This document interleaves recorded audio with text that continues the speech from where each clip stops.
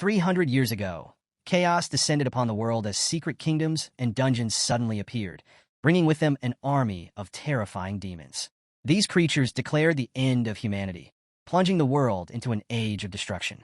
But amid the turmoil, a new power emerged, those known as job changers. These awakened individuals possessed incredible abilities, allowing them to fight back against the monstrous invasion and push humanity away from the brink of extinction. Over time, job changers became the backbone of society, venturing into hidden kingdoms in search of wealth, resources, and greater power. Nations prioritized their training, ensuring that every person had the chance to awaken their class at the age of 18. The long-awaited day of awakening arrived for a group of students. To awaken a class, each student had to touch a magical blue crystal. One by one, they stepped forward. Some succeeded, like Li Wei from Class 3, who awakened as a swordsman, and Wang Hao, who became a crafter. But not everyone was so fortunate. Wang Wei from Class 2 failed to awaken any class, earning the dreaded label of classless. Awakenings were divided into three main categories: combat, support, and creation. The combat category was the most sought after, as it provided the strength to fight monsters directly. Meanwhile, the creation category was considered the weakest, as those who awakened it lacked direct combat ability and were often looked down upon. As more students took their turns, excitement and disappointment filled the room. A purple-haired student celebrated after unlocking the powerful magic swordsman class, while another student broke into tears upon receiving a creation-based class, knowing it would make him an outcast. Then came the moment everyone had been waiting for, Jiang Chen's turn. As he placed his hand on the crystal, something incredible happened. A blinding light erupted from the stone, sending a wave of energy soaring toward the sky. The other students watched in stunned silence. Someone pointed at Jiang Chen, calling him the prodigy of the academy, while whispers spread. Was this the awakening of a divine rank class? The crystal's glow intensified, and in mere seconds, a massive tree of light materialized in the sky, towering over the entire city. This was no ordinary awakening. Throughout history, every divine class awakening had caused a phenomenon capable of shaking the world. And yet, as all eyes fixated on Jiang Chen, he remained unfazed. With one hand still on the crystal, he casually slipped the other into his pocket and simply gazed at the sky, calm, composed, and completely indifferent to the spectacle he had just created. At that moment, Director Wang stepped forward, making his way toward Jiang Chen with a proud expression. He congratulated him, calling him the pride of the academy. While he had always believed Jiang Chen would awaken a combat class, he never expected something as rare as a divine rank awakening. Curious about the details, Director Wang asked Jiang Chen what class he had received. Jiang Chen turned slightly toward him, a small smile playing on his lips. With a hint of surprise, he admitted that his class wasn't combat-related. The director's expression froze. His confident smile wavered as he processed Jiang Chen's words. Unable to hide his shock, he quickly followed up, asking if it was at least a support class. Instead of answering right away, Jiang Chen turned fully toward the director. Extending his hands to the sides, he summoned a set of ethereal, glowing plants that hovered in his palms. He then revealed his class, the Divine Rank Creation class, Spiritual Master. He explained that his abilities were centered around enhancing the growth of plants and nurturing small creatures. Silence filled the room. The shock on Director Wang's face deepened. The excitement from moments ago was suddenly replaced with concern. He sighed, explaining that this was bad news. No matter how rare, a creation class without combat ability would always be seen as useless. One of the professors standing beside the director quickly stepped in, trying to reassure Jiang Chen. He advised him not to be discouraged.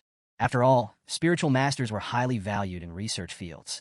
However, he hesitated before mentioning that the special recommendation they had planned for him was no longer possible. Instead, he suggested that Jiang Chen consider a research career, offering to help him get a different letter of recommendation. Before the professor could finish his sentence, Jiang Chen cut him off with a polite smile. Thanking him for the offer, he casually slid his hands into his jacket pockets and turned to walk away. He had other things to do. Meanwhile, the murmurs among the students grew louder. Laughter broke out as one student turned to his friend, shaking his head. What a joke, he scoffed.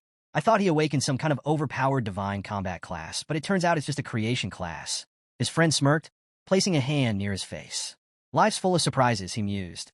Everyone thought the Academy's prodigy would become a powerhouse. But now, no matter how smart he is, he's just another nobody. Jiang Chen paid no attention to the growing mockery around him. Hands still in his pockets, he walked toward the exit without a word. The taunts continued as students whispered behind his back, enjoying the irony of the situation. Can you believe this? One student chuckled.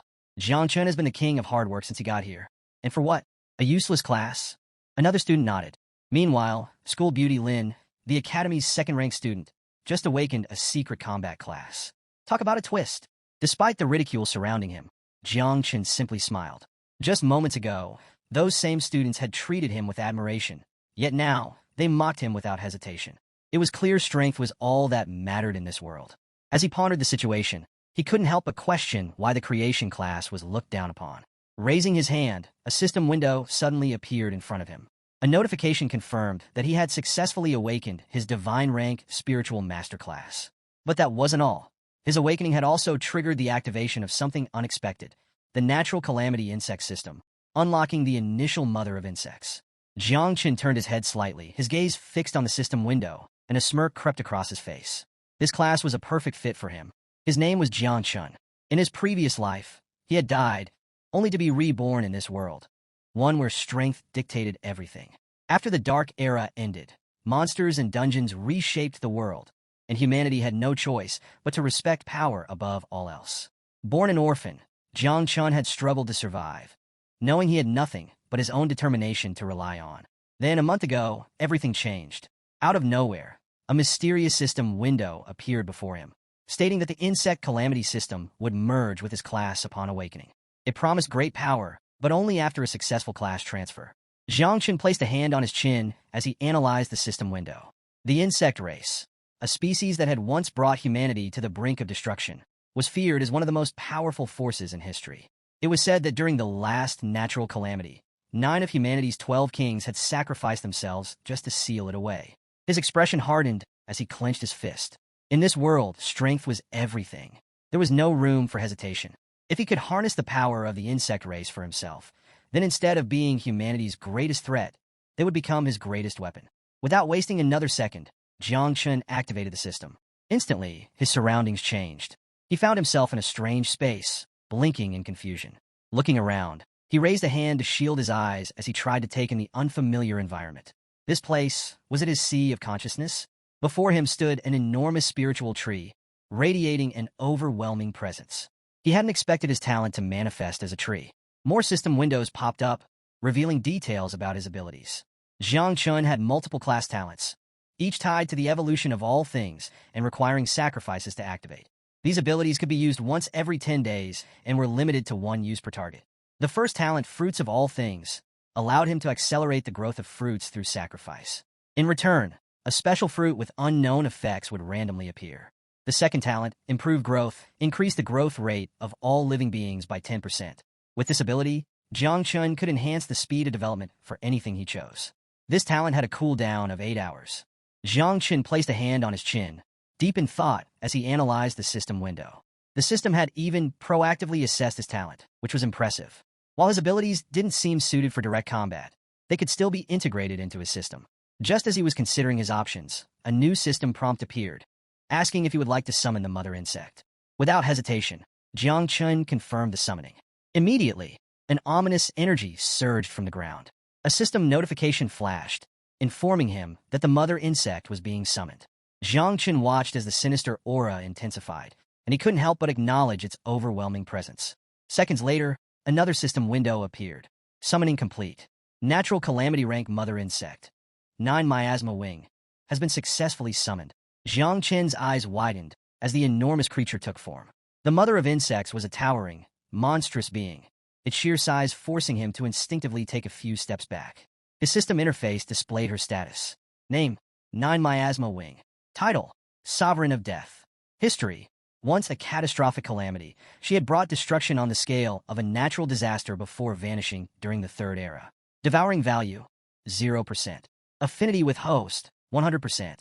Jiang Chen quickly realized that in order to unlock her full abilities, he would need to begin the devouring process and start breeding the next generation of insects. As he stood there, still processing everything, the mother insect turned her piercing gaze toward him. To his surprise, instead of attacking, she lowered her head and addressed him as master. She introduced herself as Little Nine and immediately voiced her hunger, expressing a strong desire to devour fierce beasts to grow stronger. A system window popped up, confirming that her growth rate had increased by 10%, and Jiang Chen was given an opportunity to enhance her using a sacrificial object. However, thanks to his talent, the first enhancement wouldn't require a sacrifice. Raising his head slightly, Jiang Chen glanced at the system window. If he could enhance her immediately without using any resources, then there was no reason to hesitate. Without wasting a second, he commanded the system to begin the upgrade process. A radiant green light engulfed the mother insect's body, pulsating with intense energy. As Jiang Chen observed the transformation, he quickly realized something: she needed to devour in order to grow stronger. This meant she would always be hungry, and keeping her satisfied wouldn't be easy. Suddenly, an immense aura erupted from her form, forcing Jiang Chen to instinctively take a defensive stance. Slowly, her grotesque insect body began to change, her limbs reshaping, her exoskeleton shifting. And then, in mere seconds, she was no longer a monstrous beast. The mother insect had evolved. Her new form was that of a white-haired woman clad in dark armor, exuding a terrifying presence. Her cold, piercing gaze locked onto Jiang Chen, and with slow, deliberate steps, she began advancing toward him. Above her head, a system window appeared, revealing her new abilities. 1. Feed. Allows her to share 10x experience with the host. 2. Poisonous Mist. Grants her the ability to transform into deadly miasma, corroding everything in her path. 3. United. Enhances all of the host's abilities by 20%. Jiang Chen stared in disbelief at the newly evolved mother insect. Her transformation had been drastic, but before he could fully process it, she suddenly lunged forward and wrapped him in a tight hug. Beaming with excitement, she announced that Little Nine had evolved. Jiang Chen blinked, momentarily stunned. He wasn't sure how to react. As he glanced at her, now in human form, he couldn't help but blush slightly. This was not what he had expected. Sensing his confusion, Little Nine finally let go and looked up at him, her expression filled with admiration. Without thinking, Jiang Chen reached out and gently patted her head. She closed her eyes, clenched her fists with excitement, and once again referred to him as master. With a small, almost playful smile, she eagerly declared her hunger for flesh and blood. As Jiang Chen absent-mindedly stroked her head, a status window appeared above her. Name: 9 Miasma Wing. Abilities: Poisonous Mist, Feed, Fury, and Unity. Devouring value: 0%. Needs to be filled before she can start producing offspring. Passive abilities: Experience Return, Attribute Enhancement. Jiang Chen's gaze sharpened as he analyzed the interface. His spiritual master talent could accelerate Little Nine's devouring growth and experience gain, which in turn would make him stronger at an incredible rate. Not only that, but her passive ability boosted all of his attributes by 20%. His class and the insect calamity system were a perfect combination. A smirk crossed Jiang Chen's face. Who needed a combat class when he had this? Raising his hands, he activated his abilities. Instantly, countless insects began crawling out from his palms, skittering forward in droves. Watching them move, Jiang Chen felt a rush of excitement. As long as he could devour and grow quickly, he would soon command an unstoppable army. He then turned his attention toward the great spiritual tree. The system had referred to the insects of the abyss as a catastrophe on par with a natural calamity. Though the details remained unclear, one thing was certain: this was not something that could be revealed to the world. If anyone found out, he would instantly be seen as a threat to humanity. Jiang Chen stuffed his hands into his pockets and stared at the spiritual tree in deep thought. For now, he decided it was best to hide his true abilities. He would use his creation class identity as a cover, while secretly using Little Nine's poisonous miasma and devouring abilities to hunt monsters and grow stronger. However, hiding forever wasn't his style. One day, he would become so powerful that he wouldn't need to hide anything. Before he could think further, the waters of his sea of consciousness suddenly began to ripple. Sensing danger, Little Nine instantly leapt into the air, wings spread wide. She scanned the surroundings, then turned back toward Jiang Chen with a mischievous grin. Her golden eyes gleamed with anticipation. She could sense it. A threat was near. A moment later, Jiang Chen snapped back to reality and exited the system space. The moment he returned to the real world, his breath hitched. Standing in front of him was a man, much taller than him. He had jet black hair, a rugged beard, and a long scar over one eye. His powerful presence was suffocating. Slowly, the man stepped forward, locking eyes with Jiang Chen, his piercing gaze cold and unreadable. Jiang Chen's instinct screamed at him. This man was dangerous. For several seconds, the towering man remained silent, his gaze locked onto Jiang Chen. Then, in a calm but firm voice, he finally spoke. Was the awakening phenomenon that the entire city had witnessed caused by him? Jiang Chen clenched his teeth. He could tell immediately this man was at least master rank, if not higher. His presence alone was suffocating. Instinctively, Jiang Chen became alert, trying to figure out why he was being approached. Meanwhile, the crowd around them had started paying attention. Even though the man stood at a distance, his sheer aura was palpable, radiating with a powerful green energy. Whispers spread among the onlookers as they speculated about his rank. Why was someone so strong speaking to Jiang Chun? Was there some kind of conflict? The man remained silent, his gaze unwavering, pressuring Jiang Chun without a single word. The intensity of his stare made Jiang Chun uneasy. Was he testing him? Just then, Little Nine appeared, casually licking her finger. The moment she laid eyes on the man, her expression darkened. She leaned in close to Jiang Chun and, with a voice dripping in murderous intent, declared that this man was a threat. To her, he looked delicious. Jiang Chun's heart pounded. Something was very wrong. His system immediately reacted, flashing multiple warning windows. The insect mother had identified a high-value target for devouring. Before Jiang Chun could process what was happening, Little Nine prepared to attack. Suddenly, Jiang Chun's aura exploded outward, spreading in all directions. The sheer force of it sent a chilling wave through the area, reaching the same students who had mocked him earlier. They instinctively shielded their faces, their expressions shifting from amusement to fear. Why does Jiang Chun's aura feel so cold and sinister? One student stammered. Jiang Chun clenched his fists, his expression darkening. He had just realized a critical flaw. When the insect mother's devouring value was low, her aggressiveness increased. If he didn't find monsters for her to consume soon, she would start targeting people. Meanwhile, the man in front of him did not look intimidated. Instead, he simply smiled. Jiang Chun immediately understood. This guy was testing him. But in the process, he had accidentally triggered Little Nine's instincts. The situation was dangerous, but thankfully, Jiang Chun was still able to suppress her. With a deep breath, he forcefully calmed the insect mother, and a system notification confirmed her temporary suppression. However, this was only a short-term solution. If he didn't begin devouring and breeding soon, this would keep happening. The man, hands tucked casually into his jacket pockets, studied Jiang Chun with keen interest. Then, with a nod of approval, he congratulated him. Despite just finishing his awakening, Jiang Chun had already managed to face his test and even fight back. That was impressive. You truly are worthy of a divine awakening, the man said. Your future is limitless. Jiang Chun remained silent, carefully processing every word. He felt relieved. The man hadn't discovered his true abilities. Taking a cautious step forward, Jiang Chun met the man's gaze and finally asked, "Who are you?" The man's smile widened.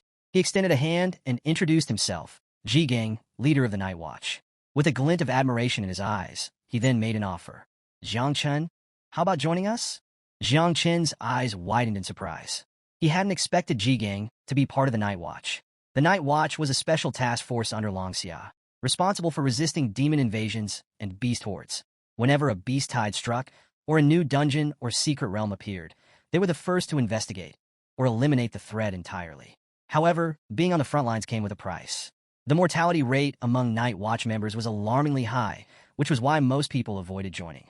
But for Jiang Chun, this was an opportunity. The insect mother needed a constant supply of monster flesh and blood to accumulate devouring value and begin reproducing. Once that process started, no one knew how much chaos it would cause. A wild, monster-infested battlefield was the perfect breeding ground. As Jiang Chun stared at Ji Gang's outstretched hand, a small smile formed on his lips. The Night Watch was the perfect cover for him. Meanwhile, the students watching from afar whispered among themselves. Is he crazy? No one volunteers for the Night Watch. One of them muttered. The death rate is insane, another agreed. There's no way he'll actually join. Ji Gang overheard their murmurs and let out a forced smile. Hoping to persuade Jiang Chun, he assured him that the rumors were outdated. Things had changed, and to sweeten the deal, he offered Jiang Chun comprehensive training and exclusive resources, privileges granted only to divine rank awakeners. Without hesitation, Jiang Chun grasped Ji Gang's hand and firmly called him leader. There was no need for further discussion. Looking directly into Ji Gang's eyes, Jiang Chun spoke with conviction. To restore the glory of the Night Watch, our generation must not shy away from its duty. With that, he officially agreed to join. Ji Gang blinked, momentarily stunned. He hadn't expected such an easy acceptance. What he didn't know was that Jiang Chun had his own reasons. He intended to use the Night Watch to breed his insect army. Still, Ji Gang couldn't help but ask, "Are you serious?" Before Jiang Chun could answer, a system notification popped up. Then another, and another. The insect mother had appeared, and she was furious. Her golden eyes burned with rage as she stomped toward Jiang Chun. "Master, I am not happy about this," she declared, crossing her arms. She shot a murderous glare at Ji Gang. "I wanted to eat him." Jiang Chun internally panicked. Suppressing a sigh, he closed his eyes for a moment, then turned back to Ji Gang. "Yes," he reaffirmed. "I meant what I said, Before Ji Gang could question him further, Jiang Chen quickly excused himself, claiming he had an urgent matter to attend to. As he walked away, he glanced over his shoulder, giving Ji Gang a casual wave. In 3 days, I'll report to Night Watch headquarters. Don't be late, leader. Ji Gang watched Jiang Chen disappear into the distance, standing there in silence. This was too easy. He had expected negotiations, hesitation, maybe even some resistance. But Jiang Chen had agreed immediately. Something didn't add up. And then before Ji Gang could think further, 2 figures suddenly descended from the sky, landing beside him. One of them was a high-ranking elder from the martial arts academy. Ji Gang turned his head, his expression unreadable. If you're here to steal talent from the Night Watch, he said, his tone flat, then you're already too late. The 8th elder ignored his remark and got straight to the point. Where is the boy who awakened a divine rank creation class? Ji Gang furrowed his brow, clearly confused. He turned to the 8th elder and asked what he was talking about. The old man took a step closer, locking eyes with Ji Gang. His expression carried a mix of shock and disbelief. You're seriously planning to let a divine rank creation class awakener join the Night Watch? The elder scoffed. You're just sending him to his death. Ji Gang's eyes narrowed. Divine rank creation class? It suddenly clicked. Jiang Chen had awakened a divine rank creation class. At the same time, elsewhere in the city, Jiang Chen made his way through the streets when an older man named Wang Yi spotted him. Kid, were you the one who caused that phenomenon in the main city? Wang Yi asked, his voice carrying a mix of excitement and curiosity. Jiang Chen simply nodded. Yeah. Before Wang Yi could say anything else, a young woman with purple hair approached. She placed a hand on her waist and sighed. Lower your voice, old man, she warned. If the wrong person hears, you might bring trouble down on yourself. Wang Yi chuckled, rubbing the back of his head. Ah, don't mind her. I just talked too much. Jiang Chen closed his eyes briefly, then smiled. It's fine, Wang Yi. There's nothing to be embarrassed about. Wang Yi studied him for a moment before letting out a small sigh. Well, even if the creation class can't fight, I've heard that companies are always looking for people to cultivate spiritual plants. If your parents were here, they'd be so proud of you. Jiang Chen's expression softened. Over the years, the people in this building had helped him survive. With a sincere smile, he reassured them, I won't forget you all in the future. Wang Yi waved him off. Don't sweat the small stuff, kid. Then, his eyes lit up as if he had just remembered something. Actually, you came at the right time. We're about to head into a beginner-level secret realm to pick up some gear. Why don't you join us? You'll level up faster. Jiang Chen nodded. Sounds good. I appreciate the invite. Just then, a system notification popped up, confirming that the team formation was complete. Minutes later, inside the secret realm, Jiang Chen and the others stepped through the portal, entering the secret realm. With his hands in his jacket pockets, Jiang Chen glanced around, taking in his surroundings. Was this really the interior of a secret realm?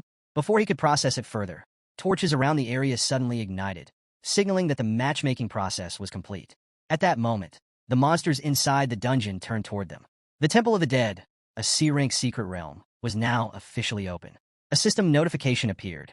Guaranteed 100% drop rate for items and equipment. Experience points will be calculated upon dungeon completion. Leaving voluntarily means forfeiting both experience and loot. Wang Yi's expression tensed as he examined the enemies ahead. These are undead soldiers. A bead of sweat rolled down his forehead as realization hit him. Wait, why did the secret realm system match us with this level of dungeon? Jiang Chen scanned the horde of undead soldiers and quickly understood. This wasn't going to be easy.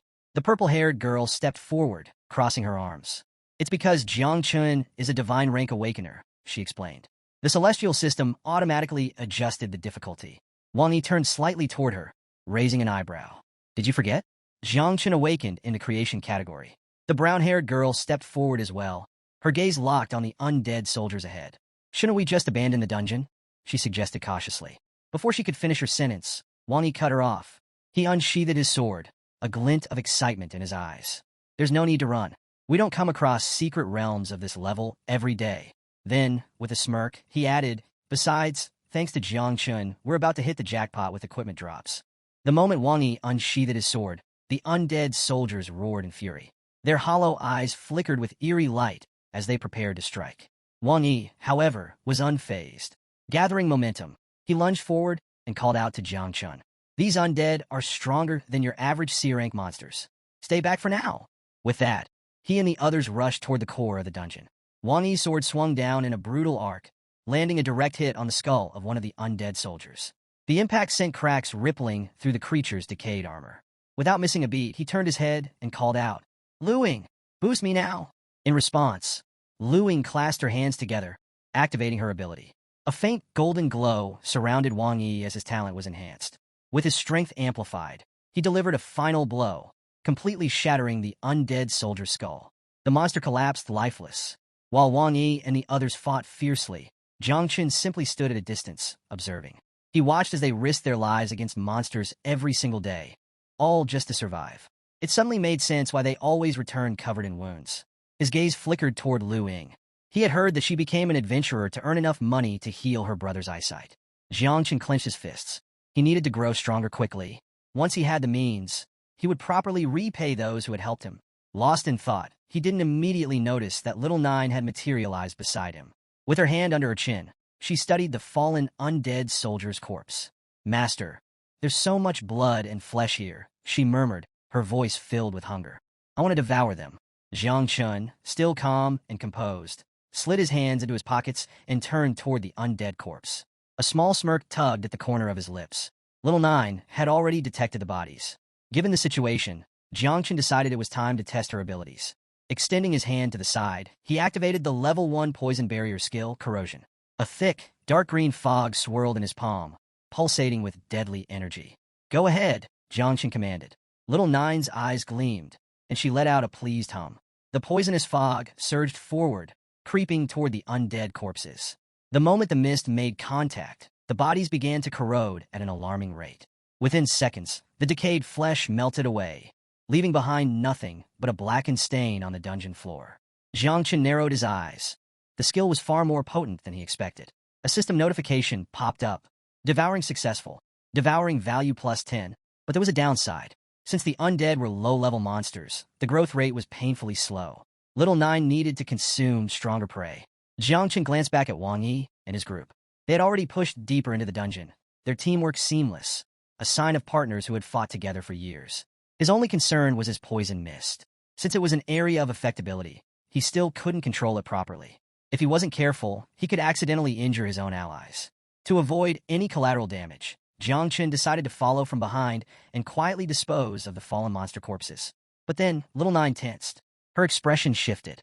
She suddenly turned to Jiang Qun and whispered, "Master, I sense something." Jiang Qun followed her gaze. The ground began to tremble. A chilling presence spread through the air as dark silhouettes emerged from the shadows. More monsters were appearing. Little Nine's lips curled into a hungry grin. "They're fresh," she purred, "and their blood smells delicious." A system notification appeared. New enemy identified. Level 10 Shadow Lurkers. Strength, 20. Agility, 15. Defense, 10. Stamina, 5. These creatures were specialized in ambushing their prey. Hiding in the darkness, they targeted the weakest stragglers. As Jiang Qun locked eyes with the Shadow Lurkers, he noticed that their names were displayed in red. He wondered, was it because their level was much higher than his? However, when it came to raw attributes, these monsters were far inferior to him. A status window appeared before him. Name, Jiang Qun. Title, Lord of Insects. Occupation, Divine Rank Spiritual Master. Devouring Value, Level 1. Talents, O Growth of All Things, LV.1. O Divine Evolution, LV.1. O Ancestral Tree of All Things, LV.1. Equipment, none. Companion, 9 Miasma Wing, Natural Calamity Level. Stats, O Strength, 35.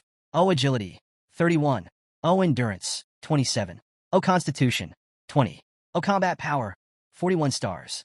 Abilities, O Experience Return, Passive. O Attribute Enhancement, Passive. Current Devouring Value, 100. Current Experience, 0. Jiang Qun smirked. It was time to test his abilities.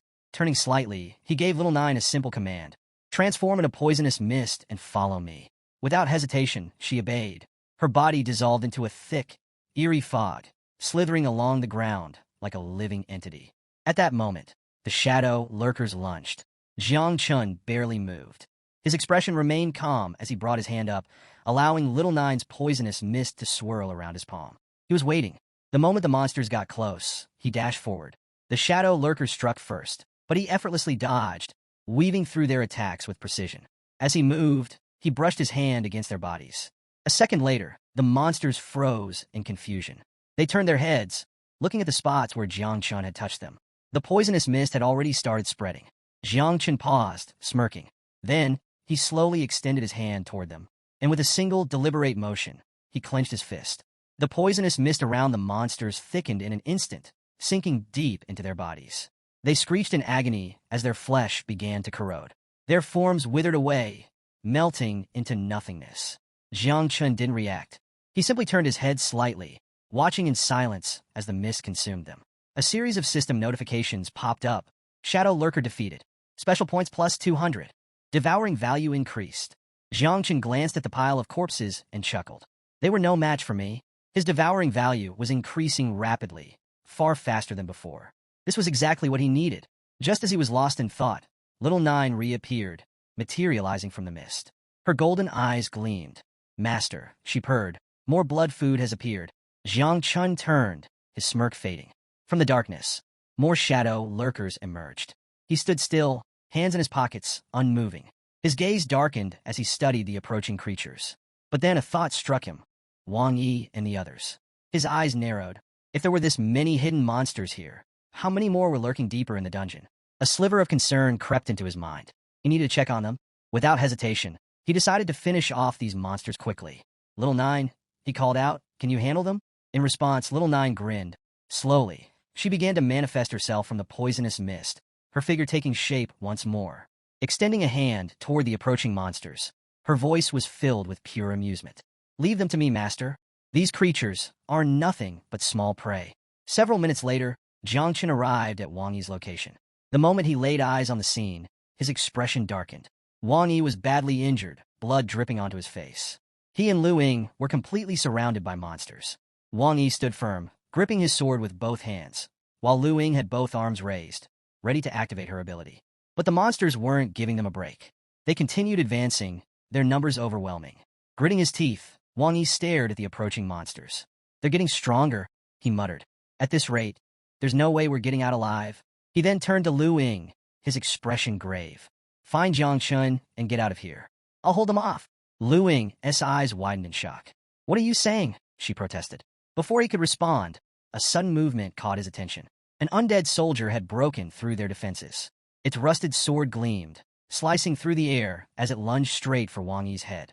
Wang Yi sensed it immediately, but it was too fast. As he whipped around, his heart clenched. It was too late to block. But just before the attack landed, a dense, dark mist erupted. The poisonous fog wrapped around the undead soldier, corroding its body in an instant. The monster let out a ghastly screech, its form melting away as if swallowed by an unseen force. Wang Yi's breath hitched. He spun around stunned. And there, standing before him, was Jiang Chun. Are you two okay? Jiang Chun asked, his tone calm. Wang Yi's eyes widened in disbelief. Jiang Chun, he muttered. Jiang Chun stepped forward, unfazed. With a flick of his wrist, he commanded Little Nine's mist to spread further. The remaining undead soldiers barely had time to react before the corrosive mist engulfed them all. Their decaying bodies dissolved, disintegrating into nothingness. Silence fell. Wang Yi gripped his sword tightly, his face a mix of shock and confusion. How? His voice was barely above a whisper. You're an awakener from the creation class. How can you do this? Jiang Chun stopped in front of him. His body pulsed with energy as he turned his gaze toward Wang Yi and gave a knowing smile. I have a hidden ability called Poisonous Mist. To demonstrate, he extended his hand once more. A thick, lethal fog coiled around his palm before rushing out, consuming the remaining undead in its path. But Jiang Chun wasn't done yet. He turned toward Lu Ying and Yi Qian. Take Wang Yi and head to the portal. He's too injured to keep fighting. I'll stay behind and cover you. The entire group froze. Lu Ying's eyes widened in shock. Wang Yi's jaw tightened. Even if you have a divine class, this is too dangerous. Jiang Chun. Wang Yi snapped. Lu Ying nodded in agreement. You should come with us, not stay behind to fight alone. As they pleaded with him, Yi Qian simply pressed a hand near her mouth, remaining silent. Jiang Chun turned his back on them. His aura surged, waves of power rippling around him. Then, without turning fully, he glanced over his shoulder. Don't worry, he said smoothly. I'll be fine. And with that, he walked forward alone. His body radiated power, his energy intensifying as he approached the oncoming monsters. Just then, a system notification echoed through the secret realm. Alert! The final level conditions have been met. The boss of the secret realm is now being summoned. Wang Yi's eyes widened. At the same time, he watched as Jiang Chun moved further away, advancing toward the horde of undead soldiers. His instincts screamed at him to stop the boy, but just as he opened his mouth, Lu Ying cut him off. She turned to him, her expression calm yet firm. Jiang Chun isn't reckless, she reminded him. Trust him? Wang Yi hesitated, but after a moment of deep thought, he sighed and made his decision. With a flick of his wrist, he tossed his sword toward Jiang Chun. Take this, Wang Yi said, but don't forget to return it later. Jiang Chun effortlessly caught the weapon, gripping it firmly. With a smirk, he nodded. Don't worry, he replied. I'll bring it back. A system notification appeared. You have obtained the Novice Conqueror's Sword. Plus 25 speed. Plus 30 strength. Plus 2% attack speed bonus. Passive ability activated. Jiang Chun lifted the sword, studying its gleaming edge. This was perfect. With a blade in hand, he could extend the range of his poisonous mist. As the undead soldiers lunged toward him, Jiang Chun activated the mist, allowing the toxic fog to coil around the blade. The moment the first monster attacked, he dodged with ease, then countered. In a blink, his sword sliced through them, leaving their bodies corroding in blackened mist. One by one, the undead fell, disintegrating into nothing. They were no match for him. After all, Jiang Chun was the best swordsman in the entire school. But then, something changed. A powerful presence surged through the battlefield. Before Jiang Chun could react, a much stronger monster appeared, rushing toward him at high speed. Its blade gleamed as it closed in. Jiang Chun hadn't sensed the attack at first, but as he turned his head, his instincts flared. The monster was already too close. Thinking fast, Jiang Chun leapt into the air, dodging just in time. The monster's blade struck the ground with explosive force, shattering the earth beneath it. Jiang Chun landed safely, but the enemy wasn't done. With burning red eyes, the monster locked onto him, gripping its sword even tighter. Then, in a split second, it attacked again. Jiang Chun barely managed to block in time, but the sheer force of the impact sent a shockwave through his arms. A sickening crack echoed through the battlefield. Jiang Chun's eyes widened in horror. The Novice Conqueror's sword had snapped in half. The sheer difference in strength was staggering. Jiang Chun was sent flying backward, but he quickly twisted his body midair and landed, skidding to a stop. His grip tightened as he glanced at the broken blade in his hands. He wasn't worried about the boss. He was more worried about how to explain this to Wang Yi. Then, another system notification appeared. Boss monster. Undead King, level 15. Jiang Chun slowly lifted his gaze. Standing before him was the Undead King. A towering figure. Its skeletal frame was clad in dark armor, its grip firm around its massive sword. The boss locked eyes with Jiang Chun, radiating killing intent. Then, its body vibrated. In the blink of an eye, it vanished. Jiang Chun's heart pounded. Where did it? Before he could react, a chilling aura appeared behind him. His instincts screamed in warning. Jiang Chun whipped around, and his eyes went wide with shock. The Undead King was right behind him. Sword raised. Attack incoming. For the first time, Jiang Chun felt a flicker of fear. How, he muttered. How did it move so fast? His body tensed. His mind raced. Then, with gritted teeth and a fierce glare, he shouted one name. Little Nine! Just as the Undead King's sword was about to strike Jiang Chun, Little Nine appeared. With one swift motion, she caught the blade in her bare hand. Her golden eyes locked onto the Undead King, unblinking. A dangerous glint flickered across her face as she turned to Jiang Chun. Master, can I eliminate him? She asked, almost too eagerly. Jiang Chun didn't hesitate. Do it. Upon hearing his approval, Little Nine grinned. Then, without even flinching, she shattered the Undead King's sword with her bare hand. A massive shockwave rippled through the battlefield. Little Nine extended her arms to the sides, her body radiating an overwhelming aura that surged in all directions. Sensing the danger, the Undead King tensed. Now that it had lost its weapon, it had no choice but to fight with its fists. Taking advantage of Little Nine's momentary distraction, the Undead King lunged forward at full speed, aiming to strike her down. But just as its attack was about to land, Little Nine's eyes snapped open. Her entire presence shifted. Her murderous intent flooded the battlefield. With razor-sharp tentacles bursting from her back, she instantly switched to an offensive stance. The Undead King never stood a chance. Her tentacles lashed out like swords, striking with deadly precision. First, she severed its left arm, then its right arm. Finally, she decapitated it in one clean strike.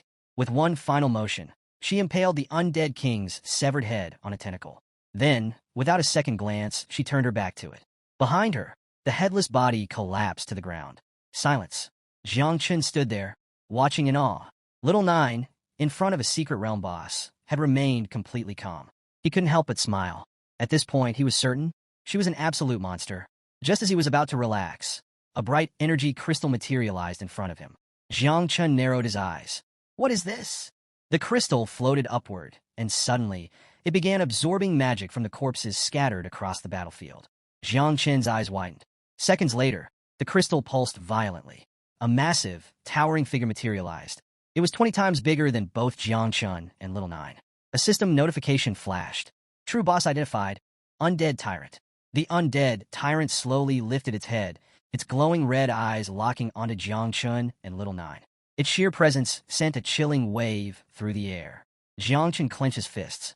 This was the real boss, all along? Realizing the crystal was the key, Jiang Chun gritted his teeth and shouted, "Little Nine, destroy the energy crystal inside it." But before she could move, the undead tyrant let out an earth-shaking roar. Then it swung its massive mace downward. The attack was aimed directly at Little Nine. Yet, in the blink of an eye, she vanished. Using the momentum from the attack, she launched herself off the wall, dodging effortlessly. The undead tyrant's mace slammed into the ground, shattering it into countless pieces. Jiang Chen watched as the colossal beast raised its weapon again. It struck once more, aiming for Little Nine. But she leapt into the air, dodging again with perfect timing. The ground split apart from the sheer force of the blow. Still airborne, Little Nine's expression turned cold.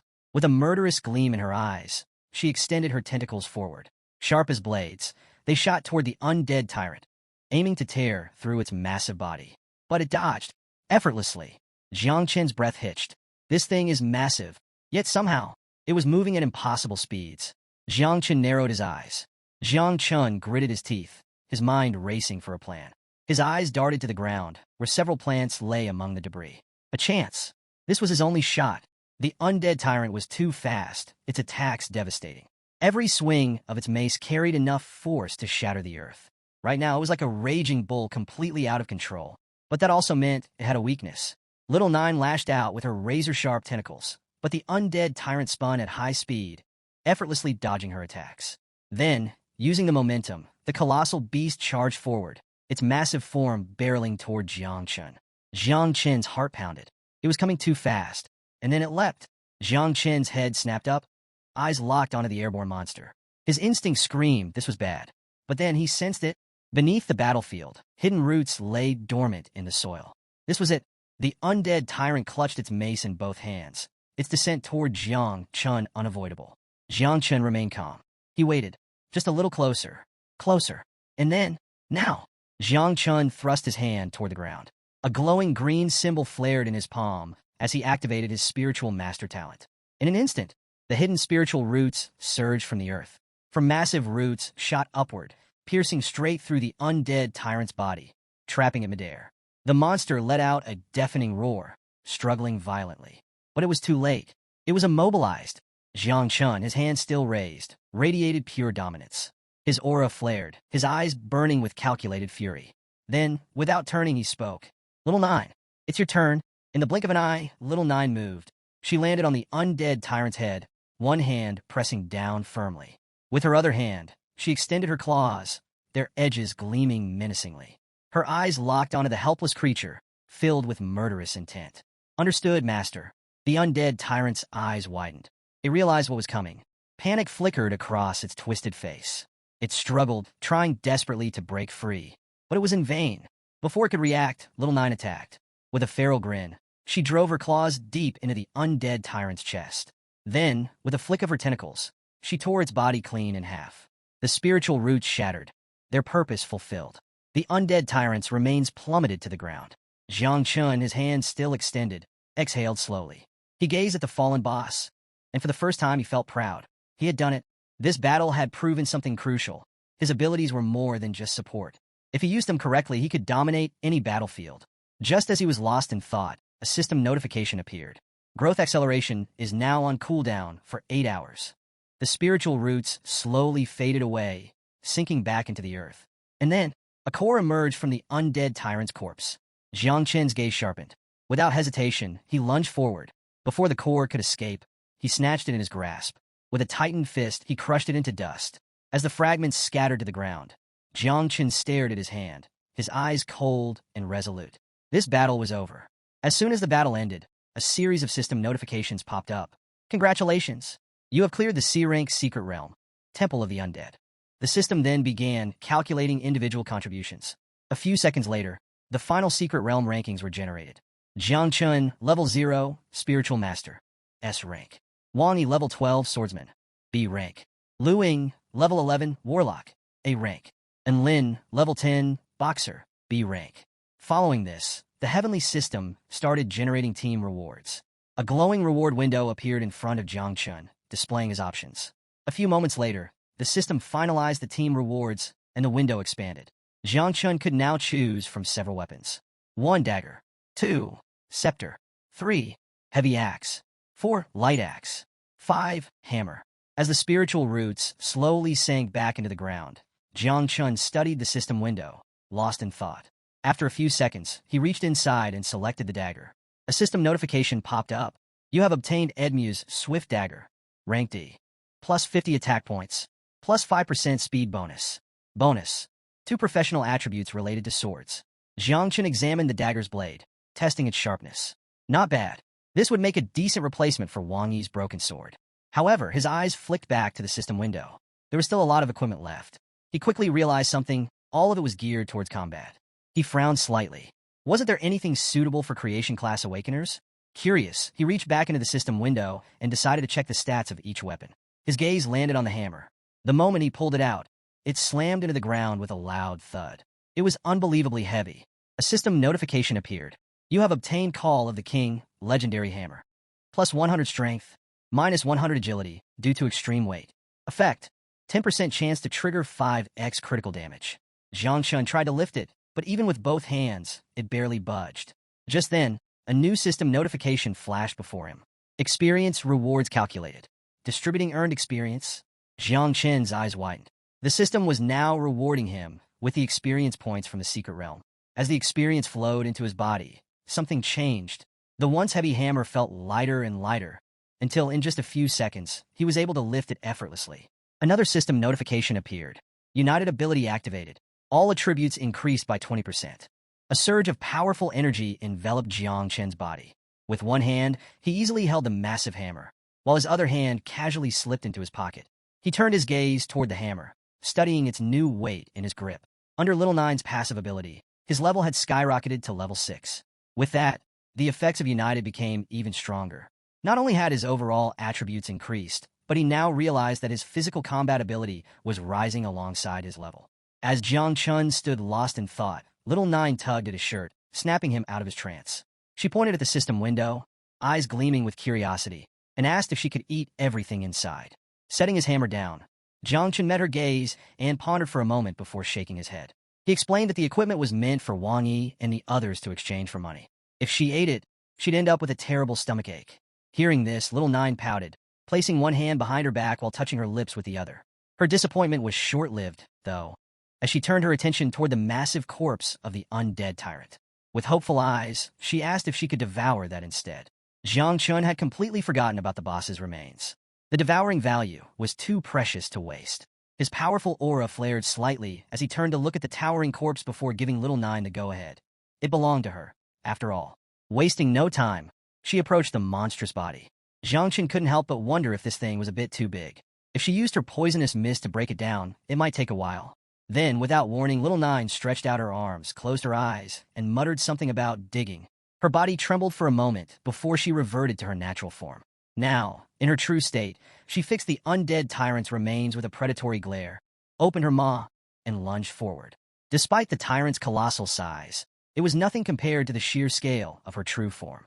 Seeing this, Jiang Chun felt a chill run down his spine. With a deafening roar, Little Nine sank her fangs into the corpse, devouring it at an alarming pace. The force of her feeding created powerful gusts of wind, sending debris flying. Jiang Chun took advantage of the chaos to quickly remove all the equipment from the system window. Holding his hammer in one hand, he shielded his face with the other. Her roar was deafening. If they had been in the main city instead of this secret realm, there would have been no hiding from the commotion. As the last remnants of the undead tyrant disappeared, a system notification appeared, rewarding Jiang Chun with 400 devouring points. Peeking out from behind his arm, he noticed the devouring value was skyrocketing. As expected, boss-level creatures provided a huge boost. They needed more of these monsters if they wanted to push it even further. But before he could think too much about it, the sound of footsteps snapped him back to reality. His expression tensed. Wang Yi and the others were heading their way, drawn by the ruckus Little Nine had caused. The devouring value was now at 8,876 points, so close to being filled. Rushing over to Little Nine, he urged her to revert to her other form immediately. Grinning playfully, she nodded. Understood, master. Jiang Chen sighed. What a pity. If only they had a little more time. A few seconds later, Wang Yi and the others arrived. Their eyes immediately fell on the scattered equipment, confirming that Jiang Chen had indeed cleared the level. Jiang Chen explained that his sword had broken during the fight, but to make up for it, he handed Wang Yi a dagger. Without hesitation, Wang Yi took it. The moment he realized it was a rare item, he waved off the issue of the damaged sword. This was more than a fair trade. Meanwhile, Luing examined a necklace among the loot and pointed out that it was also a rare item, something that could fetch a high price. Yi Qian, on the other hand, was still in shock. She demanded to know how Jiang Chen had managed to take down the boss all on his own. Scratching the back of his head, Jiang Chen gave a casual response. His poison seemed to work particularly well against monsters like this. But as he spoke, his expression turned serious. The secret realm was now fully cleared, meaning it wouldn't refresh again. If he wanted to continue increasing his devouring value, he'd need to hunt down another boss. With that in mind, the desert seemed like his next destination. Wang Yi studied Jiang Chen for a moment before sighing. It was a shame that he was heading toward the research department. Someone with his talent, who could defeat a boss monster despite not even reaching level 1 yet, would become incredibly powerful once he started leveling up. Curious about his next move, Wang Yi asked about his plans. Jiang Chen turned to him with a smile and admitted he hadn't mentioned it before to avoid worrying him. But he was preparing to join the Night's Watch. This revelation stunned Wang Yi. He immediately questioned if Jiang Chen was serious about enlisting in the Night Watch. Jiang Chen simply placed a hand on his head and confirmed it. He would be leaving in 3 days. But before that, he wanted to increase his level, so he planned to head into the wilderness soon. The response shocked everyone. Yi Qian covered her mouth in disbelief, and Luing reached out, her expression stern. She warned him that the wilderness was incredibly dangerous, but before she could finish, Jiang Chen cut her off. Clenching his fist, he let a trace of Little Nine's poisonous mist seep through his palm. His voice was calm, but firm. He knew what he was doing. Instead of worrying about him, they should be worrying about the real threat, the monsters out there. Later that day, a few hours after their conversation, Jiang Chen boarded a train heading toward the outskirts of the city. As it slowed to a stop, the conductor announced that those heading into the wilderness should disembark. Jiang Chen stepped off the train, now wearing a cloak to avoid drawing attention. He scanned his surroundings and stood still for a few moments. In front of him, a bridge was packed with awakeners, all preparing for their journeys. Ever since awakening his system, his appetite had grown significantly. But what was even stranger was that despite the instability of his devouring value, he noticed a small increase, just from eating. Pulling out a loaf of bread, he took a bite, and sure enough, his devouring value ticked up by 2 points. At that moment, Little Nine materialized beside him. She put a hand near her mouth and grimaced at the sight of the bread. With an unimpressed look, she informed Jiang Chen that his food didn't look tasty at all. Hearing Little Nine's complaint, Jiang Chen decided to find something better for her to eat. He reached out and summoned a map, opening it with Little Nine by his side. He hadn't expected Wang Yi to be so generous. Aside from most of the equipment, he had also given Jiang Chen an important storage ring and a detailed map of the area. Considering he was heading into the desert, these items would be invaluable. As he walked across the bridge, he recalled Wang Yi's warning. The wilderness was heavily influenced by the power of the Heavenly Way, which meant all electronic devices would be rendered useless. It was almost like an apocalyptic wasteland where monsters constantly migrated between their nests. These maps had an extremely short lifespan. Without up-to-date intelligence, tracking down monsters, let alone boss creatures, was nearly impossible. According to the map, firebirds and thunder rhinoceroses were the most common creatures in the area, easily identifiable when they moved. There was also a section marked with a question mark, something Wang Yi had explicitly warned him to avoid, as it housed an extremely dangerous nest. However, the Goblin Dungeon seemed like the perfect spot for him. It had low-level monsters, decent numbers, and very few people exploring it. Clenching his fist with determination, Jiang Chen smiled. With a map in hand, finding the dungeon would be easy. Just as he was lost in thought, a voice suddenly called out, ordering him to stop. Instantly on alert, Jiang Chen turned his head to see who it was. A cloaked man had approached and placed a hand on his shoulder, staring at him aggressively. The man had apparently been calling for him for a while and demanded to know why Jiang Chen had ignored him. He insisted he only wanted to ask a question. Had Jiang Chen seen a girl with golden hair in the area? Jiang Chen turned to him, his gaze cold and dangerous. Without hesitation, he replied that he hadn't seen anyone matching that description. Then, narrowing his eyes, he added a sharp warning. The man should be careful with how he spoke. At that moment, a faint trace of Little Nine's poisonous mist began seeping from Jiang Chen's shoulder, sticking to the man's hand. The man quickly yanked his hand back, his expression shifting to confusion. He clenched his teeth and examined his hand, clearly wondering if this was poison. It didn't make sense. Jiang Chen hadn't even reached level 10 yet. How could he possibly wield such a dangerous ability? But despite the man's strength, being a level 27 main defense warrior, Jiang Chen remained unfazed.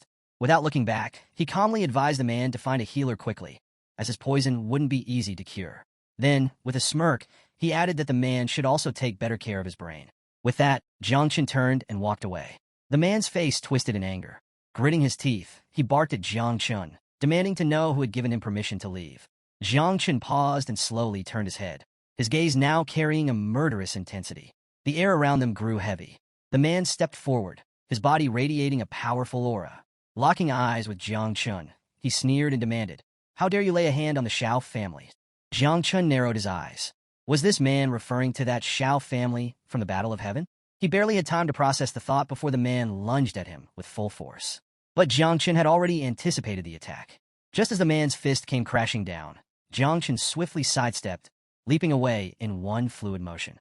The impact shattered the ground, sending debris flying.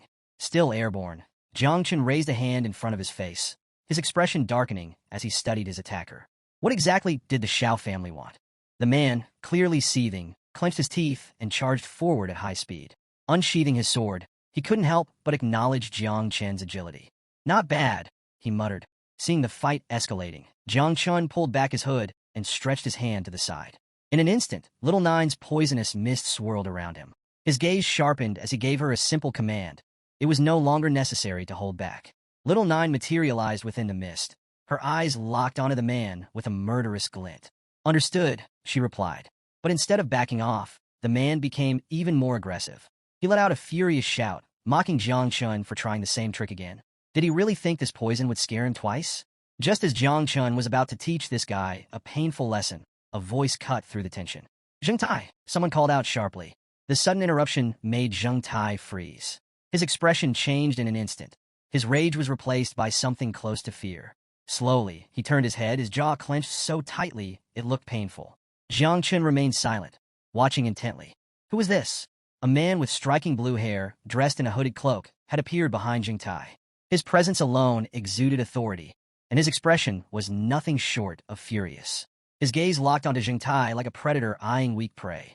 "What the hell are you doing here?" the blue-haired man demanded, his voice filled with irritation. "I told you to find someone, not start a damn scene." Zheng Tai visibly trembled. He tried to explain, but before he could get a single word out, the man turned away slightly and scoffed. "Trash," he muttered coldly. "All you do is cause problems." Zheng Tai's fear spiked. He barely had time to react before the blue-haired man delivered a brutal uppercut to his chin. Blood spurted from his nose as he stumbled back, gasping in pain. Jiang Chen observed the exchange, realizing that this man wasn't just part of the Shao family. He was someone with serious authority. The blue-haired man turned his head slightly, his energy flaring ominously. Fixing Zheng Tai with a deadly glare, he reminded him, "You're nothing but a dog of the Shao family. You have no right to even speak our name." Zheng Tai, still reeling from the punch, could do nothing but tremble in fear. Zheng Tai immediately dropped to his knees, bowing his head in submission. He apologized profusely, swearing that he wouldn't make the same mistake again. Now that the confrontation had de-escalated, Jiang Chen calmly pulled his hood back on, turning his gaze toward them in silent observation. Strangely enough, he had never sensed the presence of the blue-haired man before. It didn't take long for him to realize that this guy was far more dangerous than the so-called warrior he had just dealt with. As Zheng Tai shakily got back on his feet, the blue-haired man approached Jiang Chen, his tone surprisingly polite. He offered an apology, explaining that his dog had a bad habit of biting things. As compensation, he was willing to make amends. Jiang Chen waved it off. "No need," he replied simply. The man smiled and took another step closer. "Are you heading to the desert?" he asked, his aura subtly intensifying as he locked eyes with Jiang Chen. "Want to travel together?" Jiang Chen met his gaze but remained silent for several moments. Then, without a word, he turned his back on them and started walking away. He preferred to go alone. The blue-haired man watched him go, saying nothing. But in his mind, he found Jiang Chen very interesting. He already knew that Jiang Chen had awakened the divine class ability, known as Spiritual Master. Once Jiang Chen was far enough away, Zheng Tai cautiously approached the man and hesitantly asked if he should continue searching for the target they had been after. The man barely glanced at him before shaking his head. "No, By the time you find her, it'll already be too late. His tone was cold yet assured. Besides, I already have a clue. The girl escaped the city. She's probably trying to cross the desert to reach the next station. With that, he raised a hand and pulled down his hood, revealing his full face. As he began walking away, he gave a final order. Make sure she never arrives. Zheng Tai pressed both hands against his chest, lowered his head, and closed his eyes in submission. Understood, he responded solemnly. The world had changed. Humans had once spread across this planet, building countless cities. But with the arrival of the awakened era, waves of beasts, secret realms, and dungeons had invaded their homes. Ancient human settlements had been remodeled and repurposed to withstand the chaos. Now, only the awakened, those who sought power, dared to return to these places, battling monsters to level up and claim wealth. These perilous zones were now known as the Wildlands. Jiangchen advanced through the desolate area, coming across a few scattered mutant rats along the way. Hours passed, and eventually, he arrived at a remote and ruined part of the city. He paused, glancing around. Did I get lost? He had been heading toward the goblin beast's nest, but after walking for what felt like forever, the sun had already set, and he still hadn't arrived. Little Nine, who had been growing increasingly hungry, decided to take matters into her own hands. She hunted down a rat, hopped onto Jiang Chen's head, and bit into her prize. But the moment she tasted it, her expression soured. Chewing slowly, she came to a tragic realization. Not all food was worth eating. As Jiang Chen traveled through the area, he had encountered plenty of monsters, but none of them were strong. The creatures here granted only a tiny boost to his devouring value. If he didn't find a proper beast boss nest soon, it would be a waste of time. And with his impending entry into the Night Watch, he couldn't afford delays. Lost in thought, Jiang Chen gazed ahead with a serious expression. Then, without warning, the sky darkened as heavy storm clouds rolled in. Within seconds, rain began to fall. At that moment, a giant spider lurking nearby sensed his presence. Moving slowly, it descended from the shadows, its many eyes locking onto him with murderous intent. Jiang Chen stretched out his hand, letting raindrops gather on his palm. Immediately, he noticed something unusual. The rain carried traces of magical fluctuations. His eyes lit up. This meant he had wandered into an area where beast slayers operated. A mistake in navigation had actually turned into an unexpected stroke of luck. They had found the beast nest after all. Now, all that was left was hunting down a powerful enough monster to finally fill his devouring bar for the first time. Sensing movement behind him, Jiang Chen turned his head and met the spider's piercing gaze. The two stared at each other in silence for several seconds. Little Nine manifested beside him, her sharp eyes fixed on the creature. Do you want me to handle it? She asked. Jiang Chen lifted his chin slightly and studied the monster. Despite its intimidating size, its actual level wasn't high. It was just big. Without breaking eye contact, he responded, no need, as if taking that as a challenge. The spider landed on the ground with a heavy thud, its sharp legs flexing as it prepared to strike. Its beady eyes glowed with predatory hunger. Then, without hesitation, it lunged. The spider's razor-sharp legs slashed toward him, but Jiang Chen barely exerted any effort. His movements were swift and precise, dodging each attack with effortless jumps, as if he was dancing through the rain. Sensing an opening, he suddenly gathered momentum and leaped high into the air. In the blink of an eye, he was above the monster. The spider's head tilted back, its eyes widening in panic. What is he doing? Jiang Chen clenched his fist tightly, then brought it down with devastating force. Boom! The impact sent shockwaves through the ground, shattering the stone beneath them and crushing the spider instantly. Its lifeless body collapsed, sprawled out in the destruction. Jiang Chen remained standing on top of the fallen monster, momentarily lost in thought. Then, Little Nine appeared beside him, placing a hand on her forehead as if sensing something. More monsters are coming, she informed him. Her voice snapped him out of his trance. He turned his head and was immediately surprised. The sound of his strike had drawn the attention of the other creatures lurking in the area. All around him, giant spiders began creeping closer, their gleaming fangs ready to strike. Still standing atop the fallen beast, Jiang Chen calmly stretched his hand to the side. With a swirl of poisonous mist, he summoned the dagger he had obtained earlier from the secret realm. As he and Little Nine stared at the oncoming horde, a smirk tugged at his lips. It's time for a good meal. Jiang Chen and Little Nine locked eyes with the approaching giant spiders, their expressions sharp and deadly. He turned to her. Ready? Without hesitation, she nodded. Always. With that, Jiang Chen activated Little Nine's poisonous mist and lunged forward. In the blink of an eye, he was upon the spiders, his dagger slicing through their bodies with ruthless precision. The mist seeped into their wounds, corroding them from the inside. As they advanced, their levels climbed rapidly. If they kept fighting monsters at this rate, they could easily level up 2 more times on their way back. The battle was over in seconds. Those that hadn't died immediately collapsed moments later as the poison finished its work. In an instant, the battlefield was reduced to a massive pile of corpses.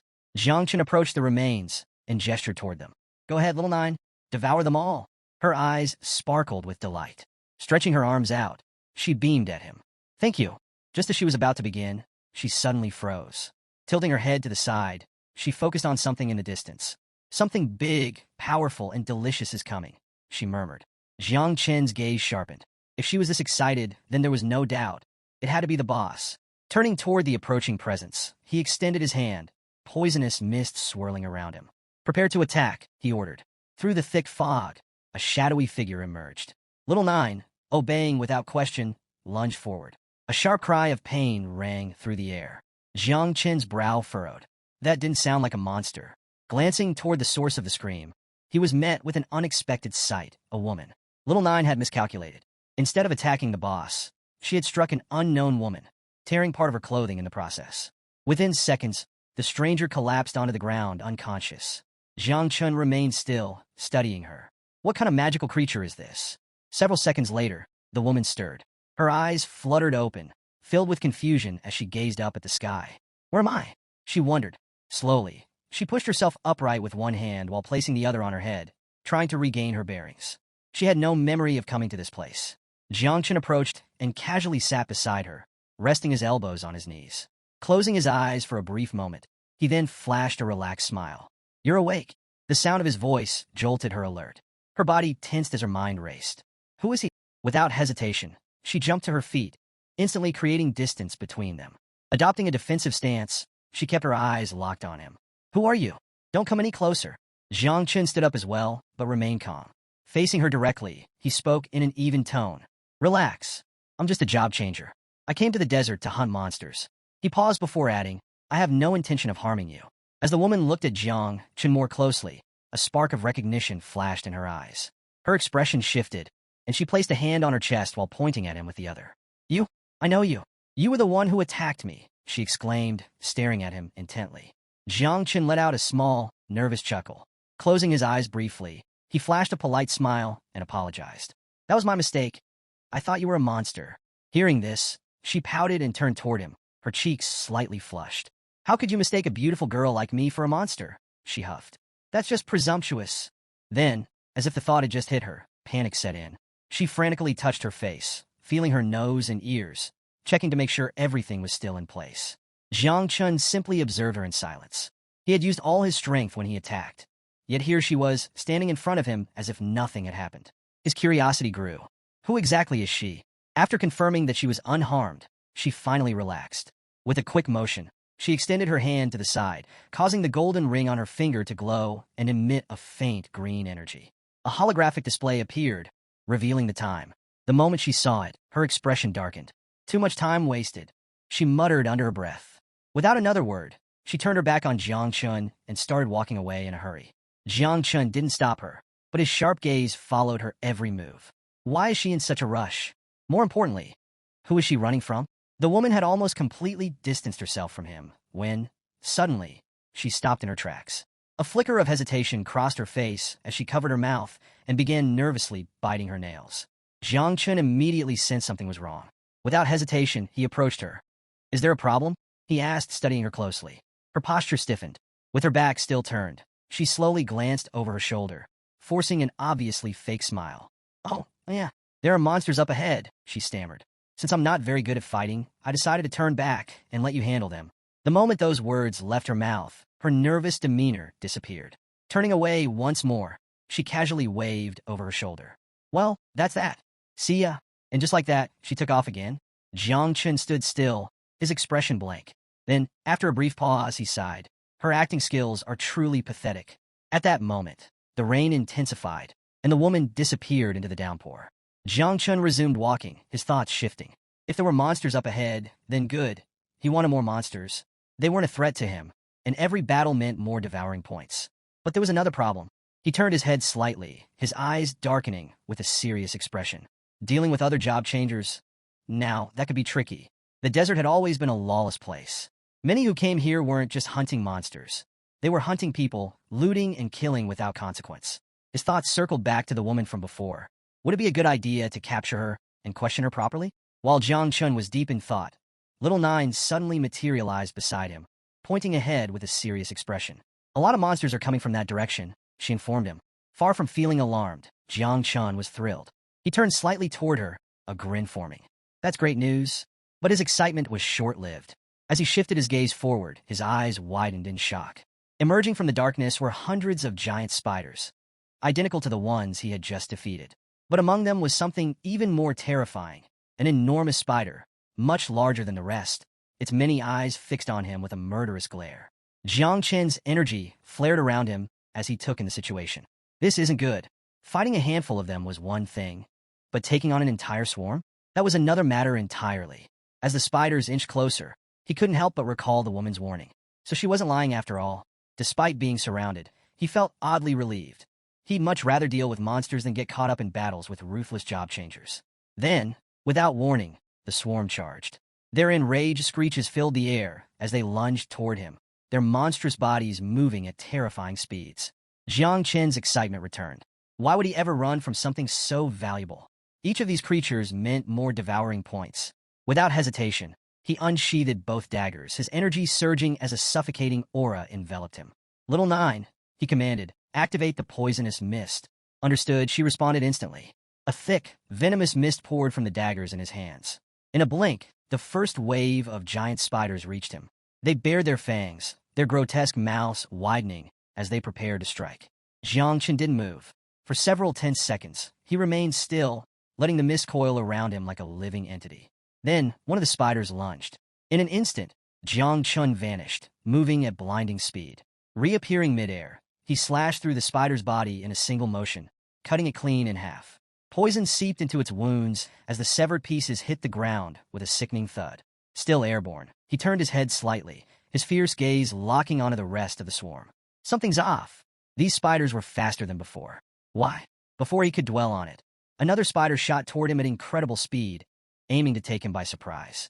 Jiang Chen immediately sensed the attack. He glanced back, slightly startled by how quickly it had closed the gap. But unfortunately for the creature, Jiang Chen wasn't one to be caught off guard.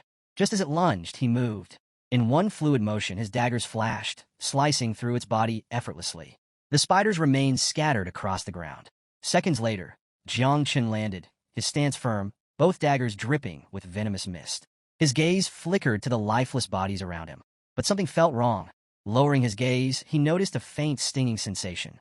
A thin cut ran across his abdomen. It was barely a wound, but the fact that one of them had managed to land a hit at all meant something had changed. Suddenly, the smaller spiders surged forward, moving in perfect coordination. Jiang Chen quickly realized something was different. These monsters weren't acting randomly. They're cooperating. Narrowing his eyes, he scanned the swarm. Then he spotted it, a massive spider, far larger than the rest, with 6 glowing eyes that burned with intelligence. The boss. It didn't take long for Jiang Chun to come to a conclusion. This spider was controlling the others. And then, as if summoned by the boss's will, thousands of spiders emerged from the darkness, surrounding him on all sides. Jiang Chun remained completely still, his body shrouded in Little Nine's poisonous mist. Now it all made sense. The creatures in this area didn't just rely on sheer numbers. They had strategy. This was why no one dared enter this place. Fixing his gaze on the boss, Jiang Chen knew the only way to win was simple. Kill the leader, and the swarm would fall apart. But with this many enemies, even though it was easier said than done. As he weighed his options, Little Nine materialized through the mist, placing a hand on his shoulder. Her expression was serious as she locked eyes with the boss. I understand now, she said. These creatures, they're trying to challenge their master. Jiang Chun frowned slightly, turning toward her. Challenge? What are you talking about? Little Nine scoffed, folding her arms. How arrogant. Without another word, she extended her arms to the sides, tilted her head back, and let out a thunderous roar. The effect was instantaneous. The spiders, previously moving with terrifying unity, suddenly froze. And then, complete chaos. The swarm panicked. Spiders scattered in every direction, their formation crumbling as they desperately tried to flee. Jiang Chen blinked, momentarily stunned.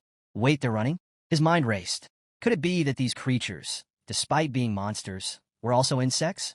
If that was the case, then Little Nine turned to him, a smug expression on her face.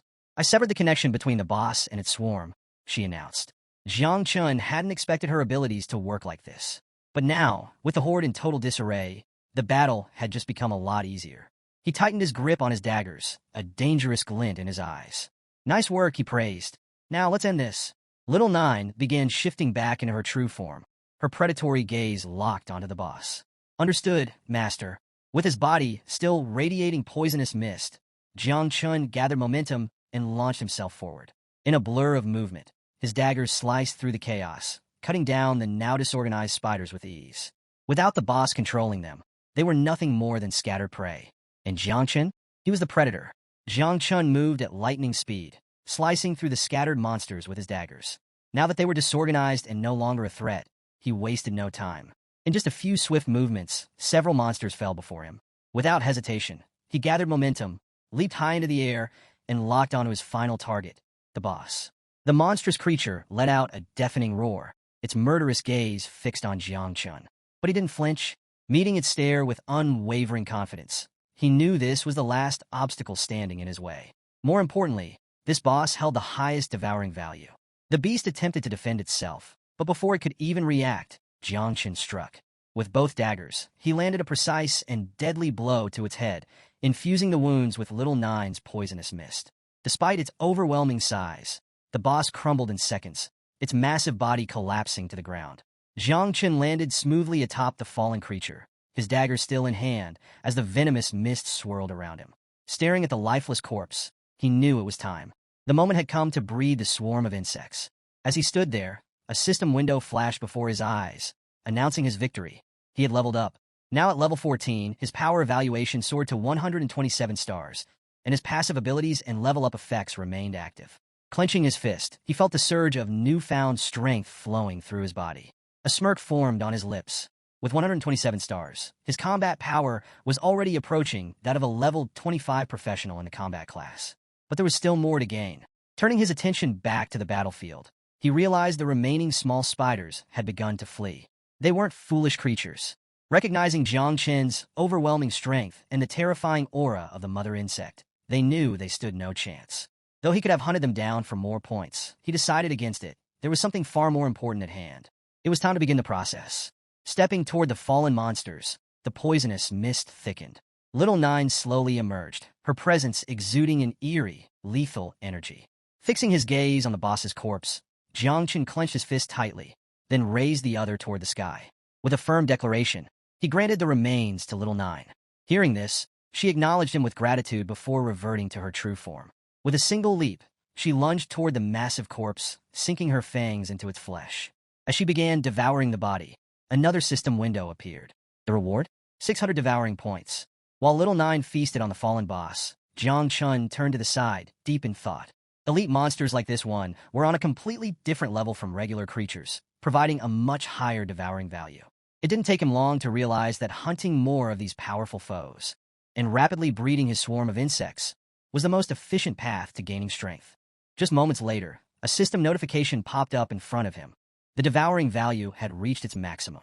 The system prompted him to begin the insect breeding process. As Jiang Chun stared at the notification, he couldn't help but be impressed by how quickly the value had filled up. It confirmed what he had suspected. Elite monsters were far more rewarding than ordinary ones. Seconds later, Little Nine returned to her human form. Kneeling before him, she placed one hand on the ground and lowered her head in respect. She informed him that she was ready to reproduce and requested permission to continue following him, now with even greater strength. Jiang Chun remained silent for a moment, his powerful aura radiating around him as he processed everything. Then, with a faint smile, he decided it was time to begin. Right on cue, another system notification appeared, confirming that Little Nine had initiated the first generation of mass insect breeding. Suddenly, both of their bodies emitted waves of energy, and the system informed him that his passive abilities, accelerated growth of talents and blessing of the growth of all things, were now in effect. Jiang Chun turned his gaze toward Little Nine, realizing just how effective his abilities were in accelerating the process. Then, a strange mark appeared on his hand. He didn't have to think too hard to understand what it meant. A system notification quickly confirmed his suspicion. He had unlocked 2 new exclusive abilities, Insect Nest and Dominion. Before he could fully process this, another message appeared. The breeding process had been accelerated, and only 8 seconds remained. Lifting his head toward the sky, Jiang Chun's eyes widened in shock.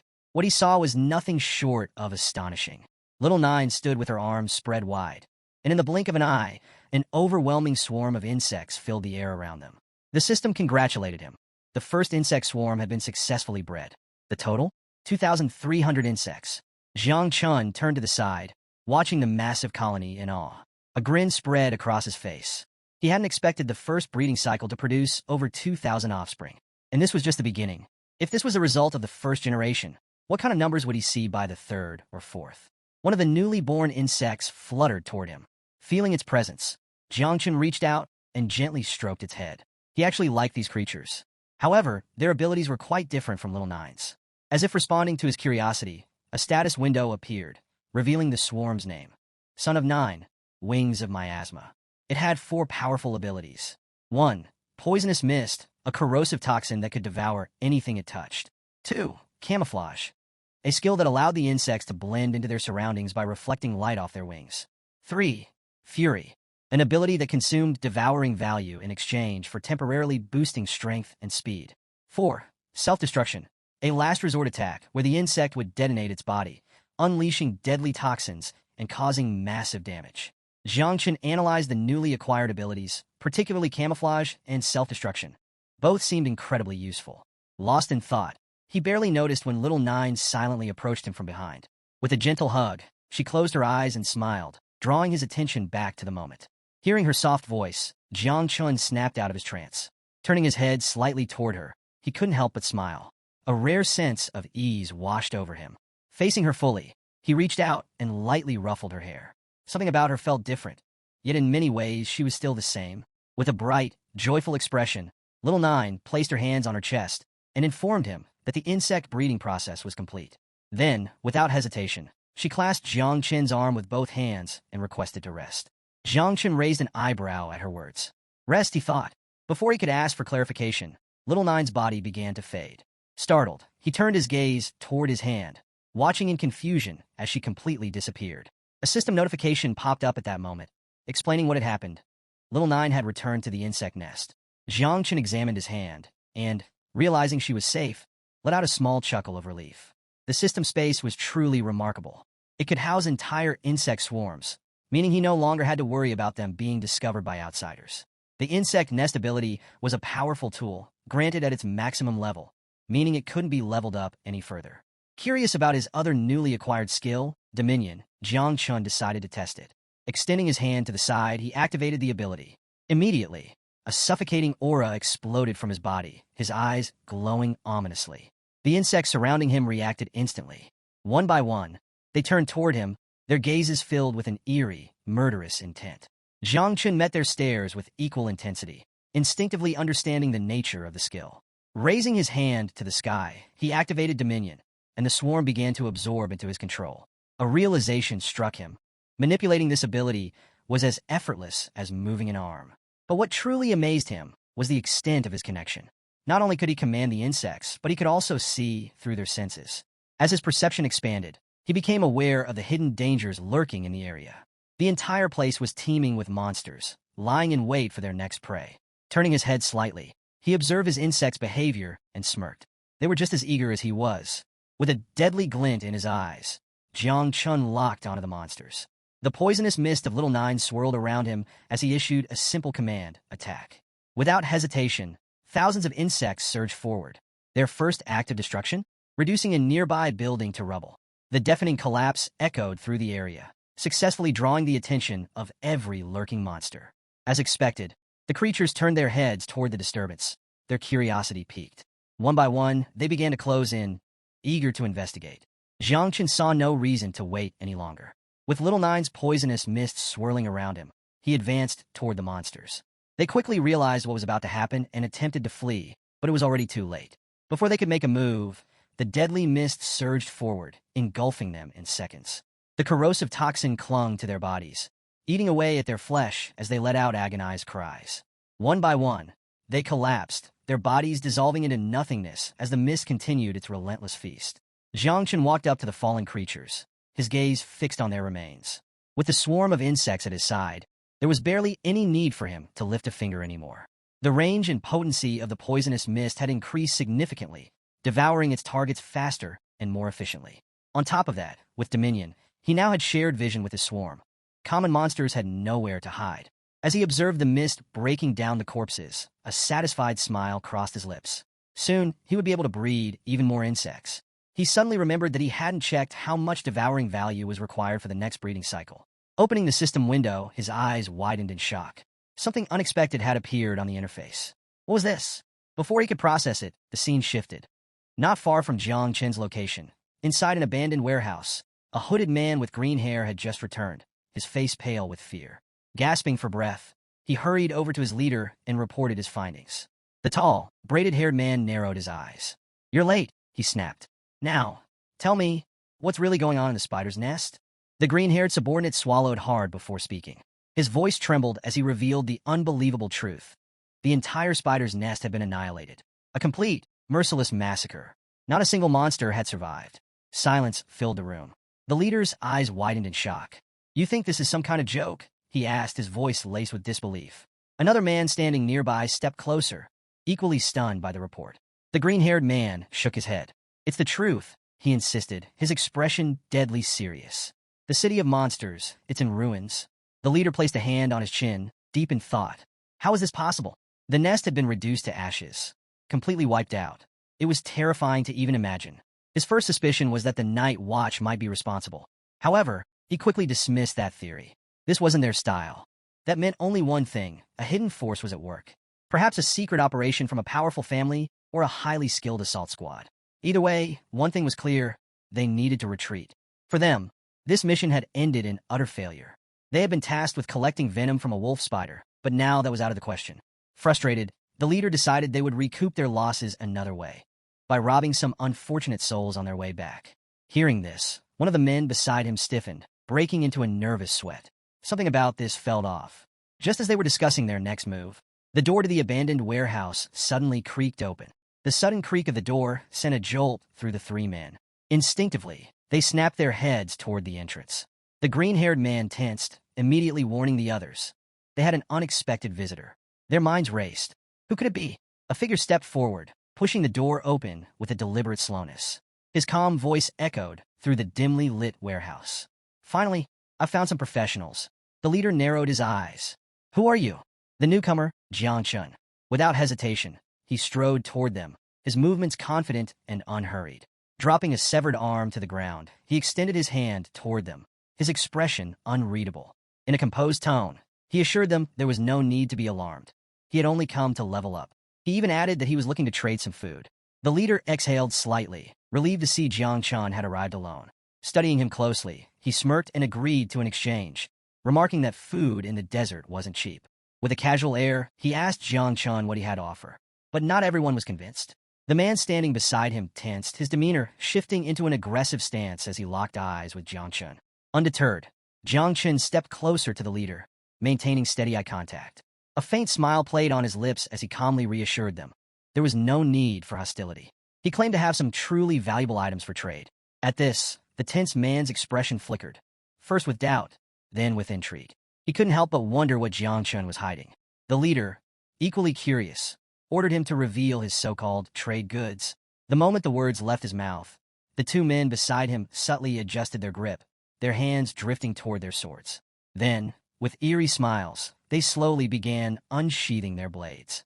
Jiang Chun barely reacted. He simply turned his head slightly, watching them from the corner of his eye, and let out an amused chuckle. As expected, he had never trusted them to begin with. Without hesitation, he activated the ring. Raising his hand, he released its contents.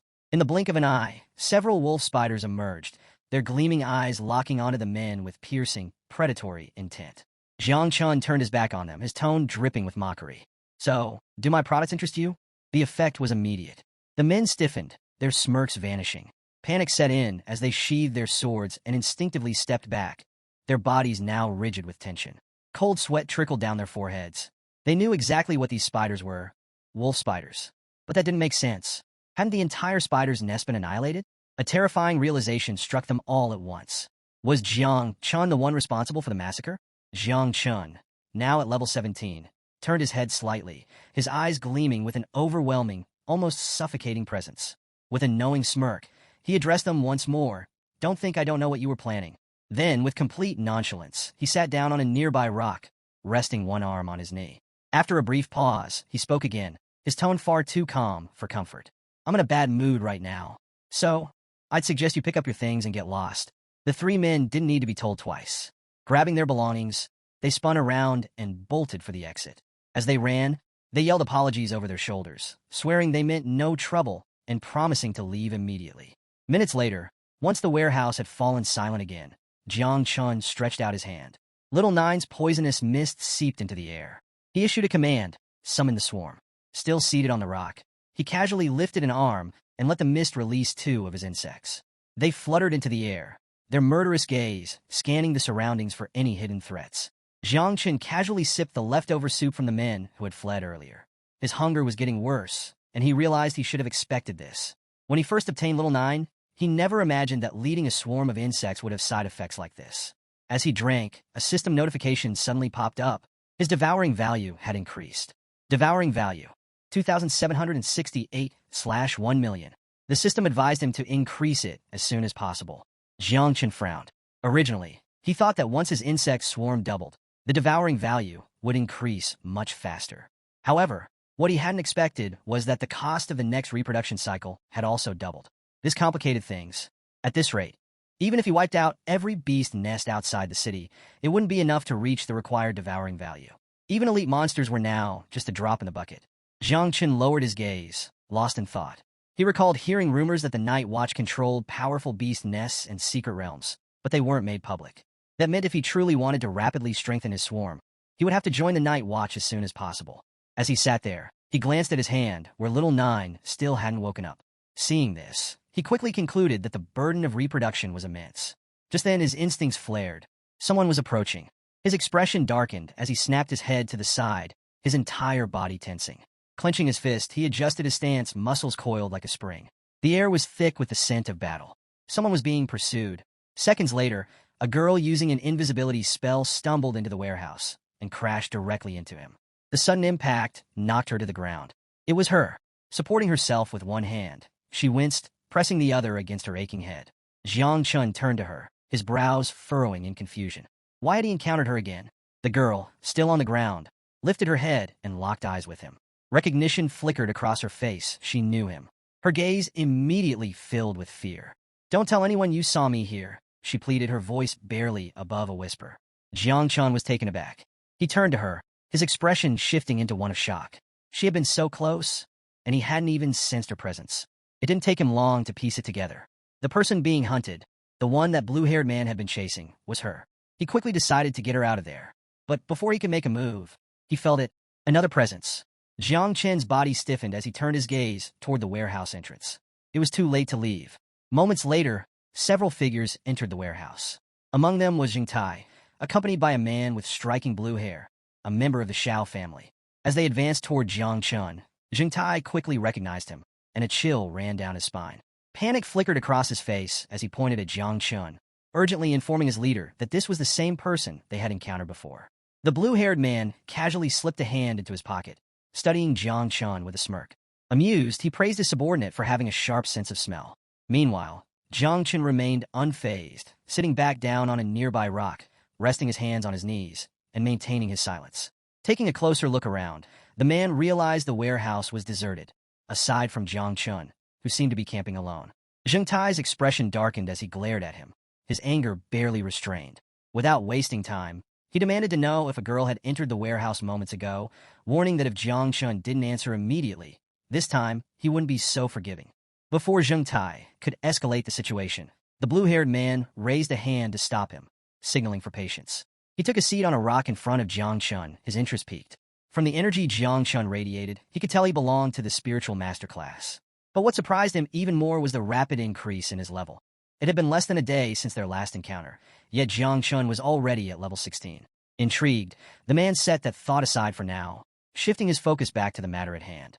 Leaning slightly forward, he drew his sword and casually aimed it at Jiang Chun's neck, his expression turning serious. Without hesitation, he asked if a girl with black hair had passed through this area. His subordinates, now gathered behind him, remained silent, awaiting Jiang Chun's response. Jiang Chun, however, remained calm, locking eyes with the man. In that instant, he could tell This person's aura was overwhelming, far surpassing level 30. The accuracy with which the man had assessed his class and level made Jiang Chun suspect he possessed some sort of detection artifact. After a brief pause, Jiang Chun turned his head slightly and pointed toward the back door of the warehouse. He explained that he had seen a shadow moving in that direction, but admitted he wasn't sure if it was the person they were looking for, as he wasn't of the perceptive class. The blue-haired man considered his words for a moment before slowly rising to his feet. Though still skeptical, he chose to believe Jiang Chun for now. However, he left him with a warning, advising him to be more honest in the future. Jiang Chun raised an eyebrow, slightly surprised by the remark. The man then turned his back to him, but cast a final glance over his shoulder, his gaze laced with silent threat. With an unmistakable sense of menace, he warned Jiang Chun that if he found out he had helped that girl, the Shao family would make sure he paid the price. Jiang Chun, unfazed, simply smirked. A few moments later, the man and his subordinates exited the warehouse. As Jiang Chun watched them fade into the distance, a thought crossed his mind.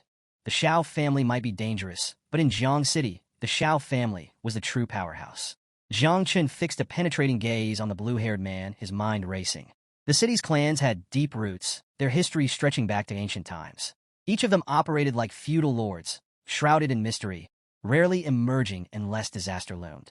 Some of their strongest warriors were said to wield power great enough to tear the heavens apart. This man, he was even more formidable than Jiang Chun had expected. And being remembered by someone like that? Definitely not a good thing. After a few silent moments, Jiang Chun subtly turned his head toward the warehouse exit. Seeing that the men had already left, he decided there was no reason to linger. Just as he was about to leave, the girl emerged from her hiding spot, hands on her hips, and shot him a grateful smile. She thanked him for saving her. Jiang Chun stood up, turned to face her, and said nothing. Then, without warning, he grabbed her arm. The sudden action made her panic, her mind racing with thoughts of what he was planning. His sharp gaze locked onto hers as he leaned in slightly, his tone firm. She had almost tricked him the last time. Since he had helped her again, he wanted to know exactly how she had gotten into trouble with those men. With Jiang Chun standing so close, she felt her cheeks flush involuntarily. Looking away for a moment, she hesitated before finally explaining. Her family was drowning in debt. That man had tried to take the valuables they were transporting, and intended to kill them all to keep the secret buried. But she had managed to escape. Now, he was after her to make sure no one found out. After finishing her explanation, she glanced at Jiang Chun warily. Her voice dropped slightly as she asked if he was planning to silence her too. Jiang Chun let go of her arm, turned his back on her, and started walking away. Seeing him leave, she placed a hand over her chest, then reached out toward him. Her voice carried sincerity as she told him she would always remember what he had done for her, and that she would be forever grateful. Jiang Chun kept walking, his eyes closing as he clenched his fists. He had no intention of getting tangled in her affairs. But just as he was distancing himself, something felt off. His instincts flared. He abruptly stopped, eyes snapping open. The girl noticed it too. Her face paled as she whispered in alarm. Someone had just cast a barrier spell around the warehouse. Outside, an unseen figure gave the order. Within seconds, movement stirred in the shadows. Jiang Chun turned his gaze toward the warehouse entrance. Escape was now impossible. Even if the girl claimed she didn't know him, their enemies wouldn't believe her. Activating his insect perception, Jiang Chun scanned the surroundings. A cold realization settled in. There was no way out. They were completely surrounded. His expression darkened as he slowly turned toward the entrance, bracing himself for the fight ahead. The girl, sensing the incoming danger, clutched her chest in fear. Then, like a storm rolling in, the blue-haired man and his subordinates reappeared. Their presence was suffocating, an unmistakable killing intent radiating from their bodies. The blue-haired man locked eyes with Jiang Chun, his expression twisted with anger. He had seen through the lie. Without hesitation, he demanded that Jiang Chun hand over the girl. His voice dripped with venom as he called him a bastard, making it clear he knew Jiang Chun had deceived him. Raising a hand, he gave the order. His subordinates lunged forward, their sights set on the girl. Jiang Chun stood motionless, his gaze locked onto the blue-haired man, his expression unreadable. Meanwhile, the girl's face drained of color the moment she saw him. Panic set in, fear gripping her as she turned to Jiang Chun. Her voice trembled as she revealed the truth. This man had already stripped the Luo family of everything they owned. And yet, that still wasn't enough for him. Summoning what little courage she had left, she demanded to know why he was so determined to kill her. The blue-haired man regarded her with an eerie calm. Then, with an almost mocking tone, he asked if he really needed a reason. Jiang Chen's attention shifted to the girl upon hearing that she belonged to the Luo family. His gaze deepened, studying her intently. From their position on the second floor of the abandoned warehouse, Jiang Chen and the girl watched as the man and his subordinate stood below on the first floor. She clenched her fist, extending the other arm defensively as she faced him. With unwavering resolve, she warned that if he killed her, the Luo family would never forgive him. They would hunt him down, ensuring he never lived in peace. Jiang Chen, standing just behind her, simply let his arms fall to his sides, silently watching. The man with blue hair, however, threw his head back and erupted into laughter. His subordinates quickly followed, smirking at her words. Mocking her, he asked if she truly believed that a family like the Luo family had the power to seek revenge. With one hand on his waist, he lowered his head, covering his face with the other as his laughter echoed through the warehouse. The very thought that a second-rate family with a bit of wealth considered themselves a threat was hilarious to him. Then his tone darkened. He revealed a truth that made the girl's blood run cold. Without the protection of the Shao family's ancestors a century ago, the Luo family would have been wiped out long ago. One of his subordinates unsheathed his sword, while the others continued to sneer. Zheng Tai folded his arms, glancing at Jiang Chen with amusement. Lowering his hand from his face, the blue-haired man raised his head and fixed the girl with a serious look. In the eyes of the Shao family, she and her kin were nothing more than lowly peasants. To him, they were cattle, meant to be slaughtered at the Shao family's will. Jiang Chen's expression hardened. His gaze turned sharp, filled with raw hatred. The sheer arrogance of this man was beyond belief. With a smirk, the blue-haired man lifted his hand, his palms suddenly surging with a powerful red energy that crackled and pulsed toward the sky. His eyes locked onto the girl as he taunted her. What could the Luo family possibly investigate if there was nothing left to find? In an instant, the unleashed energy formed a powerful barrier around the abandoned warehouse. The Dragon Prison Formation, an ability unique to the Shao family. The girl's eyes widened in horror. As she looked up at the sky, the realization hit her like a crushing weight. She clutched her chest, her fingers trembling. Panic overtook her. There was no way out. Jiang Chen lifted his head, his eyes narrowing as he took in the barrier surrounding them. Despite the looming danger, he couldn't help but feel a sense of admiration. This blue-haired man was truly an interesting opponent. From their vantage point on the second floor of the abandoned warehouse, Jiang Chen and the girl watched as Zheng Tai unsheathed his sword below. His gaze locked onto the girl, his intent clear. With a cold, ruthless tone, he ordered his men to obey the young master's will. No one was to be left alive. His subordinates responded in unison. Understood. The blue-haired man stood beside Zheng Tai, observing in silence. Seconds later, Zheng Tai prepared to strike. But before he could make a move, the man with blue hair stepped forward and raised a hand, signaling him to stop. His gaze shifted back to Jiang Chen, and a smirk crept onto his face. The girl from the Luo family must die today, he declared. But his attention remained fixed on Jiang Chen, his interest in him only growing. He had long since realized that Jiang Chen wasn't just any fighter. He possessed the divine rank creation class. Still watching him, the man casually explained that the spiritual master, Jiang Chen's class, was an exceptionally rare profession. Unlike most people, he understood its true value. With that, he extended a hand to the side and made an offer. If Jiang Chen captured the girl and handed her over, he would spare his life.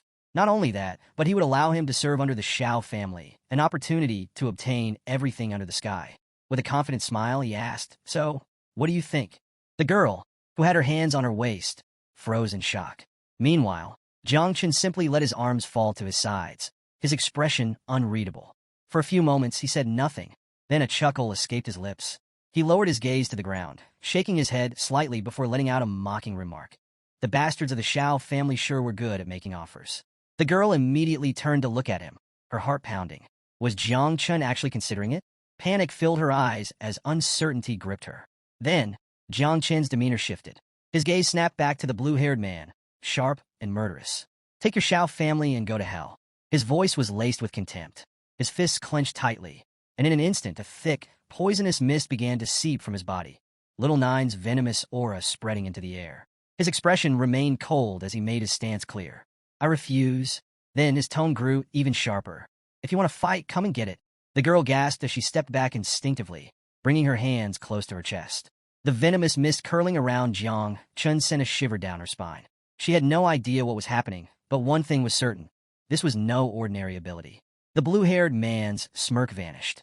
His expression twisted with anger. To reject his offer so blatantly, this was an insult. His voice darkened as he barked a single command. "Kill him." Without hesitation, his subordinates sprang into action. Swords were unsheathed, feet pounded against the ground, and within moments, they leaped into the air, surging toward Jiang Chun with deadly intent. Amidst them, Zheng Tai locked his eyes on Jiang Chun and gave a sharp warning to his comrades. Be careful. This one won't go down easily. As the enemies closed in, Jiang Chun remained perfectly still, his sharp eyes tracking their every move. He made no attempt to flee, no sign of fear, just silent observation. Within seconds, they reached the second floor. Zheng Tai's eyes widened as he noticed the poisonous mist surrounding Jiang Chun's body. Wasting no time, he warned his comrades that Jiang Chun could use poison and cautioned them not to attack directly. Realizing the fight was inevitable, the girl quickly hid behind Jiang Chun. At that moment, Jiang Chun deactivated the poisonous mist. Instead, he extended his hand, and a vibrant green energy surged around his body. His gaze locked onto Zheng Tai, his expression unwavering as he revealed a startling fact. Not only could he wield poison, but he also possessed a powerful talent ability. The girl, still behind him, took a few steps back, clutching her chest.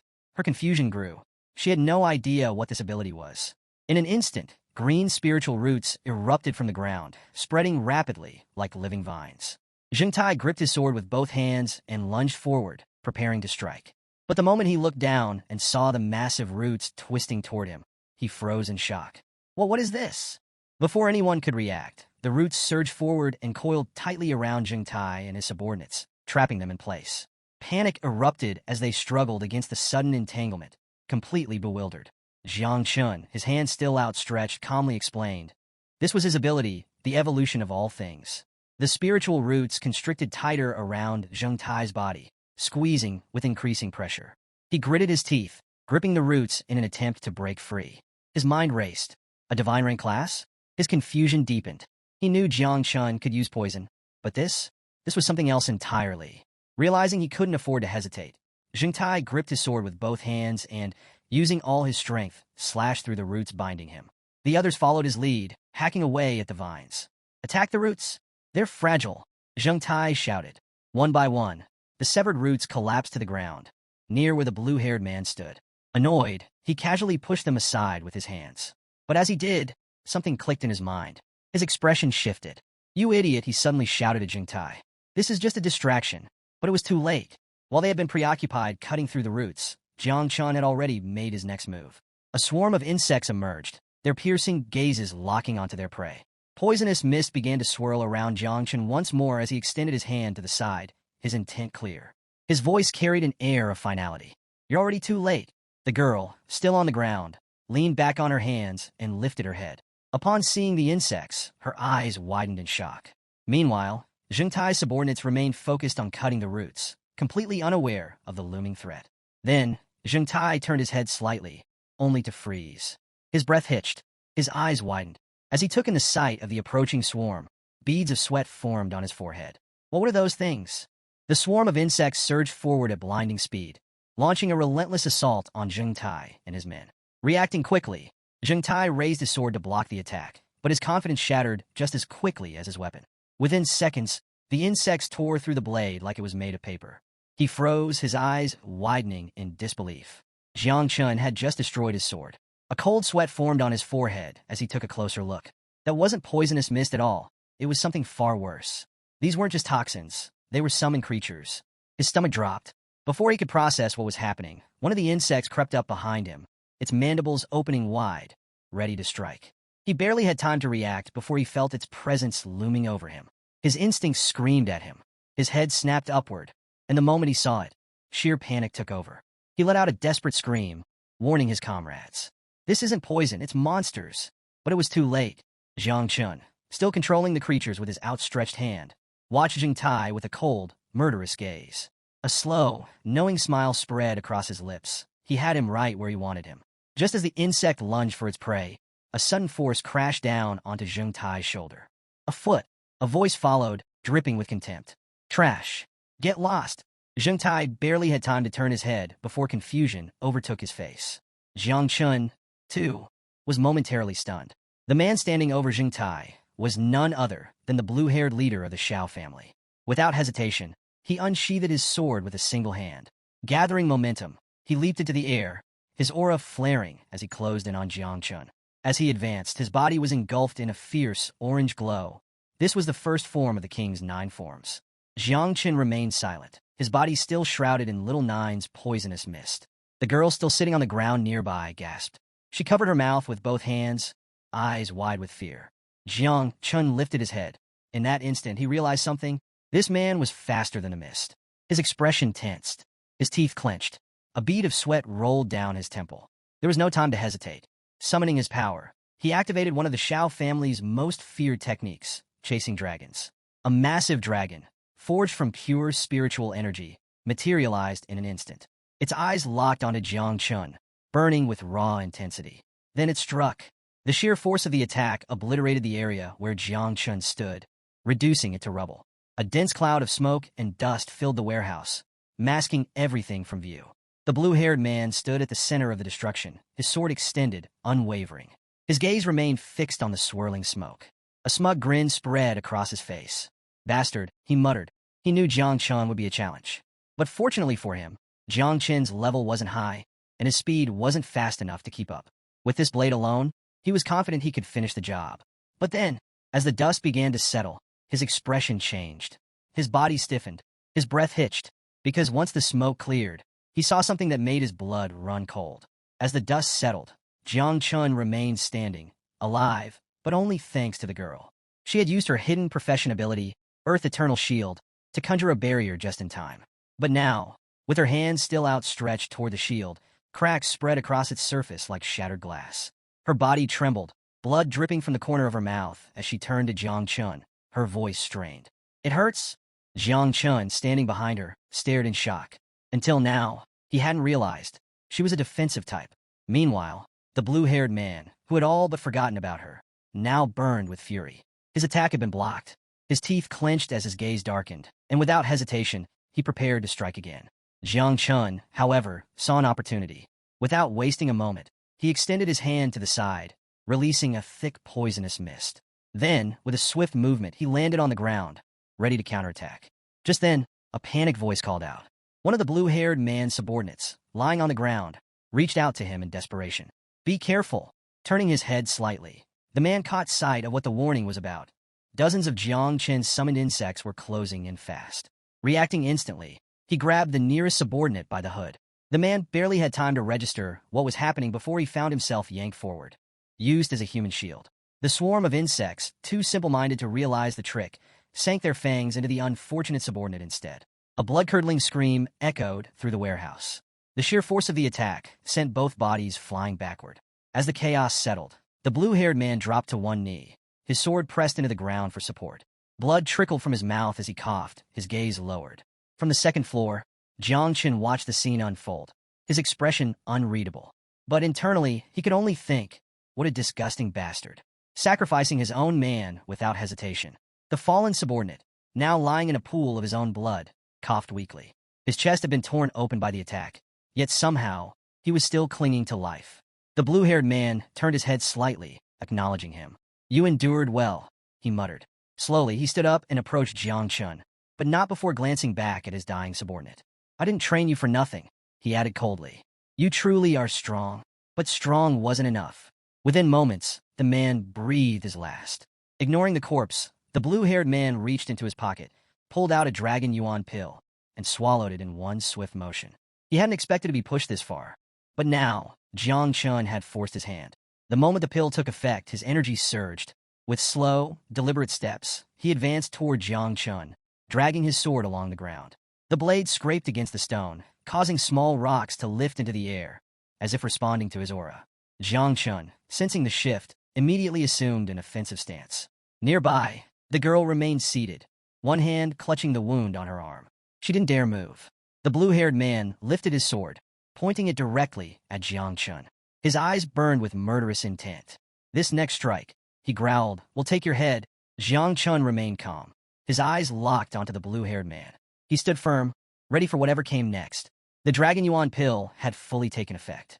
Behind the blue-haired man, the elemental energy dragon surged in size, its glowing eyes flaring as if acknowledging its master's intent. It was ready to strike. With a thunderous stomp, the man shattered the ground beneath him, his energy so intense that the surrounding rocks floated in response. His grip tightened around his sword, his gaze burning with determination. This time, he would end Jiang Chun. Jiang Chen's eyes flicked toward the dragon, and for the first time, a trace of unease crossed his mind. Could he withstand this attack? Without hesitation, the blue-haired man unsheathed his sword. This time, he activated the second form of the Nine King Styles, Descending Dragon's Cut. A surge of overwhelming power erupted from his body as he swung his blade. In an instant, the elemental dragon lunged forward, its massive form tearing through the air, mouth open wide, ready to consume Jiang Chun in a single devastating strike. At that moment, the girl suddenly stepped in front of Jiang Chun. Extending her hands toward the incoming attack, she activated Earth Eternal Shield once again. Jiang Chun instinctively raised an arm to shield his face from the incoming impact, but his eyes widened as he turned toward her. Despite her injuries, she was still willing to block another attack. A brilliant green shield materialized around them just as the dragon struck. The sheer force of the impact shattered the ground, kicking up a thick curtain of smoke. With her arms still outstretched, the girl clenched her teeth, her body trembling. Gritting through the pain, she turned to Jiang Chun, her voice strained. The Dragon Yuan pill. It's made the Shao family's technique several times stronger, she gasped. My shield, it won't hold. Cracks began to spread across the protective barrier. Realizing the inevitable, she pushed herself to her limits, determined to buy as much time as possible. Jiang Chun, meanwhile, tightened his grip on his cloak, his gaze locked onto the energy dragon. He couldn't help but be impressed. Each strike from that beast was lethal. The previous attack had already been overwhelming. Yet this man had even more power to unleash. Above them, the blue-haired man leaped forward, his sword raised high. As soon as he saw the shield cracking, a cruel smirk crossed his lips. Without wasting a second, he unleashed multiple descending dragon's cuts in rapid succession, each strike hammering against the already weakened shield. Jiang Chun exhaled sharply and turned his gaze upward. No more hesitation. He raised his hand toward the sky, activating the swarm of insects mark. Against an enemy this ruthless, this powerful, there was no room for mercy. A moment later, the shield shattered completely. Then, a deafening buzz filled the air. From Jiang Chen's outstretched hand, thousands of insects burst forth, swarming into the sky like a living storm. The blue-haired man's eyes widened as he looked up, his arrogant smirk vanishing in an instant. His teeth clenched as a sudden, sinking realization hit him. What is this? Thousands of insects poured out of Jiang Chen's hand, filling the air with a deafening buzz. His gaze remained fixed on the blue-haired man, his voice calm yet menacing. Get ready. The girl, still sitting on the floor behind him, clutched her wounded shoulder, her eyes wide with disbelief. She had assumed Jiang Chun was from the creation class, but now, she wasn't so sure. Surrounding Jiang Chun, several insects turned their piercing gazes toward the blue-haired man, their bodies tensed, ready to strike. Jiang Chun took a step forward. Attack! At his command, the swarm surged toward their target. For the first time, the blue-haired man clenched his teeth, a flicker of panic flashing across his face. He knew one thing for certain. If this many insects attacked at once, survival would be impossible. Still, he refused to back down. Unsheathing his sword, he assumed a defensive stance, his eyes locked onto Jiang Chun. With a deep breath, he activated Descending Dragon Cut. A wave of energy exploded from his blade as he swung furiously, determined to slice through the approaching swarm. They're just disgusting little bugs, he spat, cutting down insect after insect with each strike. But Jiang Chun remained unmoved, his body still cloaked in the poisonous mist of Little Nine. He extended a hand, his tone laced with mockery. Do you really believe that's enough? A horrifying sight unfolded before the blue-haired man's eyes. The severed insect bodies began to regenerate. His breath hitched. What? The insects reformed almost instantly and resumed their relentless assault. Realizing he couldn't stop them, panic set in. He swung again, slashing more insects in half, but each time, they regenerated and came back stronger. Jiang Chun observed him with cold amusement. Let's see how long you can last. The girl, still behind Jiang Chun, turned her head toward him, astonished. Just how powerful was he? The blue-haired man, now furious, tightened his grip on his sword. With a roar, he unleashed another Descending Dragon Cut, this time targeting a large insect directly in front of him. The spiritual dragon materialized once more, its mouth opening wide as it devoured the creature's midair. Unlike his sword, the dragon's energy continuously consumed the insects, preventing them from regenerating. For a moment he smirked, but in that brief moment of confidence, he let his guard down. One of the insects seized the opportunity, lunging from behind and sinking its fangs deep into his arm. A sharp pain shot through his body. His sword slipped from his grip. His head snapped to the side, eyes wide with horror. This isn't good. Poison was already spreading through his veins, numbing his right hand. Without his sword, his situation had gone from bad to worse. Realizing he had no other choice, he reached into his robes with his uninjured hand. The insect saw the opening and surged forward, closing in on him. But just before they could land another blow, he yanked a small red object from his clothes, raising it high into the air. J protection of life. A surge of crimson energy erupted from his body, forming a protective aura around him. With a sneer, he turned to Jiang Chun, his voice dripping with arrogance. Did you really think a few pathetic insects could kill me, the great Xiao Yuanwu? Jiang Chun stood still, his gaze locked onto Yuanwu. He made no move, nor did he speak, just silently observed. Then, he extended a hand toward Yuanwu, his expression unreadable. What kind of treasure is that? He asked calmly. How does it hold such power? Without waiting for an answer, he gave a simple command. Devour him. The swarm responded instantly, surging toward Yuanwu like a tidal wave. But the moment they reached him, they were stopped cold. A translucent shield, glowing faintly with an ancient aura, surrounded Yuanwu's body. The insects attacked relentlessly, yet no matter how fiercely they bit and clawed, they couldn't leave so much as a scratch. Jiang Chun narrowed his eyes. This wasn't normal. Yuanwu, still pressing a hand against the wound on his arm, turned his head slightly, his lips curling into a smirk. You're wasting your time, he said. This is the Jade Treasure, an inherited relic of the Xiao family. It possesses divine power. Jiang Chun refused to back down. Attack again? The insects obeyed, launching another frenzied assault. But once more, the shield held firm. Yuanwu slowly stepped forward, completely unfazed. I'll admit, you've impressed me, he said, his tone almost amused. To think you could push me this far, even forcing me to use an ancestral treasure. His smirk widened. But even if you throw everything you have at me, it won't make a difference. As long as the shield is active, you can't lay a finger on me. Jiang Chun remained silent, his eyes unreadable as he watched the insect struggle against the barrier. Meanwhile, the girl beside him hesitated, then grabbed onto Jiang Chun's sleeve. Yuanwu, wiping the blood from his lips, let out a low chuckle. You're strong, but you lack vision.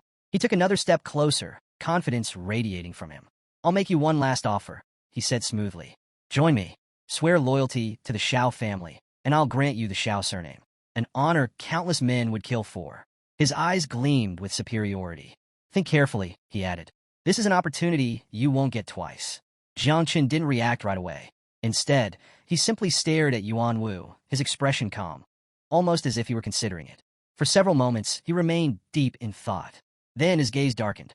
A quiet anger bubbled beneath the surface as he looked at Yuanwu, at the sheer arrogance of a man so blinded by his own power that he couldn't even recognize the danger he was in. The girl glanced at Jiang Chun, noticing the subtle shift in his demeanor. Her brows furrowed in confusion. What was he planning? Yuanwu extended a hand toward Jiang Chun, his smirk unwavering. Enough with the pride, he said. Whether you accept or not doesn't really matter. Even if I don't kill you today, the Xiao family's influence stretches across the entire country. You can't run. You can't fight us. Sooner or later, we will. Jiang Chun suddenly cut him off, his voice smooth yet sharp. Didn't you say something earlier? Yuanwu frowned slightly. Jiang Chun's lips curled into a smirk. You said one can't investigate something if there's nothing left to find. Yuanwu's expression flickered. Jiang Chun tilted his head slightly. So tell me, what happens if you die here, leaving no trace behind? Boom! A thunderous impact shook the ground. Yuanwu's eyes widened as he instinctively turned his head. From the depths of the insect swarm, something massive emerged. A grotesque, towering tentacle slammed into the ground behind them, leaving deep cracks in the stone. His breath hitched. What? His body stiffened, his pulse hammering in his chest. Then slowly he looked up. Towering above him, emerging from the writhing swarm, was the insect mother. She was monstrous. Her massive, twisted form cast a shadow over the battlefield, her many eyes glistening with a predatory hunger. The girl gasped, her knees giving out as she collapsed onto the ground, staring in pure horror. Yuanwu's entire body tensed. Cold sweat dripped down his face as he realized, for the first time in his life, he was afraid. Jiang Chen's gaze remained cold and steady as he gave the command. Devour him. At his words, Little Nine let out a delighted hum, slithering forward with eerie excitement. Finally, she purred. I'm starving. Yuanwu's expression twisted in pure terror. A fear unlike anything he had ever known gripped him as the monstrous creature loomed over him, her massive tentacles writhing hungrily. Then, with a wicked smile, she struck. Her powerful tentacles smashed into Yuanwu's shield with overwhelming force. The impact sent him flying, his body crashing violently through the warehouse wall, shattering it into rubble. A blood-curdling scream tore from his throat. This can't be real, he gasped, his voice shaking. What kind of monster is she? Jiang Chun, completely unfazed, simply answered with calm indifference. She just finished reproducing. You, and that jade treasure of yours? You're exactly what she needs to satisfy her hunger. Yuan Wu's breath hitched. Little Nine wasted no time, her tentacles striking him over and over again, each blow creating shockwaves that kicked up thick clouds of dust and debris.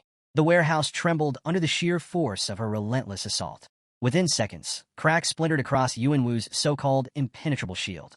His confidence shattered along with it. No, no, this is impossible, he choked, blood spilling from his mouth as he collapsed onto the ground. His mind raced in denial. The Shao family's jade treasure, an ancient relic said to be unbreakable, was crumbling before his eyes. If the shield failed, if he fell here, the Shao family would lose everything. As the last fragments of the shield disintegrated, Little Nine loomed over him, her predatory gaze locked onto her prey. With slow, deliberate movements, she raised her tentacle for the final blow. Jiang Chun remained motionless, watching silently. Then, a devastating strike. The ground beneath them shattered into countless pieces, and when the dust finally settled, nothing remained of Yuan Wu except a pool of blood. Little Nine lifted her tentacle from the ground, her expression satisfied. Jiang Chun exhaled slowly. No one could ever find out about this. With that thought, he raised his hand toward the sky, activating the swarm mark. Little Nine's body shimmered. Then, within seconds, she transformed back into her human form. Smiling sweetly, she stepped forward and wrapped her arms around Jiang Chun in an affectionate embrace. Delicious, she murmured, closing her eyes. Thank you, Jiang Chun. You really are the best.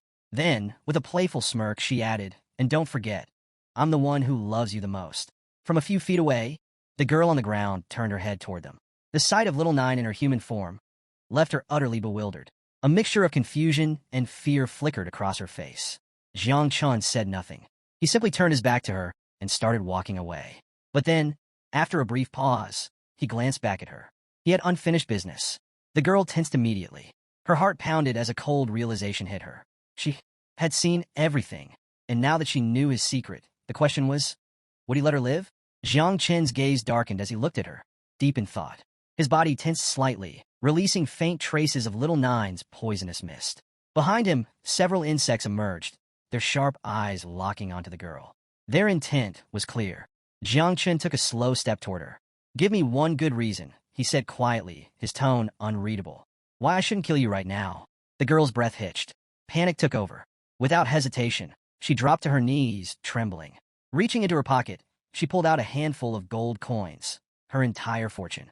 Head bowed, she held them out with both hands, her voice shaking. This is everything I have, she stammered. It's worth millions, practically my entire life. Please take it. Take all of it. Just let me live. Jiang Chen picked up a gold coin, rolling it between his fingers as he studied the girl. She seemed sincere, but sincerity wasn't enough. She had seen too much, lied too many times. Eliminating her would be the safest option. Sensing the danger, she suddenly stood up, eyes shut tight. With one hand raised toward the sky, she swore by her name, Luo Sandow. If I'm lying, may the heavens strike me down with 5 thunders. Jiang Chun arched a brow, slightly amused yet skeptical. Luo Sandow.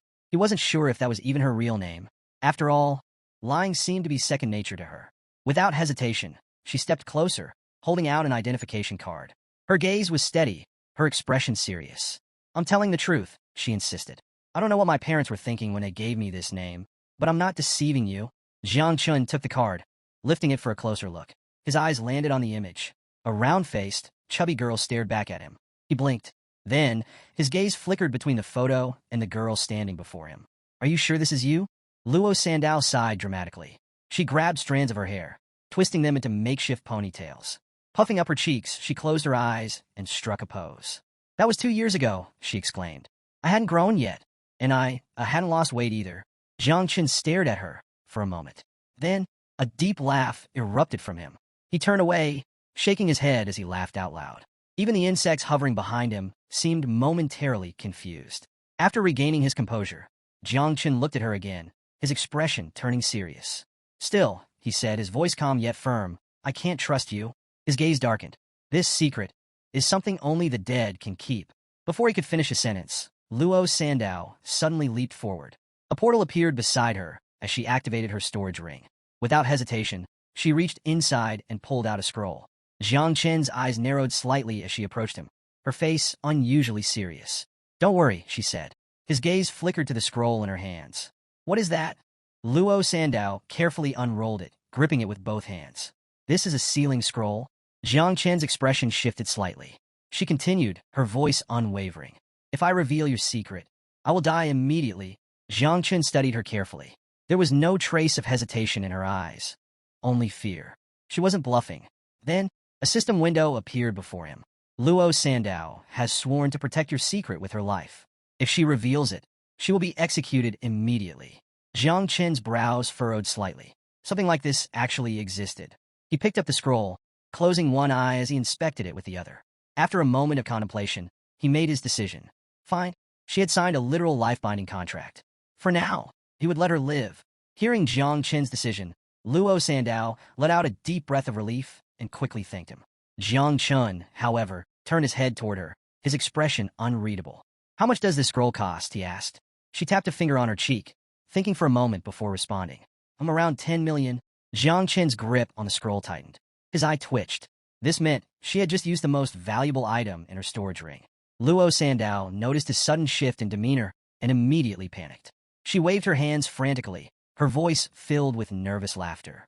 "But if you take me home, my parents will definitely reward you. They'll treat you really well and give you way more than just 10 million. Jiang Chen turned his back on her, uninterested. "I don't have time for that," he said flatly. "Tomorrow morning, I need to report to the night watch. I can't waste any more time." With that, he started walking away. "Good luck." Luo Sandao scrambled to her feet. Watching him disappear into the distance, she quickly called out, Wait. At least take me home." Jiang Chen stopped but didn't turn around. "My house is much closer than the night watch headquarters," she explained. "And there's a teleportation station nearby. You'll still make it on time." At first, he refused, but after considering her words for a moment, he changed his mind. Several hours later, they arrived at the Luo family mansion. It was breathtaking, massive, elegant, almost like a castle. Meanwhile, inside the mansion, a solemn atmosphere filled the grand hall. Hooded men knelt in submission before a regal woman seated on a grand throne. A man approached her and bowed deeply before delivering urgent news. "Your daughter has returned." At first, the woman was shocked. Impossible. The Xiao family was ruthless. They didn't just steal, they killed without hesitation. Yet now, they dared to spread lies as well. As fury boiled within her, the man quickly interjected, urging her to contain her rage. "Please, my lady, I am merely the messenger. I am not the one who caused you suffering." Minutes later, Luo Sandao entered the hall. Without hesitation, she ran to her mother, sat beside her, and buried her face in her lap, sobbing uncontrollably. Her mother gently placed a hand on her head, comforting her daughter. But as her gaze shifted toward her subordinates, her expression hardened. This would not go unanswered. She made up her mind. She would not let the Xiao family get away with this. Just then a man, her husband, stepped forward. Placing his hands to his sides, he spoke with a firm, level voice. "For now, we must remain calm." His gaze met his wife's, steady and unwavering. "The most important thing is that Luo Sandao has returned safely." He took a deep breath before adding, "The Xiao family is one of the most powerful forces in this country. We cannot afford to act recklessly. We are merchants, not warriors." Jiang Chen stood silently to the side, watching everything unfold. So, her real name is Luo Sandao after all. Moments later, Luo Sandao's father turned toward Jiang Chen. With a respectful nod, he handed him a black card. "Take this." Jiang Chen examined the card as the man closed his eyes and smiled. "This is our token of gratitude," he said warmly. "Thank you for saving our daughter." He then added in a firm tone, "Do not lose this card. It may come in handy in the future." At that moment, Luo Sandao's mother turned to face Jiang Chen. Her previous fury had faded, replaced by a graceful, almost motherly warmth. With a kind smile, she said, "You are our benefactor. As thanks, I have prepared a meal for you. Eat, rest, and then you may use our teleportation station to continue your journey." Jiang Chen accepted the black card with a nod, closing his eyes briefly as he smiled. "I won't be staying to eat," he said casually. But the moment he finished speaking, growl, a loud stomach growl echoed through the room. Jiang Chen froze. A faint redness crept up his ears as he awkwardly rubbed the back of his head. With a sheepish grin, he quickly changed his mind. "Actually, maybe just a little." Luo Sandao's father chuckled, pointing him toward the dining area. "Right this way. We'll have everything ready shortly." Meanwhile, her mother covered her mouth with a hand, closing her eyes as she smiled knowingly. Within minutes, the best chefs in the Luo family prepared an extravagant feast. Jiang Chun wasted no time digging in. Plate after plate, dish after dish, he devoured everything in front of him with surprising speed. Before long, he had stacked the empty plates into a precariously high column. A passing waiter, bringing another dish, paused mid-step. His eyes widened at the sight. Was Jiang Chun building a tower out of his plates? Unbothered, Jiang Chun leaned back slightly, resting one hand on the table while the other held a massive meat thigh. As he continued eating, a thought crossed his mind. The more my insects grow, the hungrier I get. Beside him, Luo Sandow sat quietly, watching him with a mixture of amusement and disbelief. Slow down, she laughed. No one's going to take your food away. Seated next to her, her parents exchanged a glance. They simply smiled, sipping their tea as they silently observed Jiang Chun. As he continued eating, Luo Sandow found herself staring at him, her cheeks warming slightly. Her mother, gently swirling her cup of tea, finally spoke.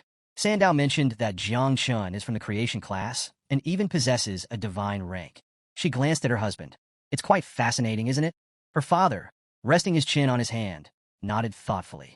Indeed, he mused, his gaze fixed on Jiang Chun. Though our daughter hasn't said much, I suspect Jiang Chun has hidden abilities. He's not as simple as he seems. After a brief pause, he added, and he's quite handsome too. Their eyes met, a silent understanding passing between them. If Jiang Chun was capable of standing against the Xiao family, if he could protect their daughter for a lifetime, then perhaps he was the perfect person. Luo Sandow's mother suddenly leaned forward, her eyes twinkling as she smiled warmly at Jiang Chun. Tell me, Jiang Chun, she asked, her voice pleasant. Do you have a girlfriend? Jiang Chun, mid-bite, nearly choked. Before he could even process the question, she continued cheerfully. You see, our Sandow doesn't have a boyfriend either. Luo Sandow visibly tensed. She's quite talented, her mother added smoothly. An expert in business, a skilled financial manager, and, of course, very responsible. Her father, standing behind Jiang Chun, gave him a very enthusiastic thumbs up. And her body is quite... Wait, what? Jiang Chun turned his head slightly, sensing something very wrong. Very sexy, her father finished proudly. Her measurements are 36-24-36. Luo Sandow practically exploded. Father. He, however, was not done. In fact, he continued excitedly. We've already thought of names for your future children. Jiang Chun, who had just taken a sip of water, immediately spat it back out. Coughing violently, he slammed his glass onto the table, eyes wide in pure shock. Meanwhile, Luo Sandow's face turned as red as a tomato. Her hands shot up to her burning cheeks as she shrieked internally. What is even happening right now? Without a second thought, Jiang Chun bolted from the dining hall. Thank you for your hospitality, he called over his shoulder. His excuse? He was full and had urgent matters to attend to. Truthfully, he just needed to escape. Luo Sandow's father watched him disappear and quickly called out, Wait, we still need to talk. Before he could finish, Sandow rushed forward and clamped a hand over his mouth. Quiet, she hissed, her face still burning with embarrassment.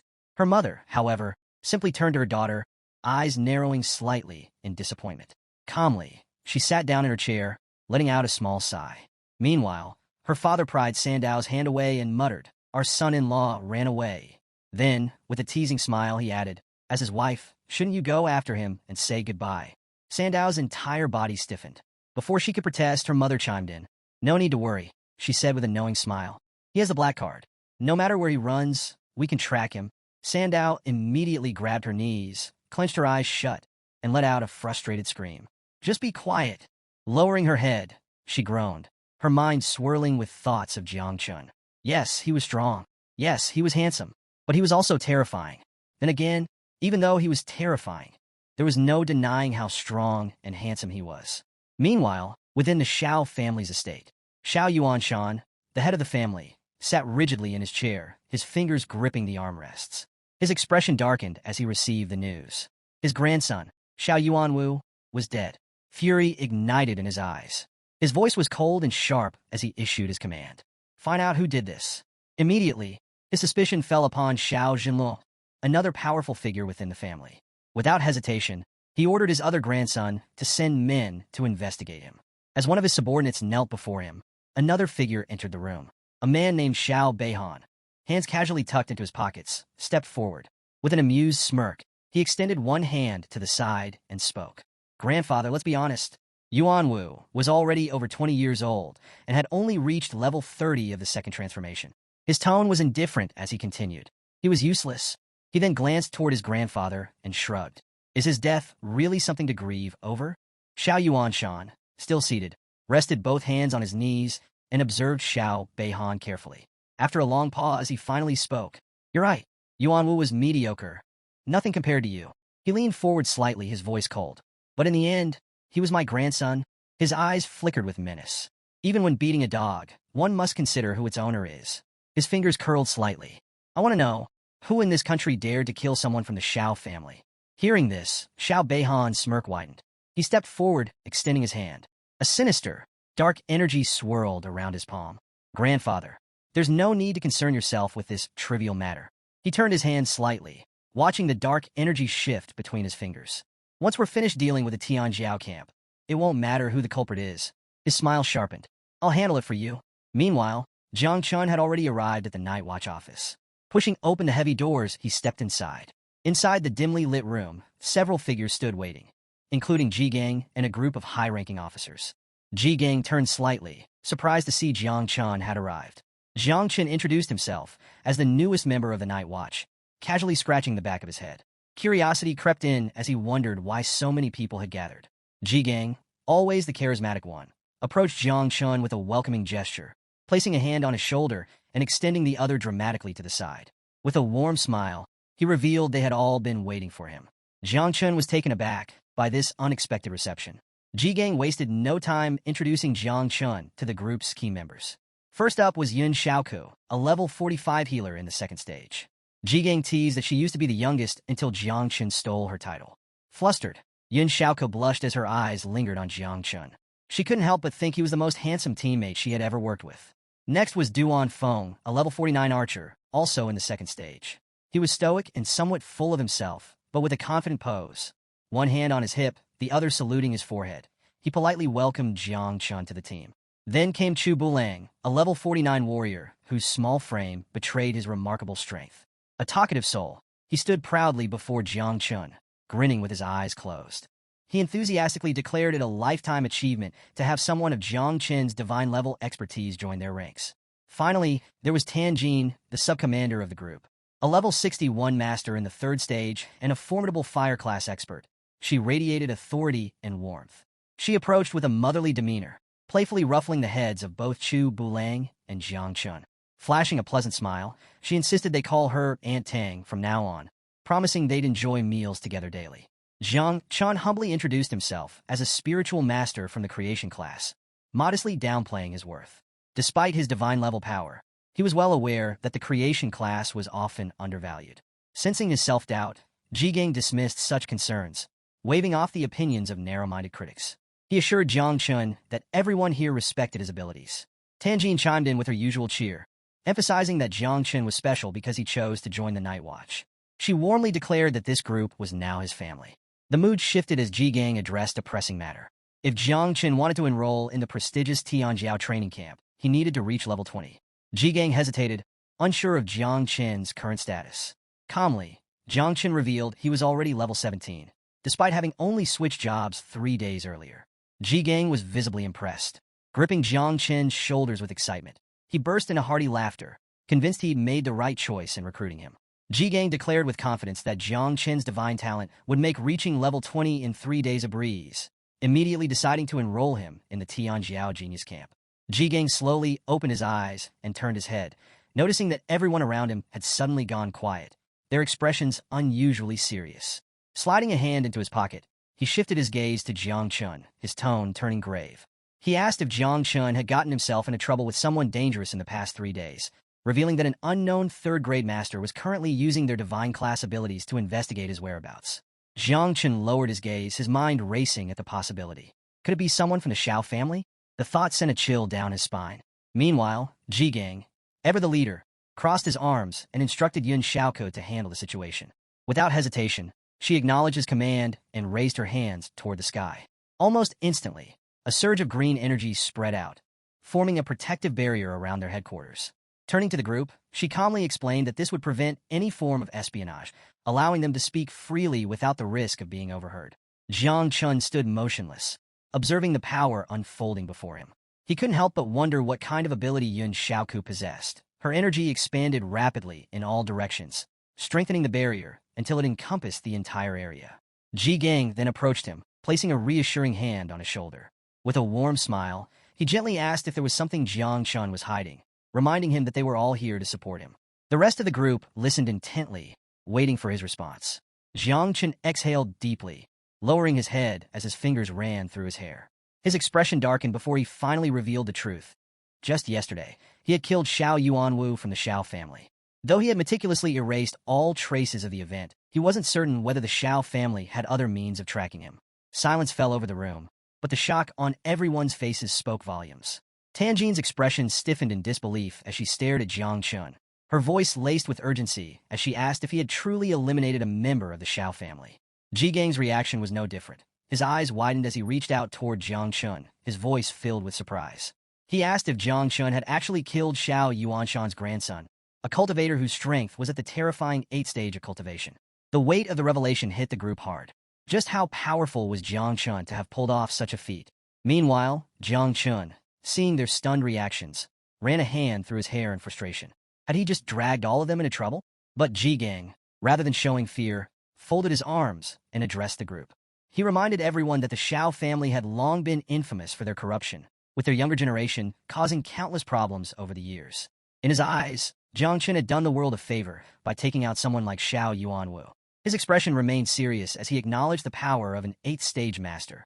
But from what he had heard, Yuanwu was the weakest and least favored among Xiao Yuanshan's descendants. That being the case, there was a chance that the old master wouldn't personally intervene. Tanjin, who had one hand on her waist, extended the other toward Jiang Chun with a determined look. With unwavering confidence, she assured him that if the Xiao family came seeking revenge, the Night Watch would stand by him. After all, they were far from weak. Jiang Chun looked at Ji Gang with warmth in his eyes, a rare smile forming on his lips. For the first time in his life, he felt a sense of belonging. He had grown up as an orphan, relying on the kindness of neighbors. But this was different. This felt like home. Ji Gang, however, had other concerns. Turning his back to Jiang Chun, he took a few steps away, deep in thought. Even if Xiao Yuanwu had been incompetent, reaching the 2nd level of cultivation meant he wasn't entirely weak.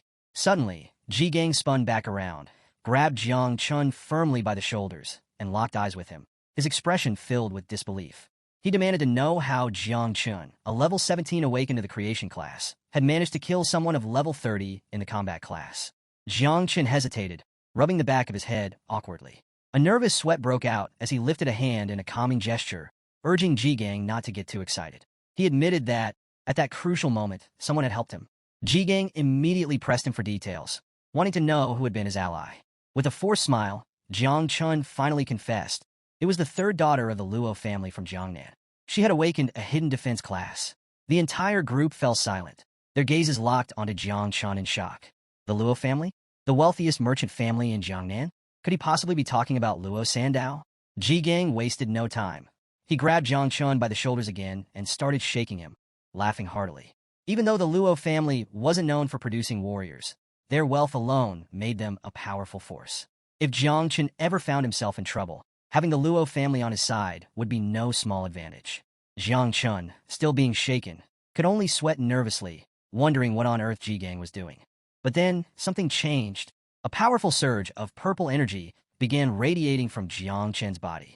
Ji Gang, mid-laugh, suddenly stopped, his eyes widening as he instinctively pulled his hands away.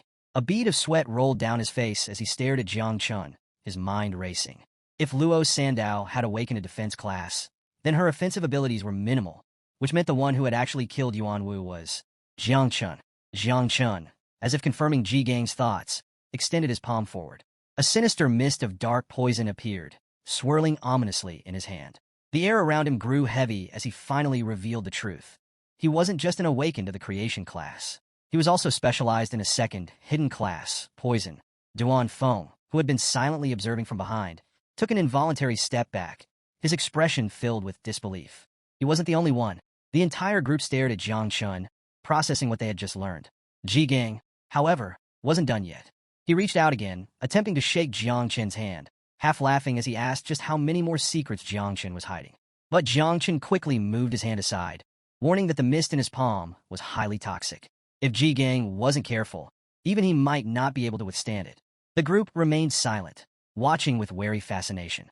But before Jiang Chun could finish explaining, Ji Gang suddenly grasped his hand without hesitation. Closing his eyes, he smiled reassuringly and told Jiang Chun not to worry.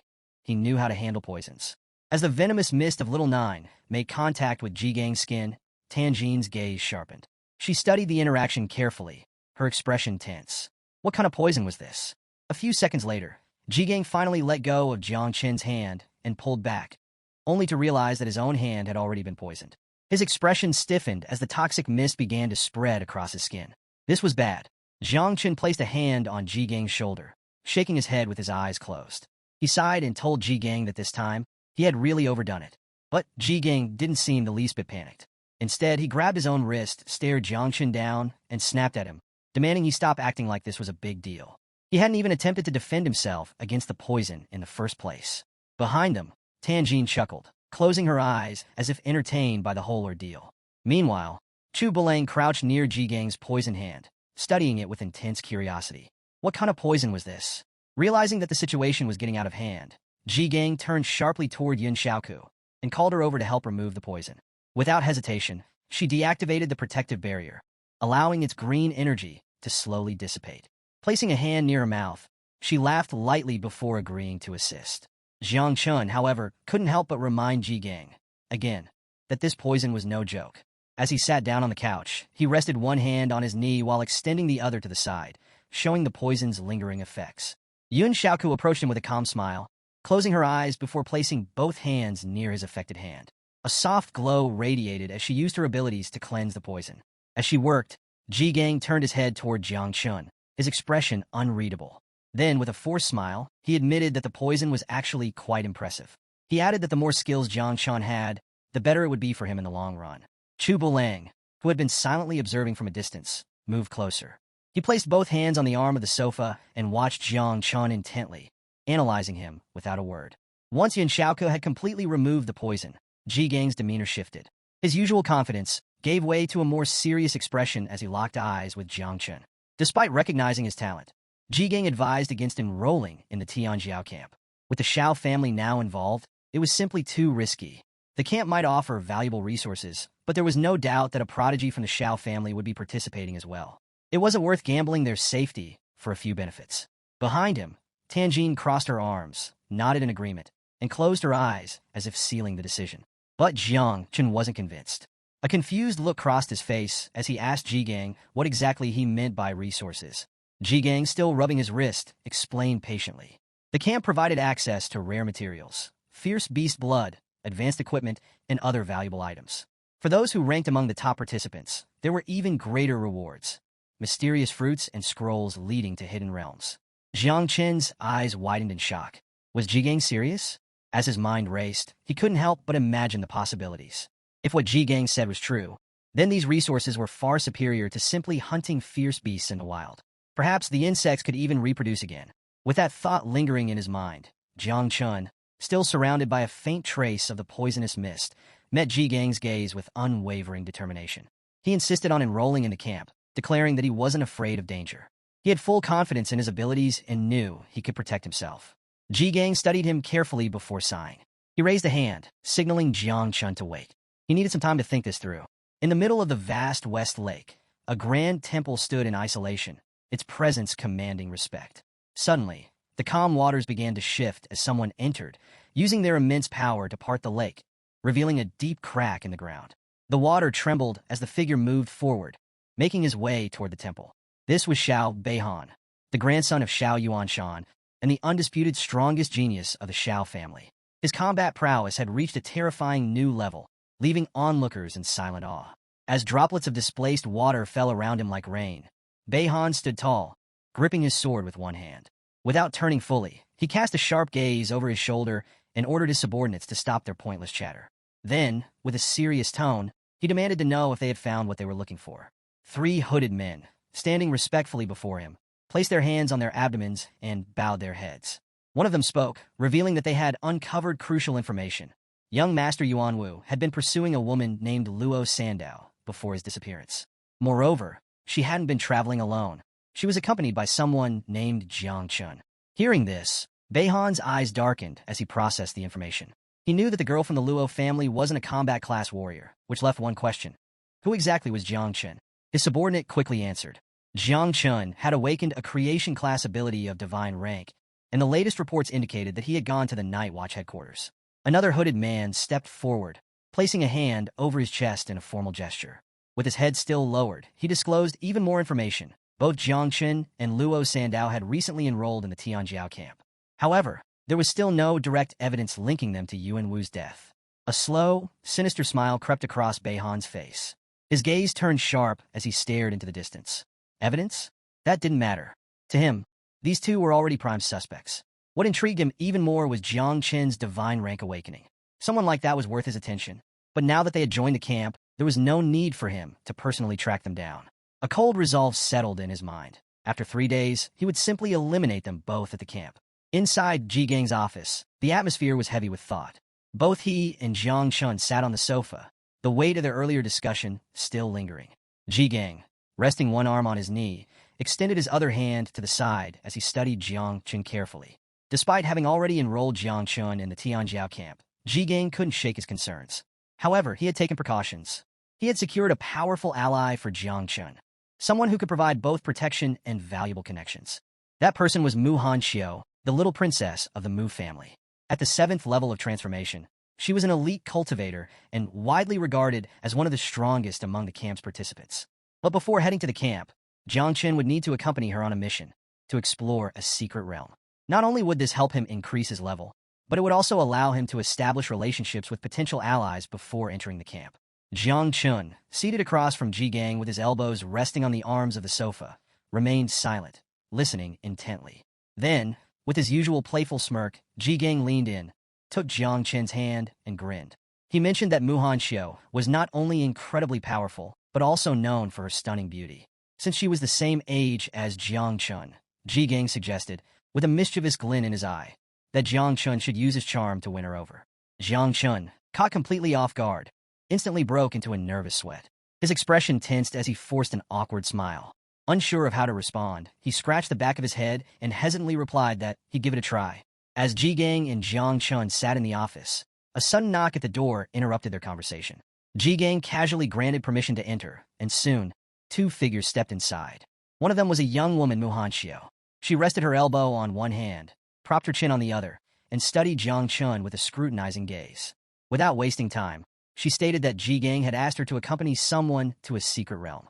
Beside her, a man with a relaxed demeanor placed his hand behind his head, closed his eyes, and smiled as if he found the whole situation amusing. Mu Hanxiu, however, turned to Ji Gang with an impatient look, questioning whether he had changed his mind. Ji Gang responded with his usual charm, saying it was an honor to meet her in person. Mu Hanxiu crossed her arms, glancing at the ground in mild confusion, while the man next to her continued to touch his head, still smiling, as if he was enjoying the moment. Seeing their strange reactions, Jiang Chen couldn't help but wonder what exactly was going on. Both he and Ji Gang stood up, and without hesitation, Ji Gang draped an arm over Jiang Chen's shoulder, his other hand resting on his waist. With a confident stance, he explained the reason for his delayed response. Apparently, he had been angry with Mu Hanxiu's grandfather yesterday, which was why he hadn't answered. But today, he was willing to accept the arrangement, with one special condition. Mu Hanxiu would have to take Jiang Chen with her. Jiang Chen's expression shifted immediately. Surprise flashed across his face as he wondered what was happening. Mu Hanxiu placed a hand on her hip, then walked toward them with a confident stride. She reminded Ji Gang that she had already given him a level 30 secret realm scroll. Then, with a raised brow, she asked if he still wanted to add more conditions. Ji Gang, still relaxed, shrugged slightly and told her that everyone had their own conditions. Mu Hanxiu thought about it for a moment, then came to a conclusion. Ji Gang was simply looking for someone reliable to help Jiang Chen level up. Since Jiang Chen couldn't enter a secret realm lower than level 50, it made sense why they were pushing for her assistance. Meanwhile, the man behind her placed his hands behind his back, still smiling silently as he walked toward them, observing the interaction with quiet amusement. Mu Hanxiu then turned her full attention to Jiang Chen. Staring into his eyes, she asked what level he was and what class he had awakened. Jiang Chen met her gaze with a calm expression and answered that he was level 17 and had awakened the creation class. Upon hearing this, Mu Hanxiu placed a hand on her waist, pointed at him with the other, and openly scoffed. With a look of complete disdain, she dismissed him as trash. Jiang Chen's patience wore thin. His irritation flared as he immediately labeled her a spoiled brat in his mind. But before he could say anything, Ji-gang's mood changed in an instant. His face darkened, and his fists clenched tightly. Rage filled his eyes as he prepared to teach her a lesson. With an unfiltered burst of anger, he called her an empty-headed brat and demanded that she show some respect, reminding her that Jiang Chun had awakened a hidden divine rank ability. The tension in the room escalated, but before Ji-gang could act, the man accompanying Mu Hanxiu quickly stepped in. Moving swiftly, he grabbed Ji-gang by the waist, closed his eyes, and with a forced smile, urged him to calm down. He explained that Mu Hanxiu's outburst wasn't personal. Her boyfriend had just dumped her, and she was taking out her frustration on others. Upon hearing this, Mu Hanxiu flinched slightly. She turned her head away, and for the first time, uncertainty flashed in her eyes. She realized she might have gone too far this time. Jiang Chun, still processing Ji-gang's intense reaction, felt a mix of surprise and confusion. Since when did Ji-gang get this worked up on his behalf? Feeling a wave of nervousness, Mu Hanxiu quickly turned her body toward Ji-gang, closed her eyes, and extended both hands in a gesture of apology. With a noticeably softer tone, she sincerely asked him to calm down. Jiang Chun rubbed the back of his head, finding the entire situation rather strange. Despite the tension, their main task still lay ahead. The secret realm they were headed to was known as the Village of Light. It was a level 30 realm with strict entry conditions. Only 5 people below level 50 could enter. The objectives to clear the realm were straightforward: eliminate all the monsters, defeat the boss, or destroy the sacrificial altar. Several hours later, the group finally reached the portal leading to the Village of Light. Standing at the front, Duan Feng placed a hand on his waist and turned to face everyone with a serious expression. He wasted no time asserting his authority. This time, he would be the leader. His instructions were clear. If anyone got separated or found themselves in danger, they were to return immediately to this teleportation point. While the chances of the secret realm becoming unstable were low, they couldn't afford to be careless.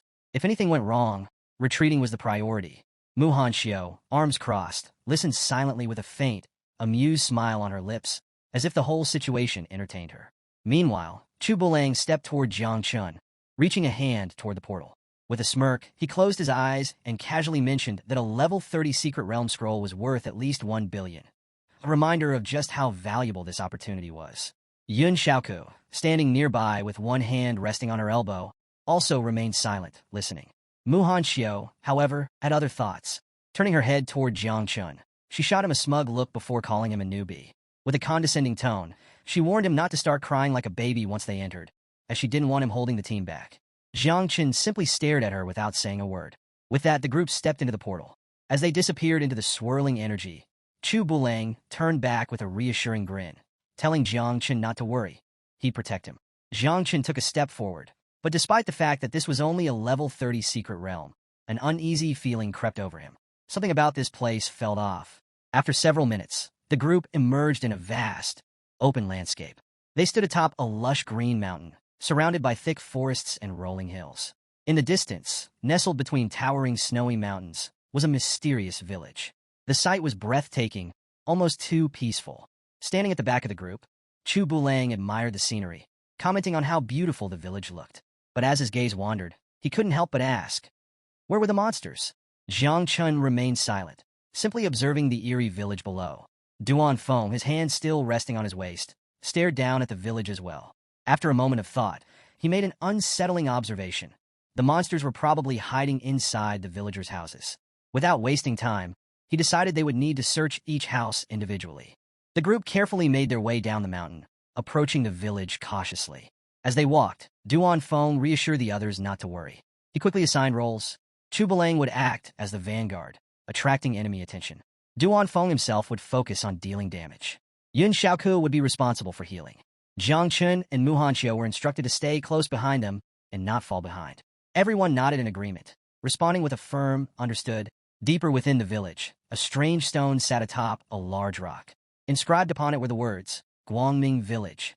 However, instead of radiating light or warmth, the stone exuded a strong and evil aura. Duan Feng, Yun Xiaoku, and Jiang Chun approached the mysterious rock. Sensing something was off, Duan Feng immediately raised his hand, signaling everyone to stop. His instincts told him this was no ordinary rock. There was something deeply suspicious about it. He urged everyone to proceed with extreme caution. Yun Xiaoku, standing beside him with her magical staff in both hands, frowned. She admitted she hated the atmosphere of this village, going so far as to say it felt dark, as if something unnatural lurked beneath its surface. Jiang Chun remained silent, his eyes fixed on the unsettling scene before them. After a brief pause, Yin Xiaoko made a decision.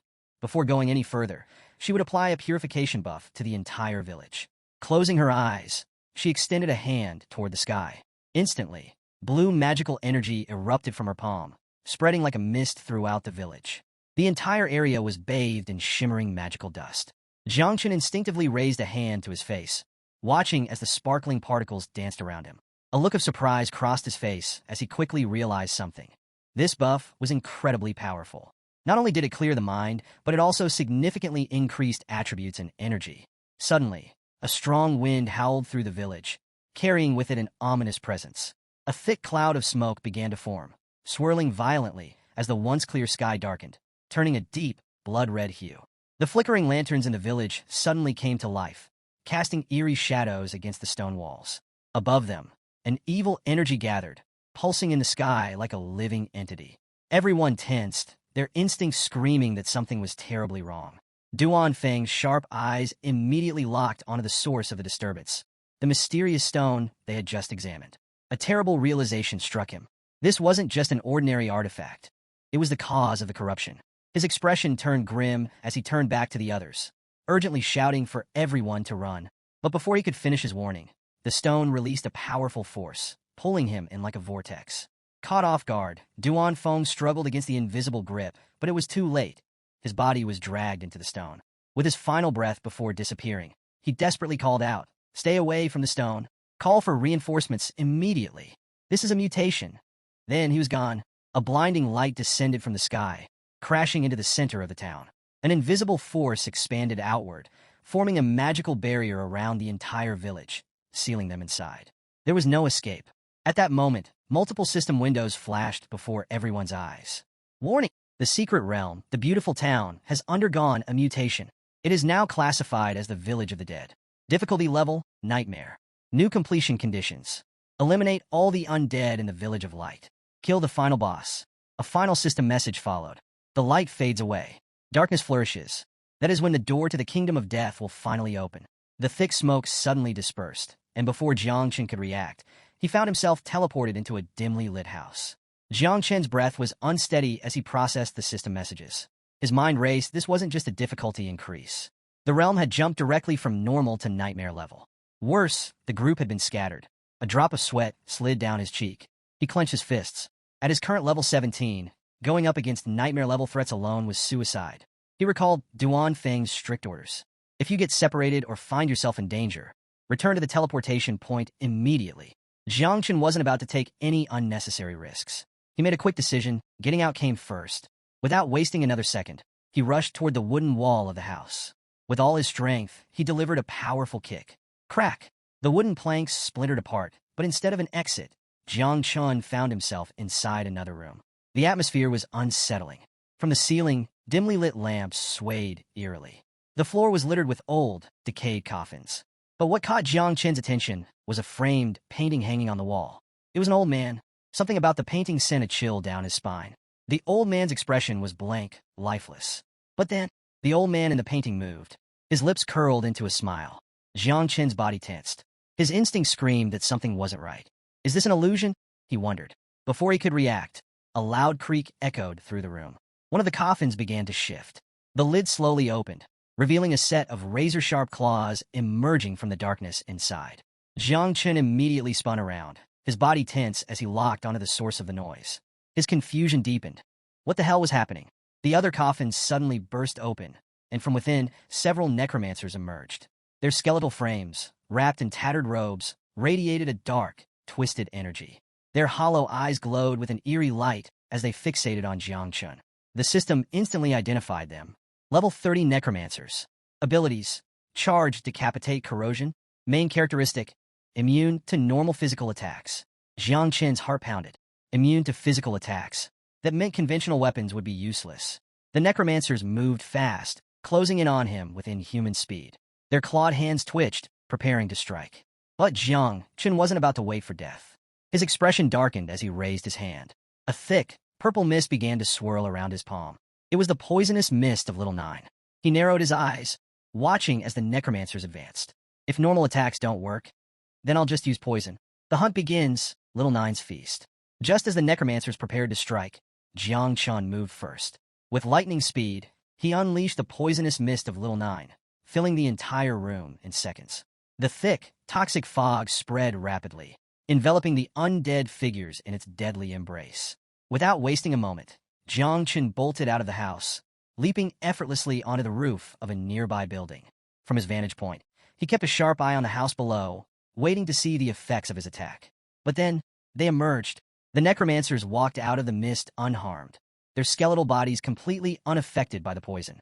Jiang Chun frowned. So it was as he thought. Poison was still considered a physical attack, making it ineffective against them. He needed a different approach. If he wanted to deal with these creatures properly, he had to find Yin Xiaoku as soon as possible. Only a mage's magic could truly counter these undead beings. As he was lost in thought, a familiar presence stirred beside him. Little Nine manifested herself. Clenching her tiny fists and bringing them close to her chest, she stared at the necromancers below with an intense, hungry gaze. Drool dripped from the corner of her mouth as she eagerly licked her lips. "Can I eat them?" she asked, her voice filled with excitement. Jiang Chun turned to her, momentarily taken aback. He hadn't expected this reaction. With a confused look, he hesitated before asking, "Wait, you can devour necromancers? Wouldn't that still count as a physical attack?" Meanwhile, the necromancers began advancing toward the house, their lifeless eyes fixed on Jiang Chun. Little Nine, her body now surrounded by a dark, pulsating aura, kept her eyes locked on them like a predator sizing up its prey. A wicked grin spread across her face as she confidently declared, "I can eat them. They're delicious." Jiang Chun studied her carefully before nodding. "All right, give it a try, but don't push yourself. If you get into trouble, I'll get you out." Upon hearing this, Little Nine's grin widened. She launched forward with incredible speed, her expression turning murderous as she charged straight at the necromancers. From the rooftop, Jiang Chun observed her movements closely. She was terrifyingly fast. Before the necromancers could even react, Little Nine tore through their bodies, cutting them apart with razor-sharp precision. She ripped into them with an almost playful aggression, devouring them piece by piece. Once the fight was over, she casually sat down on the ground, pulling her knees together and resting her chin on her hands. Closing her eyes, she let out a satisfied sigh, smiling like she was in heaven. To her, these necromancers were nothing more than a delicious meal. Jiang Chun, watching from above, couldn't help but be amazed. His mind drifted back to what he knew about Little Nine's origins. She came from the abyss, which meant she was essentially an undead being herself, a creature of darkness. Now that he possessed divine evolution, she could continue to grow stronger, eventually becoming the mistress of the abyss, a being whose very essence surpassed these low-level necromancers entirely. Remembering this, Jiang Chun made a decision. Stretching out his hand toward the battlefield, his body began to emit the poisonous mist of Little Nine once more. He looked down at her and smiled. If she could devour these necromancers, then it was time for the others to feast as well. His body trembled as he unleashed a powerful surge of energy. A split second later, thousands of insects erupted from his body. The swarm of dark, venomous creatures spread like a plague, descending upon the necromancers without mercy. Jiang Chun issued a single command. "Spread out. Feast. But don't let the others see you." Like a well-coordinated army, the insects swarmed their prey, ripping into the necromancers and devouring them whole. System notification. Your spiritual pets have killed 3 low-level necromancers. You have gained 15,210 points. Little Nine has devoured additional necromancers. She has gained 4,602 points. As the swarm of insects devoured the remaining necromancers, another system window appeared before Jiang Chun. "Congratulations. You have leveled up. Level 17, level 18. +1 to all attributes, +10 potential points." Jiang Chun stepped back inside the house, his eyes gleaming with excitement. Extending one hand to the side, he clenched the other into a tight fist, watching the power surging through him. A satisfied grin spread across his face. This is insane. In mere seconds, he had racked up over 500,000 experience points and leveled up instantly. This secret realm wasn't just a challenge. It was a paradise tailored for him. Now that the necromancers had been wiped out, Jiang Chun turned his attention back to the old man's photograph. Before, the old man had been smiling. But now, the smile was gone. The man in the picture looked absolutely terrified, his entire body trembling with fear. Jiang Chun placed his hands on his waist, smirking as he mockingly asked the old man, "Why aren't you smiling anymore?" At that moment, Little Nine materialized beside him. Glancing outside, She casually reported that everything had already been eaten. Jiang Chun gave her a thumbs up. Good work. But then he turned back to the trembling photo and, with a sly smile, asked, "Hey, can you eat this too?" Little Nine's eyes glowed hungrily. She stared at the photograph like it was her next meal. The moment the old man saw her hungry gaze, his trembling worsened. And then, bang! The photograph exploded into pieces. Both Jiang Chun and Little Nine flinched, momentarily stunned. A system window popped up. Congratulations. You have successfully scared off the level 35 Elite Death Guardian. You have earned 8,701 experience points. As the shattered remains of the photograph fell to the ground, Jiang Chun and Little Nine stared at the pieces. A strange sense of disappointment settled over them. For some reason, they both felt a little let down. Elsewhere in the village, Duan Feng was fighting for his life. With a powerful swing, he smashed a necromancer across the face with his bow, sending it staggering backward. More undead surrounded him. Teeth clenched, Duan Feng gripped his bow tightly, using it as both a weapon and a shield. He swung fiercely, striking another necromancer with enough force to send it crashing to the ground. Another undead lunged at him from behind. Reacting instantly, he twisted his body and used the sharp string of his bow to slice clean through its outstretched hand. His heart pounded. If I didn't have a longbow, I wouldn't even be able to fight these things. As he continued battling, his mind drifted to the others. Most of them were strong enough to hold their own, but Jiang Chun, he wasn't even level 30 yet. Duan Feng clenched his jaw.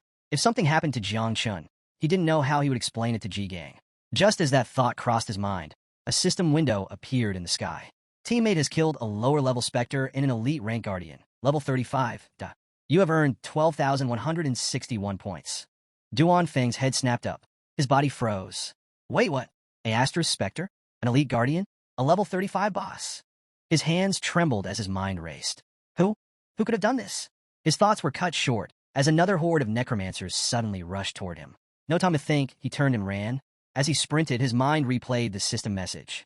Someone was wiping out monsters instantly, and that person had to be insanely strong. At first, he suspected Chu Balang, but no, his physical stats were too passive. Then, he thought about Yin Xiaoko, but while she was a mage, she wouldn't be able to kill this many enemies so quickly. Finally, he considered Muhanxio. Was she this powerful? If so, then there was hope. The necromancers continued to close in on him, forcing him to pick up his pace. At least now, with a hidden powerhouse on their team, there was a chance to save the others. Still, he hoped Jiang Chun could hold on a little longer. Somewhere else in the village, a figure staggered through the darkness, one hand clutching a deep wound on her shoulder. Her body was covered in scratches and bruises, blood dripping from the corner of her mouth. It was Muhanxio. Behind her, a horde of necromancers relentlessly pursued her, their hollow eyes glowing with an eerie light. She was barely holding on. Each step felt heavier than the last. Her strength was draining fast, and even her primary ability, speed, had become useless in her current state. Her breathing was ragged. She didn't want to die. I can't die here. I still have to participate in the young talent camp. I have to revitalize my family.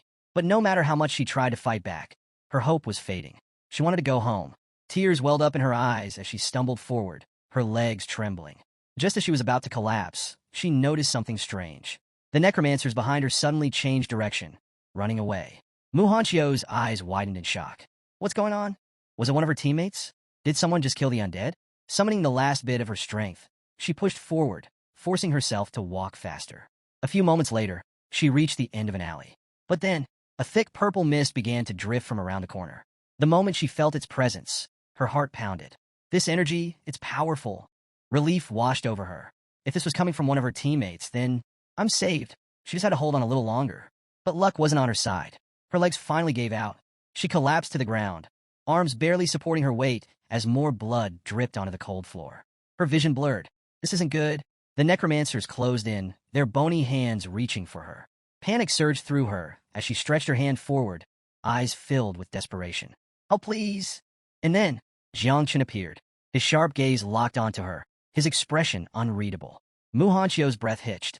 The necromancers were running away from him.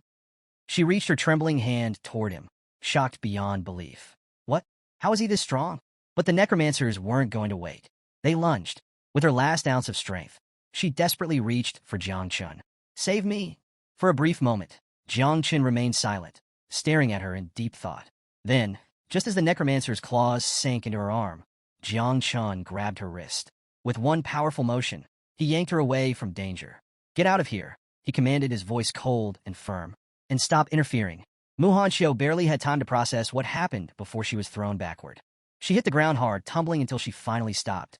Groaning, she pushed herself up, one eye half closed as she wiped the dirt from her face. Her breathing was heavy as she lifted her head to look at him. Jiang Chun, you're insane? But then, the air changed. A surge of purple energy erupted around him. Mu Hanxiu's expression twisted in shock. She watched, wide-eyed, as Jiang Chun extended his hand forward. And then, a swarm of insects burst forth, surging toward the necromancers like a living storm. The undead barely had time to react before the swarm tore into them, ripping their bodies apart. Mu Hanxiu's realization, falling for Jiang Chun. Behind Jiang Chun, Mu Hanxiu sat frozen, staring at him. Her heartbeat quickened, watching him command thousands of insects with ease. Poison mist swirling around him like a dark aura. She found herself unable to look away. For the first time, she seriously questioned everything she had believed about him. Was this really the same useless guy from the creation class? Jigang had mentioned that Jiang Chun had 2 classes, but she never paid much attention. But now she understood. This wasn't some weak, insignificant ability. This was power. His true power.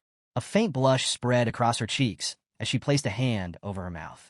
Her gaze softened, her chest tightening as she continued watching him in admiration. She was in love. 30 minutes later, the rest of the team finally regrouped after finishing off the remaining necromancers. Chu Bulang, exhausted, placed both hands on his knees, panting. Damn, these necromancers are no joke. Duan Feng, rubbing his temple, frowned in confusion. Something was off. He hadn't encountered a single necromancer since leaving that house. The whole thing felt unnatural. Yun Xiaoku, gripping her magical staff with both hands, turned toward Duan Feng and spoke up.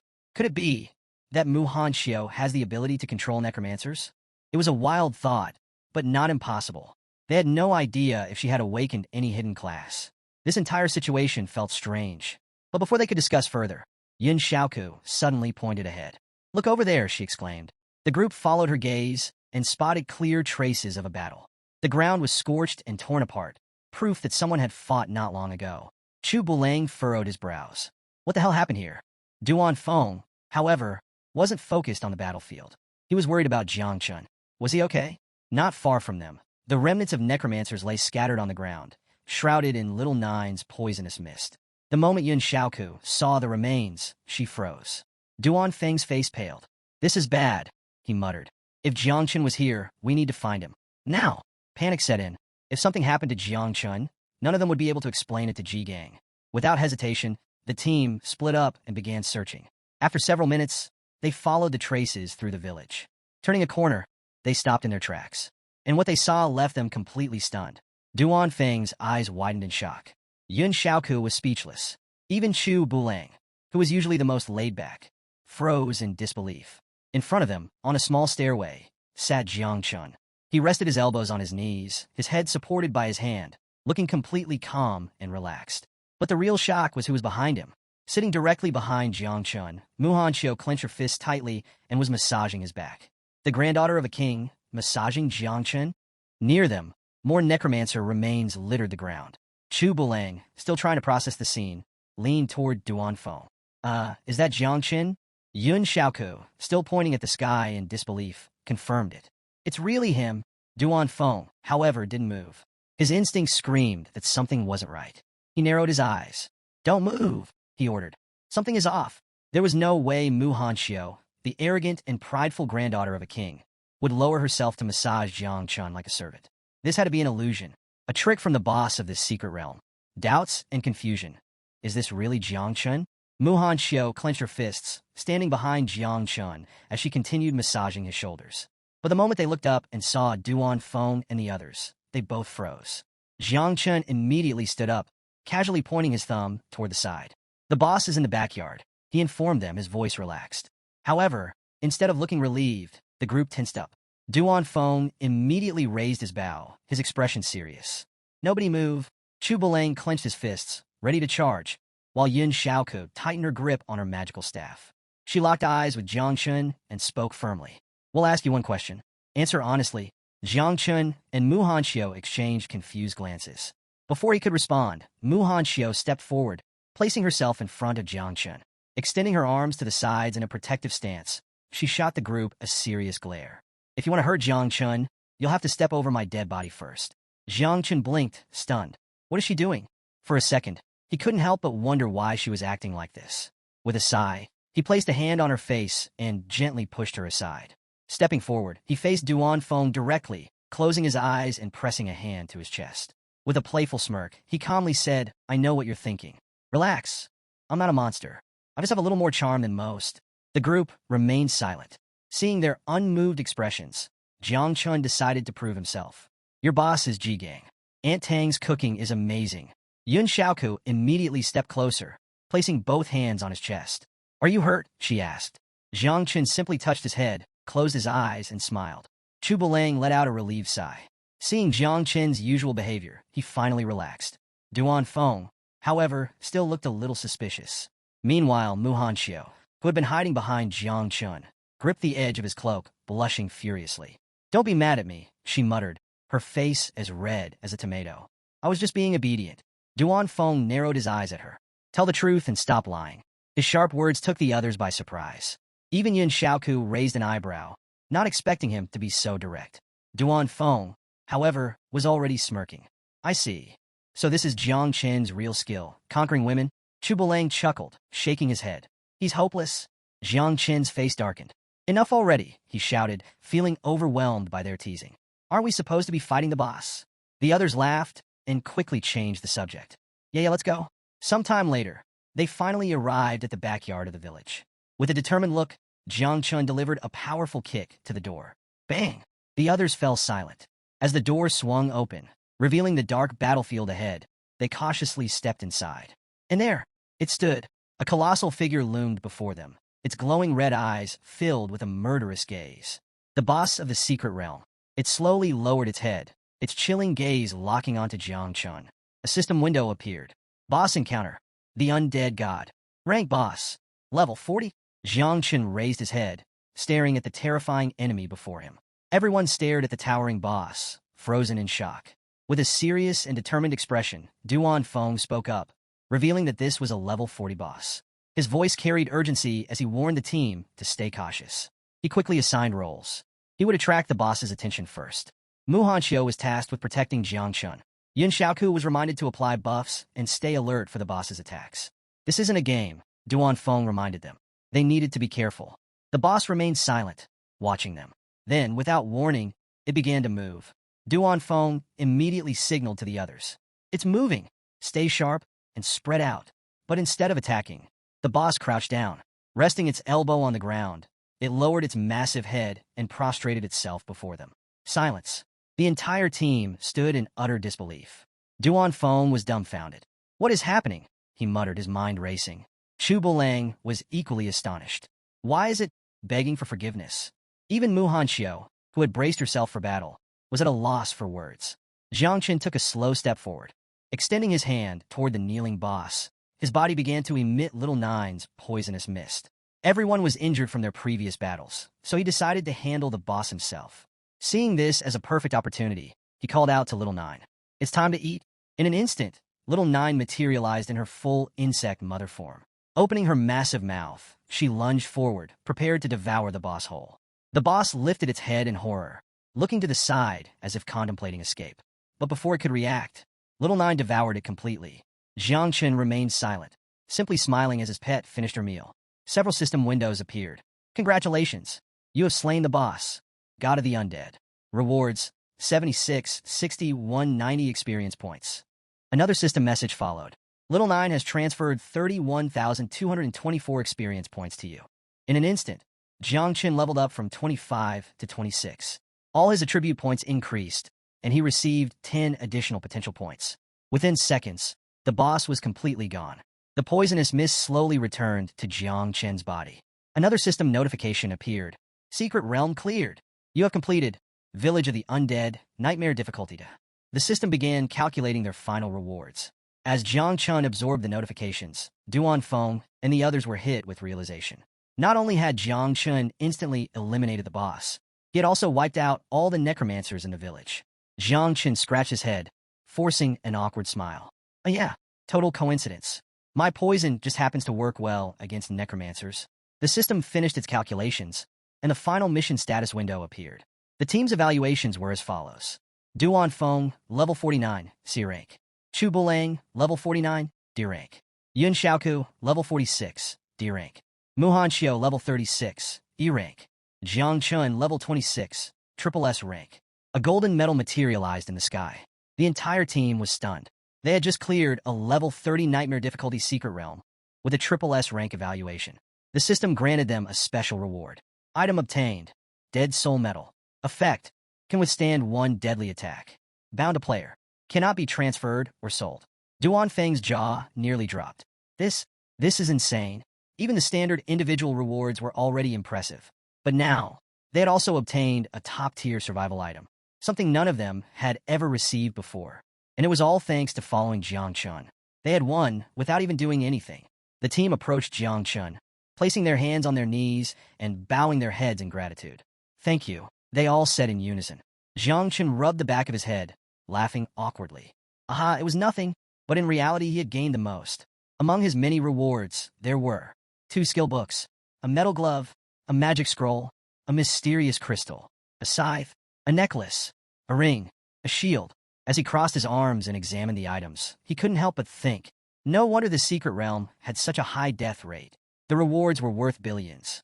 But among all these treasures, one item stood out the most. Invisibility Cape, Platinum Quality. Plus 80 Agility. Plus 50 Energy. Grants invisibility for 3 minutes, cooldown, 2 hours. Jiang Chen's eyes lit up. This was perfect. Not only was it practical and useful, but it was also fashionable. Without hesitation, he reached for the cape, claiming it for himself. As for the other items, most weren't particularly useful to him. He decided he would sell them once he returned and use the money to buy pure blood for his insects. Just then, a portal appeared in the sky, accompanied by a system window. Due to the mutation of a secret realm and the successful completion of the challenge, this realm will soon disappear. Please exit immediately. Jiang Chun checked his devour value. It had increased significantly. If his insects drank a little more blood, they would be able to reproduce for the second time. But there was no time left. Night fell, and they returned to the Night Watch headquarters. After arriving, the team reported back to Ji Gang. They informed him that 1. The secret realm had mutated. 2. Jiang Chun had single-handedly cleared it. 3.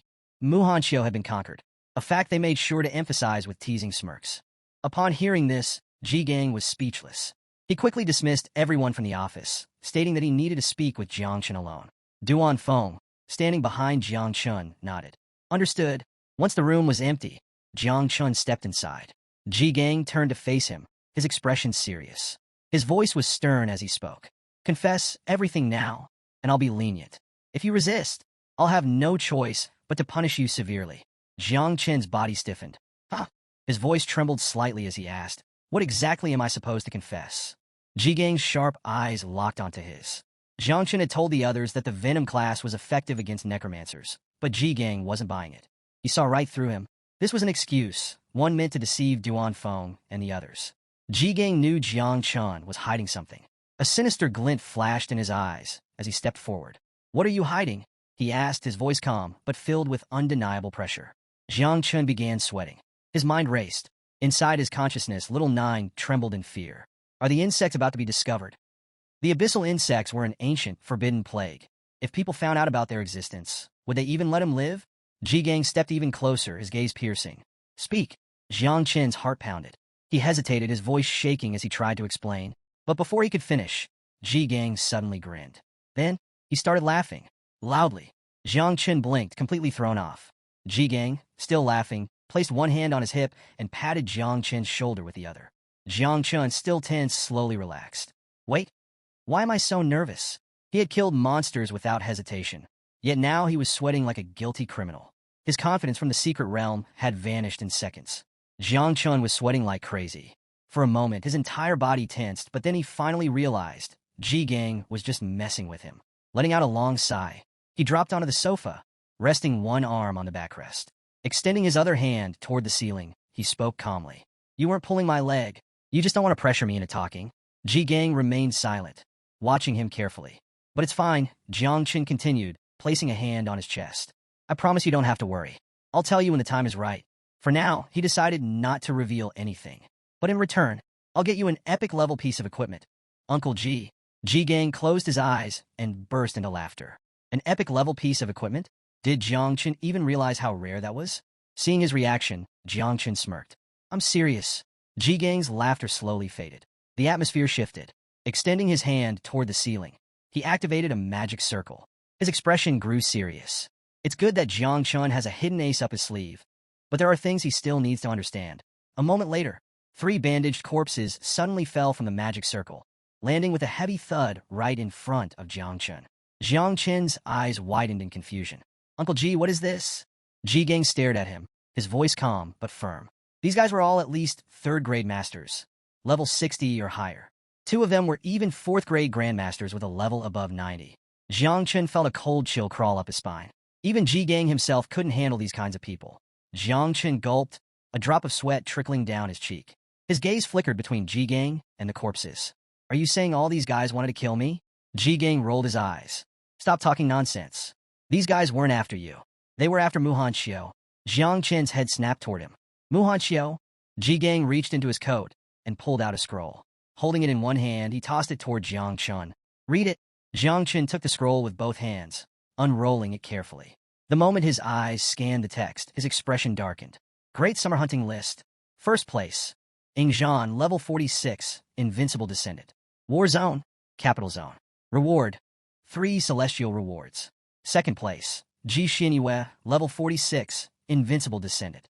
War Zone, Demon City Zone. Reward, 3 Celestial Rewards. Third place.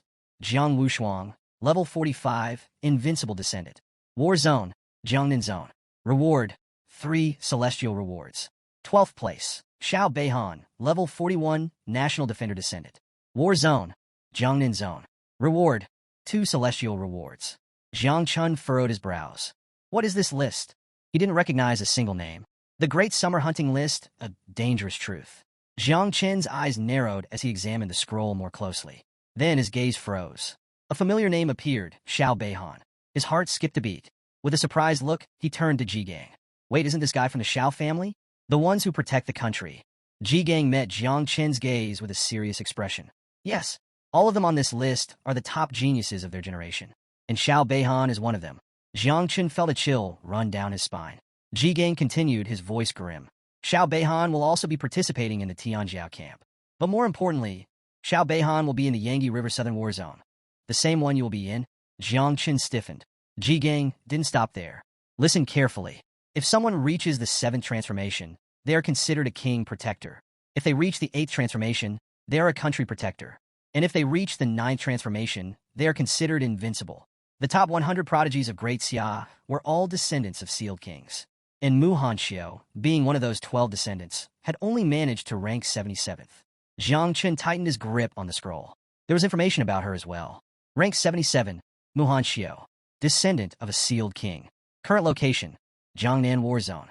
Bounty, Celestial Level Reward. Jiang Chen slowly exhaled. This wasn't just a ranking. This is a hit list. Ji Gang glanced at him. If the descendants of sealed kings are already this powerful, then imagine how terrifying the Xiao family is. Several minutes later, Jiang Chen finished reading the entire scroll. He stepped forward and returned it to Ji Gang.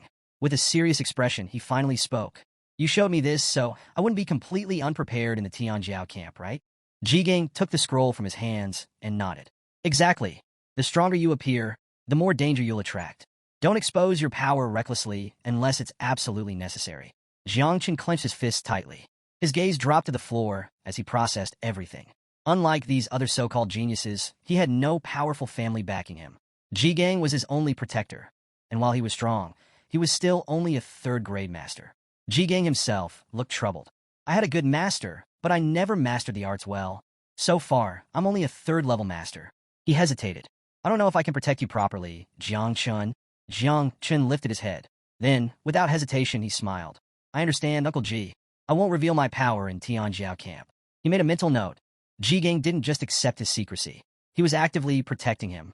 Even knowing Jiang Chen was hiding something big, Ji Gang was still willing to help him survive. Jiang Chen couldn't help but respect that. He placed his hand under his chin, a small smirk forming. If the others found out about my performance in the secret realm, I'd probably outrank Mu Hanxiu on the list. But strangely enough, she hadn't said a single word to anyone about it. She was keeping a secret. Why? At that moment, Ji Gang suddenly stood up. Still keeping his hand under his chin, he slowly walked toward Jiang Chen. Then, he leaned in close. His eyes glinted mischievously as he smirked. Now, be honest with me, Jiangchun. Jiangchun blinked, confused. What? Ji Gang's smirk widened. What exactly did you do to Muhanxiu? Jiangchun froze. Ji Gang sighed, dramatically. There were only necromancers in the secret realm, so your tastes must be really strange, huh? Feeding the insects. A new generation is born. Jiang Chen's face stiffened as he stared at Ji Gang, sweat dripping down his forehead. He needed to escape this conversation. Quickly turning his back, he waved goodbye while walking away. I'm going to take a shower and get some sleep. I need a rest. Ji Gang, still looking confused, called after him. Wait, did I ever say it was a bad thing? Jiang Chen pretended not to hear and disappeared down the hallway. Hours passed, and night fell. Back in his apartment, Jiang Chen stood before a table covered in jars. His eyes sparkled with excitement. 33 units of 3rd-level blood. 14 units of 4th-level blood. He had sold most of his equipment to get these resources. But it was worth it. This amount of blood should be enough for the insects to reproduce a 2nd generation. Jiang Chen picked up a jar, removed the lid, and began pouring the thick, purple blood onto his arm. With a smile, he called out to his insects. All right, little ones, time to eat. He decided to start with the 3rd-level blood first. This blood was equivalent to devouring a human master of level 60 or higher. To extract, just one jar required hundreds of ferocious beasts. Jiang Chun sighed dramatically and told the insects, Your father worked really hard for this. At that moment, Little Nine appeared. She climbed onto Jiang Chen's head, staring intently at the blood on his arm, her hungry eyes glowing. I want to eat too, she whined. Jiang Chen glanced up at her with an amused look. Not yet. You still have a long way to go before you can reproduce. The moment she heard this, she pouted.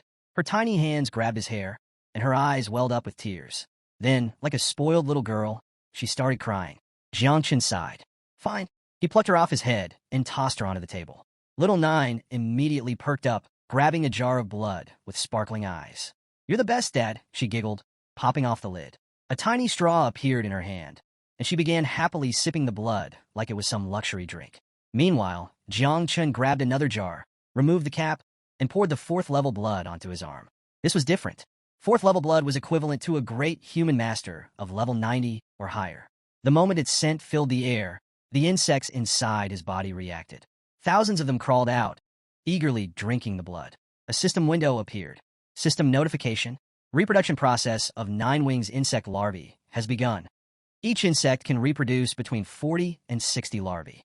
Divine evolutionary acceleration is in progress. Jiang Chen watched silently as more and more insects emerged, drinking the blood. Minutes later, another system window appeared. System notification. Reproduction process completed. Total new offspring, 100,000. Jiang Chen's hand trembled. Suddenly, a thick, purple mist erupted from his palm. But it wasn't just mist. It was made of living insects. Jiang Chen's breath hitched. He stared at his own hand in confusion. His instincts screamed at him. Something had changed. His expression hardened as he went on full alert. What is happening to me? The insect rebellion. A terrifying discovery. For a brief moment, Jiang Chun stood frozen. Then, the insect larvae began pouring out of his hand. His eyes widened in horror. Panicked, he grabbed his wrist, trying to force the insects back inside. But it was useless. All 100,000 insect larvae erupted from his arm, filling the apartment in an instant. They swarmed through the air, devouring everything in their path. Jiang Chen looked up. His ceiling was already being eaten. His heart pounded. Are they rebelling? Gritting his teeth, he extended his fist toward the ceiling and roared. Return to the nest. Now! The insects froze midair. Then, like a wave retreating into the ocean, they quickly swarmed back into his arm, vanishing inside. Jiang Chen let out a long breath. He turned his head. The insects had already devoured part of the table and an entire painting. A cold realization hit him. These insects are terrifying. If I lose control for even a second, they could destroy everything. On the table, Little Nine was still happily licking the last drops of blood from a jar, completely unbothered by the chaos around her. Jiang Chen's eye twitched. Are you serious right now? With an angry look, he scolded her. You're too busy eating to keep an eye on your mischievous offspring? Little Nine ignored him. She let out a content sigh, hugging the empty jar like a satisfied child after a big meal. Jiang Chen groaned. She's hopeless. Shaking his head, Jiang Chen turned his attention to his status window. A glowing system panel appeared before him. Jiang Chen status. Level 26. Title: Sovereign of Insects. Profession: Divine Rank Creation Class. Talents: O Growth of All Things, Level 1. O Divine Evolution, Level 1. Oh, ancestral tree? Unawakened. Then, another status window appeared, this time for Little 9. Little 9 status, level 21. Title, Insect Mother, 9 wings of miasma. Disaster rank, offspring count, 100,000 units. Combat power, 197 stars. Jiang Qin's eyes widened. Her combat power had skyrocketed. At 197 stars, she was already approaching the level of a third-level master. A grin spread across his face. This is insane. The growth rate is too fast. His body hummed with power. He clenched his fist tightly. Everything is ready. Tomorrow, he would enter Tianjiao camp. Once he reached level 30, he could finally complete Little 9's second reproduction cycle. Jiang Qin's mind drifted for a moment. He imagined the next mother insect, a sexy, dangerous existence. His smirk deepened. Things are only going to get more interesting from here. Meanwhile, at the Night Watch headquarters, Tianjin had just returned. She sat across from Ji Gang, her brows furrowed in concern. Are you really thinking about calling Chanawang for this? Her voice held a hint of disbelief. Is it really necessary to make such a fuss over Jiang Chen? Ji Gang sat on the sofa, resting one hand on the armrest while placing the other under his chin. His gaze was deep and unreadable. I'm doing this just in case. Tianjin's expression tightened. Ji Gang's voice lowered. In the Yangtze River Southern War Zone, Jiang Chen will cross paths with Xiao Beihan, the prodigy of the Xiao family. But that's not the real problem. His fingers tapped against the sofa. The real danger is Tianjiao camp itself. There are no secrets in Tianjiao camp. Tianjin stiffened. Ji Gang's gaze darkened. There's something about Jiang Chen that terrifies me. Tianjin frowned. You're exaggerating. Ji Gang shook his head. No, I don't think I am. He leaned forward, his voice low. It's his poison. Jiang Chen is hiding many secrets. Tianjin's breath caught in her throat. She met Ji Gang's eyes, and for the first time, she saw genuine fear. A chill ran down her spine. Are you trying to scare me? The forbidden professions. A fear from the past. Tianjin's expression darkened as old memories surfaced. She recalled something that had happened 600 years ago, a time when the Devourer caused mass disturbances in Great Xia. To counter the threat, the kingdom had created the forbidden professions. Anyone found using these forbidden abilities was hunted down and eliminated on sight. A chill ran through her body. Standing up, she looked at Ji Gang with fear in her eyes. If Jiang Chen really had a forbidden profession, it would have been revealed at the moment of awakening. You're overthinking this, Ji Gang. Ji Gang didn't respond immediately. Instead, he clasped his hands together, his gaze locked on the ground. His expression was full of terror. I hope she's right. I hope I'm just being paranoid. The next morning, Jiang Chen left his apartment and headed toward a dense forest. Holding a map in both hands, he squinted at the markings. Which way is the right one? He wasn't entirely sure. Had he gotten lost again? Before he could figure it out, a loud voice interrupted his thoughts. Help! Someone help me! Jiang Chen turned his head, frowning. Who the hell is screaming this early in the morning? He looked behind him and spotted a giant tree. At the base of the tree, a sword was stabbed into the ground. At the top of the tree, a man with white hair clung desperately to a branch. The man's voice trembled with fear. Please, help me. I'm afraid of heights. Jiang Chen stood there in silence. His brain refused to process what he was seeing. This guy had climbed all the way up, only to realize he was afraid of heights? Is he an idiot? Jiang Chen sighed. Whatever. Might as well help him before he dies of stupidity. Raising his hand, he activated Growth of All Things Vine. Immediately, thick branches emerged from the ground, twisting upward. Just as the man lost his grip and began to fall, the branches wrapped around him, gently lowering him to safety. Once on the ground, the man collapsed onto his hands and knees, panting heavily.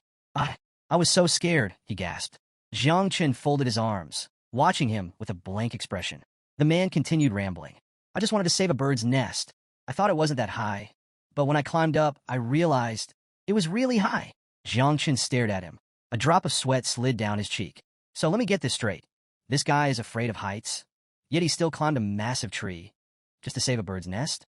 He took a deep breath. This man is definitely an idiot. A mysterious swordsman. An offer rejected.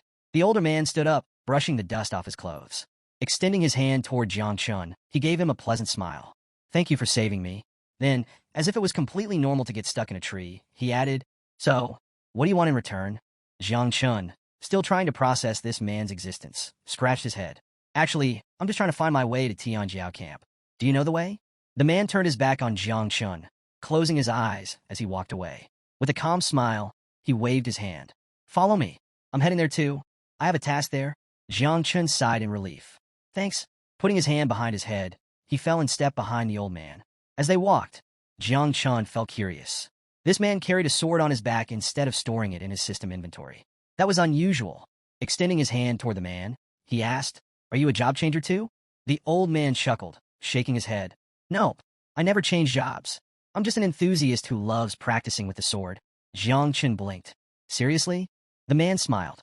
"When I was young, I didn't have talent. I failed to change jobs." He turned his head slightly, meeting Jiang Chun's gaze. "For 10 years, I fought and struggled, but I couldn't even afford to buy a bathroom in the city." Jiang Chun's eye twitched. That's an oddly specific way to describe being broke. The man continued, his tone suddenly nostalgic. "At my lowest point, I ran to the mountains, found a small, abandoned cabin, climbed onto a table and—" Jiang Chun's expression tensed. "You were going to?"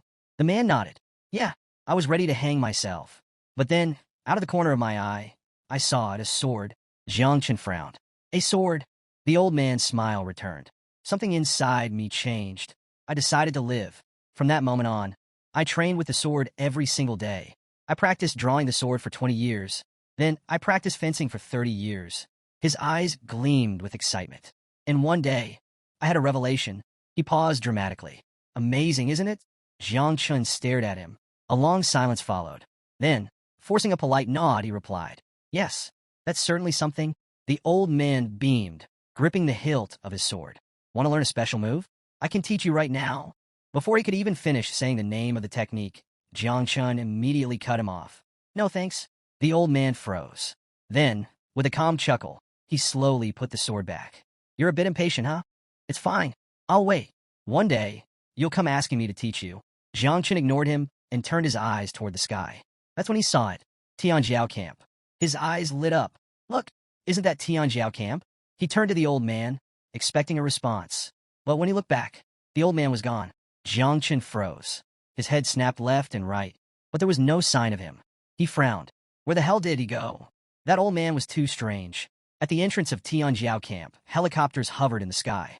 A long line of participants stretched out before a registration desk. A receptionist stood at the front, addressing the crowd. "All geniuses entering the camp must line up for registration. Each of you will receive an identification bracelet. Once worn, it cannot be removed unless you are eliminated." Among the newcomers, a man with black hair slowly approached the entrance. After waiting in line, it was finally Jiang Chun's turn. The receptionist glanced at his registration details. Jiang Chun from Chujiang City. He handed Jiang Chun an identification bracelet, which he promptly secured around his wrist. Just as he finished, he felt two intense gazes on him. Turning his head slightly, he saw Muhanxiu and Luo Sundao. Both of them had their hands over their chests. Their eyes locked onto him with a dreamy expression. Their faces slowly turned bright red. Jiang Chun blinked. What's happening? He understood why Luo Sundao was looking at him that way. He was her benefactor. That made sense. But Muhanxiu, why was she acting like this? Before he could make sense of it, the two girls suddenly turned on each other. Their expressions darkened. "What are you doing here?" Luo Sundao's tone was sharp. "I should be asking you that." Muhanxiu shot back. The tension escalated instantly. Their aggressive stares turned into full-blown insults. Luo Sundao crossed her arms. "Why are you even calling Jiang Chun love?" She gave Muhanxiu an exasperated look. "I told you to stop reading those romance novels. Now you're hallucinating." Muhanxiu smirked. "You're right. I was clueless before. But now I know what true love is." She flipped her hair dramatically. "Compared to me, you're nothing." Luo Sundao's eyebrow twitched. The argument continued, growing more intense. Meanwhile, Little Nine materialized, casually pulling out a slice of watermelon. Taking a slow, satisfied bite, she glanced at Jiang Chun. "This is getting good," she mumbled between chews. Jiang Chun remained completely silent. "This information is too much to process." Luo Sundao, frustrated, pointed at Little Nine. "And why is she so close to Jiang Chun?" Before Little Nine could respond, Muhanxiu swooped in, grabbing Jiang Chun's arm. She smirked at Luo Sundao. "Jealous much?" Then, mockingly, she added, "Stop being so narcissistic. I'm not following him." With a teasing smile, she leaned her head against Jiang Chun's shoulder. "Besides, Jiang Chun has the final say in this." Jiang Chun still didn't say a word. Luo Sundao's eyes narrowed. "You told me something similar a long time ago." She smirked. "And now it's actually happening." Muhanxiu's face turned even redder. Fidgeting, she muttered, "Double. Jiang Chun is very handsome." Luo Sundao approached her, resting a hand on her shoulder. With a playful laugh, she asked, "So, Are we good friends again? Muhan Xiao hesitated. Then, nodding firmly, she declared, we're no longer just friends. We're rivals in love. We're frenemies. Jiang Chun started sweating. Girls are really strange. Just as things were getting out of control, a loud explosion echoed across the area. Bang! The entire camp fell silent. Everyone turned their heads toward the source of the blast. A curtain of smoke rose in the distance. Jiang Chen's instincts flared. What's going on? Luo Sundao narrowed her eyes, focusing on the scene. Someone's fighting. Through the fading smoke, a figure emerged. It was the black-haired man from the camp entrance. Rolling up his sleeves, he clenched his fists, his expression livid. With gritted teeth, he barked, who the hell is fighting already? Not everyone has even entered yet. His eyes burned with fury. Is someone looking for death? The arrival of the elite. Chaos unfolds at Tianjiao camp. Jiang Chun, standing behind the scenes, narrowed his eyes. His gaze locked onto the black-haired man, the one shouting earlier. This guy, he's a patrol instructor. But what shocked Jiang Chun the most was the sheer power of the fighters in the area. Do instructors normally have third-level master strength? The instructor stormed toward the battlefield, but before he could even react, bang! A fist slammed into his stomach, sending him flying backward. Jiang Chen's eyes widened. The instructor crashed into the ground, coughing up blood. Clutching his chest, he forced himself to speak. Notify the superiors. This is getting out of hand. Silence fell over the camp. Luo Sundao stood frozen. A third-level master had been taken down in 1 second? Her voice trembled as she whispered. Who did that? Muhan Xiao's expression darkened. They're from Jiangnan's war zone. The standouts. A woman with blood-red eyes stepped forward. Her form-fitting assassin gear emphasized her deadly aura. Resting a hand on her hip, she stared at the downed instructor, saying nothing. Her presence alone sent chills down people's spines. Her name was Tang Ying, an assassin. Her name carried fear because of one simple fact. She had recently assassinated a level 4 grandmaster in Sakura country. Then, a second figure emerged. A man with fiery red hair, his body crackling with raw, destructive energy. His lips curled into a crazed smile. Apathetic, his name was by phone. People called him the little god of death. He wasn't just any prodigy. He was the personal disciple of the chief commander of the East Sea Defense Line, a future warlord. But there was one problem. He had severe psychological issues. When he lost control, he turned into a demon on the battlefield. And finally, the third figure stepped forward, a man with deep blue hair, gripping his sword tightly. With a sharp flick, he pointed his sword toward Jiang Chun, smirking. His name was Xiao Beihan. His grandfather was one of the 7 guardians of Great Xia. His profession? Qing Lian, sword immortal. A divine rank profession. Luo Sundao's face turned pale. I know that damn dog. Her fist clenched as she glared at Xiao Beihan. That epic sword in his hand. It was stolen from my house. Jiang Chun turned his calm gaze toward Xiao Beihan. And that's when he confirmed it. This wasn't just any swordsman. This was Xiao Beihan. There was no doubt in his mind now. His strength far surpassed Xiao Yuanwu. But even more pressing was the battle unfolding in front of them. In the center of the fight, a shirtless man with striking orange hair stood tall, unshaken. His muscles tensed, his posture unchanging. Yet, despite being surrounded, his murderous aura only grew stronger. He clenched his fists, preparing to attack. As the smoke cleared, his piercing gaze locked onto his enemies. Then, boom! His fist struck the ground, shattering it into pieces. The earth split apart, sending shockwaves through the air. Jiang Chen's breath hitched. This guy. The entire camp held its breath. Jiang Wushuang, the third-ranked invincible descendant. It was rumored he possessed 3 hidden, unique professions. And right now, not even 3 elite prodigies could take him down. Muhan Xiao and Luo Sundao's faces paled in shock. Even Jiang Chun felt uncertain. Can my insects even face this guy? But before he could dwell on it, Xiao Beihan leaped into the air. With both hands gripping his sword, he prepared to strike. Jiang Chun looked up, his eyes narrowing. This isn't good. Xiao Beihan landed forcefully, his sword striking the ground with immense pressure, causing the earth to crack beneath him. He was far too close to Luo Sundao. Reacting instantly, Jiang Chun grabbed her by the waist, leaped into the air, and dodged the attack. Xiao Beihan's sharp gaze locked onto Jiang Wushuang. A rare flicker of admiration appeared in his eyes. Your wind fist not bad. But before Wushuang could respond, Xiao Beihan's attention shifted. His eyes met Jiang Chen's. A wave of recognition flashed across his face. Slowly, he sheathed his sword. Then, he drew it again, pointing the tip directly at Jiang Chun. His aura surged, crackling with lethal intent.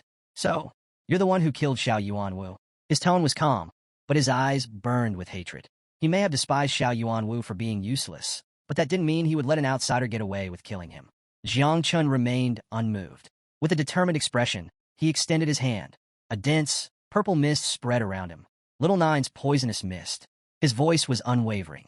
I may be weaker than you, but don't act like the Xiao family isn't just as rotten at its core. Xiao Beihan smirked, extending his sword to the side. Then he stepped forward. Each movement carried unshakable confidence, as if Jiang Chen's struggle was meaningless. Jiang Chen stood his ground. He extended both arms, preparing to unleash his full strength. I promised Uncle Jigang I wouldn't reveal my power too soon. But now, I have no choice. Luo Sundao watched from behind, silent. Then, before the battle could begin, slash! A powerful sword strike cut through the battlefield, splitting the ground in two. A voice echoed through the air. Enough! Step aside. Both Jiang Chun and Xiao Beihan instantly deactivated their powers. They turned toward the source of the attack. A figure stood in the distance, sword extended. Jiang Chen's body stiffened. He recognized him instantly. No way. It was him. The same old man Jiang Chun had saved from the tree. Only now, he wasn't a helpless fool afraid of heights.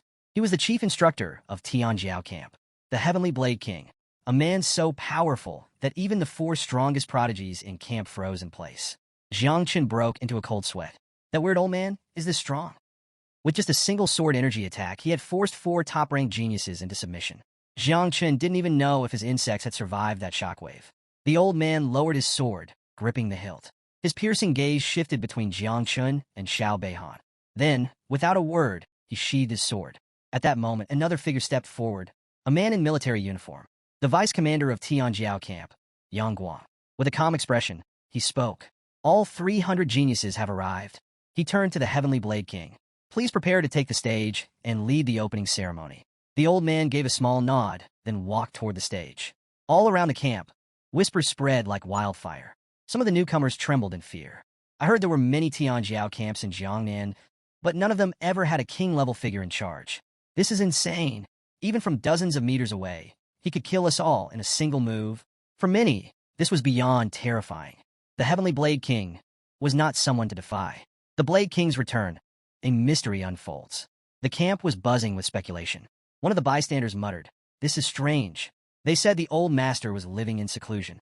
Another nodded, "Yeah, why is he suddenly showing up now?" Some of them had overheard the instructors talking privately. Apparently, the Sword King himself had taken the initiative to come here. Could he be looking for a disciple? Someone whispered. If that were the case, then this was a once-in-a-lifetime chance. But most of them quickly shook their heads. People like us should stop dreaming. If he's recruiting, he's only taking the absolute best. Tang Ying, the deadly assassin, stared at the old man, her shock visible. He really came? Beside her, Bai Feng's eyes gleamed with excitement. He had finally met the living legend. Xiao Beihan, gripping his sword tightly, made a firm decision. I'll defeat Jiang Wushuang once camp begins. I need to leave a strong impression. Meanwhile, Jiang Wushuang cracked his fingers, a feral grin appearing on his face. He had never expected the old man to actually attend. Perfect. He wanted this man as his master.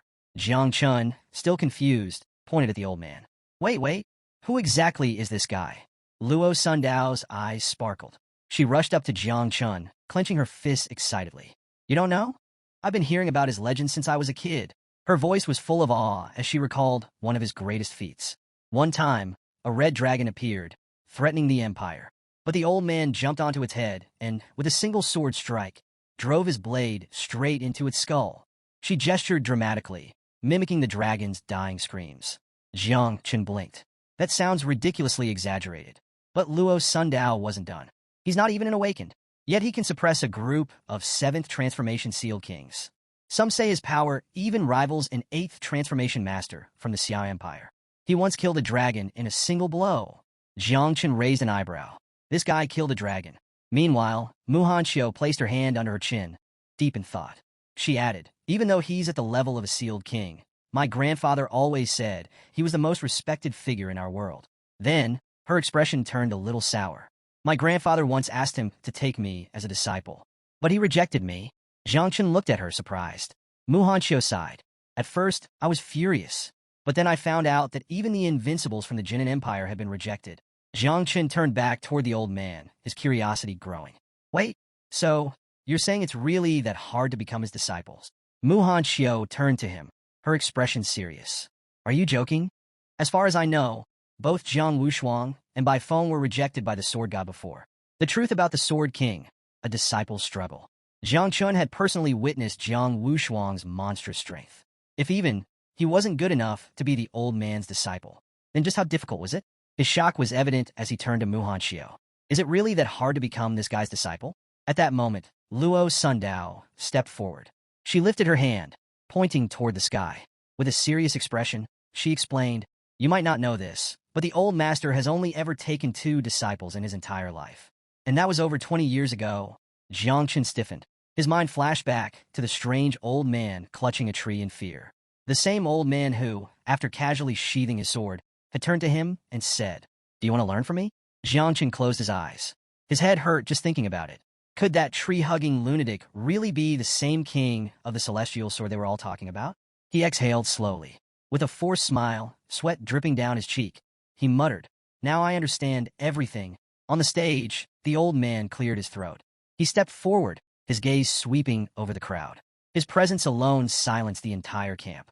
Then, with a serious tone, he introduced himself. "I am Gu Katian, Heavenly Blade King, the chief instructor of Tianjiao camp." He placed both hands on the table, leaning forward. His next words sent a chill through the air. As you all know, the Tianjiao camp in Jiangnan has been performing below average in recent years. His voice carried weight. The fight's here? A farce. If you don't dare to give it your all in training, then in a real battlefield, you will die. No burial. No second chances. The atmosphere grew heavy. Then, Gu Katian's expression shifted. He gripped the microphone tightly and smiled. "That's why, starting this year, I've introduced a new rule." His eyes glowed with terrifying intensity. "I call it the death quota." The moment those words left his mouth, the crowd erupted. Standing behind him, Yang Guang paled. His body tensed with fear. "Wait, what?" With a horrified look, he stepped forward, trying to interrupt. "Instructor Gu, you can't." Before he could finish, Gu Katian raised his hand, silencing him. His smile never faded. "I have the final say here. If something happens, I take full responsibility." Yang Guang's face was drenched in sweat. His mind raced. What the hell is he talking about? There has never been a death quota in Tianjiao camp before. Why wasn't I informed of this? Meanwhile, Gu Katian raised the microphone again. His voice remained calm, but merciless. "Starting today, 10 of you will die in every round of the test. If you wish to withdraw, do it now." The panic was instant. A young boy grabbed his friend's arm, his face pale with fear. "I can't back out. If I do, my entire family will be disgraced." His friend swallowed hard, his hands trembling. "I don't want to die." At the front of the crowd, Jiang Wushuang remained still. His arms were crossed over his chest. Then he grinned. A wild, bloodthirsty excitement flickered in his eyes. As expected from the senior Heavenly Blade King, the game of death begins. A target on Jiang Chen's back. Jiang Wushuang crossed his arms, smirking. This should have been done years ago. Meanwhile, Xiao Beihan turned his head, his eyes locking onto Jiang Chen. A chilling smile spread across his face. "This rule was made just for you." Jiang Chen remained calm, analyzing the situation. Xiao Beihan's meaning was clear. Once the camp started, he was planning to take him out immediately. But Jiang Chen also realized something important. With this new rule, even if he killed Xiao Beihan, Uncle Jigang and the others wouldn't have to worry about retaliation. This death quota gave him a free pass to kill. Minutes passed. Not a single person withdrew. Gu Katian, still holding the microphone, placed a hand on his waist and grinned. "Seems like you all have some pride." Behind him stood the 4 vice commanders. He lifted his hand, shouting, "Let the entrance evaluation begin." The 300 participants tensed, waiting for instructions. Gukan gripped his sword hilt and unsheathed it. His voice boomed across the battlefield. "Scattered across the camp, 150 advancement flags have been hidden. I don't care how you get them. The round ends at dawn on the second day. If you have a flag, you advance. If you don't, you're out." His sword gleamed under the sunlight as he pointed it at them. His eyes burned with intensity. "Fight confidently. Kill confidently. You can fight alone, form alliances, even destroy the entire camp if you wish. Show me your bloodlust." Then, with a sharp motion, he raised his sword to the sky. "Begin!" At his signal, chaos erupted. As soon as the test started, participants scattered in all directions. Some, knowing they weren't strong enough, immediately ran into hiding. They planned to find a flag and avoid conflict. Survival was more important than pride. But Xiao Beihan had a different goal. As his body became shrouded in powerful blue energy, he grinned.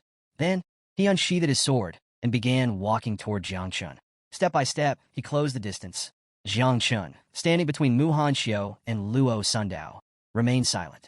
Then, he extended his hands to the sides and issued a command. Find a flag. I'll handle this. Mu Hanxiu's face paled. Her voice trembled as she grabbed his arm. Are you sure? Jiang Chun didn't answer. Instead, he raised his hand, took a defensive stance, and gave them a cold order. Go. Now. Seeing his determined expression, Mu Hanxiu and Luo Sundao reluctantly turned their backs and ran. As Xiao Beihan's sword radiated blue mana, he began to laugh. A rookie who hasn't even reached his second transfer wants to be a hero? His tone was mocking. He wasn't taking Jiang Chun seriously. Jiang Chun's face remained expressionless. Slowly, he extended his hand to the side. A thick, purple mist seeped from his palm. Little Nine's poisonous mist. Despite Xiao Beihan's terrifying sword aura, Jiang Chun wasn't afraid. He had faced worse. However, one thought lingered in his mind. Even though I'm much stronger than before, can I handle Xiao Beihan using only poison, without revealing the mother insect? An unexpected intervention. The assassin's disruption. Jiang Chun stood his ground, his body enveloped in Little Nine's poisonous mist. With a calm gaze, he looked at Xiao Beihan and spoke. Stop talking nonsense. Xiao Beihan's expression darkened.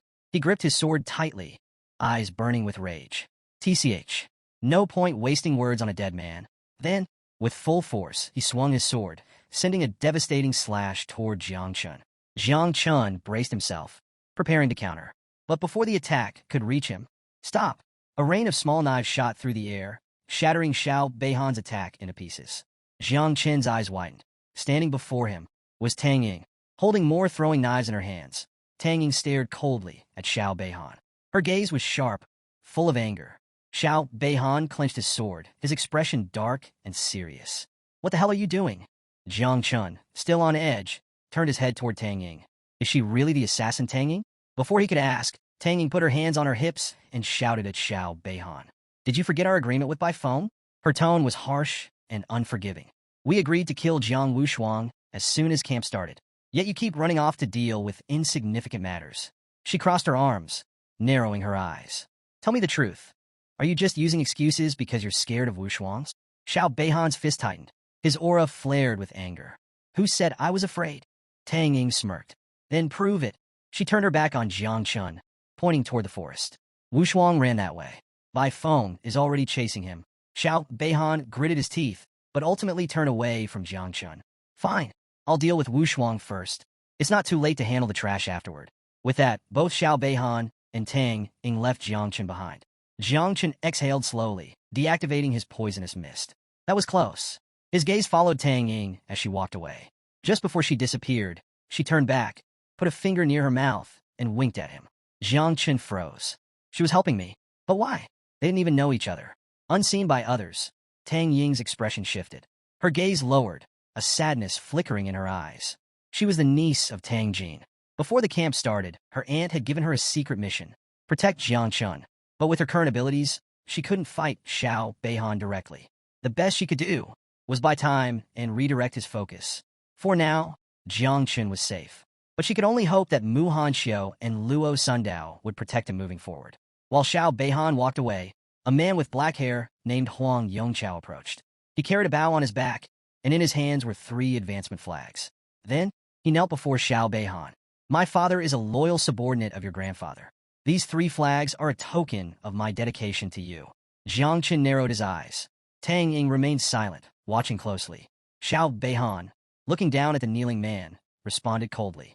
I don't need the flags. Then, his expression darkened. But if you really want to prove your loyalty, there is something you can do for me. Tang Ying's body tensed. This is bad. If Xiao Beihan gained more allies, it would only make things harder for Jiang Chun. She could only pray that Mu Hanxiu and Luo Sundao could protect him. A deadly ambush. Jiang Chun's next battle begins. At the same time, Luo Sundao successfully obtained 2 advancement flags. Holding them in her hands, she closed her eyes and smiled. With a joyful expression, she turned to Jiang Chun. I just found 2 flags. She rushed over to where Jiang Chun was, placing the flags on the table. Jiang Chun, standing with one hand resting on his waist, responded in a calm voice. You 2 take the flags first. I'm going to check something elsewhere. Luo Sundao frowned slightly, resting both hands on the table. We'll help you find one together. Beside her, Mu Hanxiu remained silent, arms crossed. Then, whiz!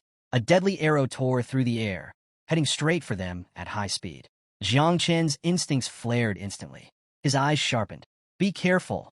Without hesitation, he grabbed the table and hurled it into the sky. Boom! The arrow collided with the table, shattering it into pieces. Wooden debris rained down around them. Luo Sundao looked up, her heart pounding. Her face paled as panic set in. She quickly hid behind Jiang Chun, clutching his arm tightly. Peeking out slightly, she whispered, "What's happening?" Meanwhile, Jiang Chun stepped forward, his voice cold. "Who's attacking?" His gaze swept the area. "Are you after the flags?" Beside him, Muhan Xiao drew her 2 daggers, gripping them tightly in both hands. She took a defensive stance, her eyes scanning the surroundings. Then, a figure leaped into view. A man holding a bow, his eyes locked onto Jiang Chun. His arrow radiated with powerful energy. The attacker's identity was revealed. Huang Yongchao. Jiang Chun narrowed his eyes. "So, it's him?" Luo Sundao and Muhan Xiao also recognized him immediately. "That's Huang Yongchao." They turned to Jiang Chun, their voices filled with urgency. "He has the hidden profession, Extreme Archer of the Sunchasur. He's level 39. His father is a 6th transfer venerable and serves under Xiao Beihan." Luo Sundao's expression darkened. "My Eternal Earth Shield might not be able to stop his attacks." Huang Yongchao's penetrating gaze locked onto Jiang Chun. Then, he fired. Boom! The arrow surged with energy, its blade glowing menacingly as it sped toward them. Jiang Chun knew he had to act. He turned to Luo Sundao and Muhan Xiao. "Step aside." Then, he leaped forward. His eyes gleamed with determination as he charged toward the incoming attack. Extending his hand, his palm began releasing Little Nine's poisonous mist. His voice was cold and unforgiving. "I can tolerate a lot of things, but if you want to take my life, don't blame me for being ruthless." His aura surged. After all, someone has to fulfill the old master's death quota. Luo Sundao, standing behind him, clutched her chest in fear. Muhan Xiao, gripping her daggers tightly, stared at Jiang Chun in shock. She swallowed hard, her mind racing. What is he planning to do? A ruthless victory. Jiang Chun strikes back. Jiang Chun thrust his hand forward, releasing Little Nine's poisonous mist. The dark purple fog surged, colliding head-on with Huang Yongchao's arrow. Boom! The arrow shattered instantly, completely overpowered by the corrosive mist. But Jiang Chun didn't stop there. The mist kept advancing, surging toward Huang Yongchao. Still hovering in the air, Huang Yongchao's eyes widened in terror. His grip on his bow tightened, but his body froze. This wasn't what he had been told. "Wait, poison?" His voice trembled. Wasn't he supposed to be a life-type awakened? Panic set in. Desperately, he shouted for backup. "Stop hiding! Attack together!" But he never finished a sentence. The poisonous mist reached him. It wrapped around his body like a living nightmare, instantly corroding his flesh. "Ayaha!" His agonized screams filled the air. The swarm of insects burst out from the mist, hungrily devouring his body piece by piece. His so-called allies? They turned and ran. Fear gripped them. If even a long-range expert like Huang Yongchao couldn't survive, then those with close combat professions had zero chance. They had to escape, before they became the next victims. Meanwhile, Jiang Chun stood firm, his hand controlling the swarm. Within seconds, the insects finished their feast. Huang Yongchao's body no longer existed. Inside the monitoring room, Chief Instructor Gu Katian and Vice Commander Yang Guang observed the battle through surveillance cameras. Gu Katian's sharp eyes followed Jiang Chen's movements. Seeing how effortlessly he killed, the old man smiled in approval. "Impressive." He leaned back, crossing his arms. Not only a creation class user, but also poison class. Behind him, Yang Guang was frozen. His mouth hung open in disbelief. A second transformation prodigy, killed in seconds? He tried to process what just happened. Jiang Chen wasn't just strong. He was terrifying. A dangerous, unknown factor. Why didn't Chu City's Night Watch report anything about him? As his mind spiraled, Gu Katan turned toward him, his expression serious. "Go. Inform the others." Yang Guang snapped out of his daze. "Right away." But just as he was about to leave, "Wait." Gu Katian cleared his throat. Yang Guang paused, turning back. Deep down, he feared. Was the old man regretting all this? Gu Katian simply rubbed his chin, staring at the ceiling. Then, in a calm voice, he issued another order. "Bring in 10 third-level ferocious beasts." Yang Guang's eyes widened. "What?" Gu Katan's smirk grew wider. "And release them separately." Then, he leaned forward, his eyes flashing with amusement. "Also, place the advancement flags on the beasts. The battlefield shifts, a new challenge begins." Yang Guang turned around, gave a military salute, and, despite his confused expression, responded with a firm Understood? Deep down, he couldn't help but be impressed. The old man's move was brilliant. By releasing ferocious beasts with advancement flags, he would force the strongest contenders to fight first. This way, those monsters could eliminate each other before they turned on the weaker participants. It was both strategic and ruthless. Meanwhile, across the battlefield, Tang Ying, Bai Feng, and Xiao Beihan had surrounded Jiang Wushuang. All three drew their weapons, preparing to strike. On the other side, Jiang Wushuang stood with his arms crossed. He had been fighting Bai Feng for several minutes, and even though he was injured, his confidence never wavered. Bai Feng clutched his chest wound, panting heavily. Jiang Wushuang smirked. I told you already. Even if you gang up on me, you still won't win. Then, with mocking amusement, he asked, will you really feel proud winning a 3-on-1 fight? Xiao Beihan gritted his teeth. Gripping his sword tighter, his blue energy surged, making his blade glow. His eyes sharpened. Winning this way isn't honorable, but fighting strong opponents is the only thing that keeps me entertained. At that moment, the camp loudspeaker crackled to life. A mechanical voice echoed across the battlefield. Participant Huang Yongqiao has been eliminated by Jiang Chun. The entire camp fell silent. Then, shockwaves rippled through the crowd. Jiang Chun had made the first kill? Not just anyone, but a level 39 second transformation prodigy? Most people couldn't believe it. Xiao Beihan's smile faltered. His expression darkened. That fast. Even though Huang Yongqiao wasn't top tier, he was still among the top 50 geniuses in camp. He was also far stronger than Xiao Yuanwu. And yet, he had been erased in seconds. Tang Ying, clutching her throwing knives, felt her heart drop. This isn't good. She had been told Jiang Chun was only level 26 in the creation class. And yet, he had effortlessly slaughtered a level 39 combat class prodigy. Even she, an assassin, couldn't have killed Huang Yongqiao so easily. Bai Feng, still catching his breath, looked to the sky and smirked. This year's Tianjiao camp is full of hidden monsters. Jiang Wushuang, still standing there, tilted his head and grinned. Are you sure you want to waste your time with me? Shouldn't you be worried about that other expert? Jiang Chen? Xiao Beihan ignored him. All three tightened their grip on their weapons, ready to attack. Before they could strike, the camp loudspeaker blared again. Attention. 10 third-level ferocious beasts are being released into the battlefield. Each beast carries an advancement flag. Participants who acquire a flag will receive an additional ranking score. The top 10 participants will receive special rewards. First place will receive 100 million. The moment the announcement ended, Xiao Beihan, Bai Feng, and Tang Ying immediately backed away. Jiang Wushuang's grin widened. His arms still crossed, he chuckled. Looks like the king of the celestial sword just gave us some new toys to play with. He turned to the side, his smirk growing. Fine, I'll join in. He had set his sights on the blue flag. Meanwhile, Jiang Chun stood in the distance, still processing what he just heard. His expression shifted. A 100 million reward? The moment he remembered how fast his insects could reproduce, his eyes gleamed. If he secured first place, he wouldn't just get money. He'd get resources. And with more resources, he could evolve his insects even faster. A giant beast falls from the sky. A new battle begins. Suddenly, boom! Something massive dropped from the sky, shaking the ground upon impact. Jiang Chun, who wasn't far away, instantly went on alert. His eyes narrowed. What is that? The dust settled. Standing before them, a massive mutant wolf. Luo Sundao, standing next to him, gripped her shield. It's the first ferocious beast. Jiang Chun examined it closely. His brows furrowed. This is a third-level beast. Nearby, Mu Hanqiu's face paled. Her voice trembled with urgency. Be careful. This thing is as strong as a level 90 awakened. The beast's enormous frame trembled. Its body was partially paralyzed from the fall. Luo Sundao squinted. Then, turning to Jiang Chun, she asked, it's still regaining consciousness. Should we take advantage of this? Jiang Chen's gaze sharpened. He stepped forward, his hands releasing Little Nine's poisonous mist. Move back. He prepared to strike. But, swoosh! A powerful slash shot toward him from above. Jiang Chun reacted instantly. He jumped, dodging the attack at the last second. Landing on the ground, he clenched his fist tightly. His mind raced. Who just attacked me? Then, his gaze lifted. Standing atop the beast's head, gripping his sword, Xiao Beihan. Xiao Beihan's eyes locked onto Jiang Chun. His lips curled into a smug smile. Not only did you kill Huang Yongqiao in seconds, now you're trying to steal my flag? Jiang Chun didn't waste words. He thrust his hand forward, unleashing Little Nine's poisonous mist. If you're here to fight, stop talking. Xiao Beihan laughed. Then, he jumped into the air, raising his sword. Heaven and Earth Wind Dragon Slash.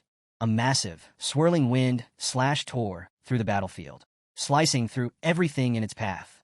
It collided with Jiang Chen's mist, dispersing it instantly. Xiao Beihan landed back on the beast's head, his sword glowing with blue energy. His expression was full of confidence. No wonder you're so arrogant. His eyes gleamed. Turns out you have the hidden poison class. He smirked. Too bad for you. Poison is difficult to control, and in front of my wind, it's nothing. Muhan Xiao clenched her fists, her face tense. She turned to Luo Sundao. This isn't good. Wind counters poison. We need to help him. But Luo Sundao grabbed her arm. Her expression was serious. No, Muhan Xiao froze. Luo Sundao's voice was calm, but firm. Jiang Chen's poison isn't ordinary poison. If we interfere, we'll just get in his way. The poisonous dragon versus the blue lotus. Jiang Chen's deadly counterattack. Jiang Chen took an offensive stance, his body engulfed in poison. His eyes locked onto Xiao Beihan. This had gone on long enough. It was time to end it. Then, he unleashed his technique. Poisonous Mist Dragon. From the swirling toxic mist, a massive poison dragon emerged. Its serpentine body coiled through the air, its sinister green eyes burning with deadly energy. With a roar, it opened its mouth, ready to devour everything in its path. Seeing the sheer size of the dragon, Xiao Beihan's confidence wavered. Teach, this isn't good. He knew just slicing it wouldn't work. So instead, he made a bold decision. Gripping his sword tightly, he ran his fingers across its blade. The winds howled around him. Then, he lifted his sword toward the sky and activated a forbidden technique. Immortal Swordsman of Blue Lotus. A massive, glowing blue flower bloomed behind him, radiating with sword energy. The lotus petals began to absorb the poison dragon. Xiao Beihan smirked. Watch as my sword's energy consumes your poison. Jiang Chen's eyes glowed. His lips curled into a smile. Are you serious? Xiao Beihan had just created the perfect meal. Within the mist, Little Nine manifested. Her eyes sparkled. She licked her lips. Then, she lunged at the giant flower, her mouth wide open. Crunch! She began devouring it, petal by petal, sword energy by sword energy. The blue lotus was delicious. Jiang Chen's devouring value skyrocketed. +2000. He glanced at Little Nine, grinning. She's eating the entire thing. Xiao Beihan's smirk vanished. His eyes widened in horror. What? In the blink of an eye, the blue lotus shattered. The sword energy collapsed, releasing a surge of poisonous mist. Boom! The toxic cloud exploded, engulfing Xiao Beihan. His body was thrown backward. Slam! He crashed into the ground, gasping for breath. His sword trembled in his grip. Pain surged through his nerves. His chest burned from the poison. Impossible! His mind reeled. How could poison overpower sword energy? The poison dragon, now larger than before, slithered through the sky. Its glowing eyes locked onto Xiao Beihan. Then, it lunged forward, aiming to end him. Xiao Beihan's mind raced. He knew, if that dragon touched him, he was dead. So, he hugged himself, activating his life gem. A glowing shield surrounded his body. The poison dragon slammed into it. Boom! But the life gem held firm. Xiao Beihan gritted his teeth. He had survived. Now, it was Jiang Chen's turn to die. Jiang Chen analyzed the situation. Xiao Beihan had used a life gem. Poison alone won't break through, and the battlefield has cameras everywhere. If he unleashed the insects here, his secrets would be exposed. He needed cover. He turned his head toward Luo Sundao. Can you create an opaque earth shield around this area? Luo Sundao clenched her fists. She nodded firmly. I'll try. She raised her hands to the sky. Energy surged. Then, earth protection, shield cover. A dome of earth formed, enclosing the battlefield. Xiao Beihan stared upward, confused. What is he doing? Luo Sundao dropped to her knees, breathing heavily. She had used a lot of energy. Jiang Chun turned back to Xiao Beihan. With the cameras blocked, it was time to finish this for good. The battle escalates. Xiao Beihan's defense begins to crumble. Jiang Chun stood calm and composed, his hand releasing Little Nine's poisonous mist. His eyes locked onto Xiao Beihan. Can you guess how Xiao Yuanwu died? Xiao Beihan's face twisted with anger. Surrounded by his magical barrier, he extended his sword to the side, his voice filled with disdain. You think that worthless trash's death compares to mine? Naive. Jiang Chun remained silent. For a few seconds, he simply stared. Then, Little Nine reappeared. Her sinister grin widened as she locked eyes with Xiao Beihan. Jiang Chen's voice was calm, but firm. Are you really comparing the past me to the current me? Now that's naive. He was tired of this. He turned to Little Nine. Teach him a lesson. Little Nine's body surged with energy. Her hands extended to the sides, releasing waves of poisonous mist. Then, she charged.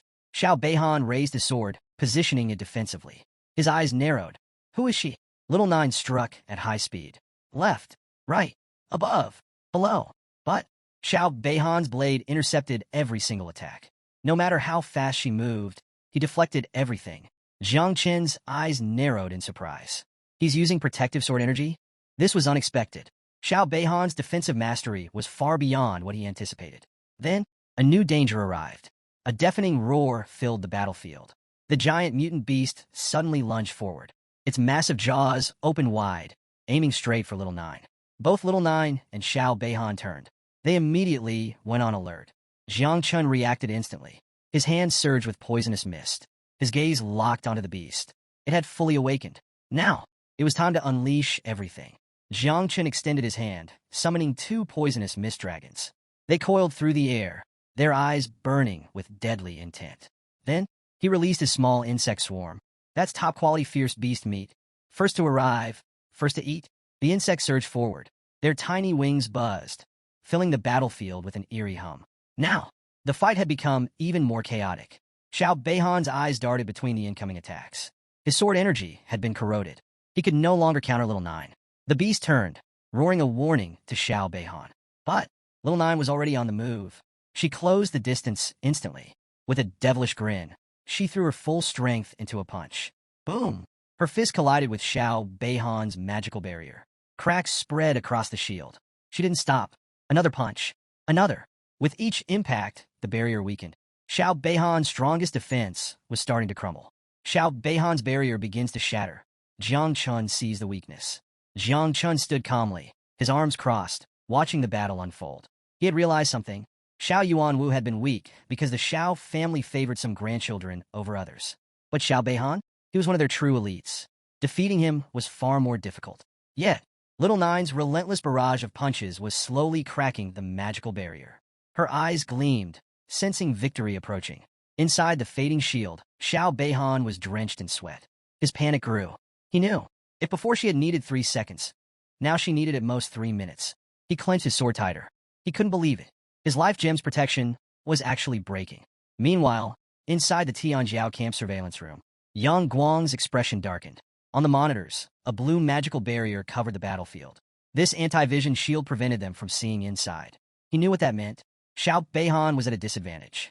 Yang Guang turned sharply to Fang Qingyuan. His voice was stern. Conduct a manual investigation.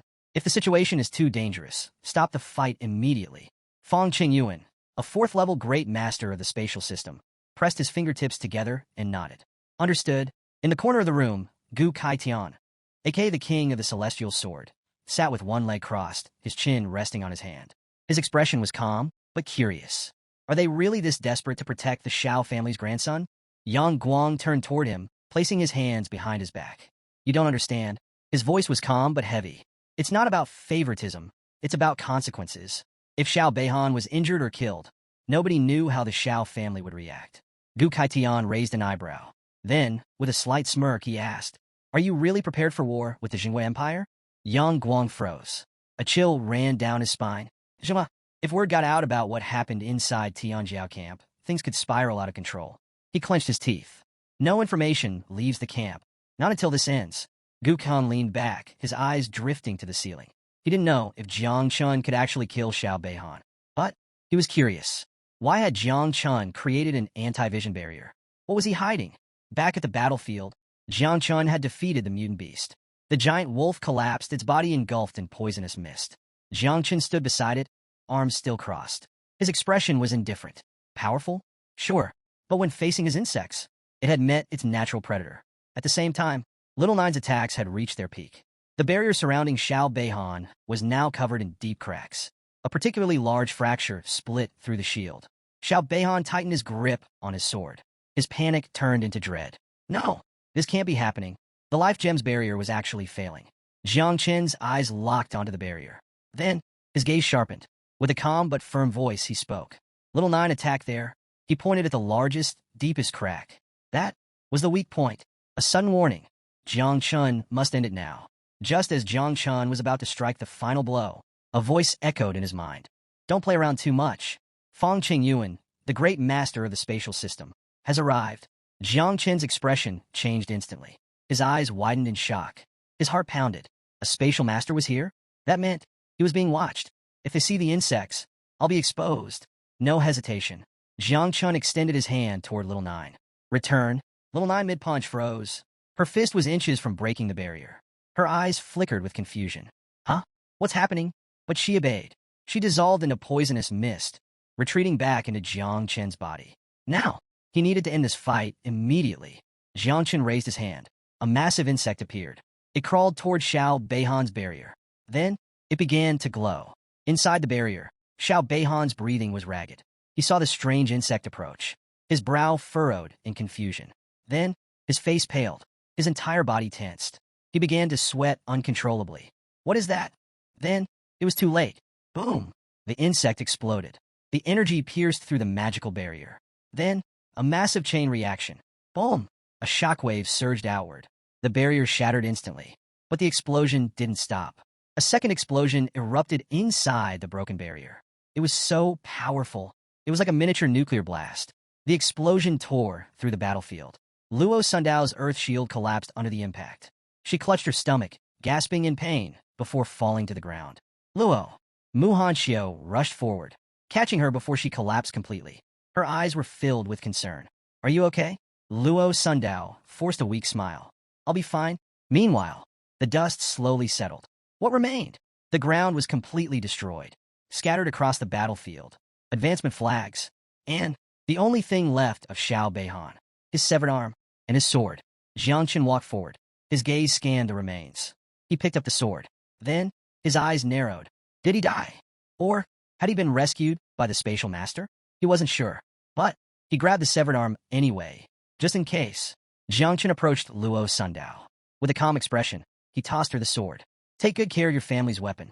The sword spun in the air, descending toward her. Luo Sundao reached out her hands, catching it. Her cheeks turned red. She hugged the sword tightly. Her voice was soft, but grateful. Thank you. Meanwhile, Mu Hanxiu picked up the fallen flags. She turned to Jiang Chun with an excited smile. We're in the top 10. Jiang Chun looked at the flags. He offered to share them. But Mu Hanxiu shook her head. No, her eyes were determined. I want to see you surpass Jiang Wushuang and take first place. Luo Sundao smiled. I don't need the flags either. She held up the sword. Getting this back is enough. Jiang Chun smirked. Bang! A fist slammed onto the table. Yang Guang's face was twisted in anger. Beside him, Fang Qingyuan. Yang Guang gritted his teeth. His voice was filled with rage. What the hell happened? Why didn't you teleport Xiao Beihan in time? The poison was too strong. Fang Qingyuan's failure. Fang Qingyuan closed his eyes, deep in thought. Then, with a calm yet resigned voice, he explained. The poison was too strong. He barely managed to extend his spiritual energy toward Xiao Beihan. But the moment it touched the poisonous mist, it corroded instantly. He hadn't seen anything clearly. Then, boom, the explosion erupted. He had tried to teleport Xiao Beihan with all his strength. But it was already too late. Yang Guang explodes in rage. He pointed an accusing finger at him. His eyes burned with disbelief. How the hell can poison corrode mental power? His voice rose with fury. Stop making excuses. You failed to do your job. Then, a booming voice cut through the room. Shut up, Yang Guang. Yang Guang froze. He turned around, his body trembling. Then, he stiffened. The one who had spoken was Gukatian, the king of the celestial sword. Gukatian glared at Yang Guang. His voice was sharp. Do you know why you're stuck at the peak of the fifth transformation? Yang Guang gulped. Gukatian continued. Because you always follow the powerful. Because you lack the heart to stand on your own. He folded his arms. A moment ago, you mentioned consequences, commanders, and generals, but do you know what a real battlefield is? His gaze darkened. Even those who have reached the ninth transformation can die in battle. Xiao Beihan was no exception. Yang Guang took several steps back, his confidence shattered. His face paled. I wasn't talking about the great general. I only meant Commander Duan. Gukhan turned his back to him. Then, with a calm but commanding voice, he gave his order. Report everything inside the camp first. Keep all information strictly confidential. Until tomorrow at 6 a.m., before the evaluation ends, no one, not even Xiao Beihan, is allowed to leave the camp. Then, without another word, he walked toward the door. His final words echoed behind him. I'm heading to the Southern Command. Yang Guang and Fang Qingyuan remained silent. At that moment, a system window appeared in the sky. It announced, Xiao Beihan has been eliminated by Jiang Chun. Silence. Then, shock. Everyone looked up in disbelief. Their minds refused to process what they had just heard. Xiao Beihan? Eliminated? By Jiang Chen? Impossible. He was the legitimate grandson of the great general of the nation. And yet, he was gone. Elsewhere, a massive boar-like beast charged forward. But Tang Ying and Bai Feng dodged effortlessly. The beast crashed into the ground. Tang Ying stood frozen, staring blankly at the sky. She couldn't believe what she had just heard.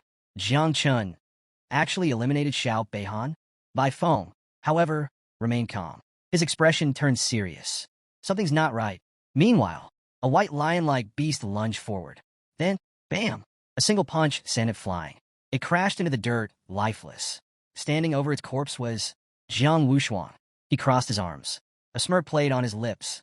Interesting. A secret conversation. The mystery of Jiang Chen's poison. A hand slowly lifted the lid of a teacup. The fragrant steam rose into the air. The man holding the cup was none other than Duan Xinghai, commander-in-chief of the Jiangnan military district. He took a slow sip of tea and then glanced at Gu Katian. With a calm yet curious tone, he asked, "So, have you found any remarkable talent? Is that why you called me here so urgently?" In front of him, Gu Katan remained silent. Then, he closed his eyes. He raised his hand toward the sky. A powerful energy surged from his palm. He used the ability called Forbidden Listening. The energy spread outward, forming a protective barrier around them. Duan Xinghai watched quietly. Once the barrier was in place, the two men moved to another room. They sat down to enjoy their tea. Duan crossed his legs and took another slow sip. Then, his eyes sharpened. "You're being cautious. This means the situation is more serious than you're letting on." Gu Katan, resting one hand on the chair and the other on the table, made his decision. He needed to ask Duan something. Something important. His eyes locked onto Duan's. Then, can poison corrode mental strength? Duan paused. Then, with a knowing smile, he set down his cup. He closed his eyes. Theoretically, it's possible, but it would be extremely difficult. He leaned forward slightly. Poisonous mist and miasma typically affect the physical body. Mental strength, however, is different. It comes from the soul itself, formed by pure thought and intent. He tapped his fingers against the wooden table. For poison to corrode something like that, he shook his head. I can't even begin to estimate the level of toxicity required. Gu Katian watched him closely. Then, with a calm and unreadable gaze, he asked, "Have you ever seen someone accomplish this?" Duan placed his hand under his chin, deep in thought. His gaze drifted downward. After a moment of silence, he replied, "No, I once knew a poison king at the peak of the fourth transformation. Even he couldn't do it." Then, Duan lifted his head. A playful smirk appeared on his face. "Are you telling me that Tianjiao camp has produced a poison prodigy with such terrifying power?" He leaned back slightly. If someone can truly corrode spiritual energy, then they are holding a weapon more lethal than any blade. Gu Katian crossed his arms. Then, he shook his head. He closed his eyes. His voice was firm. It's too soon to draw conclusions. Duan remained calm. He had refrained from questioning Gu Katian's decisions before. But now, something was wrong. Very wrong. With a sharp gaze, he finally spoke. "What's happening? And why aren't you telling me the whole truth?" Gu Katan opened his eyes. His gaze met Duan's. Then, with a serious expression, he asked, "What if the poison had its own consciousness?" Duan froze. Then, he burst into laughter. He reached out and patted Gu Katian on the shoulder. "You're joking, right?" Then, his expression turned serious.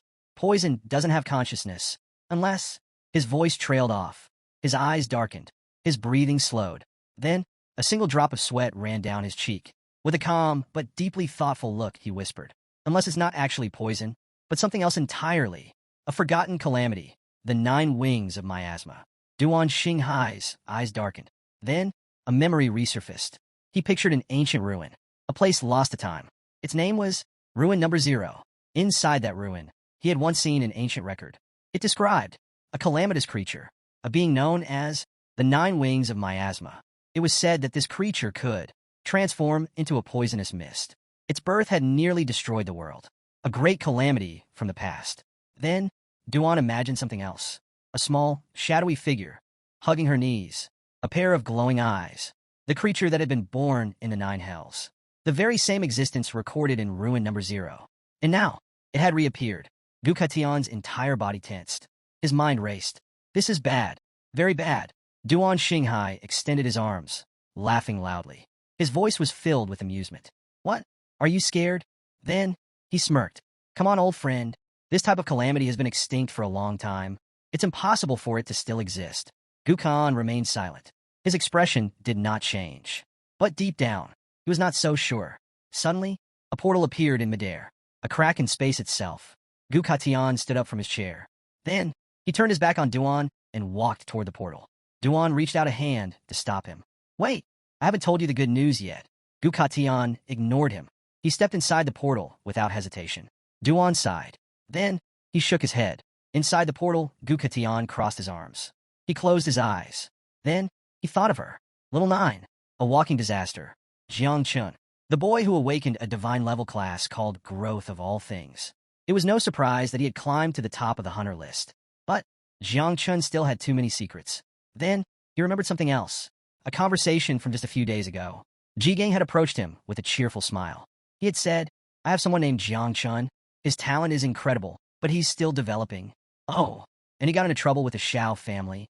So, I need you to watch over him while he's at Tianjiao camp. At the time, Gukatian had listened silently.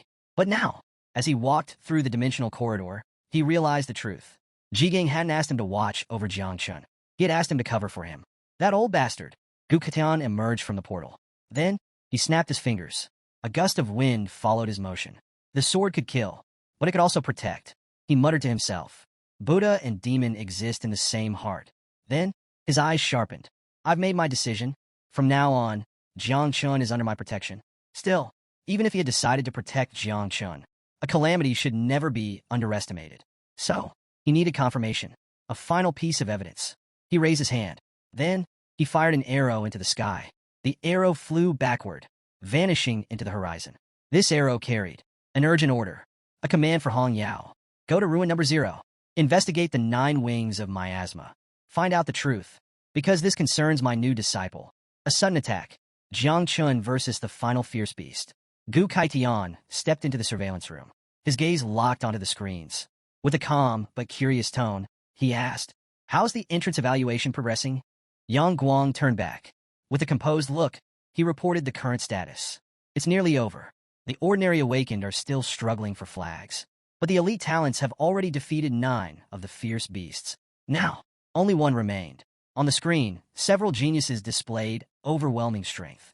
Laze and Lu Jiezi teamed up. The beast charged at them, but Laze met it with a devastating punch. The creature slammed into the ground, defeated instantly. Elsewhere, Tang Ying and Bai Feng worked together. She leapt onto the beast's back, ended its life in a single move. Meanwhile, Jiang Wushuang stood atop a pile of beast corpses. 3 fierce beasts had fallen before him. Without hesitation, he turned and started heading toward one place. Jiang Chun. Gu Kaidian watched the screens closely. Where is Jiang Chun? Yang Guang answered immediately. He's already defeated 2 fierce beasts. The 9th beast was just released near him. A shadow loomed over the battlefield. From the sky, the final beast descended. Jiang Chun looked up, eyes shining. Instead of panic, he smiled. Time to eat, little Nine. The beast lunged, but before it could even attack, Jiang Chun extended his hand. Poisonous mist erupted outward. In seconds, little Nine materialized. With no hesitation, she devoured the beast whole. The system flashed with a notification. Plus 2,000 devouring value. Jiang Chun watched calmly.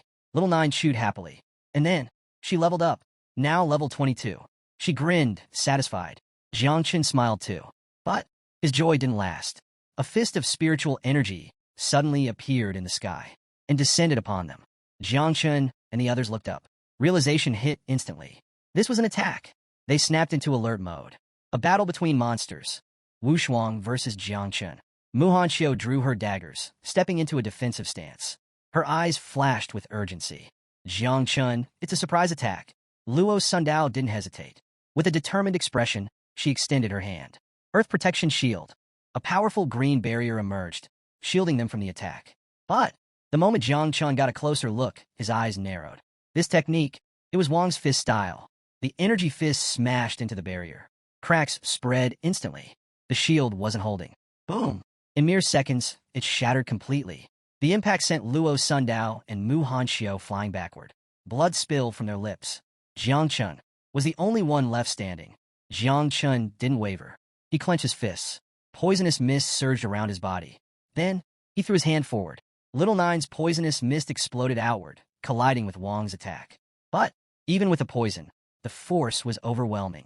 Jiang Chen's body was blasted backward. Sliding across the ground, he planted his feet firmly, stopping his momentum. He raised his arm defensively. And then, he waited for the next strike. The last remnants of the attack dissipated into smoke. From within the haze, Wang appeared. His body radiated terrifying energy. He clenched his fists. His intense gaze locked onto Jiang Chun. Mu Hanqiu's body hit the ground behind Jiang Chun. Luo Sundao struggled to rise. Jiang Chun wiped his lips, staring at Wang. It's no wonder they call you the third genius of Daxia. Then, he tightened his fist. Poisonous mist coiled around it. With a sharp smile, he asked, "So, you came to steal my beasts?"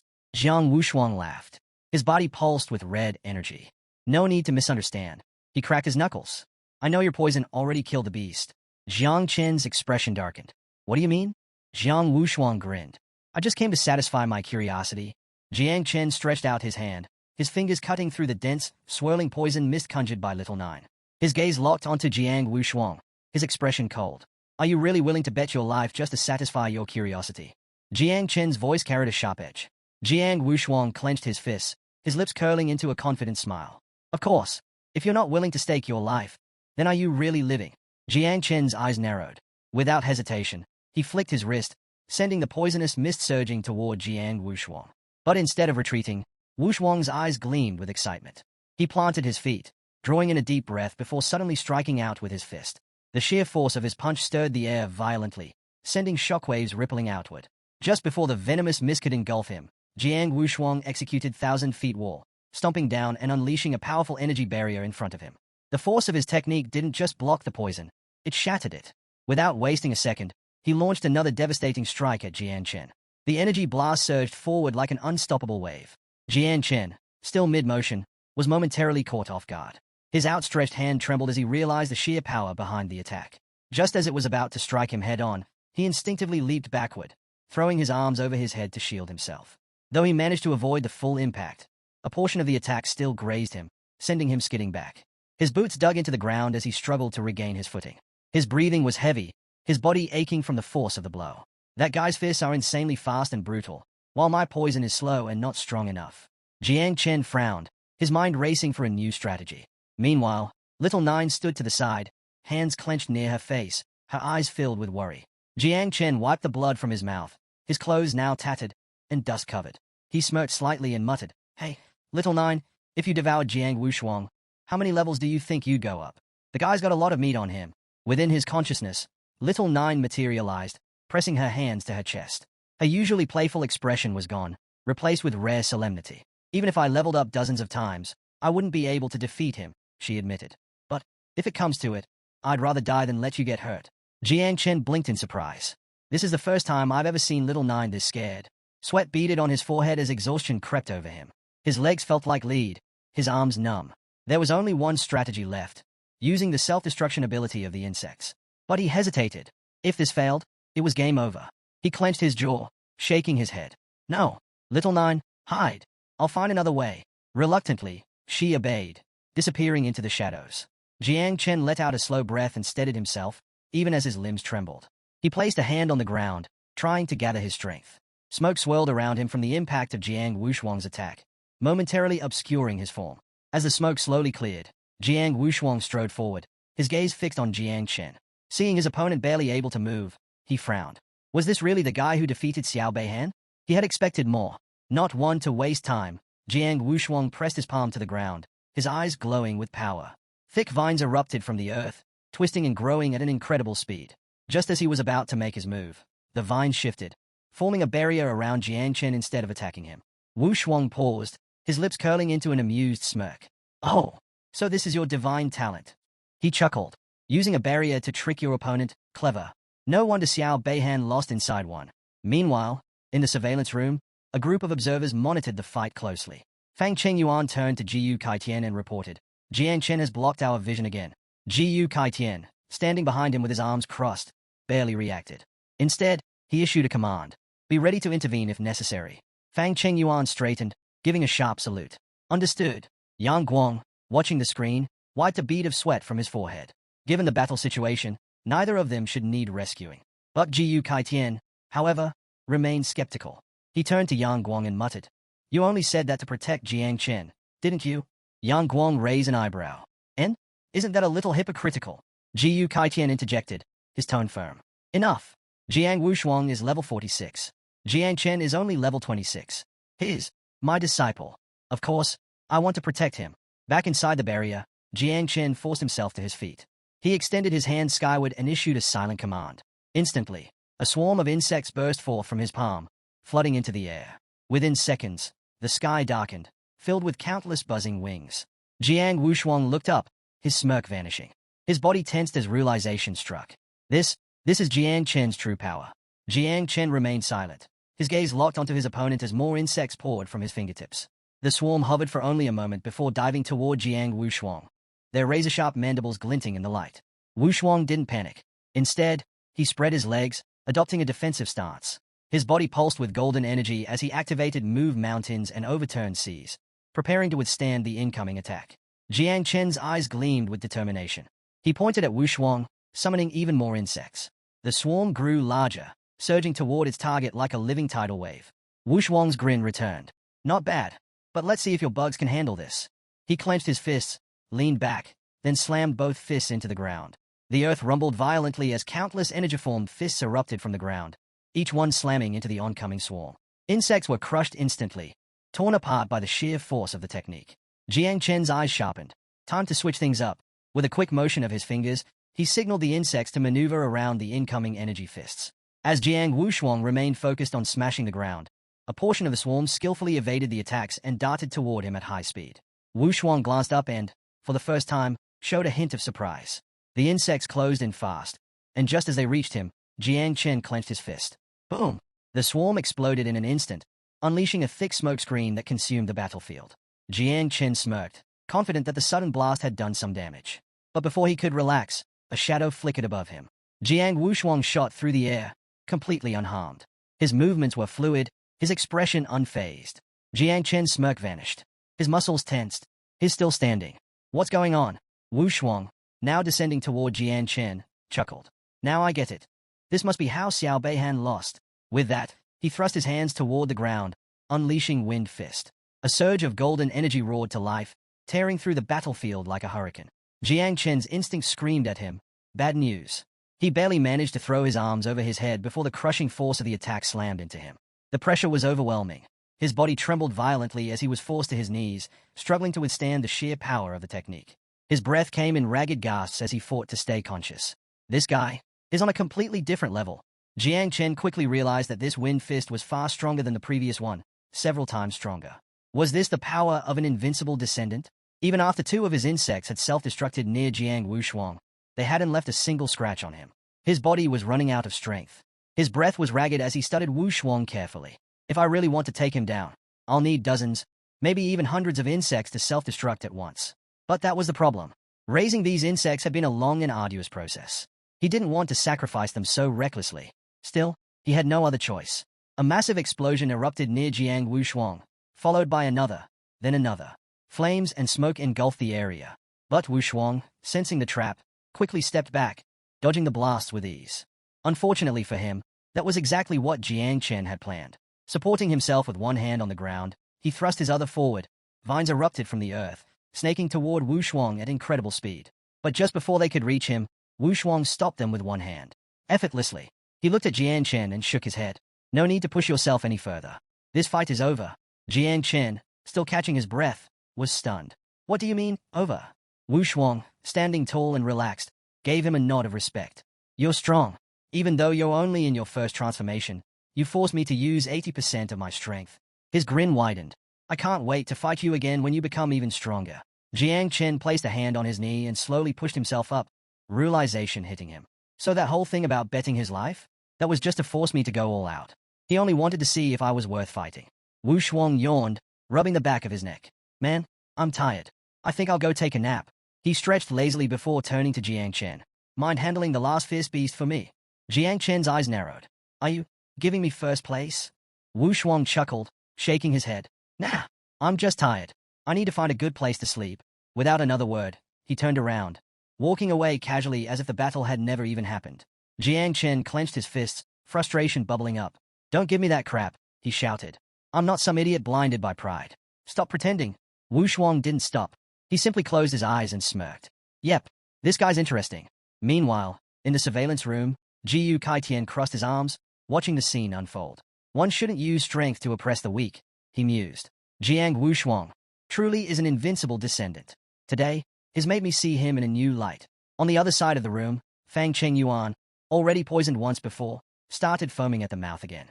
Yang Guang quickly rushed over, slapping him on the back to help. Jiu Kaitian turned away from the screen and issued an order. Release the 10th fierce beast. Let Jiang Chen take first place. A monstrous creature descended from the sky, a grotesque mix of a centipede and a scorpion, its massive body twisting in the air. It opened its mouth wide. Jiang Chen stood firm, his eyes locked on the massive beast above him. With a steady breath, he extended his hand, ready for battle. Meanwhile, in a mysterious realm known as Heritage Zero, an abandoned village shrouded in eerie fog, night had fallen. A red-haired woman stood atop a jagged rock, her sharp gaze scanning the surroundings. Hong Yarou, the great disciple of the Heavenly Blade King and the eldest sister of Ji Gang, frowned. Even for someone of her level 7 transformation, this place was unsettling. Annoying, she muttered. The energy in this place was enough to drive most people mad.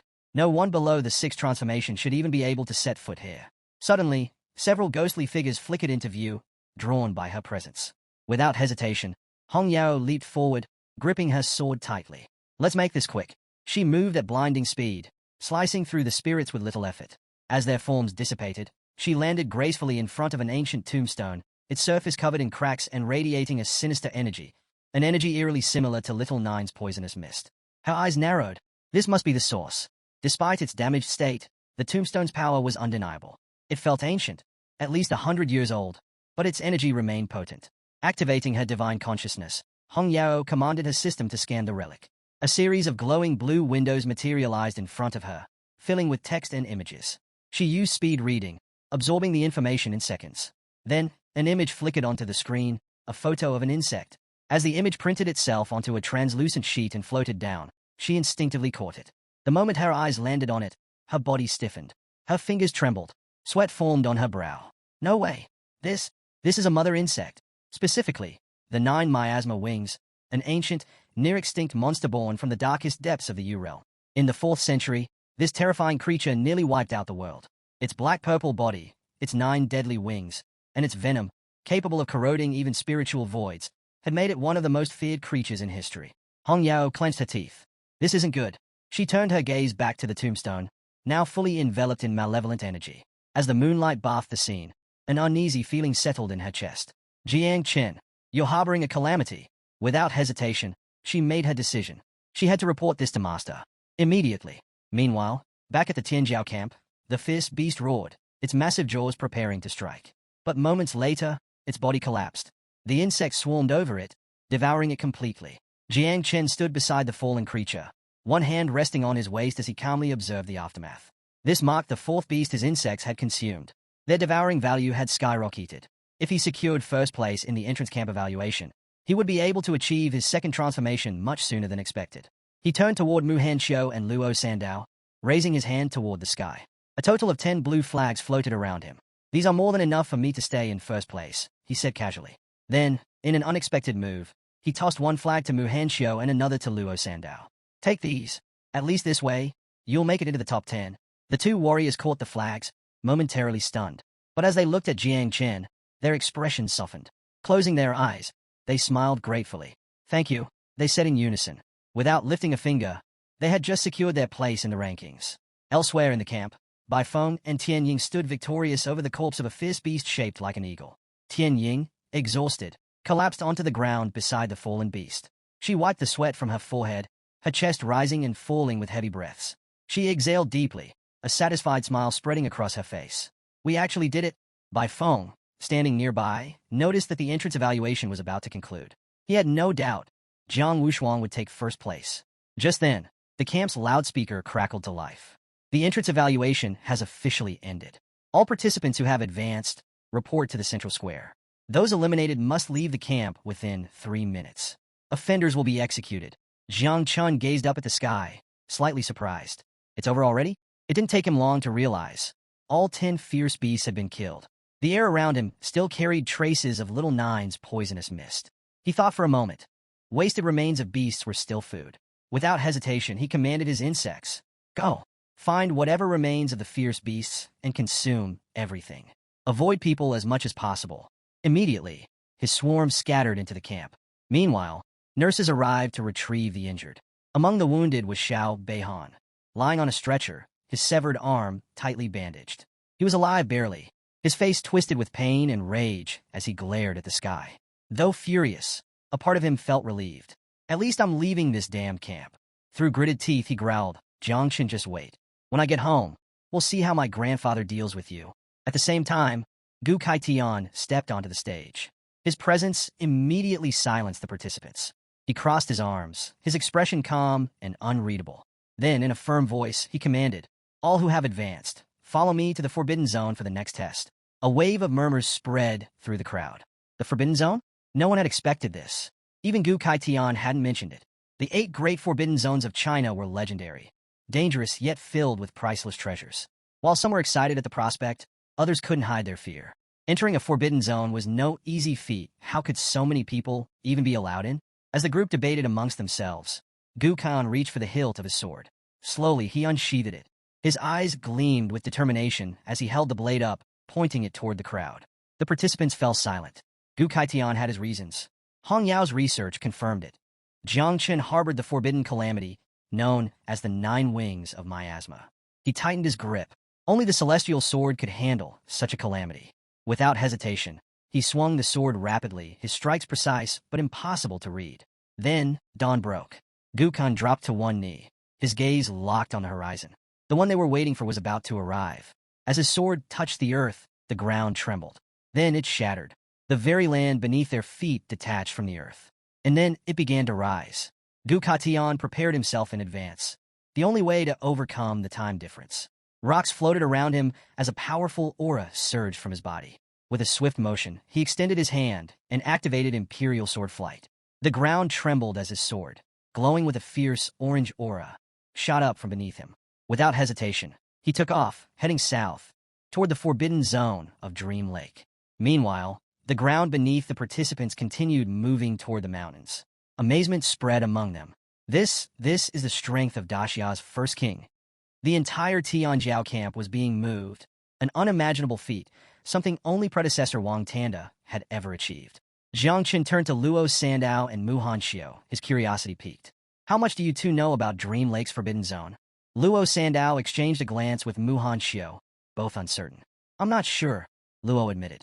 Mu Hanxiu hesitated before responding. "My grandfather mentioned it once. The danger level of Dream Lake is incredibly high. Even though it's the least dangerous of China's forbidden zones, it has its own unique risks." She paused before explaining further. "The real danger isn't hidden enemies. It's the distortion of time and space." Jiang Qin frowned. "Distortion of time and space?" Mu Hanxiu continued. "Dream Lake is filled with dimensional fragments, interconnected by unstable portals. The space inside those fragments is even larger than the blue planet itself. They constantly shift, making it extremely easy to get lost. And once you're lost, there's no way out." Jiang Qin took a step closer, studying her face. "If space is chaotic there, does it affect time as well?" She nodded gravely. "Yes. The time inside the fragments is completely different from the outside world. There's an old story about a worker who entered Dream Lake 100 years ago, ready to risk it all. He came out just 2 hours later as a 7 transformation king. But in reality, over 200 years had passed." Jiang Qin's breath hitched. 2 hours inside, 2 centuries outside? She continued, "My grandfather once explored Dream Lake.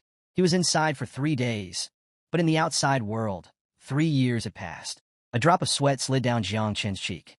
Winning or losing in Dream Lake is completely random. Luo Sandow, seeing his concern, reassured him, "Don't worry. If old man Wang Tanda dares to bring us in, it means he already has a safe route." Jiang Qin forced a small smile. "I hope you're right." Though Dream Lake was clearly dangerous, he couldn't shake the feeling that Gu Kaitian had chosen it because of him. Under the starry sky, Gu Kaitian stood with his arms crossed. Now that Hong Yao had confirmed the 9 wings calamity, it was only a matter of time before Xena surpassed him. If that happened, this secret could no longer be kept. Dream Lake would buy him time to find allies. The next day, several men arrived at what used to be Tianjiao camp. But instead of a bustling training ground, all that remained was a massive hole. Standing atop a rock, they scanned the area in shock. The king of the Celestial Sword had taken away the entire camp. Tianjiao Camp wasn't just any camp. It was regarded as the strongest training ground for the next generation in the Southern War Zone. Had he betrayed them? Something wasn't right. One of them frowned. Why hasn't Commander Duan arrived yet? At that moment, a figure leaped through the air. Commander Duan. With his arms clasped behind his back, he moved swiftly toward the gathering men, his expression unreadable. Gu Kaitun, that old fool. What was he thinking? Was he really asking him to gamble his life along with his? 2 minutes earlier, Gu Katian had sent him an urgent message, explaining that the situation had escalated. For that reason, he was taking the young ones to the Forbidden Zone for their next trial. He had assured Duan that he would bear all the consequences. Now, standing before the group, Duan could already sense the tension. One of the men turned to the others, voice anxious. The commander has arrived. Duan, still calm, remained silent as he took in the nervous and panicked expressions of the gathered warriors. One of them, clearly distressed, spoke up. We arrived too late. What if we can't reach them in time? Another man, his face pale, clenched his fists. My son is still up there.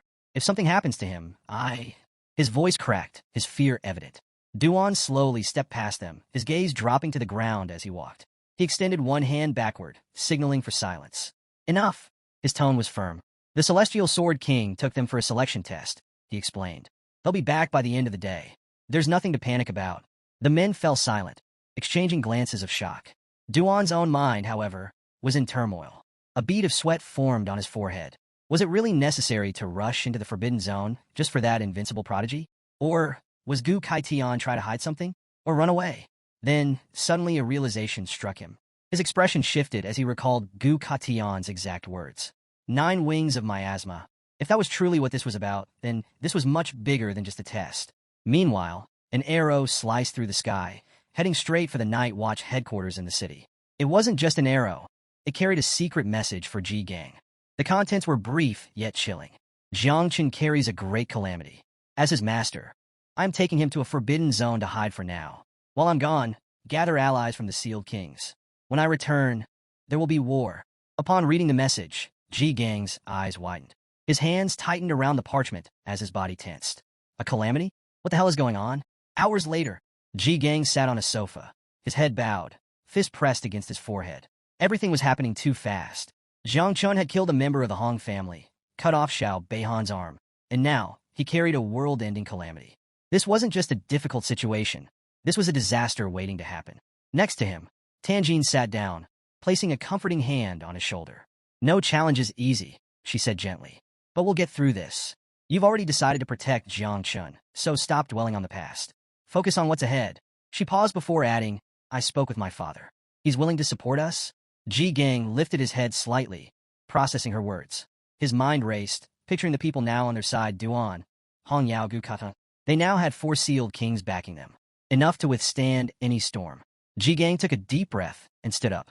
Tanjin watched as he walked toward the door, his resolve now clear. My sister has already gone to meet the master. Now it's my turn. His eyes narrowed with determination. I'll visit the sealed king of the Mu family and the merchant Liu family. Even if I have to lie, I'll gather as many allies as possible for Jiang Chun. Tanjin silently observed Ji Gang as he prepared to leave. He paused, turning his head back to look at her. His expression was serious, unwavering. If things went from bad to worse, he was prepared to unleash the same energy he had when he stormed into the Xiao family. This time, he would give it everything he had. Tanjin's lips curved into a small smile. It had been years since she had last seen Ji Gang this fired up. Several hours later, as daylight broke, Gu Kaitan's sword expanded, growing to an immense size beneath the floating island. He infused it with his energy, guiding them toward the Forbidden Zone. As the island drifted forward, he glanced at Hong Yao. What do you think we should do after we return? Hong Yao, chewing on a piece of gum, blew a bubble, her expression relaxed. I think Jiang Chen's 9 miasma wings are pretty cool. Wish I could raise one myself. Before she could say another word, Gu Katan flicked his finger. A small energy arrow shot out, popping her bubblegum in an instant. He turned his head slightly toward her, his face deadpan. Silly girl, can you be serious for once? Hong Yao's gaze softened. You already know, don't you? Grand Xia doesn't tolerate calamities. If even you can't solve this, then what makes you think I could? Then, she smirked. Tell me, could you take down a great Geno general in one blow? Gu Katian's eyebrow twitched. Without hesitation, he smacked her lightly on the head. Watch your tone, he scolded. Hong Yao clutched her head, fake crying as she rocked back and forth. Ow, ow. That hurt. Ignoring her theatrics, Gu Katian closed his eyes, lost in thought. His disciples, what a strange bunch they were. Despite his reputation, he had ended up taking in a bunch of misfits. Hong Yao, always loud and rowdy, never taking anything seriously. Ji Gang, stubborn to the bone, his mind dead set on whatever he wanted. And Jiang Chun, a divine talent yet insisted on playing with the forbidden. Hong Yao rubbed the bump on her head, then sidled up to him with a teasing smile. Why are you so dead set on protecting Jiang Chun anyway? Gu Kan turned his back to her, his gaze fixed on the landscape ahead. Do you really want to know? He asked. Without waiting for a response, he raised his head, looking toward the sky. When I took you in as my disciple, it was because you were wearing red armor. I thought it looked cheerful. That's all. As for Ji Gang, that was even more random. I mistook him for a regular client outside a club. Hong Yao blinked. Wait, what? Gu Katian continued, his voice quieter now. When the heir of the Shao family tried to force Tanjin into marriage, Ji Gang stood up to him. And I was ready to lay down my life to protect him. The Shao family's warriors had swarmed him. A battle broke out. Amid the chaos, Ji Gang grabbed Tanjin in his arms and fled. Gu Katian sighed. Not everything needs a reason. I protect Jiang Chun because I care.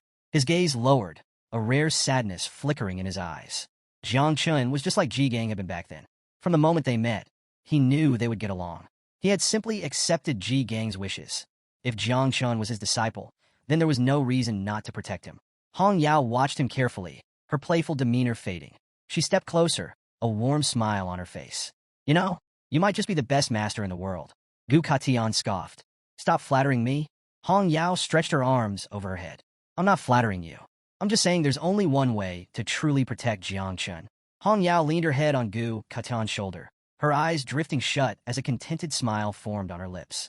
The supreme military commander of Great Xia, one of the three invincible supremes, Gu Katian remained silent, watching her with a calm expression. She opened her eyes slightly, tracing circles on his shoulder with her finger. The only way to truly protect Jiang Chun is with the help of his grandfather, the martial god, Jiang Xianji. At the same time, deep within Pejun Cave, a battlefield raged, filled with warriors from countless races locked in fierce combat. A towering figure in a red cape stood at the center of the chaos. With a single, thunderous motion, he clenched his fist and drove it down into the ground. Boom! The earth shattered beneath his strike, sending a violent shockwave through the cavern. The sheer force of the impact sent enemy soldiers flying, knocking them unconscious as their bodies crumpled to the ground. The red-caped warrior barely spared them a glance. He was the invincible martial god, Jiang Xianji. His body pulsed with overwhelming energy as he surveyed the battlefield. The sight of so many foreign races daring to invade Great Xia filled him with nothing but merciless intent. Foolish. Without hesitation, he took a step forward. A deep crater remained where his fist had struck, a testament to his strength. More enemies lined up in front of him, but he didn't slow down. After this battle, these so-called invaders should learn their place. He gave a simple command. Guard the entrance. His warriors immediately responded. Understood, martial god. Just then, a familiar yet unexpected energy signal reached him. One strikingly similar to Jiang Wang's. Xinji's eyes narrowed. Why now? Jiang Wushuang should still be at Tenu camp. Then, to his surprise, a spatial ripple formed in front of him. A figure materialized. Gu Katian. Xinji's eyes darkened. The celestial sword king himself? His instincts flared, and he unconsciously clenched his jaw. If Gu Katian was reaching out like this, something serious had happened. What do you want? Xinji's tone was cold, his guard raised. If you've gone through the trouble of contacting me through Wang, I assume there's trouble in the camp. Speak clearly. Gu Katian extended his hand toward the sky, his expression calm, yet unreadable. Not entirely, martial god. Xinji's frown deepened. Gu Katian exhaled slowly. I came to strike a deal. A vivid image formed in his mind. Jiang Chun, surrounded by the poisonous mist of Little Nine. I've taken in a new disciple. Jiang Chun. Xinji's brows twitched. He had heard that name before. Gu Katian continued. He has a divine-level creation class, but he also carries the 9 miasma wings. Silence. Xinji's expression instantly hardened. The ancient calamity? The 9 miasma wings? He could hardly believe what he was hearing. His entire body tensed, and for the first time in years, a chill ran down his spine. You must be joking, Xinji finally said, his voice dangerously low. Gu Katian remained steady. I need you to protect his life. Xinji's fist clenched at his sides. You want me to protect a calamity? His voice was sharp with disbelief. Great Xia has always stood by one belief. It is better to kill a calamity than to let it roam free. His glare deepened. Do you truly believe the martial god is omnipotent? Behind him, Duan, who had been listening silently, finally spoke, his face unreadable. Is that really true? Xianji's gaze remained sharp. Name your terms. Gu Kan's eyes gleamed as he met the martial god's stare. Have you heard of Taishu in Yunming Marsh? Xianji's expression shifted slightly. Gu Qian continued, only I know the way to all Grandia. I can take Jiang Wushuang there and grant him a great opportunity. Xianji's eyes narrowed as he pictured Taishu Hall, the legendary treasure trove of celestial Dao. If Jiang Wushuang could enter, his cultivation would skyrocket. Slowly, he reached out his hand, and his cape billowed behind him, his aura surging. Fine, but on one condition. His voice turned cold. Jiang Chun is forbidden from using the 9 miasma wings during the Prodigy Tournament. And if he fails to take first place in the overall ranking of Great Xia's prodigies. Xianji's gaze darkened. I will throw him onto the battlefield of the mixed races and let him fend for himself. Gu Katian turned his head slightly, his expression uncertain. Xianji, already walking away, glanced at the ground and added, if you truly wish to save Jiang Chen's life, this is your only option. Gu Katian clenched his jaw. Sending Jiang Chun to the battlefield was still better than letting him be executed by General Xiao and the others. His fists tightened. Damn it. After a long moment, he exhaled. Fine. Xianji continued walking, his thoughts turning inward. The 9 miasma wings, an ancient exotic species. It couldn't possibly become a true calamity so soon. Besides, this generation of Great Xia had already produced 3 other divine talents. Jiang Chen was merely the 4th, and his power was creation-based. Without his calamity, there was no way he could pass Wang's test, much less take first place. But even if Jiang Chun somehow managed to stir up trouble, as the martial god, Xianji could erase any threat in an instant. His cape fluttered behind him, his gaze steeled. If Jiang Chun truly became a problem, I will remove him myself. Meanwhile, the floating island reached the Forbidden Zone, a landscape filled with shimmering portals, each twisting and shifting unpredictably. Jiang Chun scanned the surroundings, eyes wide with realization. They had already entered Yunming Marsh. He turned to the others. Does anyone remember how we got here? Muhan Xiao, dumbfounded, shook her head. Remember the path? Impossible. These dimensional fragments shift constantly. The Celestial Sword King navigated us purely by sensing aura. She crossed her arms, her face serious. It said Yunming Marsh has 10 levels. The 10th and 9th are relatively safer, but the deeper we go, the easier it is to get lost. My grandfather once explored the 7th level and disappeared for years. Jiang Chen frowned, then let out a breath. If the path couldn't be remembered with the eyes or the mind, then there was only one option. Without another word, he sat down cross-legged on the ground, pressing his palms together. Meditation.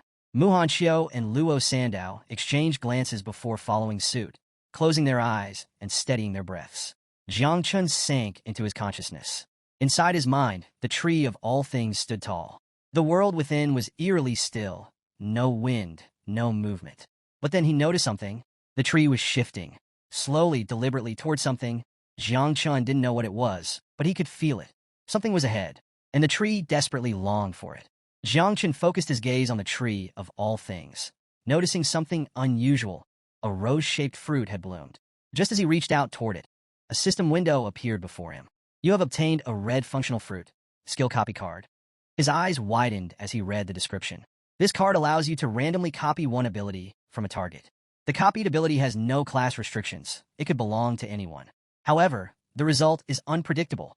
The ability could be weaker, stronger, or altered. The copy must be completed within 3 hours, or the card expires. Jiang Chun stared at the system window, stunned. A skill copying ability with no class limits? He couldn't help but feel tempted.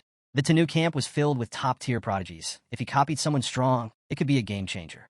His best targets? Jiang Wushuang, Baifeng, or Tianning. But then hesitation crept in. It was random. There was a chance he could end up with a completely useless skill. He closed his eyes, thinking carefully.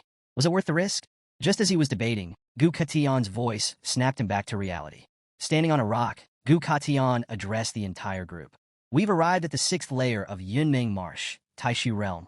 He gestured ahead, and he pointed at an ancient structure in the distance. Is Taishu Hall, the place I brought you all here for? Jiang Chen looked up, his mind clearing. This was the legendary hall. A smirk crept onto his face.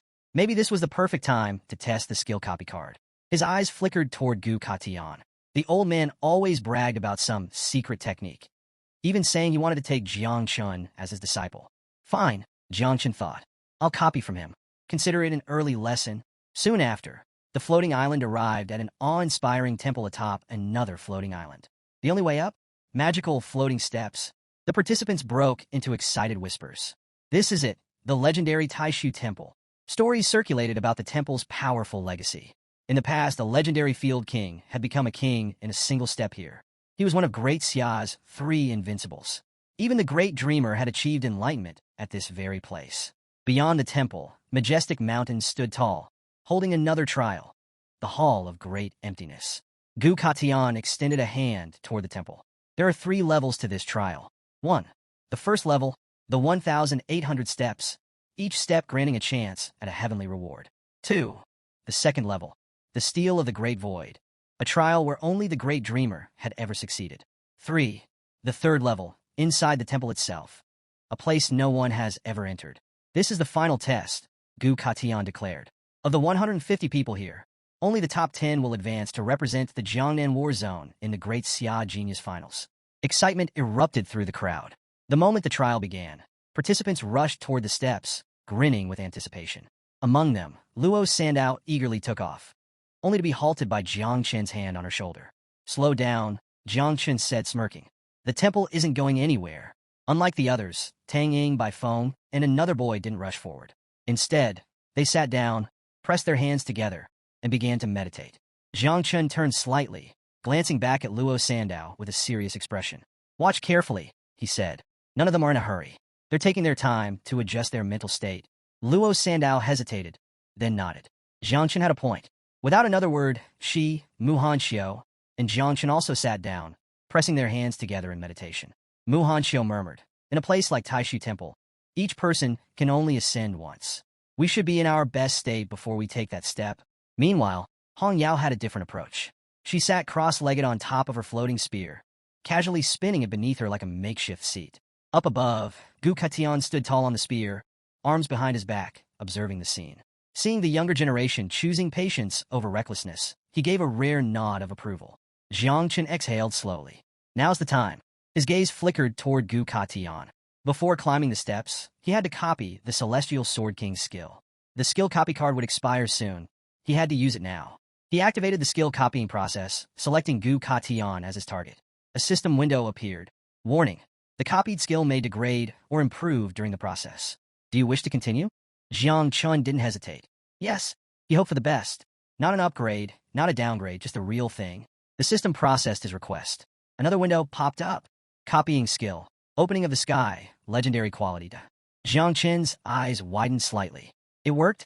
Relief washed over him. The old man hadn't been bluffing. This technique actually existed. Just as the copying completed, a sudden pull yanked Jiang Chen out of reality. His vision blurred. Then, everything changed. Jiang Chun found himself in a different world. A forest stretched before him, wind whispering through the trees. He was shirtless, a sword in his hand. As he gripped the blade tightly, a strange realization hit him. He wasn't just standing there. He was practicing. His movements felt familiar, yet foreign at the same time. Each swing of the sword sliced through space itself. He was mimicking Gu Katian's power. Leaves fell around him. He exhaled, steadied his stance, then swung his sword. A single leaf split cleanly in half. Time passed. He lifted the sword above his head. The blade began to hum with energy, as if answering his call. A blizzard of sword energy erupted around him. Then, he slashed downward. The ground shattered.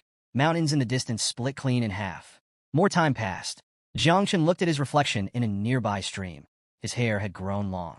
His face was aged. He had a beard. How much time had passed? Yet he didn't question it. Lifting his sword once more, he muttered to himself. Man follows the earth. The earth follows the sky. The sky follows the Tao. The progress bar in his vision reached 120%. And it was done. Jiang Chen snapped back to reality. The skill copying was complete. A final system window appeared. You have obtained the following skills. 1. Man's Strength, purple quality. 2. Earth Knife, purple quality. 3. Sky Knife, legendary quality. 4. Great Path Power, shadow knife quality. Jiang Chen clenched his fist, feeling the new power flowing through him. He had not only copied Gu Katian's technique, he had gained multiple abilities from it. Jiang Chun, still seated in meditation, slowly exhaled, his mind buzzing with realization. Not only had he successfully copied Opening of the Sky, but he had broken it down into 4 separate styles. Unbelievable. Meanwhile, Hong Yao turned toward Gu Kaitian, a curious look in her eyes. Jiang Wushuang and the others have already started climbing, she said. Only Jiang Chun is still sitting there. The best rewards come at the start of the trial. Did he fall asleep or something? Gu Katian studied Jiang Chun in silence, saying nothing. Minutes passed. Jiang Chun, Luo Sandao, and Mu Hanxiu remained completely motionless. Gu Katian furrowed his brows. Adjusting one's mental state shouldn't take this long. Something was off. Suddenly, Hong Yao's spear trembled violently in her grip. Her heart skipped a beat. What's going on? She instinctively went on alert, turning to Gu Katian. Master, my spear's heart is resonating. Gu Katian's eyes flashed with shock. Not just your spear, he murmured. Beneath the floating island, the celestial sword itself began to tremble. Hong Yao's breath hitched. No way. This is because of Jiang Chun? Her mind reeled. Back then, she too had once tried to break down the celestial sword's technique. She had believed it could be divided into 4 distinct movements, but her thinking had been too rigid. Because of that, she had been stuck at master level for years. And yet, Jiang Chun had actually done it. Gu Kaitian's eyes darkened as realization struck him. The sensation that had just flickered and disappeared was far too familiar. This shouldn't be possible. Could it have been an illusion from the temple? Before he could think further, Hong Yao's sharp voice cut through the air. Master, look, Jiang Chun is moving. Jiang Chun rose to his feet. His gaze lifted toward the floating steps, his body calm, composed, and ready. Hong Yao's heart pounded. Which step will he reach? She clenched her fists. Even after years of training, she had only managed to reach step 3001. And Jigang? He had failed miserably, stopping at step 298. As for the great dreamer, the only person to ever reach the top, his feat had been so terrifying, no one understood how he had done it. Just then, a golden list materialized in the sky, showing the current rankings of the participants. 1. Jiang Wushuang, step 2089, invincible descendant. 2. Bai Feng, step 1253, little god-killer of the East. 3. Lu Tanjing, step 1248, Tanji killer. 4. Lai Zhe, step 2011, young master of 10,000 Demon City. 5. Mu Hanxiu, step 1199. 6. Luo Sandao, step 1170. The crowd erupted into whispers. If we had known we were coming here, we would have prepared mind potions. The first 100 steps are nothing but illusions, and after that, it gets worse. Every step beyond that feels like carrying an entire mountain on your back. Jiang Chun simply cracked his knuckles, took a deep breath, and placed his foot onto the first step. The murmurs among the crowd grew louder. Quiet down, someone hissed, drawing everyone's attention. The poisonous demon, Jiang Chun, is about to start climbing. A few chuckled, others watched with curiosity. Let's see if he's just another Jiang Wushuang.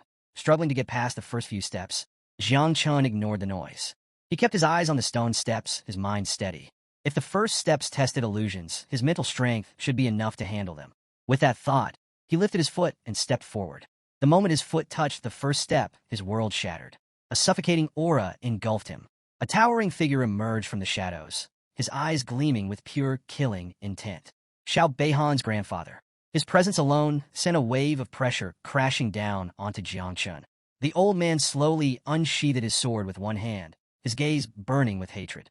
You dare touch the legitimate heir of the Xiao families? Jiang Chen's breath caught in his throat. Xiao Jinghua? Before he could react, the blade flashed. Jiang Chun instinctively raised his arms to defend, but the difference in strength was too overwhelming. Bam! The force of the attack sent him flying backward, crashing onto the ground. Pain shot through his body. Just as Xiao Jinghua approached to deliver the final strike, a group of figures appeared in front of him. Ji Gang and the others. Jiang Chun, run! They shouted, standing as a shield between him and the old monster. Jiang Chen's face twisted in panic. No! Get out of here! But before they could move, Xiao Jinghua blurred. Xing! His sword sliced through them effortlessly. Ji Gang, Luo Sandao, Mu Hanxiu. All of them were cut down in an instant. Blood splattered onto Jiang Chen's face. His entire body trembled. He couldn't move. He couldn't breathe. His friend's gone. Xiao Jinghua loomed over him, his blade raised for the final blow. Jiang Chun collapsed onto the step, his hands shaking, tears streaming down his face. Outside the illusion, Hong Yao and Gu Katian watched closely. Did he get stuck on the first step? Hong Yao asked, brows furrowed. Gu Katian shook his head. No. This step tests all 4 dimensions: spirit, physicality, agility, and strength. He folded his arms, his expression serious. All the prodigies here were tempered since childhood with celestial materials and earthly treasures. But Jiang Chun, he's self-taught. This trial is going to be much harder for him than for anyone else. Hong Yao gritted her teeth, worry creeping into her chest. If he fails, the god of war will throw him onto the battlefield. Inside the illusion, Xiaojing stabbed his sword forward. Jiang Chun knelt on the ground, motionless. His eyes were empty. So this is it? He had hurt too many people. Maybe it was better to just accept it. Just as the blade was about to pierce him, a white branch burst through Xiaojing's chest. The old warrior's body froze, his eyes widening. His form began to fade, disintegrating into light. Jiang Chun, still on his knees, stared in shock. What just happened? Was this the illusory world? Xiaojing vanished completely, and the illusion collapsed. Back in reality, Jiang Chun gasped, snapping back to the real world. His hand instinctively clenched into a fist. The first step was an illusion, but it had felt too real. His friends had died, and instead of fighting, he had given up. His face flushed with frustration. Never again. Without hesitation, Jiang Chun took another deep breath and stepped onto the next step. Jiang Chun gritted his teeth. This illusory world was mocking him. Fine. If the illusions wanted to play dirty, then he'd beat them down personally. Summoning the spiritual tree, he prepared to give it a good thrashing. But just as he was about to step onto the next step, 2 system windows flashed in front of him. He instinctively went on alert. You have obtained 5 Star Wish fragments. Jiang Chen's eyebrow twitched. Star Wish fragments? The system explained.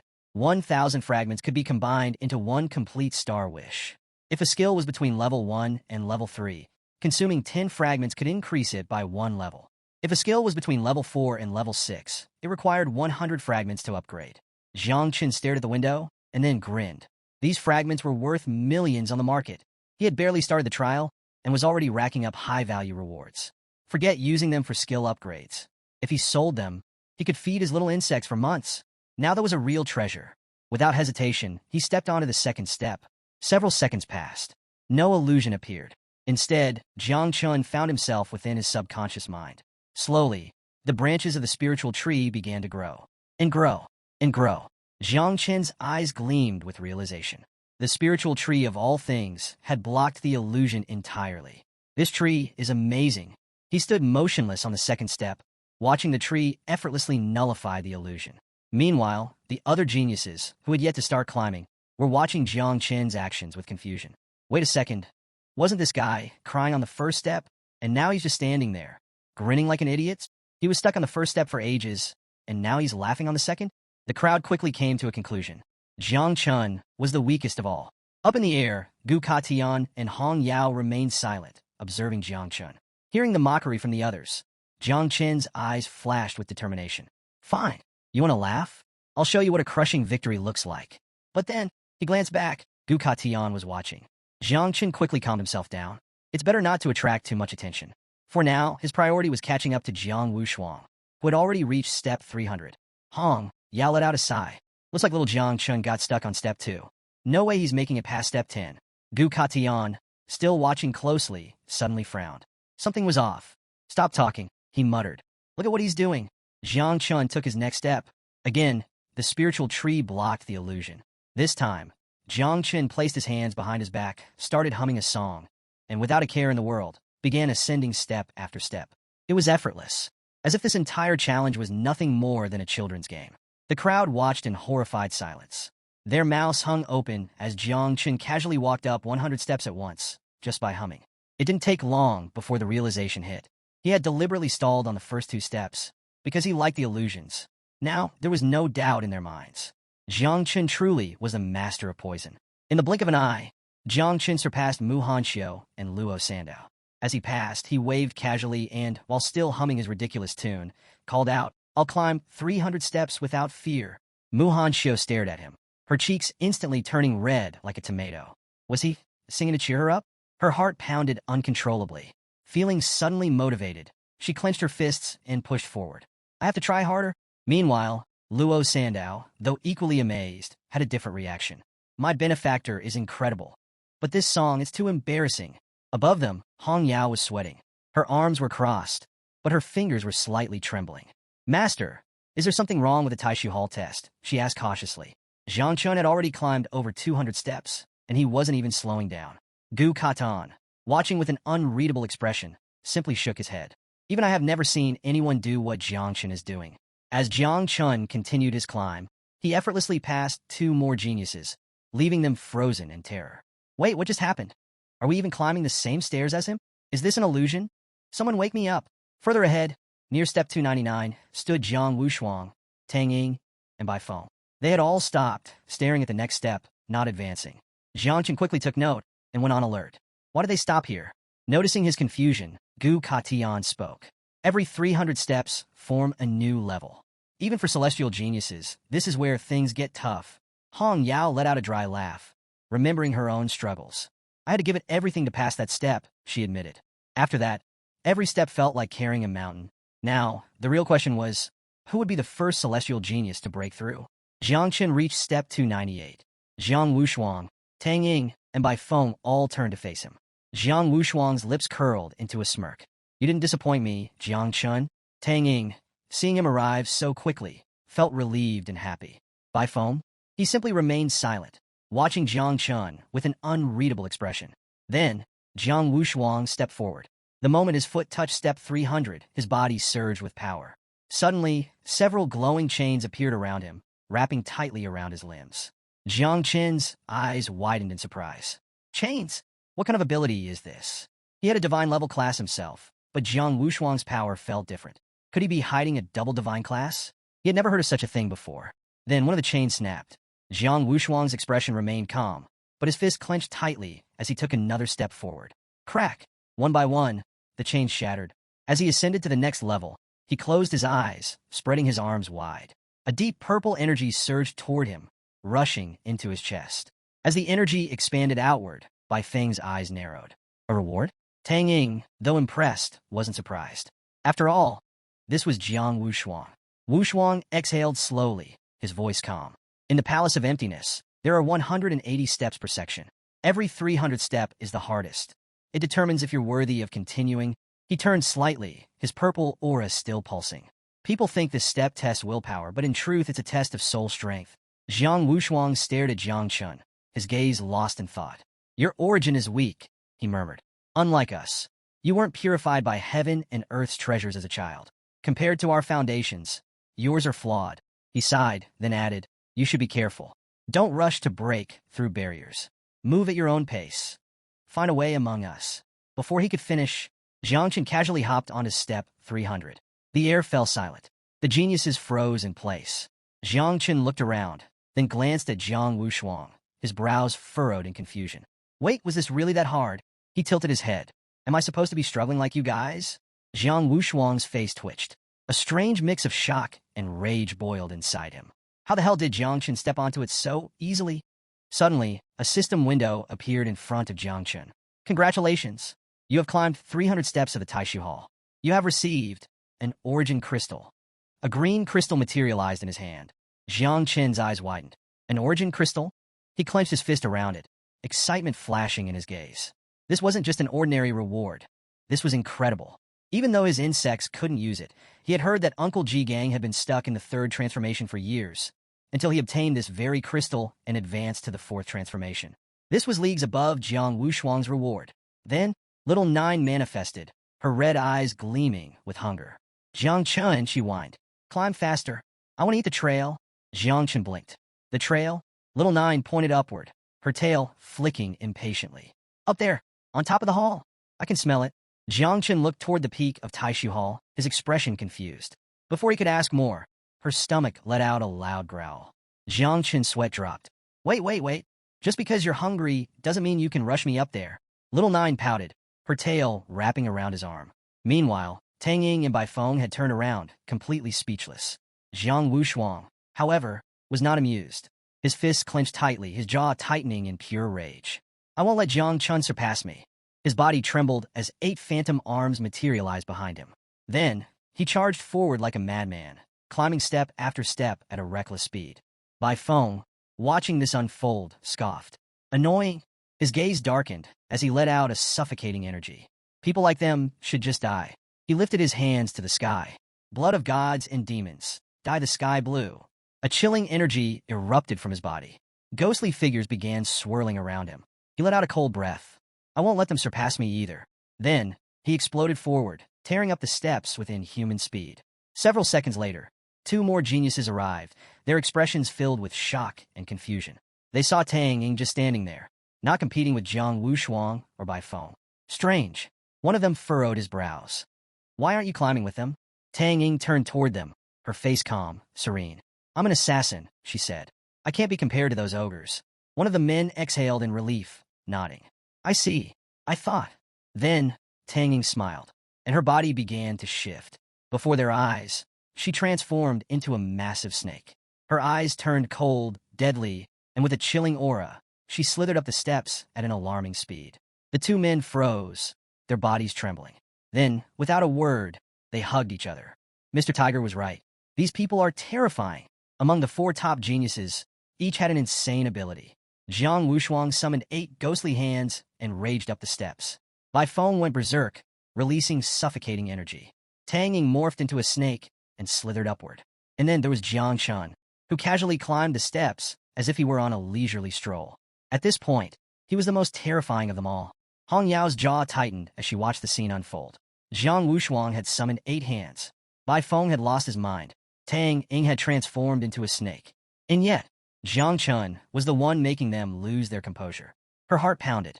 Gu Katian suddenly let out a loud, hearty laugh. No wonder, he said, eyes gleaming. He's my favorite disciple. In the blink of an eye, Jiang Chun reached the top, the second person in history to ever achieve it. A wave of relief washed over him. Finally, he exhaled, his muscles relaxing. But just as he was about to enjoy the view, Hong Yao's face filled with terror. Wait, what is Jiang Chun doing?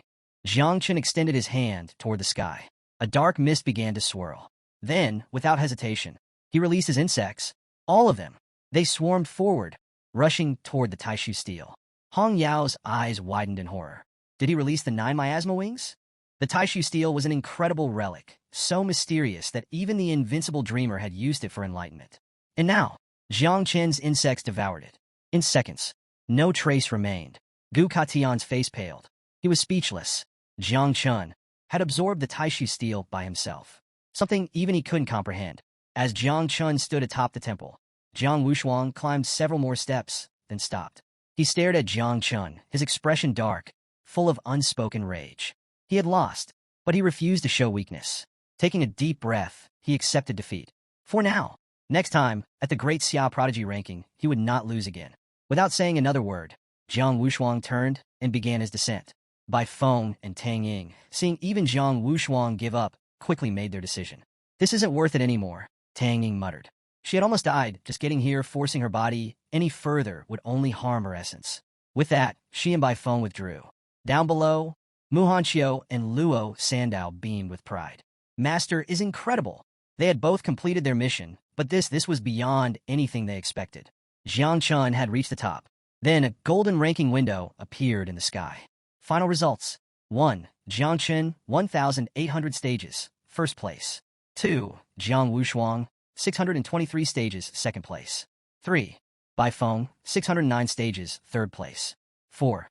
Tang Ying, 600 stages, fourth place. 5. Lai Zhe and Liu Biji, 534 stages, fifth place. 6. Luo Sandao and Mu Hanqiu, 300 stages, sixth place. Jiang Chun stood alone at the top, unchallenged, unmatched. And now, the real challenge awaited. Gu Katian stood with his arms crossed, a rare smile playing on his lips. Without Jiang Chun, none of the others would have made it this far. Meanwhile, Hong Yao's gaze softened. For her, Jiang Chun was truly incredible.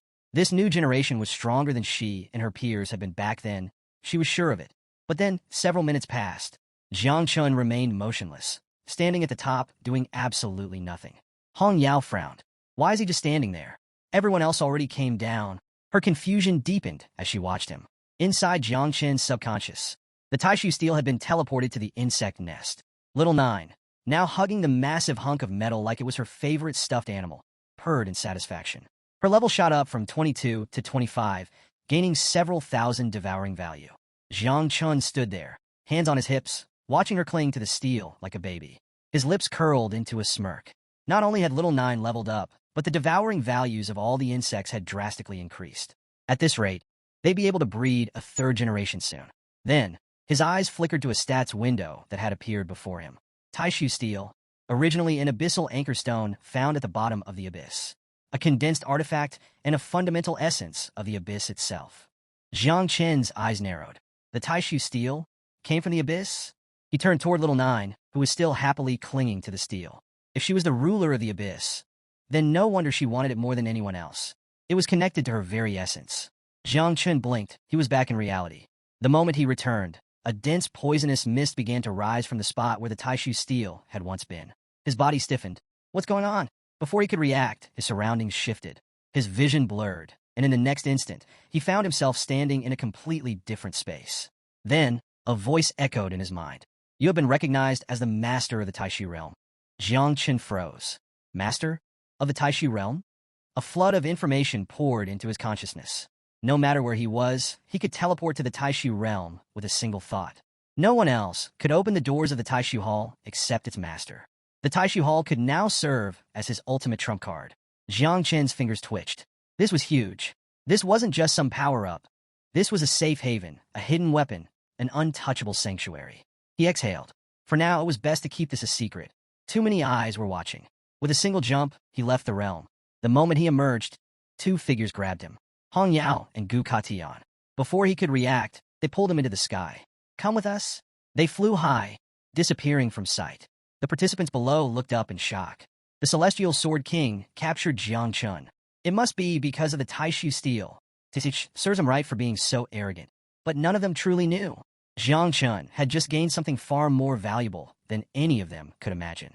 The cold winds howled through the snow-capped mountains. Far from prying eyes, Gu Katian and Hong Yao had taken Jiang Chen to a remote area.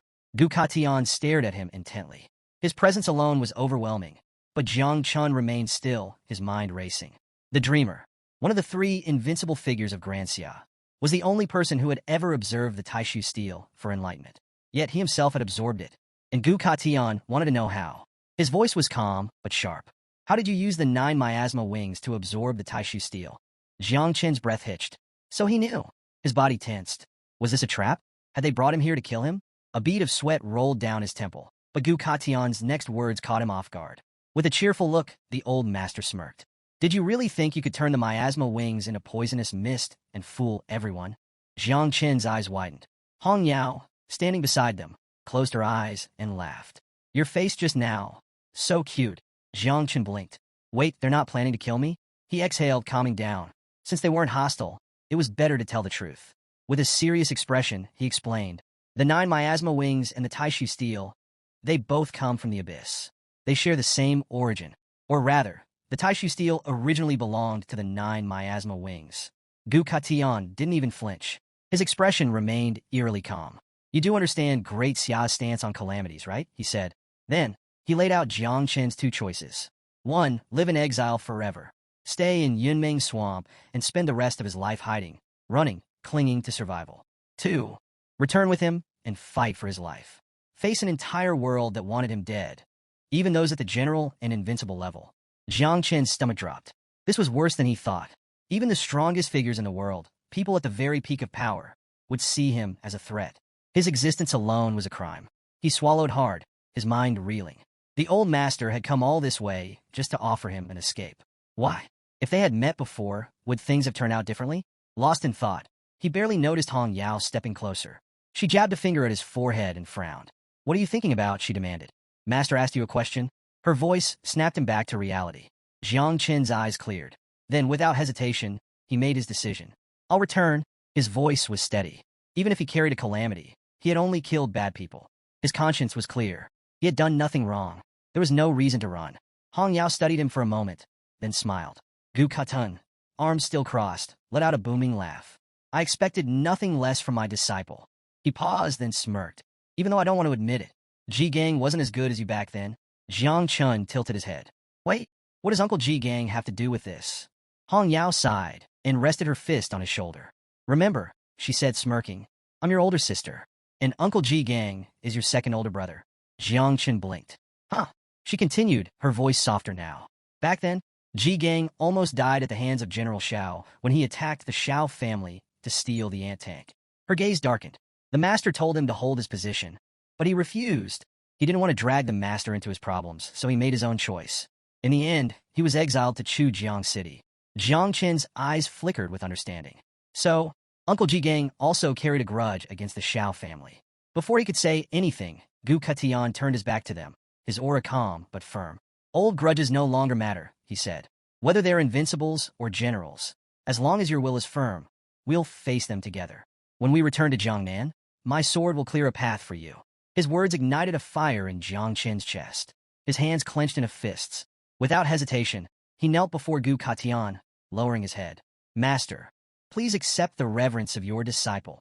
Meanwhile, in Jiangnan City, the sun rose over the towering skyscrapers, casting golden light across a high-rise meeting room. Seated around a massive conference table were the war zone's highest-ranking generals. At the head of the table sat Duan Xinghai, the supreme commander of Jiangnan's war zone. His hands were interlocked, his expression unreadable.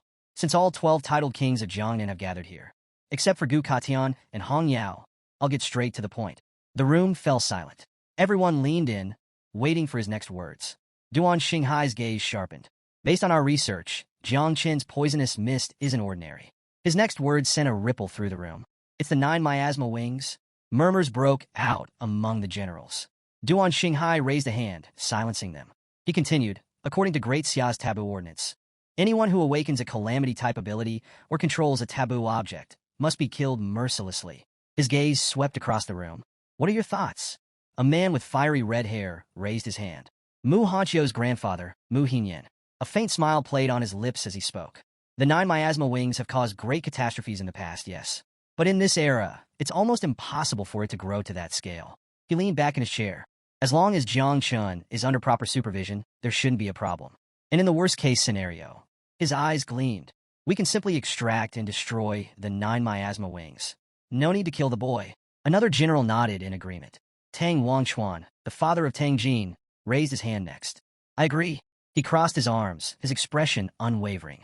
The taboo ordinance was issued 500 years ago when Great Xia was weak. But today, we're strong. We should approach taboo matters with more flexibility. As the generals debated, 2 of them whispered among themselves. Who was at close ties with Jiang Chun from the beginning? They had heard rumors that Mu Hinyan's granddaughter had grown quite close to Jiang Chun in the prodigy camp. Then there was Ji Gang. And now, even Tang Wanchuan's daughter, Tang Jin, seemed to be involved. The realization hit hard. The elders of powerful families were already tangled in Jiang Chen's fate. Tang Wangchuan's face darkened. Before he could respond, boom! The doors to the meeting room exploded into splinters. A massive cloud of smoke filled the chamber. The generals jumped to their feet, hands reaching for their weapons. A terrifying presence flooded the room. As the smoke cleared, a figure emerged. An old man. His body surged with overwhelming energy, his eyes burning with pure hatred. It was none other than General Xiao Yuanshan of the Xiao family. His sword gleamed in his hand as he pointed it at the room. His voice was cold as death itself. Anyone who dares speak in Jiang Chen's defense. His killing intent surged. Must be ready to taste my sword. Duan Xinghai's face paled. The room descended into chaos. He clenched his fists, his mind racing. If it weren't for General Xiao interfering, I could have helped negotiate this. But now, he was alone. If Gu Katian chose to blindly protect Jiang Chun, he would be dragged down as well. And Duan Xinghai wasn't willing to go down with him. A few hours later, near the landing site of the prodigy camp, a group of figures arrived. Among them, Ji Gang, Duan Feng, and Tang Wanchuan. Ji Gang's eyes narrowed as he scanned the mountains. He spoke in a low, dangerous voice. General Xiao has deployed the Celestial Punishment Squadron. They're hiding in the nearby mountains, waiting for Jiang Chun. His fingers tightened around his sword hilt. Tang Wangchuan's expression darkened. This is a grand setup.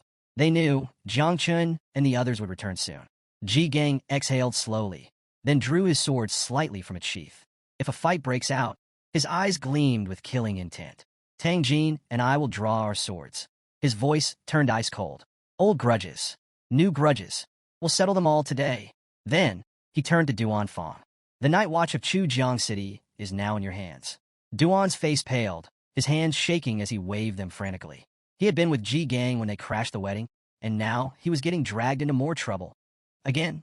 Meanwhile, Xiaoke stood with her arms crossed, eyes closed, an unimpressed expression on her face. She placed a hand on her hip and scoffed. Don't even look at me. Do you need a healer or something? Duan Feng, standing next to her, snorted. Get lost, he said with a grin.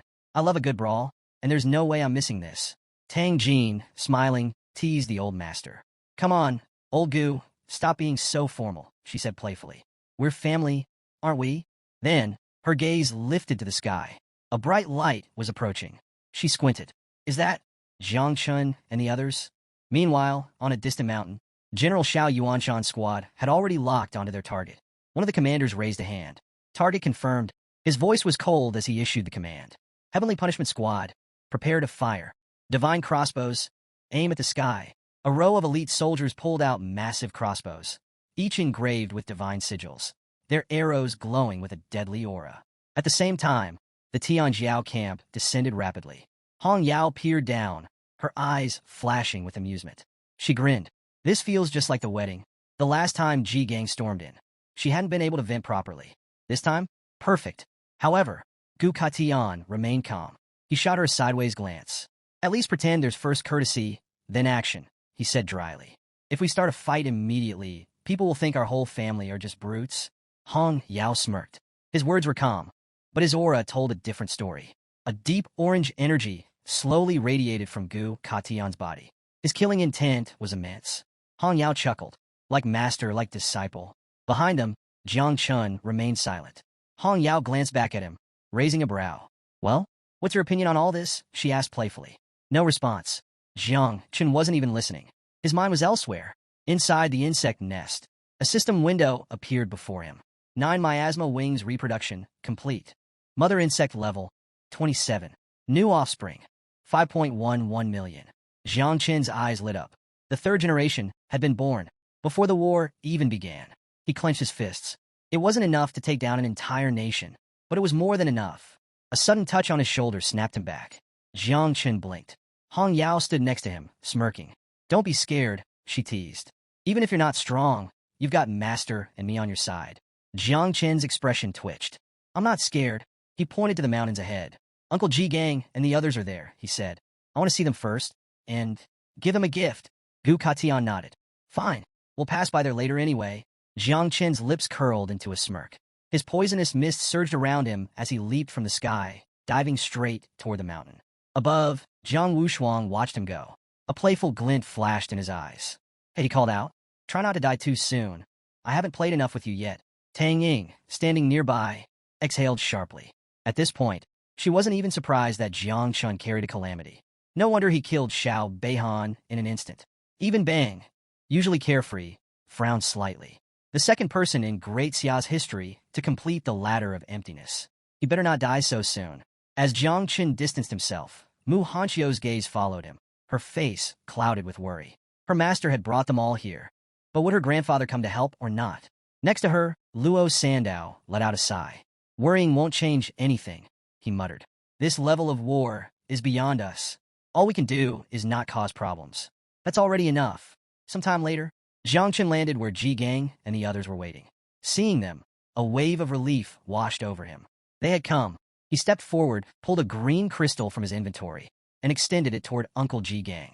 Remember, Jiang Chen said with a grin, I promised to gift you a set of epic equipment. He smirked. Didn't manage to get that. But this should be just as good.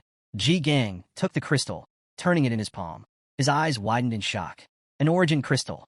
Ji Gang's breath hitched. This was a key to the 7th realm.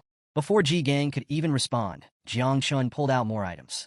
To Aunt Tang, he handed a set of powerful equipment. To Duan Feng, he gave a silk scarf. To Chu Bulang, a high-grade bow.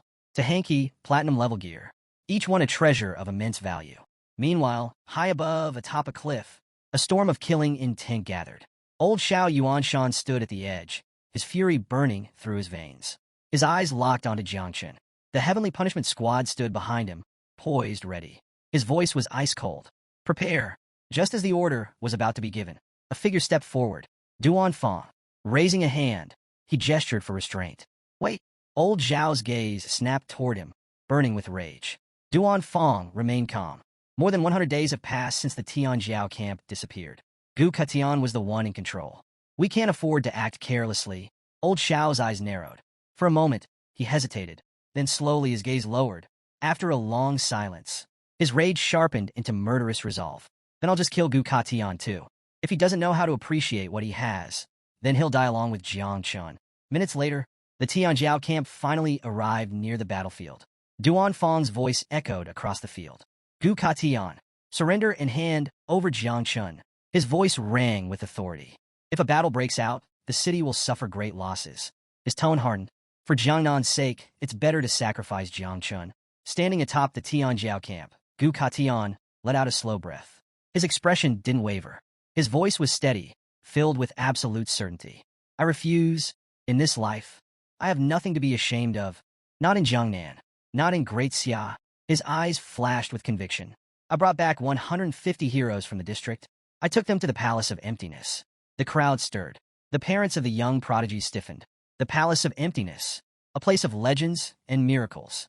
A place where countless powerful figures had sought strength, only to fail. Yet, Gu Katian had led them there. And now, their children had succeeded. One by one, the parents stepped forward. Their voices were firm. We won't betray our own. We won't join the Shao family. Even if they couldn't save Jiangnan, they wouldn't side with its executioners. Duan turned slightly, extending his hand to the side, a confident smile on his face. With these 150 heroes, Jiangnan's reputation will rise like the tide. His voice echoed across the battlefield. But before anyone could respond, a terrifying presence surged through the air. The sea trembled. The rivers twisted and roared. Old Xiao Yuanshan appeared. His eyes gleamed with power, his aura pressing down on the battlefield like a tidal wave. Lifting his hand, he summoned 2 massive blocks of water, their sheer size enough to drown entire cities. The very water from the rivers and sea gathered above, forming a monstrous sphere of crushing weight. His voice was calm, yet absolute. Jiang Chun controls a calamity, and according to the laws of Grand Xia, he must be executed. His gaze flickered toward Gu Katian. And you, his tone hardened. You violated the rules, Katian. You've sealed off Prodigy's camp, trapped the examiners, and protected someone wielding the forbidden. You've endangered the entire Prodigy camp. The air grew heavy. Everyone looked up. The massive water sphere slowly descended toward the camp. Among the generals, no one dared to act. Even though they were all powerful, Gu Katian and old Xiao Yuanshan were on a different level. They were monsters among men. Choosing a side meant choosing life or death. And so, they chose neutrality. Gu Katian's expression remained steady. Then, his voice cut through the tension. Jiang Chun returned. He then turned to Hong Yao, his tone firm. Control the flight path of the Tianjiao camp. Hong Yao's eyes flickered. Without hesitation, she raised both hands, her aura flaring. The Tianjiao camp trembled, then began to slowly move away. Meanwhile, Jiang Chun spread his arms wide. A dense poisonous mist surged outward, wrapping around Ji Gang and the others, forming a protective barrier. Stay inside, Jiang Chun said calmly. This barrier will only disappear once the battle ends. Ji Gang's brows furrowed. When did you cast this spell? Jiang Chun just smirked. You can't break it, so don't bother trying. Above, the battlefield shifted. Gu Katian's sword began to glow, golden energy radiating from its edge. Old Xiao Yuanshan hovered above, his own sword resting lazily on his shoulder. Behind him, a massive water tornado swirled, howling like a beast. He shook his head. You really want to draw your sword against me? His eyes gleamed with amusement. My power surpasses the 8th level, and I possess over 10 forbidden water spells. And you? He chuckled. You're just a man with a sword. Both warriors prepared to strike. But, before they could move, boom! A massive ice barrier erupted between them, blocking their attacks. Both men instinctively stopped, eyes narrowing. A figure floated above, controlling the ice with just his fingers. General Duan. His voice was steady but urgent. Both of you, calm down. If you fight here, the camp will be destroyed. And worse, Jiangnan itself will suffer. For everyone's sake, don't do this. Before anyone could respond, a voice echoed from the sky. Cold, merciless, familiar. No need for war. Jiang Chun and I will settle this with a duel. Everyone turned. From the distance, a figure approached, soaring through the air. Xiao Beihan, alive, his body shrouded in a dark aura, a sword in his grip. Duan's eyes widened in shock. You're alive? Xiao Beihan grinned, flexing his fingers. He lifted his right arm, the one Jiang Chun had severed. It was whole again. Duan's voice tightened. You regrew your arm? Xiao Beihan smirked. Someone like Jiang Chun took my arm, but today, his grip tightened on his sword. I'll be the one to take his head. Xiao Beihan shot forward, ready to attack. Duan Fang raised a hand. Wait! Xiao Beihan halted, irritation flashing across his face. Duan Fang spoke calmly. For the good of the people, this should be settled between the young. The old generation should not interfere. His gaze swept over the battlefield. This is the best solution for both sides. Jiang Chun floated into the air, his gaze fixed on Xiao Beihan. He knew it. A one-on-one death match wouldn't favor him. So instead, he asked, "What are your conditions?" Xiao Beihan's smile widened. "Smart boy." Then, with a smug expression, he laid out his terms. 1. Jiang Chun couldn't use Little Nine. 2. Jiang Chun couldn't use poison. Above them, old Xiao Yuanshan burst into laughter. "As expected of my grandson." His voice boomed across the battlefield. "This duel is for the peace of Jiangnan and the well-being of the people." But before anyone could nod in agreement, Xing, Gu Katan's sword unsheathed in an instant, golden energy radiating from the blade. His eyes were sharp, aggressive. Pointing the sword directly at Xiao Yuanshan, he scoffed. "Stop talking nonsense. Standing on your high moral ground doesn't mean you can do whatever you want." His killing intent surged. "If you have the guts, stop harassing the kids and fight me instead." The tension exploded, but just before Gu Katian could charge, Jiang Chun grabbed his arm. "Wait!" Gu Katian turned, his eyes narrowing. Jiang Chun smiled. "We can't let them think we're just brutes." He jabbed a thumb at himself, his confidence unwavering. "I don't need Calamity to win. I have another way to deal with him." Xiao Beihan's smirk faltered. "Oh!" His eyes narrowed in amusement. "What other way do you have?" Jiang Chen's gaze flickered toward Gu Katian. "You said before, you'd teach me a secret technique?" Gu Katian's entire body stiffened. "Secret technique?" Hong Yao, flying nearby, nearly choked on air. Her face palmed with panic. "Joking, right? It took me over 10 years to learn that technique." She turned to Ji Gang. "You still haven't mastered it." Meanwhile, Xiao Beihan let out a roaring laugh. "Let me guess, you want me to wait 10 years while you learn it?" Jiang Chun grinned.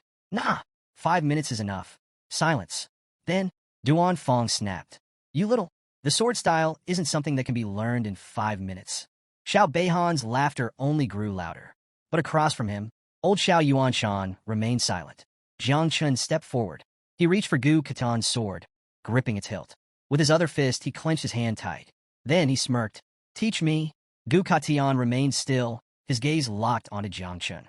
For a moment, there was only silence. Then, the sword hummed. A powerful resonance vibrated through the air. Gu Katian's eyes widened slightly. This feeling, his grip tightened. Jiang Chun had somehow awakened the resonance of the heart of the sword. Inside the void of space, Gu Katian lowered his gaze. Jiang Chun leaned in slightly, whispering, "Trust me." Gu Katian stared at the ground. For a long moment, he was silent. Then, his head lifted. His eyes met old Xiao Yuanshan's. His voice was calm, resolute. "Show me what you can do." Jiang Chun smiled. With Gu Katian's approval, the death match was set. Duan Fong raised a hand to the sky. A massive energy wave erupted, its force shaking the heavens. He clenched his fingers, and a small island rose from the sea. The floating island descended, stopping in the center of the battlefield. Duan Fong moved again, and a transparent barrier formed. No interference, no escape. Xiao Beihan landed on the combat platform, his face full of arrogance and confidence. His smirk widened. This time, Jiang Chun wouldn't be able to rely on his 9 miasma wings. This time, he would crush him in front of everyone. The fight was about to begin. Outside the barrier, boom! A powerful strike slammed against the barrier, but it didn't even crack. The attacker? Ji Gang.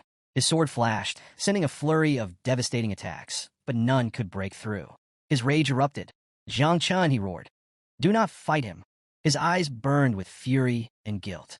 This was his fault. If he had never let Jiang Chun enter the camp, none of this would be happening. His hands trembled as his sword struck the barrier again and again. "How could you let this happen, master?" Beside him, Duan Fong frowned. Ji Gang's reaction confused him. "The master doesn't make decisions without thinking," he said firmly. "Don't doubt him now." Gu Katian slowly unsheathed his sword. He held it with both hands, raising the blade toward the sky. A golden light radiated from its edge. His voice was calm, but filled with unshakable resolve. "Jiang Chun, remember, the sword of heaven is the sword of will. You must not think. You must feel. You must let the sword guide you." Jiang Chen's eyes locked onto the blade. For a moment, he fell silent. He could hear it, the sword's whisper.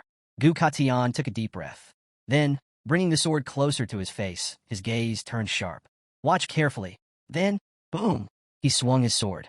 A blinding golden slash erupted, tearing through the sky at blinding speed. The attack shot toward Xiao Yuanshan. Xiao Yuanshan's expression darkened. So, he's attacking first? Without hesitation, He drew his own sword, pointing it toward the heavens. His body surged with red energy, powerful and overwhelming. Total defense. A crimson aura engulfed him. He stood firm, waiting for the attack to crash against him. But it never came. The golden slash passed by his side, missing him entirely. Xiao Yuanshan's eyes widened in shock. What? Duan Fong, watching from afar, broke into a sweat. His heartbeat pounded in his ears. This makes no sense. They had agreed. This was supposed to be a duel between Jiang Chun and Xiao Beihan. Then why is Gu Katian attacking? Up above, hidden in the sky, something moved. A barrier shattered. And from within, a monstrous presence was revealed. A giant dragon. The golden energy slammed into its tail, slicing it in half. The severed tail plummeted downward, crashing toward the earth. The dragon's roar shook the heavens. Its massive eyes burned with murderous rage as it locked onto Gu Katian. You bastard! It let out a thunderous roar. Then, its body vanished into a crack in space. But its final words lingered. I will return for you. Jiang Chun, Beihan settle things with a duel. Yet Gu Katian was the first to attack. Duan Fong's hands clenched into fists. This wasn't part of the deal. Beihan landed gracefully, arrogance dripping from his every move. His smirk widened as he eyed Jiang Chun. This time, the boy wouldn't have his 9 miasma wings to protect him. This time, he would humiliate him completely. He was eager for the fight to begin. He wanted to teach Jiang Chun a lesson he would never forget. The master swordsman rested his blade on his shoulder, his expression calm. That dragon was after the 9 miasma wings. The beast is 8th grade, half the cultivation level of the wings themselves. Xiao Yuanshan's eyes flickered with realization. This old thief. He had been several steps ahead of them all. Gu Katian turned back, exhaling slowly. Then, he let out a booming laugh. Well, he looked at Jiang Chun. Wasn't it impressive to see your master wield his sword for the first time? Jiang Chun stepped forward, fist clenched. His eyes sparkled with excitement. It was incredible. Gu Katian smirked. So, what did you learn? Jiang Chun didn't answer immediately. Instead, he extended a hand toward the ground. A soft green energy flickered to life. A root shot out, weaving toward Jigang. The elder was momentarily startled before realizing what Jiang Chun wanted. With a sigh, he handed over his sword. The root coiled around the blade, pulling it toward Jiang Chun's grip. He grasped the weapon, smiling. Gu Katian frowned. Why not use my sword? Jiang Chun grinned. Soon you'll understand. Then, he leaped onto the combat platform. His stance, his aura, he was mimicking his master's posture. Gu Katian, watching from afar, raised a brow. This kid is seriously trying to copy me? Hong Yao descended onto the island, her face full of worry. She clenched her fists. How can master allow this? This is the same as sending Jiang Chun to his death. Her eyes flickered toward Duan Fong, who still stood idly. He was benefiting from all of this, yet he did nothing? She gritted her teeth. What kind of invincible? Just stood by and watched. Her heart pounded. She couldn't let this happen. She made up her mind. She was taking Jiang Chun away, whether he liked it or not. Gu Katian stood with his arms crossed, watching Jiang Chun closely. He remained silent, deep in thought. Beside him, Hong Yao made her decision. She would intervene. But, just as she was about to move, her body stopped. She couldn't move. Her eyes widened in confusion. What's happening to me? A single force bound her in place. Gu Katian's calm voice cut through her panic. In this arena of life and death, only Jiang Chun and Beihan may enter. His expression remained firm. No one else. Hong Yao's heart pounded. She had underestimated the strength of an invincible being. This was not just any battlefield. The energy sealing the arena was absolute. She couldn't break through. She clenched her fists. Her eyes filled with regret. She had just spoken ill of master, and now she understood. Gu Katian continued, his voice steady. Jiang Chun does not want war. He turned to her.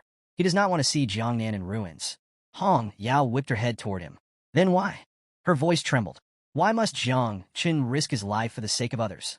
Gu Katian's gaze was unwavering. Because, he said, Jiang Chun is not going to die. Hong Yao's breath hitched. What? Gu Katian smirked. I just taught him how to use the celestial sword. Both Jiang Chun and Beihan raised their swords. Beihan let out a booming laugh. That old man is crazy. He sneered. Does he really think you can learn the celestial sword just by watching? His eyes darkened with disdain. You're just trash. But Jiang Chun remained unfazed. He gripped his sword tightly. Golden energy surged around him. His lips curled into a confident smile. Then let's see if trash can teach you a lesson. Beihan's smirk faded. His fist clenched. A suffocating, malevolent aura erupted from his body. His hatred burned in his eyes. If you're not using the 9 miasma wings, then let's see if you can survive me. From the sidelines, Bei Feng turned to Jiang Wushuang. Who do you think will win? Jiang Wushuang's gaze was unreadable. If Jiang Chun uses the poisonous mist, he'll win. Bei Feng narrowed his eyes. But according to the rules, he can't use it. Jiang Wushuang sighed. Then he'll die. Beihan has already tasted defeat before, and he came back even stronger. His heart is now completely focused on martial arts. He won't stop until Jiang Chun is dead. Beihan's hatred burned. His sword emitted a powerful green energy. It was no ordinary weapon, ranked 20th among the divine weapons of Great Xia. Jiang Chun held his sword close to his face, assuming an offensive stance. Beihan pointed his blade at him. His smirk returned. At least you have initiative. He twirled his sword, dying under the glow of the moon with that broken sword of yours. Will be an honor. Jiang Chun smirked as he gazed at Beihan. Enough talking, he said. He raised his sword to the sky. A deep purple energy erupted from the blade. His free hand stretched forward. Then, he called out, Master, watch closely. If I make a mistake, correct me. Gu Katian's brows lifted slightly. Was this brat serious? Jiang Chun channeled his strength. Then, slash! A colossal energy wave tore through the air. The sheer power of the attack sent shockwaves through the arena.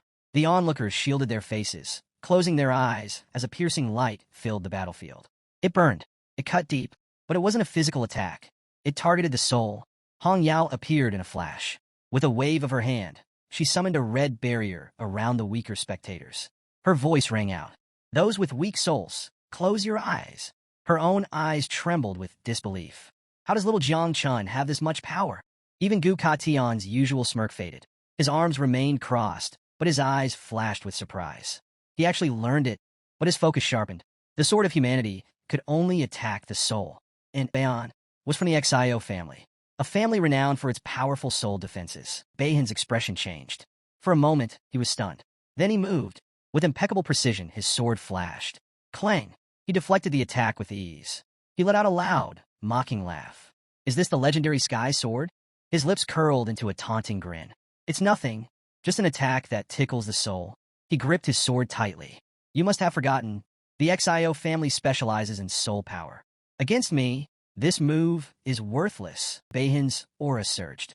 A golden moon appeared behind him, illuminating the battlefield. His voice thundered. Star and moon cut. With a single powerful slash, a massive golden arc of energy shot toward Jiang Chun. He ran a finger along the blade of his sword, grinning. That was just a warm-up. He adjusted his stance.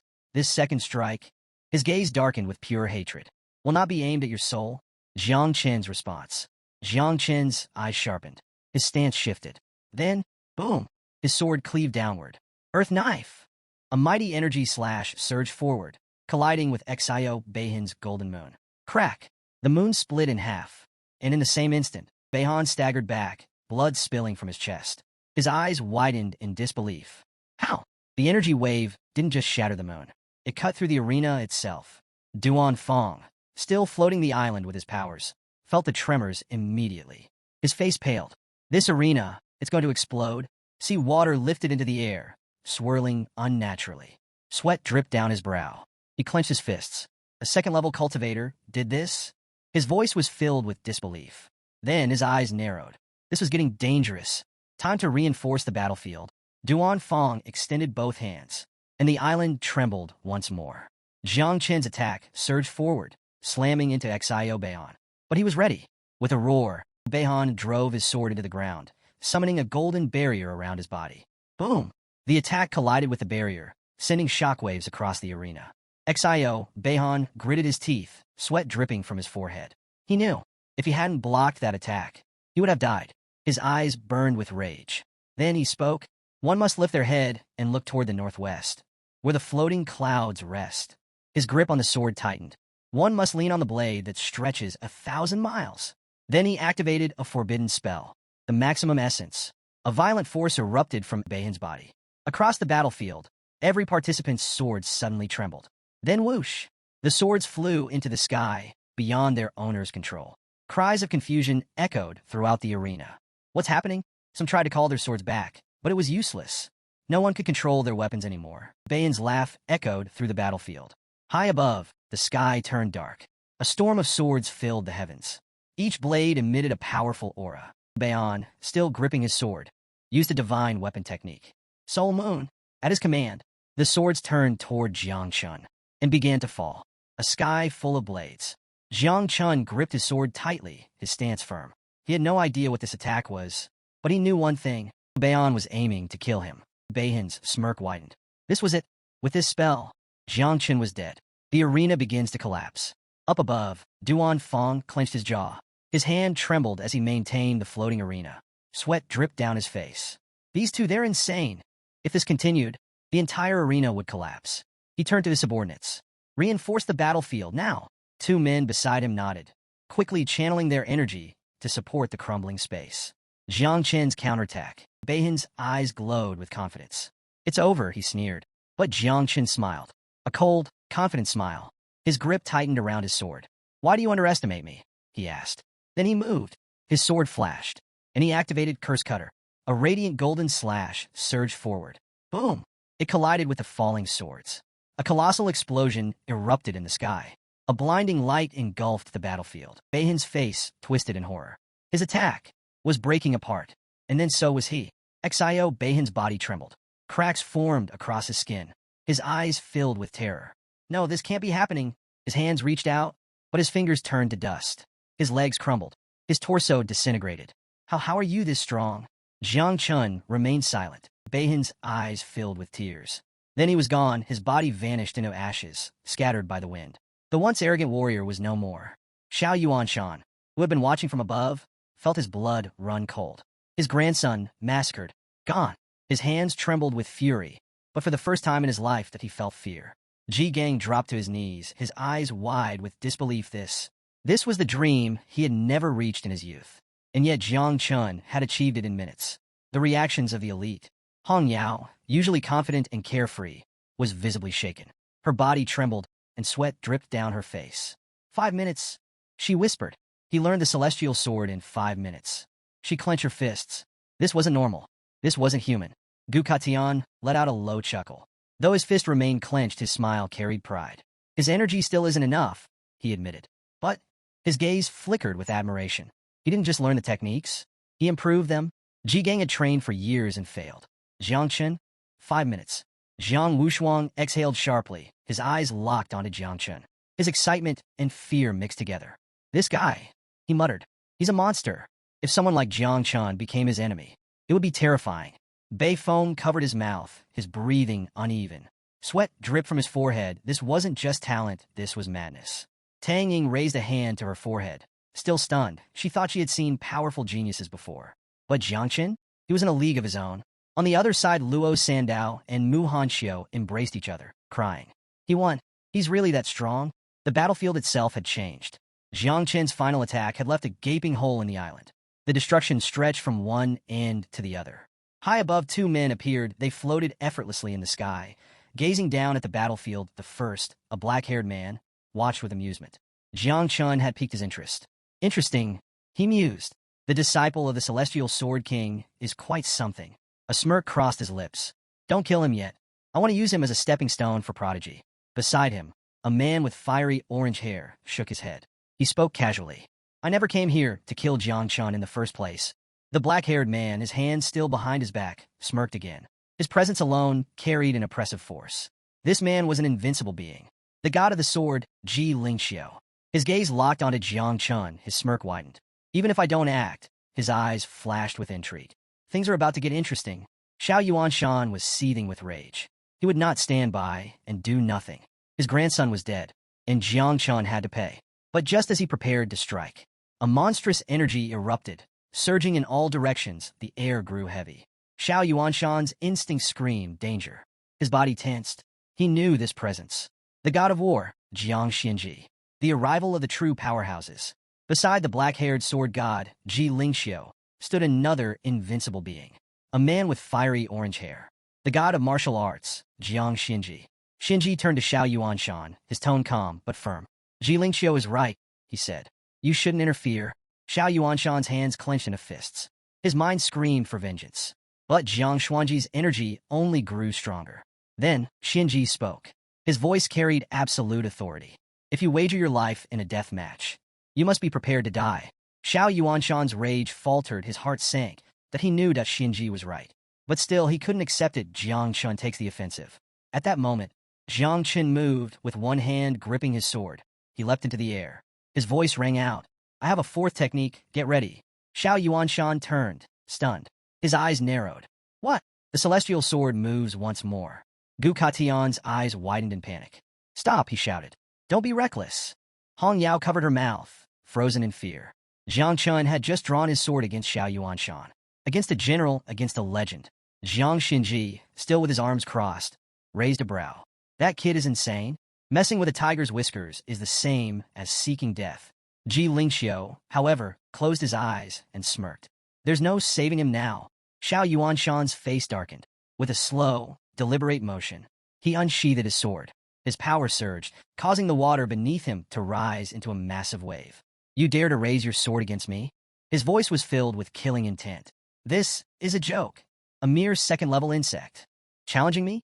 He raised his blade, ready to end this farce, but Jiang Chun didn't flinch. He gripped his sword with both hands. That a violent aura exploded around him. The blade trembled, overflowing with power. Then he struck. Celestial sword technique. Defend justice. Expel evils. Uppercut. With all his strength, he unleashed two devastating slashes. The attacks roared toward Xiao Yuanshan, and Jiang Chun stood still. He had made his move. Now, the world would witness its result. Jiang Chun stood still, his eyes locked on Xiao Yuanshan. The battlefield was silent. Everyone watched, waiting. Jiang Wushuang was the first to react. His breath hitched. His eyes widened in disbelief. He's insane. Jiang Chun's attack wasn't just strong. It was monstrous. That blow. It's comparable to a full-powered strike from a level 5 Sea King or Mountain King. Even Bang, usually unfazed, froze in fear. His voice trembled. He's throwing his life away. Tang Ying remained silent, sweat dripping down her forehead. If this were the city of 10,000 demons, she swallowed hard. That monkey would have devoured him alive. Xiao Yuanshan's lips curled into a smirk, his fists clenched. Then, with a simple motion, he controlled the water around him. The sky twisted as floating water droplets hovered in midair. His calm voice carried absolute confidence. Even your master is no match for me. You? His smirk deepened. You don't stand a chance. Then, he snapped his fingers. The water surged forward, forming an impenetrable wall. Jiang Chen's attack crashed into it, and was completely blocked. Or so he thought. Xiao Yuanshan lowered his arm. His expression was smug, pathetic. But then, his face paled. Something was wrong. His instincts screamed that he looked up, and his heart stopped. The sky was swarming with insects. Thousands. Millions. They descended upon him like a living storm. Xiao Yuanshan's eyes widened. The 9 miasmal wings. Jiang Chen smirked. His voice was cold, ruthless. Did you really think I was trying to defeat you with a sword? The previous attack had only been a distraction. Now that I'm no longer in the arena. He raised his hand. There are no rules stopping me from using my real power. Xiao Yuanshan threw his arm in front of his face. His breathing quickened. This wasn't part of the plan. Jiang Chen clenched his fist, and with a wicked grin, he gave the order. Explode. Boom. The first wave of insects detonated. Xiao Yuanshan barely had time to react. When? Boom. Boom. Boom. A chain reaction of massive explosions filled the sky. The world turned white with fire. The battlefield descends into chaos. Duan Fong and the others turned and fled. Run. The sky was collapsing. The sheer power of the explosions was unthinkable. Xiao Yuanshan, trapped in the storm, activated his power. The explosions turned into blood. His eyes locked onto Jiang Chun. Rage. Pure, unfiltered rage. I'll kill you. No more mercy. Jiang Chun had pushed him too far. Now, he would end him. Xiao Yuanshan's eyes burned with hatred. You think you can challenge me and live? He raised his hand, channeling his power. A dark red aura pulsed around him. Then, curse of water, blood explosion. Boom. A massive burst of blood shot forward, slamming into Jiang Chen's chest. He staggered, eyes widening in shock. Then a blood barrier formed around him, trapping him. Jiang Chen's brows furrowed. What is this? Suddenly, pain. Unbearable pain. His blood began to seep out. From his eyes, his nose, his ears, even his fingernails. Jiang Chun stared at his trembling hands. His pupils contracted in fear. Xiao Yuanshan was controlling his blood. And worse, it wasn't stopping. The barrier thickened, draining more and more blood from his body. Jiang Chun gritted his teeth. His vision blurred. His body weakened. He was dying. The smoke from the insect explosions cleared. Xiao Yuanshan's figure emerged untouched. His gaze locked onto Jiang Chun. Murderous intent filled the air. He clenched his fist, and with a chilling voice, he called out, compressed blood. Boom. Jiang Chen's blood gushed out violently, shooting from his eyes, nose, ears, mouth, and nails like pressurized jets. His body convulsed. Panic. Pure, unfiltered panic that he knew this was bad. Ji Gang's fist slammed against the barrier. Stop! His eyes filled with regret. This was his fault, that if he hadn't let Jiang Chen enter the prodigy camp, this wouldn't be happening. But he couldn't break through, and he couldn't reach him. Jiang Chen was alone. But then, two figures moved. Hong Yao and Gu Katian drew their weapons. They jumped into the air, eyes burning with resolve. They wouldn't let Jiang Chen die, not today. Luo Sandao and Mu Hanxiu followed suit, their fear replaced with courage. They rushed forward, prepared to fight. But, whip! Ropes of pure energy wrapped around their waists, yanking them back. They struggled. But the force was unbreakable. Their bodies were dragged back to the floating island, confused. They looked around, until their eyes landed on a man with pink hair. He stood with his hands on his hips, watching calmly. His voice was flat, but firm. Rushing in like that is just suicide. Beside him, another man, the one who had summoned the ropes, remained silent. The battlefield grew tense. Jiang Chen was on the brink of death. And now, only a miracle could save him. Luo Sandao hit the ground hard, landing on her, but she looked up, and her breath caught in her throat. The gray-haired man standing before her, her father. Beside her, Mu Hanxiu, who had also been thrown back, turned her head and froze. The other man, her grandfather. Mu Hanxiu's eyes filled with panic. She scrambled to her feet, her voice urgent. Grandfather, she pleaded, please save Jiang Chen. Luo Sandao wasn't far behind. She stood up, turning to her father, her tone sharp. Do we have any treasure that can save him? Luo Sandao's father remained calm, his voice steady. No. His answer hit them like a hammer. Mu Hanxiu's grandfather sighed, his gaze heavy. The forbidden curse of blood explosion. Once it takes hold, there's nothing left to do but wait for death. Mu Hanxiu's face drained of color. Her body shook. Luo Sandao bit her lip, fists clenched. Their only hope was Gu Katian and the others. But even they could only try to negotiate. And Xiao Yuanshan? He wasn't going to listen. Not after Jiang Chen had killed both of his grandsons. Above them, Xiao Yuanshan hovered in the sky, his fist clenched.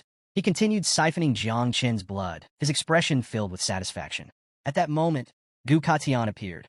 He drew his sword, his voice firm. Stop! Hong Yao was right beside him, furious. You old bastard, she yelled. Undo the spell now. But Xiao Yuanshan's expression remained cold. He smiled. It's too late. He gestured to Jiang Chen, who was on the brink of death. He's about to explode. Xiao Yuanshan let out a sigh of relief. Finally, I can avenge my grandsons. Seeing that negotiation was pointless, Gu Katian moved. Slash! A golden arc of sword energy shot toward Xiao Yuanshan. Xiao Yuanshan's eyes narrowed, seeking death. Hong Yao wasn't far behind. Her sword flashed, and she unleashed. Blade that opens the sky. A devastating slash toward Xiao Yuanshan. But, boom! With a single motion, Xiao Yuanshan raised his hand, and a massive water barrier materialized. Flow that softens the heart. The barrier absorbed the attacks effortlessly. Gu Katian gritted his teeth. Damn it, Xiao Yuanshan smirked. Your sword is good, he admitted. But do you really think it can rival me? Gu Katian wiped the sweat from his brow. Then he smirked. Let's see how many more attacks you can block. Hong Yao gripped her sword tighter. A powerful orange energy erupted around the blade. Her eyes burned with determination. She took a deep breath and whispered under her breath. Fine, then we'll just smash this guy to pieces. Together, Jiang Chen screamed in agony. His hands clutched his head, his body convulsed. His blood draining away. The energy barrier shrank, tightening like a coffin. Xiao Yuanshan watched with pleasure. He smirked, his voice dripping with mockery. What's wrong, Gu Katian? Aren't you going to say your last goodbye to your beloved apprentice? His fist clenched. Blood explosion. Boom! The barrier contracted violently. Jiang Chen's body swelled. Until a massive explosion ripped through the sky at a cloud of smoke. A heartbreaking silence. Everything went still. A thick smoke curtain engulfed the battlefield. For a moment, there was no sound. Then, no! Uncle Ji Gang dropped to his knees. Tears streamed down his face. His hand shook. His student, his disciple, his family, gone. Hong Yao's eyes filled with tears. Her shoulders trembled. Even though they hadn't known each other long, Jiang Chen was like a little brother to her. Gu Katian stood frozen, his eyes empty. Luo Sandao and Mu Hanxiu stared in horror. Mu Hanxiu's voice cracked. No, this is a joke. Luo Sandao shook her head violently. Right? Jiang Chen always jokes. This isn't real. Above them, Xiao Yuanshan threw his head back and laughed like a madman. Beihan Grandpa has avenged you. His laughter echoed through the battlefield. Pure, unfiltered joy, the final triumph over his greatest enemy. He gripped his sword, savoring the moment. But a killing intent surged forward. Gu Katian's eyes burned with fury. His body blurred as he rushed at Xiao Yuanshan, sword drawn. Even if he had to die today, he would slaughter this bastard. Hong Yao was right behind him. She wasn't letting her master fight alone. If Jiang Chun was truly gone, then they would take Xiao Yuanshan with them. Duan Fang's face paled. His heart pounded. "This is bad," he muttered. "This is very bad. If this fight continued, the entire south of the Ji River would be in danger." He turned to the god of war, Jiang Xinji. "If you don't intervene now, this will become a bloodbath." Jiang Xuanji's gaze darkened. His body tensed. Duan Fang was right. If this fight escalated, all of Great Xia would tremble. Gu Katian and Hong Yao charged forward, their weapons gleaming with killing intent. Xiao Yuanshan braced himself, gripping his sword tightly. But, boom! A powerful force erupted between them, locking their bodies in place. They couldn't move. Hong Yao struggled, her body trembling from the force. Gu Katian, however, remained still, his gaze unreadable. Xiao Yuanshan's expression darkened, his grip on his sword tightening. From above, the god of war Jiang Xinji observed them with a calm but commanding gaze. "If you want a decisive battle, this is not the place." His voice was absolute. But then, a thick poisonous mist began to swirl. And from within it, a voice echoed. "No one is allowed to interfere." The voice of Jiang Chun. Xiao Yuanshan spun around, eyes widening in confusion. His mind raced. That couldn't be right. He had watched Jiang Chun die with his own eyes, yet the poisonous mist dissipated and standing there, alive. Unharmed, Jiang Chun. He stared at Xiao Yuanshan, his gaze cold and piercing. Xiao Yuanshan's face twisted in shock. Impossible. Gu Katian and Hong Yao were frozen in disbelief. Their minds failed to process what they were seeing. Jiang Chun had survived? Jiang Chun smirked, crossing his arms. "Did you really think it would be that easy to kill me, old man? I have more cards up my sleeve than you could ever imagine." Xiao Yuanshan's breath hitched. His hands trembled on the hilt of his sword. This was unnatural. Bei Feng began to sweat, his mind spun with questions. Did Jiang Chun have some hidden power?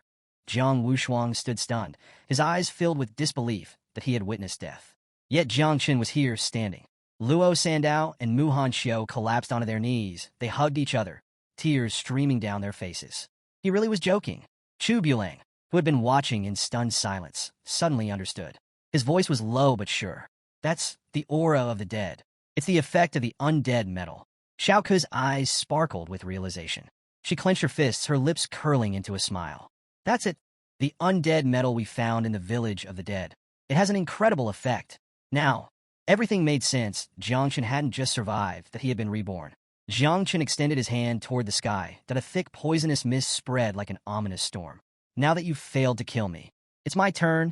With a cold command, he released all his insects. Hundreds of thousands of them burst from his body, swarming the entire sky. Xiao Yuanshan's eyes widened in horror. This was a true calamity. Up above, Ji Lingqiu watched with his hands behind his back. "The number of insects is absurd." Jiang Xinji, the god of war, narrowed his eyes. Didn't this boy just change jobs? How did he raise so many insects so quickly? He smirked. "I underestimated him." Ji Lingqiu's gaze flickered. "So, you've made your decision?" Xinji didn't respond. He simply watched. Xiao Yuanshan knew he couldn't stand idly by. His body surged with power, releasing an energy wave to repel the insects. But Xinji moved first before Yanshan could unleash his power. A crushing force locked his body in place. Yanshan struggled but couldn't move. His voice was filled with fury. "God of war, why are you interfering?" Jiang Chen's eyes gleamed. "Don't waste my time."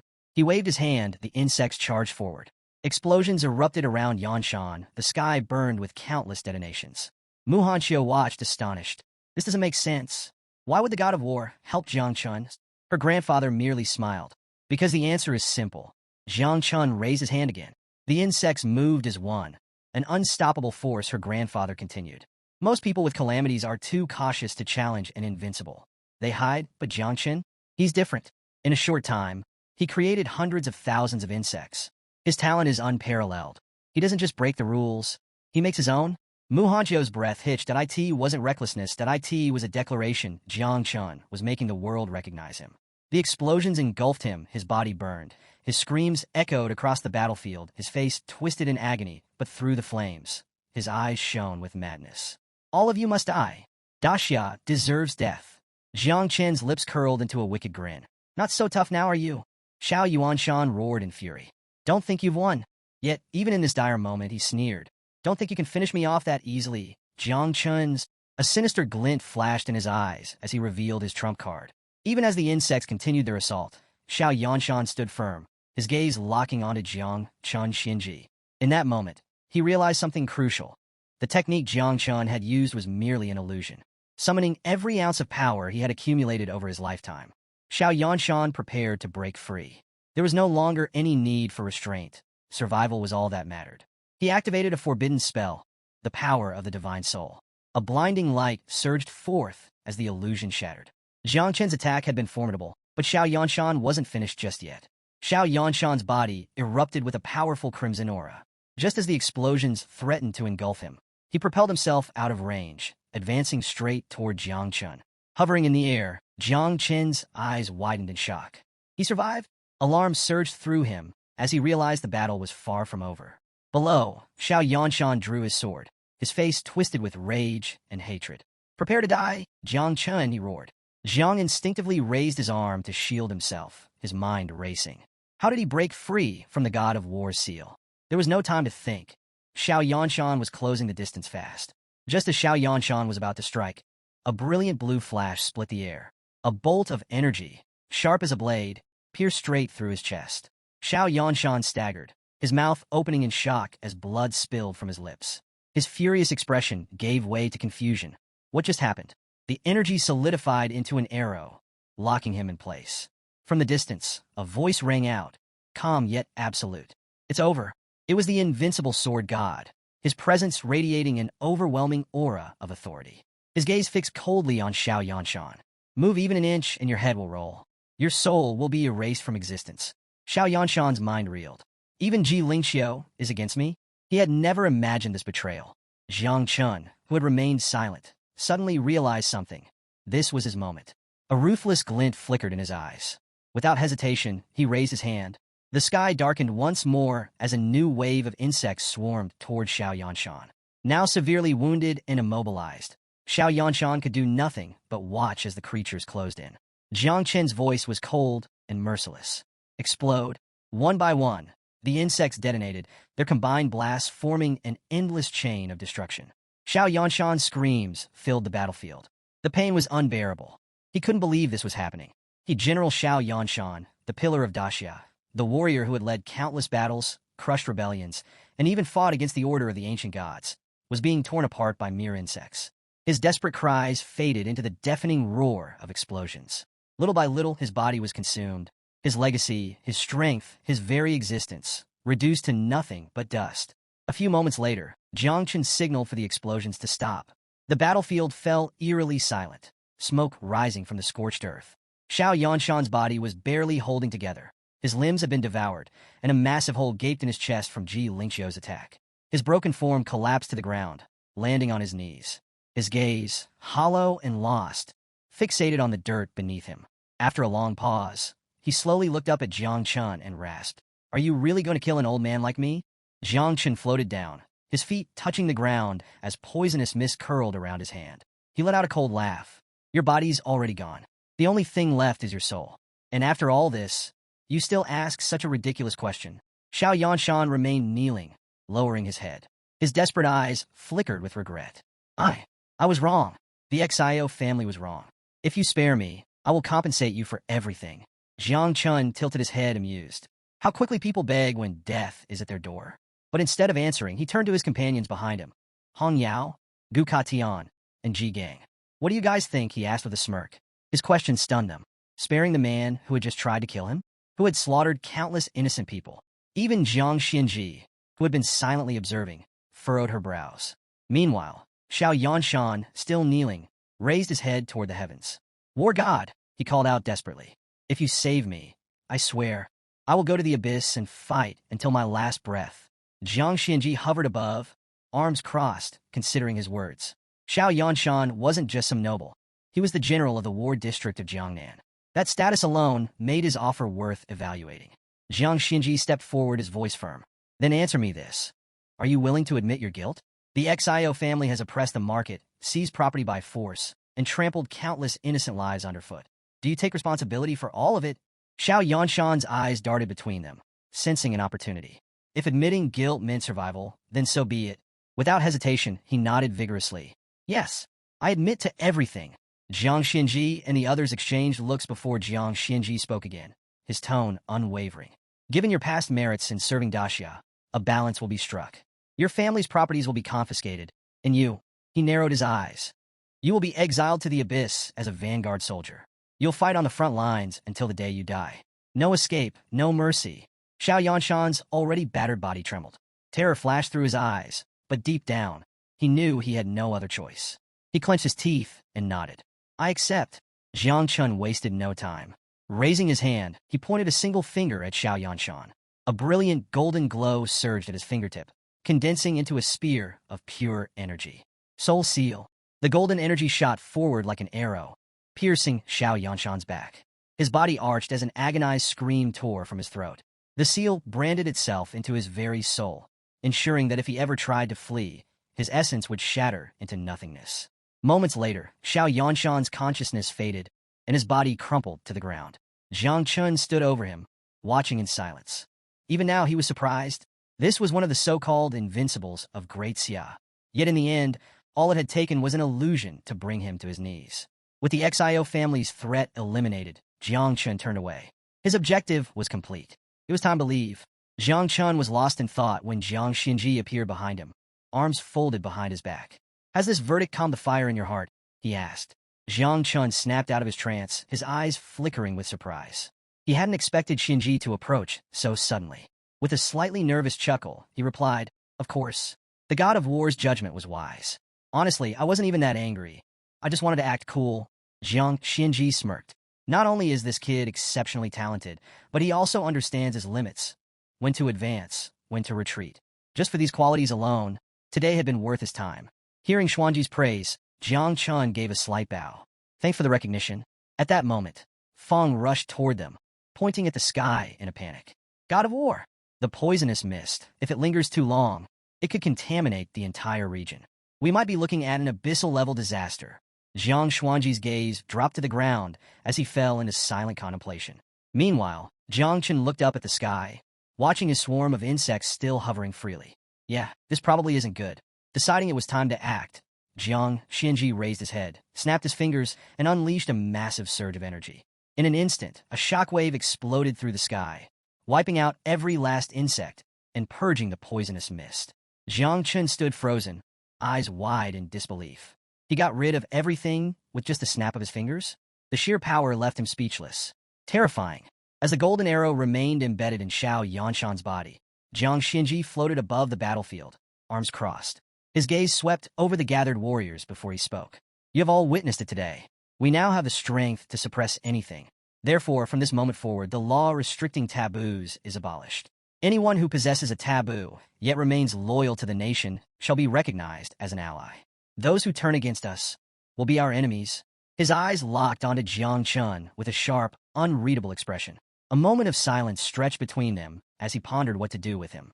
Jiang Chun shifted uneasily, glancing toward Jiang Xinji, waiting for his response. Before anyone could speak, Mu Hanqiu's grandfather stepped forward, placing a reassuring hand on Jiang Chen's shoulder. With a confident smile, he extended his other arm outward. The god of war is wise, he declared.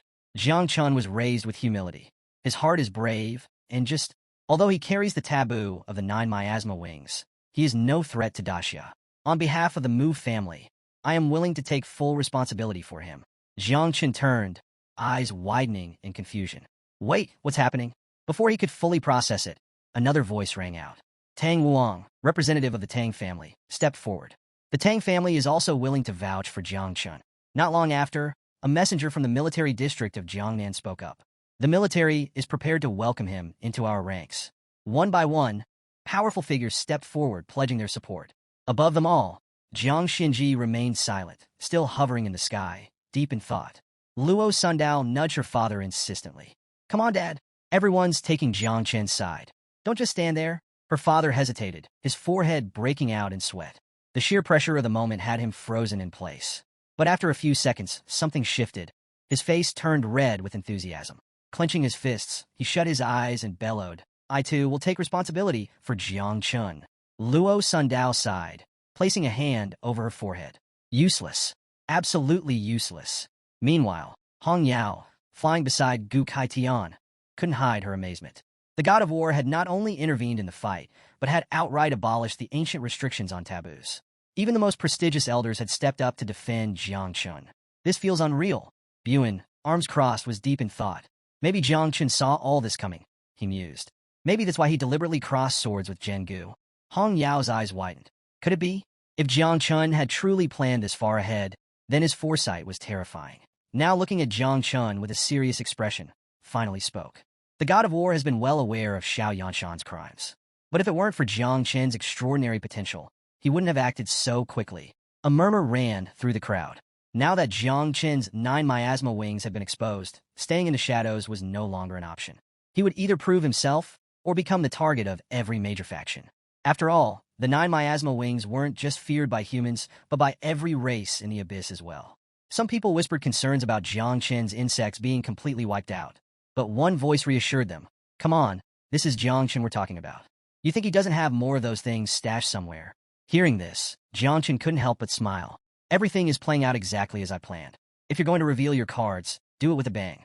High above, Jiang Xuanji watched the scene unfold. With so many powerful figures willing to vouch for Jiang Chun, he saw no need for further discussion. That's enough, he declared. Jiang Chun, take care of yourself. Use your insects wisely. Jiang Chun lowered his head in gratitude. I will. Thank you. Then, Jiang Xinji, arms crossed and eyes sharp, delivered his final announcement. In 10 days, the Great Prodigy Competition will begin. The champion of this edition will be named the first divine son of the prodigies, receiving privileges and resources equal to an 8th grade national protector. Jiang Chun blinked. That's insanely tempting. But before he could dwell on the thought, Jiang Xinji added, however, the 9 miasma wings are forbidden in the competition. Jiang Chun met his gaze calmly. So that's how it is. For a brief moment, he wondered if the god of war was setting all of this up just for him. But he quickly dismissed the thought. No, someone at that level wouldn't change the rules for a single person. That would be far too small-minded. His lips curled into a confident smirk. This wasn't over yet. With a determined look in his eyes, he was ready for the next challenge. Jiang Chun nodded firmly. I promise not to use the 9 miasma wings in the prodigy competition. Hearing this, Jiang Xuanji's lips curled into a subtle smile. Good. He truly is worthy of being my apprentice. Jiang Chun, however, was deep in thought. Even if I can't use my insects, it doesn't matter. I'll be able to obtain a new mother insect while completing the second change mission. More importantly, he suspected the god of war wanted to test his raw ability, without relying on the power of the 9 miasma wings. If that's the case, I'll make sure not to disappoint him. Meanwhile, Jiang Xuanji, standing with one hand behind his back, slowly raised his other hand. A faint ripple spread through the air before a massive crack in space appeared beside him. His expression remained unreadable. It's time to clean up some unfinished business. A murmur spread through the crowd. The poisonous mist had already been wiped out, so what else needed to be dealt with? Jiang Xinji didn't wait for an answer. His voice echoed with authority. Great dreamer, rise and carry out your duty. The moment he spoke, a figure emerged from the spatial crack. The great dreamer, one of the 3 invincibles of Xia, stepped forward, clutching a stuffed rabbit in one hand. A hood with cat ears covered her head, and her oversized, cat-themed outfit made her look more like someone ready for a nap than a legendary warrior. She let out a long yawn, rubbing her eyes sleepily. Her gaze lazily swept across the battlefield, stopping momentarily on the king-rank warriors present. Way too much work. A dead silence filled the air as everyone took in her bizarre appearance. Jiang Xinji remained composed. With a serious expression, he gave his order. Erase the memories of everyone below king level regarding the 9 miasma wings. Once you've done that, you can go back to sleep for another year. At that, the great dreamer's droopy eyes snapped open with excitement. She turned to Jiang Xinji, clenching her tiny fists. Wait, for real? A whole year of sleep? But before she could celebrate, she suddenly froze. Her expression darkened as she rubbed her chin. Wait, if I do this, that means I'll have to deal with the commander of the Night Watch again. A deep sigh escaped her lips. Ugh, no thanks. Too much of a hassle. She slumped her shoulders and shook her head. Pick someone else. I'm too sleepy. Everyone was left speechless. One of the most powerful beings in the realm, and she just wanted to nap. Jiang Xinji observed her in silence for a few moments, his mind working through possible solutions. Eventually, he settled on a different approach, but, for now, instructed her to handle erasing the memories of those present. The great dreamer had no choice but to comply, despite her exhaustion. With a weary sigh, she snapped her fingers, activating her ability, Butterfly Dream. Almost instantly, a flurry of ethereal butterflies materialized in the sky, their wings shimmering with an otherworldly glow. The unexpected sight left the members of the prodigy camp speechless, their eyes widening in confusion. What was this? What kind of power was at play? Before they could react, the butterflies drifted towards them, releasing a mesmerizing magical energy. Within seconds, a wave of fatigue washed over the camp. Some warriors swayed on their feet, their eyelids growing heavy as if they hadn't slept in years. Others yawned uncontrollably, their resistance crumbling under the sheer weight of drowsiness. It didn't take long before one by one, they collapsed into a deep sleep.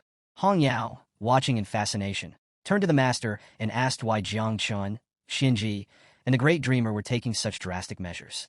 Gu Kaitian, who had been quietly observing, finally spoke up. He explained that it was all to protect Jiang Chun. Delaying any potential disaster was crucial, especially in a place as dangerous as Xia. He conjured an image of Xia's map in his mind and detailed its numerous perils.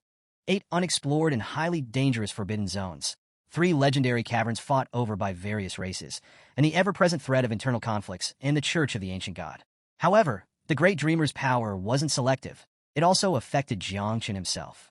He slumped to the ground, knocked out like a log.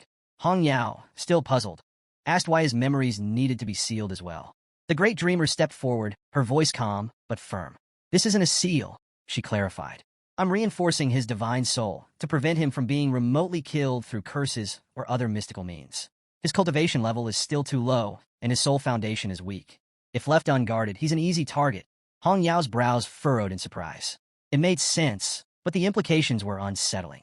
Meanwhile, the Great Dreamer turned her gaze forward, only to freeze in shock. Something was wrong. In front of her, Jiang Chun was still lying on the ground, but instead of sleeping peacefully like the others, something felt off. Narrowing her eyes, she studied him closely. That's when she realized he was faking it. Her expression darkened, irritation flickering across her face. Clenching her jaw, she grabbed the rabbit-shaped stuffed animal she always carried and stomped toward him. Jiang Chun, sensing her approach, broke into a cold sweat. This was bad, really bad.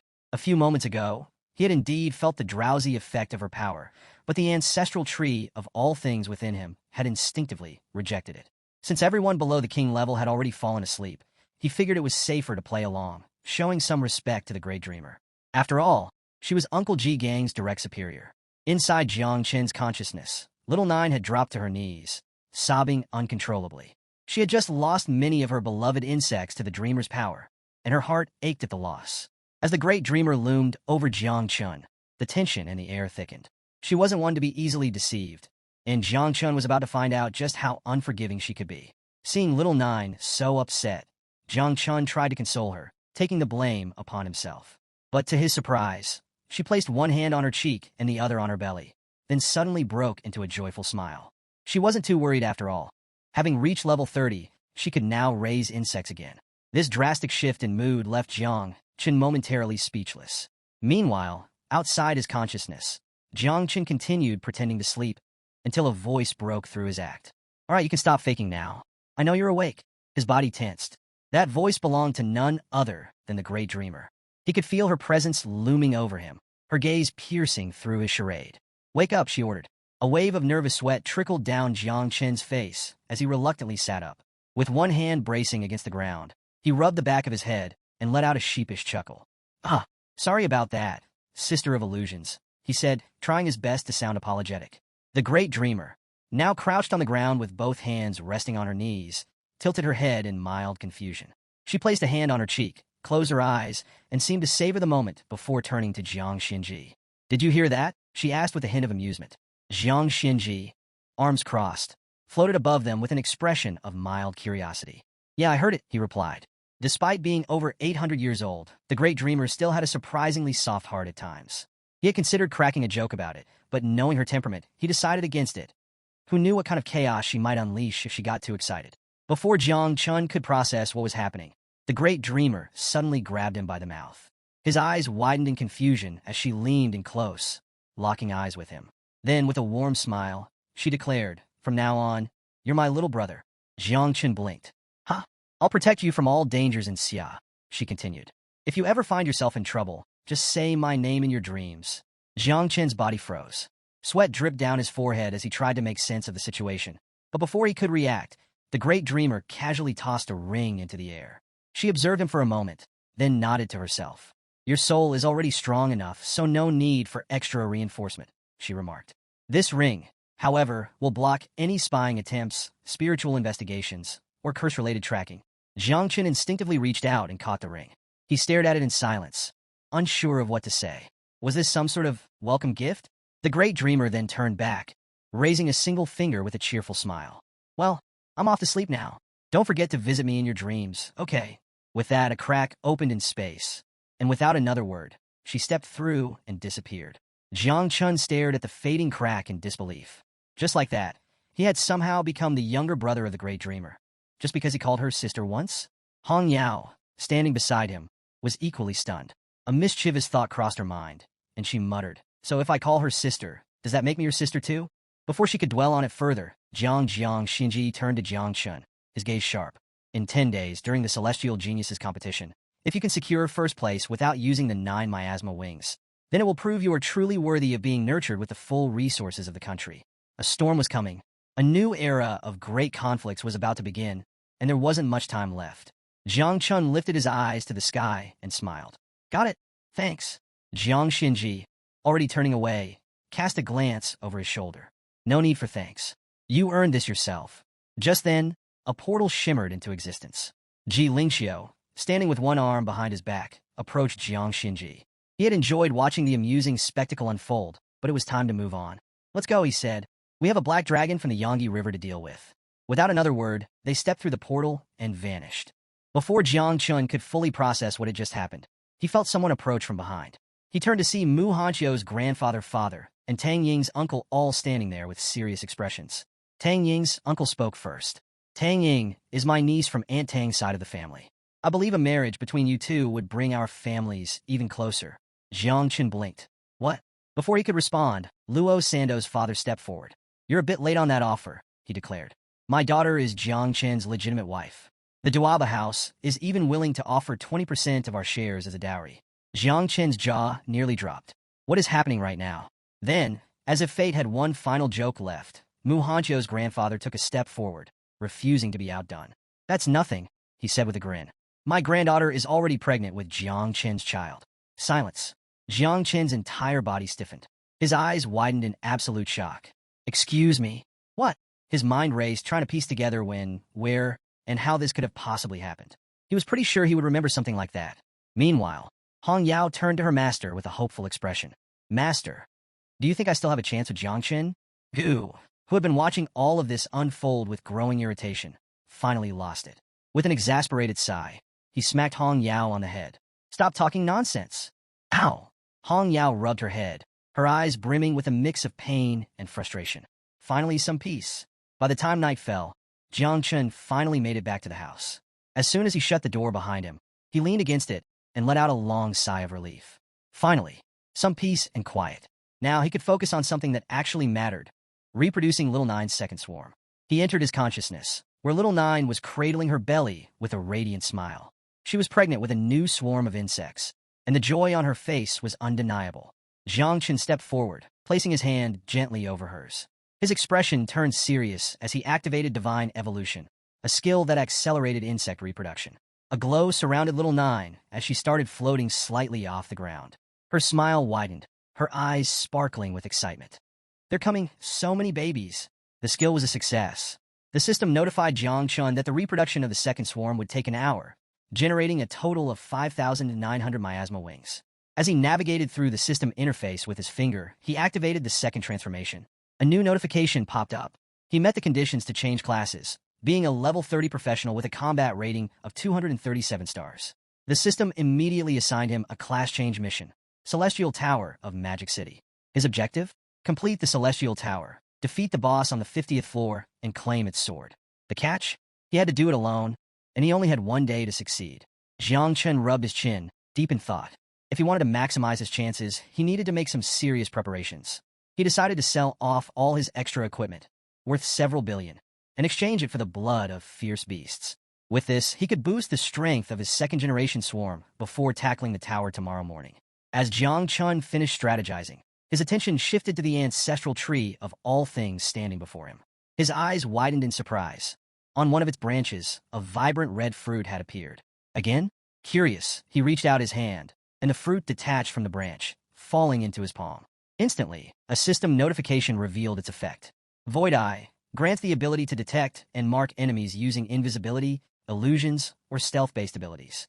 The range is determined by the user's divine soul strength. Currently, it covered a 10-kilometer radius. The only downside? The ability consumed a considerable amount of energy when used continuously. Jiang Chun smirked. Not bad. This could come in handy. Tang Ying's secret.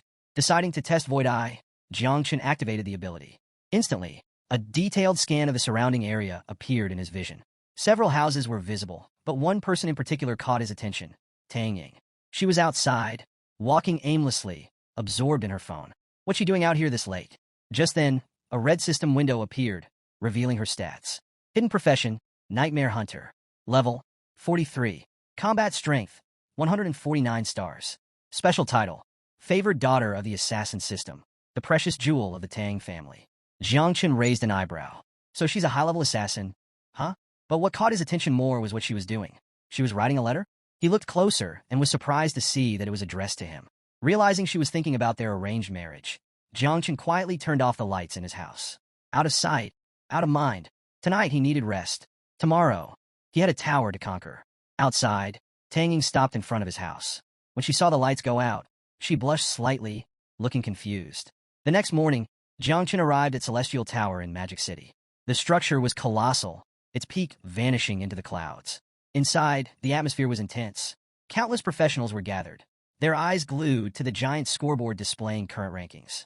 At the top, a name stood out. Jai Xinhua, 40th floor in 12 minutes. The crowd murmured in awe. Of course it's Jai Xinhua, someone said. Yeah, she's the pride of the city's war zone. No one's been able to beat her record from 6 months ago. Some had just begun their tower trials, but none could match her speed. Jiang Chun, standing at the entrance, cracked his knuckles. 50 floors in one day, huh? His lips curled into a grin. Let's see what this tower's got. Jiang Chun stood among the crowd, his gaze fixed on the scoreboard. Jai Xinhua. She wasn't just some random competitor. She was the second-ranked genius of Great Xia, her strength surpassing even Jiang Wushuang's. She had dominated every record in the second round of the Celestial Tower, making her the one to beat. A small smirk formed on Jiang Chun's lips.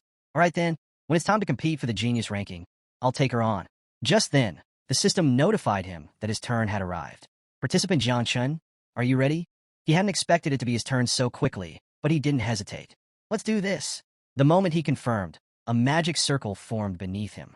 Bright energy surged around him, and in the blink of an eye, he was teleported to the first floor of the Celestial Tower. First floor, the trial begins. As soon as Jiang Chun appeared, countless monsters turned their attention toward him. The Celestial Tower was unique. Its difficulty scaled based on the level of whoever entered. There were no easy fights, no warm-ups, just immediate danger. Activating Void Eye, Jiang Chun scanned the battlefield. A status window popped up, revealing the details of the monsters before him. Fallen Elves, level 40, HP, 790,000. Combat power, 42 stars. Jiang Chun raised an eyebrow. Not bad. If the first floor had monsters this strong, then by the 50th floor, he'd be dealing with level 90 enemies. It was no wonder that even a genius like Jai Xinhua had only reached the 40th floor. But Jiang Chun? He wasn't worried. To him, these monsters were nothing more than insect food. He extended his hands outward, summoning his swarm. The insect mother emerged alongside countless creatures, their collective energy creating an eerie hum. The insect mother's eyes gleamed as she advanced, saliva dripping from her mouth. So much food, she murmured hungrily. Jiang Chun sighed. Calm down. This meat isn't that good. I'll get you something better later. Reluctantly, she nodded, and the swarm surged forward, ready to devour everything in sight. Meanwhile, in the Red Lake Cave, far away, deep within a cave where a red lake shimmered under dim light, a man sat in quiet meditation.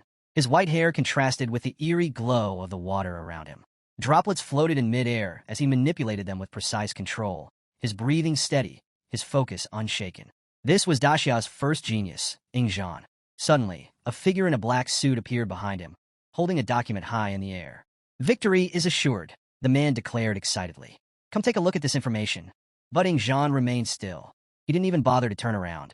His expression didn't change, and his meditation continued uninterrupted. Uncle Fong, he finally spoke, his tone calm and indifferent. It's unnecessary. He had already sensed Jiang Chen's presence, and yet he wasn't concerned in the slightest. Jean remained composed as he listened to Uncle Fong's words. He already knew that Jiang Wushuang had divine-level classes, but there were significant differences among divine classes. Not all were created equal. However, when Uncle Fong mentioned Jiang Chun, Jean's interest barely flickered. A new disciple of Gu? A so-called never-before-seen divine level? It sounded like a joke. There's no way someone with a creation class awakening is worth paying attention to, Jean remarked dismissively. Uncle Fong, undeterred, extended his hand and revealed something shocking. Jiang Chun killed Xia and even drew his sword against the protector of the kingdom, and he survived. Silence. Jean's previously indifferent expression shifted. Slowly, he stood up, and the floating water droplets in the cave crashed back into the red lake. Taking the document from Uncle Fong, he skimmed through its contents, his eyes narrowing as curiosity replaced skepticism. A creation class? And he did all that? A red dragon materialized before him, staring at him with piercing eyes. Jean, deep in thought, barely acknowledged it. His mind was preoccupied with new information. The 9 miasma wings, the 4 blades of heaven, the 8 transformations to purify the realm. This is getting interesting, he muttered. Yet, despite his growing intrigue, disappointment settled in. Jiang Chun wouldn't be allowed to use the 9 miasma wings during the Celestial Prodigy competition.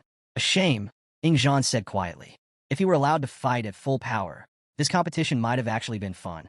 Meanwhile, in a training field, elsewhere, in a vast training arena, a pack of dog-shaped beasts prowled the battlefield. Their snarls echoed across the field, only to be drowned out by the sharp twang of a bowstring. A blindfolded woman moved gracefully between them, her golden bow gleaming under the sunlight. This was Daxia's second genius, Ji Xinyue. She leaped into the air, releasing a single arrow that pierced through a beast's skull with pinpoint accuracy. Without pausing, she spun midair, her silhouette blurring, and fired a barrage of arrows at the remaining beasts. Her attacks moved at light speed, each shot striking its mark. The creatures roared in agony, their bodies collapsing to the ground one by one. Not far away, atop a metal platform, 2 guards stood observing her performance. Each of them held long spears, their postures relaxed yet alert. Ji Xinyue is terrifying, one guard muttered. She's already comparable to a first-level grandmaster. His companion scoffed. Your standards are too low. You're forgetting Jiang Wushuang, Daxia's third celestial genius. He's already fought against warriors with 5 transformations and came out victorious. The first guard fell silent, realizing the truth in his words. Daxia's prodigies were on another level, and soon, Jiang Chun would have to face them all. Ji Xinyue's attacks were so powerful that the beasts couldn't withstand them. Their bodies shattered into pieces upon impact. Watching her display of dominance, Ji added, she's ranked 1 position above Jiang Chun. That means her strength should be at least equivalent to a 5 transformation master. After finishing off the beasts, Ji Xinyue gracefully landed on the ground. Though already invincible in long-range combat, she had recently started practicing close-quarters combat as well. One of the guards observing her speculated, she must be preparing to face Jiang Wushuang. But Ji shook his head. Worthless compared to her, he dismissed coldly. Not even the so-called number 1 genius, Jean, can match her. As the two continued discussing, a commanding presence suddenly filled the training field. The arrival of the commander. A tall man walked toward them, casually holding a cat in one hand. His aura radiated unshakable authority. This was Ji Hongyin, the chief commander of the city's war district. With a calm demeanor, he extended his free hand toward Ji Xinyue and spoke. That's enough for today. Rest for a while. Upon recognizing his voice, the guards immediately bowed their heads and closed their eyes as a sign of respect. Ji Xinyue, still immersed in her training, paused and removed her blindfold. The moment she laid eyes on her father, her expression lit up with joy. Dad, she exclaimed, immediately running toward him. Without hesitation, she excitedly reported, today, I improved a lot. Ji Hongyin, still gently stroking his cat, glanced down at her with an amused smile. Why are you pushing yourself so hard just for an elite list ranking? He asked. It's not worth it to be first. Closing his eyes, he raised his head slightly and continued. You should learn from me. If you ever get the chance to relax, take it. Ji Xinyue, however, wasn't having any of it. Her cheeks puffed out in annoyance as she retorted. You've been relaxing for 30 years, and yet somehow you ended up as the general commander of the Magic War District and the 4th sealed king of Daxia. She crossed her arms and narrowed her eyes. Are you really telling me you got there by relaxing?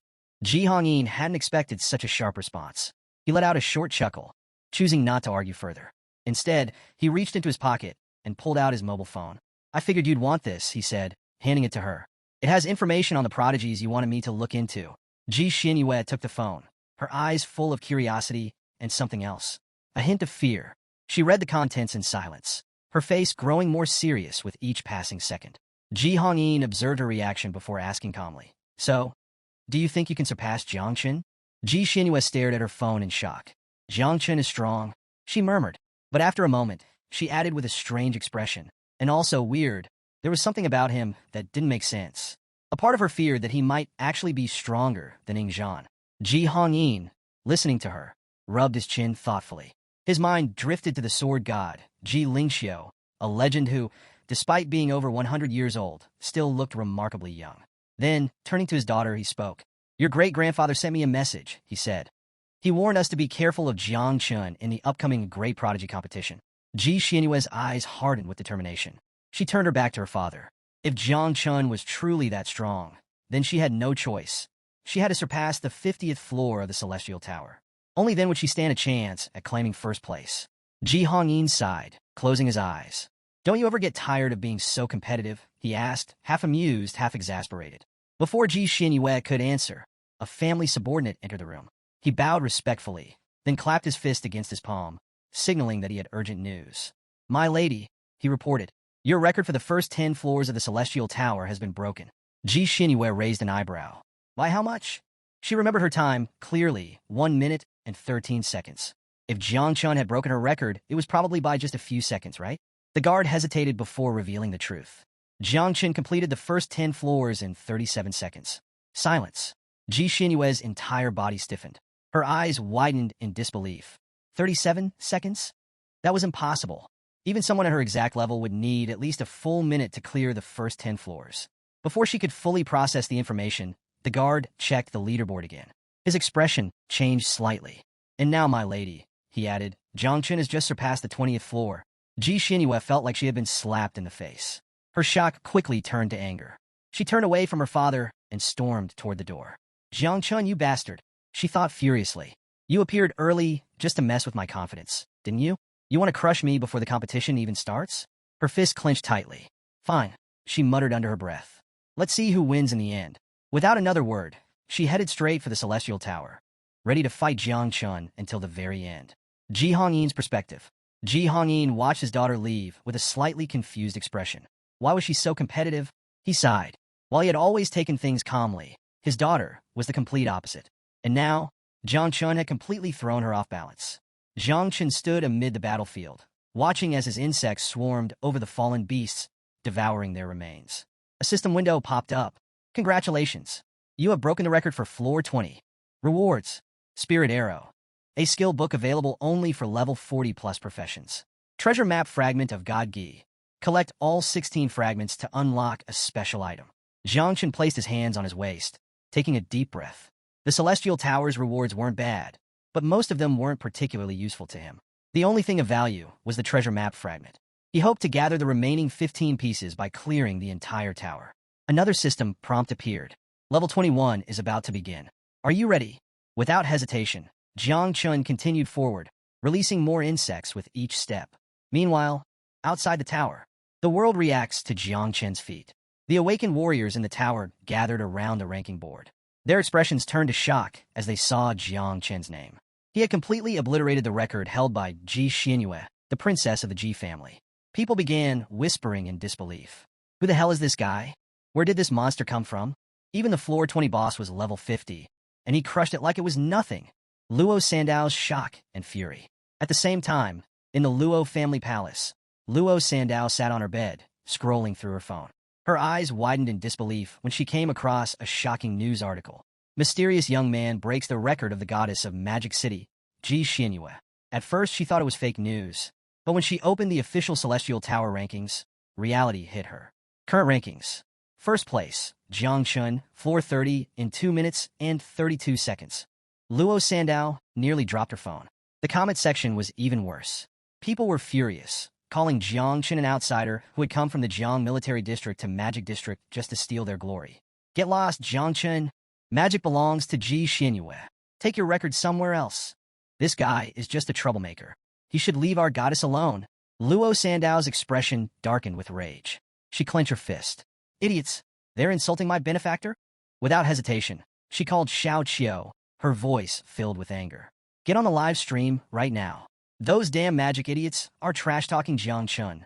Not only that, if insulting them online wasn't enough, she was prepared to head to magic herself. Ji Xinyue's counterattack. At the Celestial Tower, a familiar figure arrived. Ji Xinyue. Her eyes burned with determination. She had come to reclaim her throne. The moment people saw her, the entire crowd erupted in excitement. She's here. Ji Xinyue will put that outsider in his place. With a serious expression, she activated her second transformation. A magic circle formed beneath her feet, power radiating outward. The crowd cheered, raising their fists in the air. The Celestial Tower ranking belongs to us. We won't let an outsider take magic's glory. As the tower's challenge began, one thing became clear. Ji Xinyue wasn't just aiming for the top ranking anymore. She was coming for Jiangchen. The entire Magic District firmly believed that Ji Xinyue would reclaim her rightful spot at the top of the Celestial Tower rankings. The moment she accepted the challenge, a magic circle appeared beneath her, and she was teleported to the first floor.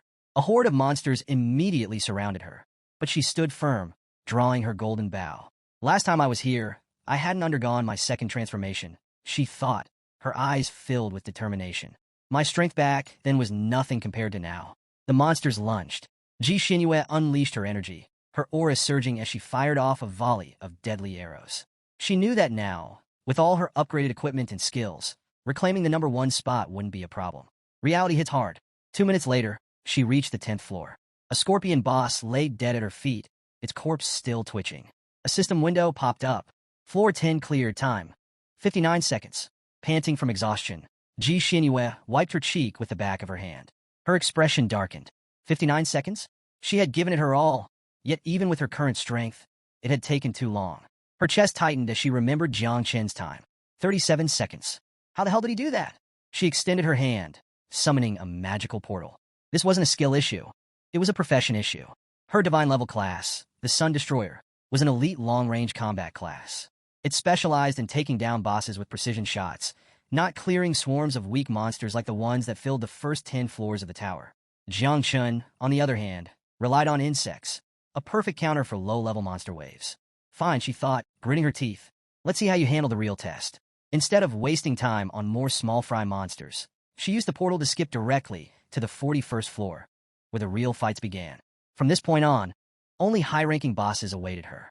And in boss fights, Jiangchen had no advantage over her. A near disaster on floor 50. 5 minutes later, Ji Xinyue stood before a terrifying boss. A massive octopus-like creature with writhing tentacles. The moment she dodged, the beast struck with inhuman speed, grabbing her limbs and lifting her into the air. Her expression turned serious. She knew better than anyone. This was bad news. The monster tightened its grip, preparing to finish her off. But Ji Xinyue wasn't done yet. Summoning all her strength, she activated her ultimate ability, Golden Crow's Fire Rain. A burning arrow formed in her hands, glowing like a miniature sun. Burn! With a final, powerful shot, she fired directly into the beast's head. Boom! The monster shrieked in agony, its massive form collapsing to the ground as flames consumed its body. Floor 50 cleared. Time. 5 minutes, 29 seconds. As the tentacles loosened and fell limply to the floor, Ji Xinyue staggered backward, her hands on her waist, gasping for air. She had set a new record for the 50th floor, but her mind was elsewhere. If she had struggled this much, then just how strong was Jiangchen? She had been twice as fast as before on the 40th floor, securing the glory of Magic City. No matter how hard Jiangchen tried, there was no way he could surpass her record this time. Or so she thought. In her mind, this was his first loss against her, but she was certain it wouldn't be the last. The upcoming Prodigy Rankings competition would be another chance to crush him. Meanwhile, Jiangchen had already stepped onto the 50th floor. The boss barely put up a fight before falling to him, and as the swarm of insects devoured its corpse, he casually opened the system window, scanning through his progress. With a serious look, he analyzed the quality of the beast's flesh at this level. It was excellent. Once the insects finished feeding, they'd be able to reproduce for 3 more generations. Even better, passing the 50th floor would reward him with a sword and complete his second transformation. Excited, Jiang Chun smirked. The second insect mother was about to arrive. At that moment, little Nine pouted, her voice filled with grievance. "I want to eat too." Jiang Chun chuckled and ruffled her head. "Be good. Let the insects have this one.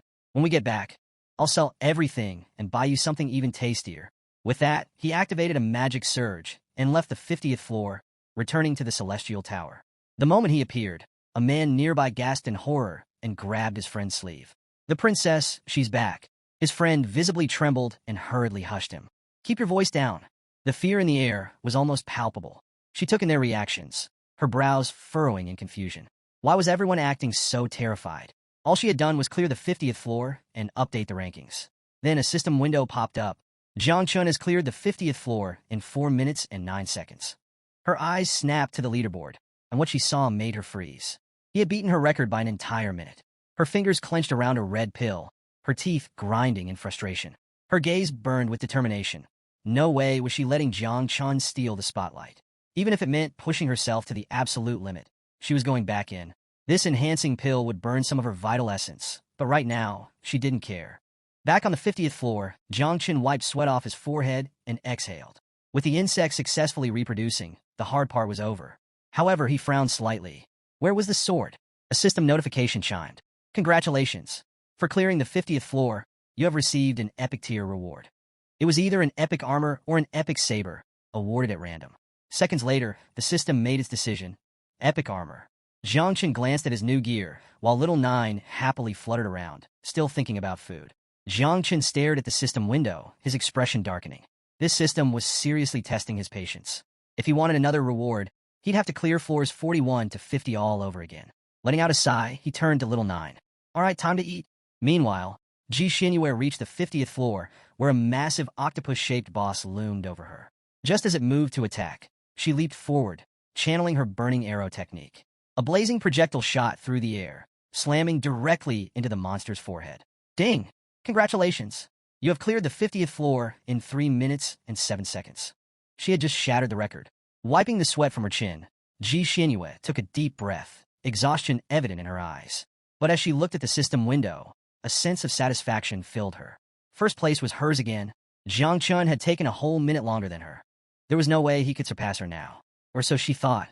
At the same time, Jiang Chun had re-entered the 50th floor. Once again, the octopus boss spawned, its many tentacles writhing. Little Nine, however, had other ideas. Instead of attacking, she hovered near the boss, curiously poking its tentacles with a playful smile. "Hee hee, it's got so many legs." Jiang Chun's eyebrow twitched. "Stop messing around and eat already. I need to give you a little brother." Little Nine's smile froze. Her big eyes welled up with tears as she looked at Jiang Chun, heartbroken. "You don't want to see me anymore? Am I not enough for you?" Jiang Chun was speechless. "Where the hell did you learn this nonsense?" He rubbed his temples before explaining. "Even if I have a second one, you'll still be the eldest. If he annoys you, you can just beat him up." He smirked. "Think about it. You were born first, you're stronger, and you have thousands of insect minions backing you up. What's there to worry about?" Little Nine sniffled, then slowly started smiling. She tapped her cheek with a finger, her thoughts already drifting. A younger sibling, someone to bully and pinch all day? Her excitement soared. Without another word, she lunged at the boss and took a huge bite, tearing through most of its body in one chomp.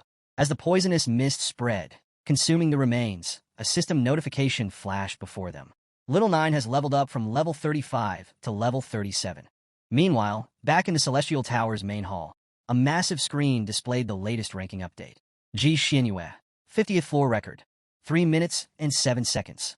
A smug blonde man, Hua Yunfei, stood before the screen, his hand dramatically placed on his chest while he extended the other upward. With a self-satisfied smirk, he closed his eyes and declared, "Jiang Chun has lost. The top rank belongs to our city's goddess once again." He turned to the surrounding crowd, sneering. As for those flies from Jiang Chen's battle district, they should scurry back to their stinking city. Behind him, Muhan Q and Luo Sandao crossed their arms, their expressions turning dark. "Shut the hell up, you bastard," Luo snapped. Jiang Chun had been casually clearing floors at his own pace, never treating this as a competition. To him, this was nothing more than a game. He wasn't even trying his hardest. But then something unexpected happened. The Celestial Tower's record updated. Jiang Chun, 50th floor completion time, 2 minutes and 58 seconds. The hall fell in a stunned silence. Hua Yunfei stood frozen, his face twitching in disbelief. "Icha? How?" Meanwhile, Luo Sandao and Muhan Xiao clenched their fists in excitement. Ah, and that's not even his full strength, Muhan Xiao smirked. Ji Xinhua? Crushed like nothing. Ji Xinhua's expression turned ghastly. Her knees gave out, and she collapsed to the ground. How? How had he surpassed her again? Panic seized her mind. Despair twisted her thoughts. With shaking hands, she pulled out another red pill, determination burning in her exhausted eyes. If she had to push herself past her limits, so be it. She would not accept defeat. But just as she brought the pill to her lips, the ranking updated again. Jiang Chun, 50th floor completion time, 2 minutes and 47 seconds. A full 11 seconds faster. Ji Xinhua's fingers trembled. Her eyes widened. And then, she broke. Tears welled up and spilled over. She dropped the pill, collapsed on her hands and knees, and began sobbing like a child. The crowd gathered around, whispering among themselves, confused by their so-called goddess's behavior. Then, a golden light burst from the sky. Boom! A figure descended, cloaked in divine energy, Ji Xinhua's father. The entire hall went dead silent. Not a single soul dared to speak. His furious gaze swept over the room before locking onto his crying daughter. Who made my little princess cry? Someone in the crowd hesitated before muttering. I was Jiang Chun. The father's face darkened, his fist clenching tight. His golden aura flared with vengeful rage. Don't cry, my child, he said coldly. When Jiang Chun comes out, I'll teach him a lesson myself. His gaze flickered to the leaderboard. His expression shifted slightly. There was something off about this. Was Jiang Chun really just clearing floors? Or had he discovered something deeper within the Celestial Tower? At first, he suspected Jiang Chun had uncovered the secret mission of the Celestial Tower. Perhaps he was after the legendary Julie treasure. But then he shook his head. Impossible. The Emperor Julie's divine treasure was scattered across 12 map pieces, each split into even smaller fragments. Even if someone knew of its existence, obtaining it was an impossible task. The Ji family had spent years searching for the treasure and had only managed to collect 4 pieces of the map. There was no way Jiang Chun could have obtained all 12 in such a short time, or so they thought. Meanwhile, inside the Celestial Tower, Jiang Chun casually pulled out all 12 treasure map fragments. The system immediately began synthesizing them. Watching the process, Jiang Chun rested his chin on his hand, deep in thought. The Celestial Tower was a nightmare for anyone with obsessive-compulsive tendencies. After all, completing the treasure map required running the tower over and over again. But in reality, the key lay in completing hidden missions that only triggered under certain conditions, depending on when a player changed classes and at what level. Finally, the system fully synthesized the map. A golden light burst from it, and multiple system windows popped up. Mythical-grade treasure map acquired. Jiang Chen's eyes narrowed as he studied the details. According to the system, this map originated from the Gi tribe, an ancient civilization that had once split off to form humanity itself. At their peak, they ranked 53rd among the 10,000 races, a staggering achievement. And now, this treasure map, one of 12 in existence, revealed the location of a divine weapon once wielded by the legendary Emperor Ji. By activating the map, Jiang Chun would obtain the secret location, with no level restrictions and no time limit. But there was a catch. The place was unimaginably dangerous. Jiang Chun narrowed his eyes at the repeated warnings in the system notifications. Even with the golden sword of the Emperor as a reward, recklessly charging it would be suicide. For now, he made a calculated decision. He would complete his second transformation first. With all conditions met, the system initiated his class change. Jiang Chen's vision blurred, and in an instant, he found himself teleported into his subconscious space, standing before the ancestral tree of all things. He stared at the massive tree, contemplating its significance. A moment later, the system chimed. Class change successful. Jiang Chun had officially reached his second transformation. Plus 100 free attribute points granted. But more importantly, the ancestral tree of all things had evolved. A new fruit had appeared. Fruit of Destiny. Jiang Chen's brows furrowed. What was the purpose of this fruit? Why had the system upgraded it now? Questions flooded his mind, but for now, he set them aside. He had something far more important to do. Summoning the second insect mother. A crack split open in front of him as the system announced. Because you have completed your second transformation, you will obtain a random insect mother. A powerful red glow erupted from the crack. Then, it appeared. A calamity-level red beetle emerged, its entire body radiating a terrifying crimson energy. The beetle's wings unfurled as it hovered, emanating an aura of absolute dominance. This was no ordinary creature. It was a monster born from the depths of hell itself. A being that had once dwelled within the souls of gods and demons, absorbing the energy of their resentment, their defiance, their unbreakable memories. For countless eras, it had vanished alongside the annihilation of eternal hell. But now, it had returned. Jiang Chun extended his hand, and the calamity-level red beetle immediately flew toward him. He watched in fascination as it landed lightly on his finger. The system window revealed its unique traits. For every 10 levels, the beetle could produce anywhere from 49 to 108 offspring. Even more impressive, with every evolution, Jiang Chun could extract one of its abilities, which would then evolve every 30 levels. Bringing his finger closer to his face, Jiang Chun examined the beetle carefully. It was about the same level as Little 9, but much smaller in size. Its design was more abstract, less like a traditional insect, and more like a creature of legend. Intrigued, Jiang Chun raised his hand toward the ancestral tree and activated divine evolution. A golden glow engulfed the beetle. In an instant, its tiny form underwent a shocking transformation. A powerful crimson armor wrapped around its body, a sharp horn jutted from its head, and its wings pulsed with terrifying energy. The red beetle slowly opened its eyes, crossed its arms, and to Jiang Chun's surprise, called him father. Jiang Chun blinked. Wait, what? Unlike the hyperactive Little 9, this one was calm, composed, and radiated an air of maturity. He exuded the aura of a seasoned warrior rather than a playful spirit. Jiang Chun smirked. All right, I'll call you Xia. He hadn't expected this evolution to result in a male insect mother. But then again, asexual reproduction didn't adhere to conventional gender rules. The evolved form was simply random. Xia's status window appeared. Plague-type insect. Offspring, 0. Affinity 100. Special abilities, multiple. One ability caught Jiang Chun's attention, Infernal Furnace. This skill allowed Xia to condense and refine vital essence, the energy of heaven and earth, and even the power of the sun, moon, and stars into a source of life. Jiang Chun grinned. This was insane.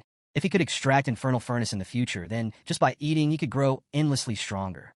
With a calm expression, Xia spoke. Father, you only need to help me complete my first life leap. If you do that, I won't have to wait until level 30 to unlock your first ability extraction. Jiang Chun raised an eyebrow. First life leap? Xia nodded.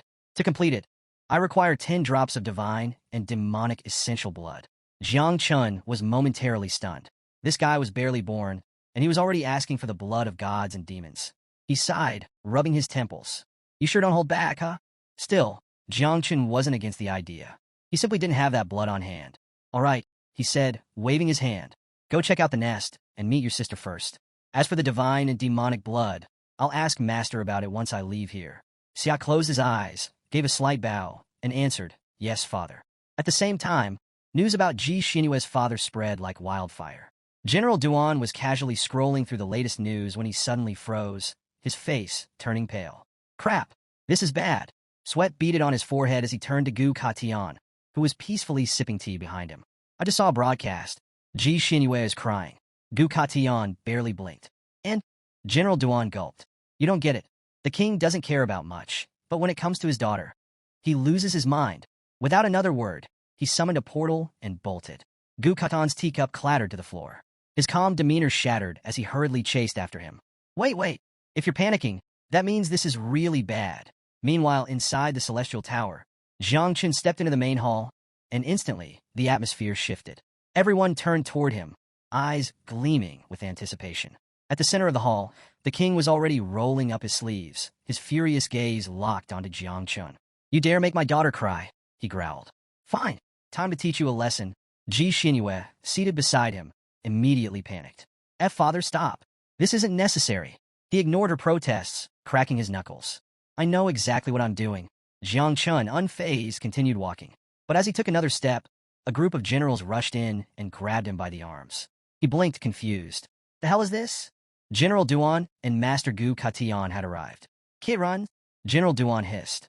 We'll explain on the way. Before Jiang Chun could process what was happening, the king suddenly lunged forward. A golden energy burst from his hand, aimed straight at Jiang Chun. Stop! Duan Jai roared, blocking the attack with a sudden wall of ice. The king narrowed his eyes. This brat made my daughter cry. As punishment, I demand Jiangnan surrenders its territory. From now on, the 3 great dungeons in Celestial Dragon Canyon will belong to magic. Duan Jai sneered. Not happening. He stepped forward, his icy aura intensifying. Jiangnan has risen. In this year's Celestial Genius rankings, its magic will be ceding territory to us. The king's face twisted in rage. His aura flared, but before he could strike again, Jiang Chun and his group had already vanished. Back in the hall, the king seethed. They ran? No matter. His gaze darkened. I'll go to Jiangnan myself. Even if they kneel and beg for forgiveness, it won't be enough. Then, an idea struck him. Actually, I should just make Jiangchen marry my daughter. That way, we can humiliate him day and night. Silence. A beat passed. Behind him, Ji Xinyue's face turned bright red. Father, what are you even saying? She stammered. A crowd had gathered, all staring at her. Whispers spread like wildfire. Meanwhile, the king simply nodded to himself. As long as my daughter is happy, she can do whatever she wants. Ji Xinyue collapsed to the ground, flustered beyond words. After thinking it over carefully, she took a deep breath and stood up. I should go home. She turned on her heel. But before leaving, she clenched her fists, engraving Jiang Chen's name into her mind. She wouldn't forget this. If she wanted to surpass him, if she wanted to win in the prodigy competition, she needed to get stronger. Jiang Chun, Gu Katian, and Duan had barely escaped when they were met with an unexpected sight. Ji Xinyue and her father standing right in front of them, still fuming. The king crossed his arms, his gaze sharp. What are you doing in my house? Gu Khan calmly closed his eyes, brought a fist to his mouth, coughed lightly, then replied, we have a request. The king's expression darkened. So, even the celestial sword king lowers himself to ask favors? He sighed in disappointment. Still, he wasn't an unreasonable man. Fine. What do you need? Gu Katian's expression remained neutral. Jiang Chun is my disciple. He requires 10 drops of divine and demonic essential blood for his profession change mission. As far as I know, only the Ji family possesses such a thing. Duan immediately raised a finger and forced a smile. This has nothing to do with the previous conflict. Jiang Chun just needs it for his profession change. And, if necessary, as compensation, we're willing to offer the Celestial Dragon Cannon. The king placed a hand on his daughter's shoulder, deep in thought. The Celestial Dragon Cannon? Huh. He rubbed his chin before shaking his head. That's not a fair trade. Not for even 1 drop of divine and demonic blood. Then, his eyes gleamed with a wicked idea. But I will agree on one condition. Jiangchen must marry my daughter. Silence. Ji Xinyue froze. Her face turned bright red. Father? With a smug smile, her father continued, think about it carefully, my dear. If you have Jiang Chun by your side, you'll be even more motivated to train harder. Seeing him every day would give you infinite energy to improve yourself, to become stronger, and to protect our city. Ji Xinyue's face went even redder. Her hands trembled. What are you even saying? Meanwhile, Duan had had enough. He slammed one foot on the table, pointed at them dramatically, and snapped, this is ridiculous. I'm taking this straight to Mahankyu and Tang Wangchuan. If you think you can pressure us into something like this, think again. Jiang Chun, still seated, wiped sweat from his forehead. How the hell did things spiral into this mess? Gu Katian's expression hardened. Mind your words, king, he warned. The king simply grinned, extending his hand to one side. Relax. Even if Jiang Chun doesn't marry my daughter, it would still be beneficial to establish ties as in-laws. Ji Xinyue's gaze snapped to her father. Her jaw dropped. Her face turned scarlet. What are you trying to pull? She shouted. You're not forcing me into a marriage, are you? Because if you are, why don't you marry Jiang Chun instead? The king remained calm, his smile unwavering. Feelings can be cultivated, he said, his tone reassuring. Young people these days aren't too keen on marriage first and love later, but it's not impossible. Ji Xinyue, however, wasn't having any of it. Without a word, she turned her back on her father and stormed toward the door. She was so furious that she didn't even want to continue the conversation. Her father's expression shifted. His eyes flickered with both confusion and concern. He reached out to stop her, but hesitated. Then, a sudden spark of mischief returned to his face. Turning to Jiang Chun, he flashed a confident grin. Young man, he said smoothly, why don't you stay at my house for a few days? Give it some time, let's see if my daughter falls for you. If nothing happens, you're free to leave. Jiang Chen's eyes narrowed slightly. This old man is up to something. But after a moment of thought, he forced a smile and accepted. There was no way Ji Xinyue would fall for him in just a few days, so this arrangement was harmless. Besides, earning the king's trust might make it easier to get his hands on the divine and demonic blood. That night, after Gu Katian and Duan left the Ji family mansion, the king kept his promise. He handed Jiang Chen a box filled with small red bottles. Each one contained divine and demonic blood. Jiang Chun could feel the immense power radiating from them. Just a single drop could instantly elevate an ordinary person to a king-level cultivator. But, of course, there was a catch. If someone unqualified consumed it, their body would explode, and their soul would be annihilated without a trace. The king's expression turned serious. Be careful with this blood, he warned. It contains a terrifying will. If you're not prepared, It will devour you. Jiang Chen simply smiled. Understood. He examined the bottles in his hand, then decided it was time. Xia manifest. A powerful red energy filled the room as Xia appeared before him. But something was off. Xia had his head lowered, his aura filled with gloom. Jiang Chen raised an eyebrow. What's with that depressed look? Xia let out a sigh. Little Nine doesn't like me. What? Xia's voice was full of grievance. She wants to kick me out of the nest. Jiang Chen extended a hand toward him, trying to console him with an awkward smile. Did she hit you? Xia's expression darkened. He turned his head away. No, a pause. Then, with a voice full of pride, he added, I refuse to fight a mere insect woman. She's no match for me. That's why. I just left the nest before things got messy. Jiang Chen's confusion deepened. Xia was talking as if he were stronger than Little Nine. But wasn't she supposed to be the dominant one? Where was this arrogance coming from? It was baffling. Xia was a terrifying existence from eternal hell. Yet here he was, sulking over a petty nest dispute. After a moment of thought, Jiang Chen shrugged it off. Whatever. Kids should settle their own problems. Placing a hand on Xia's shoulder, Jiang Chen forced a smile, then reached for the box of divine and demonic blood. Forget about it, he said. Just eat first. Xia, still brooding, sighed. Understood. With a simple gesture of his hand, the bottle caps flew into the air. The thick, ancient blood began to rise from the bottles, swirling toward him. Eyes closed, Xia began to drink it, his body absorbing every last drop. The moment he finished, a surge of terrifying energy erupted around him. System notifications flashed in Jiang Chen's vision. Level transition complete. Ability extraction in progress. Jiang Chen clenched his fist, watching the system work its magic. This was a gamble, and he knew it. Would he get a top-tier ability? Or would he end up with something mediocre? His heart raced as the system finalized its selection. Then, he was teleported into his subconscious. A massive energy wave exploded from within his body. You have obtained the divine body of the guardian elephant, legendary grade. Jiang Chen's eyes widened. This wasn't infernal furnace. Instead, he had acquired a divine constitution type ability. According to the system, the human body contained 840 million microscopic particles, and each one carried the strength of a colossal elephant. If all of these particles awakened, they would transform his body into something akin to a divine elephant, an entity powerful enough to stir seas and rivers, roar until the stars trembled, leap across the moon, and devour the sun itself. More importantly, Xia's body had transformed into primordial particles, meaning he could now integrate directly into Jiang Chen. Jiang Chen stared at his palm, his face a mix of surprise and confusion. Wait, is this an upgraded version of the infernal furnace? Then, a wave of power rushed through his body. The energy radiating from him was now identical to Xia's. Jiang Chen clenched his fists. A slow smirk crept across his face. This was huge.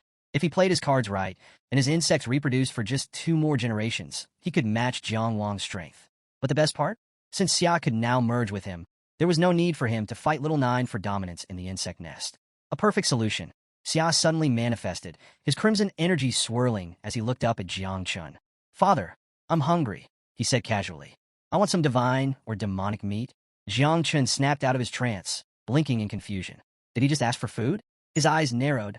Since when did you start talking like this? Xia crossed his arms. I learned it from Little Nine. I figured if I acted like her, she might accept me as her brother. Jiang Chen nearly face-bombed. This guy, a terrifying existence from eternal hell, was now mimicking Little Nine just to win her over? He sighed, rubbing his temples. I'll deal with this later. Meanwhile, in a remote mountain range, a towering temple loomed over the desolate landscape. This was the temple of the cult of the ancient sacred god of Jiangnan. Inside, a row of hooded figures stood in perfect formation before a throne, upon which their leader sat, exuding an air of dominance. His voice was low but firm. Any new information? One of the subordinates stepped forward. Jiang Chen of Jiangnan's War District has learned to wield the celestial sword. He has already developed 4 techniques. The last one, called the Wei, may even be of divine level. Another hooded man spoke up. There's also been some suspicious activity involving Jiang Chen and the great state-protecting general, Xiao Yuanshan. We attempted to investigate, but even through soul-searching, we found nothing. The air in the room grew tense. The searchers, the leader asked. Dead? A heavy silence fell over the hall. The leader's eyes flickered with understanding. The great dreamer. Only one person could have erased information so thoroughly. He sighed, leaning back against his throne. Some things are better left alone. Then, with a decisive motion, he adjusted the cult's hunting list. The top 3 remain unchanged, he announced. Moved Jiang Chenchang to 4th place.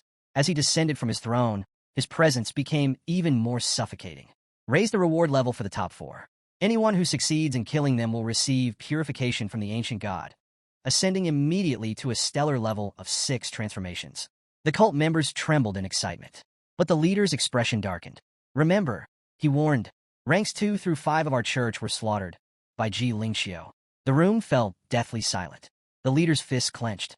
We've remained silent for too long. It's time to rise. He turned toward a dark corridor where something massive lurked. The deeper he walked, the stronger the presence of an ancient beast became. There, in the dim light, a giant creature stirred, a monstrous entity with dozens of glowing eyes watching him from the shadows. The leader took a deep breath and knelt. "Oh, great one, thank you for not abandoning us." His voice was filled with devotion. "This is a divine opportunity. We must act in service of the ancient gods." The cavern was filled with thick cobwebs, stretching like a nightmarish tapestry. The leader looked up and locked eyes with a terrifying figure, the Spider Queen. He smiled.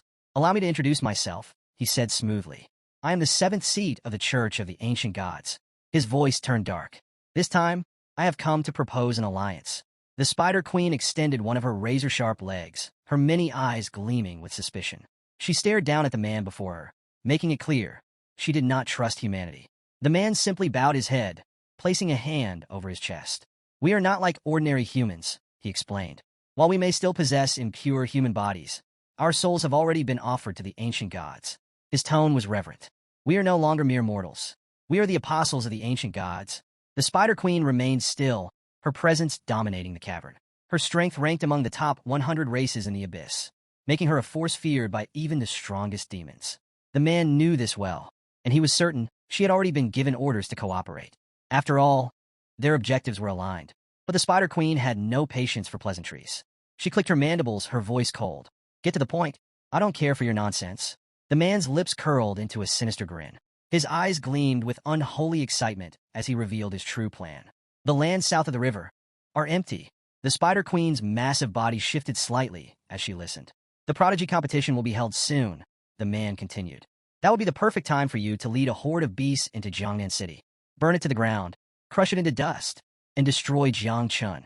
The Spider Queen fully emerged from the shadows now, her monstrous form towering over him. The man spread his arms wide, his voice filled with fanatic devotion. "With this sacrifice, we will summon the ancient god's arrival." His eyes shone with madness.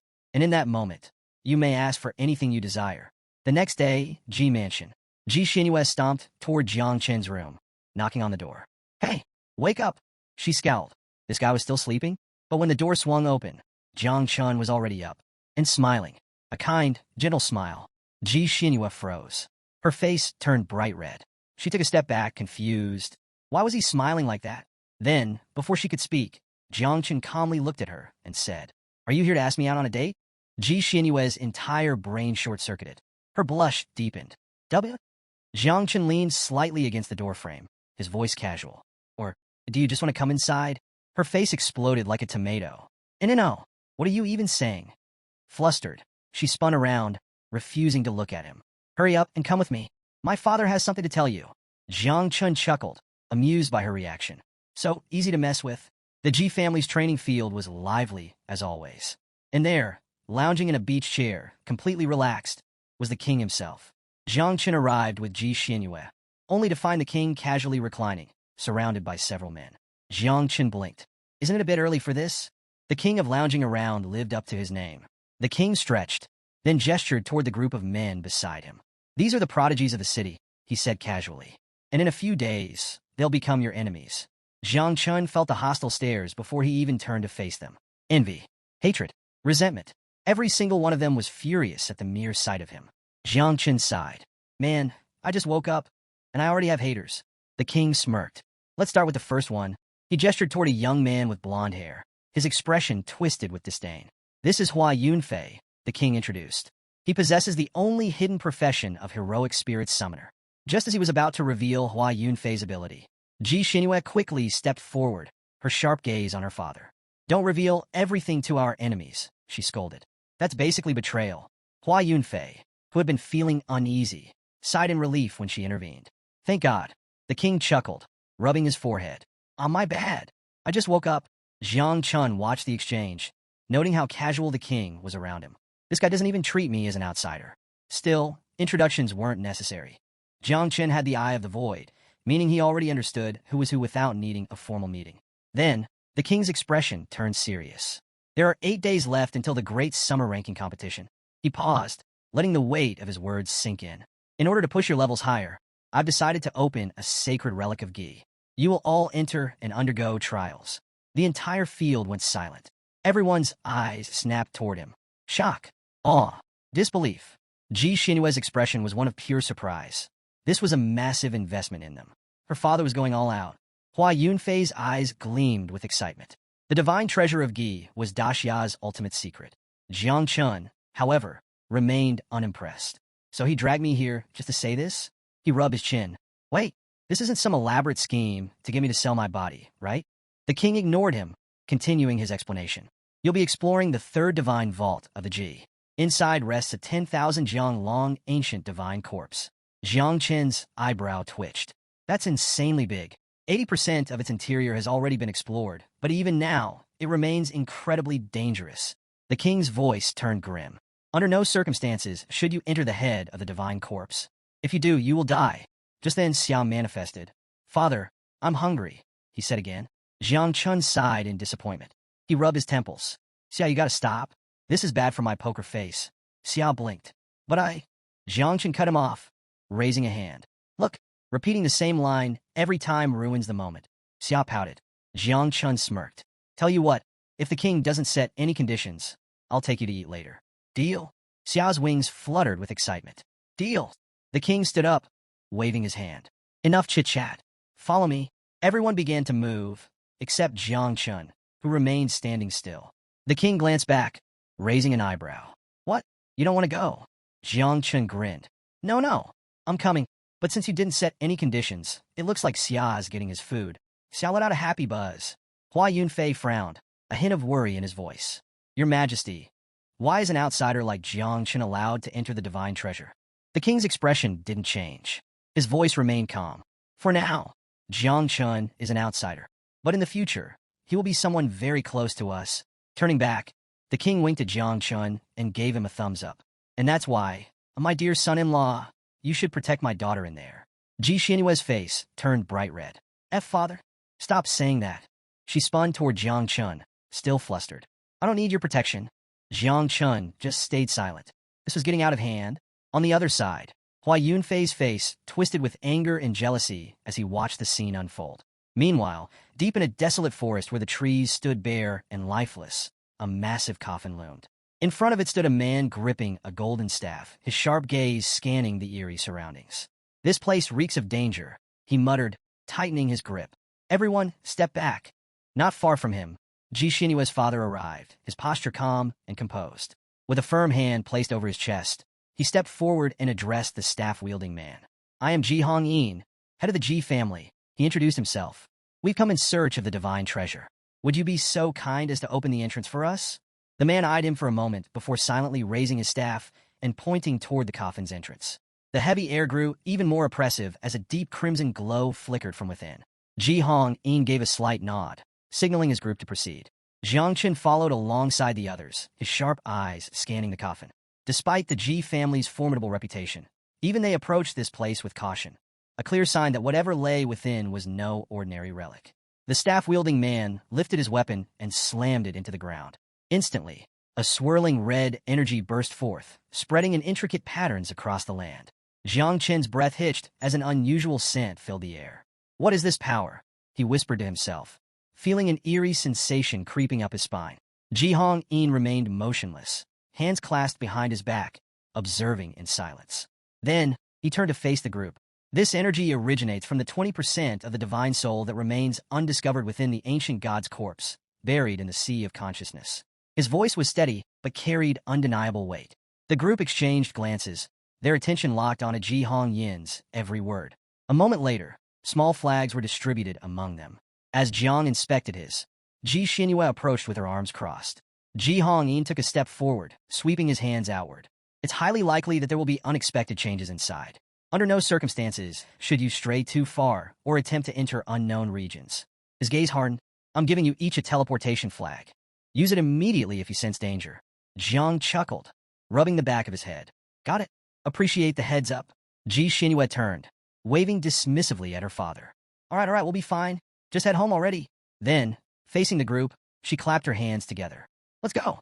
Stick close. I'm leading the way. A short while later, they stepped inside the ancient god's corpse.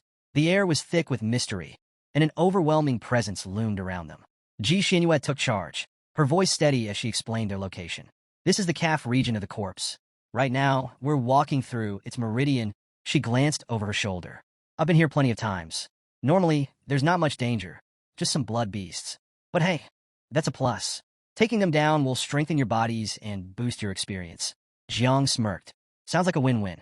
Lead the way, boss. With that, they ventured deeper, ready for whatever lay ahead. As they walked, Jiang Qin's eyes remained fixed on the sky above. It stretched endlessly, its height and width spanning dozens of meters. His mind buzzed with questions. Is this really just the meridian of the ancient god's corpse? If so, just how massive was this being in its prime? Perched on his shoulder, little Jia studied him with a calm expression before breaking into a sly grin. The little creature had realized something. His father had brought him here for one reason, to feast on the magnificent corpse of the ancient god. Father is the best, little Jia thought, his admiration growing. Of course, that admiration might have been fueled more by the thought of an all-you-can-eat buffet than anything else. Jiang Qin glanced at him, amused. Go ahead. Eat as much as you want, he said, giving his son permission. But don't get caught. With a flicker of energy, little Jia transformed into a small beetle and scurried away, vanishing into the shadows.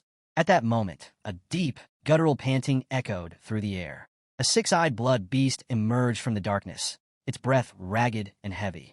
Before anyone could react, an entire horde followed, surrounding them. Some stood in formation to block their escape, while others crouched, ready to pounce. Ji Xinyue's face tensed as she spun around, drawing her bow. Everyone be careful, she called out, her sharp gaze scanning the battlefield. A glowing status window flickered before them, listing the beast's levels and abilities. Level 35 Blood Beasts, Blood Mist, Blood Explosion, Blood Arrow. Hua Yunfei, on the other hand, grinned ear to ear, excitement burning in his eyes. Flames ignited in his palm as he confidently stepped forward. Finally, a decent fight, he said, his voice brimming with arrogance. Without waiting for anyone, he charged straight at the beasts, eager to show off. Jiang Chun, however, remained unfazed. His gaze drifted toward little Jia's disappearing form. Strange, he's not even interested in these beasts?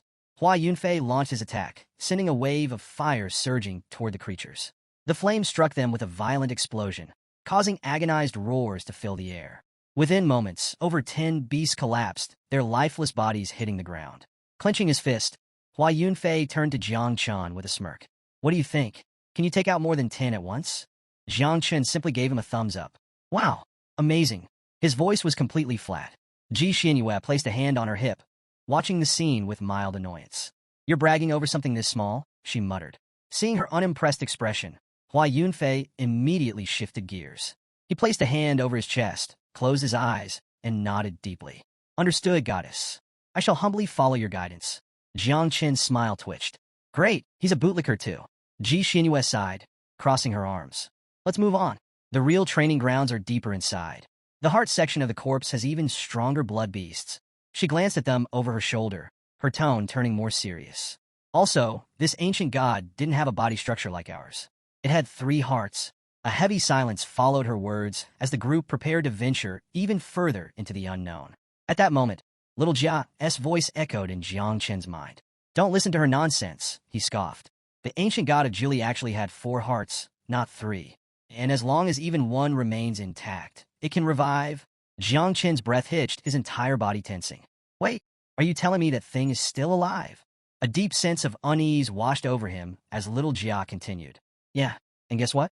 I just found the hidden 4th heart. It's still intact.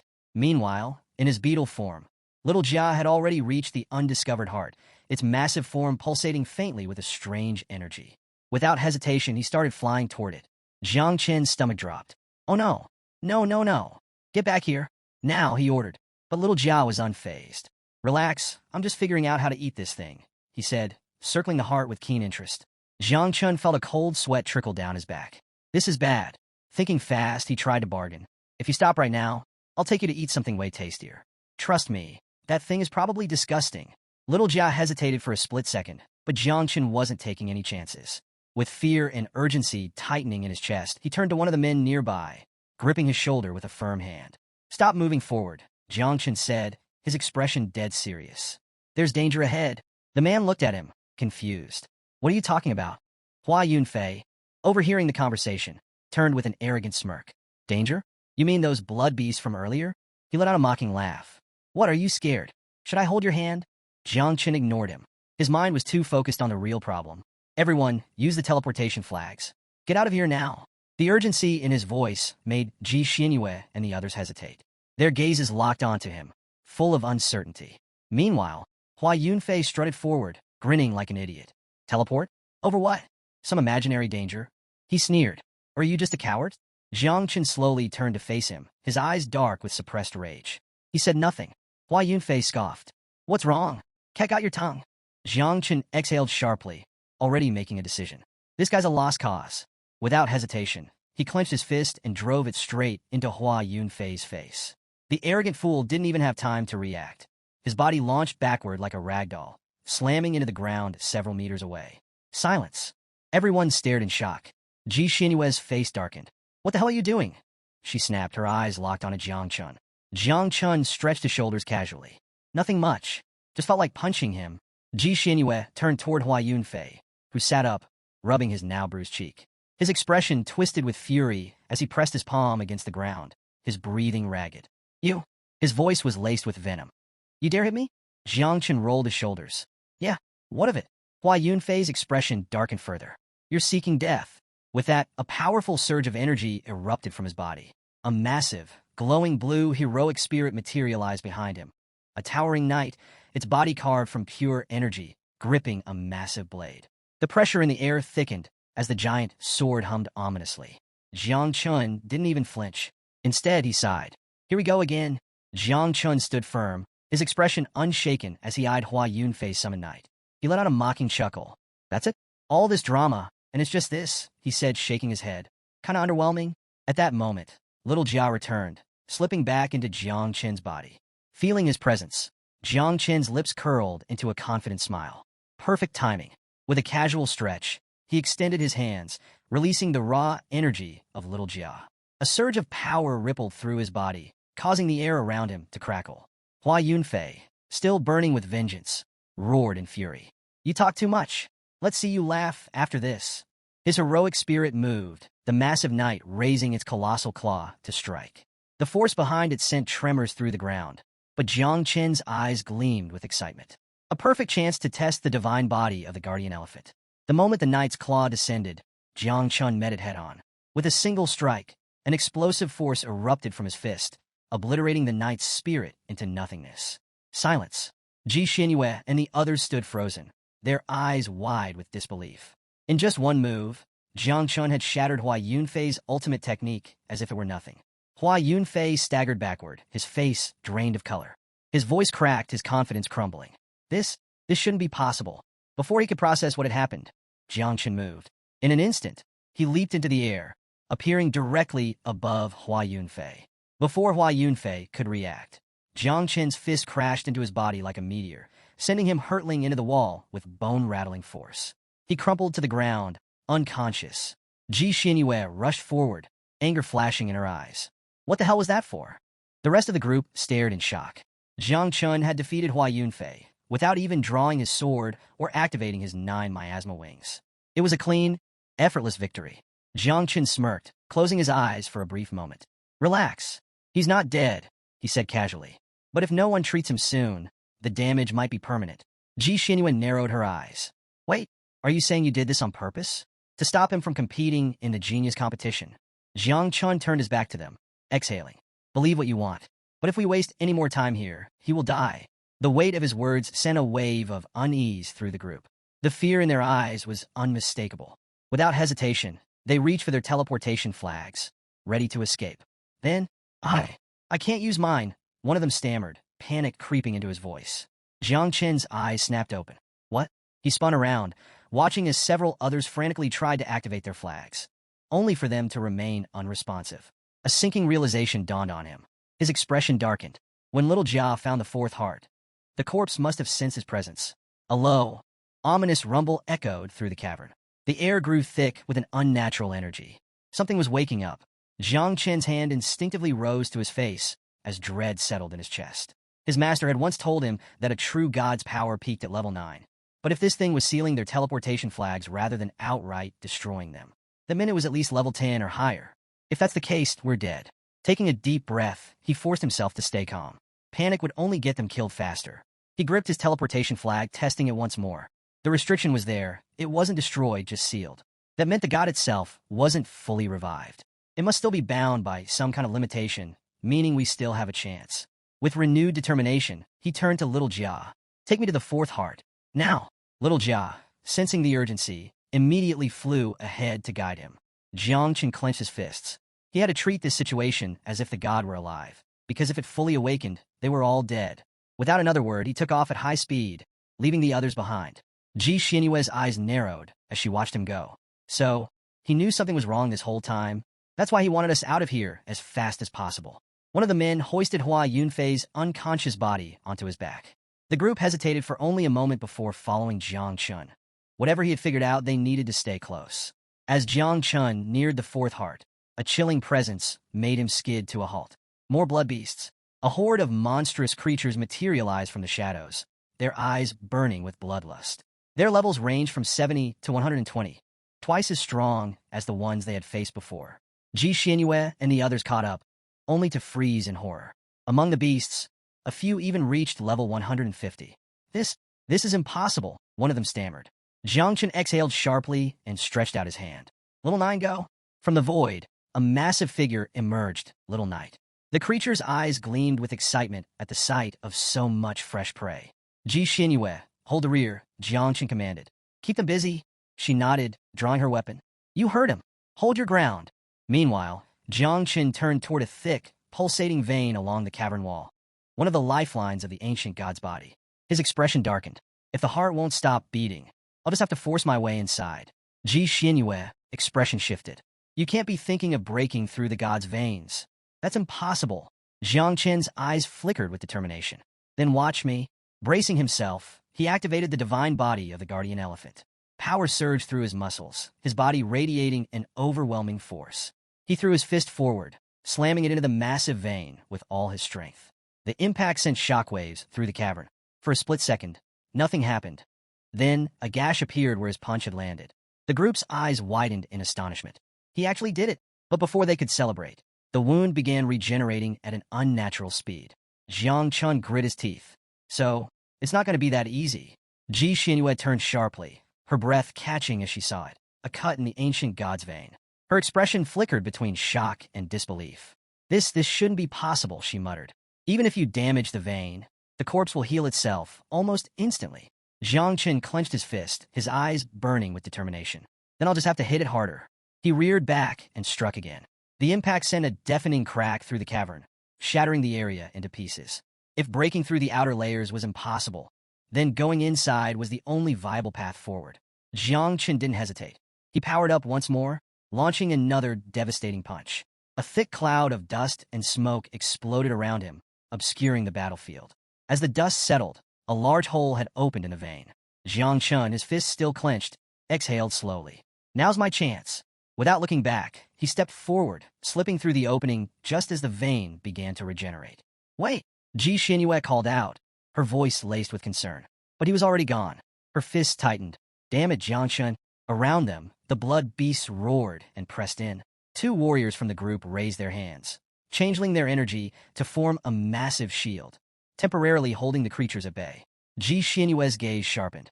Lu Fei, Song Yumming, she called out, turning to the team's frontline defenders. Cover the left side. Hold your ground. Lu Fei gave a curt nod, stepping forward with her weapon at the ready. She extended her hand, directing Su Manman and Ningbo Zhang Chujing to reinforce her position. You two, left flank. Me and Su Yao will handle the right. The group snapped into action. One of the warriors sprinted toward the left flank while the rest braced themselves, forming a tri-layer defense. A shield wall at the back and two barriers on the sides to prevent the blood beasts from overwhelming them. Then, the beasts attacked.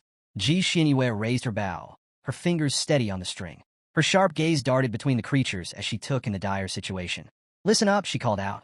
Whether we survive or die here is entirely up to us. I won't lie, our chances aren't great. But she hesitated, then took a deep breath. My great-grandfather Ji Lingxiu is on his way. He'll get us out of here. A glimmer of hope spread through the group. Their morale lifted, and they gritted their teeth, ready to fight for their survival. Meanwhile, far from the battlefield, a figure stepped into Ji Xianyue's father's office. It was the guardian of the divine corpse. His expression was grim. "We have a problem," he said. "I've lost contact with the group inside." Ji Xianyue's father stiffened, his eyes darkening with concern. His hands pressed firmly against the desk as he tried to make sense of what he had just heard.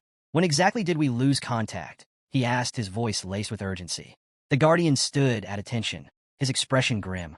3 minutes ago, right when there was a sudden energy fluctuation inside." "A fluctuation?" the father repeated, his brows knitting together. The guardian nodded. "Yes, something unprecedented. When I entered the divine residence to investigate, I found that the entire corpse had become completely isolated from the outside world. A heavy silence fell between them. The strange part, the guardian continued, his gaze sharp, is that the ancient god's corpse hasn't disappeared. It remains within its original dimensional space. The calf region is still inside our formation range, but something is preventing all forms of external access." Ji Xianyue's father leaned back into his chair, his fingers tapping the desk in thought. The fear in his eyes was evident. The Ji family spent over 100 years just to open a path to the calf. And now, even with all our strength, we can't break through from the outside. His grip tightened.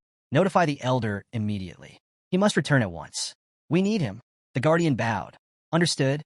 And one more thing," the father added. "Inform Gu Kaitian of Jiangnan about this. He needs to know what's happening." Inside the corpse's meridian, Jiang Chen stood firm as a horde of blood beasts swarmed toward him, their crimson eyes glowing with malice. Without hesitation, he drew his sword, his piercing gaze cold and calculating. "Fine," he muttered. "Let's get this over with." With a flash of steel, he moved. His blade carved through the creatures with ruthless precision, leaving a trail of mangled bodies in his wake. Little Jia manifested beside him, his celestial energy radiating power. He wielded the celestial sword, slashing through multiple beasts at once with graceful, deadly efficiency. Jiang Chen struck again, severing another beast clean in half. The battlefield quickly became littered with corpses. Little Jia placed a hand on the back of one of the slain creatures, inspecting it with mild disinterest. "Meh," he sighed. "This is low-tier trash. Not worth eating." He pulled back, shaking his head. "The real feast comes later." Jiang Chen barely acknowledged him.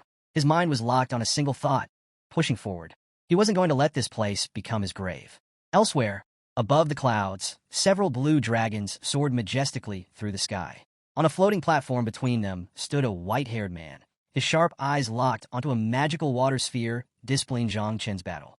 Watching the scene unfold, the man exhaled in mild surprise. Never would I have thought there'd be such a talented child among humans. Beside him, a massive dragon loomed, its gaze fixated on Jiang Chen's movements. "You're not wrong, Brother Duanxiu," the beast rumbled. "This boy, he's different." Duanxiu's eyes narrowed. "To avoid catastrophe, I faked my death and crossed the sea, hiding my heart for generations, waiting for the new era to arrive. For hundreds of years, no one has been able to find my heart." His fingers curled slightly. "But now," he murmured, eyes gleaming, "a mere child has discovered it." The dragon's attention remained on the magic sphere, now displaying Jiang Chen's insects, creatures that radiated an unsettling, destructive aura. Duanxiu's voice was low but certain. "Jiang Chen is no ordinary brat. Those insects of his, they aren't normal. They're forces of nature, disasters in their own right. And to think, he also possesses the 9 miasma wings." The dragon let out a deep growl. "If he keeps moving forward, he might break through." Duanxiu's fingers reached toward the magical sphere, adjusting its vision. "Perhaps, but now that the space is sealed, he's trapped. A dead end." The two continued to observe, waiting for Jiang Chen's next move. Duanxiu's eyes narrowed as he observed Jiang Chen's relentless advance. More and more strange things were surfacing about this boy, and a creeping unease settled in his chest. Could he really be capable of reaching my heart? For now, the only thing Duanxiu could do was summon more blood beasts, but even they were struggling to slow Jiang Chen down. If his heart was destroyed, he would lose the ability to shelter them, and worse, his entire existence might fade. Beside him, Nanlong conjured a blue flame in his palm, its eerie glow reflecting in his confident smirk. "Relax, Duanxiu," he said, twirling the flame between his fingers. "I still have plenty of power left. Killing a mere child isn't even worth worrying about." Meanwhile, Jiangchen wiped the blood off his mouth with the back of his hand, his sharp eyes scanning the battlefield. The blood beast just kept coming. No matter how many he cut down, more took their place, stronger than before. Some were even at level 150 now. His chest tightened. Something's wrong. What about Ji Xianyue? He needed to hurry. If he took too long, something terrible could happen to her. Little Jia, hovering ahead, suddenly pointed forward, his expression serious. Father, the intercession is up ahead. We need to go through it to reach the heart. Jiang Chun didn't waste a second. He shot forward, determination burning in his veins. He knew that this ancient god wasn't just massive, it was also cunning. If it had 4 hearts, it could hide any of them anywhere inside its body. He had to finish this before it was too late. As he moved, something strange happened. The blood beasts ahead started fleeing. Jiang Chun slowed, confusion flashing across his face. Why are they running? Then his stomach dropped. An unnatural darkness washed over his sea of consciousness. His vision blurred, and when he tried to focus on his ancestral tree, he couldn't see it. A cold sense of dread seeped into his bones. Then he felt it, a presence. Slowly, he turned his head. A massive dragon loomed behind him. Its piercing eyes locked onto him, like a predator stalking its prey. Its scales shimmered with an eerie glow, and the sheer force of its aura sent shivers down his spine. Jiang Chen's instinct screamed at him, "Run." But before he could react, the dragon lunged. Its massive claws clamped around him, lifting him off the ground. His limbs locked up, immobilized. A wicked grin stretched across Duong Su's face. Watching through the magical sphere, he exhaled in relief. "He's done for," he muttered. Nanlong smirked. About time, the dragon's grip tightened. A chilling frost began to creep over Jiang Chen's body, spreading rapidly. His breath came out in ragged gasps as the overwhelming cold numbed his senses. His eyelids grew heavy. His consciousness wavered. A deep, unnatural sleep threatened to take hold. For the first time in a long time, Jiang Chun felt fear. Jiang Chen's body remained frozen, completely unable to move. A deep, gnawing fear gripped his heart, an unfamiliar sensation. Sensing something was wrong, little Jia darted over, grabbing Jiang Chen's face with a worried expression. "Father, what's happening? Say something." He patted Jiang Chen's back frantically, his usual calmness replaced by panic. But Jiang Chen couldn't respond, his throat locked, his voice stolen. Then, a blinding light erupted from the ring on Jiang Chen's finger. The sheer force of it shattered the ice, encasing him in countless shards, and in an instant, the dragon's massive claw exploded into fragments. A deafening roar of rage shook the entire space. Jiang Chen gasped, stumbling as sensation returned to his limbs. He had just suffered a curse attack, one so powerful that it bypassed even his ancestral tree of all things. That should have killed me. But he was still standing. His gaze dropped to the ring on his finger, the heart of the star god.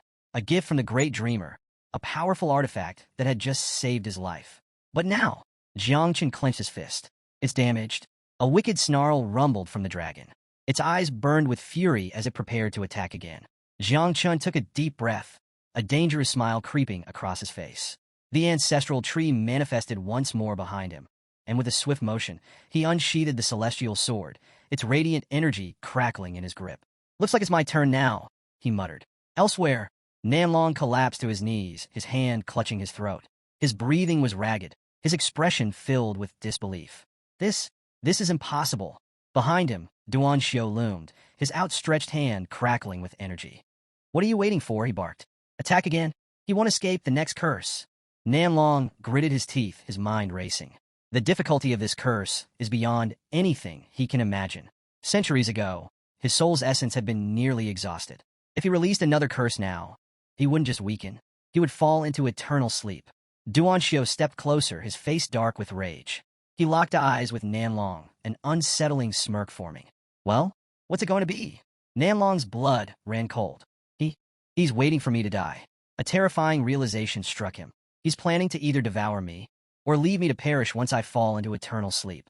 Nanlong's breathing quickened. His fingers twitched. He had to act first. Summoning every ounce of power he had left, he launched himself at Duan Xiu, prepared to strike. But before he could even land a blow, countless small dragons coiled around him, their fangs tearing into his flesh. His screams echoed through the space as his body was devoured alive. "Wait!" Nanlong choked. "How are you controlling these monsters?" Duan Xiu stood motionless, hands clasped behind his back, watching in silence. His expression unreadable. Then, in a cold, final voice, he spoke. "It's too late." With a wave of his hand, he absorbed Nanlong's remaining power, draining every last drop of his energy. A slow, satisfied smile crept across his face. Now, time to finish this, Duan Xiao murmured. Jiang Chen couldn't be allowed to destroy the last heart, but he wouldn't stop him directly. Instead, he would use the essence of the barbarian dragon to plant karma in Jiang Chen's soul, binding him to this place. When the time came, Jiang Chen would become him. Inside the corpse, Jiang Chen and little Jia finally reached the fourth heart. It was massive, pulsing with a deep, ancient energy. Jiang Chen narrowed his eyes, gripping his sword tightly. How long will it take to break the restriction? Little Jia flapped his wings and grinned. For me? Piece of cake. Without hesitation, he transformed into thousands of tiny beetles, swarming the heart like a living storm. Just give me a moment, father, little Jia said, his voice echoing through the swarm. It'll all be over soon. Jiang Chen stood in silence, his gaze locked onto the massive, pulsating heart before him. Meanwhile, little Jia worked tirelessly, his razor-sharp teeth tearing through the blood vessels like a ravenous beast. Bit by bit, the restriction binding the heart was being lifted. Then, a sharp pain struck Jiang Chen's chest. His breath hitched as he clutched at his heart, his fingers trembling. What is this? His heartbeat was pounding violently, as if in perfect rhythm with the ancient god's heart. Was it an illusion? Or something far worse? Little Jia, on the other hand, was overjoyed. His hungry grin stretched wide as he dived into the heart, sinking his teeth in deep. He devoured it slowly, his movements methodical, almost instinctive. Cracks began to spread across the heart's surface. Jiang Chen's expression darkened. His breath grew uneven. His heartbeat was slowing. No, this isn't right. Another sharp jolt of pain lanced through his chest. His body shuddered. It was as if his own heart was stopping alongside the ancient gods. A strange aura began to rise from his body, wrapping around him like an unseen force. His vision blurred, his mind bombarded with an overwhelming urge. Go to the brain? His fingers dug into his chest. The sensation was suffocating, overwhelming. The idea of heading to the ancient god's brain refused to leave his thoughts. And then, his heart stabilized. The pain vanished in an instant, leaving behind only a lingering sense of unease. Jiang Chen exhaled sharply, pressing a hand to his forehead. What the hell was that? His eyes flickered toward the lifeless heart before him, his gaze unreadable. Is this fate's way of guiding me? Is there really some kind of great opportunity waiting in the brain?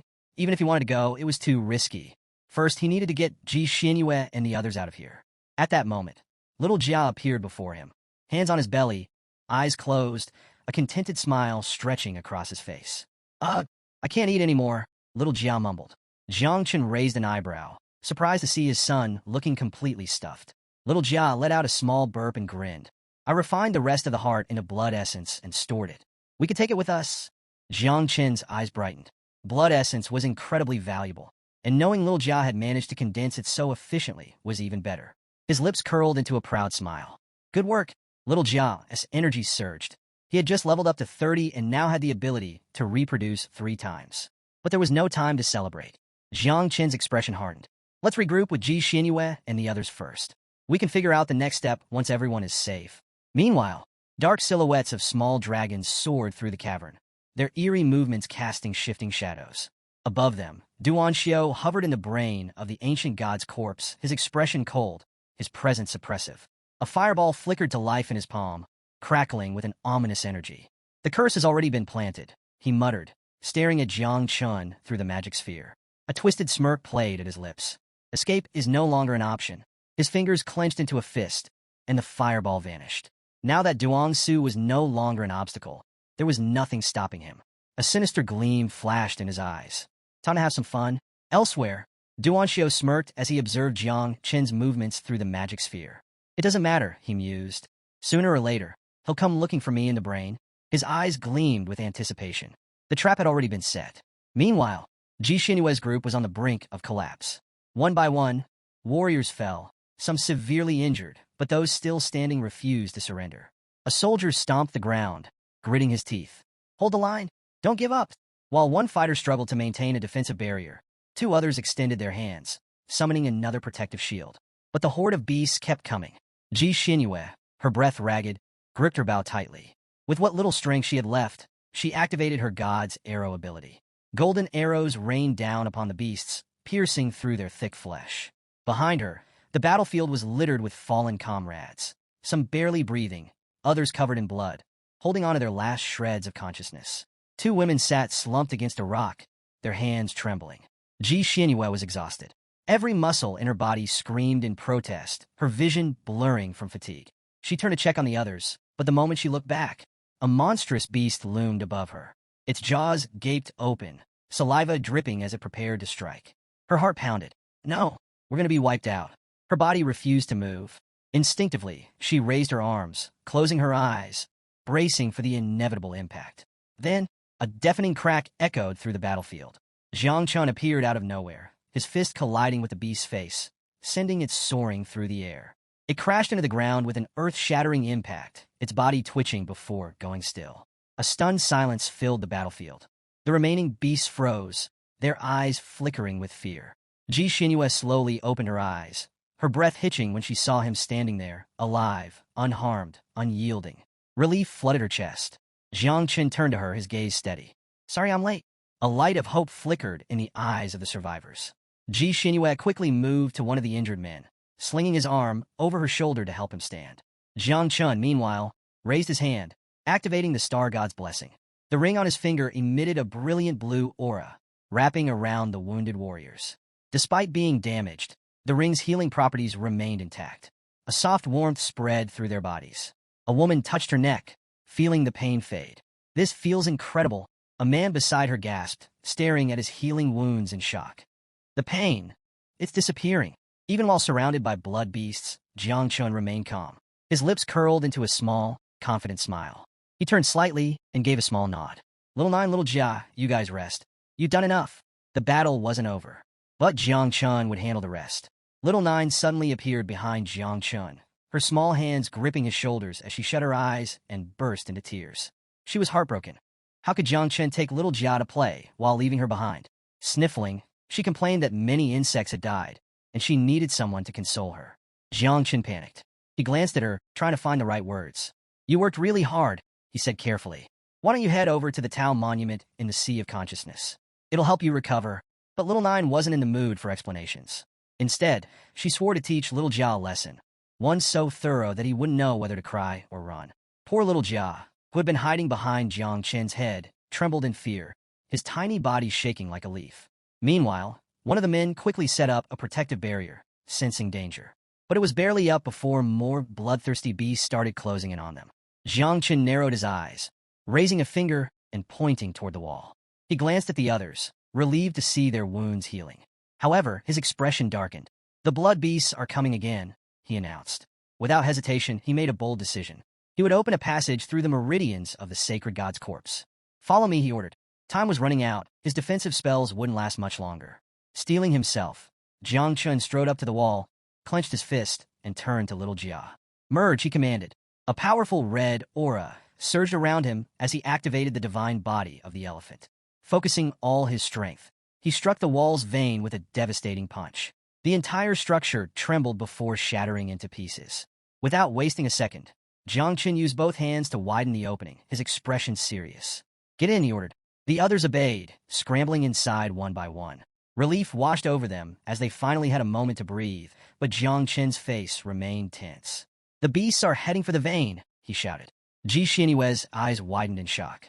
Last time, it had taken Jiang Chun dozens of punches to break through. Now, with just one blow, he had created a massive gap. How had he grown so strong? Before she could dwell on the thought, the beasts lunged toward them. Jiang Chun wasted no time. He scooped Ji Xianyue into his arms and took off running. What are you doing? She stammered, her face turning bright red. We need to move. The gap's about to close, he said, his tone firm. True to his words, the wound in the vein began sealing itself, cutting off the beasts before they could squeeze through. With Ji Xianyue still in his grasp, Jiang Chun led the others away, putting as much distance between them and the danger as possible. Once he was sure they were safe, he finally set Ji Xianyue down. Her face was still as red as a tomato. All right, he said, turning to the group. We should be safe for now. Rest up. Exhausted, everyone collapsed onto the ground, gasping for air. They had narrowly escaped death and needed a moment to regain their strength. Jiang Chun, however, wasn't done yet. He crouched down, pressed his palm to the ground, and locked eyes with Ji Xianyue. His voice was calm but firm. Which part of this area is connected to the Ji family? Ji Xianyue, leaning against the wall, pointed toward one side. This is the formation's core, she explained. If you manage to break it, you'll find the Ji family sanctuary on the other side. Jiang Chen nodded, but she quickly added, the outer defenses are much stronger than the interior, so be careful. Taking a deep breath, Jiang Chen sat on the ground, closed his eyes, and clasped his hands together. Before making his move, he decided he needed a breakthrough. Ji Xinyue watched him in confusion, unsure what he was trying to accomplish. Inside the sea of consciousness, Jiang Chen opened his eyes, his gaze sharp. Little Jia, get out here. It's time to reproduce. Little Jia, arms crossed, eyes closed, appeared behind him and nodded. Meanwhile, little Jia was hiding behind the Taishu monument, peeking out cautiously. Little Nine, standing nearby, clutched her hands to her face and wailed, tears streaming down her cheeks. This is my territory, she sobbed. Jiang Chen glanced at her, then at little Jia, who was still cowering behind the monument. He sighed. Relax, little Nine. We're just borrowing your space. As soon as little Jia finishes reproducing, we'll leave. Little Jia, still confused, poked his lip with his finger. Why don't I have my own home? He asked. Little Nine instantly flared up, her temper igniting like dry leaves in a wildfire. That's your problem, she snapped. Jiang Chen, arms crossed, sighed again. Fine, fine. I'll buy you a home later. Satisfied with his promise, little Jia finally got to work. His body shrank, transforming into a small beetle, and then the process began. In a matter of seconds, his form started duplicating. Jiang Chen sat back down, meditating to accelerate the process. 3 simultaneous reproductions of the infernal red shell beetle began. The waiting time? 30 minutes. The total offspring? 324. Before he could even blink, the sky above him swarmed with hundreds of tiny beetles. Jiang Chen stood up, scanning the scene in surprise. That many in just an instant? He had expected little Jia to be efficient, but this was beyond his calculations. Realizing the divine corpse was an incredible energy source, he couldn't help but wonder, if a heart alone could provide this much power, what would happen when little Jia devoured the brain? But before he could finish the thought, little Nine, still fuming, transformed into her insect mother form. Her rage was volcanic. She lunged at little Jia, bit onto his cape, and started dragging him away. Little Jia shrieked, his tiny limbs flailing. Father, save me. Jiang Chen snapped back to reality. Hey, stop that, he ordered, reaching for her. Seeing she wasn't letting go, he gave her a firm flick on the forehead. Thud! A bump instantly formed on her head. Little Jia, seizing the opportunity, bolted behind Jiang Chen, using him as a human shield. Jiang Chen sighed. I swear, dealing with you two is more exhausting than fighting blood beasts. Little Nine burst into tears. Little Jia is your favorite, she wailed. Jiang Chen's expression darkened. His fists clenched, and his eyes blazed with fury. How dare you try to eat your own brother? He demanded. His gaze sharpened as he issued a command. All beetles, return to me. The swarm of infernal beetles immediately obeyed, merging into his body. Jiang Chen placed his hand over the vein, preparing to strike. His fist crackled with overwhelming energy. He had fused the power of over 300 beetles, and the strength coursing through him was enough to rival the mightiest of warriors. With a determined expression, he turned to the others. Stay sharp. This might be our only shot at survival. They nodded in understanding, quickly preparing themselves. Meanwhile, outside the ancient god's corpse, the air was thick with tension.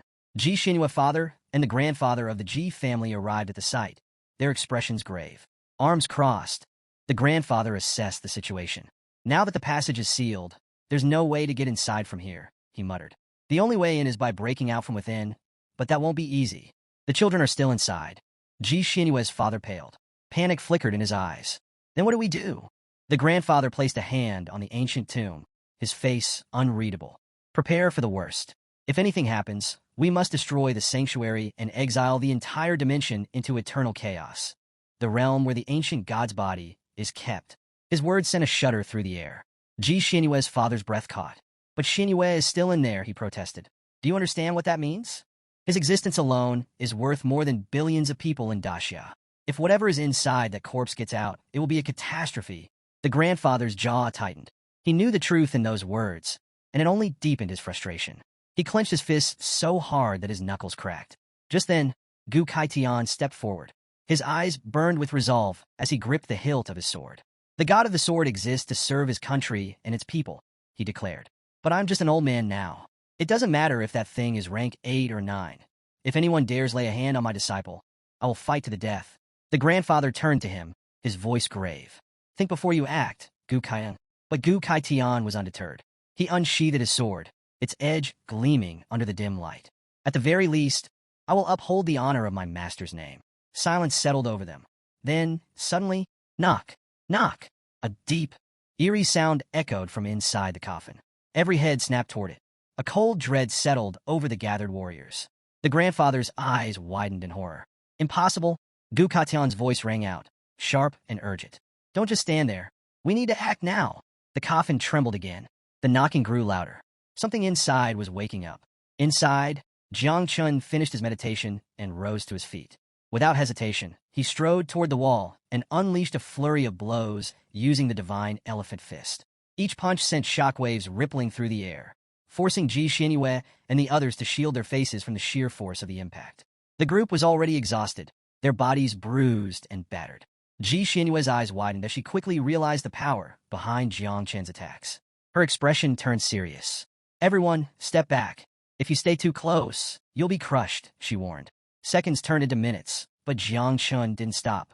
His punches intensified, each strike landing harder than the last. He refused to give up. Taking an aggressive stance, he gathered all his strength and struck again. Boom! The wall of flesh began to crack. A hole started forming. This is it, Jiang Chun shouted. Now's your chance. Get out. But just as the first person stepped forward, the wound in the wall started regenerating. The speed of healing was beyond anything they had anticipated. Within moments, the passage sealed itself again, blocking their escape. Jiang Chen's fist clenched. His eyes burned with determination. He wasn't about to let it end like this. Little Nine, he called. I need your help. Summon some insects. We need an explosion. Little Nine wiped her tears and quickly complied, summoning a swarm of creatures. Jiang Chen infused them with Little Jia's energy before launching another devastating punch. Boom! A small explosion shook the area, opening another gap. But once again, the corpse's powerful regeneration kicked in, sealing the wound almost instantly. Ji Xinyue clenched her fists, fear flickering in her gaze. Despite the damage they had caused, the wall continued to heal itself at an unnatural speed. Jiang Chen briefly considered giving up, until suddenly the wall started breaking from the outside. His mind raced. What's going on? As the dust settled, two figures emerged from the smoky opening. Ji Xinyue father and great-grandfather. The elderly man looked slightly fatigued, while Gu Kaitian, standing beside him, seemed completely unfazed. They had broken through the wall from the outside. Ji Xinyue's great-grandfather extended his hand to one side, his voice calm but firm. Everyone, get out. Now! Seeing a way to escape, the exhausted group, including Hua Yunfei, mustered their remaining strength and dashed through the opening. Some collapsed the moment they made it outside, their bodies too drained to go any further. Gu Kaitian glanced around. Where's Ji Xinyue?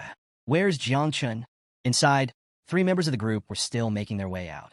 But Jiang Chun and Ji Xinyue had yet to leave, and the wound was already beginning to heal. Panic surged through Ji Xinyue. She grabbed Jiang Chun's shoulder. We have to go. Now! But Jiang Chun didn't move. His eyes were calm, yet filled with complexity as he turned his back to her. The gap's too small for two people now, he said. You go first? Ji Xinyue's heart pounded. Why are men always like this? She blurted out. Do you have a death wish? But Jiang Chun had already made up his mind. He started stepping away from the closing gap. No!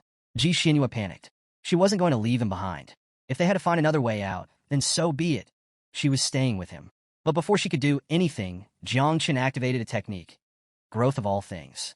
Roots burst from the ground, wrapping around her body like living vines. She struggled. Jiang Chun, but his expression remained firm. Go, now. The roots pulled her toward the exit, forcing her out of the corpse against her will. As the gap sealed completely, she could only watch in helpless despair as Jiang Chun disappeared from her sight. The roots forcefully expelled Ji Xinyue from the closing gap. She stretched her hand toward Jiang Chun in desperation, her voice breaking. Stop! Don't do this! But it was too late. The roots pushed her out, and she hit the ground hard. The wound in the wall sealed almost completely, trapping Jiang Chun inside. Her father rushed toward her, his face filled with worry. Nearby, Gu Kaitian and the grandfather watched in grim silence. The moment they saw Ji Xinyue emerge, their eyes darted around, searching for Jiang Chun, but he was nowhere to be seen. The passage was gone. Ji Xinyue collapsed to her knees, breathing heavily. Her father knelt beside her, grabbing her wrists.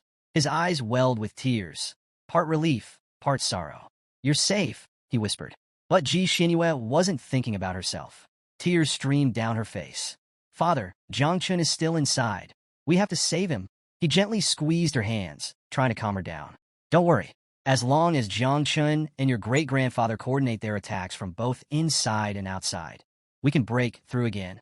The grandfather's expression darkened. He unsheathed his sword, blue energy radiating from his body. His voice was calm, yet resolute. Prepare to strike. Gu Kaitian nodded, drawing his own sword. No need to say it. I'm ready. Just as they were about to attack. Rumble? Veins pulsed across the tomb's surface, spreading like twisted roots. A sinister energy oozed from the ancient corpse, dark and foreboding. They froze. Ji Xinyue's father clenched his fists. What's happening? The grandfather's face turned grim. The corpse's defenses have changed. This isn't just passive regeneration anymore. Something inside is controlling it. Gu Katian's mind raced. Something is awakening? The grandfather's gaze was heavy. Yes. And if that's true, then no matter how hard we strike from the inside or outside, there's no way to create another opening. Gu Katian refused to accept it. With all his strength, he unleashed a devastating slash at the tomb. The sword's energy blazed through the air. Clang! The attack did nothing. Not even a scratch. The grandfather exhaled slowly, putting his hands behind his back. Without another word, he turned away, closing his eyes as he walked. Stop wasting your energy, he said. This isn't just a wall anymore. It's something alive. Gu Kaitian tensed. Then what do we do? The grandfather's voice was heavy with authority. We keep watch. The mutation of the ancient god's corpse is no small matter. If it starts spreading beyond this place, we will have no choice but to exile it into the void. Ji Xinyue's heart clenched at those words. If they abandoned the corpse, they were abandoning Jiang Chun, and she refused to accept that. Ji Xinyue clenched his teeth, his eyes burning with rage and disbelief. He had no idea what was happening, but the realization that Jiang Chun was trapped inside filled him with fury. Beside him, Ji Xinyue covered her face with her hands and broke into tears. Her father and a young girl hurried to console her, but their words felt empty. Meanwhile, the grandfather turned away from the group, his expression unreadable. Don't do anything reckless, he warned Gu Katian. Closing his eyes, he lowered his head. His fist trembled. He hated feeling powerless. He hated not knowing how to save Jiang Chun. Hua Yunfei, who had just regained consciousness, sat up groggily. As she took in the situation, her gaze settled on the sealed tomb. Her face turned grim. The painful reality set in. Jiang Chun had given his life to save them. But inside the ancient corpse, Jiang Chun had no intention of dying. His grip tightened around his sword, his body radiating suffocating energy. His mind swirled with chaotic thoughts, but one stood out. Fleeing wasn't an option. There was something greater waiting ahead. His gaze turned toward the brain of the ancient god. An opportunity lay there, one he couldn't ignore. Without hesitation, he took off toward it. Meanwhile, in a dark, hidden space, Duanxiu watched Jiang Chun's every move through a glowing magic ball. A sinister smile stretched across his face, his eyes brimming with excitement. The fish has taken the bait, he murmured. Everything was going according to plan. Once Jiang Chun reached the brain, Duanxiu would seize his body. With a fresh, living vessel, he would finally return to life and escape this wretched prison. After several minutes of navigating the corpse's eerie interior, Jiang Chun finally arrived at the brain. Before him stood a colossal stone door, ancient and imposing. On one side, words were carved into the stone, their strokes precise and powerful. His heart pounded. These words, etched over a century ago, still held a terrifyingly dominant energy. They hadn't faded with time. This was left by the god of the sword, he muttered. For the first time, he felt a chill run down his spine. Beyond this door lay the brain of the ancient god. Bracing himself, Jiang Chun pressed both hands against the heavy stone and pushed. The door groaned as it slowly swung open. Little Nine, Little Jia, he said firmly. Hide. Don't come out unless I call for you. They were his trump cards, his hidden ace. With cautious steps, Jiang Chun entered a dimly lit hallway. Immediately, an oppressive energy seeped into the air. The walls pulsed with an unnatural presence. And then, whispers. They slithered through the darkness, crawling into his ears, into his mind. He gritted his teeth, pressing his hands to his head. The whispers grew louder, more relentless. They weren't just voices. They were invading his thoughts, warping his sense of self. His breathing grew ragged. His balance wavered. And then, he wasn't in the hallway anymore. In an instant, he found himself in a different place. The air was still, yet heavy. Above him, a figure slowly descended from the sky. A man with long, flowing white hair. Jiang Chun, still clutching his sword, looked up, his mind clouded with confusion. Who was this? Then, the figure spoke. I've been waiting for you for hundreds of years. Jiang Chun's eyes widened. A warmth spread through his body. An unfamiliar, yet undeniable sensation. The man landed before him, his presence overwhelming. "My name is Duanxiu," he said, his voice echoing through the void. "I am the ancient god." Jiang Chun remained still, his gaze locked onto the strange figure before him. His instinct screamed at him to be cautious, but he had no idea how to react. Then, without warning, Duanxiu's body began to shift, morphing, twisting, until he looked exactly like Jiang Chun. A chilling smile crept onto his face as he stepped forward, extending a hand. "You are me, and I am you," he said cheerfully. "We should become one." Jiang Chen's breath hitched. His mind raced. Was this real? Or was it a trap? Instead of answering, his grip tightened around his sword. Without hesitation, he swung. Slash! Duanxiu barely dodged in time, his expression unchanging. But Jiang Chen saw it, the flicker of amusement in his eyes. "You're pretending to be a god to trick me," Jiang Chen said coldly. Duanxiu's smile widened as his form melted away, revealing his true self, a sinister presence with eyes gleaming with excitement. Crack! With a single hand, he caught Jiang Chen's sword energy, shattering it into fragments like it was nothing. "You surprise me," Duanxiu murmured, his gaze filled with intrigue. "I didn't expect human martial arts to reach this level in the new era." Jiang Chen clenched his jaw. His strongest attack had been neutralized with ease. Duanxiu flicked his wrist, and in an instant, the sky above them darkened. Then, roars filled the air. Jiang Chen looked up, his stomach dropped. Countless small dragons emerged from the shadows, coiling through the sky like a storm. Duanxiu extended his hand to one side, grinning wickedly. "If your body wasn't so valuable, I would have chosen a more terrifying way to kill you." Jiang Chen's pulse quickened. What does he mean by that? His eyes darted between the dragons, his mind rapidly analyzing their power. 6th level transformations. No, some of them were 9th level. His heart sank. No wonder the sword god had almost died here. Even if he summoned all his offspring, all his creatures, there was no way he could win this fight. His fists clenched, his expression hardened. "Then I won't fight him like a dead god. I'll treat him like he's still alive." "Little Nine, Little Jia, everyone come out," he ordered. Nothing happened. Jiang Chen's face paled. A cold wave of fear crashed over him. He couldn't sense them. He couldn't contact Little Nine, Little Jia, or any of the insects. Before he could react, the dragon struck. Their powerful bodies wrapped around him, locking him in place. Duanxiu stepped closer, his gaze drilling into Jiang Chen's. "You should be honored," he mused. "You're about to become something greater." Jiang Chen struggled, but the dragons held him tight. His breathing grew ragged as Duanxiu placed a hand on his shoulder. Then, agony. A searing pain shot through Jiang Chen's body as something foreign began invading him. His mouth opened in a silent scream, his soul feeling like it was being ripped apart. Duanxiu chuckled, his voice like silk. "Don't be afraid. I'm going to help you live better." But just as his consciousness began slipping away, boom! A powerful force erupted around him. Roots surged from the ground, piercing through the dragons and sending shockwaves through the air. A sacred energy filled the space. Jiang Chen's blurred vision focused on the source. His breath hitched. It was the ancestor tree of all things, and it had come to save him. Behind them, a powerful presence emerged. Duanxiu's eyes widened in shock. His mind reeled. What? How did this thing get in here? Before him stood the ancestor tree of all things, its towering form radiating an unfathomable energy. But what truly caught his attention was the fruit hanging from its branches. A rainbow-colored fruit, something that had never been seen before. The moment the tree appeared, Duanxiu's form wavered. He released Jiang Chen instantly, vanishing into thin air. Jiang Chen dropped onto the ground, gasping. His body ached, his mind hazy. What just happened? His gaze locked onto the tree. He wasn't in the physical world anymore. He was inside his sea of consciousness. The last thing he remembered was being possessed by the ancient god. But now, his thoughts were a mess. Questions flooded his mind. But before he could process them, the fruit began to glow. A bright, almost divine radiance filled the space, drawing his full attention. Jiang Chen's heart pounded. The ancestor tree of all things is bearing fruit. Again? This one was different from any before. He stepped forward, studying it closely. With the tree's current level, it shouldn't have been able to produce a fruit this extraordinary. Then, ding! A system window appeared before him. Fruit status: unripe. Description: a fruit formed from an extremely powerful divine soul. It contains the source of divinity from that soul. Requirement for maturation: must be regularly nourished with the divine souls of living beings. Jiang Chen stroked his chin, a slow grin forming. So that's what happened. The tree had absorbed the divine soul of the ancient god.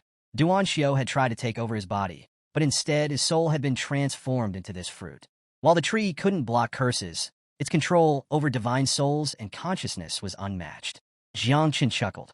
Looks like you got outplayed, old man. But his amusement faded quickly. There was a catch. For the fruit to fully mature, he would need to feed it divine souls, and not just any souls, but the ones of living beings. That's a pretty steep price. As he mulled over his options, a familiar voice snapped him out of his thoughts. Father, you finally woke up. Jiang Qin blinked. His head snapped toward the source of the voice. The moment he turned around, his breath caught in his throat. Standing before him was a massive, terrifying beast, a fusion of a giant dragon and a six-eyed bat. Its powerful body radiated overwhelming strength, its crimson eyes locked onto him. And sitting right on its head was little Jia. The little guy looked smug as he casually patted the creature beneath him. Father, look, I tamed this thing. Jiang Qin's brain short-circuited. His body instinctively stepped back as pure fear ran down his spine. Wait, what? Little Jia tamed it? Jiang Qin's eyes darted between little Jia and the beast. These creatures were from the sea of consciousness, legendary beings that not even the great cultivators of the past had managed to tame. Even the infamous sword god had failed. And yet here was his son, casually riding one like it was a pet dog. Little Jia noticed his father's reaction and tilted his head. Father, why are you so quiet? Don't you think my new pet is imposing? Jiang Qin remained frozen, his thoughts in shambles. What the hell is happening? The sky was swarming with beetles, each one commanding the fiercest creatures of the sea of consciousness. Jiang Qin could hardly believe what he was seeing. His mind struggled to process the fact that little Jia and little Nine had managed to tame so many terrifying beasts. Little Jia, still perched on the dragon's neck, slid off with ease. He grabbed Jiang Qin's arm, his face unusually serious. Father, this pet is really docile, he said confidently. I know little Nine won't like it, but I'm sure you will. You should try riding it. Jiang Qin hesitated, his instincts screaming at him to be cautious. Could little Jia really control this thing? But little Jia was persistent. In the end, he convinced Jiang Qin, and the two of them climbed onto the dragon's massive head. Jiang Qin felt his entire body tense up. This is a terrible idea. Little Jia placed both hands on the dragon's head.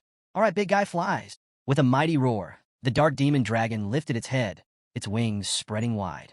Jiang Qin's eyes narrowed. Dark demon? He had heard of these creatures before. According to his knowledge, eternal hell was filled with monsters like this. Beasts so powerful that they were forbidden by the human race.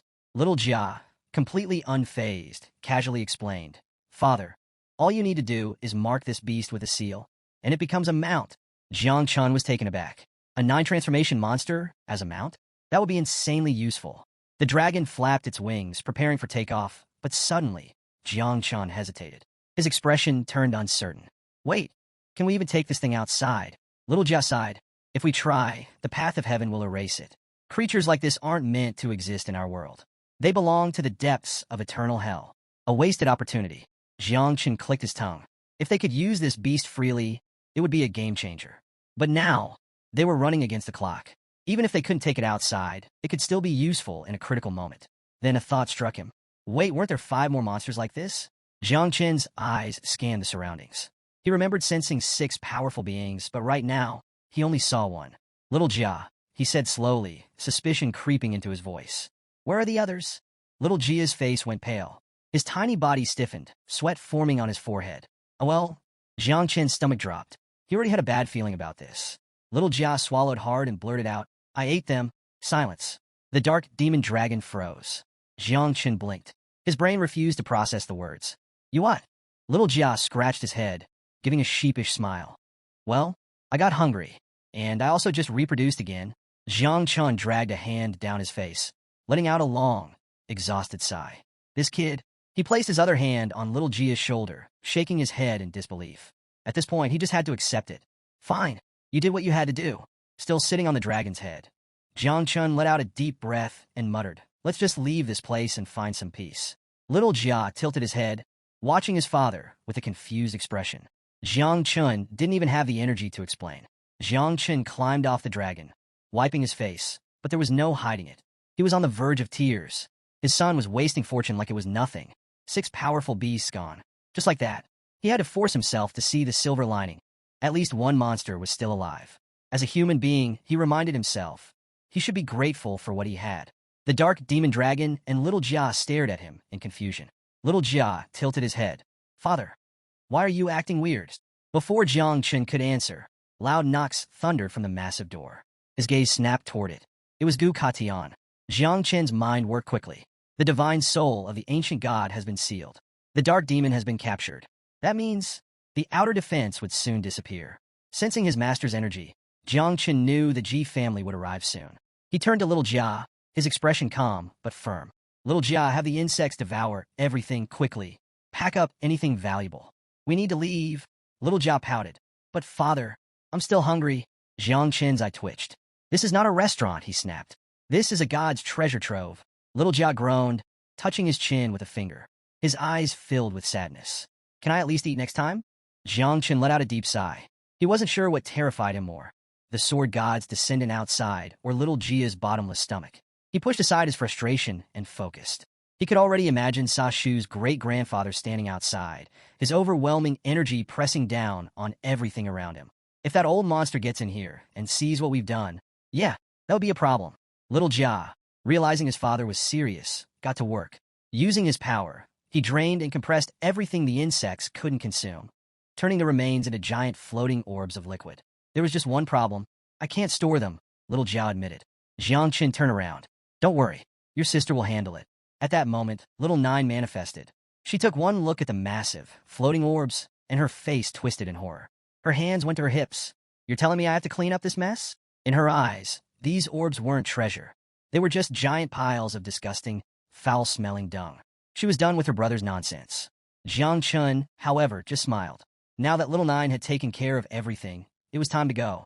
He took to the air, flying toward the exit. Outside the tomb, Gayan attacked again. This time, his sword strike cut through the corpse's wall, creating an opening. His sharp eyes locked onto the wound. Something was different. The wound isn't healing, he murmured. Jinna's head snapped toward the opening. His brows furrowed. Not only had the defense of the ancient god's corpse weakened, it almost seemed like it was about to disappear entirely. Gayan, arms crossed, grinned. We could finally go in and save Jiang Qin. But Ji Lingxiu, eyes narrowed. He was suspicious. Something wasn't right, and he was going in to find out what. Before anyone could act, Jiang Qin shot through the air, flying toward them at full speed. His eyes locked onto his master, hand outstretched in desperation. Master, take me with you. Ji Xinyue and Ji Lingxiu stared at him in silence, their expressions unreadable. The moment Jiang Qin emerged from the corpse, Ji Xinyue ran straight at him. She threw her arms around him, clutching him tightly.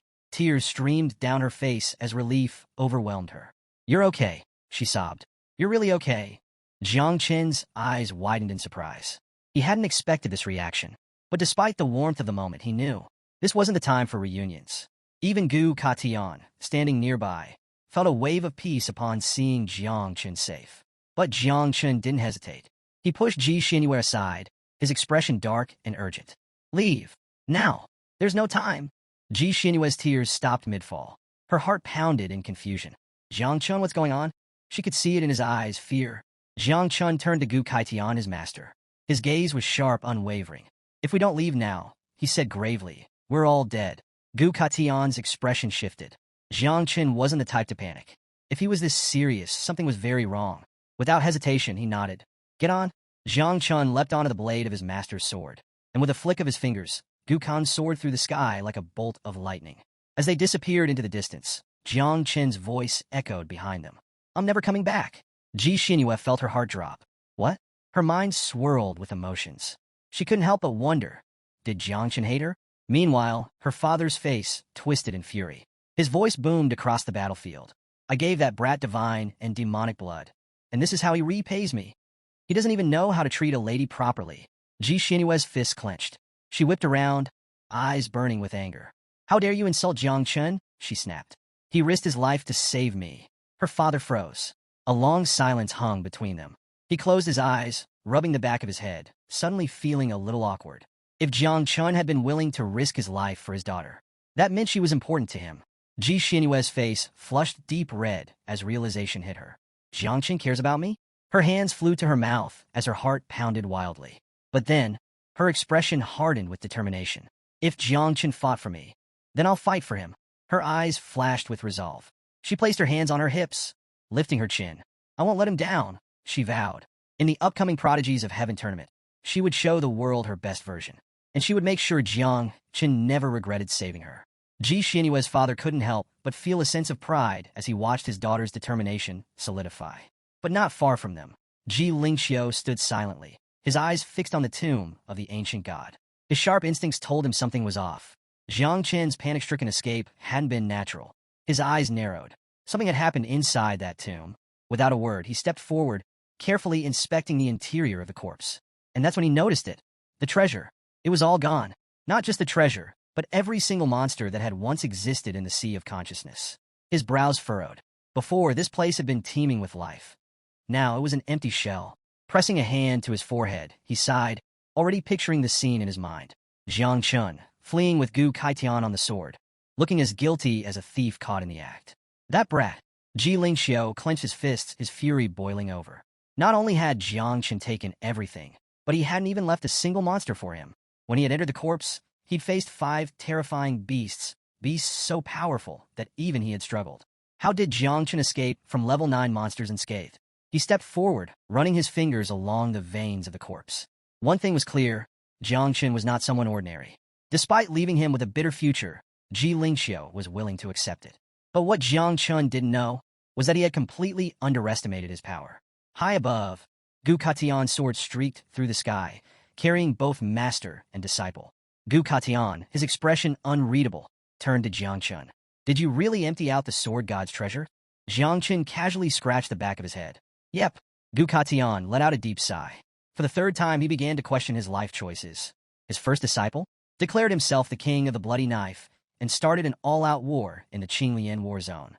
His second disciple stole the National Guardian's fiancée and nearly caused a diplomatic disaster. And now his 3rd disciple? I don't even know how to describe this one. Gu Katian muttered to himself. Jiang Chun, completely unfazed, grinned. Only 3 days left before the prodigy ranking competition. Master, do you think I can win against Jiang Wushuang and Ji Xianyue? Gu Katian turned to him, silent. Jiang Chun continued, stretching his arms lazily. Ji Xianyue is strong, but I don't think she'll be too much trouble. Jiang Wushuang, though, I've heard he's improved a lot these past few days in Magic City. His 8-armed god of war body isn't something to take lightly. Gu Katian's eyes narrowed slightly. Jiang Chun had confidence, but this tournament wasn't going to be easy. Far away, in a different part of the continent, a different storm was brewing. At the center of Red Lake, a lone figure stood atop the water, his body radiating an immense pressure. It was Injan, the #1 celestial genius of Jiang Chen's generation. His talent? Unmatched. For 800 years, no one in Xia had come close to his level. A powerful aura surrounded his body as he lifted his hand, his piercing gaze locked onto it. Most job changers reached spiritual maturity at 18, allowing them to awaken a professional class. But Injan was different. At 3 years old, he had already activated his class, earning recognition from the divine weapon, the human emperor's sword. At 9, he wielded the legendary blade. At 12, he conquered a forbidden zone and returned alive. And at 15, he vanished into the military region of the capital, training in absolute seclusion for the past 3 years. Now he was back, and he wasn't just aiming for the prodigy ranking. He was aiming for the throne of the strongest. Jiang Chun had always known that Injan awakened his class at an early age, but something didn't add up. For someone hailed as a once-in-800-years genius, his current level barely reached the 3 transformations. That didn't make sense. Gu Kaitian, arms crossed, explained, it's because he doesn't just rely on the system. He also cultivates the supreme techniques of all celestial races. Jiang Chen's eyes widened in shock. All of them? Gu Kaitian nodded. High above Red Lake, Injan wiped his chin, his piercing gaze reflecting the moonlight. His blood of the murderous emperor was almost fully awakened. Soon, he would step into a new realm of power. But at that moment, he had only one question on his mind. Where is Jiang Chun? Meanwhile, Jiang Chun and Gu Kaitian soared through the night sky. The sword beneath them cut through the air like lightning. Jiang Chun's mind was a whirlwind of thoughts. He stretched out his hands, as if trying to grasp the answer. Master, he asked, can I also cultivate the techniques of all celestial races? Gu Kan remained silent for a moment, his gaze shifting toward the horizon. That, he finally said, is a question even I cannot answer. He sighed. Many have tried to walk that path. Almost none have succeeded.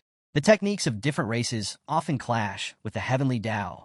But, he added, his voice heavy, Injan was the only one in hundreds of years to succeed. Jiang Chen's gaze dropped to the ground below, his mind deep in thought. Even if he had Injan's talent, even if he wanted to walk that path, who could teach him the techniques of all the races? Even Gu Kaitian, a legendary master, didn't have that ability. Injan's bloodline was different. He was a descendant of the human emperor of Great Xia. Back then, the human emperor led an army against the 10,000 races, capturing many powerful beasts and beings. But times had changed. Now, the martial god, Jiang Shui, only defended the entrance to the realm of the 10,000 races, instead of waging war against them. Gu Kaitian's fingers flickered with energy, and their sword shot forward like a streak of lightning. If you take first place in the prodigy ranking competition, he said, I'll use my authority to transfer some elite units from the capital to your side. Jiang Qin's eyes lit up. That was huge. For the first time that night, a grin spread across his face. Sometime later, night had fallen. Jiang Chen returned to his apartment in the city, stretching his arms as he finally relaxed. He lifted his palm, and little Jia's energy flickered around it, dancing like embers. Jiang Chen smirked. The journey to the ancient god's corpse had been beyond worth it. His insects had grown exponentially, not just in number but in strength. Tonight, Little Nine's offspring and Little Jia's red beetles would reproduce again. But just as he was about to rest, a familiar presence stirred within his divine consciousness. Jiang Qin's body tensed. His heart pounded. Slowly he turned around, and there it was. The ancestor tree of all things had appeared again. His eyes widened. But something was different this time. Hanging from its branches was a new fruit, a color he had never seen before. A glowing green fruit. Jiang Qin's breath caught in his throat. His instinct screamed at him. This wasn't ordinary. He stepped forward, extending his hand. As soon as his fingers touched it, the fruit detached, landing softly in his palm. A system notification flashed before his eyes. New fruit acquired. Green lightning fruit. Effect. Grants the user the chance to awaken a unique hidden profession. Sovereign of electricity. Abilities unlocked. Lightning bolt. Allows the user to transform into an electric current and teleport within their own electrical field. Jiang Qin's breath hitched. A unique hidden profession? And lightning teleportation. His grip on the fruit tightened. This was big. The electrical field range was currently 50 meters, allowing Jiang Qin to ignore obstacles and move instantly within it. The second ability, Ray Fusion, let him absorb electrical energy into his very cells, storing it like a living battery until he was ready to release it in a devastating attack. The third and final ability, Divine Judgment, allowed him to transform his palm into a conduit of pure electricity, unleashing a blinding electric current on impact. Jiang Qin's lips curled into a grin as he took in the statistics. With this fruit, I can awaken a second profession. He wouldn't just be a divine-level spiritual breeder anymore. He was about to become a job changer with a dual class, a sovereign of electricity. Lightning and insects, two unstoppable forces in one body. Before he could fully process the sheer power boost, a sudden system notification snapped him out of his thoughts. Ding! Breeding cycle complete. Jiang Qin blinked. Then his eyes widened. The red armor beetles had produced 30,000 offspring. The 9 miasma wings had reproduced 12 million hatchlings. Wait, 12 million? Just then, boom! An explosion erupted behind him, and the sky darkened as it filled with a storm of tiny beetles. Little Nine was furious. Little Jia, you did it again, she yelled, her voice filled with pure rage. Little Jia, floating smugly in the air, tilted his head. I was just following my instincts. Jiang Qin couldn't help but laugh. His entire body radiated power. The surge in strength was unbelievable. The hatchlings, combined with Little Jia's new offspring, had boosted his stats dramatically. A status window popped up before him. Jiang Qin's current stats. Level 36. Transformation, second. Title, Sovereign of Insects. Professions. O Divine Level Spiritual Breeder. O Sovereign of Electricity New. Talent classes. O First Talent. Universal Growth, Divine Evolution, Ancestor Tree of All Things. O Second Talent. Hidden Lightning, Lightning Fusion, Divine Judgment. Sword Skills. O Human Sword, Earthly Sword, Heavenly Sword, Great Tao of the Sword. Calamities. O Insect Mother, Little Nine. Level 36, 12 million insects in her progeny. O Little Jia. Level 32, 30,000 insects in her progeny. Attributes. O Strength, 409. O Agility, 428. O Energy, 379. O Constitution, 498. O Combat Power Evaluation, 410 stars. As he clenched his fist, electricity crackled around his arm, flickering like a storm waiting to be unleashed. His eyes gleamed with confidence.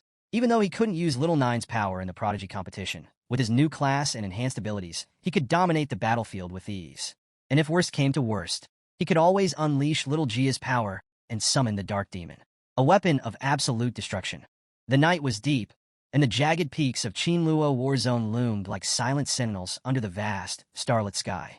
A massive blue dragon soared through the darkness, its scales gleaming faintly in the moonlight. Somewhere below, nestled in the rocky terrain, a group of men and a lone woman gathered around a sturdy wooden table, their expressions tense. Suddenly, the dragon descended with a powerful sweep of its wings, landing gracefully. A man with disheveled black hair, dressed casually in a light summer shirt, slid off the dragon's back. His laid-back appearance clashed starkly with the formal attire of the others. As he approached, a faint, forced smile tugged at his lips. "Let's not overreact now," he quipped, brushing off invisible dust. "I'm impressed you all made it on time, considering I had to drag myself here all the way from Guanghai War Zone. I'm beat." The woman, eyes closed as if meditating, cracked a smile and turned toward him. "Someone from Guanghai War Zone, dressed like that? Bold choice, considering how formal everyone else is. Aren't you supposed to be a country protector like us?" A gray-haired man seated beside her chuckled, his gaze sharp. "You're talking about oddities? In that department, you're practically world-famous." His tone was sardonic, and the woman shot him a mock glare. The man in the summer shirt, unfazed, didn't even bother sitting down at the table. Instead, he casually plopped down on the dragon's side, leaning back as if settling in for a nap. "People from Guanghai War Zone appreciate flair," he said with a lazy grin. Before long, the bickering kicked off. Voices rose, sarcasm flying like arrows, until a muscular man slammed his fist against the table with a resounding thud. "Enough," he growled, his face set in a scowl. "Let's get to the point." A long-haired man resting nearby placed a calming hand on the big guy's shoulder. "Keep your temper," he murmured. The tension simmered down, and an older man with deep-set eyes cleared his throat. His expression was grave. "This year's Celestial Genius competition won't be like the last one. There's been a shift in power." He glanced around the group before continuing. "Aside from the capital, which is always the strongest, we've got regions like Madu and Jiangnan rising fast. In Jiangnan, they've got Jiang Wushuang, and now Jiang Chun." The mention of Jiang Chun made the room fall silent. The old man's voice dropped lower, thick with seriousness. "He's stronger than most of Demon City's so-called geniuses. And here's the problem. Jiangnan's war district used to ally with us to fight Madu and the capital. This time they're going solo." The gray-haired man leaned forward, eyes narrowing. "Maybe it's because of Xiao Yuanshan." His voice dripped with amusement. "Remember him? Your old buddy? Got exiled to the underground abyss. Wonder what that's about." The woman smiled brightly, as if they weren't discussing betrayals and dangerous exiles. "So, what's the plan? Team up and take out Jiangnan first? Let's face it, when we went head-to-head with the capital last time, it didn't exactly go in our favor. Second place might be more realistic." Her suggestion hung in the air, and several heads nodded thoughtfully. The old man sighed, then said, "We'll settle this with a vote. Raise your hand if you're in favor of allying against Jiangnan." Without hesitation, the gray-haired man raised his hand. "Wuxiang War Zone is in," he said, flashing a grin. Xinghe, the woman from Tianfu War Zone, followed suit. "I'm in." The muscular man from Qinglian's 9th War Zone lifted his hand too, his expression still grim. Slowly, more hands went up until everyone had agreed. Everyone except one. All eyes turned toward the man in the summer shirt. Yun Zhantan leaned back lazily, his expression one of pure indifference. He stuck a finger in his ear, then flicked it out with an exaggerated yawn. His lips curled into a scornful smirk. "Are you done talking?" His tone was laced with disdain, and his eyes gleamed with barely concealed contempt. Yun Zhantan's gaze dropped to the ground, his lips curling into a smirk. With a sudden movement, he strode forward and slammed his palm against the table, making the wooden surface tremble. His voice, filled with unwavering confidence, echoed through the mountains. "I didn't come here to form an alliance," he declared. "I came to tell you all something important. This summer, in the Daxia Genius competition, Guanghai War Zone's War District is taking the championship." The scene fell into a stunned silence. The only person who reacted was the gray-haired man, his eyes darkening with anger. His fists clenched, knuckles whitening as he glared at Yun Zhantian. "What the hell are you talking about? Are you out of your mind?" But Yun Zhantan only repeated himself, letting the words roll off his tongue with satisfaction. "Guanghai War Zone's taking the win." Singing out loud felt good, really good. The gray-haired man's fury surged, and with a sharp crack, the glass in his hand shattered into pieces. Across the table, Xinghe's eyes shot open, her usual playful demeanor gone. Instead, she fixed him with an icy stare, her gaze brimming with hostility. Yun Zhantian merely chuckled unfazed. "Well, this has been fun, but I got places to be." He turned on his heel and leaped onto the back of his dragon. As the creature spread its massive wings, he threw a final glance over his shoulder, smirking. "Relax. I won't be bothering you anymore. And don't worry, I won't go blabbing about this meeting either." With that, The dragon let out a low growl, then shot into the night sky, disappearing into the darkness at an incredible speed. The muscular man stared at the empty space where Yun Tian had just been and muttered, "Did he hit his head or something?" The gray-haired man scoffed, shaking his head. More like he got kicked by a donkey. Or maybe, his eyes narrowed. Maybe he's got something up his sleeve that we don't know about. A heavy silence fell over the group as they pondered the possibility. But in the end, there was no point dwelling on it. The old man picked up a fresh glass, his expression serious. As long as the four great war zones unite and form a flawless strategy, Jiangnan will fall. Meanwhile, in the outskirts of Chujiang City, shadows lurked atop a towering cliff. A group of men, dressed in dark robes, knelt before a figure clad in a flowing red cape, the leader of the Church of the Ancient God. He stood at the edge of the cliff, his piercing gaze fixed on the city below. "How's the Divine Sun's progress?" he asked, his voice cold and commanding. "Have you noticed any unusual movements?" One of the kneeling men quickly responded, "There's nothing to be concerned about. The Great Divine Sun has successfully infiltrated Guanghai War Zone's war district as their top genius. He has already earned the full trust and support of Yun Tian, Guanghai War Zone's national protector." Upon hearing this, a slow, satisfied grin spread across the leader's face. So, the supreme honor of Daxia has already slipped from the hands of the so-called invincible protectors of the country. He lifted his hand, palm facing the distant city. "I can't wait to see the looks on their faces." The plan was already in motion. All that remained was for the genius ranking competition to begin. The entire nation of Daxia would have their eyes on it. A low, sinister laugh rumbled from the leader's throat. He lifted both hands to the sky, and a dark energy began to pulse from his body, twisting and writhing like living shadows. The air itself seemed to tremble as an ominous force spread across the land. At that moment, a beast tide was set in motion, an unstoppable wave of destruction, ready to sweep through all of Chujiang City. Sensing the surge of energy, the gathered cultists pressed their hands together in eerie unison. Their voices rose in a haunting chant. "With the sacrifice of Chujiang City, the ancient god shall return." The next day, in Jiangnan's war zone, the central plaza was packed with young warriors. The best geniuses from each region had gathered, their eyes fixed on a massive screen at the front. The air buzzed with anticipation. Only one day remained before the Daxia Genius competition began. Standing at the center with his hands behind his back was Duan Xinghai. With a sharp gaze, he cleared his throat and addressed the crowd. "For those who might have forgotten, or just weren't here, I'll go over the rules again." Jiang Chun, standing among the participants, tilted his head in curiosity. He hadn't been present for the initial explanation, so he figured this recap was for his benefit. Duan Xinghai activated the screen, his expression turning serious. "The competition consists of participants from the 8 great war zones. In total, we have 80 celestial geniuses." His voice carried across the plaza as he continued. "The competition is split into 2 rounds. First, the team survival round. Second, the individual ranking battle." A murmur spread through the crowd, but Jiang Qin remained calm, analyzing the rules as Duan Xinghai elaborated.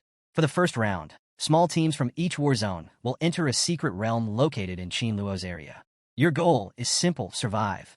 The 4 war zones with the fewest survivors will be eliminated. At this, the crowd stirred, some whispering about the brutal nature of the event.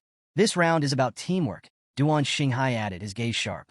"No matter how strong you are, if you can't protect your teammates, you lose." Jiang Chen smirked slightly. "Interesting. Additionally, there's no hiding," Duan Xinghai continued. "Anyone who stays in one spot for too long will be struck by lightning. Every hour, the range of the battlefield will shrink. If you're caught outside, you're eliminated immediately." Jiang Chen's eyes lit up, and an excited grin crept onto his face. Lightning strikes if I stay still?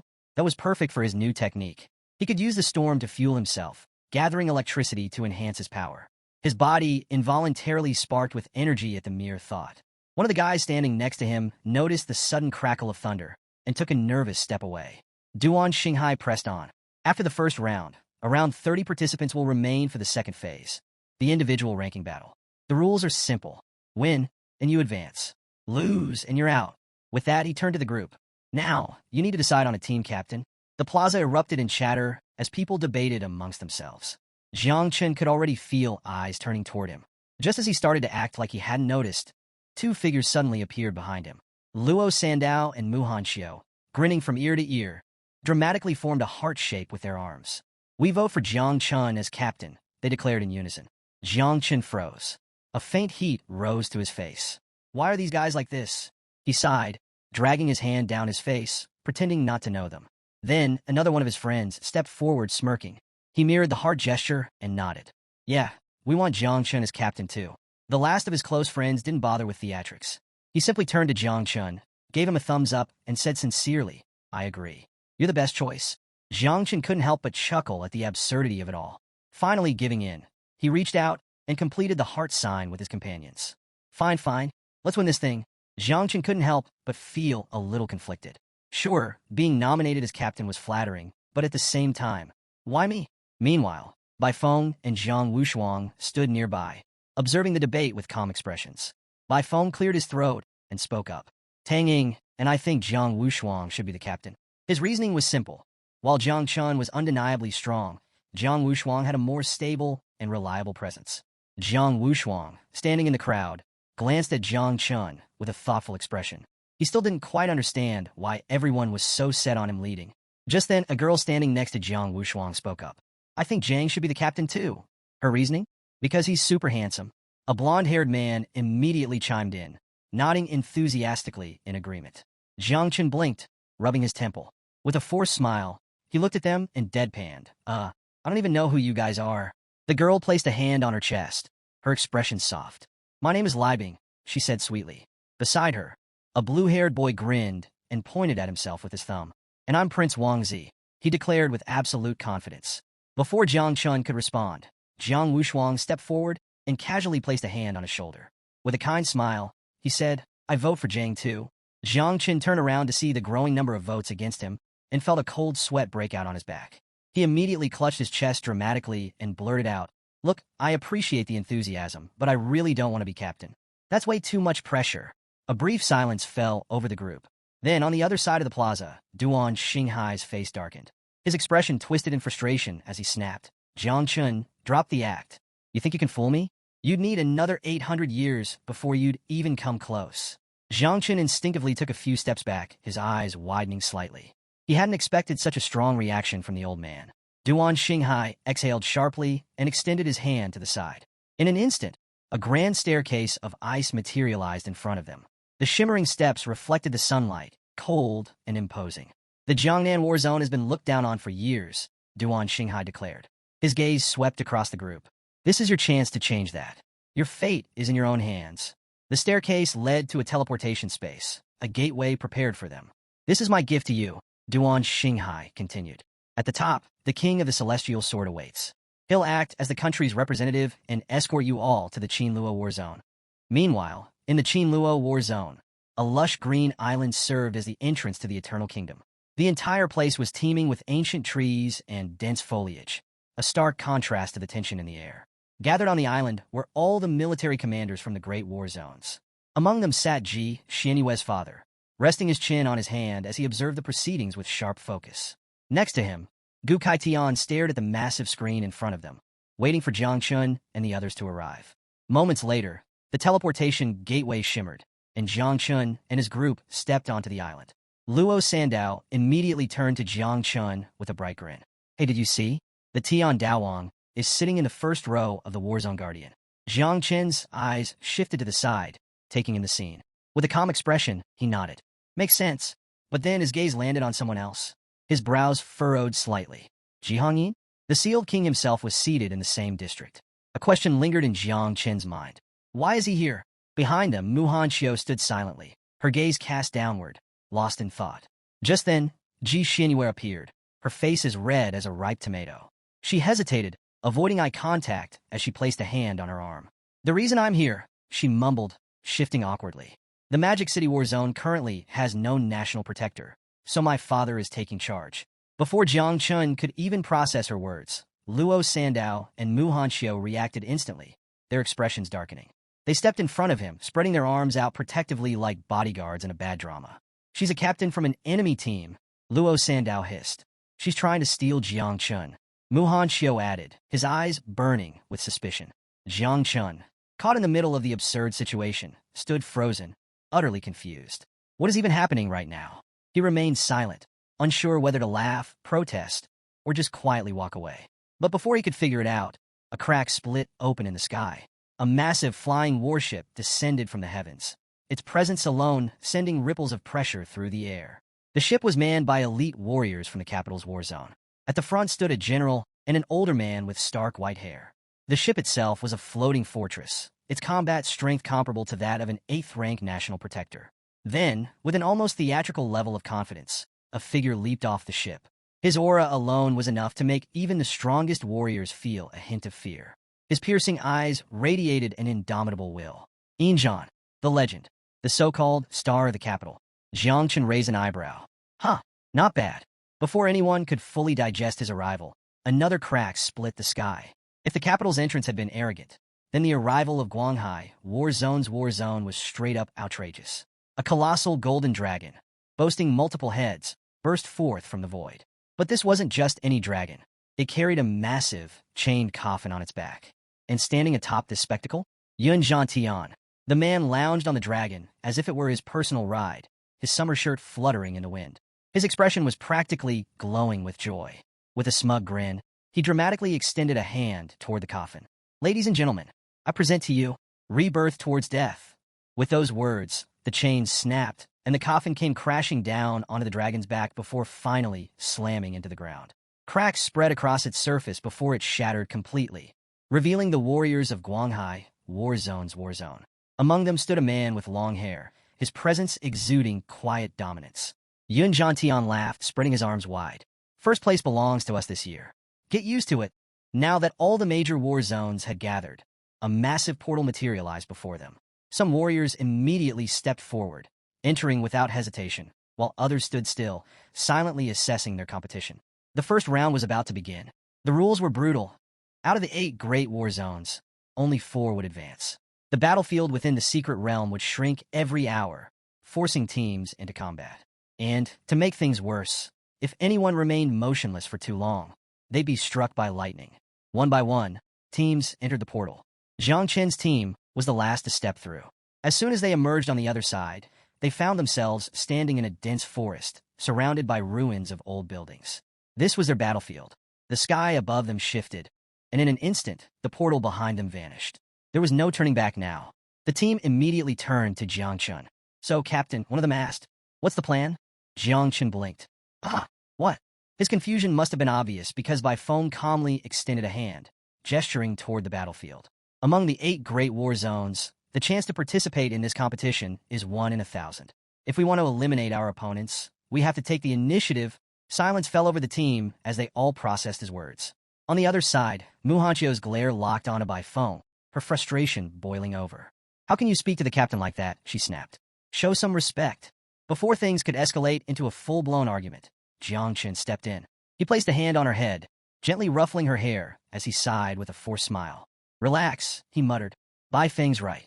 We need to get organized." With that, he reached into his storage space. The team's tension eased slightly, thinking their captain had some brilliant strategy prepared. Their eyes brightened in anticipation. And then, Jiang Chen pulled out a sofa, then some meat, then vegetables, and finally a grill. He sat down comfortably, rested his hands on his knees, and calmly observed his stunned teammates. "All right," he said, "let's get started." The silence was deafening. Luo Sandao, Bai Feng, and Tang Ying all stood frozen, their mouths slightly open in shock as they processed what they were seeing. It took only a few seconds for the realization to sink in. Jiang Chen was setting up a barbecue. He casually started skewering the meat, completely ignoring the stares of his bewildered teammates. Mu Hanchio's fist clenched, her whole body trembling. "Are you serious right now?" she shouted, barely restraining herself. "We're in a survival competition. This is a matter of life and death. And you think now's the time for a barbecue?" Luo Sandao immediately sided with her. "She's right, Jiang Chen. We need to strategize, not sit around grilling meat like it's a festival." Tang Ying, meanwhile, turned around and covered her face in pure secondhand embarrassment. Why did I expect anything different? Jiang Chen blinked, genuinely surprised at their reactions. "What?" he asked, turning back to the skewers. Bai Feng stepped forward, staring at him with an utterly confused expression. "Do you not remember the rules?" he asked hesitantly. "If we stay still for too long, we'll get struck by lightning." The man standing next to him was just as stunned. "I can't believe this is happening." Jiang Chen, still completely unbothered, placed the skewers over the fire. Yeah, I know the rules," he said nonchalantly. "But let's be real. How are we supposed to fight on an empty stomach? You can't win a battle if you're starving." Silence. Then, out of nowhere, Jiang Wushuang placed a hand on his jaw, his eyes widening in realization. Wait, this is actually brilliant. The others turned to him in horror. Jiang Wushuang smiled. Think about it. If we eat now, we'll have the energy to fight later. Jiang Chun is just thinking ahead. Without hesitation, he sat down next to Jiang Chun and started helping him prepare the barbecue. The rest of the team stood there, completely dumbfounded. Not only do we have one unreliable person, but two. Or was there actually some hidden, deeper meaning behind this? Luo Sandao clenched her fists, her eyes lighting up with newfound realization. Finally, she understood what Jiang Chun was trying to do. One by one, the others began to believe it as well. The man beside her stroked his chin, a thoughtful smile creeping onto his face. Jiang Chun, you genius. Another guy, arms crossed, couldn't help but feel a surge of excitement. Slowly, the whole team began shifting their perspective. Seeing everyone embrace the idea, a red-haired girl happily grabbed a skewer and started adding roasted potato slices, her absolute favorite. Jiang Chun, his brows furrowing in confusion. His expression changed as he looked around. Wait a minute, why is everyone actually buying into this? The truth was, Jiang Chun had started the barbecue simply because he was hungry. Ever since his body started adapting to the strange energy fluctuations in his system, his appetite had been nearly insatiable. He wasn't worried about getting struck by lightning. In fact, he was looking forward to it since it would help him recharge his abilities. But now, looking at his teammates' expressions, he realized they had completely overanalyzed his actions. As he was lost in thought, Mu Hanxiu suddenly approached him. She gave him a knowing smile. Now I understand, she said. Jiang Chun raised an eyebrow. Understand what? She scratched the back of her head and closed her eyes. Well, since everyone else figured out your deep plan, if I said I didn't get it, I'd look like an idiot. Jiang Chun blinked. Huh. Meanwhile, Jiang Wushuang placed the skewers on the grill with practiced ease. As he watched the flames flicker, his admiration for Jiang Chun only grew. This strategy, it's only ever appeared once in history. If he hadn't studied the lists of geniuses from centuries ago, he might not have understood it at all. He never expected Jiang Chun to go this far, just for this battle. To him, Jiang Chun was a captain truly worthy of the title. He continued cooking, occasionally glancing at Jiang Chun. His plan is brilliant. He's waiting calmly, letting the other teams exhaust themselves before making a move. Act weak to lure in the strong. Pretend to be a pig to eat the tiger. It was a risky strategy, but one that could work if executed perfectly. But what if the other teams figured it out? Jiang Wushuang's gaze sharpened. Would he be able to handle it if they all joined forces against him? Jiang Chun, feeling the weight of his stare, turned to him and raised an eyebrow. Why are you looking at me like that? Jiang Wushuang remained silent for a moment before thinking. Could this be what they call an invincible heart? He had heard stories of his grandfather's interest in Jiang Chun, but now he understood why. Compared to Jiang Chun, Jiang Wushuang himself didn't lack talent or strength. But what he lacked was something deeper, something far more important. The unwavering courage to never fear anything. Jiang Wushuang, still focused on grilling the skewers, let out a casual remark. I'm not as good as you. Jiang Chun glanced at him, then suddenly stood up. Your skewers are burning. Wushuang snapped his head back to the grill, his calm demeanor cracking as he hurriedly flipped the skewers. Meanwhile, on the giant screen broadcasting the competition, the entire world was now watching Jiang Wushuang and Jiang Chun preparing skewers.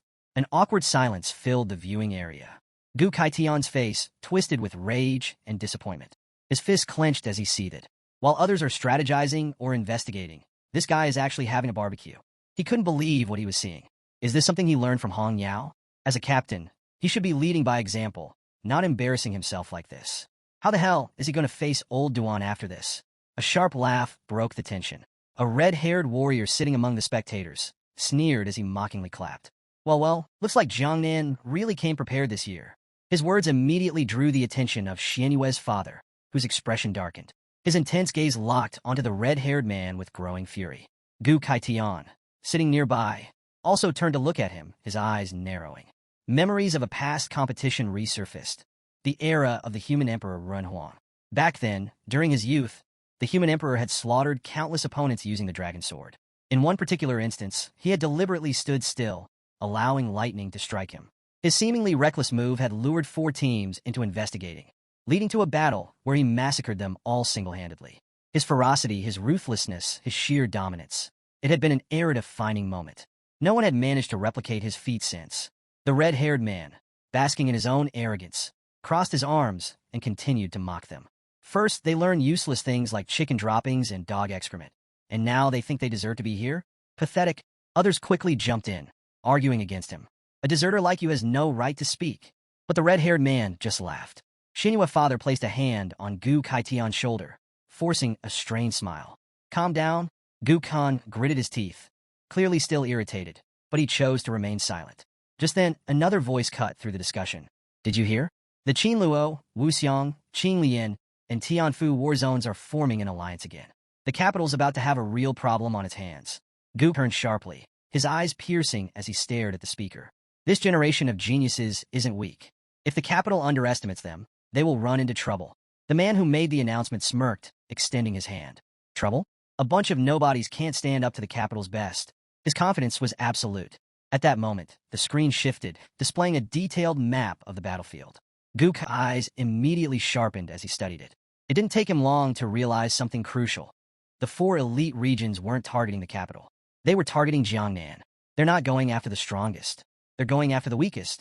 The red-haired man burst out laughing. Looks like they finally learned how to play the game. This is going to be fun to watch. Deep within the secret realm, a team of elite warriors moved carefully through the dense forest.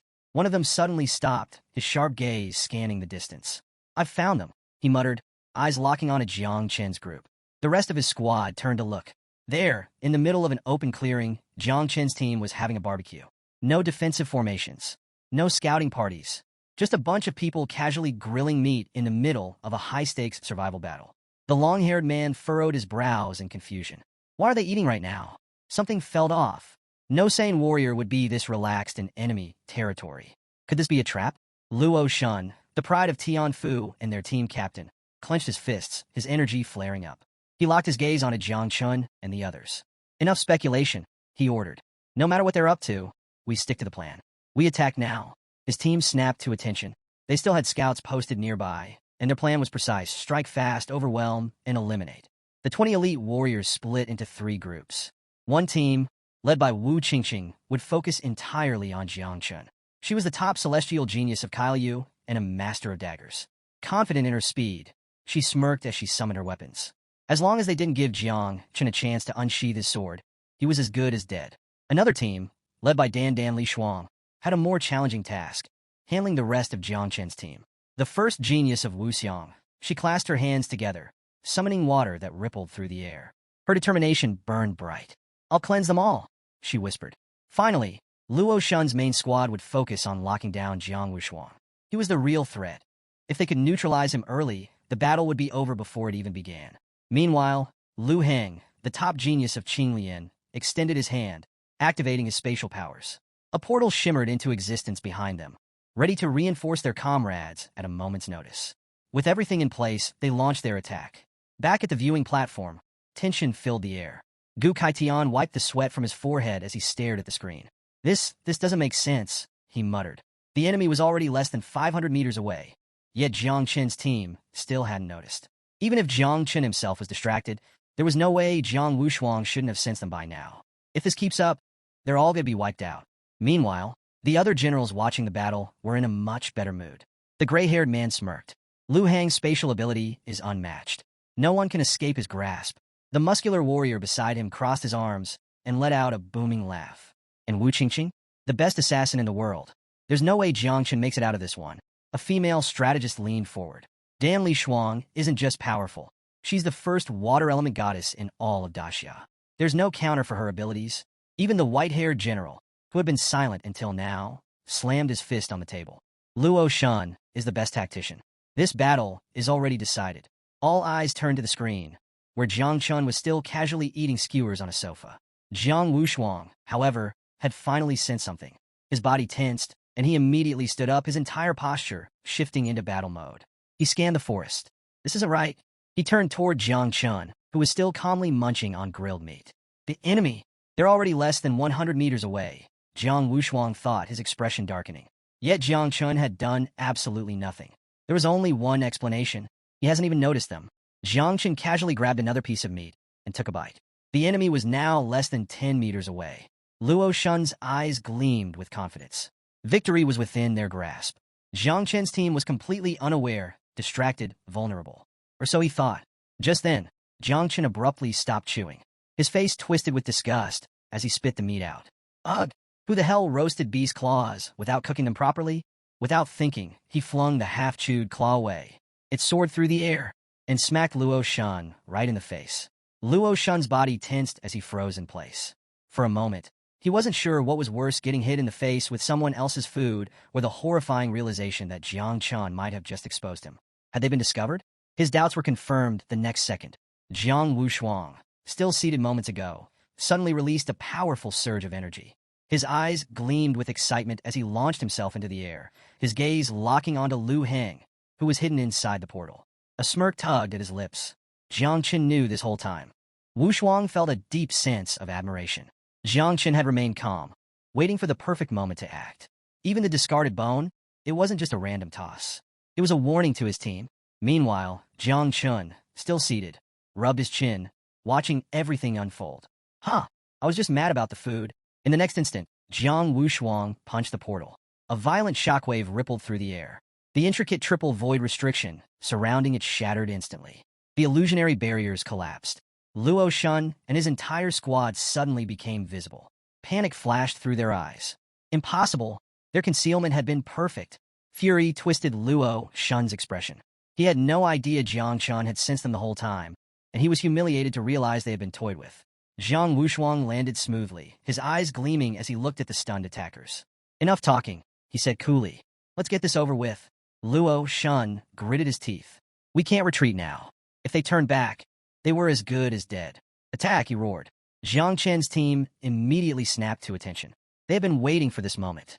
As Jiang Chen stood up, his teammates erupted into cheers. That's our captain. He had this under control the whole time. He even accounted for the enemy's emotions. Mu Hanxiu rushed up to him, her eyes shining with admiration. With a bright smile, she declared, Now I finally understand your plan. Luo Sandao appeared beside her, nodding seriously. Same here. I get it now too. Jiang Chun blinked. His forced smile twitched. You guys realize it wasn't that deep, right? But seeing how everyone was looking at him with admiration, he decided to just roll with it. Well, since I absolutely planned this, let's get to work, he said, cracking his knuckles. Without hesitation, he took off running straight into the fight. But before engaging, he turned to Luo Sandao and Mu Hanxiu. You two protect Li Bing and Prince Wangzi, and don't let anyone steal the kills. Luo Sandao and Mu Hanxiu's eyes widened in surprise. He's entrusting us with a mission. Excitement filled their faces as they both nodded eagerly. We won't let you down. In reality, Jiang Chun just wanted to get some exercise. Meanwhile, Luo Shun's forces lunged at Jiang Wushuang. Big mistake. Before they could even react, Jiang Wushuang grabbed one of them by the head and slammed him into the ground with bone-crushing force. A scream of agony erupted from the downed warrior. Two enemy swordsmen saw an opening and lunged at Jiang Wushuang, hoping to catch him off guard. Big mistake. Without even turning, Jiang Wushuang activated his technique, 8-armed war god body. A flurry of energy fists erupted from his body, hammering into the two attackers and sending them flying before they could even swing their blades. But one of the energy fists surged toward Luo Wen, who instinctively unsheathed his sword and barely managed to deflect it at the last second. Jiang Chun had initially considered helping him, but after seeing how easily he handled the attack, he realized this guy didn't need any backup. Meanwhile, Luo Shun was not having a good time. The relentless force of Jiang Wushuang's attacks grew stronger by the second, pushing him further back. The intensity of the battle had shifted entirely against him, and panic flashed in his eyes. His only hope now was reinforcements. Lu Heng! Luo Shun shouted desperately. Get support now! Lu Heng, lost in thought, snapped back to reality. His face turned serious as he reached behind him, summoning a portal. Sweat dripped down his forehead as he urgently called out to Dan Li Shuang's group. Send reinforcements. Now! At first, they hesitated. Things weren't going according to plan, and their strategy was crumbling. But with no better option, they finally agreed. Just then, a shadow loomed above Lu Heng. His instincts screamed danger. He looked up. Jiang Chun, sword unsheathed, gaze piercing. Support class, Jiang Chun noted immediately. If Lu Heng got a chance to use his powers, things could get messy. Jiang Chun wasn't about to let that happen. He descended like a thunderbolt, blade gleaming as he slashed fiercely. But at the last possible moment, Lu Heng vanished into the portal, barely escaping by the skin of his teeth. Jiang Chun landed, his eyes narrowing. That was close. On the other side, Lu Heng emerged in the void, his chest heaving with rage. He clenched his fists. Why the hell hasn't Wu Qingqing's group taken care of Jiang Chun yet? The reality? Wu Qingqing was in trouble. Tang Ying had unsheathed her daggers, her eyes gleaming with malice. With a sly smile, she struck. Clang! Wu Qingqing blocked the attack, her own small knives meeting Tang Ying's head-on. The shock of the exchange flickered across Wu Qingqing's face. "I'm being held back," she reported to Lu Hang through their communication link. Both were assassins. People had always said Wu Qingqing was number 1, and Tang Ying was number 2. Today, Tang Ying wanted to settle that debate. Lu Hang gritted his teeth. "Where's Dan Lishuang? She should have been there by now." Bad news. Dan Lishuang was also occupied. As she moved to attack Jiang Chen's team, a figure stepped into her path. By phone. He unsheathed his sword, his eyes burning with fury. "If you want to hurt my teammates," he said coldly, "you'll have to go through my dead body first." Dan Lishuang narrowed her eyes. Activating her power, a brilliant blue energy surged around her, crackling with divine force. "Then I'll purify you first," she declared, "and then I'll purify the rest." Meanwhile, across the battlefield, Jiang Chen's team held their ground. Luo Shun's forces clashed against them, but Jiang Chen's team had 2 strong warriors blocking every major attack, just as planned. Following Jiang Chen's orders, Luo Sandao had rushed to protect Li Bing, who was seated on the ground, clutching her bow. Luo Sandao crossed her arms in front of her chest. "Stay behind me," she commanded. "Eternal Earth Shield, activate." In the blink of an eye, a powerful barrier of energy formed around Li Bing. From within its safety, Luo Sandao gave a nod. "Support the others. We'll hold them off." Now that Li Bing no longer had to worry about an ambush, her eyes turned sharp with focus. Without hesitation, she spun around and unleashed a powerful ice arrow straight at her opponents. At the same time, Mu Hanxiu unsheathed her sword, her eyes glimmering with intensity. She charged toward Luo Shun, barking a command to Prince Wangzi. "Cast the curse and cover me." Prince Wangzi nodded and extended his hand, summoning a discouragement curse. An ominous energy spread through the battlefield, filling the air with dark intent. Sensing the curse, one of Luo Shun's men activated his mental defense. But in the blink of an eye, Mu Hanxiu vanished from sight and reappeared beside him, her blade flashing like lightning. A cruel gleam flickered in her eyes. Slash! Her sword cut deep into his abdomen. The man's mouth opened in a scream of agony as blood spilled from his wound.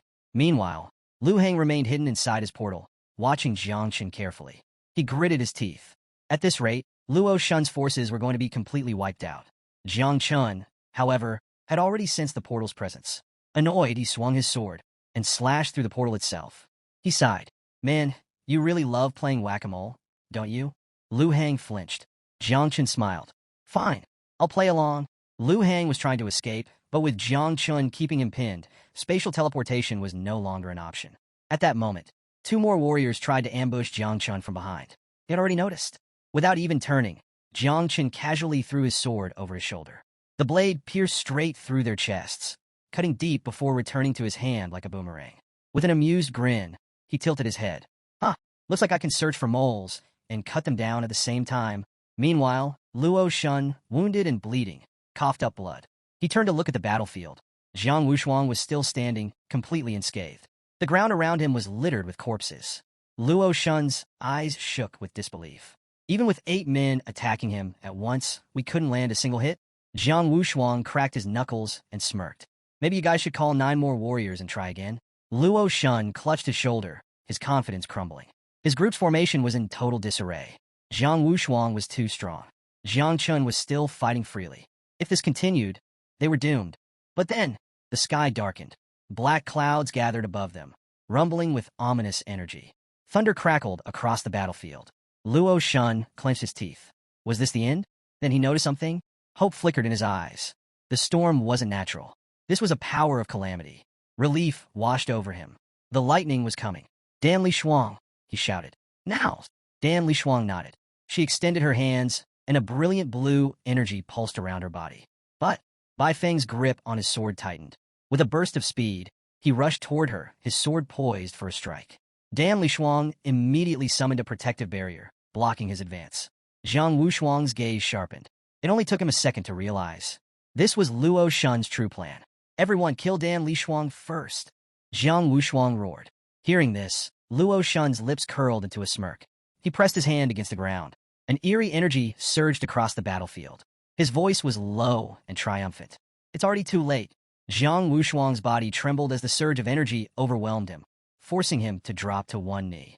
One hand braced against the ground, the other gripping his knee tightly, his teeth clenched in frustration. He had been too careless. Now immobilized, Bai Feng turned his attention to Dan Lishuang, preparing to strike. Luo Shun, aware that his illusions wouldn't hold Bai Feng for long, knew 10 seconds was all he needed. By the time Bai Feng broke free, Jiangnan would already be eliminated. Do it now, Luo Shun ordered. Without hesitation, Dan Lishuang activated Water Dragon Dance. Divine and demonic energy swirled around her, creating a devastating surge of power. The attack shot toward Bai Feng like a tidal wave. He barely managed to block it with his sword, but the impact sent him flying backward, forcing him to retreat. Dan Lishuang's eyes gleamed as she raised her hands to the sky. She unleashed her strongest technique, Blue Sky Water Serpent Dragon. A forbidden spell activated, causing blue energy to descend upon Jiang Chen's team. Within moments, glowing marks appeared on their foreheads. Jiang Chen rested his sword on his shoulder, calmly observing his allies, confusion flickering across his face. Why were these marks appearing? Before anyone could react, a massive dragon form from pure lightning appeared in the sky. Its piercing gaze locked onto them, exuding an overwhelming presence. Luo Sandao and Li Bing paled, their mouths agape in terror. Thunder punishment. The power of this divine retribution was on par with a sealed king of 7 transformations. The attack covered an immense range. Escaping was impossible. Meanwhile, Tang Ying stood victorious, though barely. She had struck her opponent 3 times, nearly losing her life in the process. Across from her, Wu Qingqing was in bad shape.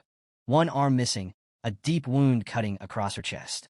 Clutching her injury, she staggered toward Lu Hang's portal, a smirk playing on her lips. Doesn't matter if you win this fight, she taunted. Losers are forgotten in the Celestial Geniuses rankings. Great Xia only remembers the strong. Jiang Chen's team, still marked by thunder punishment, looked toward the sky, frustration and uncertainty gripping them. Victory had been so close. Was this fate playing a cruel joke? Bai Feng, enraged, let his energy surge wildly. He prepared to strike once more, but Dan Lishuang had already made her move. Her ability to escape into the void activated, and as she stepped into the portal, she turned to Bai Feng. You're already as good as purified, she said coldly before disappearing. The prince watched the looming thunder with dread. His hands clenched into fists as he declared, Then we'll perish together, Muhan Xiao. But Muhan Xiao hesitated.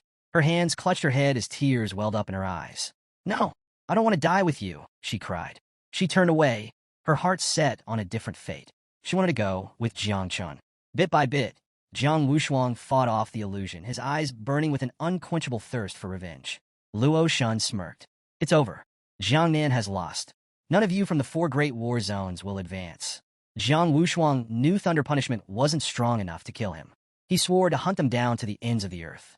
As they exited the secret realm, Luo Shun stepped through the portal, throwing a mocking glance over his shoulder. You want revenge? First, you better make sure you survive. Just then, a shadow lunged forward. It was Jiang Chun. Without hesitation, he threw himself straight toward the raging thunder punishment. The dragon in the sky locked eyes on him, its crackling energy intensifying. Jiang Chen's gaze was steady, unwavering. Why are you all so afraid of a little thunder? He asked, his voice calm.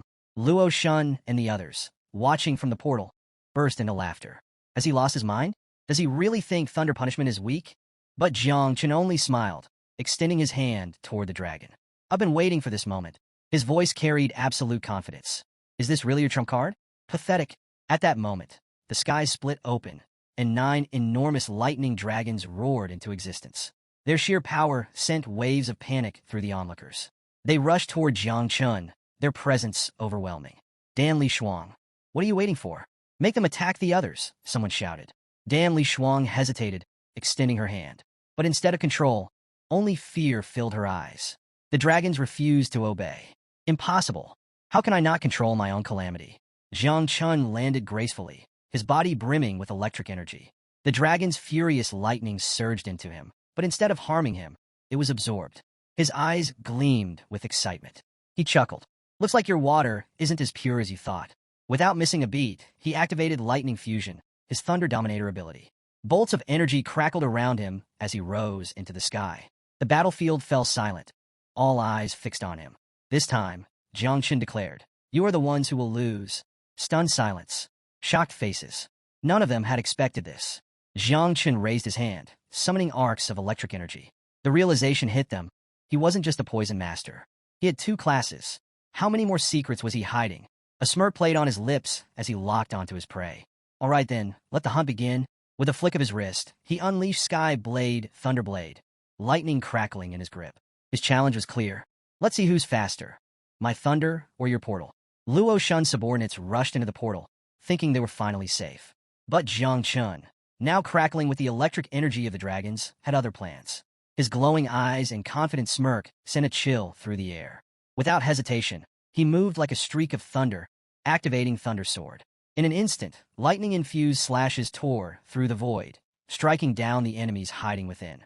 Their bodies were sliced apart before they could even react. Luo Shun's jaw dropped. Sweat beaded on his forehead as panic set in. He can cut through the void itself? The reality hit him like a hammer. His plan had completely collapsed. Meanwhile, Jiang Chun, now surrounded by an overwhelming aura, soared through the sky, hunting down the fleeing opponents. On the battlefield, Jiang Wushuang, still on one knee, was breaking free from Luo Shun's ability. Seeing this, Luo Shun stepped out of the portal, his gaze locked onto Jiang Chun. He barked orders to his allies. Break the formation. Now! If Jiang Chun can turn Thunder Punishment into his own power, there's no stopping him. Luo Shun shouted, urgency in his voice. Dan Liang's face was a mix of disbelief and confusion. Wu Qingqing had just emerged from the portal, but her attention was immediately drawn to Luo Shun's growing desperation. On the other side, Lu Hang stood frozen in shock. Luo Sandao, however, wasn't about to let them escape so easily. Her eyes blazed with determination. Stretching out her hand, she summoned a massive barrier. If you want to leave, she declared, you'll have to break this first.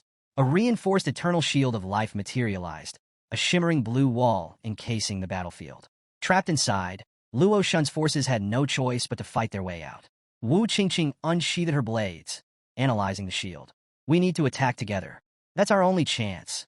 Before they could act, Tang Ying suddenly appeared in front of her, dagger in hand, eyes gleaming with excitement. She smirked. Going somewhere? She asked, tilting her head. I'm your opponent. Wu Qingqing had no choice but to activate her power, preparing for a fight. I'll kill you first, she spat. Dan Lishuang tried to intervene, but Bai Feng stepped in, sword flashing as he launched a devastating strike toward her. Dan Lishuang barely lifted a hand, blue energy swirling around her palm as she effortlessly blocked his attack. Her serious expression didn't waver. You're not even worth my time, she said coolly. Bai Feng smirked, gripping his sword tighter. Guess we'll find out soon enough. Elsewhere, one of Luo Shun's subordinates attempted to flee. But before he could make it far, a man with a ponytail moved in a blur. With a precise strike to the back, he cut the fleeing man down, blood spilling from his mouth. Turning your back on the enemy, he said, shaking his head. Not very smart. Nearby, a shirtless warrior turned to his companion.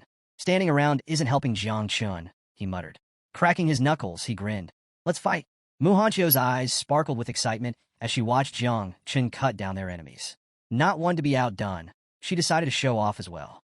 With a flick of her daggers, she ended the life of another opponent with deadly precision. The prince, unwilling to fall behind, extended his hand, his expression serious. You're right, Mu Hanchio, he muttered. If we're the perfect couple, we need to kill a few more together. Above them, the sky rumbled with thunder as Jiang Chun zipped through the air, his speed leaving crackling energy in his wake. With another swift strike of Thunder Sword, he cut down two more enemies still hiding inside the portal. Casually slipping a hand into his pocket, Jiang Chun watched his victims writhe in pain, his cold gaze unyielding. Luo Shun's expression darkened. Another two down. He turned to Lu Hang. Get rid of him. Now. Inside the portal, Lu Hang locked eyes on Jiang Chun, his face unreadable. He gave a silent nod, accepting the order. In an instant, he vanished, using spatial jump to reappear directly behind Jiang Chun, aiming for a sneak attack. But Jiang Chun only grinned, a sharp, almost sinister smile. Too slow. With lightning-fast reflexes, he blurred out of reach before Lu Hang's attack could land. In one fluid motion, he struck again, cutting down yet another man still inside the portal. Turning to face Lu Hang, he smirked. You're late. Every time you jump, I'll take another one of your allies. Lu Hang's confidence wavered. He's too fast. I can't keep up. Luo Shun, sensing the shift in momentum, activated his ability. His eyes gleamed as they locked onto Jiang Chun's movements, syncing his consciousness with Lu Hang's. Now, you won't escape, Luo Shun sneered. Lu Hang's eyes also glowed, but almost immediately, a sharp pain shot through his head. Jiang Chun suddenly appeared behind him. I've been waiting for this, Jiang Chun murmured, his voice laced with cold amusement. His piercing gaze held nothing but vengeance. You're just a sewer rat, and this time, you're too slow. Lu Hang's breath caught in his throat. He's behind me? Panic surged through him. There was no escape. With a single motion, Jiang Chen unleashed a devastating thundersword strike. A massive lightning bolt crashed down upon Liu Hang, its sheer force shattering the ground beneath him. As the dust settled, Jiang Chen's expression turned satisfied. He glanced to the side and chuckled. This moment should have belonged to Jiang Wushuang. I wouldn't want to steal his fun. Meanwhile, Jiang Wushuang's body pulsed with an intense red energy as he finally broke free from Luo Shun's curse. His eyes locked onto Luo Shun, burning with unrestrained fury. Luo Shun staggered back, raising an arm defensively. Blood dripped from his mouth, his body no longer able to maintain control over Jiang Wushuang. Jiang Wushuang clutched the wound on his shoulder, but remained standing. As Luo Shun collapsed to his knees, gasping for breath, the battle was far from over. Luo Shun's remaining subordinates emerged, weapons drawn, their faces set with grim determination. With no escape left, their only option was to fight. They vowed to protect Luo Shun at all costs. Now fully free from Luo Shun's curse, Jiang Wushuang stomped the ground, launching himself forward. Before the nearest enemy could react, he drove a powerful fist into his face, sending the man flying. Without pausing, he grabbed another opponent by the head and slammed him into the ground with bone-crushing force. His furious roar echoed through the battlefield. "You're all courting death." The others hesitated, fear flashing in their eyes. They knew they were completely outmatched. From above, Jiang Chen hovered, watching Jiang Wushuang with amusement. A small smirk formed on his lips. "You finally broke free. But this is nowhere near enough." Jiang Wushuang's eyes burned with hatred. He turned to Jiang Chen. "Then we'll just have to settle this with speed. Let's see who can kill more." Before their contest could begin, Dan Lishuang stepped forward, her expression filled with fury. "You're celebrating too soon," she growled. Raising her hand, she summoned a surge of water from the ground. The liquid twisted unnaturally, wrapping around Bai Feng's neck and legs, trapping him in its crushing grip. "This is Belo's water. It strangles and purifies the soul," she declared. Bai Feng thrashed, his screams of agony filling the air. "Help me! I!" His cries were cut off as the water tightened around him. Jiang Chen moved like a flash of lightning, his celestial sword slicing through the water in a single swift motion. The liquid dispersed instantly, and he caught Bai Feng's unconscious body before it could hit the ground. Dan Lishuang's jaw dropped. "Impossible," she whispered. Jiang Chen's speed was unreal. Not far from them, Luo Sandao and Li Bing stood watching. Jiang Chen glanced at them and activated growth of all things. A thick root sprouted from the ground, carefully carrying Bai Feng's limp body toward them. "Luo Sandao, catch him. Li Bing, heal him," Jiang Chen ordered firmly. Meanwhile, Luo Shun's fear deepened as he observed Jiang Chen's movements. His eyes narrowed. A 50-meter electric field. Jiang Chen wasn't just fast. He was moving through the electric field like an extension of an electric current itself. "Dan Lishuang," Luo Shun barked. "Shut down his field. Isolate him now." Dan Lishuang's eyes steeled with focus.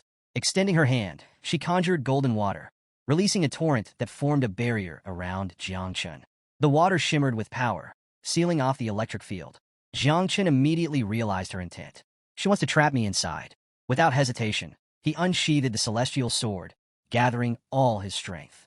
His first strike left a thin cut in the barrier, but within seconds, it closed again. His eyes narrowed. "So that's how it is?" Jiang Chen quickly realized that cutting the barrier was useless. Resting his sword on his shoulder, he studied Dan Lishuang with a calm expression. She floated above him, a smug look on her face. "Haven't you heard? A sword can't cut water. It only makes it flow. Water strengthens what has no edges. The harder and sharper your blade, the stronger my barrier becomes." Jiang Chen's lips curled into a smile. "Is that so?"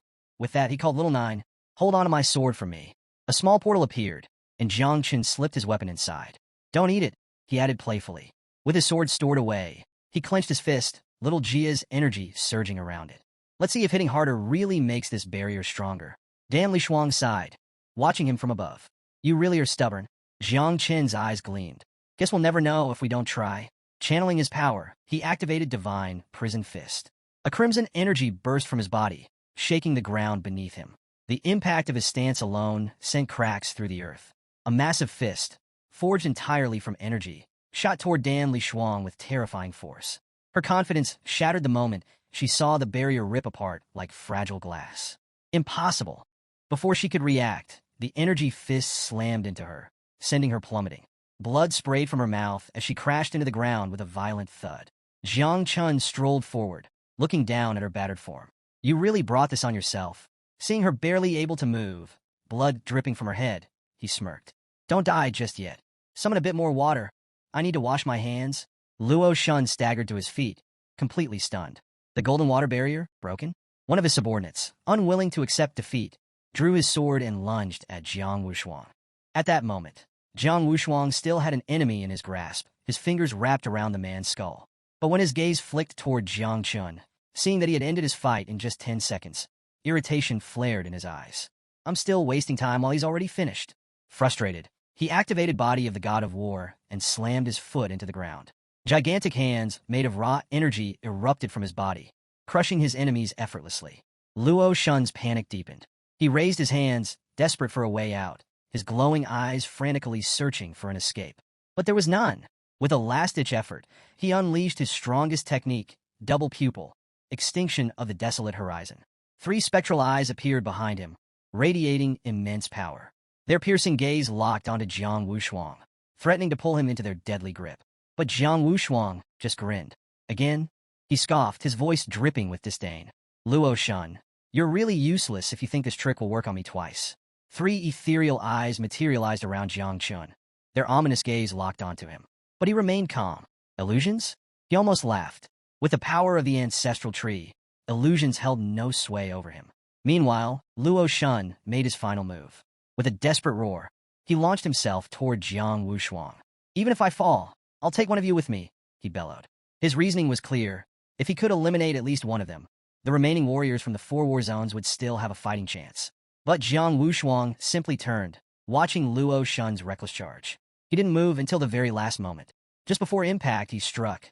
A devastating punch landed square on Luo Shun's back, sending him crashing into the ground with bone-crushing force.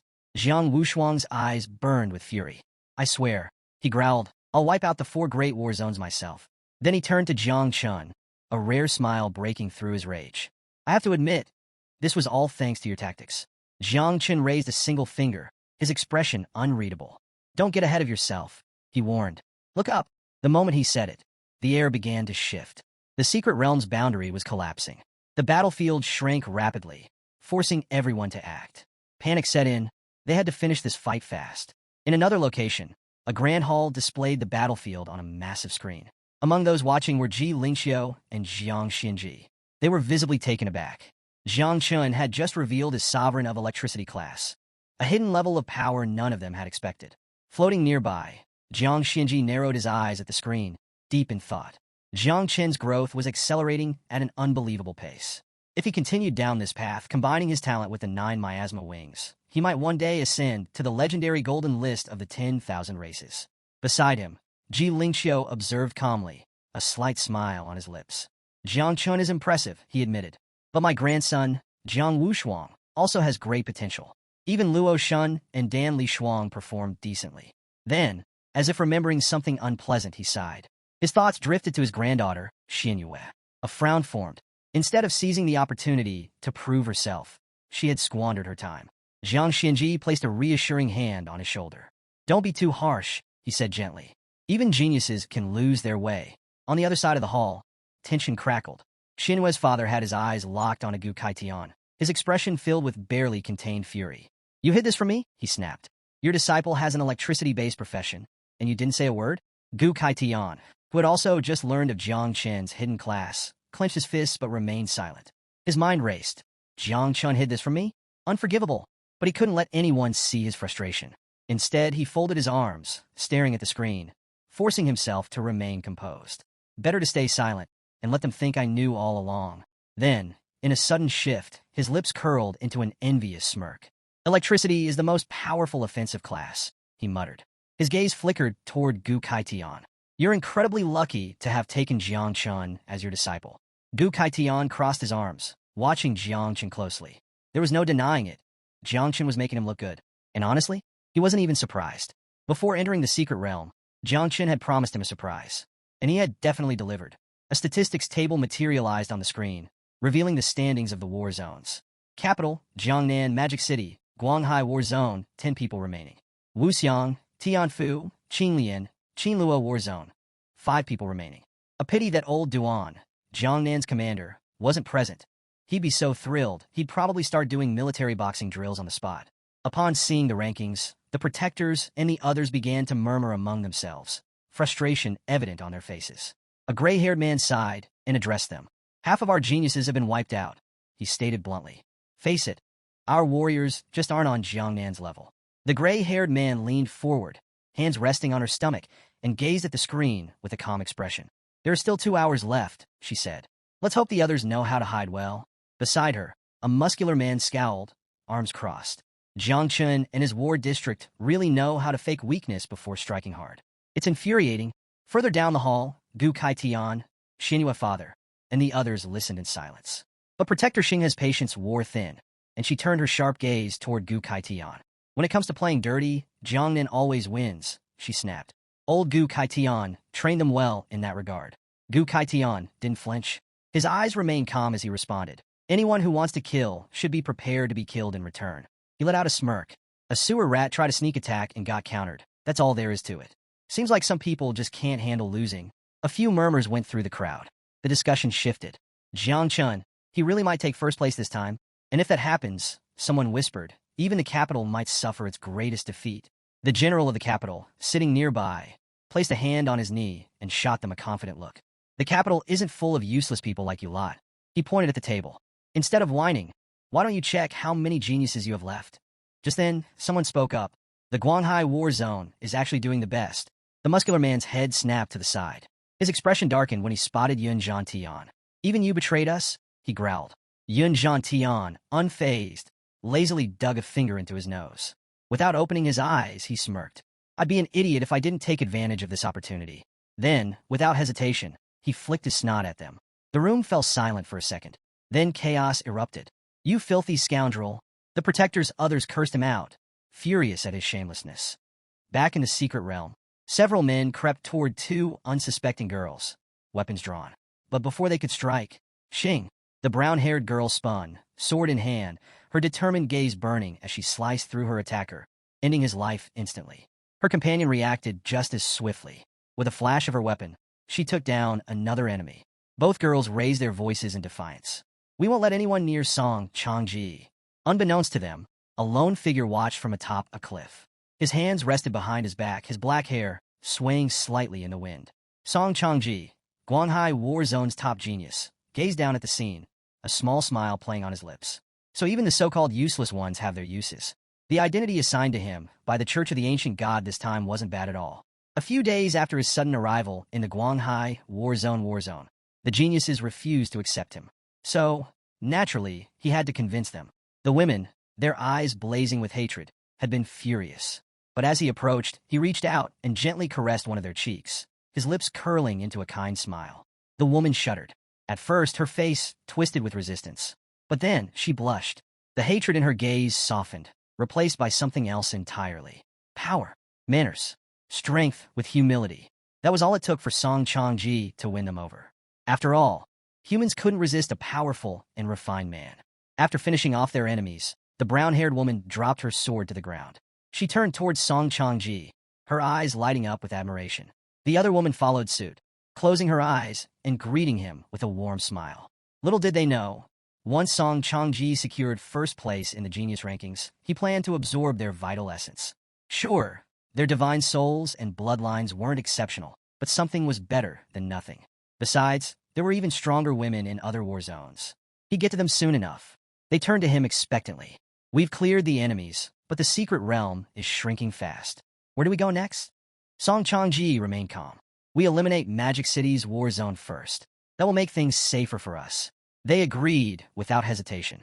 Not far away stood a ruined city, surrounded by jagged mountains. The terrain was treacherous, and the only way in or out was via a narrow stone bridge. Here, Injan, the leader of the capital's genius team, stood with his forces. His calm gaze swept over his comrades as he made his decision. They would block the bridge. Like predators lying in wait, they would strike the moment their prey arrived. His voice was steady, but filled with determination. "This year, we eliminate the other 7 teams. The capital's geniuses will take over the top 10 rankings." Excitement rippled through his team. They clenched their fists, shouting in agreement. A statistics board appeared before Injan. Capital Jiangnan, Magic City, Guanghai, War Zones. 10 people remaining. Wuxiang, Tianfu, Qinglian, Qinluo War Zones. teams eliminated.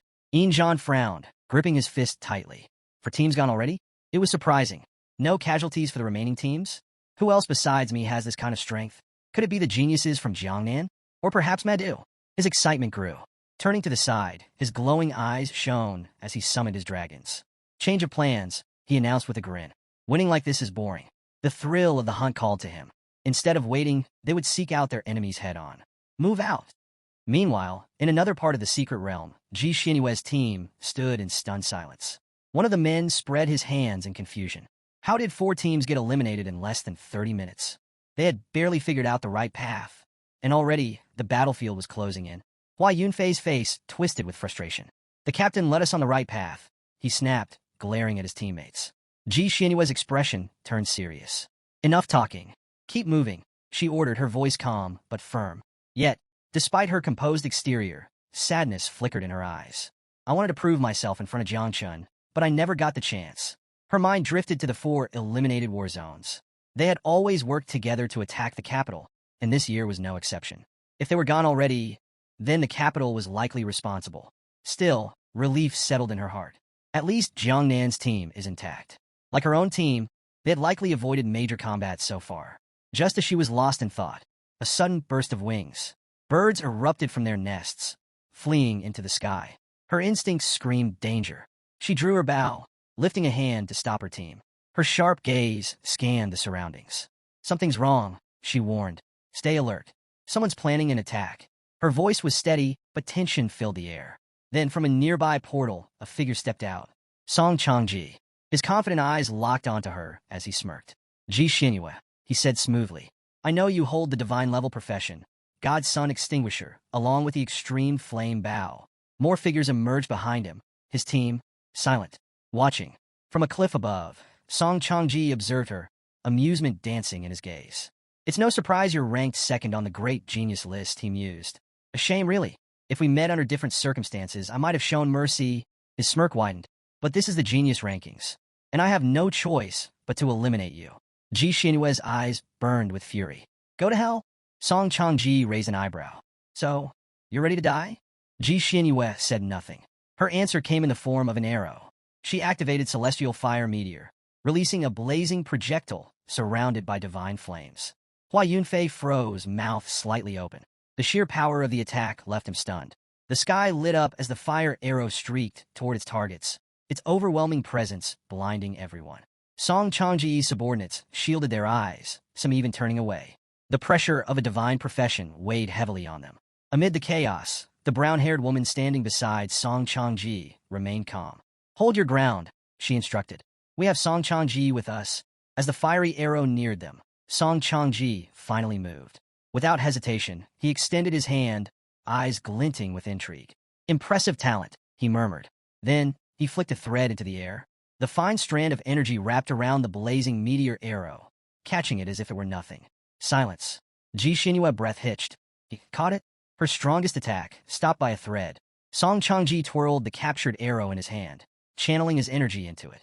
Blue light wrapped around the flames, distorting their brilliance. His gaze landed back on her, filled with cruel amusement. I'll be courteous, he said. I'll let you die knowing the truth. I have 2 divine-level professions. Song Changji twirled the arrow in his fingers, his smirk widening. The profession I used to catch this? Celestial Weaver of Stars. His eyes gleamed with malice as he fixed his gaze on Ji Xinyue. And my second profession? He chuckled. Divine Shadow of the Great January. As he activated his power, a perfect copy of his body emerged beside him. Then another. And another. In the blink of an eye, hundreds of identical copies surrounded them, blocking every escape route. Song Changji's voice was calm, yet carried an undeniable arrogance. Individually, these professions can't compare to yours. But together, under my control, their power is terrifying.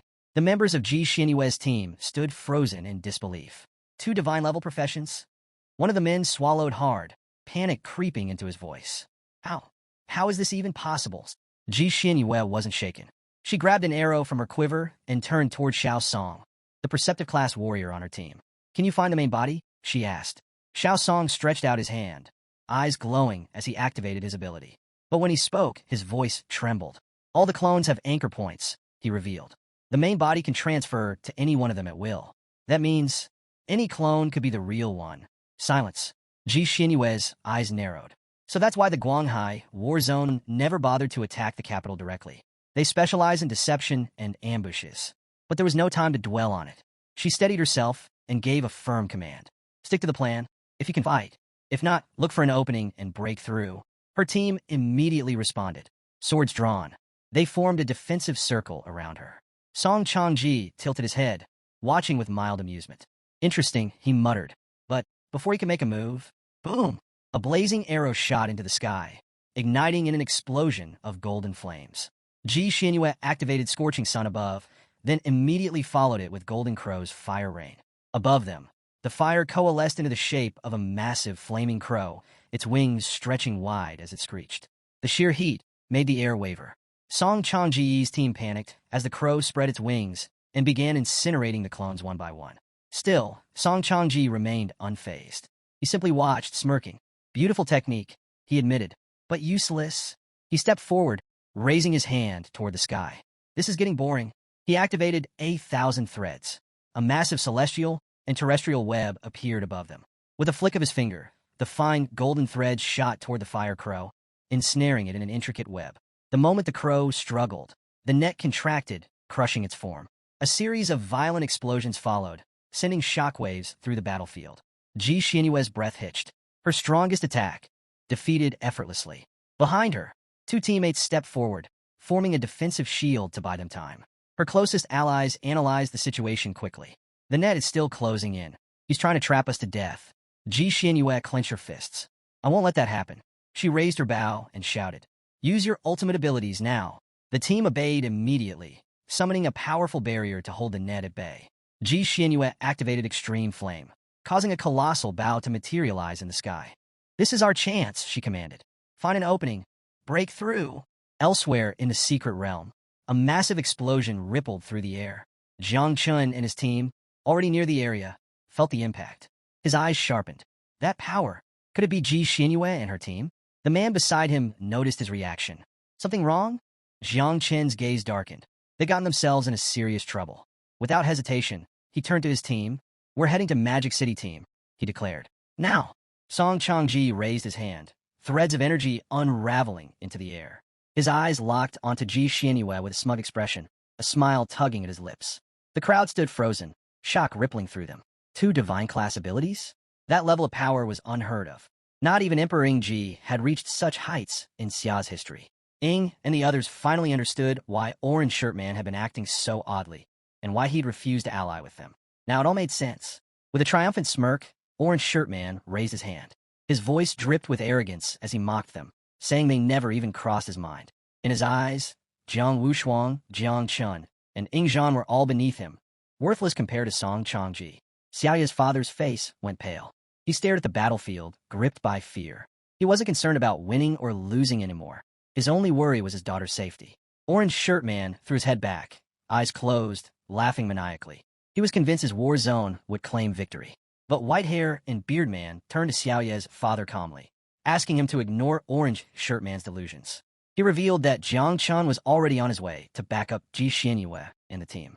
This fight wasn't over, not yet. Ji Xinyue lifted her bow skyward as Hua Yunfei and the others raised their hands, erecting a barrier. But one of the girl's eyes went wide. Something was wrong. In a panicked voice, she told the captain the illusion of the extreme flame bow was fading. One of the barrier users broke into a sweat, his voice shaky as he admitted he couldn't keep it up much longer. Ji Xinyue gasped for air, her body trembling from exhaustion. Was the magic war zone about to be wiped out? She'd trained relentlessly for this moment, just to make Jiang proud. Suddenly, Hua Yunfei stepped forward, raising his hands. A deep blue aura surged from his body. He was summoning the spirit of the night. Ji Xinyue watched, startled. What are you doing? She asked. Hua Yunfei's eyes lit up with fierce resolve. He vowed to protect their captain to the very end. With a single command, his knight charged forward, aiming straight at the threads above. The knight's strike landed, and slowly, the tension in the threads began to unravel. Hovering in the sky, arms behind his back, Song Changji narrowed his eyes. Do you really think that pathetic spirit and a divine sacrifice can destroy my threads? He scoffed. You have some skill, but not enough to impress me. But something changed. His eyes shifted as Hua Yunfei's power began to surge. The glow around him intensified. He was burning his vital essence for a final burst of strength. Song Changji stared in disbelief. Was this guy actually trying to kill himself? And then, boom, Hua Yunfei's body shattered into pieces. Ji Xinyue collapsed to her knees, tears flooding her eyes. But the sacrifice wasn't in vain. Empowered by Hua Yunfei's final act, the spiritual knight sliced clean through the threads, ripping apart the net above them. Just as hope returned, Song Changji extended his hand once again. "Star Weaver," he called out. Another net materialized in the sky, shocking everyone. His eyes burned with fury as he wove fresh threads through the air, fingers dancing with precision. "Did you really think you could end this by throwing your life away?" he spat. "Fool, I can spin this web as many times as I want." He'd had enough. No more playing games. He was going to kill them. The new net began descending. Barriers cracked and flickered under the pressure. Ji Xinyue dropped to the ground, overwhelmed. The net of threads shattered the protective barriers, tearing them apart. One by one, Ji Xinyue's teammates were overwhelmed, their bodies writhing in pain as the threads cut through them mercilessly. Clutching her bow in one hand, she pressed the other to the ground. With a heavy heart, she whispered an apology. She had let Jiang down. Meanwhile, members of Song Changji's team erupted in celebration. Victory had come too easily. Suddenly, the sky darkened. Thick black clouds gathered overhead, thunder rumbling through the air. Then, without warning, a phoenix made entirely of lightning soared down from above, carrying someone on its back. All eyes locked onto the thundering beast. No one could make sense of what they were seeing. Before they could react, the Thunder Phoenix shot straight through the battlefield, zapping everything in its path. Screams erupted as bolts of electricity struck Song Changji's team. Hearing the cries, Song Changji turned to the cliff and froze. His eyes narrowed. His team had just been wiped out. For a moment, he thought it might have been divine retribution. But no, the punishment of thunder only struck those who remained still. This was something or someone else. High above, the Thunder Phoenix flew majestically through the sky.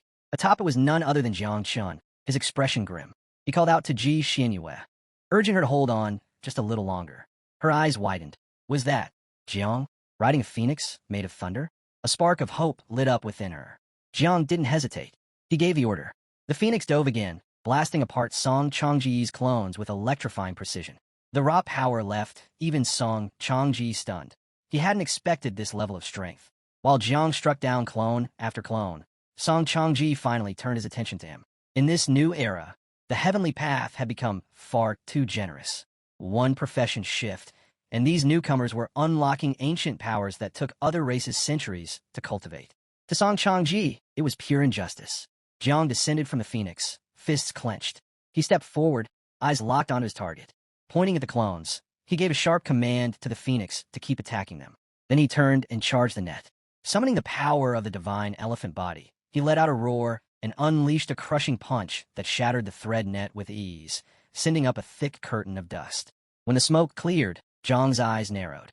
The net had already reformed, but he didn't flinch. He launched a rapid barrage of punches, aiming to break it faster than Song Changji could weave it. Blow after blow landed, the force behind them shaking the sky. Eventually, the net began to break apart. Grinning, Jiang looked at Song Changji and pointed at the net with his thumb. Too slow. Ji Xinyue was still struggling to hold back the net's energy with her bow. She trembled, eyes squeezed shut. Her strength was nearly gone. A wicked smile appeared on Song Changji's face. He raised his hand, admitting that Jiang's strength was indeed impressive, but warned him that letting his guard down had been a fatal mistake. With that, he activated Thousand Threads. A massive tornado spun into existence, hurtling toward Jiang with violent force. Jiang raised an arm to shield himself, whispering under his breath for Black Hair Girl's help. He asked it to quietly consume the threads. No need to draw attention. Black Hair Girl responded. Tiny glowing dots appeared, swirling around and devouring the thread tornado bit by bit. Song Changji stared in disbelief. How could such small lights eat through his technique? Jiang didn't pause. He rushed to Ji Xinyue's side, placing a hand on her shoulder. She looked up, eyes wide with shock and something deeper, relief. He was here. He had come for her. Jiang's gaze hardened as he turned towards Song Changji. Get out of here. Now, he told her firmly. Above, the Thunder Phoenix soared through the battlefield, blasting apart the remaining clones with wave after wave of lightning. But its energy was fading fast. Jiang urged her again. She had to leave, and quickly. Just then, Ing Zhan and his forces arrived. He looked around, surprised to find everyone gathered in one place. A cruel smile crept across his face. Perfect, he said. None of you are escaping today. Jiang and Ji Xinyue turned instantly, eyes locked on the new threat. Zhang's instincts flared. This wasn't over. But before anything else could happen, Jiang Wushuang and the others finally arrived. They stood tall, ready to fight. Jiang turned around just as the others arrived, nodding in approval. Perfect timing, he said before sprinting off. His target was Song Changji. He left Ingzhan to Jiang Wushuang. Jiang Wushuang stepped forward, eyes glowing fiercely. Energy burst from his body, forming massive fists that launched toward Ingzhan. "You're mine today," he declared. Ingzhan didn't flinch. He calmly leapt into the air and met the attack head-on. With one devastating punch, he shattered Jiang Wushuang's energy fists. "Your war god body won't cut it," he said coldly.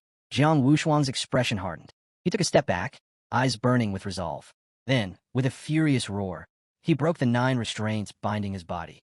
Chains snapped and fell away as he unleashed his technique. Invincible war god's body. A massive spirit emerged from him. 9 arms, towering presence. His full power was finally out. Ingzhan watched in silence, his eyes slowly lighting up with excitement. He raised his hand and summoned his own force. An enormous blood-red dragon coiled behind him, roaring with primal energy. He smirked. "Rumor has it your grandfather wiped out the dragon race in the underground caverns," he said. "Let's see if his grandson is just as strong."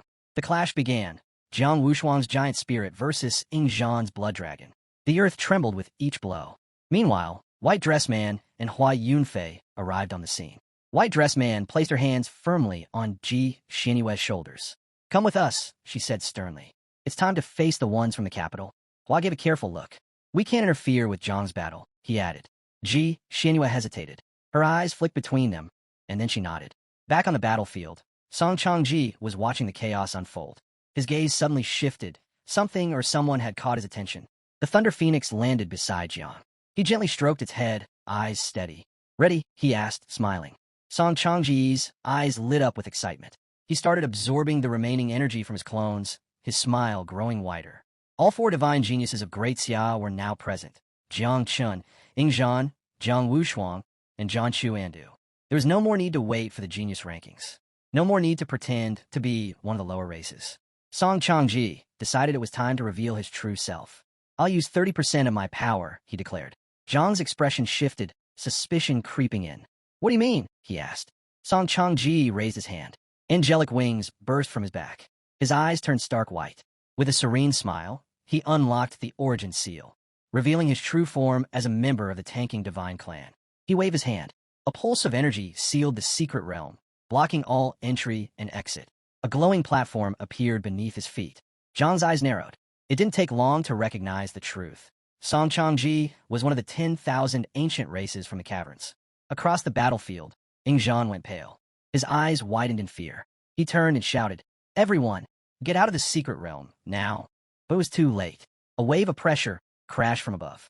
Jiang Wushuang dropped to his knees, fists clenched. I can't move." He gritted through his teeth, worry written across his face. Song Changji's eyes glinted with cruel delight. He raised his hand again and smiled. "No use struggling," he said.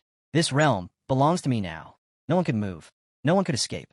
And no one from the outside could enter." He continued, "Before, if you died here, you could still be revived outside.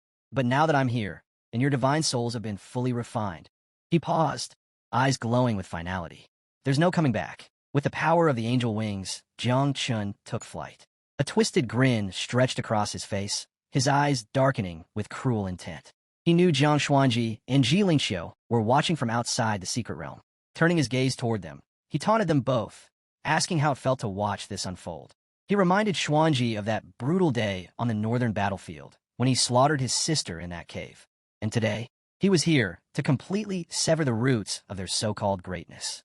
Everyone's attention, including Jiang Xuanji's, was locked onto the surveillance screens. Confusion rippled through the crowd. How had someone from the Taiying Divine clan managed to infiltrate? The feeds had no audio, so no one could hear what Jiang Chun was saying. But then, one observer, skilled at reading lips, decoded his words. Something had gone wrong inside the secret realm. Jiang Chun had trapped the remaining geniuses, and now he planned to execute the strongest of them, right in front of everyone. Jiang Chun's eyes burned with fury. He raised his hand toward Jiang and the others, summoning his power. Thin, glowing threads extended from his fingertips. Both Xiaoqin and Yun Zhantian's father locked their eyes on him. A chill swept over them. The father instantly recognized the technique. It was the Taiying Divine clan's terrifying ability, Thousand threads. Panic spread. The thousand threads could weave together countless souls, binding them like a cursed net, deadly to divine souls. Ji Shaoqian tensed. This wasn't just dangerous, it was catastrophic. Those trapped in the secret realm couldn't even self-destruct to escape. If their souls were erased, they'd be truly dead. Back in the capital war zone, the general erupted in rage. His attack thundered across the ground, shattering it as he launched a furious strike at Yang Zhan, betrayal written all over his face. Yang Zhan raised his arms to block the blow, gritting his teeth. He swore he had no idea Jiang Shan was from the Taiying divine clan. But the general's fury didn't waver. His eyes burned with hate, his fists clenched. Yang Zhan had betrayed Xia. And worse, he was the only bloodline left of the human emperor, their final hope. Even facing death, Yang Zhan held his ground. He shouted that no matter what, he had no ties to the Taiying divine clan. And even if he died now, it wouldn't change what was happening to Yang Zhan. Before the next blow could land, a surge of powerful energy smashed into the ground between them. Everyone froze. Yang Zhan turned, stunned by the sudden pressure in the air. The general halted mid-strike. They all felt it. This was the energy of the sword god and the god of war. Yang Zhan's eyes widened. Ji Lingxiu and Jiang Xuanji had arrived. Ji Lingxiu clenched his fists and glanced around, his expression grim. He couldn't believe everyone was already in disarray over something like this. They'd been at peace for far too long. Jiang Xuanji stepped forward, hands clasped behind his back. He looked at the general calmly and asked, if the underground cave were attacked and destroyed one day, would they all just roll over and surrender? The general said nothing. He just stared at Yang Zhan, throat tight. Then, Yun Zhantian approached the Celestial Sword King, his eyes fixed. He asked one question. How many offspring had Tane Dawang's miasma wings produced? If the number exceeded 100,000, they could turn this whole disaster around with a single devastating explosion. Fuck Kashan's eyes went wide. He didn't know what to say, his gaze filled with uncertainty and shock. He answered honestly. He had no idea. He never thought to ask Jiangshan about it. Yin Zhantian's expression grew serious. Just a week ago, he'd seen Jiang use over 1 million offspring, raising another 100,000 now. That wasn't just difficult. It was impossible. While he was lost in thought, H approached with a skeptical look. He said it outright. Sure, it was tragic that the lives of the geniuses were at risk, but didn't this all seem just a little too perfectly timed? That snapped Jiang Xuanji out his thoughts. A mix of curiosity and unease crept into his mind. Ji Lingxiu spoke up. The Taiying divine clan, he said, was buried deep within the underground cave, disguising themselves and blending in with Xia. That wasn't something easily done. He couldn't shake the feeling that similar events were about to unfold elsewhere too. Yin Zhantian looked troubled. He nodded in agreement, but reminded Ji Lingxiu that his main body was still suppressing the underground cave. There shouldn't be any issues there. Still, his thoughts turned to Xia's core, a scientific facility, perhaps. If more of these strange incidents were about to happen, then their next target could be Xia's main headquarters. And not just that, there were also the 9 forbidden zones, places like the White Bone Temple, buried deep in Qinling. Ji Lingxiu suddenly stiffened. He turned around sharply, eyes full of dread. Something was coming, and it was coming fast. At the top of the cliff, a red temple materialized out of thin air, radiating a sinister energy. A man stood before it. Everyone turned, stunned. They didn't know if it was real or some kind of illusion, but what they saw chilled them. The man wasn't quite human and definitely not alive in the usual sense. An old figure stood there, eyes gleaming with twisted intent. A slow grin spread across his face as he began to speak. He claimed that the very idea of self was an illusion. To have no form was to be beyond form, and those who transcended all appearances were called Buddhas. He recognized 2 familiar faces in the crowd and casually introduced himself. A monk of the Diamond Sutra. Without hesitation, Ji Lingxiu drew his sword and pointed it straight at him, his voice sharp with anger. He demanded to know why a monk from the White Bone Temple had shown up here, of all times, to stir chaos.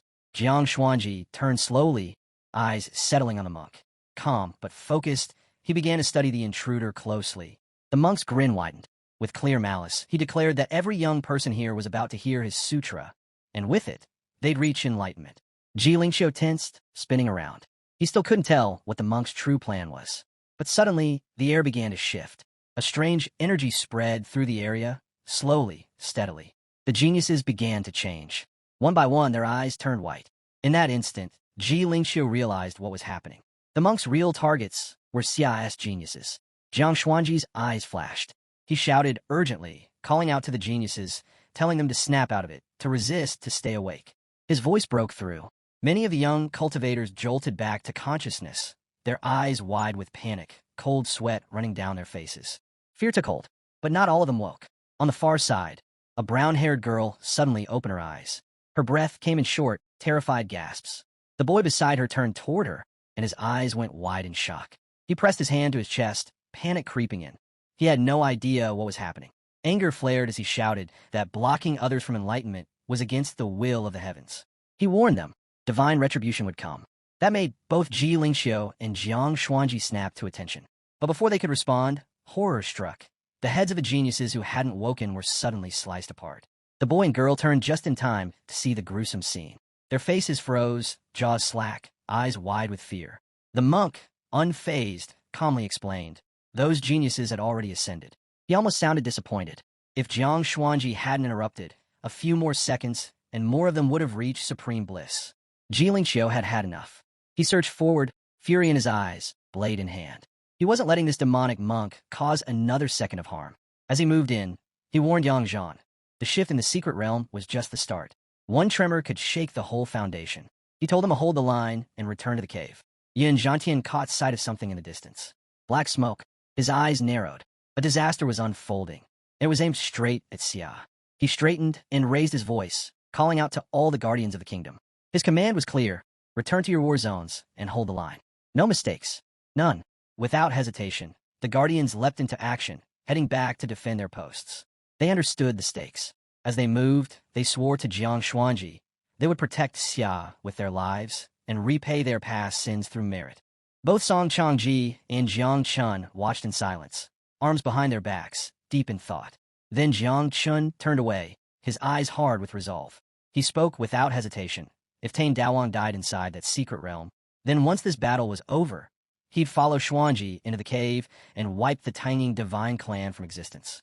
Jiang Xuanji was quiet at first, but then something on the screen caught his attention. His eyes went wide. The feed showed what was happening inside the secret realm. There, Jiang stood tall. In front of him, kneeling and bloodied, was Jiang Chun. A sudden laugh escaped Jiang Xuanji's lips. He didn't know the details, but clearly, something had shifted inside the realm. And now that Jiang Chun was down on his knees, facing Tane Dawang, they could finally breathe easier. Just 5 minutes earlier, Yang Zhan had placed his glowing hand to the ground, commanding his blood-armored dragon to attack. Not far off, Jiang Xuanji gave his own order. His god of war body was to rip Jiang Chun apart. Most of them were wounded, but their eyes burned with determination. Up above, Jiang Chun hovered in the air, watching them. He laughed coldly. Why waste your energy? He taunted. Didn't they know? The more they resisted, the more their own powers would backlash against them. He told them not to be in such a rush. Once he finished refining the souls of the beautiful girls, they'd be next. With a flick of power, glowing threads wrapped around the bodies of Xiao Jiu, Mahinu, and Luo Shan. Screams erupted as the threads dug in. Jiang Chun was breaking their spirits, starting with their spiritual cores. Jiang, still on one knee, slowly stood up. His eyes lit with rage. Teeth clenched. Little Nine, hungry for a fight, stirred. She was ready to tear someone apart. But Jiang stopped her.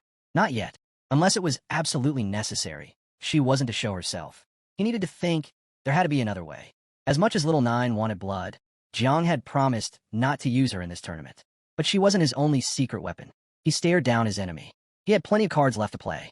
But without fully understanding the opponent, he couldn't afford to act recklessly. If he gambled wrong, he might survive, but his friends wouldn't. Jiang Chen's eyes turned white, a twisted smile on his face. Jiang activated his system. A status window flickered into view. Name, Shulan Duo. Race, Taiying Divine Clan. Position, 19th heir in a line of succession. Power level, 6. Affiliation, secret agent for the Church of the Ancient God. Mission, infiltrate Xia through an abyssal rift, suppress the source, and pose as a dual-profession genius. The Taiying Divine Clan ranked 61st among the 10,000 races, a secondary branch of the 3 main primordial divine bloodlines. On top of that, Jiang Chun possessed the Taiying, an artifact powerful enough to block the perception of the heavenly Tao. Jiang stared at him, intrigued. Then an idea sparked. He turned and asked Xiao Jia if they still had any of the divine and demonic blood essence they had once sealed within Julie's sacred treasure. Just a drop would do. Xiao Jia, who had been sleeping like a rock, blinked awake and yawned. He sheepishly admitted there was nothing left. He'd eaten it all. Then, with a flicker of transformation, Xiao Jia's form changed. His eyes lit up, and he extended a hand toward Jiang. If needed, he said, Jiang could take a drop directly from his body. The blood he'd refined was nearly identical to the original, just with fewer side effects, and no risk of spontaneous combustion. That made Jiang's face light up. A smile broke across his lips. He decided to use just a little to break the restriction and save the rest for what came next. Xiao Jia handed him the drop, and as soon as Jiang absorbed it, his body surged with power. A powerful aura burst outward. Jiang Chun snapped his head toward him, stunned. He couldn't understand how Jiang had broken free. He should have still been bound by the thread web. Jiang rose to his feet and summoned a shimmering barrier. Jiang Chun burst into laughter, completely misreading the move. He mocked Jiang, asking if he was trying to muffle his own screams during death. Was he worried others might hear and be embarrassed for him? But Jiang didn't flinch. He stood tall and called him by his true name, Shu Lan Duo. That stopped Jiang Chun in his tracks. He lowered himself to the ground and walked forward cautiously, eyes on the dirt. He asked in disbelief, who was Jiang, and how did he know that name? The true names of the 10,000 races were never meant to be revealed. Jiang's body radiated with a fierce, cutting energy. He didn't bother giving his name back. He simply said that someone like Shu Lan Duo wasn't worthy of knowing it. Jiang Chun had to shield his face from the pressure. Jiang's aura was intense, overwhelming. Was he from Ming clan? Jiang walked forward, eyes cold, full of hatred. He stared down Shu Lan Duo and asked how the Taiying divine clan had fallen so far, how the 19th heir in their line could be so foolish. Shu Landuo's eyes widened. Panic set in. He wiped the sweat from his face, horror creeping into his expression. Jiang knew his exact position in the succession line. That meant, could this man be someone even higher ranked than the head of his clan? His voice trembled. Are you part of the divine clan? Jiang's eyes began to glow, his presence overwhelming. He pointed directly at Shu Lan Duo. You can't feel it? He asked. The aura of the ancient god. Shu Landuo's blood turned cold. His breath caught. He was going to be crushed. Jiang's expression hardened. Furious, he muttered that the Church of the Ancient God was far too reckless. Sending someone like Shu Lan Duo without proper intel, it had ruined everything. As far as Jiang was concerned, Shu Lan Duo and the church both had to die. Shu Lan Duo collapsed to his knees, head bowed low. Please, he begged, spare my life. He tried to reason with him, said it was all a mistake. They hadn't known the ancient god was present. It was a misunderstanding. He reminded Jiang that the Taiying divine clan was once part of the primordial divine lineage, that they came from the same root. They were family, in a sense. Still kneeling, he pleaded, spare me. Jiang looked at him, silent, cold. Jiang Chun kept his head lowered, eyes locked on the ground in silence. Jiang watched him carefully, eyes narrowing with a serious gleam. Meanwhile, little Nine touched her cheek, eyes sparkling, mouth practically watering. But Jiang understood, if he pushed too hard and forced a direct fight, his own weaknesses might get exposed. The smarter move? Trap Jiang Chun inside his sea of consciousness and let little Nine handle the rest. As long as she didn't appear outwardly, it wouldn't count as breaking the rules. Just then, Jiang Chun bowed deeper, almost worshipfully, as if Jiang were a divine being. Jiang blinked back to focus, his face calm. He admitted Jiang Chun had a point. They shared the same origin and essence. And luckily, his own plan was already well underway. He decided to spare him. Jiang Chun let out a deep breath and thanked him earnestly. Jiang held his gaze, stepped forward, and raised a hand. His voice was steady and sure as he activated his power. He said he knew Jiang Chun wanted to return to the cave, but told him that was no longer possible without damaging his own source. The only way now was to enter his body, and he promised to take him back personally after this was all over. Jiang Chun considered it for a moment. Then, without hesitation, he agreed, thanking Jiang again and swearing he'd never forget his kindness. Jiang summoned his power, extended his hand, and absorbed Jiang Chun into his body. A faint smile crept across his face. Too soon for gratitude, he whispered. Inside Jiang's sea of consciousness, Jiang Chun materialized, only to find himself surrounded by swarms of writhing insects. Worse still, the ancient dragon Jiang had found in the tomb loomed nearby, and riding atop, it was little Nine. Jiang Chun turned, eyes darting, panic blooming fast. He had no idea what he just walked into. Little Nine rested her chin in her hands and stared at him. Her cheeks flushed, tongue slipping out slightly. It had been a long time since she'd gotten to devour someone this powerful. Jiang gave her the signal. In a blink, she transformed into the mother insect. Her glowing eyes locked on her prey as she launched forward, tearing into him without mercy. Jiang Chun screamed in agony, pleading for help as she began devouring him alive. Outside, Jiang casually wiped his hands, then looked over at Jiang Xuanji and Yang Zhan. "Why are you two still kneeling?" he asked. The two of them were frozen, eyes fixed on Jiang, still trying to process what had just happened. Yang Zhan's face turned pale. Sweat beaded down his brow as he swallowed hard. He had seen Jiang Qin kneel to Jiang. Jiang Xuanji tried to stay composed, but his mind was racing. The battle hadn't even started. What had Jiang said to make Jiang Qin fold like that? Then, the threads wrapped around Yun Zhantian and the others suddenly vanished. She got to her feet, pressed a fist to her chest, and blushed. Once again, Jiang had saved her. Luo Shun walked up to him, eyes closed, a gentle smile on her lips. She threw her arms around Jiang's neck and whispered her thanks. Mu Henu's eyes glimmered with admiration, and something more. Smiling softly, she called Jiang her one and only god. Jiang stood there, silent, unsure how to respond. Everyone else stared, unable to hide their jealousy. One of Yang Zhan's men leaned in, hand over his mouth, and said honestly, "Jiang is too powerful. Should we even keep fighting?" Yang Zhan turned, a little embarrassed. His eyes narrowed in frustration as he barked back. "He saved all our lives. If you still want to fight him, do it after the classification battle." Jiang gently patted Luo Shun on the head. His eyes lit up, full of quiet joy. He turned toward the group and couldn't help but grin. With less than an hour left and no one eager to keep fighting, he suggested they head to the center of the secret realm to relax and maybe enjoy some barbecue while waiting for the time to run out. Muhu looked at him, her eyes full of admiration, a soft smile forming on her lips. They made their way to the center. Using his system's inventory, Jiang pulled out a full barbecue setup. As one of the women got busy preparing the food, Jiang and the others sat down to enjoy a rare moment of peace. Yang Zhan grabbed a skewer, gave it a curious sniff, then took a bite. His eyes lit up. It was actually really good. Luo Shun sat beside Jiang, smiling as she teased him about having such a strong appetite. Just then, a system window popped up in front of Jiang. His eyes widened in shock. He had just leveled up from 39 all the way to 48. 9 levels, instantly. He froze, stunned. Had Little Nine already finished devouring Jiangqin? Inside Jiang's sea of consciousness, Little Nine sat contentedly, having already consumed him. She blinked, feeling something strange in her mouth. Reaching in, she pulled out a shimmering thread, thinking it was just some leftover thorn.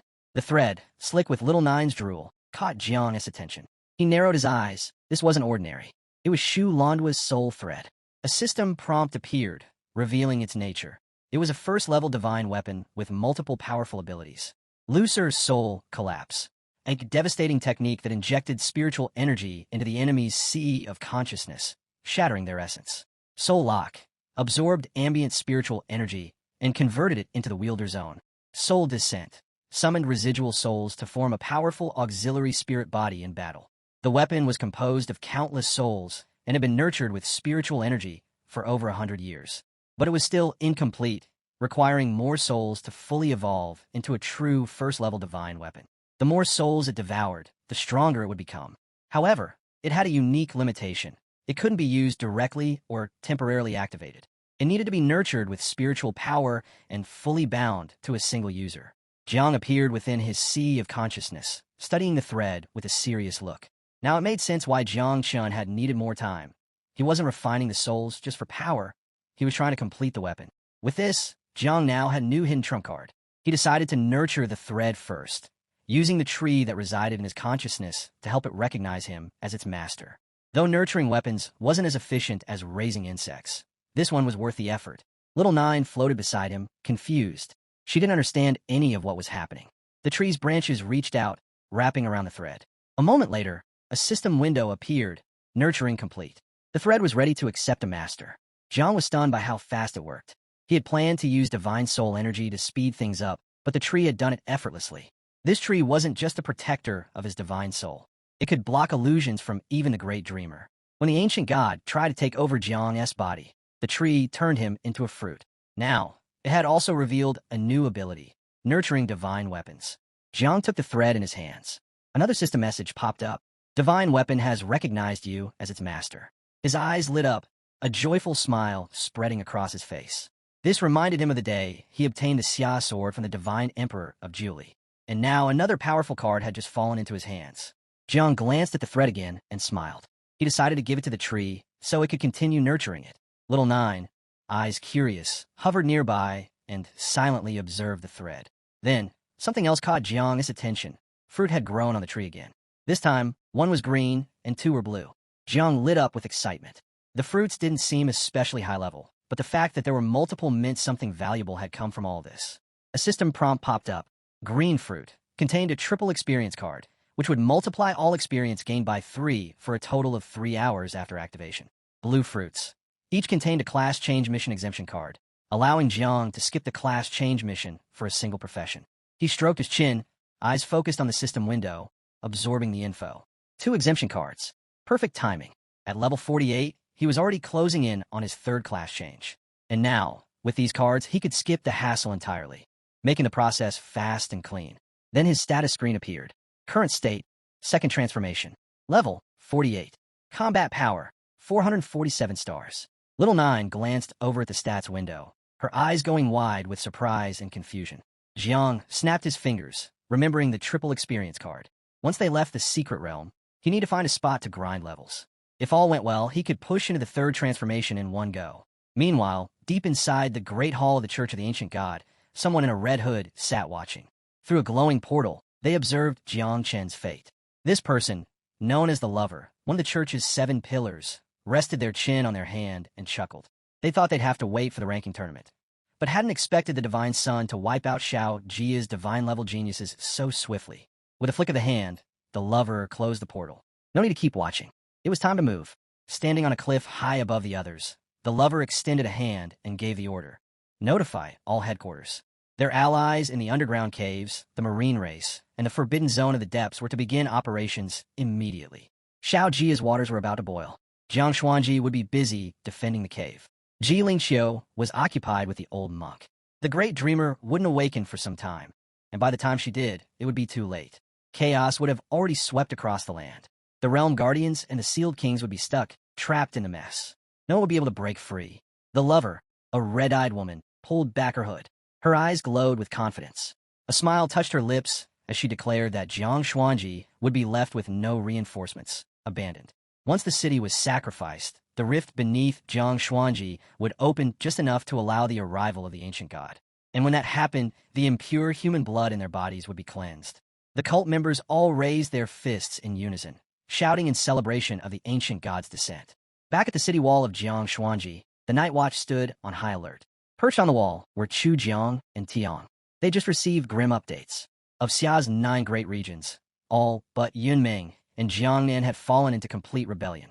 Chu Jiang scanned the city, voice calm but heavy, reporting that both the marine race and the cave races were moving. All 8 war zones across Xiaojia had entered a first-level state of preparation. Jiang Xuanji might not be a strategic powerhouse, but they couldn't afford to drop their guard. Tiang, seated nearby, smiled and told him not to worry. The city's grand defensive formation was already warming up. Within 30 minutes, it would be fully activated. Chu Jiang's face turned grim. They had no clue how Tane Daowang was doing, but the intel suggested the Jiangnan team had broken into the top 3.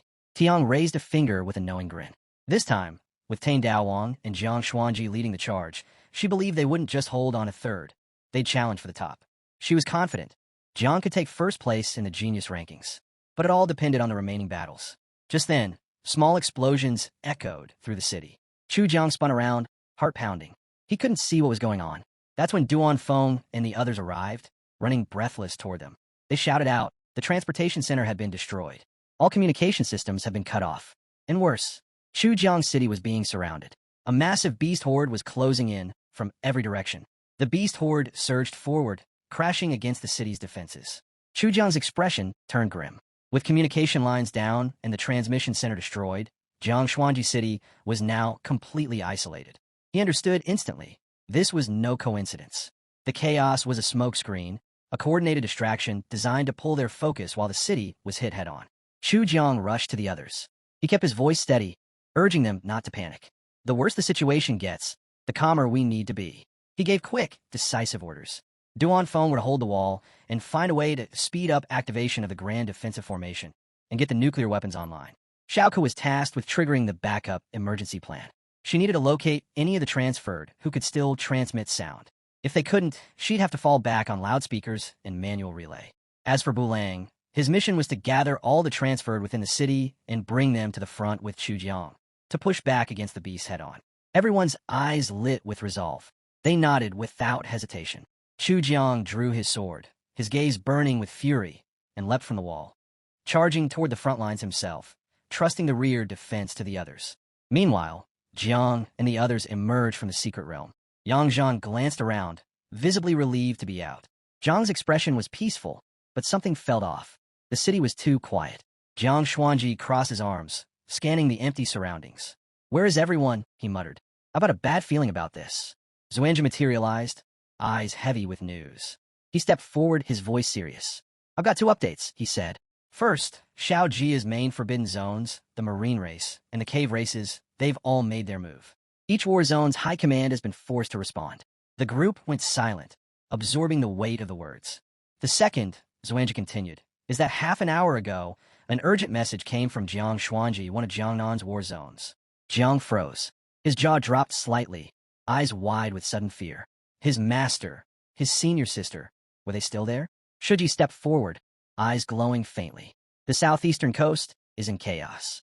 The marine race rebelled, and forces were sent to suppress them." Jiang looked at him sharply. "Then who was sent to Jiang Xuanji?" Xuanji hesitated for a moment. "No one," he admitted. The answer landed like a punch to the chest. Jiang Xuanji was ranked last among Jiangnan cities, and in a cold, calculated emergency session, Shao Jia's high command had made the decision to abandon it, choosing to protect more valuable targets. Jiang's fist clenched, knuckles white. They didn't even consider that this might be a diversion. Yang Zhan's eyes widened, stunned by the fury behind Jiang's words. Xuanji spoke, gently. "They did consider it. But compared to Jiang Xuanji, there are cities where failure is not an option. No one could say for sure if Jiang Xuanji was the real target, or just bait." He paused, then added, "Gu Kashin didn't want you to know, but he left behind a residual projection just in case." Xuanji extended his hand toward Jiang. "What are you going to do?" Jiang looked down for a long moment. Then he spoke, voice steady, filled with weight. "For Qinji, Shao Jia is our home. That's what we've always believed. And I get it. That's how people think." But then his eyes lit with fierce determination. His hand clenched into a fist. Insects deploy. A wave of insects erupted around him, surrounding him like a living aura. "I'm going back to Jiang Xuanji," he said. "It doesn't matter how small or forgotten it is. It's still my home, and I will never abandon it." Jiang Xuanji looked over at Jiang, cracked his fingers, and smiled. "If Chu Jiang is in trouble," he said, "then it's the Jiangnan team's duty to help. I'm coming with you." Yang Zhan's eyes lit up with joy. A grin spread across his face. "Count me in too," he said. "You're not going alone." Jiang Chun clenched her fists, eyes wide with determination. "If one of us is in danger," she said, "then it's all of our responsibility to help." Jiang turned to face them, speechless. He couldn't believe they were all willing to go with him, risk everything. Xuanji watched in silence, quietly observing our boy's reaction. Jiang's eyes began to glow, and a warm smile formed on his face. He thanked them, truly, from the bottom of his heart. But Yang Zhan's expression turned serious. He raised his hand, and a large hologram appeared, showing a monstrous beast tearing into the city. His voice dropped low. "A beast tide is attacking Jiang Xuanji," he warned. "Even top-tier warriors would struggle to survive, let alone young geniuses like you." He looked at them with intensity. "You all have bright futures ahead. Are you really prepared to throw them away?" The lilac-haired woman clutched her chest, concern flooding her face. She knew this wasn't a fight she belonged in. Beside her, Guanghai trembled. His eyes darted nervously, and he couldn't stop himself from swallowing hard. One by one, fear began to take hold among the group. Many realized that going would only slow the others down. Their strength wasn't enough. Yang Zhan's gaze sharpened with frustration. He stepped forward and shouted, "Anyone weak, anyone afraid, get out now.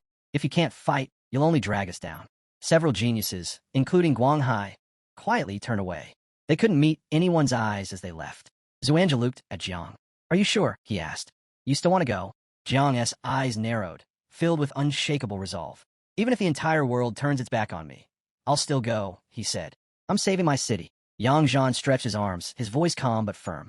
"If the descendants of the human emperor were alive today," he said, "they'd be proud of Tane Daowang."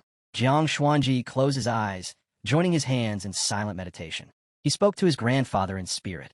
"I've obtained an invincible heart. From this moment on, I begin my true journey." Jiang Chen's fists trembled in anger. "Not a single person from my city has stepped up," she snapped. "How can that be?" Her words lit a fire in the hearts of the others. They couldn't just sit back while their own city needed them.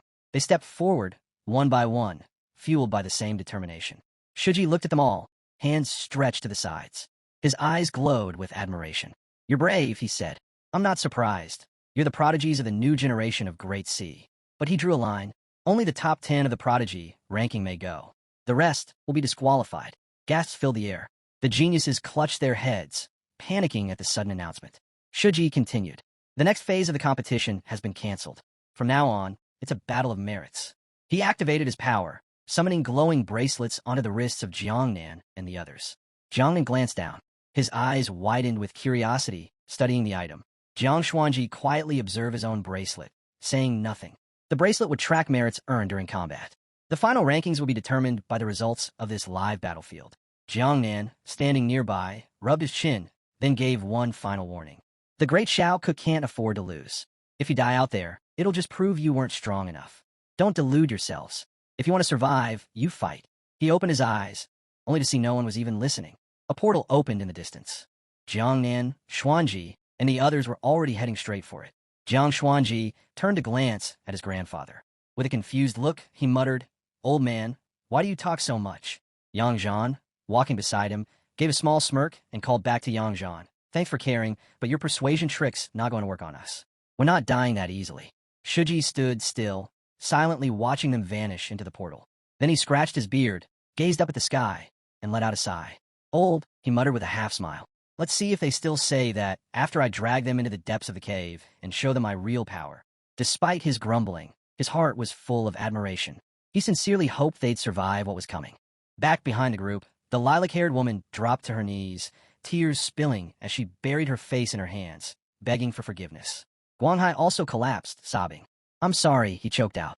"I was just afraid." One of the older men nearby stepped forward, gently placing a hand on their shoulders.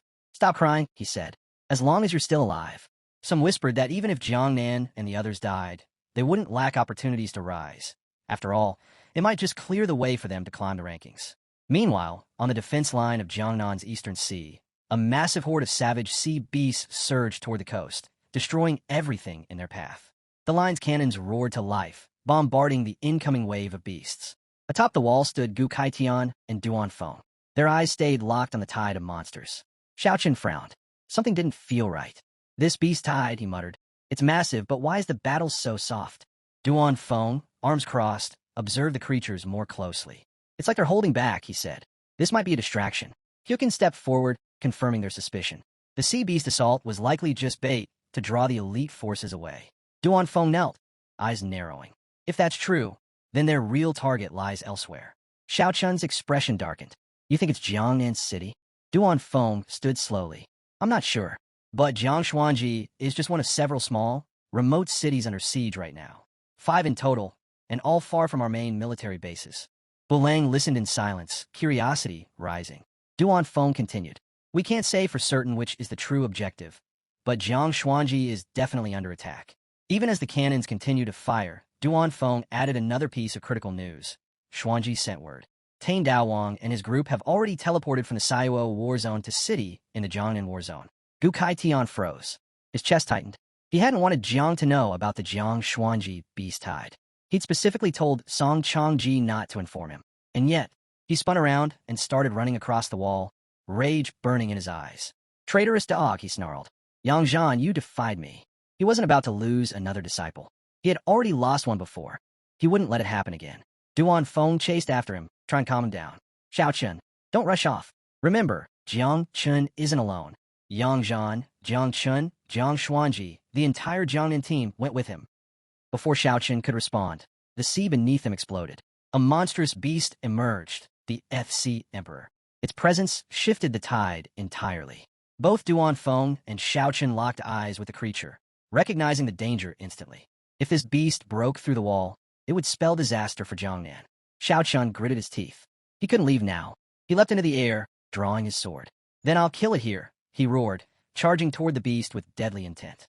Back in Jiangnan City, the warriors formed a defensive shield around the perimeter. The monstrous tide slammed against the barrier, slowly cracking it apart. Commander Ji Hongyin stood firm at the front. He extended his hand toward the oncoming beasts and gave a thunderous command. "All battalions, move in. Patch the barrier breaches now." He didn't flinch. "If I die, the captain takes command. If the captain falls, the lieutenant steps up. If the lieutenant dies, then the sergeant leads." I don't care about numbers. What matters now is buying time for those in the rear. On the outskirts, Chu Jiang swung his sword, cutting down wave after wave of beasts with calm precision. Nearby, Tiang launched herself into the air, her eyes blazing with rage. She landed a devastating kick that cleaved a flying beast clean in half. Qing activated his celestial armor. His muscles bulged with power as he grabbed a charging beast and ripped its arm straight off. Xiao Xingguo raised her hands, her eyes glowing with sacred light. She chanted a blessing and cast sacred light buff on Bulang, warning him not to drop his guard. A devouring crow was closing in fast. Bulang finished off a beast, turned, only to find the crow already lunging. Its dark tentacles had already begun to coil around his arm. Panic set in. From atop a turret, Duan Feng saw it all. With a sharp exhale, he loosed an arrow from his bow, striking the beast just in time to save Bulang. He couldn't help but express his gratitude. Jiang had shown up at the perfect moment. Exhausted but composed, Chu Jiang got to his feet. His eyes shifted toward Duan Feng. He pointed out that if both of them, especially as commanders of the Night Watch, were to fall here, the Night Watch would be finished. But Duan Feng quickly shut that down. Stop being so grim, mystic, they said. They still had Tane Daowang. As long as he was alive, the Night Watch would never fall. From the turret, Duan Feng spotted 5 level 5 Sky Eagles and 2 level 6 Celestial Apes heading their way. They weren't even going for the shield. They were coming straight for them. Duan Feng knew what that meant. A full-on battle was about to erupt. But he didn't flinch. The order had already been given. If the shield failed, they'd drop 8 nukes on the beasts. Chu Jiang's eyes flared with fury.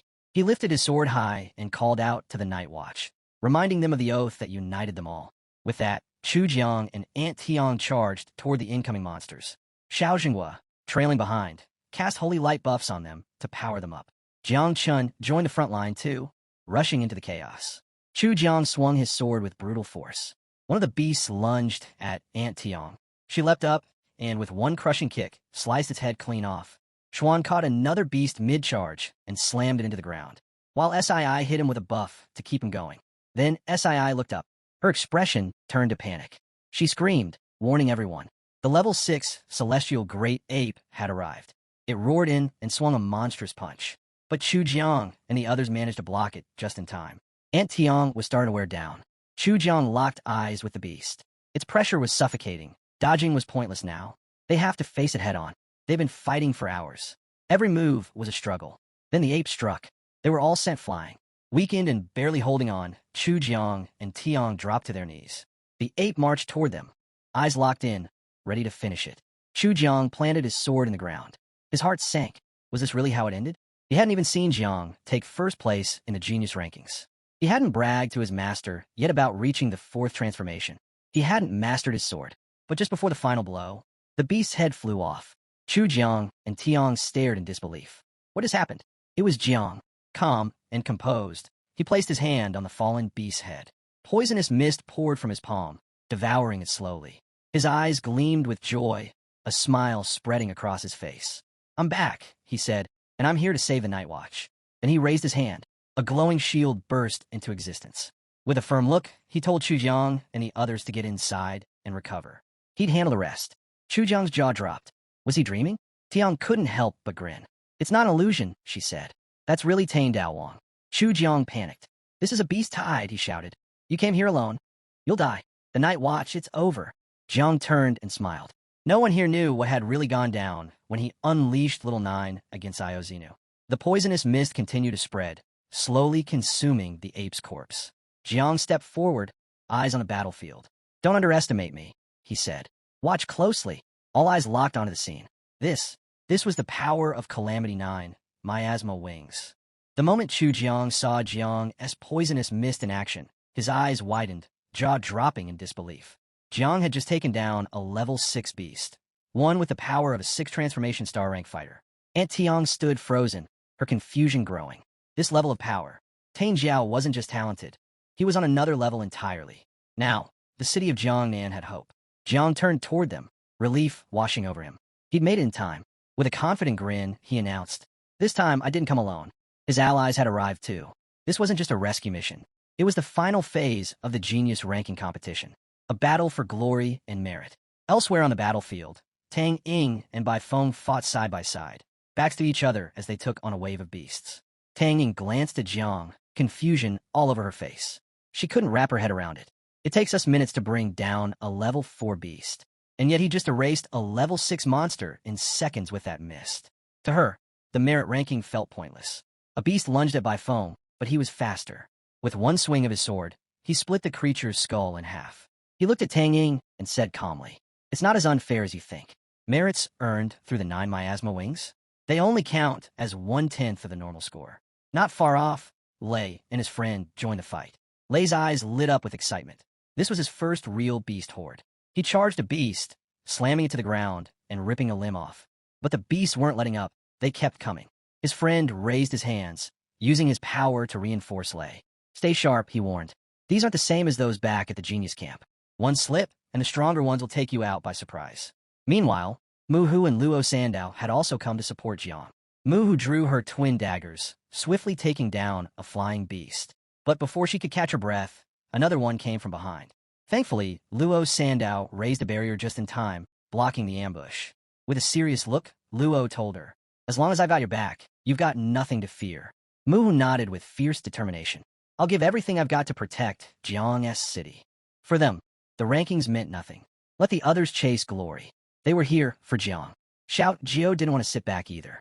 She raised her bow to the sky and unleashed the scorching sun technique, Golden Phoenix Fire Rain. A blazing phoenix burst from her bow, flames tearing through the sky. She hadn't made much of a mark during the secret realm, but now was her moment to shine. She would give it her all for Jiang. Jiang Wang pressed his palms together, golden energy erupting from his body. He activated the War God's Body technique. A massive 9-armed spirit materialized beside him. A beast rushed in, but the spirit met it head-on, smashing it with a single punch, ripping it apart. Jiang Wang wasn't about to let Tane Dao Wang be the only hero. He wanted to master the invincible heart. He'd fallen short in the secret realm, but now was his time. And as the chaos raged on, Ying Zhan's eyes lit up with pure, unfiltered excitement. He had already taken down a massive number of beasts, and beneath his feet was a mountain of corpses. But it wasn't over. Several powerful beasts now soared toward him through the air. Ying Zhan grinned. It was time. He called upon the human emperor's sword. A terrifying weapon wrapped in suffocating energy began descending from the sky. Back in the secret realm, he thought he wouldn't need it. But now, if he wanted to defeat Jiang, he had to go all in. As the sole heir of the human emperor, he made one thing clear. First place in the genius rankings would be his. Watching the intensity of their power, Aunt Tiang grabbed Chu Jiang's arm. Her eyes were wide. This new generation, they're incredible. Chu Jiang's expression darkened. He realized, with a twinge of fear, they were getting old. Jiang clenched his fist, his poisonous mist swirling around him. He was genuinely excited. Jiang Wushuang had grown, stronger than ever since the secret realm. And now, even Ying Zhan had drawn the human emperor's sword. Aunt Tiang and Chu Jiang glanced at Jiang, confused by the smile on his face. They didn't understand what he was thinking. But Jiang knew exactly what he was doing. Even with Little Nine as his trump card, he couldn't afford to just stand and watch. With joy gleaming in his eyes, Jiang kicked off the ground and launched toward the incoming beasts. "Watch closely," he said to Chu Jiang and Aunt Tiang, "because today, I'm not just ending these beasts. I'm taking the top spot in the rankings." The two veterans stared at him, and for the first time, they truly believed he could do it. Xiao Xinguo rose to her feet, stretching out her hands toward Chu Jiang and the others. Her power surged as she began healing them. Nearby, Jiang approached with clear concern written across his face. Something didn't feel right. He told Ji Xianyu they needed to move fast. The protection spell had to be repaired. She turned to Chu Jiang, gave a sharp nod, and without hesitation, followed. Far from the main fight, on a distant cliff above the city, she stood watching. Her eyes burned with rage at the sight of Tane Daowang. He was still alive. They all were. Then came the explosion. Poisonous mist spread across the air. She stood frozen, unsure if the young divine had survived. She had heard whispers about the 9 miasma wings, but she never imagined it was this overwhelming. Without hesitation, she leapt into action, racing toward the underground rift beneath Jiang Xuanji. She had to report to the ancient god immediately. Her command was swift and cold. Send word to the Abyss Spider Queen. Only she can deal with the 9 miasma wings. The hooded figures bowed and vanished into the mist. Back on the battlefield, Jiang drew his sword, lightning sparking around him. With a flash of movement, he unleashed the Thunder Sword technique, tearing a beast to pieces in one swift strike. Sword resting on his shoulder, he stared ahead, confidence surging through him. Little Nine appeared, but now, fully transformed into her mother insect form. She tore into a beast with ease and turned to Jiang with a sharp, hungry look. "I've eaten another one," she said. Jiang chuckled. "Keep going. Eat until you're full." And she did. With every beast she devoured, his system flooded with experience. Over 60,000 points. In a flash, Jiang leveled up. From 48 to 57. Suddenly, he was in his sea of consciousness. Little Nine was still eating. Jiang raised his hand, and a set of cards appeared. The rewards he'd gathered from the tree's fruits. His eyes sparkled. A wide smile stretched across his face. Thanks to the double experience card, he and Little Nine had both reached level 57. This beast horde wasn't just a battle. It was the perfect chance to power up. And it wasn't just that. They still had the exemption card for the third transformation. Tonight, they were going to complete it and earn a brand new mother insect. Just then, Tianjiao stepped forward. She held out her finger, her expression sincere. On the battlefield, a chorus of souls echoed around him, offering to help collect the others. Hearing the voice, Jiang turned and looked over, eyebrows raised in confusion. "You don't want to devour the souls?" he asked. Tianjiao lowered his gaze, lightly touching his fingertips. "These things don't interest me," he muttered. "You promised me a feast, remember?" Jiang gave a slight nod, but clarified. "The tree's fruit needs to be watered with souls. Go collect them, but keep a low profile." His tone turned serious. "You're my secret card. Don't reveal yourself unless there's no other choice." Tianjiao nodded silently and disappeared into the mist. Meanwhile, the Grand Xiao merit list had just been updated. At the top was Jiang Xuanji. Second, Ji Lingqiu. Third, the great dreamer, Huan Yue. Gu Kai Tian sat in 28th. Jiang Chun had surged up to 296th. Ying Zhan was ranked 401st. And Jiang Wushuang sat at 468th. Holding the human emperor's sword, Ying Zhan glanced at his bracelet. His jaw clenched. Tane Daowang, who was ranked in the 900s not long ago, had jumped into the top 300. Ying Zhan, still outside the top 400. His fury surged. Without a word, he shot forward, slicing through beast after beast. But he knew that raw kills wouldn't be enough. Merits weren't just earned through battle. They could be gained through contribution too. With a horde this size, there had to be a rift nearby. If he could find it and destroy it, he'd shoot past Jiang. Up on the city walls, Ji Xianyu stood, breathing hard. "I've repaired the protection spell," she said, resting her hands on her knees. Jiang sat nearby, watching Jiang intently. "Why'd he push so deep into enemy lines?" he asked. Jiang Chun crossed his arms. "He's got nothing to fear. With the 9 miasma wings, he's carving his own path. To him, this battlefield is his domain." Chu Jiang's eyes lit up. He pointed down toward Jiang. "He's using this chance to level up and push straight into the third transformation." Xu Bing's eyes widened. He stroked his chin, deep in thought. The third class change. It was a turning point. A point where warriors could not only evolve but redefine their profession. He himself had been stuck at that stage for 4 years. Chu Jiang's gaze stayed locked on Jiang. He pictured Jiang Yangzhan, Gu Kai Tian, and Jiang himself. The third, sixth, and ninth class changes. "They're the biggest hurdles in an awakener's life," he said. "Many never break through. But this generation is different." Ying Zhan, Xin Yue, and Jiang Wushuang had all achieved their third class change before the competition even started. Some were already close to their fourth. By comparison, Tane Daowang had been a step behind. But suddenly, the ground shook. Jiang's ancestral tree manifested. Everyone turned. Chu Jiang, Chul, and Sei stared with wide eyes, jaws dropped. Jiang had entered the third class change. They were stunned. His profession was evolving. Directly. No trials. No mission. Just transformation. "Ow!" Chu Jiang muttered. Did he have some kind of legendary item to skip it? Then, realization hit him, and panic set in. If Jiang had been sent into the initiation space, he'd be vulnerable, wide open to danger. Tang Ying, still clutching the body of a fallen beast, turned her attention to the massive ancestral tree rising in the distance. Beside her, Bai Feng was also staring, locked in awe. To both of them, Jiang's decision to attempt a breakthrough right in the middle of the battlefield wasn't just bold. It was fearless. They exchanged a glance and instantly moved. They had to protect him. On another front, Luo Sandao leapt forward, calling out to Mu Hu Hanku. "Don't get caught up in the fight. We need to protect Jiang." Jiang Wushuang's eyes lit up. He knew he wasn't strong enough to surpass Jiang just yet, but he could help. So he followed, ready to defend. Meanwhile, Ying Zhan had reached a massive beast, one capable of establishing a long-distance transmission link. 2 beasts control the connection, Yin and Yang. The one in front of him was Yang. The other, Yin, had to be buried deep underground. Ying Zhan studied the creature carefully. He was in luck. He only needed to take down one to cut off the transmission. He tightened his grip on the sword. This was a level 7 beast, but it didn't matter. He was the human emperor's heir. With a confident look, he drew 3 forbidden spell seals. That was more than enough to finish it. First place in the genius rankings would be his. Then, a strange pulse rippled through the air. The portal behind him flared to life. Ingzhan turned confused. What now? Someone stepped through. Or rather, something. His eyes widened in horror. All his confidence vanished. A towering spider emerged from the portal, its gaze fixed directly on him. To her, he looked like a tasty morsel, and he recognized her immediately. The abyssal spider queen. Compared to her, Ingzhan was nothing. A mere insect.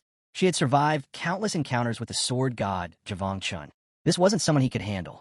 Even forbidden spell seals were useless against her. Panic hit. He had to get out. Jiang was still deep in his breakthrough. He had to warn them. The spider queen attacked. A razor-sharp leg sliced through the air toward him. Ingzhan dodged just in time, leaping out of range. He didn't hesitate. He activated the blood explosion technique and took off, fleeing as fast as he could. Behind him, the spider queen watched quietly, then struck again. You think you can escape? She whispered. A thread of silk shot from her leg, wrapping tightly around his arm. His eyes widened. He gritted his teeth. Without a second thought, he raised his sword, severed his own arm, then both legs. Blood sprayed through the air like jets. Ingzhan activated another technique, concentrated blood mist. With it, he rocketed toward the ancestral tree. The spider queen's eyes gleamed. She could feel it. His body was brimming with vitality. 2 hooded cult members knelt before her. Tane Daowang is in the middle of his breakthrough, one of them said. His consciousness is in the initiation space. This is the perfect chance, added the other. If we strike now, he won't be able to resist. End him before he becomes a problem. At the eastern sea defense line of Jiangnan, Gu Kaitian launched himself into the air. With a powerful slash of his sword, he sent a wave of energy flying toward a sea beast. The strike landed clean. One of the beast's limbs was severed instantly. Roaring in fury, the beast's glowing eyes locked onto him for a moment. Then, without warning, it turned and dove into the sea, fleeing. The severed limb splashed into the water and vanished. Xiaoqin stared after it, disgusted. He couldn't believe creatures like that existed in the marine race. Cowardly enough to run after taking a single hit. He called out to the beast. If you don't want to fight, don't make noise next time. Beside him, Duan raised his hand, summoning a layer of ice across the surface of the sea. Then he turned to Gu Kaitian, his face serious. I've got news from Chang, he said.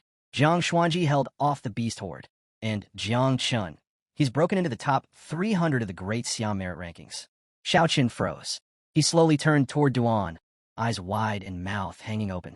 Jiang Chun made it into the rankings? He was stunned. Very few masters had ever reached that level in their entire lives. Before they could say another word, the sky burned red. All eyes shifted upward. It was the legendary warning signal. The Tianyuan alert. Dukashin's expression turned grim. It's real. I haven't seen this in years. The alert had been created by the human emperor of Great Xia himself. Activated only when a level 1 or higher threat appeared, and no expert was present to stop it. A portal formed within the red light. It showed a live feed. The Abyss Spider Queen. Her eyes gleamed with dark intent. Dukashin and Duan exchanged looks. This was bad. Very bad. At that moment, the sea beast returned, bursting up from the water with renewed rage. Gu Kaitian turned to face it, sword already drawn. His blood boiled. He was done letting it run. This one's mine, he said firmly. You go to Jiang Xuanji. Make sure he stays alive. Don't try to fight the Spider Queen. Just protect him. Duan nodded and took off, calm and focused. I'll do everything I can. Elsewhere, deep in the Chujiang defense line, an underground cave brimming with elite soldiers in black knight armor stood ready. Suddenly, a glowing portal formed in front of them. Something was coming through. The god of war raised his voice with authority. If the 10,000 races of the Abyss dare set foot here, they die where they stand. The soldiers tensed, watching the portal. Cries echoed. Great Xia will not fall. Jiang Songchang stepped forward, drawing his spear.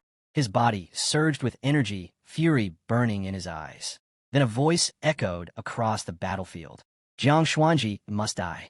They claimed that the 9 miasma wings would bring disaster, a force that could destroy the entire world. Then it appeared, a colossal level 9 demon, Tu Yang, eyes filled with malice, smile curling wide, stepped through the portal and stared straight at Jiang Yangzhan. I know you've been raising the spawn of the 9 miasma wings, Tu Yang said coldly. Millions of insects, hiding in Zioa territory. Floating in the air, Zuandra remained silent. Tu Yang narrowed his gaze. Do humans really think the abyssal races won't unite to wipe you all out? Jiang Song Chang Gay locked eyes with the demon. His voice came low and sharp. Have the 10,000 races already resolved their grudges? He knew the abyssal races would never abandon their grudges. Not over a few million insects. At best, they'd unite to stir up a little chaos. Jiang Yang Zhan's body expanded, becoming massive. With fury in his eyes, he grabbed Tu Yang's shoulder, raised his spear, and growled. You demons have no right interfering in human affairs.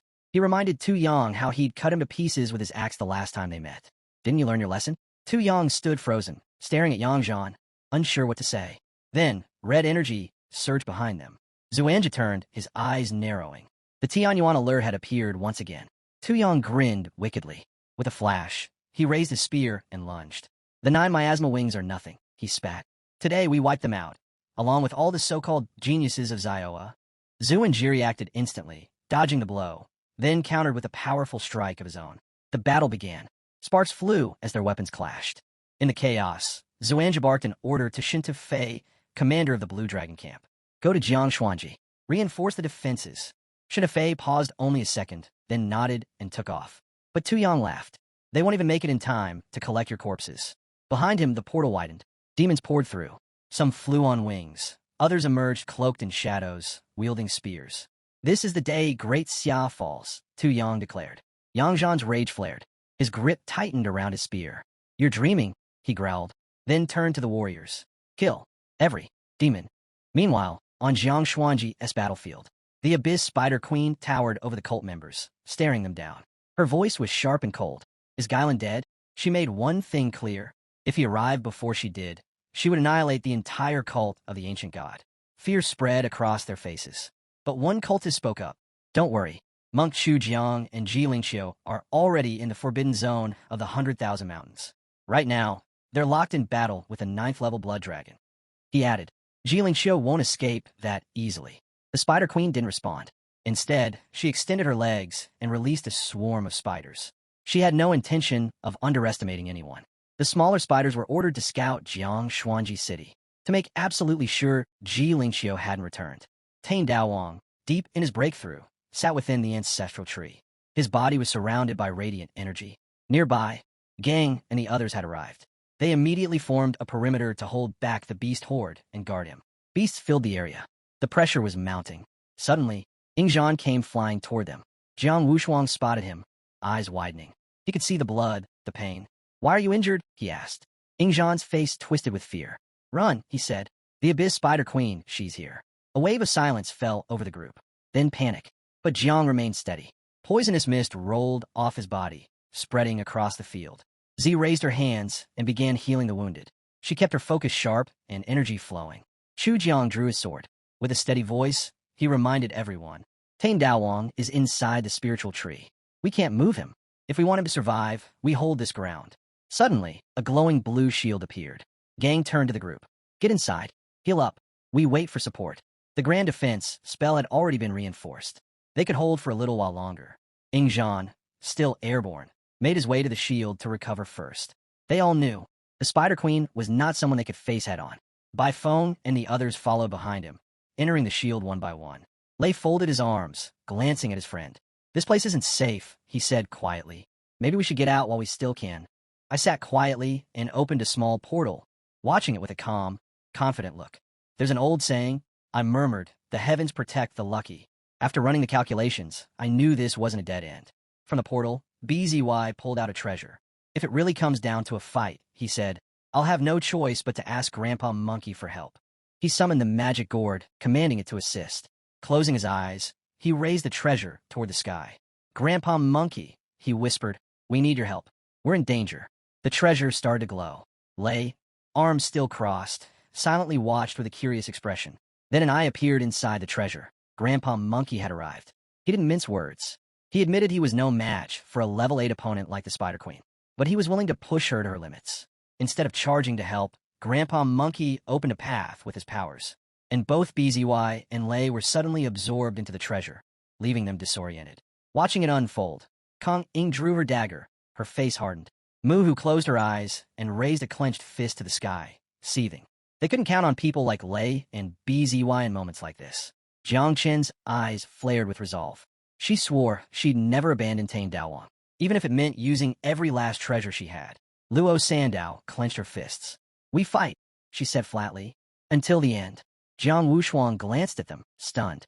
He let out a quiet sigh. He was afraid, sure, but there was no way he'd run now, not while they stood their ground. If he turned his back, how could he ever claim to have an invincible heart? Chu Jiang, gripping his sword tightly, turned toward the tree. "Jiang," he said softly but firmly, "wake up.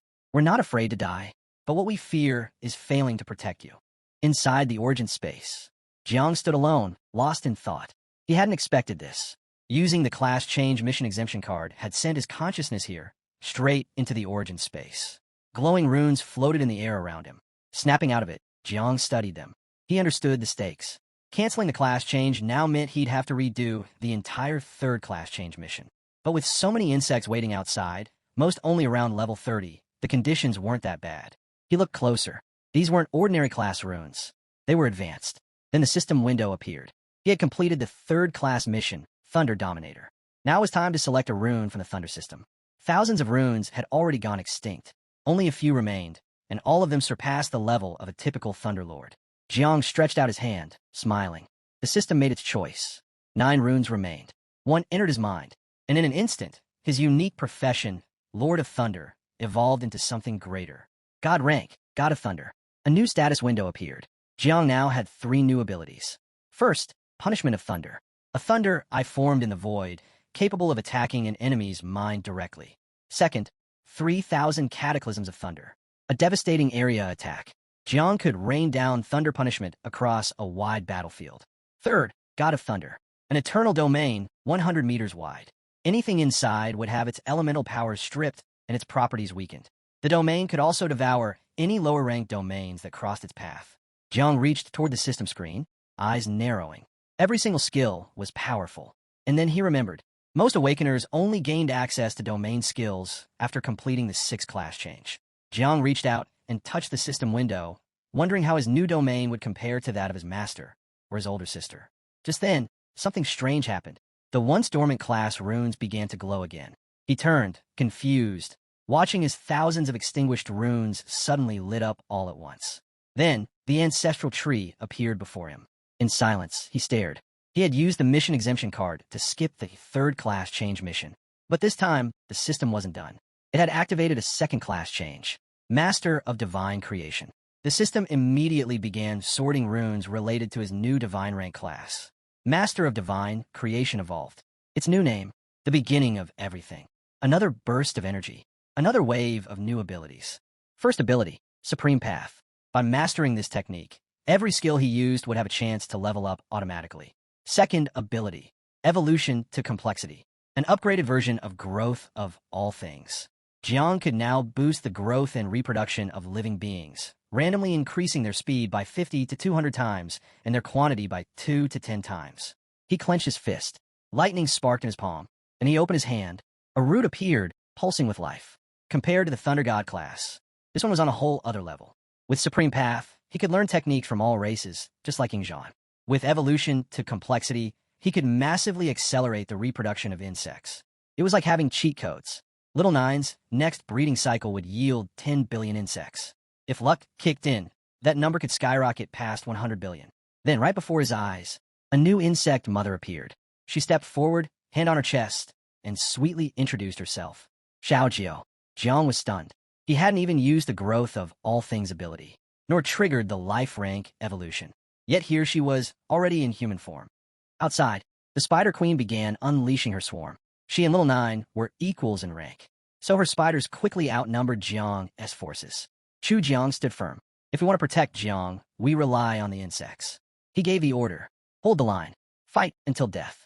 Jiang Wushuang activated the body of the god of war, summoning a massive, 10-armed spirit. Xian Yue Andu fired an arrow into the sky, summoning a blazing fire phoenix. Chu Jiang drew his sword. The battle began. Spiders swarmed the battlefield.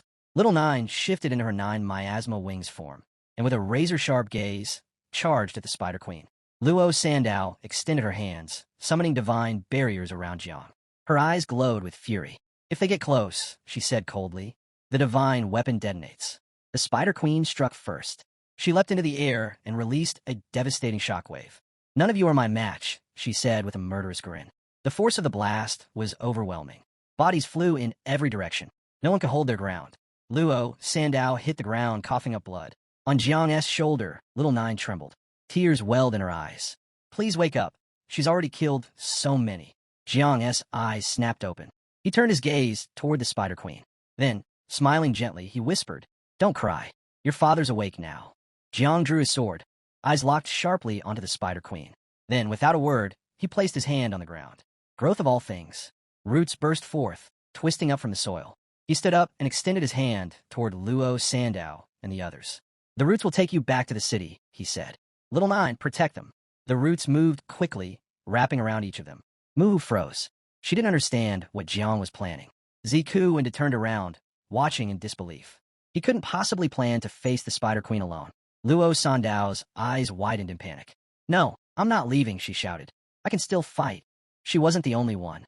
None of them wanted to abandon Jiang. But Jiang stood tall, eyes shining with calm confidence. He rolled his shoulder, loosened his grip, and told them, Enough. Go heal, somewhere safe. With you all here, I can't move freely. And besides, this isn't the first time I've faced a level 8 monster. The Spider Queen's gaze shifted to him. She burst into laughter. Humans and their pathetic emotions, she sneered. You're all so sentimental. And so stupid. Jiang didn't respond. He just stared back in silence. Little Nine tugged gently at his shoulder. Are you going to make the insects self-destruct again? Tears welled in her eyes. I don't want you to do that. I feel so sad. Jiang gave a soft smile. There's no need for that. If I make them explode again, even I'll feel guilty. You just take care of the Spider Queen spawn. I'll handle the queen myself. The Spider Queen touched her chin, eyes glinting with malice. Even the level 9 sword god couldn't kill me. And you? A mere awakener with 3 transformations? Please. Jiang slowly raised a single finger, then smiled. Who says the sword god compares to me? I'm now a master of 3 transformations. He was baiting her. He wanted her to underestimate him. And she did. Her grin widened. She laughed loud and wild. One of the cult members nearby grew tense. He reached out to her. Stop laughing. Hurry. If you wait too long, Gailin or Q might return. And then it's over. She waved him off. Don't scare me. This one's hilarious. Jiang's eyes didn't leave her. With a calm but commanding voice, he called out, Xiaojiu, give me a full drop of the ancient god's blood. He added, This time, I don't need you to bear it for me. Xiaojiu appeared, hesitant. He took a drop from his fingertip, confused. Are you sure your body can handle on its own? Jiang smiled. I'm sure. Xiaojiu handed over the drop. The blood fell, splashed onto the earth, infused with Jiang's own. Jiang activated the supreme elephant's body technique. Instantly, his body was overwhelmed by a surge of dark power. Blades of blood and violent energy burst from his skin. He clenched his back, screaming as the transformation ripped through him.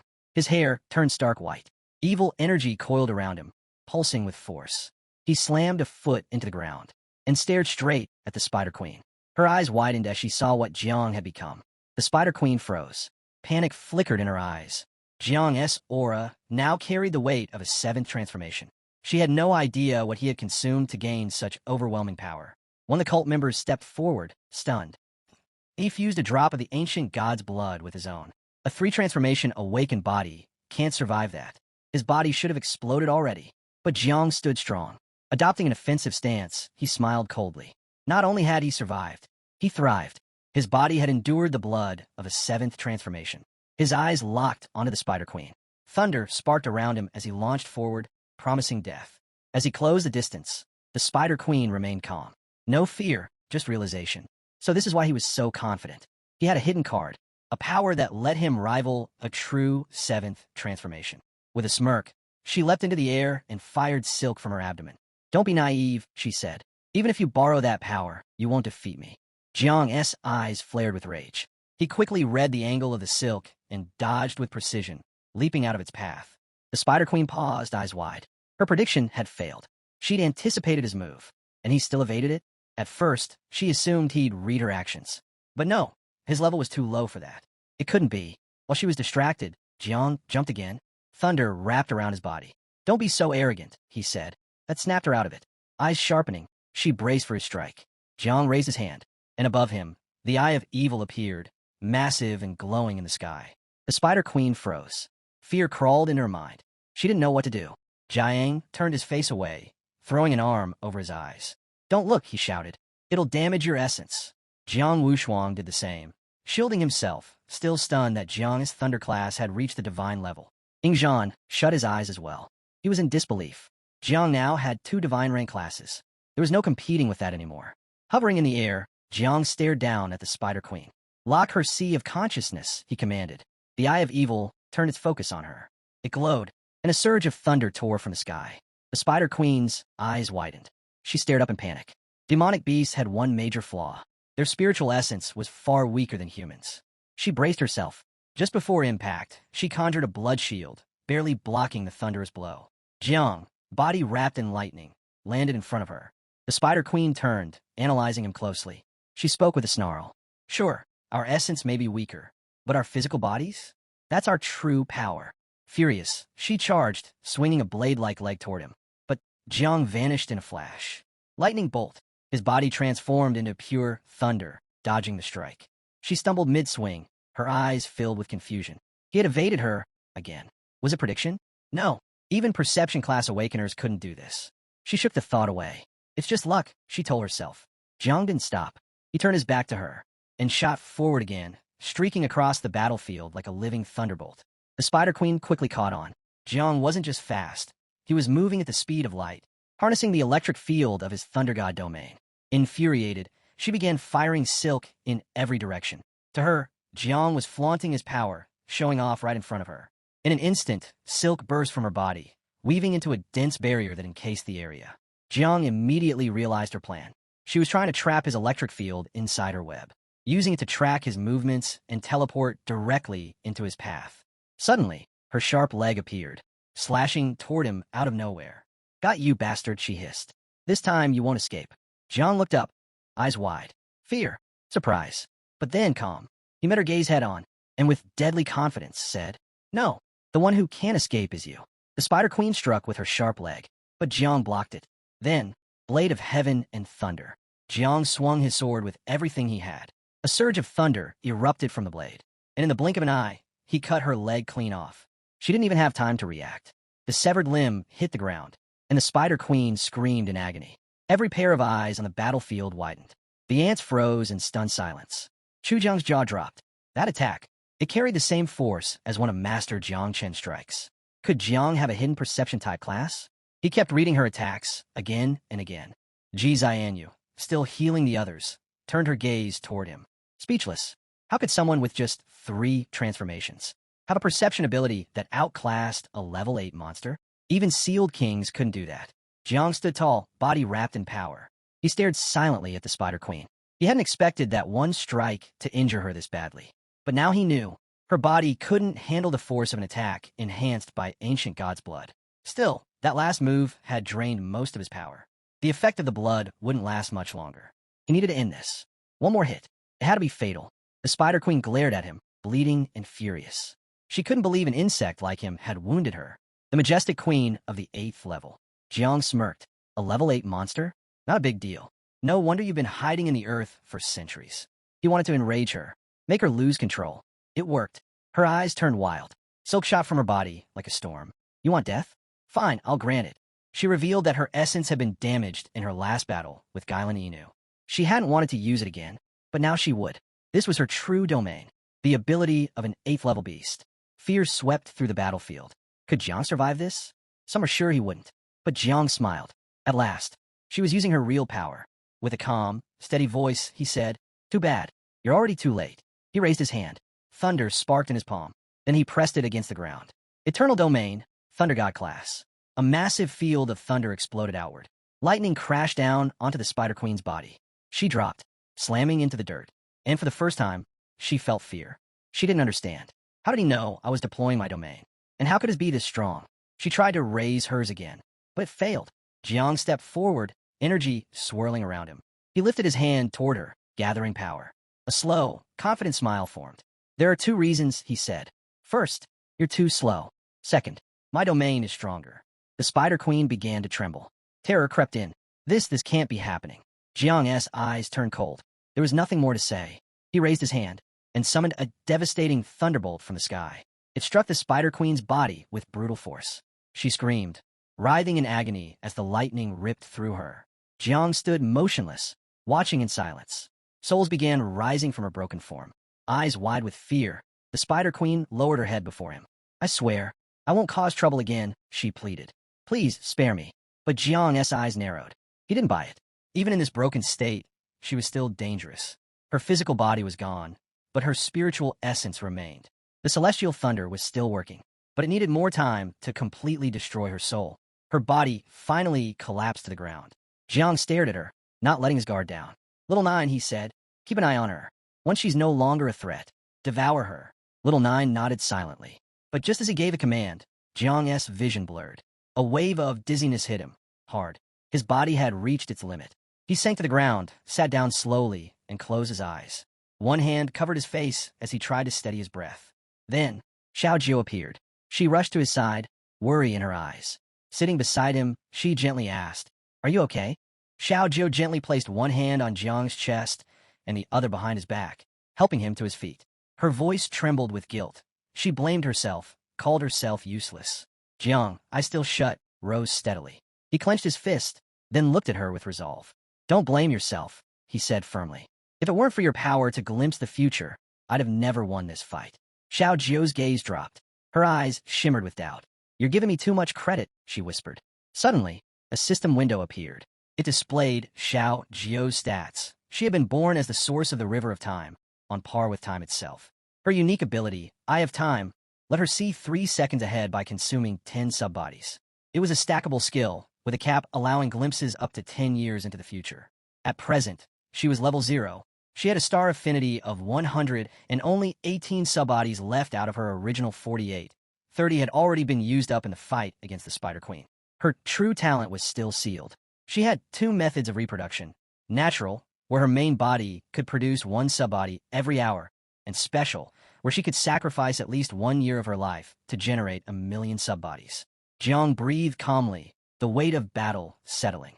He pressed 2 fingers to his forehead. I'm going to rest. You did enough, he told her, but stay hidden unless absolutely necessary. Her form shifted into pure energy and vanished into Jiang's mind. Right then, a surge pulsed through the air. Thunder crackled around Jiang as his domain grew more intense. From the cliff above, Gang and the others turned sharply toward the disturbance. Jiang had reached his 3rd transformation, and unbelievably, he'd already awakened a domain. That usually didn't happen until the 6th transformation. Whispers stopped. Eyes widened. 2 divine-level classes, it was unheard of. Down below, Yin clutched the wound on his arm, eyes burning with fury and helplessness. Jiang was battling the level 8 Spider Queen alone, while he hid, barely holding on thanks to his spiritual pills. They were all divine-level awakened ones, yet Jiang Chun made them feel insignificant. As rage brewed, Jiang Wushuang quietly placed a hand on Yan's shoulder, trying to calm him. Yan exhaled hard. It's maddening, he muttered. We're from the same generation, yet he's so far ahead. But as the descendant of the human emperor, he refused to be left behind. Even if I lack the talent, I'll dive into the deepest caverns if that's what it takes to catch up. Nearby, Luo Sandu, eyes closed, spoke softly. Jiang's talent is on another level. Trying to surpass him is pointless. Her words hit Yin like a blade. His focus snapped to her, pain flickering behind his stare. Meanwhile, in the hidden altar beneath Jiang Xuanji, the blood cult gathered in a circle. At the center stood their highest-ranking priestess. She stepped forward, eyes alight, and summoned a crimson magic circle. Her voice echoed as she addressed the great deity. I am your loyal servant, the 7th seat of the Church of the Ancient God. Kneeling, she pressed her palm to the ground, her tone grim. The beast tide has encountered complications. Someone from Great Xia can control the offspring of the 9 miasma wings. The circle pulsed, and then dark energy began to rise. God was listening. It was unthinkable. A massive eye opened in the sky, burning with hatred. God's gaze locked onto his servant. The memory returned. The offspring of the 9 miasma wings had always been forbidden throughout all of history. And now, if Jiang Xuanji dared to let his people raise them, then he had declared war on all races. Kneeling below, the priestess lifted her head and swore she was speaking the truth. With a wave of her hand, a portal opened, revealing a grim sight. Swarms of insects feasting on the corpses of fallen beasts. The god's fury erupted. His voice roared. Jiang Songchong, Ji must die, and all of Great Xia had to be wiped out. Terror spread across the priestess's face. She trembled as she begged him to remain calm, explaining she had already deployed the Spider Queen to contain the threat. The god's eye glowed brighter with rage. Evil energy surged forth, pouring in her body. Within seconds, she screamed in torment. The power continued flooding into her, forcing her eyes to burn with dark light. He was not done. A portion of divine energy flowed into her, and the god declared she would soon possess the strength of an awakened one with 9 transformations. Her mission was clear: destroy the descendants of the 9 miasma wings and kill Jiang Songchangji. Even if it meant sacrificing every life in the city, she was to ensure his descent. 10 minutes later, the transfer was complete.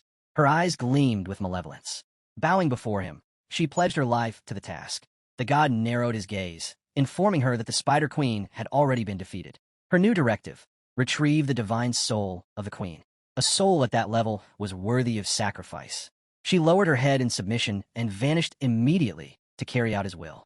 Meanwhile, beneath the dragon's defense line in a hidden cave, Jiang Zuanja gripped his axe tightly. Surging with energy, he brought it down with full force. Tu Yang barely managed to block the strike, but the impact shattered his weapon completely. Tu Yang stared in disbelief. All eyes turned toward the fight. Jiang Yangzhan's fist clenched. His eyes lit up, and a twisted grin spread across his face. He slammed his foot into Tu Yang's chest, knocking him back. "You were right," he said. "I won't make it in time to collect the corpses of the geniuses." He leaned in closer. "But I will collect something else, the Spider Queen's remains."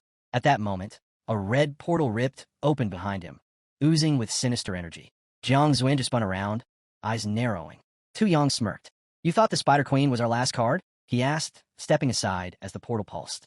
Jiang Zuanja studied the portal closely. Confusion flickered in his eyes. This wasn't part of the plan. An enemy with 9 transformations had entered Jiang Xuanji. But who sent them? Was this the demonic race's doing? Tu Yang stood, his gaze now filled with a wicked glow. He pointed straight at Jiang Yangzhan. "Let's play hide and seek," he taunted. "You find me, but if you try to run, I'll level the city." Jiang Zuanja met his gaze, unmoved. The demons had gone too far. But if Tu Yang wanted a game, he'd get one, and Jiang would see it through to the bitter end. His axe rose high into the air, rage flashing in his eyes. Godslayer army attack. Swords gleamed, spears clashed, and the Godslayer forces charged forward. War broke loose. Tu Yang's troops collided with Jiang Yangzhan's warriors, chaos exploding across the battlefield. From the backlands, the demon commander snarled, commanding the demonic race to burn the city to the ground. In the midst of the battle, Tu Yang stared across the field at Jiang Yangzhan. "Are you insane?" he yelled. "You've spent decades protecting that place, and now you're throwing it all away to start a total war with us." Jiang's response came not in words, but in the thunder of his charging army. Tu Yang glared at Jiang Yangzhan, his voice rising with disbelief. "You're really going to start a war between all races for Jiang Xuanji? For a few geniuses?" But Jiang didn't hesitate. His axe came down in a flash of fury. Tu Yang barely blocked in time. "To you, they're just kids," Jiang growled, stepping forward. "To me, they're the future of Great Xia. And since ancient times, anyone who dares insult Xia dies." His eyes locked on Tu Yang. "Touch them, and I'll take your head." As the clash raged, a chilling presence arrived above Jiang Xuanji. The 7th seat of the Church of the Ancient God descended from the sky. Her body pulsed with evil energy as she hovered over the battlefield, arms crossed, eyes locked onto Jiang's domain. A twisted smile crept across her lips. So, this is his domain, and the Spider Queen still lost. With a flick of her hand, she unleashed a massive wave of energy. It tore through the sky and shattered Jiang's domain in a blink. Jiang dropped to his knees, sword barely in hand. The Spider Queen, still lingering nearby, sensed the aura and instantly recognized it. Her body stiffened. The energy, it belonged to the ancient god. Jiang gasped for breath, one hand gripping his sword, the other digging into the ground for support. His strength was gone. He couldn't even stand. The 7th seat stepped forward, her eyes glowing with delight. "I'm a lover. 7th seat of the Church of the Ancient God. It's an honor to meet you, Jiang." She extended her hand. In an instant, the corpses of the insects around them began to float. She grinned. "Let me send you all to the underworld." Jiang's gaze darted to the floating bodies. He could see now. These weren't ordinary insects. Their original forms revealed the terrifying power she commanded. Then came the fireworks. With a burst of her power, the insects exploded into fragments, scattering across the field like ash. Little Nine, clinging to Jiang's shoulder, burst into tears. "Please protect me." Jiang gritted his teeth. "Don't be afraid. Stay hidden. I'll keep you safe." But the lover wasn't done. She lifted Jiang into the air with her energy, tilting his body upside down. "You don't look impressed," she teased. "Maybe I'll turn you into fireworks too." Jiang clenched his jaw. helpless. Nearby, Jiang and the others collapsed to their knees. Her power overwhelmed them. Fear took hold. No one knew who could save Jiang now. Yang Zhan's hands trembled. His voice cracked. We're all going to die. Jiang was still suspended, spinning midair. He screamed, his voice echoing across the battlefield. Xia, manifest. Release the dark demon. A surge of blue energy exploded around him. And then, emerging from his body, came the dark demon. Its eyes glowed with wrath. The moment it appeared, the battlefield fell silent. The lover's grin faded, replaced with confusion. What is this? She muttered.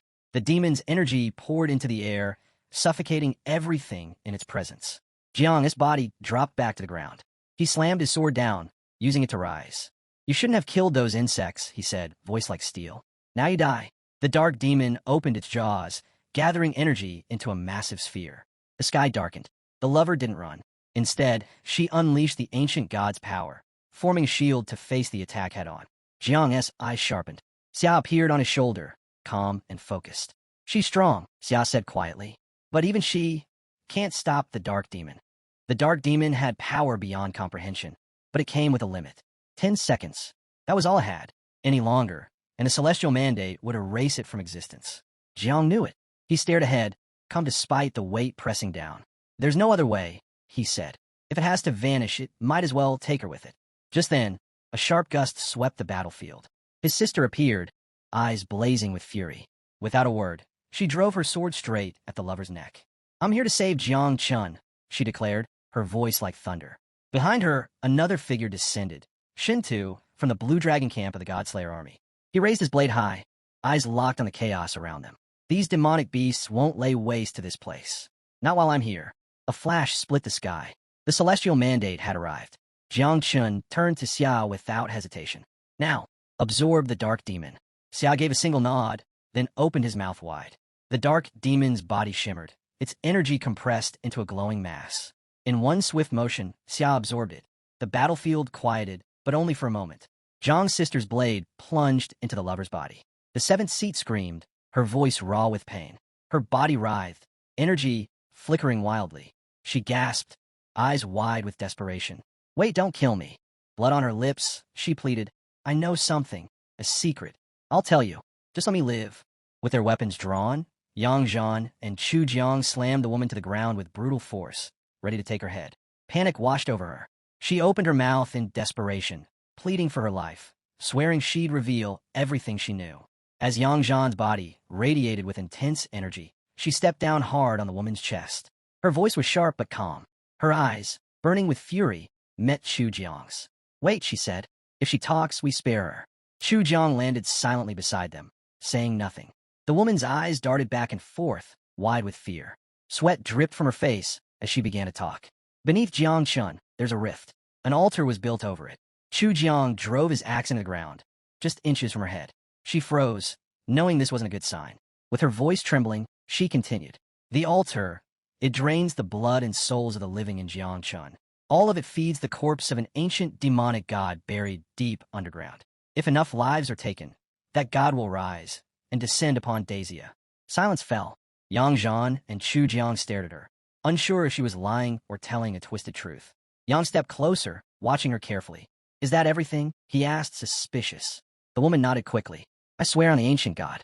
That's all I know. But Yang wasn't convinced. He could feel it. She was hiding something. Suddenly, Xiao Jiu appeared. He opened his mouth wide and lunged forward. The woman's gaze locked onto him, panic exploding in her eyes. She had no idea where this monstrous being had come from. Before she could react, Xiao Jiu devoured her in a single bite. He smirked afterward. Tastes like ancient god residue. Not bad. Across the field, the Spider Queen, still pretending to be dead, felt a flicker of hope. Quietly, she began crawling away, using the last of her strength to escape. But Yang noticed her movement. Almost forgot about her, he muttered, turning calmly. Little Nine, he called. A figure materialized. Mist curled off her body as her focus locked onto the fleeing queen. Without a word, Little Nine moved in, sat atop the Spider Queen, placed one hand on her head, and began ripping flesh away with the other. As she tasted the queen's meat, her eyes closed in delight. A faint smile formed on her lips. The Spider Queen's eyes widened. Terror. Shock. She knew this was the end. Then, a system alert blinked to life. 2 million experience points awarded. Suddenly, a glowing symbol appeared in the sky. Tyanian's warning. Yang Zhan's eyes snapped to Little Nine, then to Yang. A shiver of fear ran through her. What kind of monsters does he command? She whispered to herself. Chu Jiang turned as well. His face darkened. Tianian sign could mean only one thing. Dazia was on the edge of collapse. At that moment, Yang dropped to his knees. His hair turned ghost white. Spikes burst from his body. One hand clutched the ground, the other his arm. His eyes began to glow. Yang Zhan rushed over. What's happening to you? She cried out. Dark energy poured out of him. His body trembled. His teeth clenched. The scream that followed was filled with unbearable pain. Jiang, Tang, and the others sprinted toward him, clueless about what was happening. Then the spikes retracted. Jiang caught Yang in his arms. His face turned pale. He knew exactly what this was. The side effects of using the blood of the ancient god. He knew there was no time to waste. Jiang had to be taken straight to the military hospital at the main base in Jiangnan. That was the only place with top-level priests and the rarest medicinal herbs. Xian Huang and Aunt Tang stood over Jiang, unsure if he'd pull through. Yang Zhan's expression turned grim. She placed a hand over her chest and spoke up. The portal's been destroyed, she said, then offered to help transport Jiang to the hospital. Chu Jiang, standing beside her, nodded. I'll help too. But Jiang raised his hand to stop them. Don't forget, he said sternly, the rift under this city still needs to be dealt with. Xiao knelt next to Jiang, placed her hands over him, and began channeling her energy to heal him. Her eyes burned with focus. Jiang's voice rose in anger. Xiao, heal him faster. Then he turned toward the shadows. Jiang's insects, come now. If you want to save your master, help carry him. Instantly, thousands of tiny insects emerged and swarmed around Jiang, responding to the call. Xiao kept healing him, her power pulsing in waves. Meanwhile, Jiang turned to the others and gave a simple order. Clean up the battlefield. They all nodded without hesitation. Mohinu dropped to her knees, tears streaming down her face. Seeing Jiang like this shattered her. Lu Sandu sat behind her, placed gentle hands on her shoulders. Don't cry, she said softly. Jiang is strong. He'll be fine. If he could defeat a level 9 monster, he'll survive this too. Xian Huang, standing close by, watched them quietly. There's no time for tears, he said firmly. We still have monsters to kill. Thanks to the healing barrier, the wounded geniuses began to recover quickly. Jiang Wushuang emerged from the barrier, clenching his fists. We may not be on Jiang Chen's level, he said honestly, but taking down a few more monsters is still something. Jiang looked at his once severed arm, now fully healed. He clenched his hand tightly and smiled. He's right. If we can't match Jiang Chen, we fight harder. Meanwhile, Yang Zhan and Chu Jiang had reached the underground altar. With precise, powerful strikes, they unleashed their weapons, slashing the altar to pieces. Dark energy burst from the rubble. The ancient god's eye lit up, furious. He stared at them, seething, and called Yang Zhan a foul name. Without hesitation, she lashed out with her sword, slicing his energy clean in half. Chu Jiang stood behind her, quietly watching. For him, it was no surprise. She was the disciple of the celestial sword king. After all, the ancient god growled, even if the altar is destroyed, you're far too weak to defeat me. Before he could say another word, White-Hair Man raised his axe and swung it with force. Save your breath, he said flatly. The god's eye widened with fury. Their defiance had pushed him past the point of toying with them. Then, the god's energy began to seep into the ground.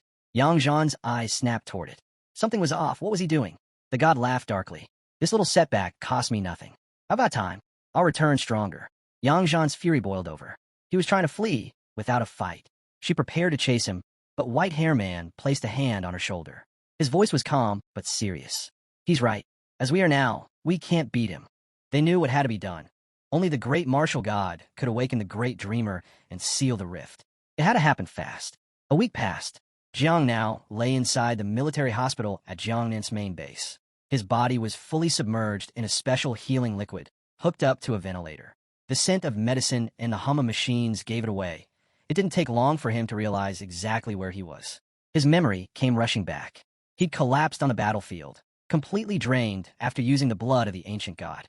He had no idea how much time had passed, or what had happened since. Then, he heard a familiar voice. Little Nine appeared, smiling as she wrapped her arms around him. Everything's settled now, she said gently. And guess what? My little insects can reproduce now, too. Feeling her warmth, Jiang opened his eyes fully, curiosity flickering in them. He held her in his hand and stroked her head, praising her. You did well, he said, but he paused for a moment. Their current place was far too cramped. Once the new insects arrived, space would be a serious issue. He told her to wait just a little longer. Once they had a bigger home, they'd move forward with a plan. Little Nine returned to his sea of consciousness, smiling brightly. Just the thought of Jiang preparing a bigger home made her happy. From behind a pillar, Xiao Jiu peeked out. He looked slightly puzzled. Now that they'd unlocked the power to evolve into more complex forms, reproduction was about to begin, with hundreds of millions on the way. Jiang quietly hoped that the ancestral tree would soon bear the nest fruit, one that could house up to 10 billion insects. He removed the mask from his face with one hand. Xiao Jiu appeared on Jiang's shoulder. "I'm about to start dividing my offspring too," he announced. "So, when do we move into a bigger house?" Jiang turned to look at him and smiled. "What? You don't like living with Little Nine?" He pointed at Xiao Jiu playfully. "Wait until your sister moves out, then her room's yours." Xiao Jiu crossed his arms and scowled. "I'm not a kid anymore. Why do I always get what's left over from her?" Jiang chuckled. All right. How about this? I'll take you to the Nine-Lai Sanctuary one day. You'll feast on a buffet of demons and gods." Xiao Jiu stood proudly on Jiang's chest. "If there's food, I don't care where I live." Jiang sighed, covering his face with his hand. Having so many children, it really was exhausting. Then Xiao Jiu pointed at the glowing liquid around Jiang's body. "Hey, can I drink this?" Jiang looked down. "That's God and demon-grade healing fluid, though this batch is third-rate at best. If you want some, go ahead."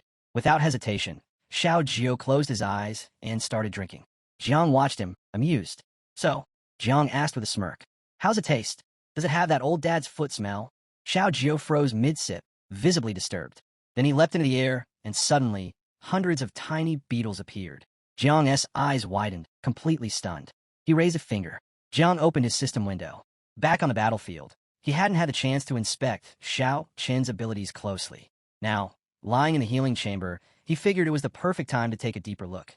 The system revealed something extraordinary. Xiao Qin had been born at the very origin of the River of Time. She didn't just flow with time. She was time existing on the same plane. A primordial source. Jiang's curiosity deepened. Was she on par with the ancestral tree of all things? He folded his arms, eyes scanning the data. There it was, confirmation that, as a primordial source, she possessed hidden abilities. But her talent remained locked. The system didn't list it. It made him wonder, did he need to perform a life-level jump to unlock her full potential?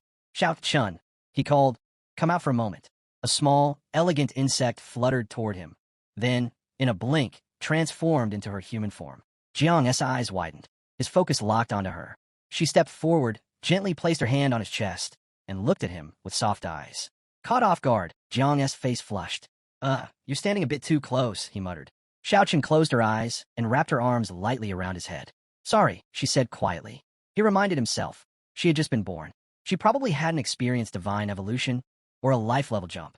Xiaoqin looked away, placing a hand under her chin. "Growth," she said, "requires time. But I am time." Jiang stared at her, stunned.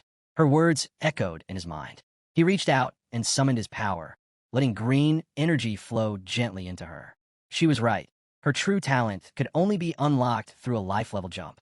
Opening the Divine Evolution panel, he checked what materials were required. The system gave him options, 4 different conditions to trigger Xiao Qin's evolution. First, 10 drops of water from time. Second, 1 tributary from the River of Time. Third, 3 fragments of time. Fourth, 3 divine weapons aligned with the laws of time. Jian Cheng ran his fingers through his hair, clearly puzzled. He had never even heard of these materials before. With no other choice, he figured he'd have to ask the old goo about it later. His body had already been soaking in a strange liquid for quite a while. Reaching out, he flicked the switch off with his finger. Just then, a woman, completely unclothed, appeared beside him. "Major Jiancheng, you're finally awake," she said. Jiancheng's eyes shot open in confusion. "Major? Why had she just called him that?" Noticing his bewildered look, the woman gestured to the side and calmly explained. "While you were unconscious, the top 10 geniuses in Tian Jiao's ranking were promoted to major." She smiled with her eyes closed and continued. "When Jiang rushed you to the hospital, almost all your body tissues were at the brink of failure. No one thought you'd make it." Then she asked gently, "How are you feeling? Any discomfort?" Jianchen glanced at her and replied, "I feel totally fine, completely healed." She walked over to the capsule, preparing to retrieve what remained of the Divine Soul liquid and vital liquid stored in the chamber. Highly valuable resources that had been rushed in from the capital just for him. Since Jian Cheng hadn't used all of it, she thought they could save the rest for future patients. But as soon as she laid her hands on the capsule, her jaw dropped. Jian Cheng stepped out, scratching his head. With an awkward chuckle, he said, "I was really thirsty when I woke up, so I drank all of it." Little Xiao was perched on his shoulder. Jian Cheng closed his eyes for a moment, a faint blush creeping onto his face. If kids misbehaved, it was the parents' responsibility, and he knew that weight was on him. Just then, Old Gu walked in and pointed straight at Jian Cheng. "You're seriously lucky," he said. "Back on your feet in just a week." Jian Cheng turned his attention to his Old Gu and smiled, raising a hand in greeting. The woman moved toward Old Gu and Commander Duan. Her eyes shut and her voice low, she admitted. Jian Cheng drank all the liquid. Old Gu and Commander Duan's eyes widened. "What?" he exclaimed. Old Gu looked confused. "Is that a problem? I mean, he just drank a little, right?" Old Gu and Commander Duan's expression turned serious. He drank 10 full doses of soul essence and vital essence. That's worth 200,000 merit points. He didn't know whether to laugh or cry. Should Jian Cheng be made to pay for it? Old Gu, clearly annoyed, snapped. "Then you pay for it. It's not like it's easy for him to earn merit points." Then he strolled over to Jian Cheng, threw an arm around his shoulders, and gave him a proud look. "Still, well done, kid. You drink it all. Even a little of that stuff can keep someone healthy for years." Jian Cheng looked up at his Old Gu, a slow smile spreading across his face. He finally understood why little Xiao Jia had gone all in on that liquid. Old Gu gave him a wink and grinned. "You really don't get the value of merit points yet, do you? With enough of those, there's nothing you can't have." "Wait," Jian Cheng asked eagerly, his eyes lighting up. "So anything money can buy, merit points can get too?" Old Gu nodded, but before Jian Cheng could celebrate, he continued with a stern face. "Don't get ahead of yourself. Some things merit points can't buy." Excited and curious, Jian Cheng quickly asked, "Can I trade merit points for the water of time?" Old Gu's expression darkened. "No, that's a legendary treasure, born from the very core of heaven and earth. No one's ever laid eyes on it. It's just myth." Jian Cheng pressed on. "What about a stream from the river of time?" Again, Old Gu shook his head. "No one's ever managed to get their hands on that either." "How about divine weapons related to time? Level 3, or 4 maybe?" Jian Cheng asked, holding onto a sliver of hope. Old Gu gave him a deadpan stare. "Stop dreaming." Realizing his usual options were useless, Jian Cheng lowered his voice and hesitantly asked, "Then can I trade for fragments of time?" That question made Old Gu pause. He rubbed his chin thoughtfully, then glanced over at Old Gu and Commander Duan. "Old Gu might still have some," he muttered. Commander Duan's attention snapped toward them, eyes wide. His mind flashed back to what those fragments were. With a serious look, he explained, "Fragments of time are formed when ancient dimensional ruins collapse. Only 2 fragments remain in all of Tianjiao. They're worth 150,000 merit points each." Jian Cheng's eyes lit up with renewed hope.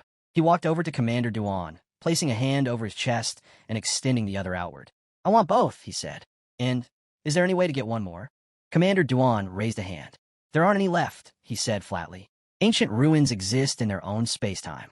No outside force can trigger their collapse. They have to fall apart on their own. And when they do, the time within them solidifies, becoming the fragments you want." He paused before adding, "If you really need another, you'll have to ask the Great Dreamer when she returns." Jian Cheng's brows lifted. "Where is she now?" Commander Duan closed his eyes, picturing the rift in his mind. "She's out sealing the Chujiang rift. She should be back any time now." The sun hung high in the sky. It was full daylight.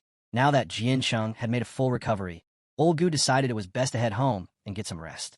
"The ceremony is in 3 days," he reminded everyone. Commander Duan nodded in agreement. "This one's important. We should prepare while there's still time." But Jian Cheng hesitated. "I'm not going," he said quietly. "I'd rather lay low for now." Old Gu chuckled. "Too late for that. You killed the Spider Queen, took down the lover. Everyone knows your name."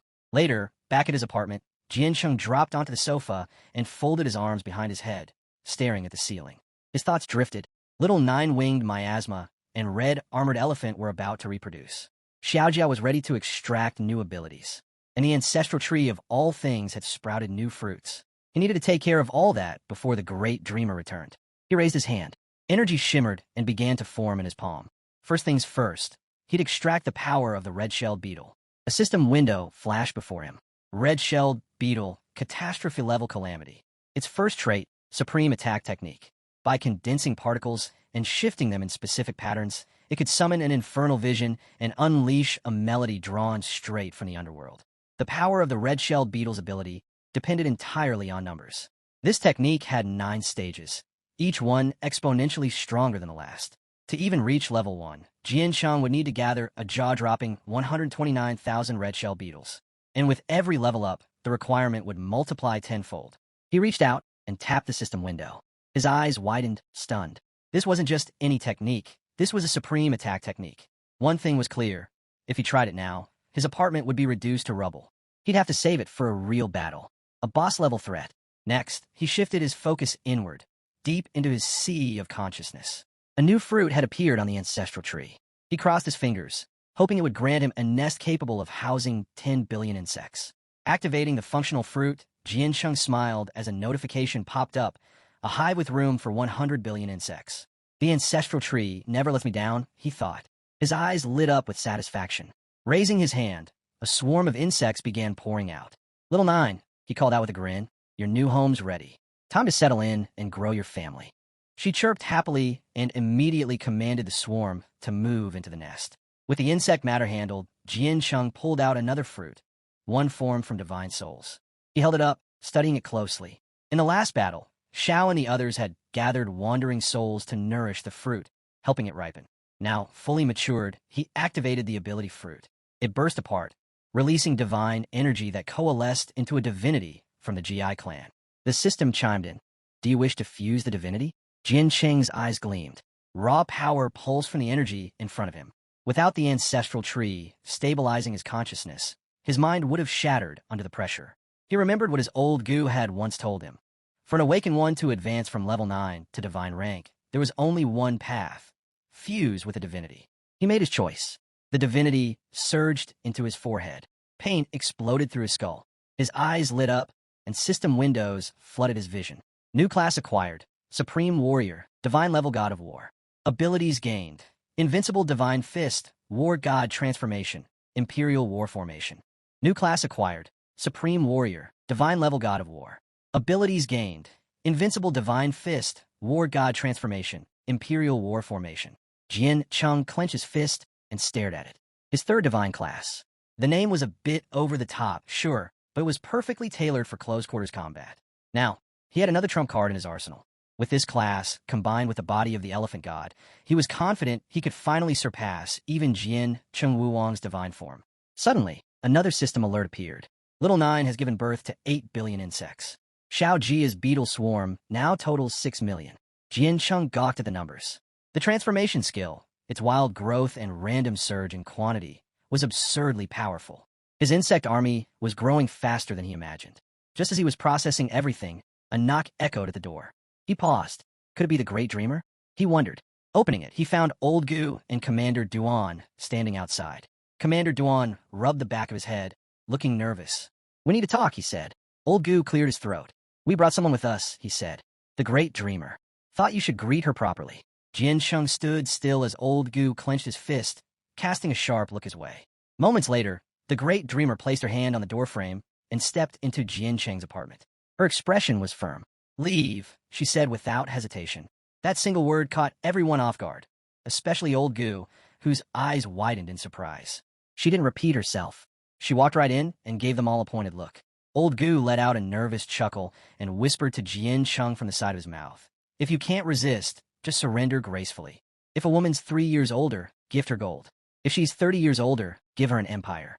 But if she's 300 years older, bet her hand over an immortal pill." Commander Duan rubbed his temple and groaned. "Don't drag me into this, man. I still want to live." The Great Dreamer placed her hand on the sofa and, looking at Jiancheng with a soft gaze, called him silly. And suddenly, Jiancheng understood exactly what Old Gu had meant. She stepped closer, and Jiancheng found himself blurting out, "Why are your clothes different from last time?" Without answering directly, she leaned in and took an assent. Smiling, she asked, "Did you become a god?" Jiancheng quickly looked away. No way, it must be the lingering blood scent from the ancient god, he thought, confused. She chuckled and took a seat beside him. "Relax. You're only on your third transformation.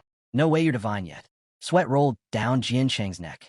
Better not bring up the whole fusing with divinity thing, he thought. "I've already drawn enough attention as it is." Noticing his tension, she grinned. "Why so nervous? I'm just your sister. I'm not going to eat you." Then her expression shifted slightly. "I heard Old Gu mentioned you were after fragments of time." Jiancheng perked up. "Do you know how to get them?" She nodded slowly. "They're no longer available within Great Xia's borders, but there is still a place where you might find them. Have you ever heard of the 3 overseas islands?" Jiancheng shook his head. She turned to face him fully. "They're southeast of Great Xia.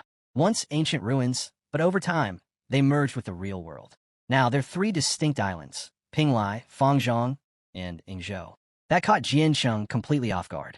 His eyes lit up in surprise. She continued, 500 years ago, Great Xia witnessed the rise of its first invincible figure with 9 transformations, the Human Emperor. Not long after, another reached the same level. He was called the Lord of Fire. She leaned back and began recounting the history. The Human Emperor believed in conquering the underground caverns. The Lord of Fire believed in peace. Their ideals clashed endlessly. In the end, they parted ways bitterly. The Lord of Fire left Great Xia, taking his followers to the overseas islands to start a new domain. As she spoke, she reached into the air, summoning a rift and pulling something from it. He took many treasures with him when he left, including the fragments of time. Jian Cheng leaned forward, intrigued. So, is the Fire Lord dead now? She calmly pulled a Chou from the rift and replied, the lifespan of someone with 9 transformations is up to 3,000 years. He's still alive. Then she looked him in the eye. If you're thinking of going after those fragments, don't try to take them by force. Even though the 3 islands can't compare to Great Xia in size, she said, they've spent centuries building up their strength. Right now, they've got more warriors with 7 and 8 transformations than we do. Jian Cheng raised a brow. So why haven't they tried to take Great Xia back? She broke the Chou in half and handed a piece to Jian Cheng. Because Great Xia is protected by national fate, she said simply. The Fire Lord's followers wouldn't dare act recklessly. Still curious, Jian Cheng asked, then, is there any other way to get those fragments? Taking a bite from her Chou, she gave him a calm look. Even though we severed ties long ago, the 2 sides never stopped competing. For 100 years after the split, the best talents from both sides would face off regularly. But she continued, about 400 years ago, Great Xia closed its borders. They stopped letting challengers in. Why? Jian Cheng asked. She chewed slowly before answering. Because Great Xia lost. Every single time. For 100 years straight. We couldn't win, couldn't even hold our heads up. So eventually we just stopped. Jian Cheng's eyes narrowed in thought. But this year, she nodded. This year we have you. With you around, the competition can reopen. Jian Cheng's mind raced. If I win, I might be able to get the fragments. But the great dreamer raised a hand. Don't rush. There are rules. Procedures. You'll be notified when it's time. She gave a knowing look. Both sides must send someone under 30. In that area, you're at a disadvantage. Jian Cheng just smiled. I don't care about that. If I can get the fragments, I'll do whatever it takes. The great dreamer stood up, a faint smile playing on her lips.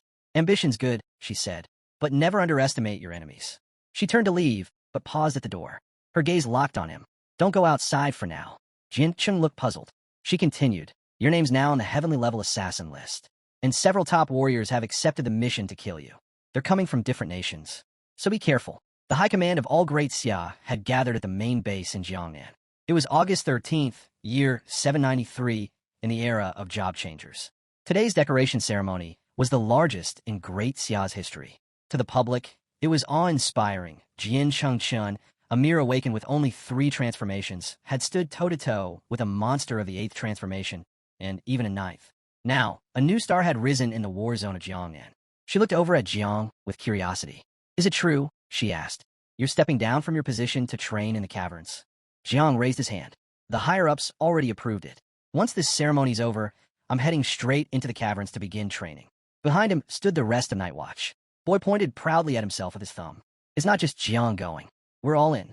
Commander Duan laid a hand on his shoulder, but said nothing, quietly watching her from the side. Elsewhere, both shared a knowing smile. Jiang blinked in surprise. I thought I was going alone, he began. Jian Cheng hadn't expected everyone to want to follow him into the caverns. But as he looked around, he could feel it. The same energy, that old fire, now burning bright in them too. His determination had lit a spark in everyone. She stepped forward, extending her hand with a smile. The caverns, it's where all races collide. Strange creatures, unimaginable power. Anyone who enters comes out changed. A little distance away sat Jian Cheng and Ying Jian. Ying Jian stared intensely at Jian Cheng, his eyes filled with quiet resolve. He knew training within Great Xia wasn't enough. If he wanted to surpass Jian Cheng, he'd have to enter the caverns too. He turned to Jian Cheng. What about you, he asked. How do you plan to grow stronger? Then, after a beat, he added with a slight grin. We could go together. Killing foreign races in the caverns earns divine rewards. It's perfect for both of us. Jian Cheng folded his arms, closed his eyes, and finally smiled. He gave a nod. Seeing it, Jian Cheng smiled too. That's the spirit of Grandpa's legacy, he thought. But he didn't forget. We still haven't finished our fight, he reminded. On stage, Commander Duan stepped up, his gaze sharp. I am Commander-in-Chief of the Jiangnan War Zone, he declared. Then, in classic leader fashion, he launched into a long-winded monologue. A full half-hour of vague patriotic talk. The crowd grew restless. Some yelled for him to get to the point. A few even grumbled that their butts had gone numb from sitting too long. Masters and warriors alike couldn't wait any longer. Commander Duan glanced at the crowd, amused, and lifted his hand. Suddenly, a rift shimmered open on stage. Time to skip the speech. He grinned. Look at what you're all really here for.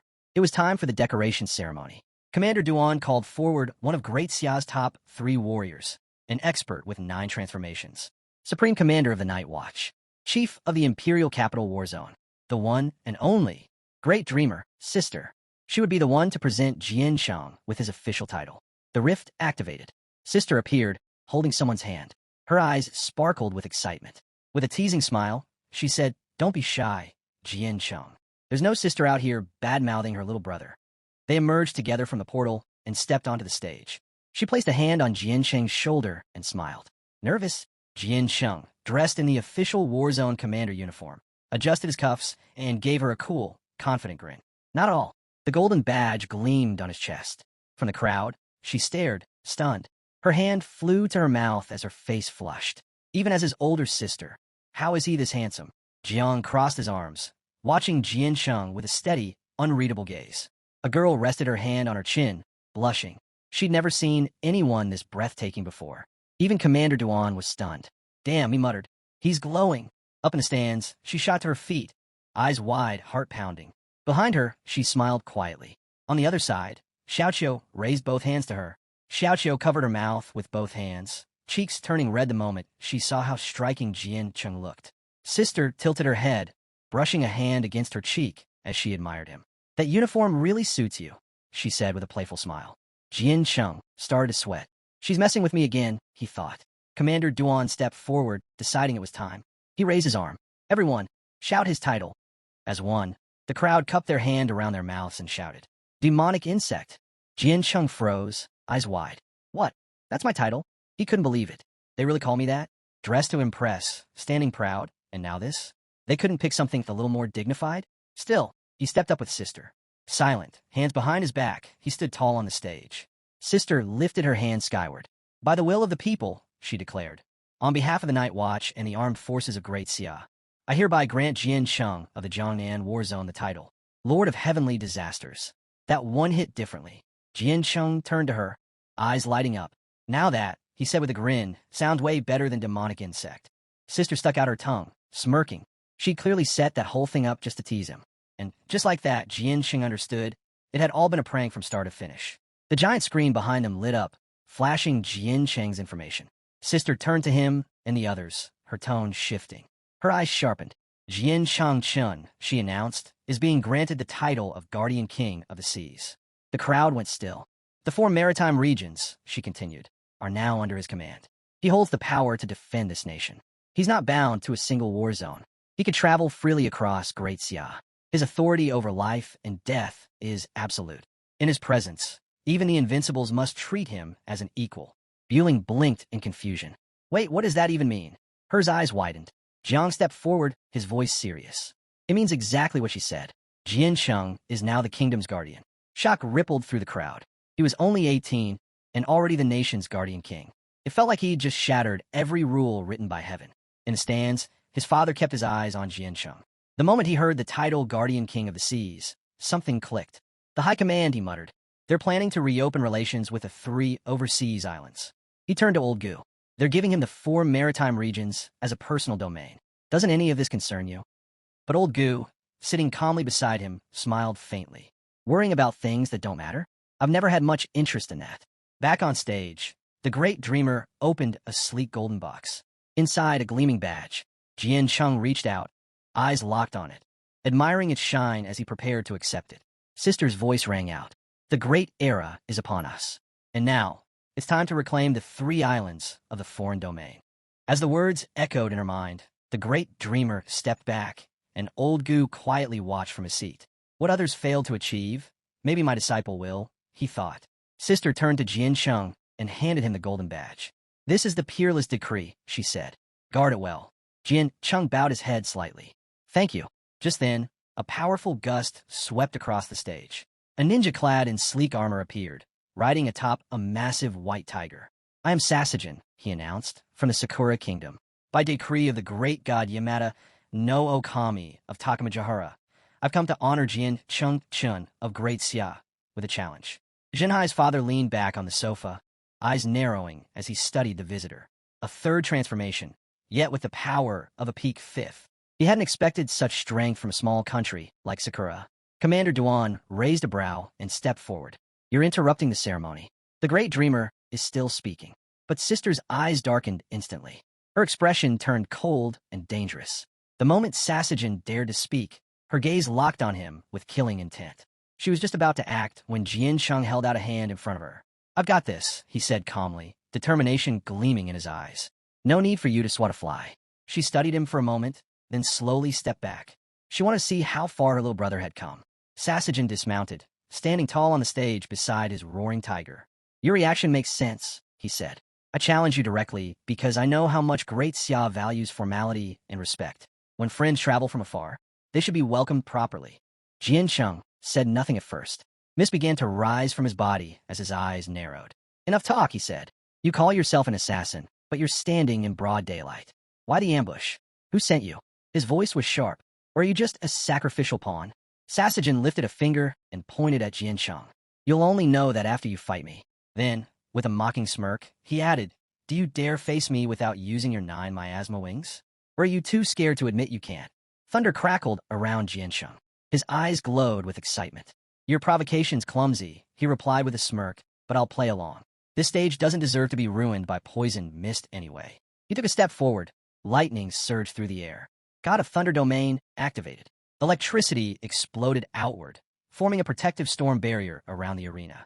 Then, with a flash of movement, Jian Chung launched his attack. 3,000 lightning bolts of judgment. Bolts rained down like divine punishment, crashing into Sasajin. The white tiger shrieked, mouth wide open in pain as lightning surged through its body. Jian Chung tilted his head. "You really thought you could challenge me?" Suddenly, the white tiger leapt forward with a roar, but something wasn't right. Sasajin's form flickered and vanished in a shadow. An illusion. Jian Cheng's gaze sharpened. With a snarl, he activated the divine elephant body and slammed his fist into the tiger's jaw. Crack! Its teeth shattered on impact. The beast's body was launched through the air like a broken doll. The tiger's broken body flew across the stage, crashing to the side. But the shadow it left behind began to swirl and reform. Jian Cheng's eyes narrowed. Another illusion. Above him, a figure appeared, Sasajin. Hovering midair, his eyes glowed with power. "You've already lost," he said calmly. "What you struck before? Just a shadow, one of my skills." Then his tone sharpened. "And I'll let you in on a secret. My power is completely immune to electricity. In fact, it's made to destroy anything thunder-related." Jian Cheng's expression hardened. He instantly shifted into high alert. Sasajin dove toward him, activating a move called Killer Thunder. But just before the strike landed, Jian Cheng's body dissolved into a streak of lightning and blinked out of range. The assassin's punch cracked the ground where Jian Cheng had just been.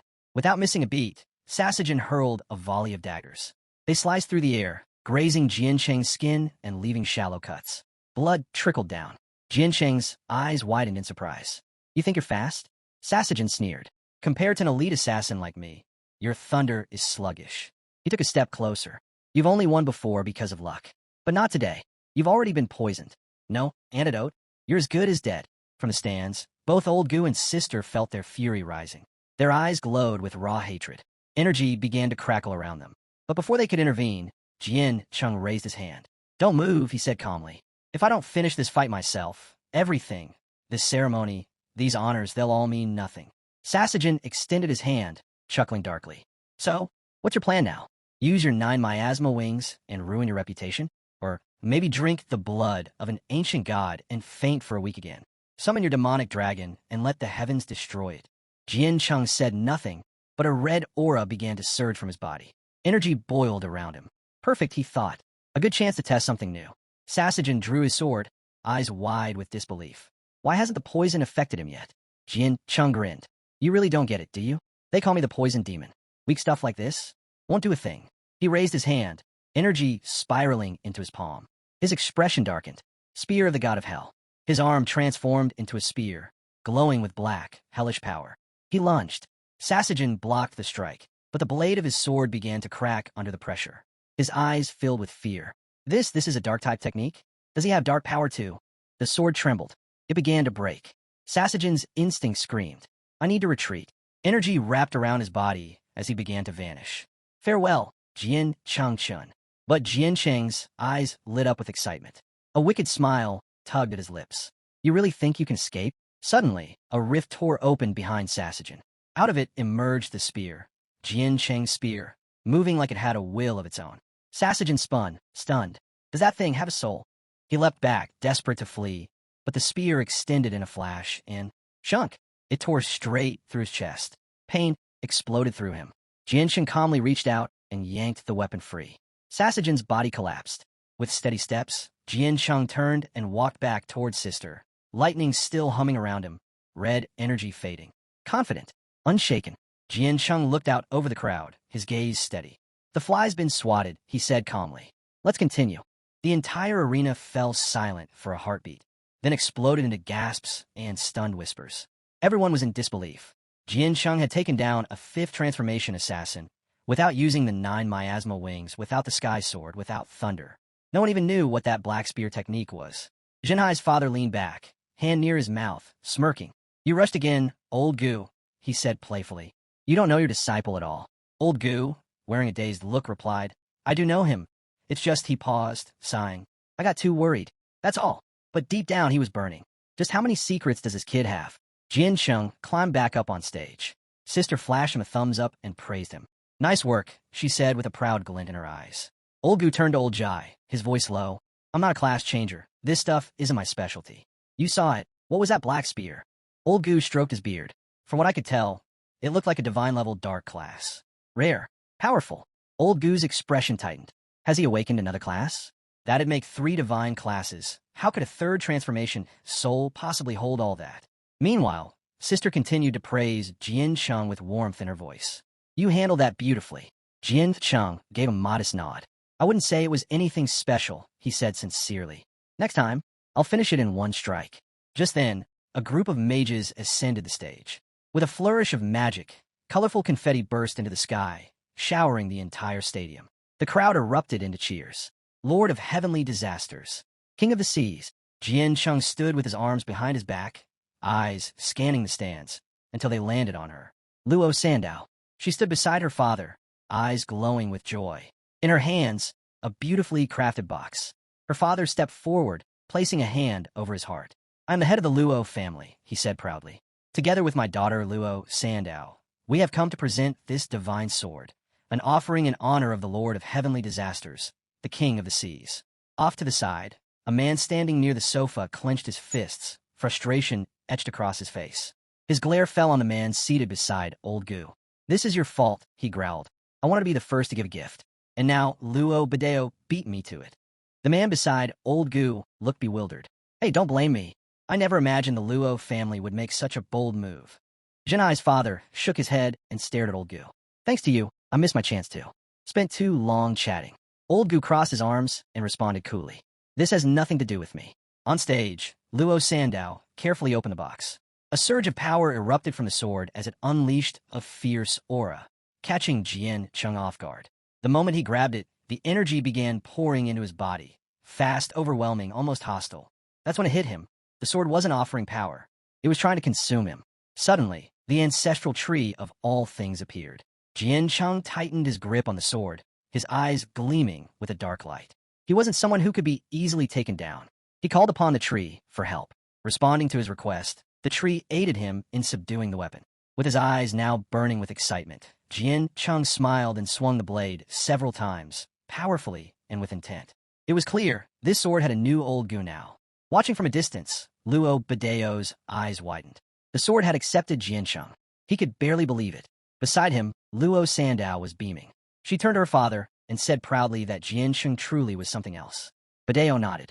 It was obvious now. This sword was meant for Jian Cheng. His daughter had chosen well. Embarrassed, Luo quickly told her father to stop teasing. Badeo raised his hand and revealed the weapon's name, Heavenly Sin. A 4th-tier divine weapon, ranked 11th among all divine blades in the Great Xia. Known as one of the deadliest among weapons, heavenly sin always demanded a sacrifice. If it wasn't fed a life, it would turn on its wielder. Jian Cheng's curiosity spiked. He studied the sword closely, not saying a word. Badeo cleared his throat and shared something unexpected.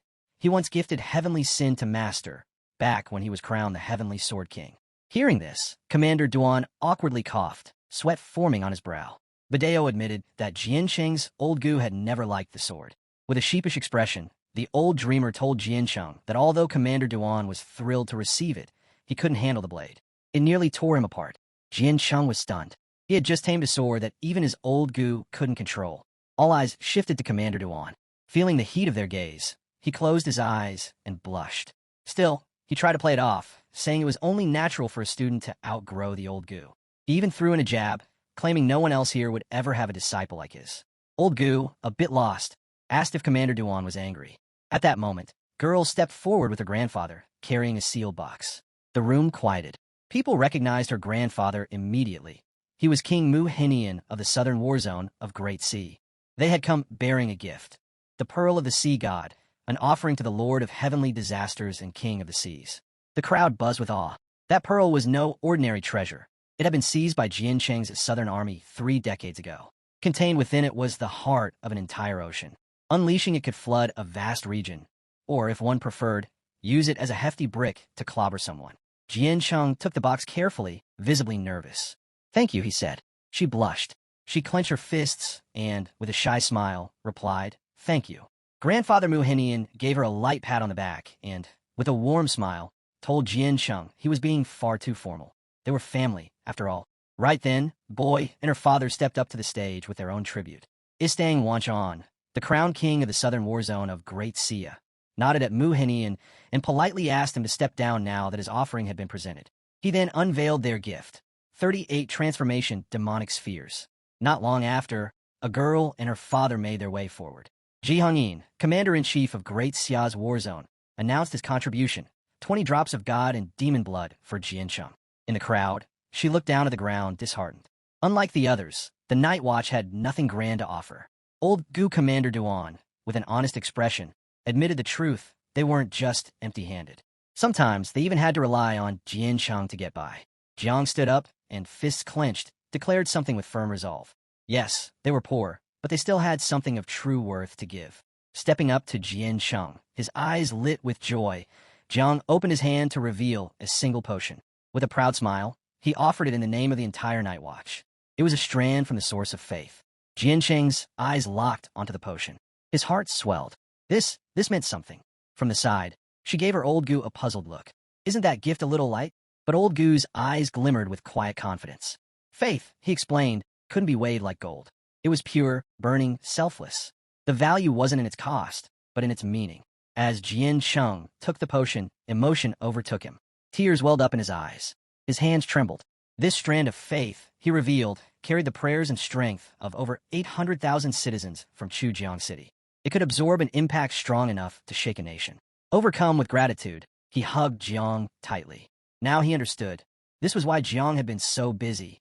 He'd been preparing this gift all along. Jiang gently told him they'd soon be heading into the underground cave. And this was the last thing he had to offer. At that moment, Commander Duan and she stepped onto the stage, their expressions solemn. Commander Duan handed over a talisman. Today was a major turning point for Jian Cheng, and as a so-called useless old Gu and mistress, they had to give him something special. This was the Heaven-slashing talisman.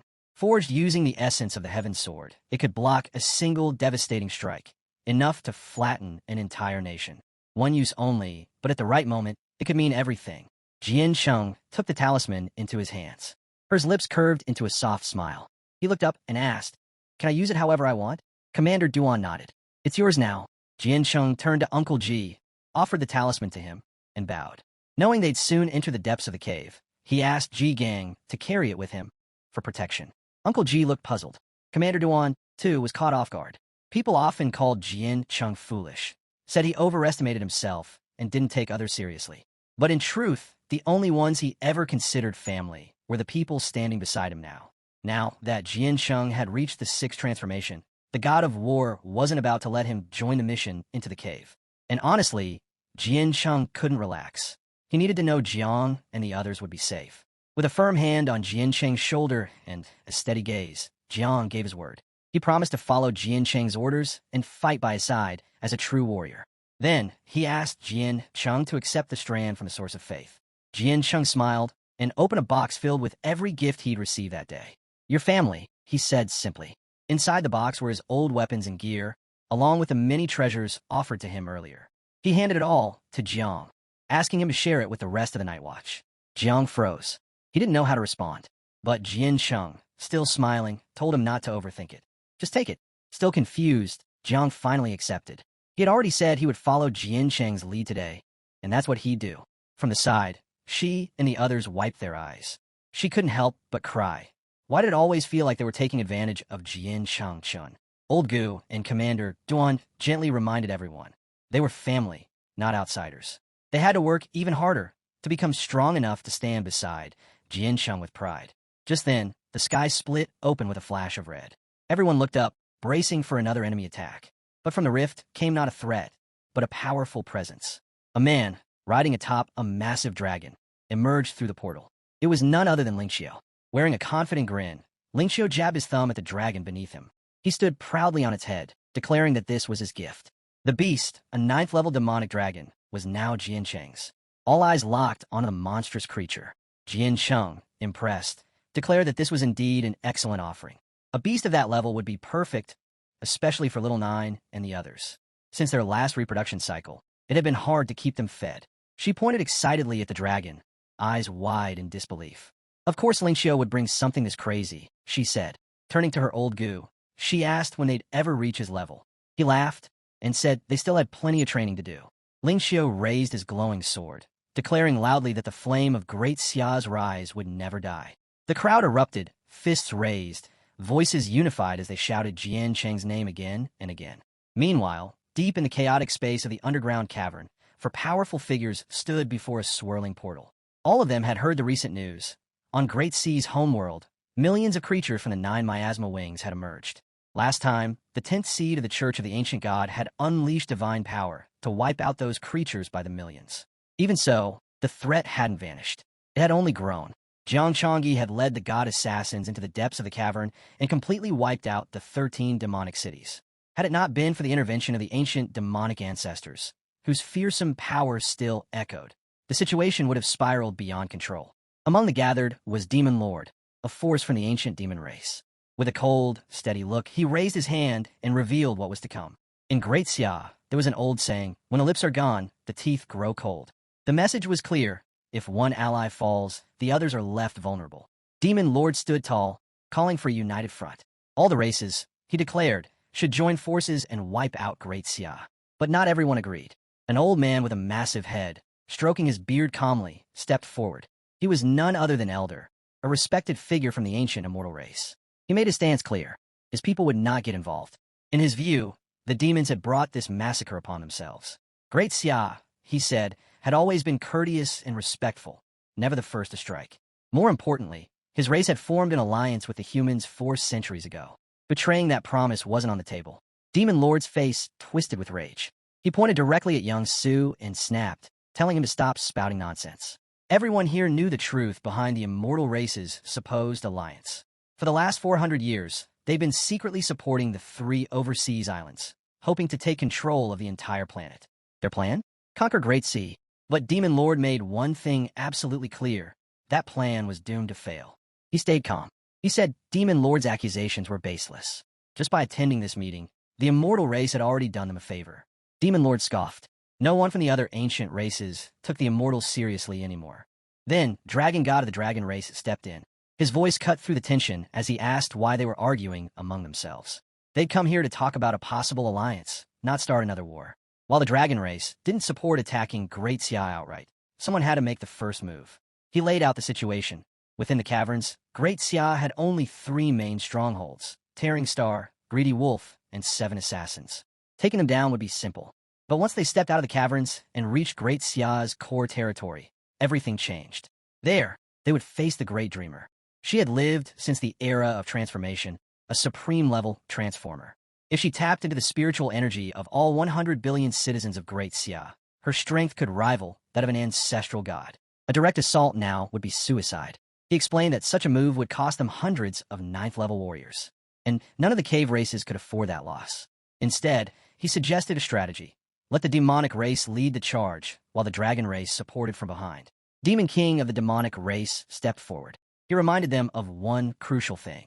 The path of heaven had placed a seal on all beings above level 9. Anyone who dared to defy that limit would be obliterated by the will of heaven itself.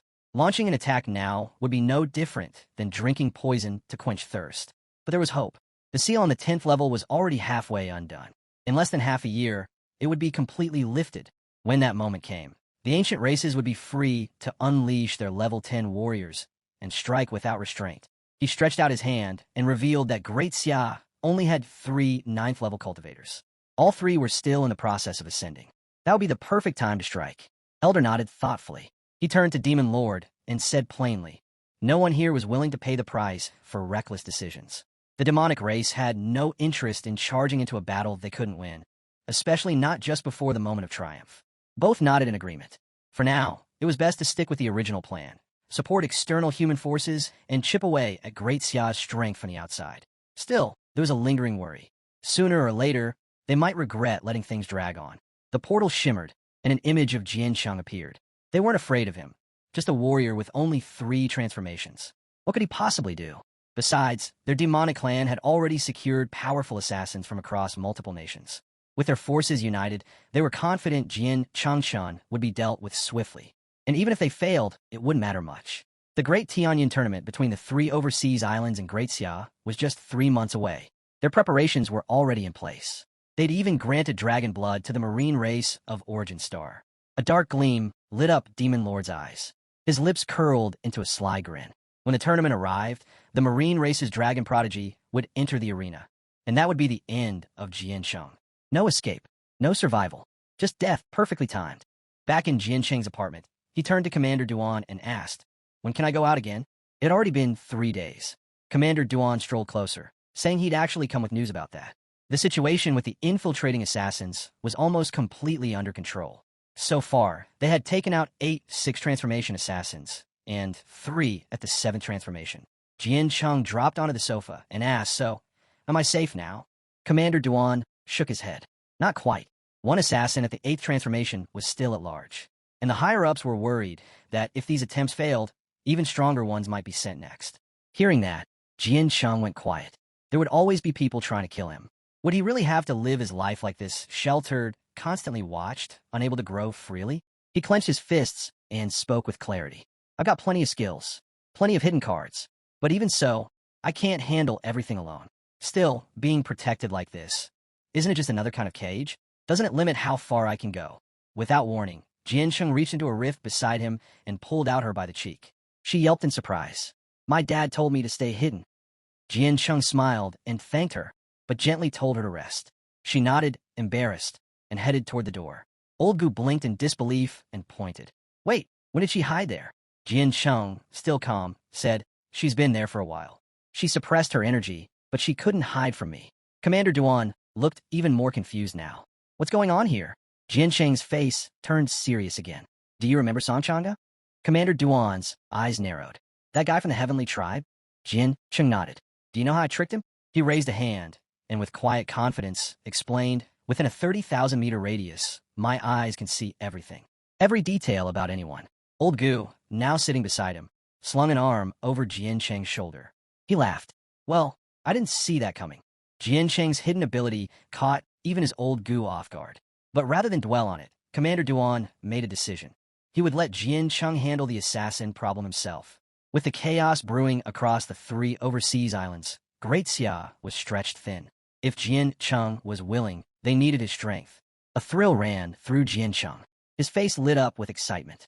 Instead of waiting around to be attacked, he was going to strike first. Passive defense wasn't his style. He was going hunting. Old Gu raised an eyebrow.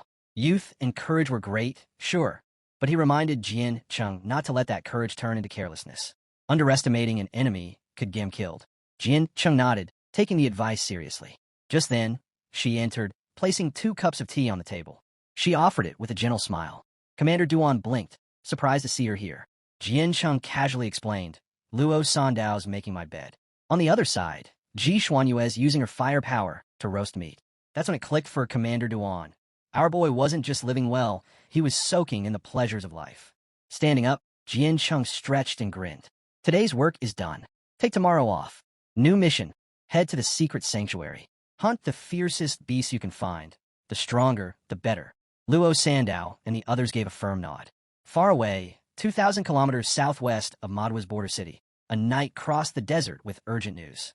The good news, he said, is that Great Xia has relaxed its watch over Jiansheng. He's finally free to leave his apartment. The bad news, he added, almost all the assassins sent by various nations have been eliminated. This knight was part of the Order of the Templars. He had been tasked with ensuring the next phase of the plan went smoothly, and most importantly, that no internal conflicts broke out.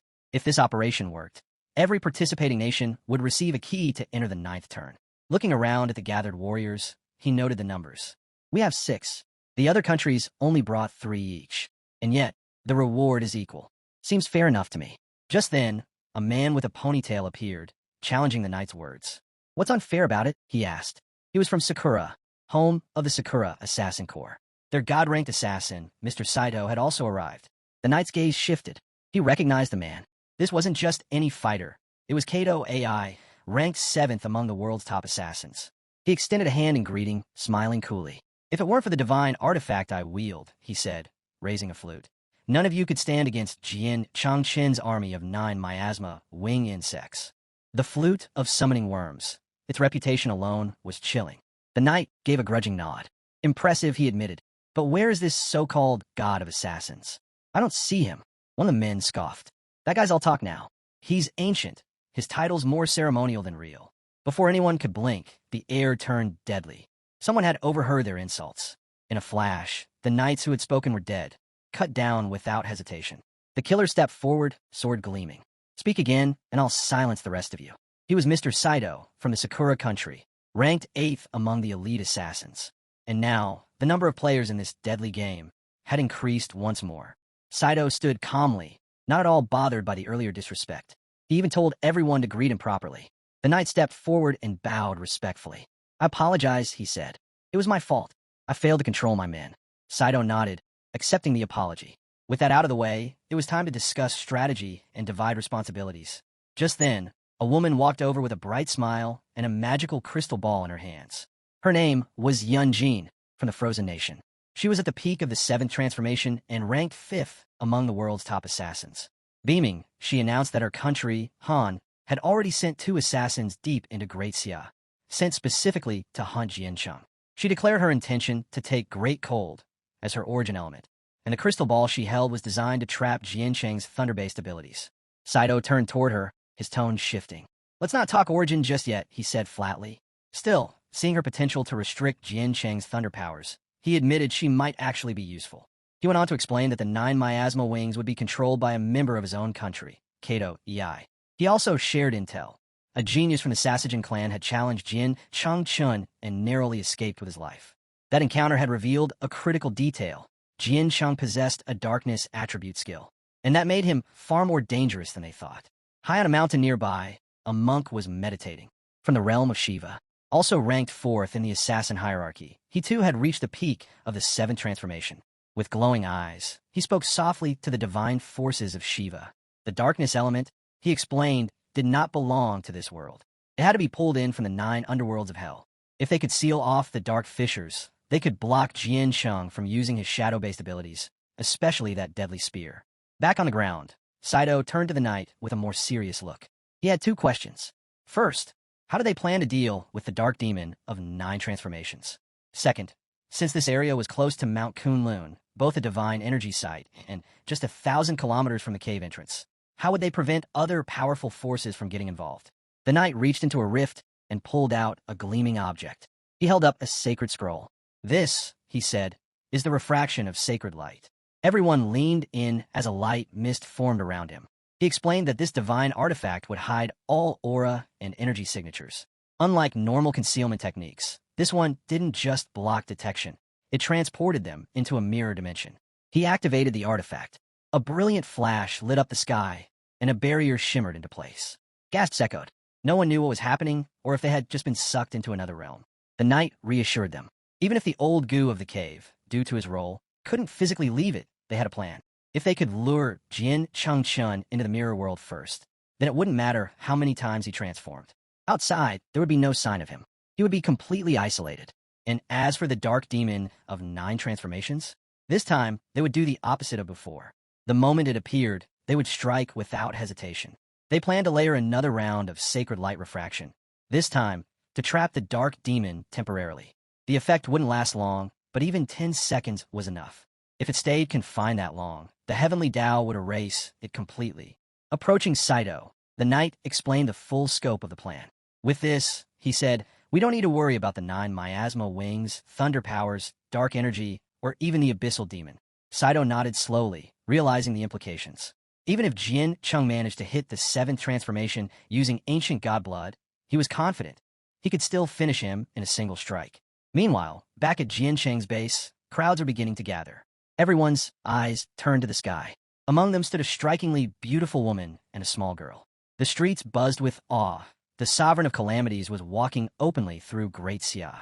Floating above the city, Jian Cheng hovered atop a sea of poisonous mist. His intent was clear. If he wanted to draw the assassins out and crush them, he had to make himself a target. On his shoulder, Little Nine and Xiao Jia appeared. Are we going on a trip? They asked. Jian Cheng gave a sharp nod, eyes focused, mind set. As they soared through the air, Xiao Jia pointed to a group of children walking below. They look like us, she said. Why do they all have backpacks? They're going to school, Jian Cheng replied. Xiao Jia looked up. Can we go too? We'll talk about it later, he said, gliding through the city. Little Nine leaned closer. So what's the plan? Jian Cheng's voice dropped. We're looking for a mom. Just then, his gaze landed on the woman and girl below. They smiled and waved cheerfully at him. The system chimed in. The woman was Jean Meiji, a 6th transformation assassin from the Geld Nation. Beautiful, deadly, obsessed with killing. The little girl beside her was Quan Zixuan, another assassin from the same nation. She was 7th transformation, skilled in disguise, stealth, escape, and silent execution. Jian Cheng didn't linger. He flew off, knowing better than to provoke a fight in the heart of the city. If they wanted him, he'd give them a chance, but not here. Somewhere remote, somewhere empty, where innocent people wouldn't get caught in the crossfire. Jean Meiji's eyes gleamed with malicious delight. His location's no secret, she said. No guards, no escort. He's completely exposed. Her voice sharpened with ambition. Our superiors said we should try to kill him ourselves. If we succeed, the name of our icy nation will soar. But if it's too difficult, she added, we'll fall back on the plan. Lure him to the Gobi desert and ambush him. She glanced at Quan Zixuan. You ready? Quan Zixuan's eyes sparkled with thrill. Already on it. Hours later, Jian Cheng reached a dense forest. He slowed the swarm of insects behind him, just enough to make sure his pursuers wouldn't lose his trail. Down below, Jean Meiji sat on the ground, clutching her leg. A snake bite. Beside her, Quan Zixuan's eyes welled with tears. Please help, she cried to Jian Cheng. She's been bitten. She's dying. Despite how pitiful the scene looked, Jian Cheng descended into the forest clearing, observing the scene with quiet disbelief. These two, their performance was sloppy, clearly amateurs. Still, he approached calmly. Seeing him draw near, Quan Zixuan's eyes sparkled. She looked genuinely relieved. Jian Cheng knelt beside Jean Meiji, offering a warm smile. You're a beautiful girl, he said gently. Don't worry, I'm here to help. Tears welled in her eyes. She looked up at him, joy and hope written all over her face. Jian Cheng met her gaze with quiet intensity. There's something about you, he murmured. The moment I saw you, something moved in my heart. I don't just want to save you. I want to marry you. He sat down in front of her, hand over his heart. Come here, he said with soft sincerity. I'll carry you to the hospital. As she leaned forward, Jean Meiji's hand shifted behind her back. A sudden gleam flashed. The weapon she'd kept hidden was now in her grip. With a deceptively grateful smile, she whispered, Thank you. At the same time, Quan Zixuan launched her strike from behind, her eyes glowing as she moved in for the kill. You really are kind, she said sweetly, just before her blade came down. Jian Cheng simply smiled. In a flash, he shifted, his elbow crashing into Quan Zixuan, followed by a crushing punch that struck Jean Meiji square in the cheek, sending her reeling. Suddenly, clouds of poisonous mist began creeping in around them. Quan Zixuan's face twisted in fear. She'd been tricked. She turned to flee, moving at lightning speed. Don't kill me, she shouted. I'll give you every treasure I've hidden. I swear. But Jian Cheng was already moving. He activated his Thunder class skill, poisonous mist swirling from his body as he surged forward. He watched her vanish through the trees. Even he was caught off guard. Her speed exceeded his lightning flash. That move was ideal for short bursts, but for long-distance pursuit, it required constant repositioning. Slower overall. His eyes lit up, and a sly grin crept across his face. She was leading him into an ambush. Perfect. It meant he wouldn't have to hunt them all down one by one. He'd take them out in one strike. Far to the north, in the depths of Tianyuan Demonic Valley, 70,000 li from Pajun City, chaos had erupted underground. A red-haired man sprinted through the flooded tunnels, laughing wildly. His name was Ding Chuanxiu, a fifth transformation warrior. "Run for your lives," he shouted gleefully. "The Sea of Desires is coming." Behind him, the flood he'd unleashed tore through the caverns. He had diverted a channel of water from the Sea of Desires directly into the valley. The others weren't fast enough. The current caught up quickly. Shouts of rage echoed behind him. "Ding Chuanxiu, you bastard. You deserve to die." But Ding Chuanxiu only laughed harder. "You think 6 transformation elites like you can catch me?" he yelled back. "You can't even outrun a dog." After some time, the soaked, furious warriors emerged from the rushing waters and collapsed in a nearby cave, gasping for breath. They were exhausted and confused. Why had Ding Chuanxiu risked his life pulling a stunt like this? Ding sat down beside a rock, smiling smugly. "Here's the deal," he said.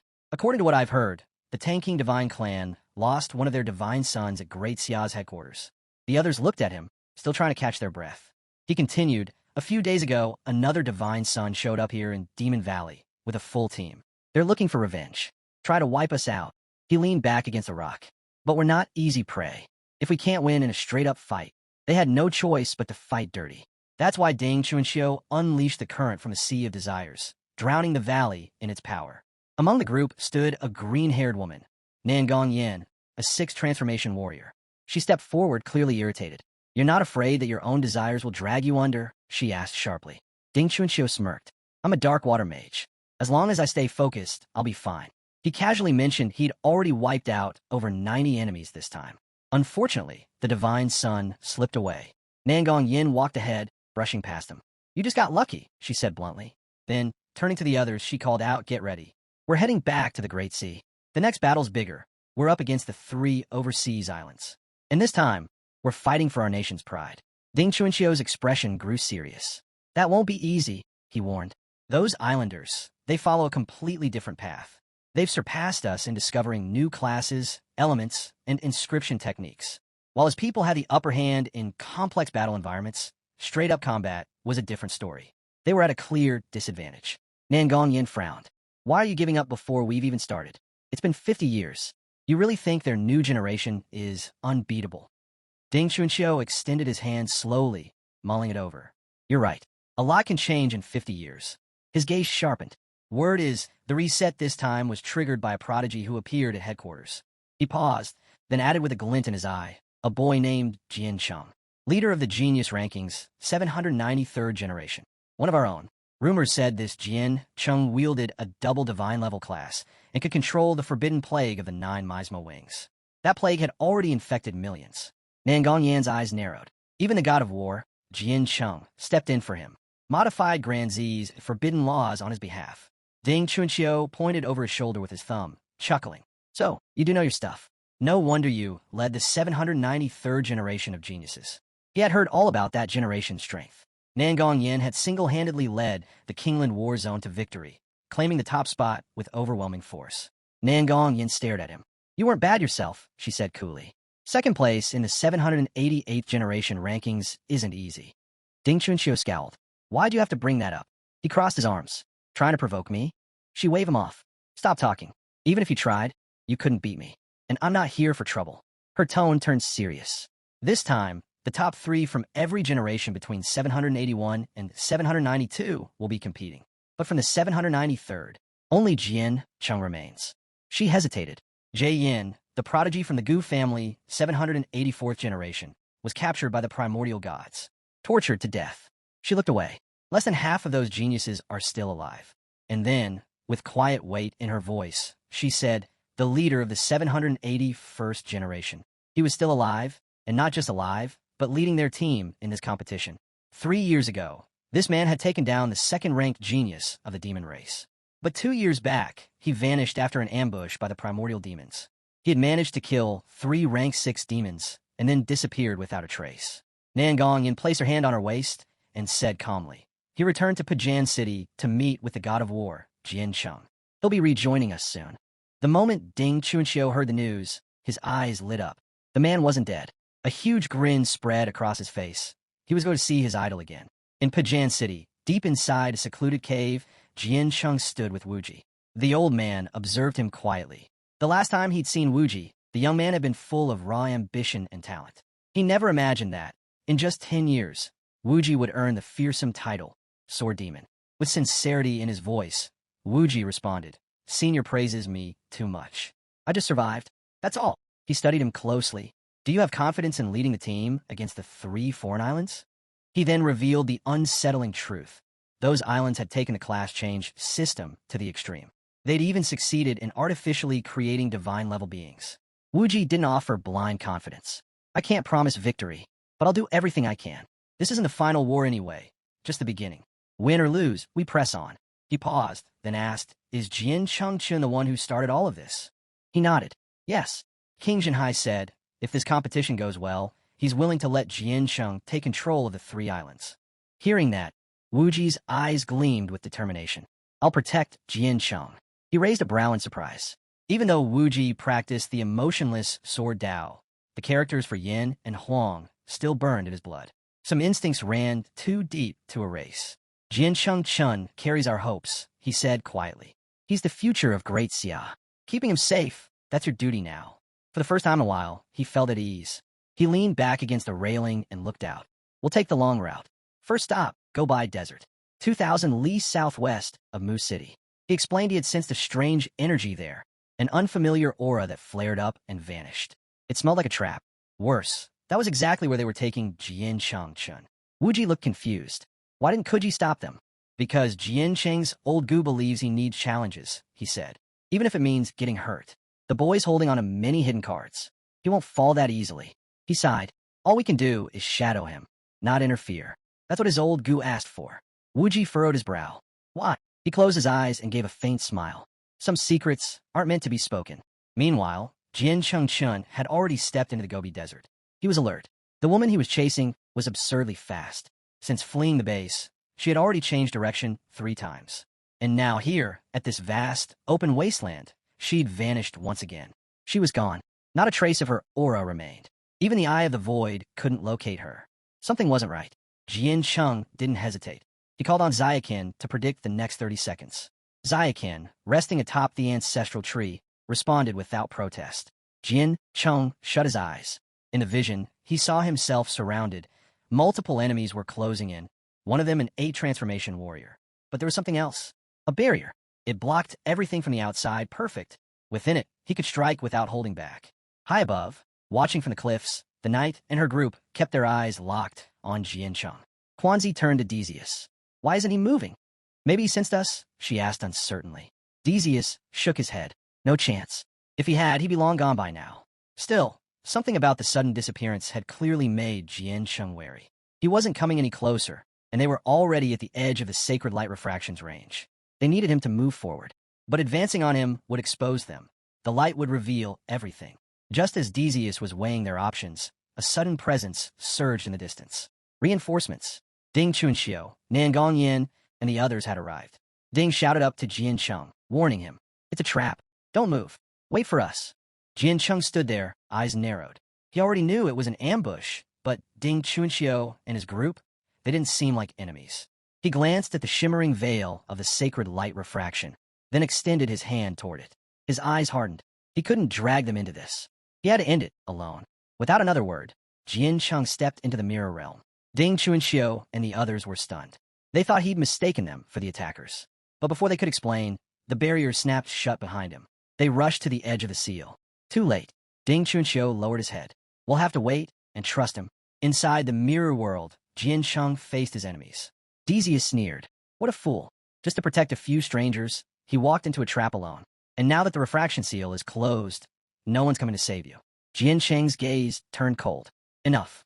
If you're going to fight, show yourselves." But Decius and the others only chuckled. "We're assassins," one said. "Rule number 1, stay hidden. No assassin shows their face."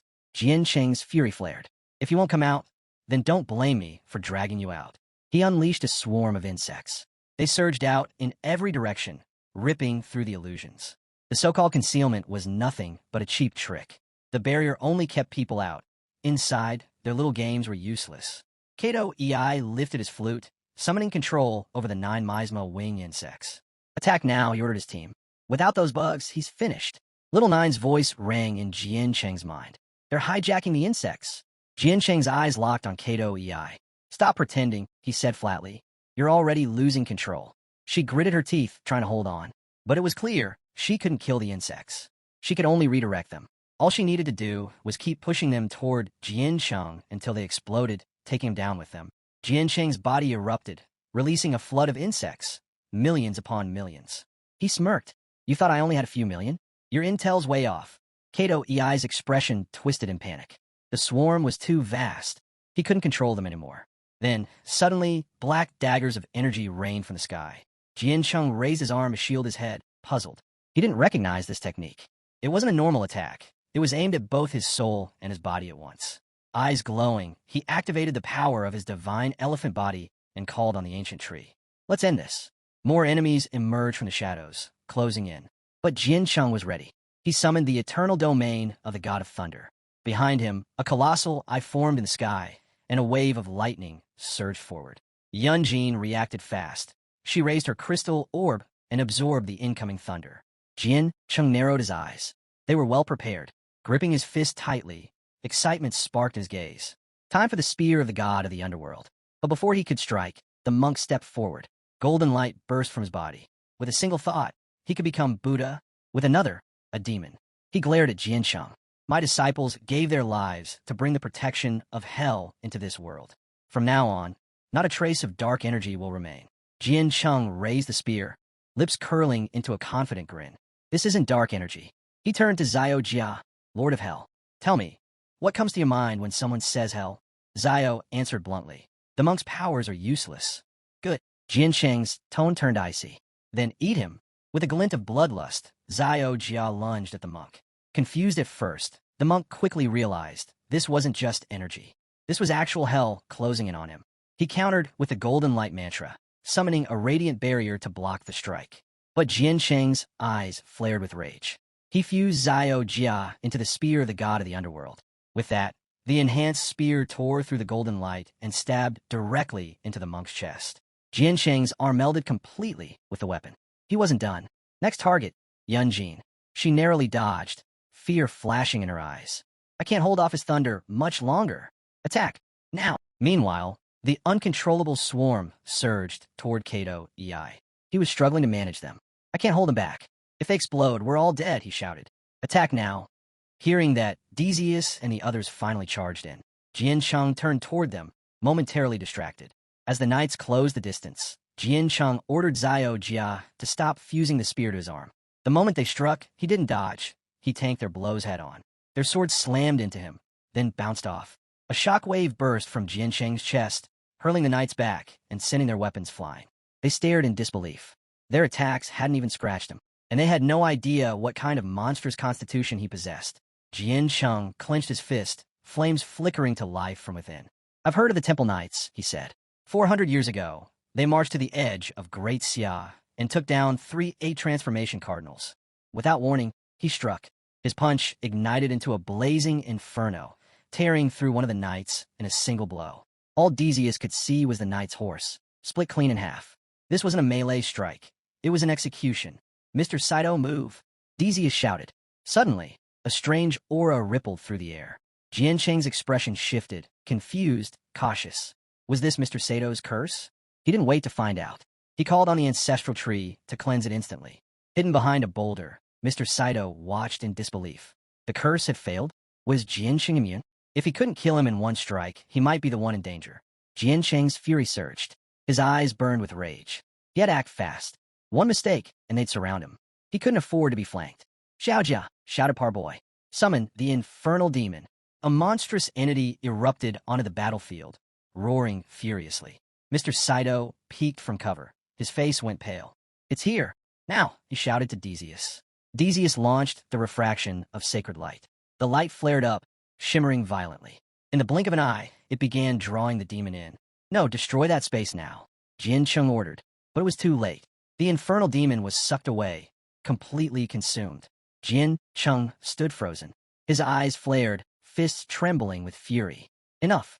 He charged with the fist of the divine elephant, his next target, the knights. Seeing no other choice, Decius hurled the mirror of transmutation into the air. It was a sacred artifact, sacrificed in desperation. Jian Cheng's fist surged toward them, only to collide with the mirror. Boom!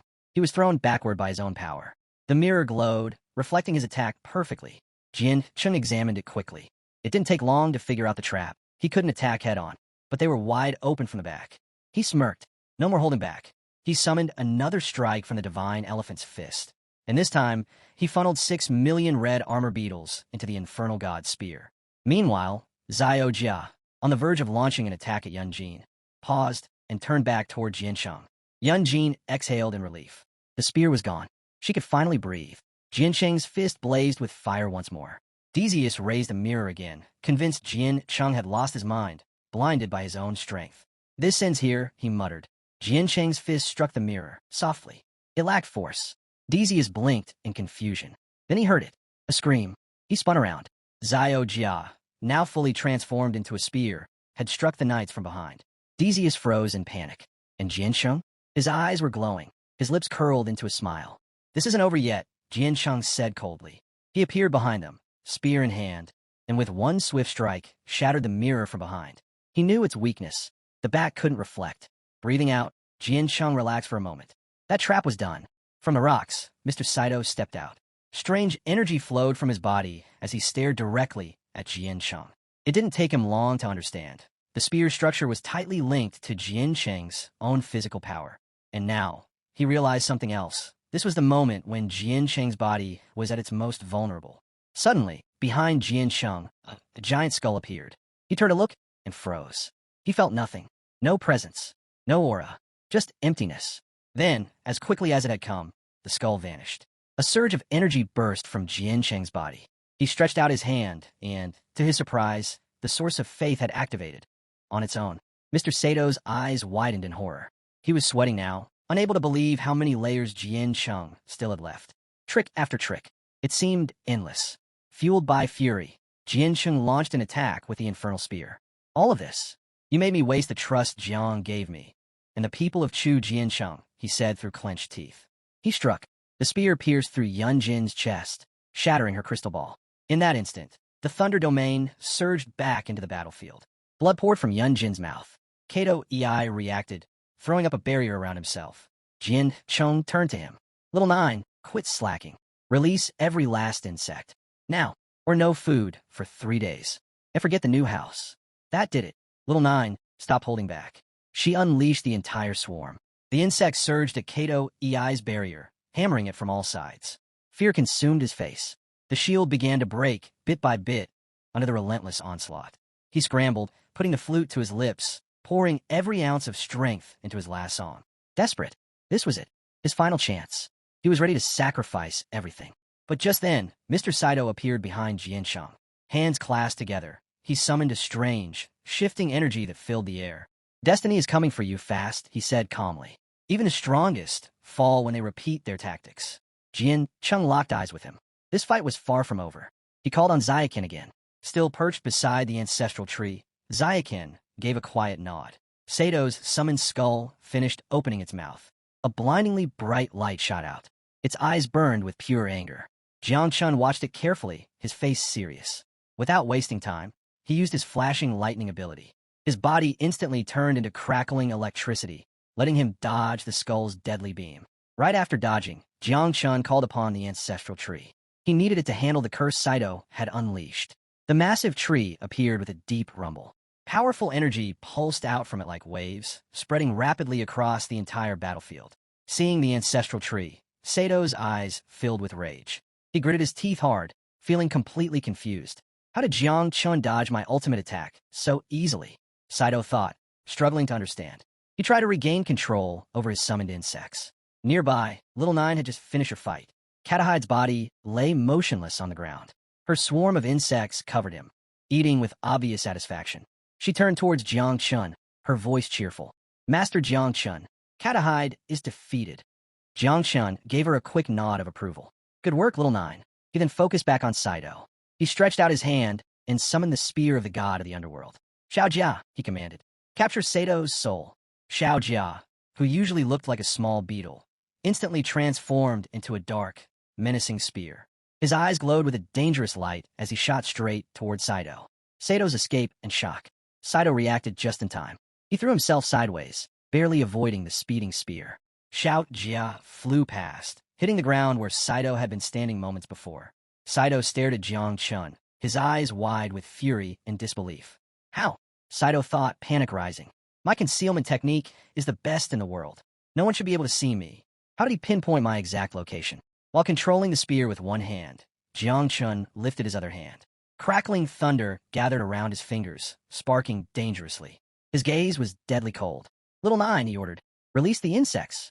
Attack. Little Nine obeyed instantly. Her massive swarm buzzed angrily and surged forward like a dark wave, rushing straight towards the stunned Saito. Meanwhile, outside the glowing barrier trapping Jiang Chun and Saito, a group of powerful warriors arrived. They saw the barrier still standing and Jiang Chun hadn't come out yet. Some of them started talking. He must be dead by now, one warrior said dismissively. He looked foolish, not like the stories say. Another warrior shook his head. Don't be so sure. He has the 9 miasma wings. He might still turn this around. A third warrior chimed in, sounding worried. But the enemy set this ambush. They planned everything carefully. They were ready for him. Feng Yin Wuji, the leader of the group, stared intensely at the shimmering barrier. His expression was grim. Even if all of us went in together, he stated flatly, there's no guarantee we'd win. Jiang Chun stands even less chance. He's only a warrior with 3 transformations. He sounded almost scornful. He might be talented, but he lacks brains. Fighting mindless soldiers in the caverns is one thing. Coming with us to challenge the 3 foreign islands? He'd just be a burden. Feng Yin Wuji turned away, clearly disappointed. It's a shame Xian Nation placed their hopes on someone like him. He gestured for the others to follow. Let's go. This boy isn't worth our time. The other warriors nodded, starting to move away. Only one, Ding Chunxiu, hesitated. He looked sadly back at the barrier. I don't want to leave Jiang Chun alone, he thought, feeling torn. Just as they were about to leave, a tremendous crack echoed through the air. The glowing barrier shattered into thousands of pieces, like broken glass. It dissolved into nothingness. Everyone spun around, eyes wide with shock. A huge cloud of dust and smoke billowed out from where the barrier had been. A figure emerged from the smoke, his eyes glowing with an unsettling, dark light. He stared directly at the group. The warriors immediately sensed the overwhelming power radiating from him. An awakened one, Feng Yin Wuji realized with a jolt. 8 transformations. He drew his sword instantly, his voice sharp with command. Prepare for battle. Now, Ding Chunxiu also drew his sword. On the other side, Nan Gong Yin, her face furious, gathered swirling energy in her hands, ready to strike. As the smoke began to clear, the scene became visible. Kaido was kneeling on the ground, his head bowed. Standing calmly in front of him was Jiang Chun. Behind Jiang Chun stood Xiao Jia, back in his beetle form. Ding Chunxiu stared at Jiang Chun, his mouth dropping open in disbelief. He defeated them all? By himself? He was stunned. Nan Gongyan's eyes were equally wide with surprise and confusion. What just happened? A minute ago, he was trapped, rewinding just a minute inside the crumbling barrier. Jiang Chen's crackling thunder and Little Nine's swarming insects were closing in on Kaido. Overwhelmed by terror, Saito dropped to his knees. He threw his hands up in surrender. Wait, he yelled desperately. Stop. I surrender. I'm sorry. Please, spare me. Jiang Chan walked slowly towards him, a slight smile on his face. That's a classic trick, he said coolly. Trying to buy time? Play dirty? Do that and you die right now. His gaze hardened. If you truly want to save yourself, just saying sorry isn't enough. Saito looked up, utterly confused. Then, what do I have to do? Jiang Chen's eyes gleamed. He pulled out an ancient-looking scroll from his robes. This, he announced confidently, is the soul contract scroll. You sign this. You become my servant. That's how you live. Saito hesitated, his pride warring with his fear. A warrior can be killed, he protested weakly, but not humiliated like this. Mist began to swirl around Jiang Chen's body. His smile remained. Become my servant, he offered, and I'll help you break your limits. I'll help you ascend to the 9 transformations. Sato's eyes widened. 9 transformations? That was the dream of every powerful warrior. But could Jiang Chen really do that? He was deeply confused. Is this a trick? To prove his point, Jiang Chun stretched out his hand. Power gathered, and he summoned the Void Stone. Its dark surface shimmered. Saito stared at it, recognition dawning. That's the key. The key the great Xia awakened need to advance. Suddenly, a magnificent golden door materialized right in front of Saito. Brilliant light poured from it. Saito instinctively reached out towards the door, his heart pounding. Is this the door to the 9 transformations realm? Jiang Chun stepped close. He placed a firm hand on Sato's shoulder. The golden door instantly slammed shut and vanished. Sato's eyes filled with utter despair. His chance was gone. Jiang Chun watched him closely. He's desperate for power, Jiang Chun realized. Do you want the 9 transformations? Jiang Chun asked directly. Do you want to become strong? Without a moment's hesitation, Saito slammed his forehead onto the ground. I swear, he declared, his voice trembling with conviction. Saito, swear to become the loyal subject of Jiang Chun. Jiang Chun summoned the soul contract scroll again. He unrolled it, revealing strange, glowing symbols. Sign it with your finger, he instructed Saito. Saito pressed his finger against the parchment. Energy flowed from him, writing his name in shimmering light. As he signed, he understood the terms. If he ever broke this contract, the cosmic laws themselves, the heavenly Tao, would reject him. Worse, Jiang Chun could end his life instantly with just a single thought. Once Sato's signature was complete, the scroll rolled itself up tightly and vanished into light. Jiang Chun's eyes shone with excitement. Perfect. No matter where he is, if he betrays me, he's dead. Follow the rules exactly, Jiang Chun warned Saito, his voice serious. Saito clenched his fist, determination hardening his features. Master Jiang Chun, he asked urgently, are you planning to conquer Sakura? If you are, I will serve you like a dog or a horse. I will risk my life without hesitation, even if it means fighting against my former allies. Jiang Chun blinked, momentarily taken aback. Whoa, that's enthusiastic. He coughed lightly to hide his surprise. Deep down, his plan was much simpler. He just wanted Saito to be a spy inside Sakura. But hey, he thought, remembering Sakura's culture, they do admire strength above all else. This might work even better than I hoped. As Saito pledged his loyalty, the last remnants of the magical barrier created by the Sakura Knights shattered completely. It dissolved in a sparkling dust and disappeared. Jiang Chun looked around curiously. I wonder if the underworld demon summoning was destroyed by the cosmic laws? Xiao Jia, perched nearby, chirped in.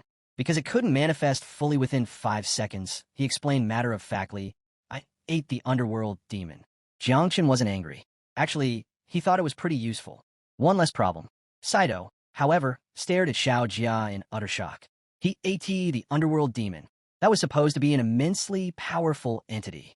Jiang Chun saw Sato's stunned expression and coughed again. Don't ask questions, he said simply. The barrier was almost gone. Saito nodded numbly. Now that the artifact powering it is destroyed, he explained, the barrier collapses by itself. Return to Sakura, Jiang Chun ordered Saito. Organize things. Plan carefully. In the future, Jiang Chun added, I will grant you the title of Great General. Saito bowed deeply. Yes, Master Jiang Chun. As the smoke finally cleared completely, Fengyan Wuji stood facing Jiang Chun, his sword drawn, his eyes deadly serious. This outcome was completely unexpected for him. Behind Jiang Chun, Saito knelt respectfully. Fengyan Wuji's gaze locked onto Saito. That's Saito, he exclaimed, recognizing the infamous assassin, first on the wanted list. He was utterly confused to see Saito kneeling before Jiang Chun. Is this a trick? Fengyan Wuji demanded, pointing his sword at Saito. Are you planning a surprise attack? Jiang Chun stepped forward calmly. Saito is my subordinate now. Fengyan Wuji lowered his sword slightly, still wary. Who are you? He asked Jiang Chun directly. Jiang Chun met his gaze. Who are you? Fengyan Wuji crossed his arms. I am Fengyan Wuji, he announced formally. Leader of Grand Xia's Genius List, 781st edition. He gestured to the powerful warriors behind him. These others? They were all top 3 in past editions. You, Jiang Chun, are coming with us. You will represent Grand Xia in a competition against the 3 overseas islands. Nangong Yin nudged Ding Chunxiu, looking annoyed. Is this how weirdos talk? She whispered loudly. Ding Chunxiu was still staring at Jiang Chun, amazed he was alive and seemingly unharmed. He was also baffled that Fengyan Wuji seemed to believe Jiang Chun so readily. Master Fengyan Wuji, Ding Chunxiu said, stepping forward. Asking questions is just a way to observe the situation. Nangong Yin rolled her eyes. It's a miracle you survived so many years in the caves, she retorted sharply. Ding Chunxiu, flushed with anger. Why does she always pick on me? He wondered, frustrated. Jiang Chun and Fengyan Wuji ignored the others. They stared intently at each other. An intense, invisible energy began to build between them, making the air feel heavy. The other warriors shifted uncomfortably. Should we step in? They wondered. Nan Gongyin sighed, understanding what was happening. They're just silently sizing each other up, she explained to Ding Chunxiu, silently admiring each other's strength. Ding Chunxiu looked impressed. The 9 miasmal wings, they're even more formidable than I imagined. Jiang Chun finally broke the silence. He nodded towards Fengyan Wuji. You're strong, he acknowledged. Your sword, it makes a good impression. Fengyan Wuji's expression remained serious. I am a warrior of 6 transformations, he stated. You only have 3. Yet, I'm not certain I could defeat you in a fight. He paused, a new respect in his eyes. No wonder God Jiang Chun Wu is training you as a successor. His voice turned cautionary. But know this, in the competition against the 3 islands, you might not be able to use your 9 miasmal wings. Be careful. Fengyan Wuji struck his fist firmly against his chest. Determination shone in his eyes. When the time comes, I will protect you with everything I have. That is the promise I made to God Jiang Wu. Ding Chunxiu stepped closer, looking at the darkening sky. Nightfall is coming, he reported. We should return to the city's main base. We can talk more there and plan properly. Jiang Chun turned to Saito. Go back to Sakura, he instructed, his voice calm but firm. Follow the plan we discussed. Saito placed his hand over his heart and bowed deeply. As you command, Master Jiang Chun. He rose and quickly disappeared into the gathering shadows. Jiang Chun, Fengyan Wuji, Ding Chunxiu, Nin Gongyin, and the other warriors turned and began walking away from the battlefield. Behind them, Saito paused and let out a long, shaky sigh of relief. Fengyan Wuji is a fool, Saito thought, a smirk touching his lips. He thinks Jiang Chun is only strong because of those wings. He has no idea of the real power Jiang Chun commands. As Jiang Chun walked beside Fengyan Wuji, he thought carefully. Fengyan Wuji was 29 years old and at the absolute peak of the 6 transformations level. Could I have beaten him today, Jiang Chun wondered, without the insect system? Without Little Nine and Xiao Jia? He wasn't sure. And if the Great Xia tournament has rules limiting extreme powers like the insects, if I have to rely only on my own strength, what chance will I have? He felt a flicker of doubt. He had just over 2 months left. He needed to level up his core skills, from level 1 to level 3. His thoughts shifted. He appeared within his own mind, in his sea of consciousness. Before him stood the immense ancestral tree. He looked at it carefully. I remember, he thought the ancestral tree gave another fruit recently. Last time, eating that fruit had granted him a spark of divinity and activated a major skill, setting him on the path towards the legendary 10 transformations. Xiao Chan, who could transform into a human, floated down from the tree branches towards Jiang Chun. Jiang Chun looked at her curiously. What power will this new fruit give me? He reached up and carefully picked the glowing fruit. He held it, examining it closely. Last time, he recalled, it ripened because of the scattered souls Xiao Jia collected on the battlefield of Chuzhong. He frowned, but this time, it ripened all by itself. Why? Xiao Chan's eyes widened in surprise. When you made Saito your subject, she explained, the ancestral tree absorbed all the leftover soul energy on the battlefield. That's what made the fruit ripen so fast. Jiang Chun was stunned. The tree can collect souls by itself? That was a powerful and unexpected ability. Xiao Chan smiled and gently hugged Jiang Chun from behind. Jiang Chun closed his eyes, focusing his energy into the fruit. It began to pulse with a brilliant, warm light. A clear, mechanical voice, his system, spoke in his mind. Functional fruit unlocked. Special item obtained. Steel Faith Seal. Information flooded Jiang Chun's thoughts. Activation requirement. Destroy its deity. Break its spine. Ruin its civilization. Effect. This seal can be used on an entire race or a specific group of living beings. Jiang Chun stared at the system window, stunned. He now had the ability to control an entire species or a force, binding them at the soul level, no matter how powerful they became. Even across time itself, once marked by the Steel Faith Seal, their loyalty would be eternal. Not even reincarnation could undo it. Rebirth, bloodlines, descendants. None of them could escape the effect of the Steel Faith Seal. Its power was absolute. Another system window popped up, outlining the activation condition. Destroy their gods, crush their backbone, and dismantle their civilization. Jiang Chun stroked his chin thoughtfully. The conditions were tough, but for a skill of this magnitude, something beyond human, they made sense. He reflected further. Destroying their gods.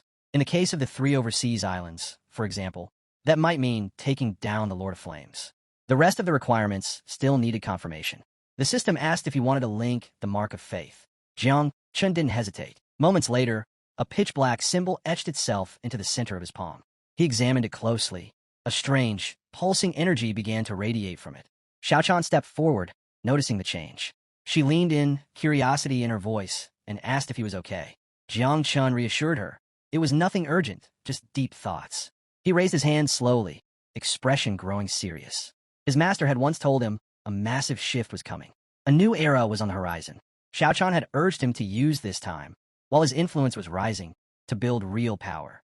But Jiang Chun understood the danger of trust.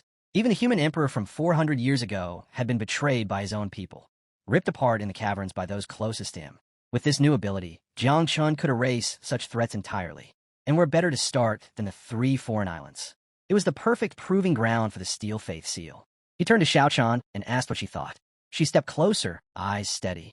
"You're right," she said, "and I'll stand by you always." Suddenly, Jiang Chen's status window materialized. Third transformation, level 69. Multiple professions. 3 mother insects. Little N, level 69, progeny, 800 million. Xiao Jiao, level 43, progeny, 6 million. Xiaochan, level 2, progeny, 168. A few hours passed. Jiang Chun returned to his apartment and sank into his sofa. But peace didn't last long. Xiaochan stormed in, his face flushed with anger. He marched straight toward Jiang Chun. The Heavenly Punishment Squad was in disarray. He said, "Because of you." After all their careful planning, strategic tracking, and covert operations, Jiang Chun had walked directly into the enemy's ambush and taken out every single assassin by himself. Worse, he had subdued an 8th transformation assassin. Jiang Chun blinked, caught off guard. Xiaochan's furious gaze locked onto him. "How'd you do it?" he demanded. "Was it the 9 miasma wings?" Jiang Chun froze, mind racing. He panicked. Then slowly he nodded. Xiaochan's scowl deepened. "How many insects do you have?" he growled. Jiang Chun stayed silent. Xiaochan leaned in closer, eyes narrowing. "More than 10 million? Still, Jiang Chun said nothing. Sweat formed on his brow as Xiaochan leaned even closer. "More than 12 million? Jiang Chen's heart pounded. He couldn't answer. With intense suspicion, Xiaochan climbed onto the sofa, placed both hands firmly on Jiang Chen's shoulders, and asked, "Is it more than 20 million? Jiang Chen didn't say a word. He lowered his hand under. Jiang Chun looked away, hand under his chin, trying to dodge the question. His silence only made Xiaochan more suspicious. With a twitch in his eye, Xiaochan finally snapped, blurting out one last guess. "Do you have more than 80 million insects?" Just as Jiang Chun opened his mouth, Xiaochan clenched his fists and stared at the floor, overwhelmed. His mind raced, trying to piece everything together. Jiang Chun stayed quiet behind him. He figured, telling the truth right now might actually give the old man a heart attack. At that moment, Du Chantian walked in and took a seat beside Jiang Chun. Calm and composed, he explained that while the Great Dreamer had blocked all external transmissions from Great Xia, the outside world would still assume Jiang Chen's insect count was under 10 million. He advised Jiang Chun to keep it that way. Only by hiding this trump card could he use it to full advantage later on. Jiang Chun turned toward him, clenched his fist, and gave his word. He wouldn't breathe a word to anyone.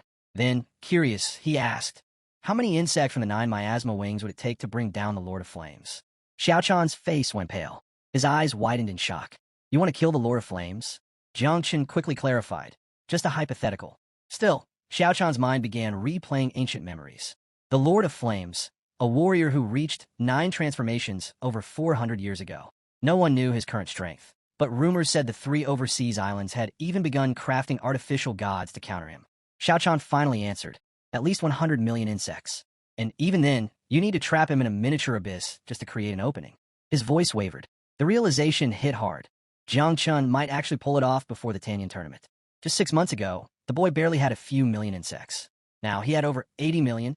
Still stunned, Xiaochan turned to him. "How did you multiply your swarm tenfold? It can't be that simple to raise them, right?" Jiang Chun rubbed his head, visibly nervous. He admitted he'd used the battlefield to feed them enormous amounts of wild beast meat. Xiaochan stared. "Just meat? That didn't sound difficult at all." But Jiang Chun lifted his hand and shook his head. The problem was quantity. Even the Bloody Dragon King, a gift from the God of Sword, hadn't been enough to give each insect a single bite. Xiaochan stood, suddenly inspired. Use the supreme martial decree. Mobilize the nation to hunt beasts. Jiang Chen's eyes lit up. "Can I really do that?" Xiaochan nodded. "I'll authorize it myself." He knew Jiang Chun couldn't rely on the 9 miasma wings alone. Not in this competition. Every match had 2 rounds. Each side picked one mode. And for the first elimination round, the rules were always chosen by the opponent. No doubt, they banned any kind of external aid. Jiang Chun stood, clenching his fist. Quietly, he stepped forward, placed a hand on Xiao Chan's shoulder, and locked eyes with him. His gaze was unshaken. He was ready. With a confident smile, Jiang Chun told Xiao Chan not to worry. He still had over 2 months left. Alongside raising his insect army, he planned to focus on training his own body. Xiao Chan couldn't help but feel proud. His disciple never failed to exceed expectations. It was already late, so Xiao Chan took his leave. Jiang Chun remained on the sofa, hand resting under his chin, casually scrolling through the system window. His focus shifted to the Supreme Warlord class. It was still only in its first transformation. To keep up in the coming tournament, he had to push it to 3rd transformation, and from there, aim for the 4th. Now that he had activated 3 divine rank classes, things would move slower. The fruit enhancements would take longer to absorb, since the experience was divided across all 3. Still, the condition for leveling up Supreme Warlord to the 2nd transformation was straightforward. He had to use class-related skills to hunt 10,000 wild beasts. Jiang Chen's gaze turned sharp. If he truly wanted to reach his peak, he needed to make things harder on himself. After all, high risk meant high return. Once the Supreme Martial Decree was issued, the 9 miasma wings could likely reproduce again, maybe even reaching 80 billion. But he also knew he couldn't keep relying on the ancestral tree to generate new insect nests. Instead, he thought of a new base, the abyss where the 8th transformation Spider Queen had once ruled. That would make the perfect stronghold for raising insects and grinding through his mission. He set his mind to it. He'd complete the hunting quest right there. Meanwhile, in Demon City, beneath a blooming peach tree, 3 figures gathered in the Jai family courtyard. Jiang Wuxian, the great dreamer, Ji Lingku, and Ji Xuanyue's father, who was pouring tea. As the petals drifted down around them, Jiang Wuxian commented that the Jai family really didn't know how to enjoy beauty. She gestured toward the tree, its blossoms vibrant and rare. Ji Xuanyue's father explained with pride. This peach tree had been transplanted from the tree spirit tribe deep in the caverns. By some miracle, it survived. Keeping it alive had been no easy task. With a serious tone, Ji Lingku turned to Hong Yan and asked him to leave. They couldn't afford to let anyone near this place and risk someone stealing the tree. Hong Yan bowed respectfully and quietly stepped away. Ji Lingku wasted no time. A new era is coming, he said, and war is building in the caverns. The great dreamer lifted her hand, expression calm. She said that Great Sea's main headquarters had to be secured first, and to do that, they had to retake the 3 overseas islands before war erupted. Now was the time to plan how to do it. Ji Lingku sipped his tea, his eyes serious.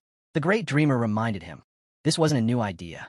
She had proposed reclaiming the islands 200 years ago and had drafted dozens of plans since. But Ji Lingku remained skeptical. None of the plans ever seemed solid. One obstacle always remained, the Lord of Flames. He admitted, point blank, that the Lord of Flames was stronger than he was. If they didn't take him out first, they'd never reclaim the islands. Jiang Wuxian added that her true body had to remain in the caverns.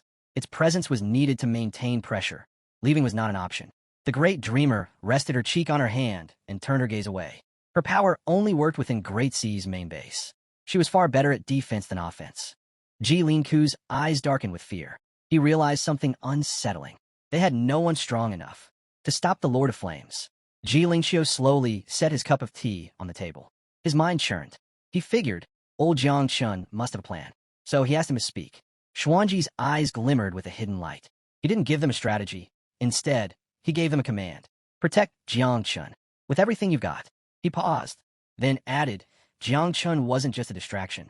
He looked both of them in the eye and asked, aren't you curious why I went out of my way to save Jiang Chun when he was marked by the Forbidden? Ji Lingku lowered his gaze, thoughtful. The great dreamer leaned forward, finally asking the question aloud. Ji Lingku answered first. Even though things appeared stable on the surface, he knew better. Danger ran deep. Deception, unrest, secret forces, all of it quietly brewing. The spread of insects through the caverns? That was a powder keg waiting to blow. He warned that such an event could undo a century of war victories. Insects had long been seen as an ancient curse. Letting them run wild was too dangerous. Ji Lingku urged Xuanji to order their immediate extermination. He couldn't understand what would make someone like Xuanji risk everything and endure such pressure just to protect Jiang Chun. With glowing eyes, Xuanji admitted they were right, but he couldn't explain why. If he told them, they might not survive the consequences. Both of them fell silent, eyes locked on him. Xuanji stared into the distance, remembering. He described a moment, 10 years in the future. A stranger had come to see him. On their shoulder rested a cicada. The great dreamer slammed her hands on the table, realization hitting her hard. A warrior from the future, at least a 10 transformation level. But Xuanji raised his hand to silence her. No more questions. If I keep talking, karma will kill all three of us. The room stilled. The great dreamer slowly sat back down, her voice soft. So, the only mission is to protect Jiang Chun? Xuanji nodded. Protect him, with the full strength of the nation. Ji Lingku, still confused, questioned the logic. If Jiang Chun was that important, wouldn't it be better to keep him out of the Great Tanyan competition? But the great dreamer, her face full of dread, explained. The three overseas islands could create beings on divine levels. Even with Fengyan Wuji by his side, she feared Jiang Chun wouldn't survive the first round. Xuanji made one thing clear. They were to protect him, but not interfere. Intervening would cause karmic backlash for Jiang Chun himself. In short, support him, protect him, don't control him. With that, Xuanji stood, ready to return to the caverns. As he walked away, his eyes shimmered, not with fear, but with something darker. Amusement, maybe even malice. The great dreamer rose, saying nothing. Behind her, Ji Lingku called out. Is the future of Great Xia promising? Xuanji didn't answer right away. Instead, a vision filled his mind, a battlefield strewn with corpses. His own head, impaled on a sword. Ji Lingku's body, pierced by countless blades. The great dreamer, turned completely to stone. And yet, with a calm smile, Xuanji turned back and said, the future of Great Xia is always promising. In the ceremonial temple of the sanctuary on Pinglai Island, one of the 3 sacred islands abroad, an assembly of powerful figures stood gathered. At the front, a man with a long ponytail took his place behind the podium. Seated before him were several high-ranking figures. In the name of Sovereign Yan, the man at the podium had summoned the high commands of the 7 armies and the 12 great families. His name was Yang Ming, the bloody Azura, and the first great disciple of Sovereign Yan. He stood calmly, eyes closed, smile faint, and wasted no time getting to the point. We're not just entering the Great Tanyan tournament to win, he said. We're going to crush them. He glanced toward old Jiang and added with a smirk. Word was, despite being Sovereign Yan's first disciple, Yang Ming was supposedly the least talented of them all. Old Jiang turned to his companion, confused. Yang Ming didn't even seem to have surpassed the 7th transformation. How could someone like that represent Sovereign Yan at a meeting of this scale? The bearded man beside him looked uneasy. Be quiet, he whispered sharply. Yang Ming rarely showed up in public. The Mo family, tucked away in some far-flung region, likely didn't know the full story. He pictured it clearly. Yang Ming, standing over a corpse, sword in hand, body radiating overwhelming energy. Talent aside, Yang Ming was the most terrifying of Sovereign Yan's disciples. 400 years ago, he had served as the personal guard to the human emperor of Great Sea, and he betrayed him.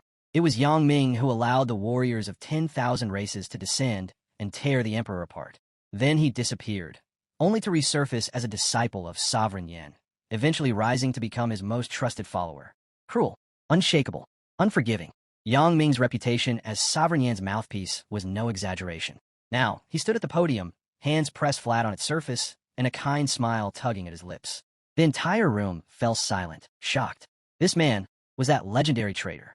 Suddenly, a wave of suffocating energy pulsed from his body. He opened his eyes, dead serious. Any elder here disagree with me taking the floor? Not a single one dared respond. In fact, they quickly insisted, of course not. They wouldn't dare. Yang Ming relaxed, scanning the hall. Then, he gave his real orders. Before the Great Tanyan tournament, all undercover agents within Great Xia were to be activated. At the same time, they would spread chaos, twist the image of the human emperor, portray him as weak, corrupted, a puppet of the past. According to Yang Ming, the 3 overseas islands were the true heirs of Great Sea's legacy. And during the tournament, Fengyan Wuji, the sword demon, must die. So must King Zhenhai and Jiangchun. That, he said, was the will of Sovereign Yan. He then asked plainly, is that clear? A roar of voices responded. Some shouted in confusion, some in acceptance. Many didn't know if this tournament was just a prelude to something bigger.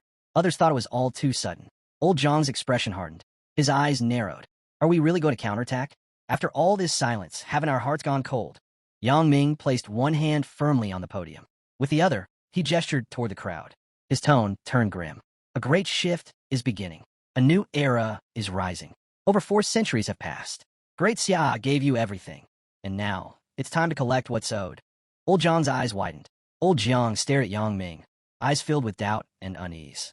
His voice was low but firm. Even if our top-tier power outclasses the enemy, what about the mid and low-level ranks? If a full-scale war breaks out, I'm not sure we can hold the line. And then he added, don't forget, Great Xia still has the Great Dreamer. Yang Ming's response came with a confident grin. They really thought they were alone?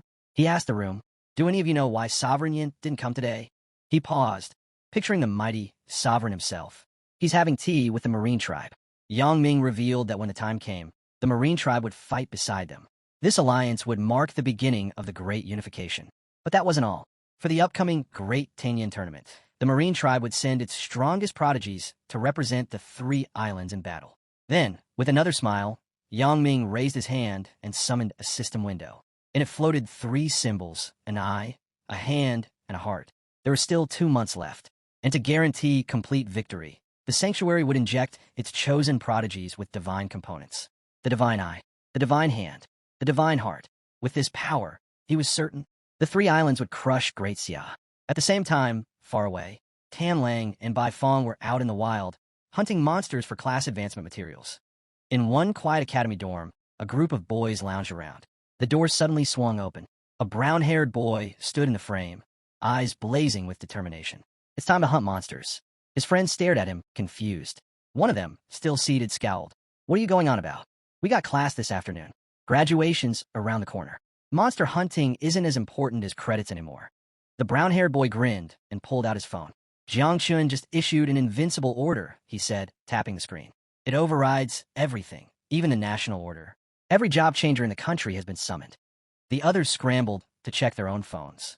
As the notifications rolled in, their eyes widened. Even a martial academy had gone into full mobilization. They exchanged glances. Academic credits? Suddenly meaningless. With fresh resolve, they all grabbed their gear and bolted out of the room, racing through the streets. Their only goal? Answer the call. Outside the city, the monster hunt had already begun. Killing a level 3 fierce beast earned 1 merit point, double the value of normal battlefield kills. The Martial Academy sent out another update. The more monsters they brought down, the more extra academic credits they'd receive. On the outskirts, warriors dragged back beast corpses. But they quickly noticed something strange. There were more job changers than monsters. Without wasting a second, they changed direction, heading toward the Howling Cemetery, a place teeming with beasts. This time they were going all in. Full credits. Maximum merits. A bald man watched them move, stunned by the momentum. Meanwhile, back at the main base of the Jiangchen battlefield, a number of high-ranking officials were assembling. A mustached man stood at the edge of the gathering, face lighting up with joy. Zhao Zainu's father. Grinning, he declared, the invincible order, only issued once in a century, has been activated. I'll be backing my son-in-law to the fullest. Beside him, a man with a long ponytail nodded seriously. I've got reserves. I'll send everything I have to support Jiangchun. A purple-haired man nearby caught their words. His expression shifted, determined and resolute. He, too, was ready to put everything on the line for Jiangchun. Deep beneath the Jiangnin war zone, in a massive underground warehouse, Jiangchun stood with Xiaochan, who held a long list in hand. Xiaochan explained, the invincible order went out half a day ago, and already every last bit of Great Xia's inventory has been delivered. Jiangchun stared, stunned by the speed of their response. Without wasting time, Xiaochan led him into the storage vaults. Mountains of fierce beast corpses lined the warehouse. These were the fruits of the nationwide hunt, and the system window lit up to display the totals. 26 level 8 beast corpses, 1,904 level 7 corpses, 376,000 level 6, 7 million level 5, and over 53 million level 4 corpses. Xiaochan's eyes gleamed in disbelief. Even the Chamber of Commerce had pitched in, donating nearly 1/10 of the haul. Jiang Chen's heart swelled with gratitude. The Mu and Tang families had gone all in, practically emptying their entire stockpiles just for him.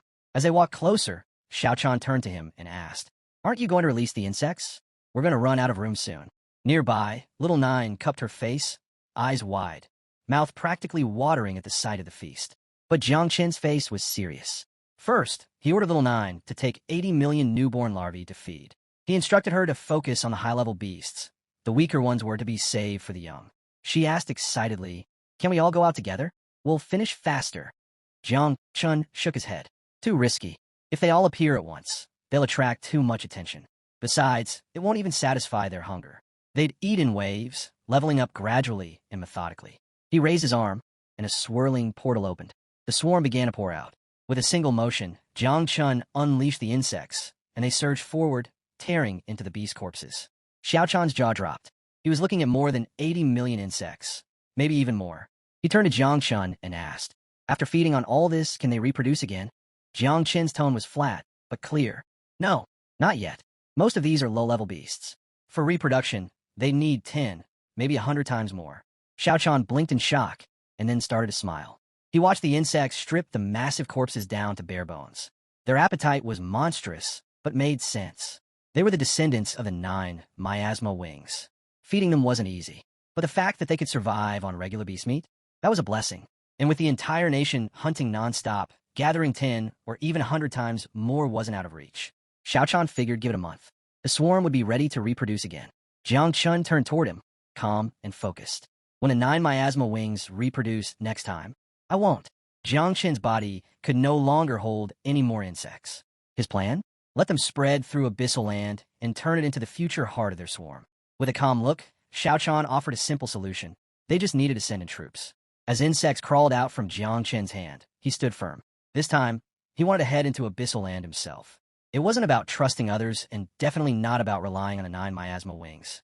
He wanted to grow stronger on his own terms. Xiao Chan's face tightened with worry. It was far too dangerous. But Jiang Chun didn't back down. He reminded Xiao Chan of the first-round rules of the tournament. Putting an arm around Jiang Chun's shoulder, Xiao Chan sighed and told him to be careful. Jiang Chun just smiled. He had plenty of hidden cards to play. Whether he used them or not was a choice, but he wasn't walking into danger unprepared. He turned to leave, deciding to let the insects remain and continue feeding. By the time he returned, they'd be done. Just then, little Nine landed on his shoulder. "Why didn't you go out to eat?" Jiang Chun asked. Her gaze was low. "I didn't want to stay here by myself. I want to go with you.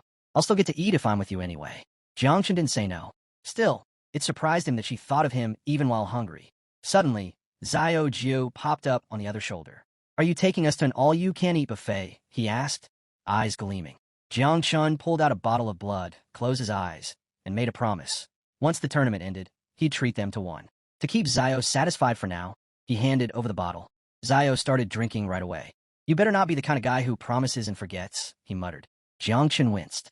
Fooling Xiao was getting tougher by the day, but he did plan to bring Xiao Jiu along, to explore the hidden treasure of Emperor Gili.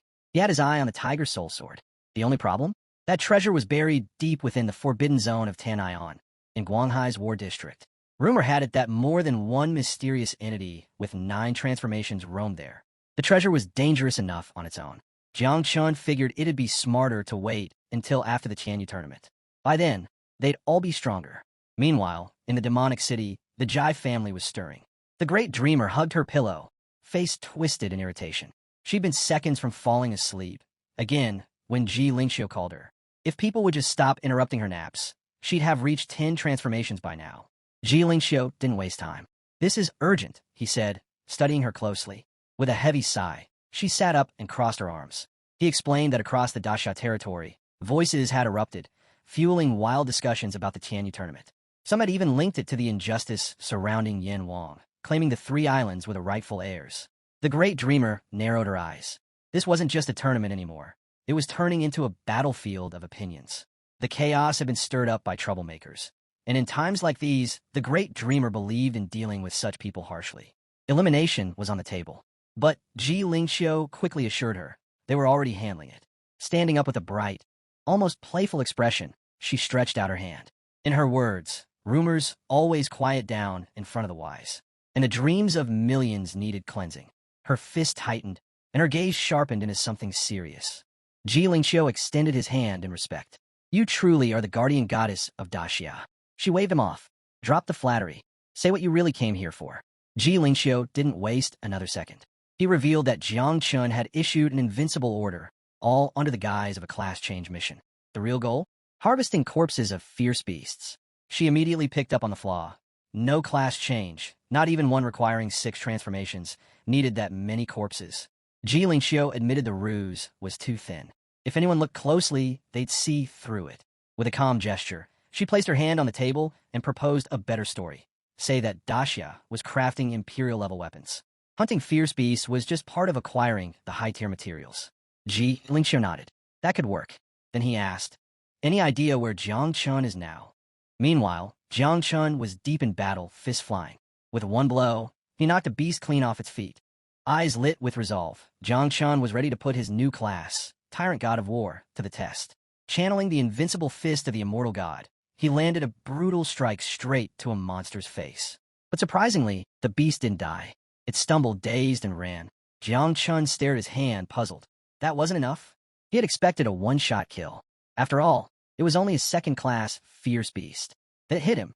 His class might be divine, but without sharpening his skills, he couldn't bring out its true strength.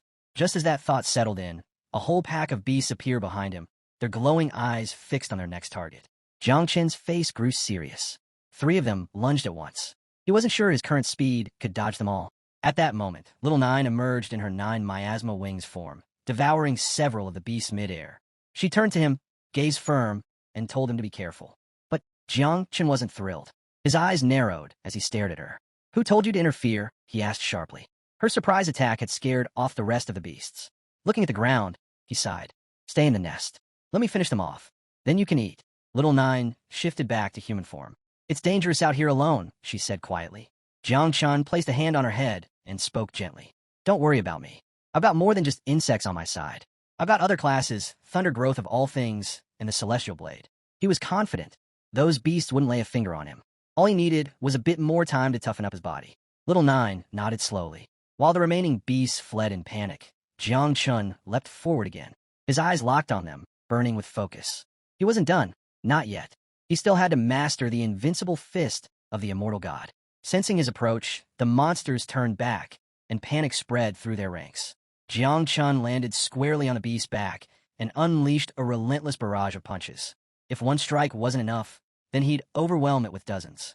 Blow after blow, the monster's body crumpled under the force. A bright light flickered in Jiang Chen's eyes as the system flashed. Plus 1,000 experience points. A grin spread across his face. 15 days had passed. Deep inside the cave, Jiang Chen had been doing nothing but hunting. His kill count? 998 fierce beasts. Standing atop a mountain of corpses, he finally let out a long breath. Arms stretched, muscles aching. He'd gathered all the experience he needed. The next step, complete the class change mission. According to the requirements, he had to eliminate 10 level 3 fierce beasts within a 3-hour window. No room for mistakes. But first, dinner. Lighting a small bonfire, Jiang Chun roasted some meat. One hand gripped a juicy drumstick while the other casually reached into the portal nearby. He stayed calm, thoughtful. No rush. First, he'd eat well. Then he'd sleep like a rock. He gave Little Nine full clearance to hunt and consume anything level 3 or below in the Earth Abyss. Little Nine appeared on his shoulder, eyes gleaming with anticipation. Without wasting a moment, she took off, releasing the nest of insects and unleashing them on the lower-ranked beasts. Not long after, the mission was a success. 2 months later, Jiang Chun was scouting a new region when he came across something massive. A scorpion-shaped monster towered over the land. Its cold gaze locked onto Jiang Chun as it readied its venomous stinger.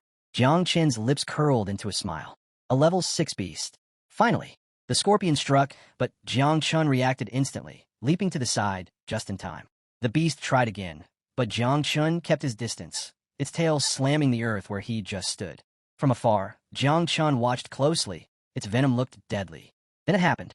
As the scorpion yanked its stinger out of the ground, Jiang Chun made his move. He darted in from the side, fast and fierce, and slammed his invincible fist into its flank. The beast was thrown back by the force. Enraged, it whipped its tail high and launched a cloud of poisonous mist. Jiang Chun dropped low, pressing one hand to the ground as he rolled sideways, narrowly avoiding the toxic blast. He scanned the air. It was thick and dangerous. That poison wasn't just lethal, it was brutal. Time to end this. He activated the god of war transformation, and a surge of red energy exploded around him. His shirt shredded from the force, but he didn't care. This was the perfect chance to test his power. The scorpion lunged once more, its stinger flashing. But this time, Jiang Chun didn't dodge. He blocked it with his bare fist. Then he struck. With a single crushing punch, he shattered the stinger into pieces. He couldn't help but laugh. What good are you now? The beast panicked. It turned to flee. But Jiang Chun was already in the air, voice ringing out. Too late. Energy surged around Jiang Chun as he launched himself down at the fleeing beast. His fist slammed into it like a meteor and a sheer force sent the monster crashing into the ground, lifeless. The system blinked, plus 100,086 EXP. Jiang Qin's level shot up from 61 to 69. Then came a congratulatory system prompt. He'd completed the third transformation of Dominant God of War. Several abilities were instantly boosted. Invincible Fist now boosted combat power by 10%. God of War transformation extended to 10 seconds, during which Invincible Fist packed 10x its normal force. Imperial Army form gained 10% more support power, scaling with the strength of his soldiers. Standing on the beast's corpse, Jiang Chun stared at the system window, face darkening with confusion. This time, there was no further advancement unlocked. No additional class path. Is this already the pinnacle? He wondered. His thoughts were cut short as a group of high-level beasts began to charge in his direction, eyes filled with bloodlust. The earthly abyss was teeming with threats, and the tournament was just around the corner. He didn't have time to spare. He gave the command. Little Nine and the insects were free to devour any beast they wanted, regardless of level. This place is your new home, he said. Little Nine reappeared, and from her body swarmed a tide of insects that flooded across the battlefield, overwhelming everything in sight. Hours later, Jiang Chun arrived at Zhongyin's underground warehouse. Tired, shirt in tatters, he peeled the torn cloth from his body while scanning the ground with a weary expression. First priority, new clothes. Xiaochan stood with arms crossed, eyes gleaming with amusement as he looked over Jiang Chen's near-naked state. Clearly, the earthly abyss hadn't gone easy on him. Jiang Chun snapped out of his thoughts when he heard Xiaochan's voice. He turned, caught off guard, and gave a small nod. What he didn't say, he was the one who tore his clothes during transformation. With a chuckle, Xiaochan pushed open the warehouse door. Try not to be shocked when you see how many fierce beasts we've collected, he said with a grin. Jiang Chen blinked, confused.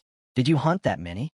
Xiaochan admitted he hadn't entered the secret realm recently, but when he checked the records, it looked like nearly every fierce beast in the Daxia realm had already been wiped out.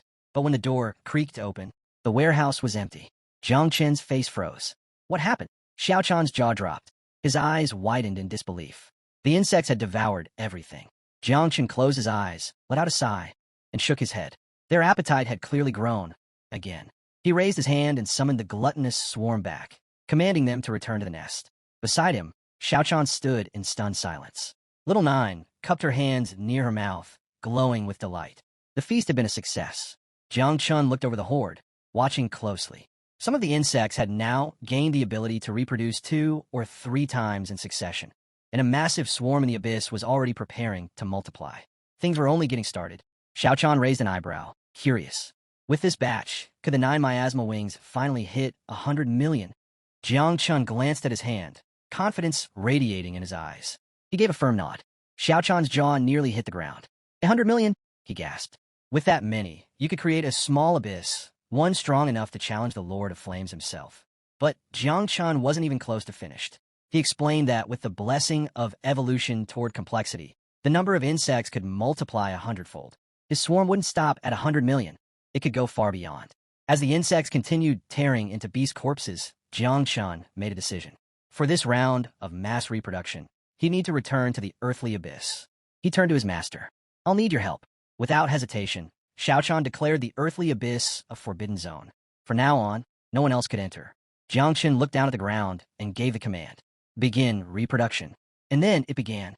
Millions of insects poured from his body, swirling into the air like a black tornado. The countdown flashed in his mind. 10 minutes. 9. When it dropped to 3, a strange sensation surged through him. Jiang Chun raised a hand to his face, his eyes burning with energy. Suddenly, a voice echoed inside his head, cold and overwhelming. The calamity will sweep across the world. All shall be consumed. Panic gripped him. He felt as if his mind, his very soul, was being swallowed by something dark. 80 billion insects. That was the number now. Was it getting out of control? Then, something even more disturbing happened. An unknown force began devouring the ancestral tree. Sitting on one of its branches, Xiaochan sensed it immediately. Her eyes narrowed with worry. She called out to Jiang Chun. It's the desire for annihilation from the 9 miasma wings. If this keeps going, it'll consume you. Only Little Nine can't suppress it. Jiang Chen's body began trembling. His vision blurred. His strength faltered. He collapsed to his knees, hand clutching his chest. Little Nine, he gasped. And she answered. Her gaze sharp. Little Nine appeared above him, wings spread wide. She soared into the sky and activated her skill, Abyss Concentration. With her arms extended, she focused on every single insect, commanding them, controlling them. While Jiang Chun lay on the ground, breath ragged, Xiao Chan and Zio appeared at his sides, hands on his shoulders, faces tight with concern. Jiang Chun pressed his palm against the earth, struggling to catch his breath. The power of the abyss, it was overwhelming. Not even the 9 transformations had pressed him like this. Then came the system alert. Reproduction complete. Total swarm size, 80 billion insects. Slowly, Jiang Chun stood. Looking at his hand, he issued a new command. All elite insects, return to the nest. The rest, head to the earthly abyss. Continue the purge. No one retreats unless I say so. Excitement surged through him. He touched his neck, and a wicked smile spread across his face. 80 billion. More than enough to erase Emperor Yin and destroy the 3 foreign islands. Meanwhile, at Jiang Chen's main base, the ground began to tremble violently. Xiao Chan and Duanfang froze, alarm flashing across their faces. The rumbling grew louder, deafening. What's going on? Duanfang shouted. The earth beneath them quaked, and instinctively, they knew. This wasn't a natural disaster. Jiang Chun was up to something again. And whatever it was big. Back in the abyss, the sudden eruption of the 9 miasma wings sent a wave of panic across the base. Duanfang's face paled. Has he lost control of the insects? Fear filled his eyes as he turned to old Gu. What's going on? He demanded. We need backup. Call Giant Chin immediately. But Xiao Chan stayed calm. Without saying a word, he drew his sword. His eyes glinted with sharp focus as he drove the blade deep into the ground. I'll stay here and protect the base, he said flatly. You go. Duanfang didn't hesitate. He spun around and ran. From the ground, a poisonous mist started rising, thick, dense, ominous. Xiao Chan locked onto it. He knew what it was, abyssal aura. The number had crossed 100 million. He was sure of it. He thought back to when it jumped from 8 million to 80 million. If it multiplied again, 800 million. The realization struck him like a lightning bolt. It was almost impossible to believe. Just then, Ji Lingxiu arrived overhead. With a swift wave of his hand, he cast a powerful, soundproof barrier around the entire city. Descending quickly, he landed behind Xiao Chan. Talk, he said sharply. How many insects does Jiang Chen have now? Even he, one of the strongest, was rattled by the vibrations shaking the earth beneath them. Xiao Chan stayed silent, eyes locked on the ground, unsure how to answer. For beneath the earth, insects began to crawl out. But suddenly the tremors stopped, and Xiao Chan realized something shocking. Jiang Chun had controlled them. All of them. It was staggering. Ji Lingxiu stepped forward, expression deadly serious. I need answers. After the Tanian tournament, it's almost guaranteed Daxia and the 3 overseas islands will go to war. And the insects, he said, lowering his voice, they're one of Daxia's trump cards. If we don't know their status, we can't plan. He stared Xiao Chan down. You can't keep this secret any longer. Xiao Chan sighed. He rubbed his chin, turned slightly, and with a reluctant expression muttered, Jiang Chun has 800 million insects. Ji Lingxiu froze. His eyes widened in disbelief. 800 million, he whispered.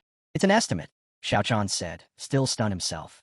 As the two stood in tense silence, a powerful aura approached. Jiang Chun emerged, calm and composed, surrounded by a heavy pressure that radiated from his very being. He greeted his master first. Then his eyes landed on Ji Lingxiu. I just got back, he said casually. The streets were in chaos. I saw the city's defensive formation has been activated. What happened? Ji Lingxiu spun to face him, eyes still wide. Xiao Chan stared as Jiang Chun calmly approached, his presence monstrous. There was no wild fluctuation of energy, yet just standing near him, Xiao Chan felt his own spirit tremble.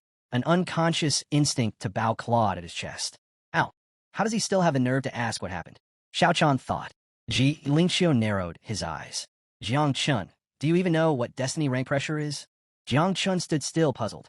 He had no idea what destiny rank pressure even meant. As the wind swirled around them, Ji Lingxiu explained. It's a kind of suppression, exerted without using any energy at all. You just exist, and your presence alone overwhelms others. He paused, eyes narrowing. An entity like that has already surpassed the destiny rank. Whether it's a god or something else entirely, no one knows. But one thing is certain. He looked Jiang Chun dead in the eye. 400 years ago, when the human emperor fell, it was an entity of that level who intervened. A vision formed in his mind. Jiang Wuxian, standing within the caverns during the beast tide of Chu Jiang Chun. The war god, enraged, led the God-Slayer army into the heart of Demon City. And in their path stood an old man in a tattered cloak, silent and still. He extended one hand, and from it, a radiant red sigil shimmered into the air. Ji Lingxiu still remembered the dread. Just the appearance of that mark from the void had filled both him and the dreamer with an indescribable fear. Hearing this, Jiang Chen's gaze turned grim. He might have 80 billion insects, and among humans, that number was overwhelming. But deep within the underground caverns, there were still forces far beyond anything he could handle. His swarm had a fatal flaw. Most of the insects were still just level 1. Looking thoughtful, Jiang Chen stepped forward. If that demon clan elder was so powerful, he asked, why didn't he kill Jiang Wuxian back then? Was he restrained somehow? Ji Lingqiu's eyes lit with gravity. He raised his hand. Do you know, he asked, why the rankings of divine weapons only go up to level 6? Jiang Chen shook his head. That cap isn't random, Ji Lingqiu said. It's the result of a greater restriction, something called the Seal of the Heavenly Path. Behind him, a massive portal began to open. This seal was created with the dawn of a new era. Its purpose? To maintain balance. He began to visualize 3 powerful swords in the air. Take the Human Emperor Sword, for instance. It's ranked number 1 in all of Daxia, but even that blade has been limited to level 6. In truth, its true power goes far beyond that. But under the seal, it's shackled. Jiang Chen's thoughts drifted to the legendary warriors of the past, Jiang Wuxian, Ji Lingqiu, and the Great Dreamer. 4 centuries ago, when the Seal of the Heavenly Path was fully activated, it imposed a hard cap, 9 levels only. That era gave rise to some of the most powerful figures in Daxia's history, the Human Emperor Yinzan, the Sovereign of Fire, and many others. Ji Lingqiu turned toward Jiang Chen. It's that very seal, he said slowly, that prevents beings from the 10th grade underground caverns and above from interfering. If they do, they'll be destroyed by the Heavenly Path itself. Beside them, Xiaochan turned his head, eyebrows raised. I'm not even a job changer, he admitted, and this is the first I've ever heard of any of this. Jiang Chen stood silently, absorbing it all. That hit him. His system had recently flashed a warning, prohibiting further reproduction after the last wave. And now he understood why. The Seal of the Heavenly Path. Ji Lingqiu extended his hand and summoned a colossal sword, driving it into the earth. There are only a few days left until the Great Tanyan Tournament, he said. When the time comes, I'll be departing from the War Zone port in Demon City. Ji Lingqiu asked Jiang Chen to return with him first. They needed to regroup. Xiaochan nodded in agreement. Raising his hand, Jiang Chen asked, then take me with you. With that, they all climbed aboard the flying sword. As they soared through the sky, Jiang Chen glanced at Ji Lingqiu, curiosity in his eyes. When exactly will the Seal of the Heavenly Path for level 10 fully activate? Ji Lingqiu turned, his expression grave. It's already begun. Slowly, he said, but according to prophecy, in 3 months, the seal will be fully awakened. He looked away, voice quieter now. I once found a path to the 10th level, deep within the sea of consciousness of the ancient god. But someone took it, completely erased it. Jiang Chen's eyes widened, a flicker of regret passing over his face. That's a shame. They continued flying over the city. Jiang Chen, still deep in thought, asked, what happens when the 10th level seal is fully unlocked? Even Du Qianqian leaned in, eager to know. Ji Lingqiu explained, once the seal is fully opened, the divine source buried in the depths of Clan will fully awaken. Images of the ancestral tree flashed in their minds. Ji Lingqiu continued, the divine source is a shortcut, a direct path to level 10. When the seal breaks, the Clan divine source tree will immediately produce 10 divine fruits. After that, it will bear 1 new fruit each year. He paused before giving the warning. Consuming a divine fruit gives you a high chance of breaking into the 10th level. But his voice dropped, the cost is steep. If you use the fruit to ascend, you'll be trapped at that level forever. No further advancement. No exceptions. Daylight bathed the streets of Demon City as they arrived. A voice called out to Jiang Chen from ahead. It was Ji Xinhue, dressed in vibrant red. She waved at him cheerfully, a gentle smile lighting her face. Jiang Chen blinked in disbelief. That's Ji Xinhue? She smiled sweetly, eyes closed in amusement. But Xiaochan didn't share the mood. His expression twisted in anger as he pointed at her. Ji Lingqiu, this is the kind of respect the Jai family shows now. Ji Lingqiu, calm with his hands behind his back, replied evenly. Enough, old man. No need for the drama. Qianqian tried to smooth things over, chuckled, and reminded them that the great competition was close. No harm in relaxing a bit, as long as they stayed alert. Jiang Chen simply covered his face with his hand, staying silent. Meanwhile, Xinhua waved goodbye to Xiaochan and smiled. Don't worry, she said playfully. Demon City is my domain. Nothing will happen to Jiang Chen while he's here. Jiang Chen glanced at her, still puzzled. You misunderstood, he said. He's not worried about me. He's worried about you. Do you get that? Xinhua froze. Her eyes went wide with surprise and confusion. She looked away, flustered, not knowing how to respond. Jiang Qin's mind spun with questions. Without saying another word, she stepped forward and slipped a ring onto Jiang Qin's finger. "This contains the divine and demonic blood of the gods," she said softly. "My great-grandfather wanted you to have it." Inside the ring was the entire inventory of the Jai family. "Please," she added, "accept it." Jiang Chun stared at her, smile tugging at his lips, eyes narrowing as he tried to make sense of it all. Jiang Chun stared at the ring on his finger, puzzled. Why was she being so generous? He turned to Xianyue and asked bluntly, "What's the catch? Why give me all this divine and demonic blood?" She clasped her hands together, her eyes steady and glowing with sincerity. "There's no condition," she said with a gentle smile. "My great-grandfather only said this. If you ever have children, they should take the Jiangchen surname. And if you have any extras, maybe let them take the Jai surname instead." Before Jiangchen could respond, she grabbed his hand and tugged him forward. "Come on, we'll talk later," she said, already pulling him along. "I want you to meet some new sisters I just made friends with." Jiangchen blinked, caught completely off guard. They headed toward a sleek car. Inside, seated calmly in the trunk area, was a stunning woman with a fox tail draped beside her. Xianyue turned to him, smiling. "This is Su Qianqian, the saint of the King Fox tribe from 10,000 B City," she said. "Her great-grandfather arranged for her to support you during the Great Tianyan tournament. She's promised to take very good care of you." Qianqian's eyes sparkled with warmth. "I've heard a lot about you," she said softly. "You're younger than I expected, and even more handsome." Jiang Chun scratched the back of his neck, giving her a nervous smile. Then it all clicked. That's why Xuanyue's been acting differently. She'd made friends with a fox. "All right, you two, get in the car," Xianyue said, opening the door with a grin. "And just so you know," she added, "Qianqian's already at the peak of the 6th level.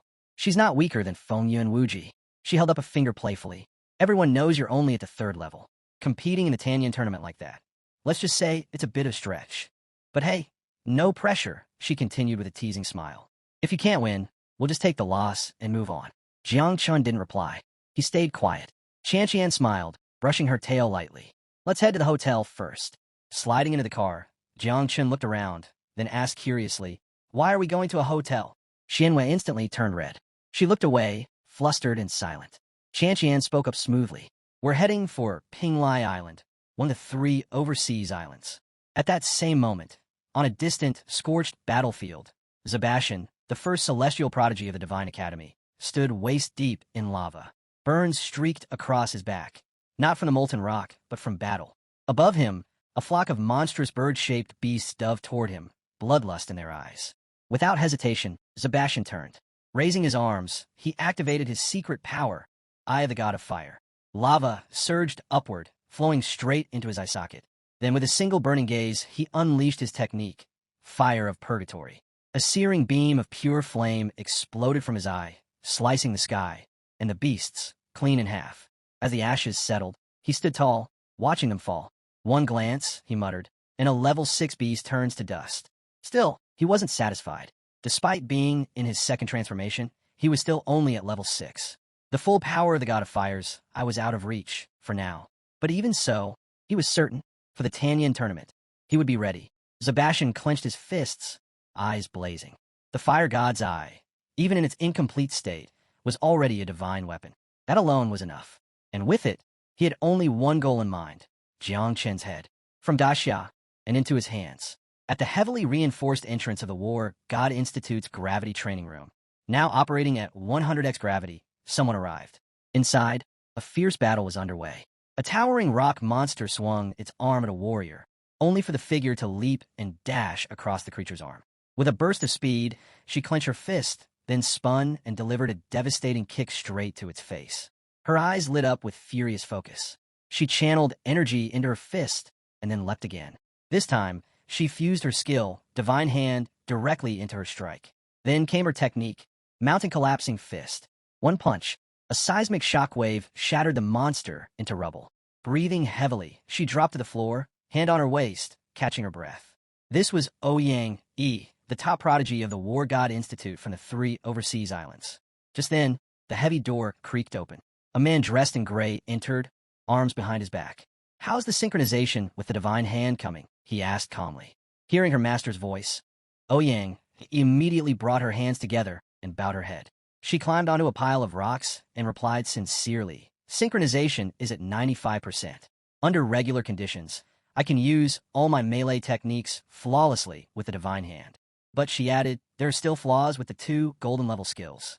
I haven't fully perfected the spiritual energy flow. Her master studied her quietly. He raised a hand and said, 95% is an extraordinary rate. You're still in a mortal body. Wielding the arm of a god with only 6 transfers? That alone is an incredible feat. Perfect mastery is unrealistic. Then he smiled as he stepped closer. With your current strength, not even a 7-transfer cultivator could take you in a straight fight. Still, she hesitated. Master, she asked, is it true? The rumor about someone in the sanctuary. A 6-transfer who can wield 3 divine parts. The master nodded. It's true, he said, and I don't think he's reached his limit yet. Ouyang listened, saying nothing more. Her master's eyes darkened as he recalled the figure. He's the first holy son of the sanctuary. The pride of the Flame Emperor. The most terrifying genius across all 3 islands. In Wuxia. He visualized In Wuxia sealed in divine magic. This time, the Flame Emperor sent him for one purpose only, to make the Daxia team break and kneel. He went on, the entire tournament will be broadcast live. I want to see the looks on their faces, the moment they realize who they're up against. October 24th, year 739. At Magic City Port, Jiang Chun finally arrived, escorted by guards. Joy gleamed in his eyes as he stepped forward. All around him, people waved banners and signs. Jiang Chen's name was everywhere, plastered across banners, signs, and shirts. His fan club was out in full force, proudly claiming he was the strongest of them all. With his legendary 9 miasma wings, they were convinced he'd wipe the floor with the 3 overseas islands. But not everyone was buying into the hype. Some fans pushed back, telling others to stop spouting nonsense. Jiang Chun, after all, was only in his 3rd transformation. His opponents? Already at the 5th or 6th. It wasn't about crushing anyone. It was about holding his own. Others chimed in, saying the Real win was just showing up. Why heap pressure on him for no reason? Jiang Chun heard all of this, and for a moment he looked lost. High above on the city wall stood Ji Xianyueyu's father alongside Xiao Chan. Watching the crowd, the elders spoke. You know, before the era of professional transformations, there was a phrase, top influencer or dominant figure. I never truly got it until now. Seeing Jiang Chun, I finally understand. Fans swarmed Jiang Chun, wrapping him in hugs. He tried to speak, but words failed him. The wave of attention left him stunned. From afar, Xiao Chan took it all in, quietly marveling. In all his years, he'd never seen anything like this. While he and Ji Lingxiu stood on the ship, Kaiken helped Jiang Chun climb aboard. The moment his feet hit the deck, he collapsed completely drained. Kaiken gently placed a hand on his back, trying to ease him. For Jiang Chun, this was more exhausting than any battle. Xiao Chan stared him down, scolding, you little brat. Acting all innocent now, after stealing the spotlight. Then Ji Lingxiu stepped forward, extending a hand with a confident grin. I searched everywhere, he said, and found the perfect teammates for you. Jiang Chun slowly got up and took a good look.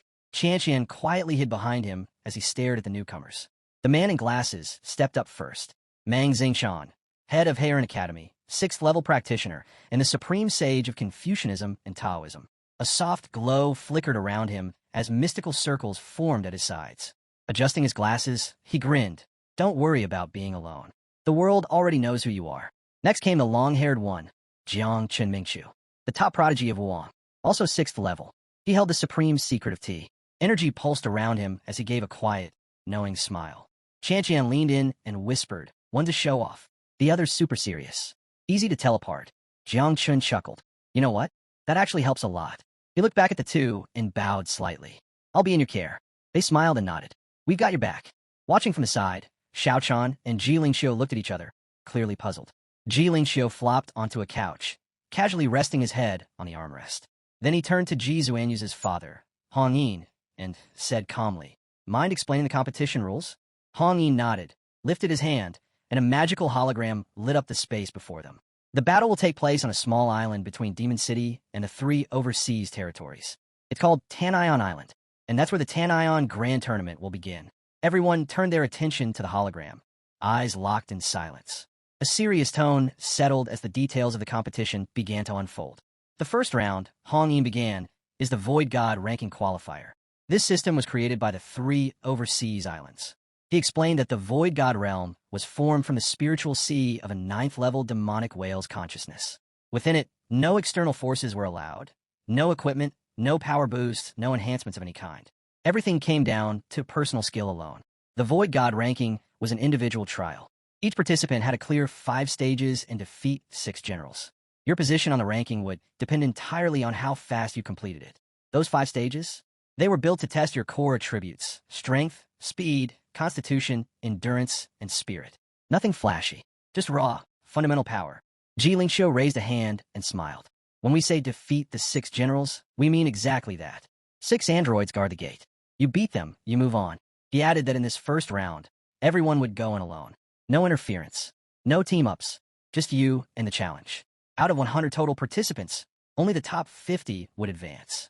They all sat down in front of the glowing hologram, eyes sharp with new resolve. Hong Yin continued. Those who pass will move on to round 2, fought within a secret realm provided by our great Xia. He paused. Details will come later, but know this: the number of qualifiers from round 1 will directly impact your advantages in round 2. So take this seriously. With that, he pointed to the glowing portal high in the sky. A shimmering curtain of water flowed from it. This, he said, is your broadcast feed. Everything you do will be shown live. So if you win, win with pride. And if you lose, do it with dignity. Then he turned toward Fengyun Wuji. You're the captain of this team. That's no small job. His voice softened. Technically, Jiang Qin's level isn't high enough to enter this tournament. But as the Sea Protector King, his absence would be impossible to explain. He looked at the others. That's why I need all of you to watch his back. Think of him as your lucky charm. Support him. Protect him. Qian reached out and playfully poked Jiang Qin's cheek with a grin. Jiang Qin blinked, caught off guard. Fengyun Wuji stood tall and gave a firm nod, ready to lead. Jiang Qin stared at them, puzzled. Were they seriously treating him like a pet? Did he have no pride left? But then, he realized they meant well. Their concern was real. He smiled. As Qian continued to mess with his cheek, Hong Yin reassured the group. The first round shouldn't be too big of an issue. As for round 2, which allows for open combat, I don't expect major trouble either. Xiao Chan stepped closer to Jiang Qin, eyes locked on him. Still, for you, that first round might be rough. The Void God realm isn't rich in elemental particles. Your thunder-based powers might not work the way you're used to. Jiang Qin's eyes locked onto his master. Calm and confident, he reassured him, don't worry. I just need to make it through the first round. That's all I'm aiming for. The moment had come. The ship pushed off and began cutting across the sea. Jiang Qin glanced up and was stunned. This warship was massive, even more impressive than the one they'd captured in their previous battle. Xiao Chan caught his reaction and nodded with pride. It should be.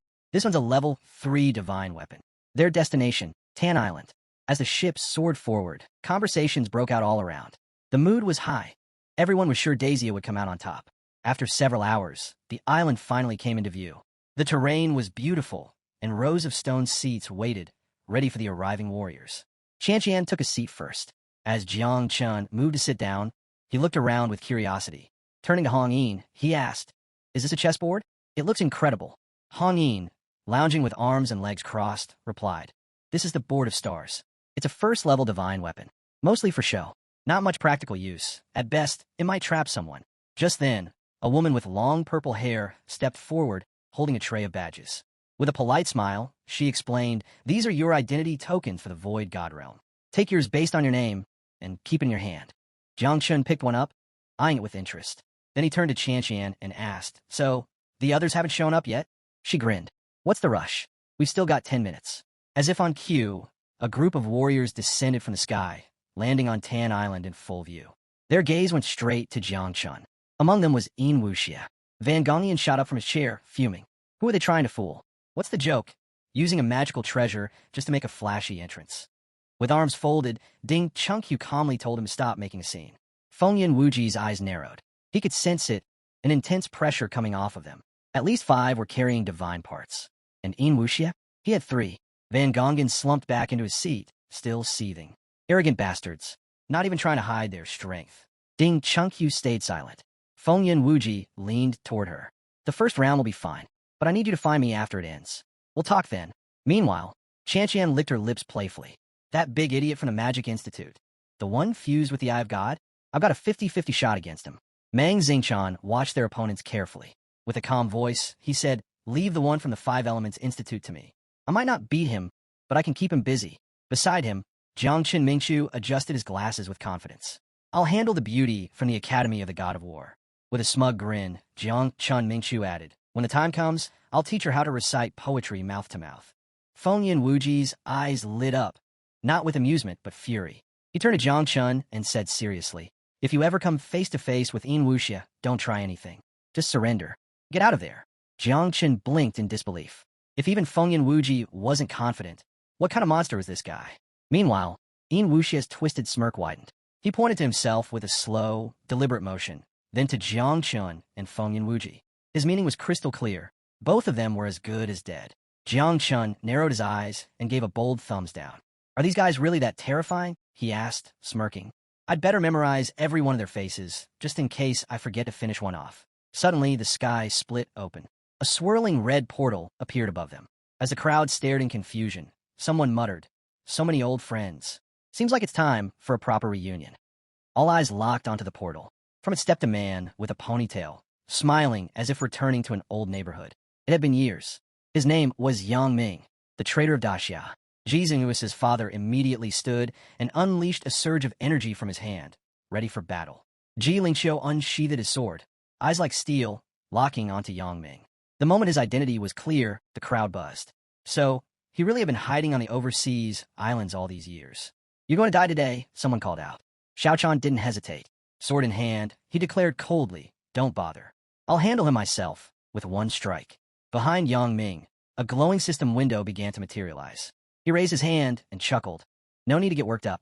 If you want to catch up with me, do it after the tournament." His smile turned razor sharp. "If you win the grand tournament," he said, "I'll accept my death. No arguments." The system interface fully took form. Yang Ming pointed at it. "This is the virtual god ranking. Through it, everyone will see the first round play out live." He paused, then delivered the catch. "No one is allowed to quit midway. Once it begins, you either pass or die. There is no time limit," he clarified, "but the last 50 ranked participants? They'd be eliminated. No exceptions." Xiaochan's face went pale. His eyes widened, jaw clenched. "Wait, they never said anything about no early withdrawals," he muttered. Did they plan this just to trap Jiang Chun? He began to panic. With no outside support allowed in the Void God realm, Jiang Chun could be in real danger. Maybe it was best to pull him out now. But Ji Lingqiu turned to him, calm as ever. If he withdraws before it starts, Daxia's morale and reputation will take a massive hit. Xiaochan clenched his fists, torn between reason and instinct. Then, eyes burning with worry, he moved toward Jiang Chun. "I don't care about morale. My disciple's life means more than anything." Seeing Xiaochan step forward, the others followed. He was right. What mattered most now was Jiang Chen's safety. Suddenly, a timer lit up above the arena. 9 seconds left. Hovering in the air with a wicked grin, Yang Ming pointed at the countdown. "Better get ready," he said. "The divine virtual realm is about to open." The numbers ticked down. Xiaochan rushed to Jiang Chen's seat. His face was tight with worry. "Take off the teleportation ring," he urged. "We're pulling out." Jiang Chun sat still, arms crossed, staring at the floor. Then he slowly lifted his head, eyes burning with resolve. "If I leave now," he said, "Daxia loses everything, and we can forget about reclaiming the overseas islands." The teleportation ring began to activate. Xiaochan placed a firm hand on his shoulder. "If you don't leave now, it'll be too late." But Jiang Chun just closed his eyes and said nothing. In a flash, the portal swallowed him whole. From across the sky, Xiaochan reached out desperately. His heart pounded. There was nothing he could do now. Yang Ming floated above it all, watching like a god. Xiaochan turned away from the portal, fists clenched in rage. "If anything happens to him," his voice trembled, "I swear I'll spill blood across all 3 islands." Ji Xinghuis's father stepped beside him. Calm and steady, he placed a hand on his arm. "Let it go. Fear only clouds the mind. At this point, all we can do is wait. Who knows? Jiang Chun might surprise us all." Inside the divine realm, Jiang Chun appeared before a colossal stone door, a glowing symbol carved deep into its center. He stared at it, puzzled. A system notification appeared. First trial, outer exam. Break through 50 stone doors to escape the corridor. Simple and brutal. Jiang Chen's eyes lit up. He tightened his fist, and flames erupted around it. "Let's go," he muttered. With a leap, he launched forward and struck the first door with everything he had. Invincible divine fist. Cracks spiderwebbed across the stone. But then, they started to vanish. The door was healing. Jiang Chen's eyes widened. It can regenerate? No time to hesitate. He struck again, faster, harder. His plan was clear now. Break it before it could repair itself. Boom! The first door exploded into rubble. Moving on, Jiang Chun paused before the second door. This one was different. More intricate carvings, stronger aura. He studied the symbol. These are going to get harder. It dawned on him. The door's strength matched the level of 5th and 6th transformation cultivators. His eyes narrowed. He gathered thunder in his fist. The energy in this realm was thin, but not gone. Sparks lit up around him. He lunged forward. Invincible thunder fist. A blinding strike smashed the second door clean through. Without hesitation, he spun, raised his arm again, and unleashed a bolt of thunder. Jiang Chun crushed through the third stone door without much effort. Seeing that his plan was working, a spark of satisfaction lit up in his eyes. Still, he knew brute force alone wouldn't cut it for long. He placed a hand on the fourth door, eyes narrowing in thought. If he relied only on power and instinct, he'd fall behind the fifth and sixth transformation cultivators in no time. He needed precision, a strategy. Earlier, he'd noticed something. When he struck different parts of the door, the inscriptions glowed at varying intensities. The dimmer the glow, the weaker the structure. That had to be it. He decided to analyze each door, searching for a pattern or weak point. Sharpen the axe before chopping the wood, he reminded himself. If he was right, the technique could save time and energy. Meanwhile, the leaderboard appeared on the system window. At the very top was Yin Wuxia from the 3 overseas islands, already clearing door 17. Close behind were Yang, Yi, and Zhu Beishan, both also from the islands, sitting at door 15. Daxiao's best performer, Feng Yunwuji, held 4th place with 13 doors cleared. Su Qianqian trailed in 10th, having broken through 11. But the very bottom, ranked 100th, was Jiang Chun. Only 3 doors completed. The room tensed. With only 2 Daxia representatives in the top 10, the situation didn't look good. Su Qianqian pointed toward the display, frowning. This isn't fair, he said flatly. No one can use outside support. But divine classes? They're allowed. Zhak Xuanyu's father, arms folded, explained, if a divine class can be fused into the body, it's considered part of the individual. There's no rule against it. He added, unfortunately, that puts Jiang Chun at a disadvantage in this round. The elders from the 3 islands burst out laughing. Seeing Jiang Chun dead last, they mocked Yinzan for ever being worried about him. Across from them, Yang Ming sat silently. Then he clasped his hands and spoke, cold and calm. As the saying goes, caution keeps a ship afloat for 1,000 years. His gaze hardened. Yinzan is the wisest man in the world. Just because Jiang Chen's in last place doesn't mean those concerns were wrong. The laughter died instantly. The elders lowered their heads in shame, realizing how foolish they'd sounded. Suddenly, the system projection zoomed in on Jiang Chun, still standing before the next door.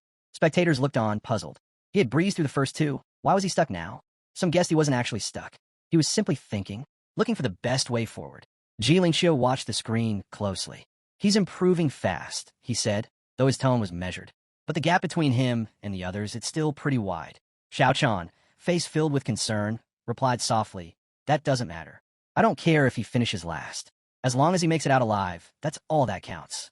Ji Lingxiu blinked, stunned at Xiao Chan's words. He hadn't expected that level of worry from the normally stern master. Elsewhere in the realm, other geniuses were beginning to reveal themselves. On the leaderboard, positions 19 through 22 were held by members of the human dragon race. Unlike Jiang Chun, who was meticulously analyzing each door, these talents moved slowly, casually, even only striking once they reached a door. No one could quite figure out why they were holding back. Then, without warning, the top prodigy of the human dragon race, Ao Kuan, sprang into motion. A surge of raw power erupted from his body. With confident eyes and immense force, he hurled himself at the stone door ahead. It shattered instantly. That was the signal. The others followed suit, picking up their pace and quickly climbing the rankings. Ao Kuan smashed through the stone doors like they were nothing more than dry leaves. Though not in the top ranks yet, his momentum was undeniable. He was quickly closing in on the top 10. By the time the system refreshed, Ao Kuan had reached stone door number 23, putting him in 11th place. Close behind him was Alcan, now in 13th after clearing his 21st door. Zhak Xuanyu's father stroked his chin thoughtfully, his eyes dark with realization.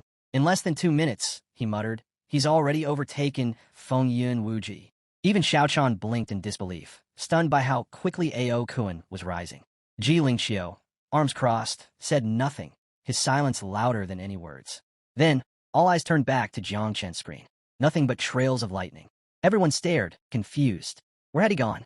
Suddenly, boom, a flash of thunder lit up the system feed as Jiang Chun shattered another stone door with ease. His fist crackled with electricity. The elders watched closely. Thunder energy wasn't abundant here. Not nearly enough to break through a stone door in one hit. Something else had to be going on. Was this a thunder displacement technique? The leaderboard updated. Jiang Chun moved from rank 51 to 49. He'd passed door 19. Ziku and Yu's father tapped Xiao Chan's shoulder. Look again. Xiao Chan blinked and looked up. His jaw dropped, and then a smile spread across his face. Jiang Chun was climbing. Fast. He was in the top 50 and still rising. Within moments, Jiang Chun reached position 30. Walking down the corridor, he rubbed his wrist. The doors were getting harder. Each one drained more energy. He realized something. This pace wasn't sustainable. He could push through, but not for long.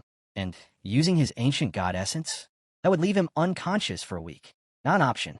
If only I could merge with the red armored beetle colossus particles, he thought. That would help. But that wasn't possible here. Then, suddenly, he heard a voice. One of his mother insects was reaching out. His eyes widened. Xiaochan. He hadn't expected her to contact him in this realm. It shouldn't have even been possible. But high above, sitting atop the branches of the ancestral tree, Xiaochan extended her hand with a puzzled expression. Don't joke around, she said gently. My essence is made of light and time. No realm can limit me. She paused, then dropped the real revelation. I've discovered something.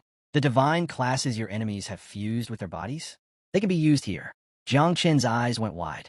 He appeared inside his sea of consciousness. His mind raced. How could he forget something like that? Divine classes, if fully merged without passing through an external channel, could indeed function in this realm. Xiaochan slowly descended from the tree, nodding calmly. Xiaochan calmly explained, the red armored beetle colossus can't manifest physically in this realm, but that doesn't mean it can't fuse with you.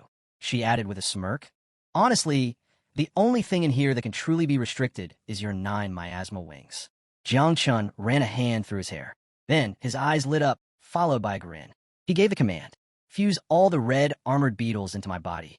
But Xiaojia, who was nearby adjusting his glasses, shook his head. Sorry, I'm busy studying right now. No time. Jiang Chun blinked. What? Xiaojia was seated on a branch, calmly flipping through a book. Jiang Chun stared, utterly confused. When did this little guy even get all that stuff? Adjusting his glasses again, Xiaojia muttered. Last time I saw you. The other kids were heading off to school. Jiang Chun stepped forward, placed his hands firmly on Xiaojia's shoulders, and spoke evenly. We don't have time for this. He leaned in. Start the fusion now. And when this is all over, I'll take you to school myself. Xiaojia's eyes widened at the promise. Cut the chatter, Jiang Chun said, or I'll use the insect race's family discipline on you. That did the trick. With a dramatic sigh, Xiaojia finally agreed. The fusion began. All 6 million red armored beetles were absorbed directly into Jiang Chen's body. Red energy began to pulse from his skin. His fist clenched tightly as a crimson aura flared around him. He could feel the power rising, violent, raw, unstoppable. His eyes narrowed. His body tensed. If just a few hundred beetles let me unlock the nervous network of the ancient god, he thought, then with 6 million, these stone doors are nothing. Focused and calm, Jiang Chun raised his arm and summoned his strength. Dominant, divine fist of the heaven of the prison. A surge of red power exploded from his fist. Then, boom, the stone doors shattered like glass under his strikes. One after another, they crumbled like paper before him. Back in the system's control center, the virtual god ranking updated. First place, Jiang Chun of Daxia. He had finished the strength test and already moved into the next phase, the speed trial. In second place was Yin Wui from the 3 overseas islands, stuck at stone door 50. Behind him came Jian Jiang at door 47, O Yanging at 46, and Shambadai at 45. Sixth place was held by Fengyan Wuji of Daxia, also at 45.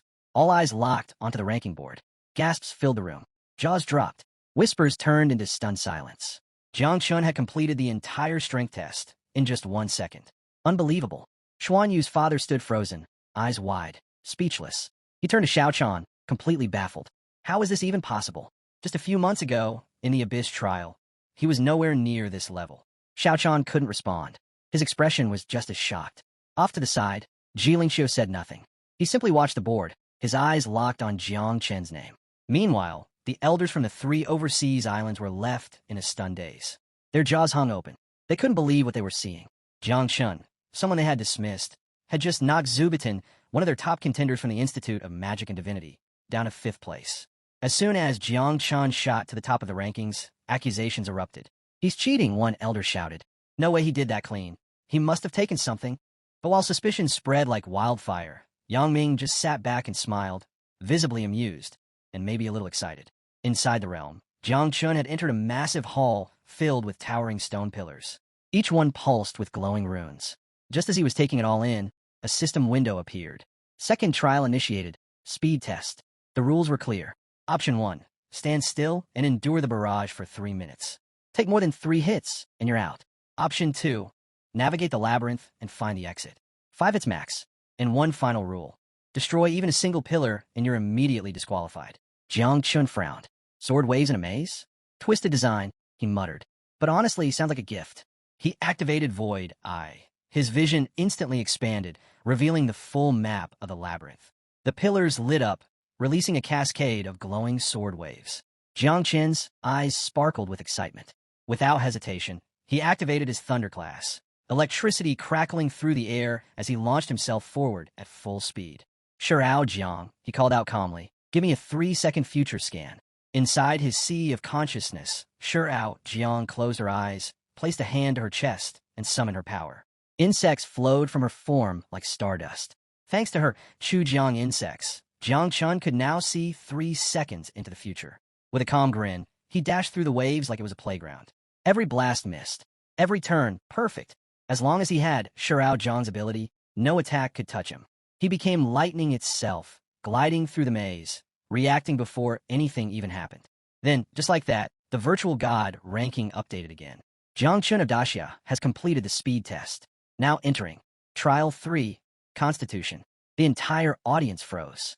He'd passed the second test in 1 second. Impossible. Everyone knew that the maze reset for each individual. There were no shortcuts. The director of the Three Islands Institute of Engineering stood up, jaw slack, utterly stunned. Even he didn't know the way out of the maze, and he built the system. As murmurs grew louder, several elders from the islands stormed over to Yang Ming. This is cheating, one of them demanded. He must be suspended for a full investigation. Yang Ming remained silent, staring down at the floor without a word. That's when Gu stood. He pointed directly at the accusing elders, face steady and bold. You're just mad he's better. He kept going. Let's not forget, you're the ones who designed this exam. You set the rules. You control the system. And now that one of our own is breaking your expectations, you're crying foul. The elders flinched. One of them stepped forward, eyes burning with fury. Watch your mouth. Jiang Chun is only in his 3rd transformation. There's no way he did this without cheating. Gu's gaze snapped to him, sharp, unflinching. His anger began to rise. Gu stood his ground and stared coldly at the elder. 8 transformations, and still spouting nonsense, he scoffed. Tell me, does someone that impure even deserve to call himself an elder of the Divine Warriors Institute? The elder's expression darkened. And you, he added, you know I'm a pillar of Daxia, and yet you still question my dignity? His rage was barely contained. Then, with a bold smirk, Gu slid into his seat and casually flipped them the middle finger. He'd had enough of their baiting. To think you've been the lapdogs of the immortal and marine races for so long, he muttered. It's no wonder your minds have rotted. The elder's eyes lit with fury. One of them jabbed a finger toward Gu, ready to retaliate. But before the conflict could explode, Yang Ming finally stood up. He raised his hand. Enough. His voice silenced the chaos. As acting referee for this round, he said, I'm ordering a pause in the competition to investigate suspicions surrounding Jiang Chun. Gu's eyes narrowed. Fury exploded through his veins. He stood once more, golden energy pouring off his body. In a flash, he drew his sword and unleashed a powerful energy slash aimed directly at the elder. But the elder was quick. With a steely expression, he raised his hand and countered with his own wave of energy. Seeking death, are we? The clash was seconds away from erupting, until a wave of power surged between them. Everyone froze. A massive burst of energy had cut clean through the center of the arena, halting both attacks mid-air. Eyes shifted toward the source. Ji Lingxiu had arrived. Calmly, he tossed a wooden log to the ground, took a seat, and said plainly, clear the area. I'm drinking tea. Don't interrupt. The arena fell silent. All eyes locked onto him in stunned silence as he lifted a cup to his lips and began sipping. Yang Ming grit his teeth. Rage flared behind his eyes. Are you trying to set a trap, Ji Lingxiu? Is that what this is? But Ji Lingxiu didn't flinch. With a single flick of his power, Yang Ming was blasted backward, sent flying straight into his seat. Still sipping tea, Ji Lingxiu said coolly, you don't belong at this table. Flies should stay in their place. The impact left the elders frozen in disbelief. What had just happened? Suddenly, a voice echoed inside Yang Ming's mind. Calm. Steady. Don't do anything rash. It was Prince Jiang Chun. Yang Ming furrowed his brows. Why was the prince trying to stop him now? Was he really suggesting they sit back and let Jiang Chun run ahead, especially when this entire round was taking place on their turf? But Jiang Chen's voice remained composed. Yang Ming's aggressive, I'll admit, but he doesn't know how to keep calm. This is only the second trial. No need to panic. Elsewhere in the realm, Jiang Chun continued walking with casual curiosity, unaware of the uproar outside. Prince Jiang Chun continued. He's just having his moment. That's all it is. If we're going to eliminate him, we'll do it in the stage of the 6 generals. That's the real test. That's where we strike. He paused. If we lose our grip now, it'll be hard to justify the rest of our plan. Yang Ming remained silent, but a question gnawed at the back of his mind. What exactly is this elimination of the 6 generals? It finally became clear what Prince Jiangchun had meant earlier. Ji Lingxiu, watching from the sidelines, called out to both him and Yang Ming. Come, he said calmly. Let's talk. He'd heard the name Jiang Chun countless times, but had never seen the man in person. Both Jiang Chun and Yang Ming turned to him, their expressions marked by surprise and uncertainty. From a swirling portal, Prince Jiang Chun emerged, hands clasped behind his back. A subtle joy lit his face when he noticed the tea set Ji Lingxiu had prepared. With a small smile, Jiang Chun joined him and took a seat. Ji Lingxiu studied him in silence. To see the real Jiang Chun, it felt like a legend from 4 centuries ago had come alive. In his mind, he thought, if the human emperor were still alive, Daxiao might have become a glorious empire. But Jiang Chun's expression turned sharp. Glory, he said, to me, that means destruction. Any nation obsessed with war is bound to fall. And Daxiao's no different. He didn't hold back. You cling to the past. You cry for the emperor like dogs who lost their master. You've forgotten your ancestors' teachings. Ji Lingxiu remained calm, eyes drifting down to the cup in his hand. He smiled. Maybe the emperor loved war, he said, because his knees refused to bend. To be destroyed while standing is better than living on your knees. Jiang Chen's eyes sparkled with curiosity. Oh, he replied with a grin. Are you challenging me to a debate? Ji Lingxiu placed the teacup gently on the wooden log. With that same serene smile, he shook his head. Not at all. I only invited you here to make sure the young ones get a fair fight. Meanwhile, deep in the virtual realm, Jiang Chun looked up at the ceiling in silence, lost in thought. Nearby, Jai announced, by the time it takes to finish a single cup of tea, Jiang Chen's already cleared the 3rd trial, physical constitution. Ian Wookiee's just now finishing the 2nd. Even Prince Jiang Chun raised an eyebrow. A slow smile spread across his face as he rested his chin on his hand. Impressive. A real prodigy has finally emerged in Daxia. But a quiet thought remained. Could someone like Jiang Chun really endure what came next? Ji Lingxiu didn't flinch. He lifted his cup again and said, don't worry. There will be no traitors rising from Daxia this time. Jiang Chun had now entered the 4th of 5 trials, the endurance test. His objective, survive the worm and reach the exit. A warning flashed before him. Halfway through, the worm would compress its body at random intervals. He was not allowed to destroy it. Only endurance was permitted. Suddenly, the sky split open. A massive worm descended toward him, casting a shadow across the ground. Jiang Chun watched carefully. Thunder elements in the realm were vanishing. At this rate, even a full-powered lightning strike might not be enough to push through. Still, he remained composed. Yes, his prison overlord body could protect him, but activating it might damage the pathway. And if he held back too much, he'd be reduced to pulp. This trial, by far, was the most brutal. He raised his hand. No hesitation. It was time to use his main class. Skill activated, growth of all. From the ground, a massive root burst forth. Jiang Chun had summoned it through his growth of all ability. Without hesitation, the roots surged upward, plunging into the worm's open maw. Then, Jiang Chun followed. Activating his lightning skill, he stepped into the beast's mouth and placed a hand on the root, using it as a guide. But suddenly, his eyes widened. The skill had ended. He needed more energy to activate it again, and right now, he was running low. Inside the worm, razor-sharp teeth started tearing into the root, inching closer to him. The pressure was building. Jiang Chen's heart pounded. He could feel the worm compressing itself around him. The walls were closing in, and the teeth were almost at his arm. He didn't have much time. Eyes flashing with urgency, he extended both hands and summoned a vine upward. As the worm's mouth continued to close around him, he started climbing, fast. But it wasn't enough. One of the worm's massive fangs was about to sink into his flesh. Panic struck for a split second, but Jiang Chun made his move. With no other option, he called on lightning one more time. In an instant, his body transformed into thunder. Crack! He shot out of the worm's mouth and crashed onto solid ground. He stood slowly, breathing hard. Then, before him, a shining door emerged. The 5th trial, mental resistance. To complete it, he had to endure a series of mental attacks and reach the exit without breaking.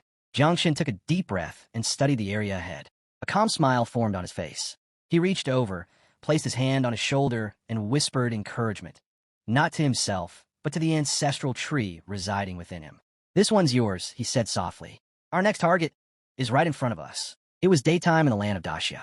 High in the mountains stood Mount Cland, a special place where Daxia's power began. It was beautiful and separate from Daxia's 8 main war zones. Deep inside the mountain was the entrance to vast underground caves. Nearby was Panga City, standing on top of a temple in the city. The great dreamer stretched out her hands. Her eyes glowed brightly as she concentrated. A symbol appeared on her forehead.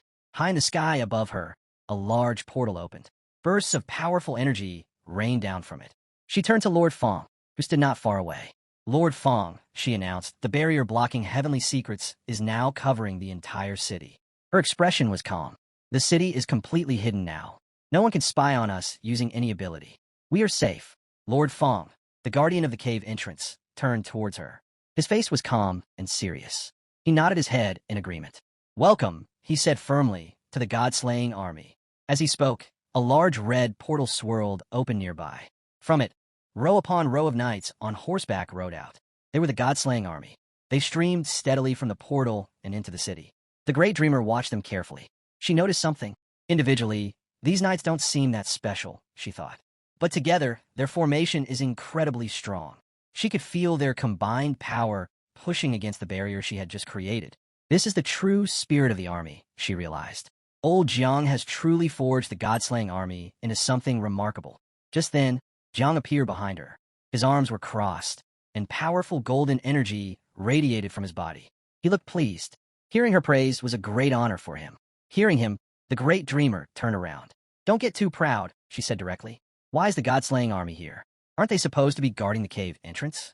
You brought half of them back. She looked at him intently. Do you plan to attack the 3 islands? He met her gaze calmly. I did have that thought, he admitted. But that's not the most important thing right now. Protecting Jiangchun is our main concern. His expression grew serious. I feel something big is about to happen. The great dreamer looked curious. Oh, he pictured the young man, Jiangchun, in his mind. He saw him surrounded by countless tiny insects. Jiangchun's 9-winged fog, he revealed. It has already reproduced, exceeding 10 billion insects. The great dreamer's eyes widened in surprise. 10 billion? Jiang never told me this. Don't blame Jiang, he said quickly. I told him not to tell you. He looked straight at her. After all, not everyone can act well or keep secrets. Only someone who genuinely doesn't know something can hide the truth perfectly. The great dreamer put her hand on her hip. She thought for a moment, then nodded sincerely. You're right. Neither Master Gui nor Sayo are good at keeping secrets. She looked back at he. So, is this the big thing you felt coming? He's eyes glowed with intensity. On the side of the underground caves, he explained, an ancient being has awakened. It might have sensed Jiang Chen's power. This entity has ordered Jiang Chen's elimination, no matter the cost. He paused, letting the weight of his words sink in. The ancient demon races, the immortal races, the dragons, the beast clans, they've all put aside their differences. They've united unusually. They've given us an ultimatum. His voice was grave. If we don't hand over Jiangchun within 3 months, all 10,000 races will attack Daxia together. The great dreamer's eyes widened again, this time in shock. But her expression quickly hardened into fierce resolve. No matter how many come, she declared, her voice sharp, I will kill them all. He shook his head slightly. He pictured Little Nine, Jiang Chen's fog. This time is different, he said. Our enemies could have waited the full 3 months until the heavenly path seal lifts. But they are impatient. Why? Because of the 9-winged fog. He looked at her meaningfully. That fog is far more terrifying than they ever imagined. When it grows beyond a certain point, it evolves. It becomes the 9 abysses. He leaned closer, and it seems those ancient beings fear the 9 abysses deeply. Understanding dawned on the great dreamer's face, mixed with concern. So, you mean Jiang Chun, while on the 3 islands this time, he might actually encounter those ancient beings? He closed his eyes briefly. He walked past her, then nodded. Yes, but, he added, turning back slightly, we still have time. Just then, rain began to fall. Gentle drops pattered on the temple roof and the stones of the city.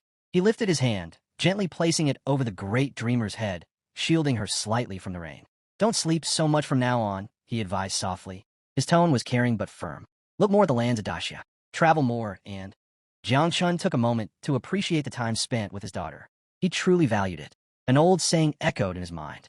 At 3 years old, a daughter was worth a bar of gold. At 30, she'd be worth a kingdom. At 300, she'd be worth an immortality potion. The thought warmed him briefly. Back inside the virtual challenge realm, Jiang scanned his surroundings, the environment shimmering with unstable energy. Then, the system's voice boomed, announcing the fifth test, mental evaluation. The rule was straightforward. Resist the mental attacks within the designated area and reach the exit. That was all. Zhang's eyes widened slightly, but his expression radiated confidence. This should be manageable, he thought internally. He wasn't worried at all. Losing the ancestral tree's direct help might be inconvenient, but he felt certain it wouldn't hinder him significantly. This test seemed easy to him. Just then, the air before him rippled violently. A huge, grotesque monster materialized, blocking his path. Its eyes glowed with a palpable evil intent. It threw its head back and roared, a sound meant to shatter nerves and instill terror. Jiang stayed perfectly calm, his body relaxed. Inside the shared space of his mind, Xiaochan reacted differently. She instinctively hugged the old tree tightly, her small form trembling. It's scary, she thought desperately, silently pleading with the tree to destroy the terrifying beast.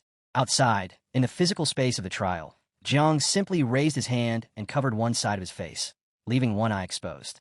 He stared hard at the monstrous illusion. His exposed eye began to glow with an intense, deep red light. He focused his formidable mental power. A powerful beam of crimson energy lanced from his eye.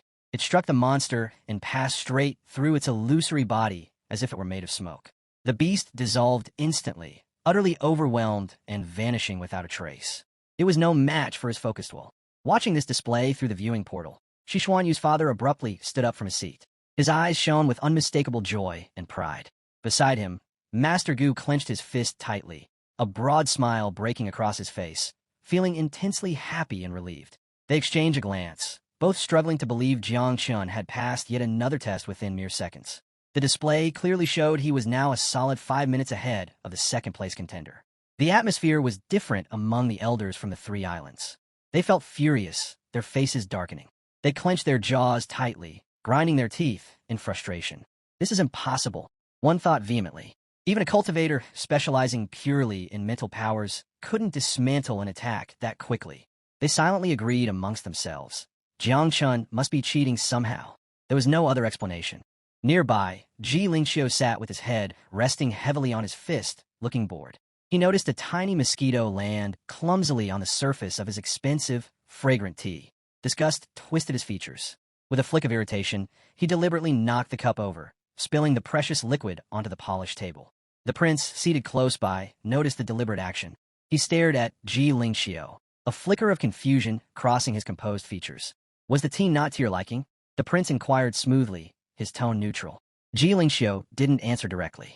He simply reached out his hand in a dismissive gesture. Perhaps my eyesight fails me, he admitted dryly, his voice flat. Maybe it was just a trick of the light. You are correct, Prince. With esteemed company, such as yours present, no mere fly would dare intrude upon this moment. Yang Ming then leaned closer to the prince, genuine fear showing in his eyes. Jiang Chun has far surpassed the holy prince's time, he whispered urgently. The gap widens. Are you absolutely certain your plan will work? Are you sure you can kill him in the six-cut stage? The doubt was evident in his voice. The prince's calm facade cracked instantly. Anger flashed across his face at being questioned so directly. Yang Ming immediately dropped to his knees on the floor. Please calm your anger. Your Highness, he begged, his voice tight with apprehension. I meant no disrespect. The prince visibly forced himself to relax, the anger receding. He didn't understand Yang Ming's sudden haste. The 5 trials, he explained patiently, his voice regaining its controlled calm, are not truly about combat lethality. They test endurance, mental fortitude, elemental affinity. With the aid of potent, lucky medicines or unique artifacts, even a mediocre cultivator can scrape through. But the 6 cuts, he paused for emphasis, are entirely different. He continued, outlining the brutal reality. Jiang Chun is only a 3-transformation warrior. He will face 6 attackers simultaneously, each possessing the strength of a 6-transformation level fighter.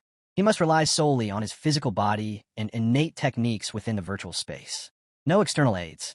Defending against 6 attackers of that caliber, with just his physical form, that borders on the impossible. The prince revealed the core of his strategy. Among the 6 attackers Jiang will face, I have personally concealed one who is not a simulation. He is a divine spirit warrior, loyal. Jiang watched the knights carefully.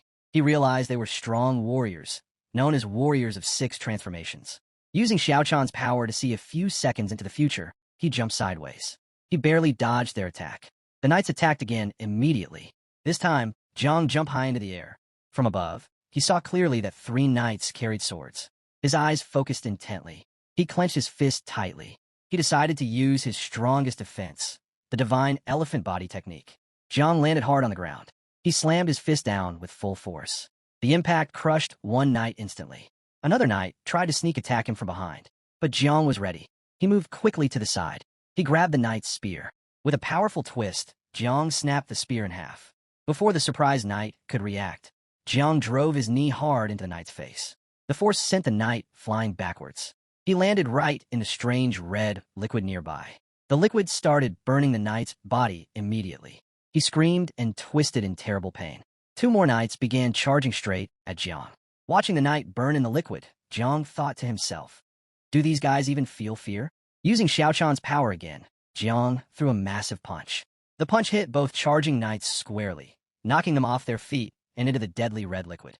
These guys won't learn until it's too late, Jiang realized grimly. Just then, the last knight, the one holding a sword, fixed a cold, evil stare on Jiang. This is the end for you, the knight declared. He sneered, adding, though I admit, the fact you managed to wake me up shows you have some skill. Outside the battle, observer room, Master Gu put his hand under his chin, watching the screen closely. He smiled. Jiang already defeated the 4th general, he said. So this round is secured. Xiao Chen's father stood nearby, with his arms crossed. A smile appeared on his face too. In Wuxia has also sped up, he admitted, but he's fallen too far behind. He won't catch up to Jiang now. The elder of the 3 islands looked furious. If things keep going like this, he growled, clearly worried, I fear we're going to lose. Yang Ming rested his head on his fist, looking completely confident. He smiled. Elder, don't panic, Yang Ming said calmly. Remember, the real winner is the one who laughs last. Ji Lingxiu picked up a cup of tea, looking very serene. He smiled at Venerable Yinzuan.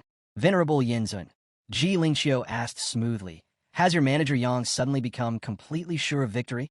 Prince Yinzuan raised his hand slightly. His expression was perfectly calm. This is merely a small lesson I gave him, Prince Yinzuan explained. He added, in any competition, keeping a good attitude is the most important thing.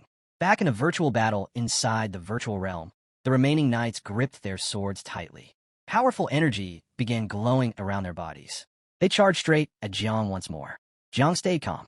Xiao Chan, he thought urgently, predict the next 3 seconds for me. The knights attacked. Their sword strikes were incredibly fast and aimed perfectly. But thanks to Xiao Chan's future sight, Jiang dodged each swing without too much trouble. He watched their sword moves closely. Honestly, he thought, with skills like that, they couldn't even earn money doing street performances. Suddenly, one knight leaped high above Jiang. Tyrant saber slash, the knight yelled. He started falling towards Jiang, sword raised for a devastating blow. Jiang looked up and his heart pounded. This is bad. Panic shot through him. The knight descended slowly but powerfully. Jiang's eyes widened with fear. He quickly realized the attack was actually incredibly fast. Dodging was impossible. Jiang braced himself. He decided to block it directly. The knight swung his sword down hard. A huge wave of destructive energy burst from the blade. Jiang reacted fast. He crossed his arms tightly in front of his chest. Using Xiao Chan's power again, he managed to block some of the attack's force. But it wasn't enough. The sword energy sliced deep into Jiang's chest. Pain exploded through him. Ack! He gritted his teeth, mind racing with shock and confusion. This sword energy, it's different. Why can't I move? He was frozen in place. He couldn't block. He couldn't dodge. Seeing their chance, 2 other knights attacked instantly. Tyrant saber slash, they both shouted. They unleashed 2 more massive waves of sword energy. The energy slammed directly into Jiang's injured chest. No! Fear surged through him. He knew he was in terrible danger. The brutal force hit him like thunder. It hurled his body backwards violently, straight towards the pool of red liquid. Jiang cried out as he flew through the air. Blood poured from his mouth. He was badly hurt. Observer room reaction, Master Gu stared at the screen, horrified. His eyes widened with deep worry. His jaw dropped open in shock. Something's very wrong, he thought frantically. That sword energy didn't hurt him before. What's happening now? Nearby, Xiao Chen's father clenched his fist tightly. His face showed a fierce, confident expression. He believed the situation was turning. The accusations of cheating slammed into Gu like a physical blow. Every instinct screamed at him to charge forward, to smash through whatever barrier stood between him and Jiang, to rescue his friend from whatever trap was unfolding. He lunged, muscles coiling, but the older man's arm clamped around his waist like an iron band, halting him mid-stride. Gu twisted, frustration and fear making him reckless. Let go, he snarled, his voice tight. The older man's face was a mask of stern authority, his grip unyielding. "Calm down, Gu," he commanded, his tone low and urgent. "Rushing in blind helps no one. The competition rules are clear. Outsiders cannot interfere until it's officially concluded. You'll only cause more trouble or get yourself disqualified." Gu's chest heaved, his eyes blazing with a fierce, almost desperate resolve. He glared past the man, towards the projection showing Zhang's peril. "Rules be damned," he spat, the words raw. "If they're cheating to kill him, then even if it kills me, I'll find a way into that virtual realm. Watch me." Nearby, the prince observed the scene with detached amusement. He leaned his head languidly on one hand, a smirk playing on his lips. He extended his other hand in a mocking, sweeping gesture towards Jilingxiu. "Seems the shoe is on the other foot now, Master Jilingxiu," he taunted, his voice dripping with false sympathy. "Can't handle the possibility of your champion losing fair and square, resorting to baseless accusations." Jilingxiu met the prince's gaze without flinching, his own expression unreadable as stone. He took a deliberate sip from his teacup, the simple act radiating a chilling calm. "If you truly cannot accept the concept of defeat, Prince," he replied, his voice level and cool, "then you already know the truth of it in the deepest recesses of your heart. No words of mine will change that." The prince's smirk hardened into a sharp, brittle line. He gave a single, sharp nod. "Oh, I know perfectly well what the outcome will be, and I intend for the entire world to witness it." Clearly, Jilingxiu set his cup down with precise control, his eyes never leaving the prince's face. Internally, a cold knot of concern tightened. The competition's result meant nothing to him. Only Zhang's survival mattered. If the boy dies in there, Jilingxiu thought, the weight of the responsibility settling heavily, explaining it to Gu will be impossible. The fallout alone. Meanwhile, inside the virtual realm, Jiang was in freefall, the ground rushing up to meet him in a terrifying swirl of churning crimson liquid. Panic seized Xiaochan. Her form flickered wildly as she screamed, "Jiang, look out! Below you!" The sound pierced Zhang's adrenaline-dulled senses. His eyes snapped open, instantly stinging with the salty tang of his own sweat. The sensation of the energy-blocking barrier was abruptly gone, vanished the moment he'd been hurled downwards. Movement! His mind screamed. Milliseconds before impact, instinct took over. He thrust his hand downward, palm out, channeling his growth of all things skill with desperate focus. Thick, gnarled roots erupted violently from the surrounding stone walls with a tearing sound. They snaked and wove together with astonishing speed, forming a dense, springy platform directly beneath him just as he hit. He landed hard on the makeshift net, the impact driving the air from his lungs in a painful gasp. He lay there for a second, blinking sweat from his eyes, his heart hammering against his ribs. Then, forcing calm, he pushed himself up onto one elbow. His expression smoothed into analytical focus. These knights, they registered as only 6 transformation warriors. They shouldn't possess the raw power to breach my city prison body defense. Something else is at play. He decided his best move was observation.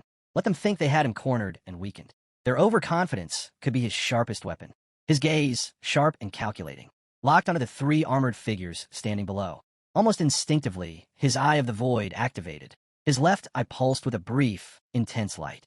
From his elevated perch on the root platform, their vital statistics materialized before him like ghostly system readouts. Knight A315. Strength 6 transformation level. Knight A316.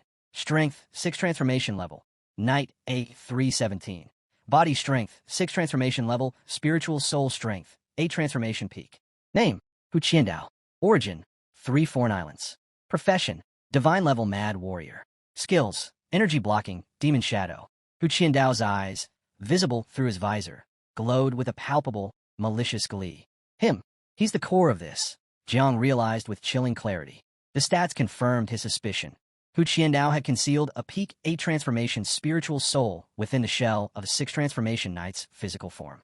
Clever, Jiang conceded internally. Dangerously so. His true killing power is masked within the sword energy itself. To any observer outside, it will look like I was simply overwhelmed by 3 simultaneous, mundane 6 transformation attacks. A perfect, deniable assassination attempt. This wasn't just cheating, it was a meticulously crafted death trap designed solely for him. Jiang glances down at his chest and sees a deep X-shaped cut carved into his flesh. His eyes widen with shock and confusion. He turns to Xiaojia, asking how they managed to break his defense. Xiaojia explains that the low-level insects fused into his chest have been wiped out by the energy, and now he is focusing on repairing father's wounds. Spotting the injury, Little Nine's expression twists into fury. Without hesitation, she declares, "You dare hurt my daddy, I'm going to eat him." Jiang retreats into his sea of consciousness, uncertainty clouding his eyes. He is not sure if she can even manifest herself here. Little Nine's gaze burns with rage. She tells him, "Before I could not, but now I can, and I can even tear this virtual realm apart." Jiang reaches out, gently patting her head, a faint smile tugging at his lips. He urges her to calm down, explaining that it is not yet the right time to reveal herself. This is not the moment, and it would not be proper. He asks her to wait a little longer, as he already has a plan to overcome this trial. Her fists clench tight, eyes still blazing. Even so, she gives a sharp nod, choosing to listen to our boy. Then she steps toward Xiao Jia, fixing him with a deadly stare. The air around her thickens with murderous intent as she warns that if Jiang is injured again, she will eat him and his offspring without hesitation. Fear pricks at Xiao Jia's heart. He can tell she means it, as she is not even speaking in her usual sweet cutesy tone anymore. Meanwhile, Xiao Chan's eyes glimmer with calm as she approaches Jiang. She says, "I have a plan of my own." Jiang's eyes soften, quiet confidence settling over him. He cannot help but smile, because he too already has a plan in mind. Jiang's eyes burned with an intense, unnatural light as a spike of cold fear shot through him. Is Jiang still alive? Did he fall into that thing? Driven by this urgent dread, he started moving cautiously towards the edge of the swirling red liquid, needing visual confirmation. Suddenly, thick, whip-like roots erupted from the ground, lashing towards them with terrifying speed. Reacting instantly, Jiang tapped into his class growth of all things skill. "Clones," he commanded mentally. 3 perfect replicas of himself materialized in a shimmer of displaced air, their eyes mirroring his own furious glow. Without hesitation, the copies lunged at the bewildered knights. The knights were utterly confused. One moment they were facing a single opponent, the next there were 4 identical figures attacking. What kind of sorcery is this? Their training faltered momentarily under the unexpected assault. One knight, gritting his teeth with fierce determination, swung his heavy broadsword in a powerful horizontal arc. The blade connected cleanly, shearing one clone diagonally from shoulder to hip. The two halves dissolved into shimmering motes of light before hitting the ground. Seeing it wasn't the real Jiang, the knight froze, his eyes wide with shock and disbelief. An illusion? That split second of hesitation was fatal. While his focus was shattered, the real Jiang materialized right beside him. Jiang felt power surge through his arm as he focused his energy, coiling it tightly into his fist. He drove it forward with brutal force, punching squarely into the knight's armored chest. There was a sickening crunch of metal and bone. The knight was hurled backwards as if hit by a battering ram, crashing hard onto the unforgiving stone floor, unmoving. The knight crumpled lifelessly. First, Jiang thought grimly, his eyes fixed on Huqi and Dao. I eliminate these annoying obstacles protecting him. Huqi and Dao stood impassively nearby, merely observing the carnage. Jiang stretched out his hand towards a discarded sword lying near a fallen knight. Instantly, a thick root snaked across the ground, coiled around the hilt, and delivered the weapon into his waiting grasp. Seeing Huqi and Dao still maintaining their deceptive facade, hiding his true nature, anger flared in Jiang. "I'll completely destroy your soul," he snarled. He shouted directly at the figure. "Keep pretending, then." Jiang gripped the sword's hilt tightly, his knuckles turning white, his eyes blazing with that intense light. Huqi and Dao flinched, genuinely startled. How does he know my name? Panic surged through him. This is dangerous. He knows too much. I can't let him leave this place alive. Just then, the glowing ranking board embedded in the cavern wall flickered and updated. The new information displayed clearly. First place, Ding Cheng, Great Xia. Eliminated 6 generals, latest, 6th general. Second place, In Wuxia, 3 overseas islands. Also eliminated 6 generals, latest, 2nd general. Nearby, watching through a scrying portal or similar means, Gu couldn't contain his excitement. A wide grin split his face as he clenched his fists triumphantly. "Xiao Chen is doing great," he exclaimed, practically bouncing. Even without making a huge spectacle, this is seriously impressive work. He quickly scanned the implied rules in his mind, reassuring himself. Picking up a discarded weapon, that's definitely within the bounds. It's resourceful, not cheating. He leaned forward, cupping his hand around his mouth as if Jiang could hear him, and yelled, "Use the heaven-opening blade against him. Finish it." Across the observation area, Xiao Chen's father felt a rare smile touch his lips. He was a man renowned for his unshakable calm, a pillar of stoicism. Yet, watching this brutal, high-stakes confrontation had sent his heart pounding erratically against his ribs. The tension was physically agonizing, he felt a cold sweat prickle his skin and a tightness in his chest that bordered on terrifying. It feels like I might have a heart attack just watching, he admitted silently, forcing himself to take a slow, steadying breath. Guiling's attention locks on the ranking board. A faint smile curves his lips as he turns to the prince, asking who could possibly afford to lose now, since the answer should be obvious. Yinzuan lowers his gaze to the ground, a loss for words. The soldier focused their energy, unleashing the technique known as Tyrant Blade Slash. Uproot the grass from its roots. A violent surge of power sweeps across the ground, tearing the roots apart and scattering them into the air. Jiang takes a step back, his eyes beginning to gleam. Our boy cannot believe he is still keeping up the act. Determined to force him into revealing his true form, he orders Xiao Chan to activate full prediction at 3-second intervals. She nods without hesitation. Jiang then commands Xiao Jia to fully activate the divine elephant domain body. In response, his rival's facade shatters and his true form emerges. He is a man with white hair, eyes burning with excitement as a sinister energy seeps from his body. Seeing this, Jiang wastes no time. He triggers the full power of the war god transformation and summons the heaven-cleaving blade. Jiang Chun, now fully transformed, draws his sword and steadies himself for the attack. The warrior gathers momentum, surging forward toward our boy. Jiang unleashes the prison-suppressing blade, dropping to the ground as his strike tears through the earth. A wave of force erupts, sending deadly slashes bursting from the ground right behind his rival.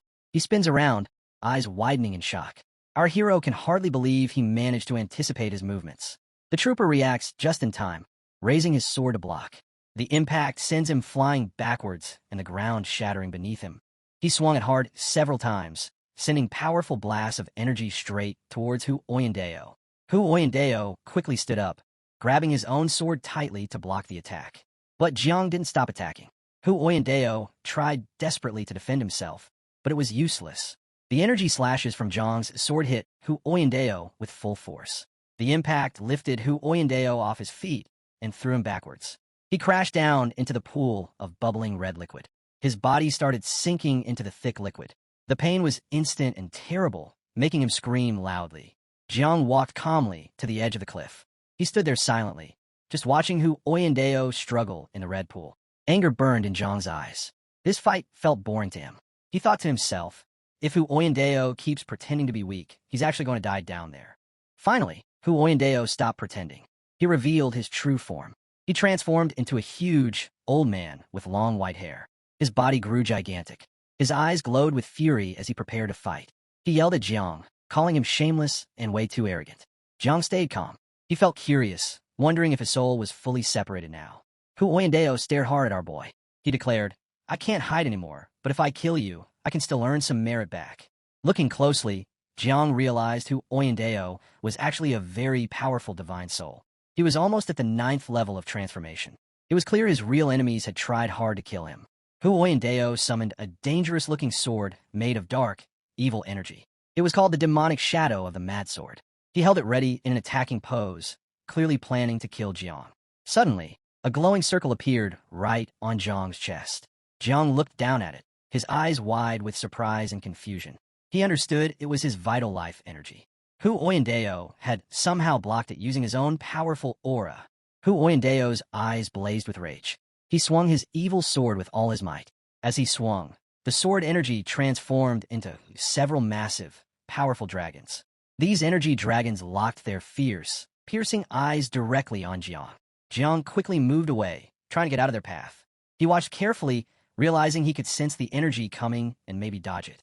But the area the sword attacks covered was just too huge. He couldn't move fast enough to escape them all. A strong red aura started glowing around Jiang's body. He stopped running. He gripped his own sword tightly. Determination shone in his eyes.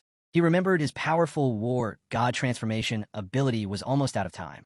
He knew he had to risk everything right now. Jiang unleashed his special technique, Hell Prison. In an instant, he swung his sword hundreds of times.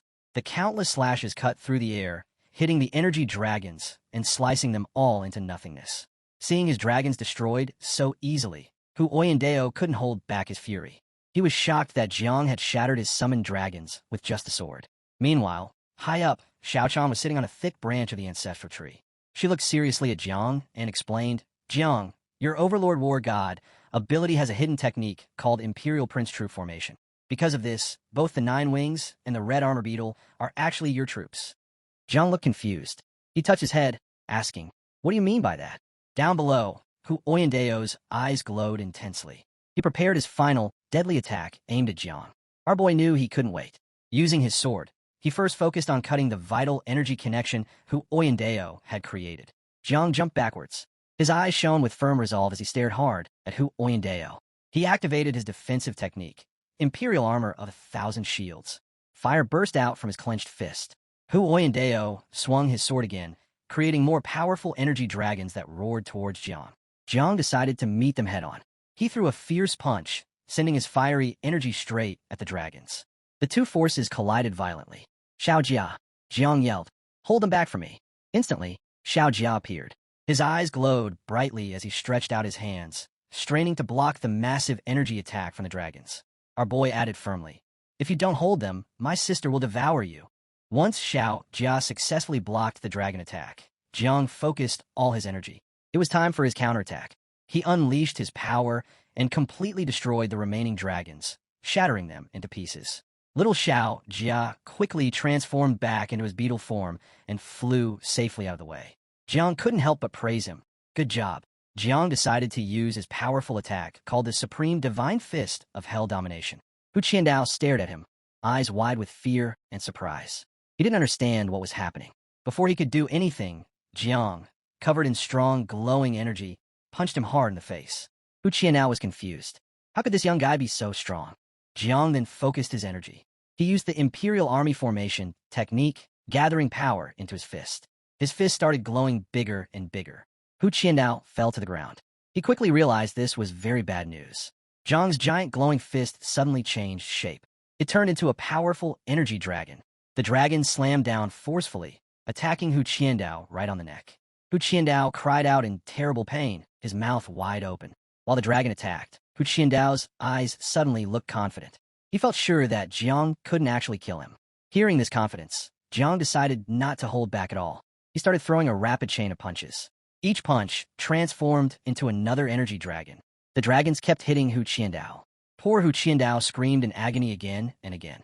Seeing that Hu Qiandao couldn't take much more, Jiang noticed something important.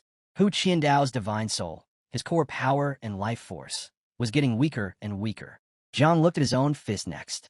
He was surprised to see that his own energy was fading fast too. Hu Qiandao's soul was almost completely destroyed. Hu Qiandao stared at Jiang and, strangely, couldn't help but smile weakly. Exhausted, Jiang placed his hand on the ground. His powerful god of war, fighting state deactivated. Hu Qiandao felt relieved. He had been seconds from death. Hu Qiandao both silently watched Jiang. They saw he was completely out of strength. Now that Jiang was weak, Hu Qiandao looked at him with an evil expression. He prepared to attack. Hu Qiandao was certain Jiang was about to die. Jiang panicked. Was this really the end? Just then, Jiang noticed little Xiao Chan sitting on his shoulder. He felt confused about why she was there. Inside Jiang's mind, in his sea of consciousness, Hu Qiandao's leftover soul was like a tiny fly buzzing around. Near the big ancestral tree in this mental space, Xiao Chan turned around. She looked serious and spoke to her master, the tree. "Master," she said, "Hu Qiandao's soul is too noisy. It's disturbing your nap." As the fly-like soul buzzed closer to the ancestral tree, something happened. The soul of Hu Qiandao began getting pulled into Jiang's real body. Jiang was still sitting there, exhausted. Suddenly, Hu Qiandao started screaming like a madman. He couldn't believe it. His divine soul was being absorbed. He was being sucked in. A glowing system window popped up in front of Jiang. It gave him an update. His Overlord War God power had advanced to Heaven-Slaying War God. The power of his unbeatable Divine Fist War God transformation and Imperial Execution battle formation techniques had increased by 30%. Jiang stared at the system window, filled with surprise. His Overlord War God had just leveled up, but reaching the 3rd stage before hadn't caused an upgrade. He thought, this must be because the ancestral tree absorbed Hu Qiandao's leftover soul and gave some of its power to me. Feeling relieved, Jiang wiped sweat from his face. He wondered, if the tree has this ability, why didn't it help me earlier? At the same time, the system updated the global virtual god ranking list. 1. Jiang Chun Daxia. Time, 32 minutes, 17 seconds. 2. In Wuxia oversees 3 islands for killing the 6th general. The people of Daxia watching the rankings erupted in celebration. They shouted loudly about God Zhang's victory. Amazing Sea King, they cheered. They mocked the overseas 3 islands, calling them shameless. Even cheating couldn't help them win, people yelled. Shouts of devotion for Chunba filled the air. A glowing portal appeared. Jiang stepped out of it. He touched his head and smiled at his master, Gu. Master, he said, my ranking is pretty good, right? Gu, along with Xiao Chen's father, stared at Jiang. Gu spoke firmly, not just pretty good, Jiang. You got absolute first place. Gu looked serious. You almost scared me to death. I'm sure you went through hell in that fight. Let me check your injuries. Ji Lingqiu watched Jiang, his eyes shining with happiness. He thought, I bet Prince Yinzuan didn't expect Jiang Qian to come out alive. He must be really upset now about losing that powerful 8th-level peak, Divine Soul. Indeed, Prince Yinzuan's eyes burned with rage. He thought about Hu Qiandao. Useless piece of trash, he fumed. He deserved to die 1,000 times over. His death is no loss at all. He completely ruined my great plan. Yin Wuxia emerged from the shimmering portal, blinking against the brighter light of the arena. His confident stride faltered slightly. The prince himself is waiting? He hadn't expected such a direct audience. Seeing the prince's focused gaze land on him, Yin Wuxia quickly strode forward. He dropped to one knee, pressing his forehead low against the cool stone floor in a deep, formal bow.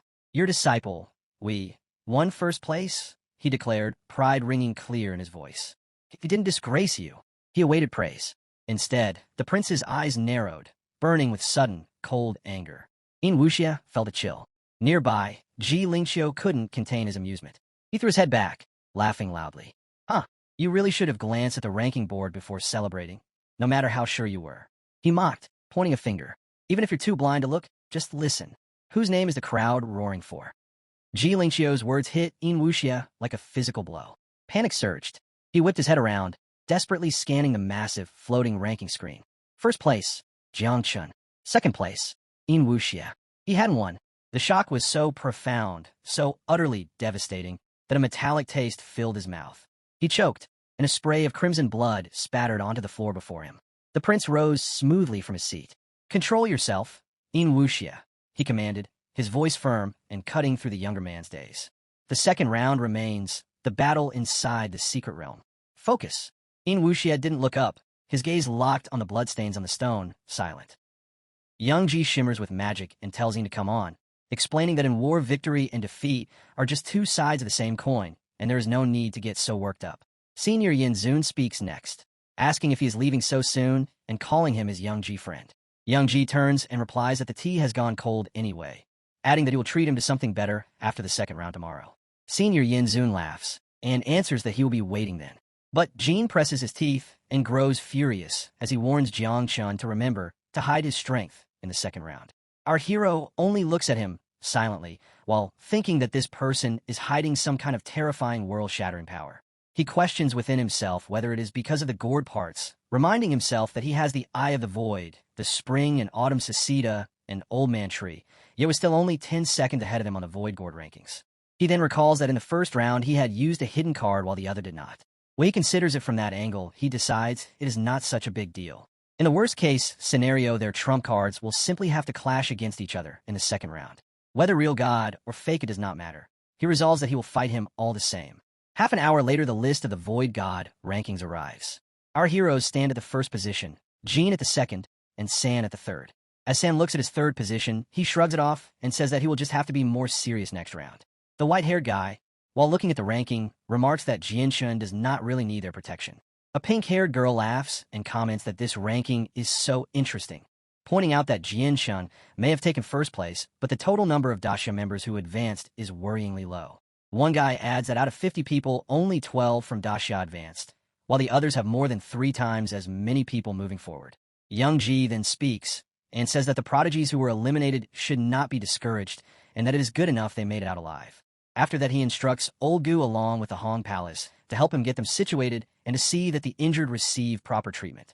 They comply, so Young Ji tells all the advancing prodigies to follow him back to the hotel to discuss strategies.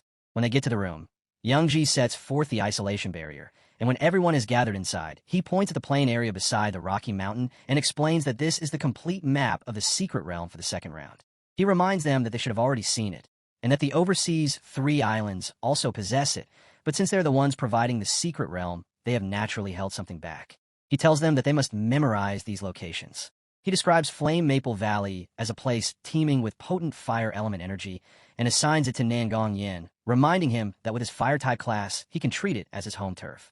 He then explains that Ice Fiend Grotto is a ley-lined maze with an ice jiao dwelling deep inside, and he instructs Ding Chunxiu that he can lure people into the grotto since it is the perfect place to unleash his power fully.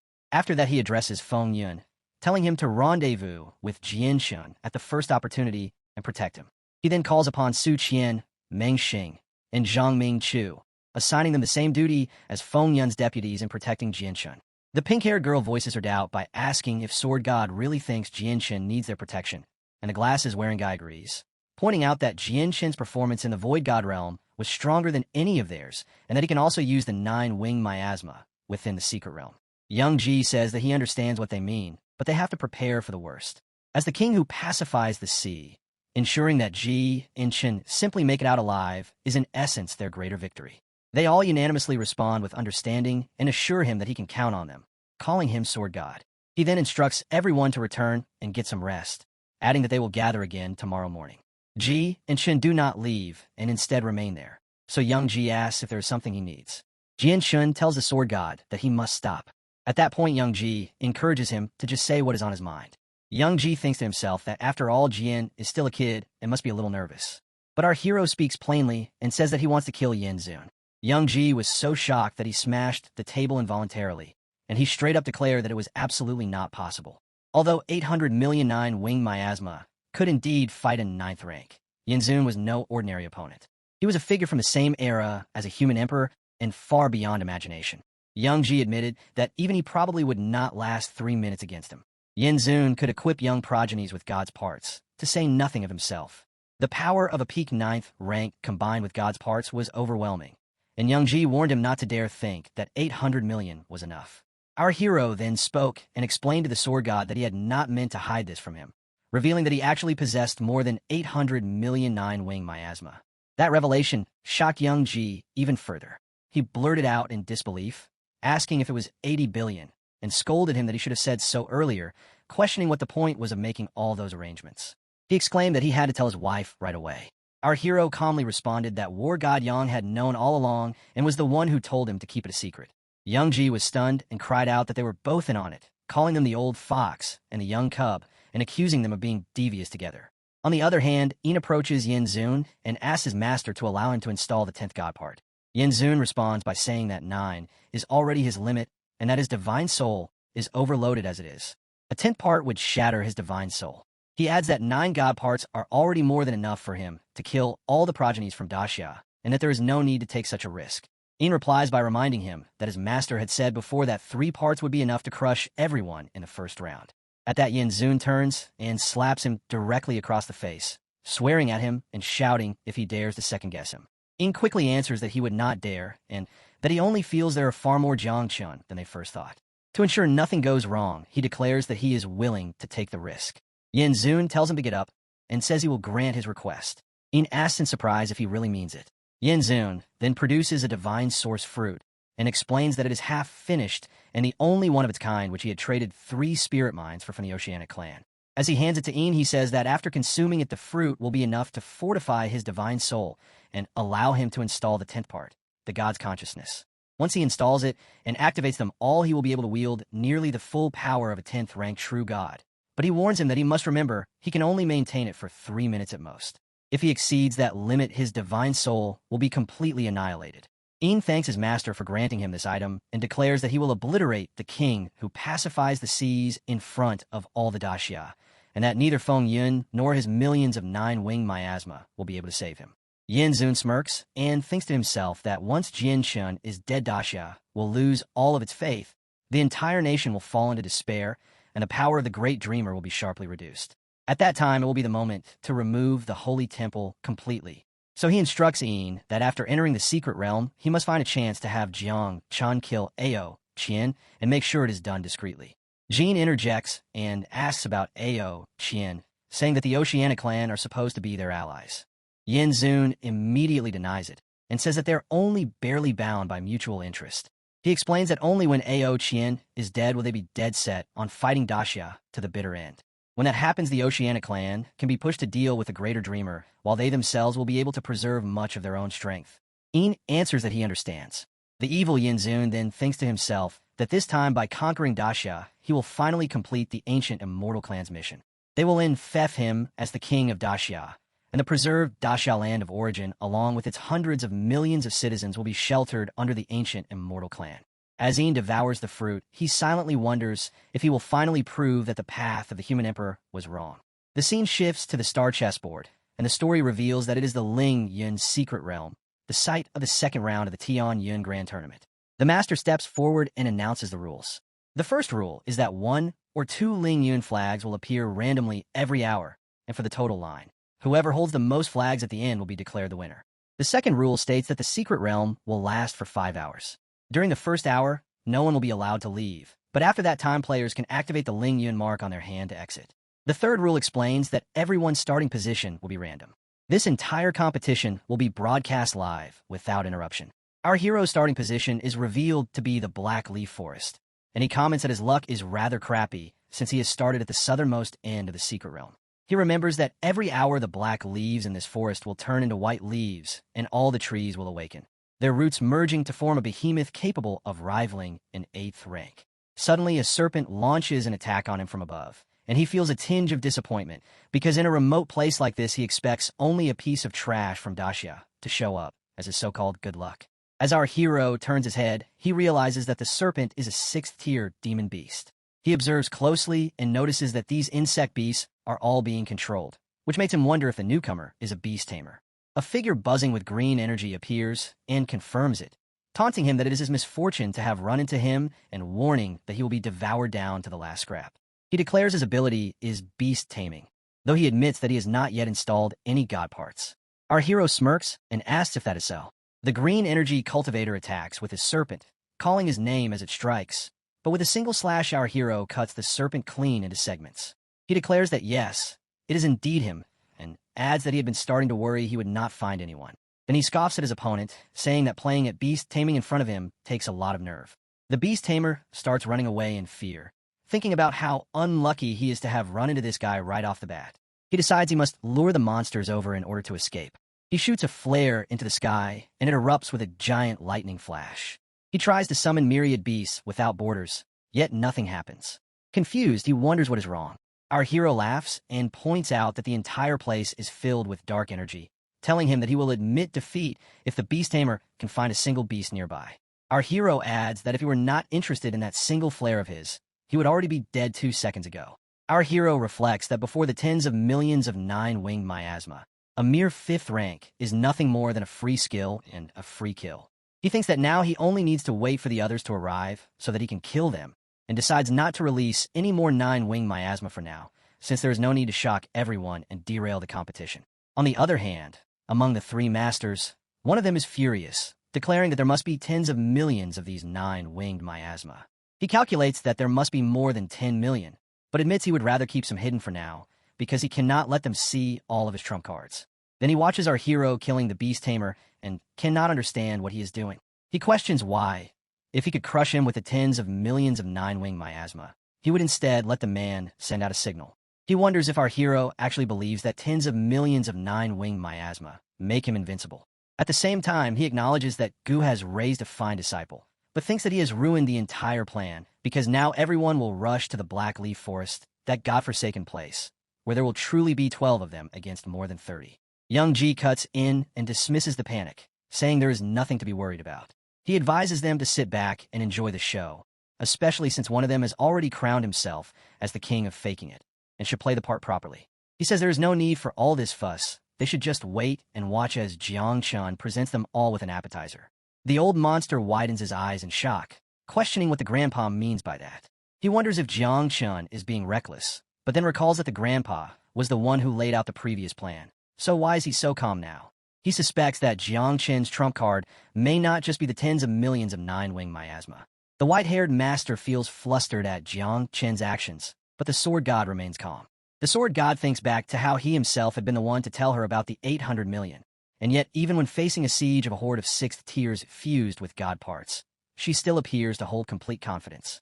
At the Lingyun secret realm's central region in the human world, the greatest creation must be its cuisine. Ao Qian is munching on a beast after killing it and laments that it is a shame because the heart and the liver of the demon beast are nowhere near as tasty as human ones. He muses that if it were the heart and liver of the king, who pacifies the seas, he bets it would be exquisite when toasted. Just then he watches the flare in the sky and realizes that Jiang Chun has been found. He immediately shifts into his demonic serpent form and rushes in that direction, thinking of Grandpa's birthday, which is coming soon. After he slays Jiang Chun, he will turn its skull into a divine urn, because Grandpa will definitely love it.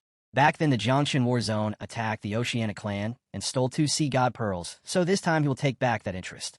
Enan looks up in the sky. He also realizes that it is Jiang Chun, but he does not understand why he exposed his location so early.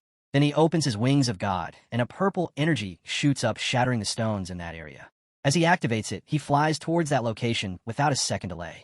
On the other hand, a guy laughs while looking at a white-haired guy and tells him that his king who pacifies the seas has been found and that he will not let him get away. Even though the other is ranked 5th in the Void God ranking, and he is 15th, he claims that even if he can kill him, he has no problem holding him down and says to just wait, because before long the king who pacifies the seas will be finished. But just as he is about to finish the sentence, blue sharp strings wrap around his body. The white-haired guy passes by him, pulls the strings, and cuts him into pieces, reprimanding him for being too noisy. Then he also flies towards the Jiangchen location. Now all of these players are rushing toward our hero's direction. It has been only 2 minutes since the competition started, yet they are already converging for what looks like the final battle. The masters watching realize that Jiang Chun really does not play by the rules. The enemies see him only as prey, but they do not understand that he is the true apex predator. Ao Qian is the first to arrive before Jiang Chun. He says that as the crown prince, he needs to borrow Jiang's head. Jiang Chun replies that he got here quickly, but perhaps he should lend his own head to play with instead. Then Ao Qian opens his mouth and unleashes the sea god pearl skill, which suspends the boundless sea overhead.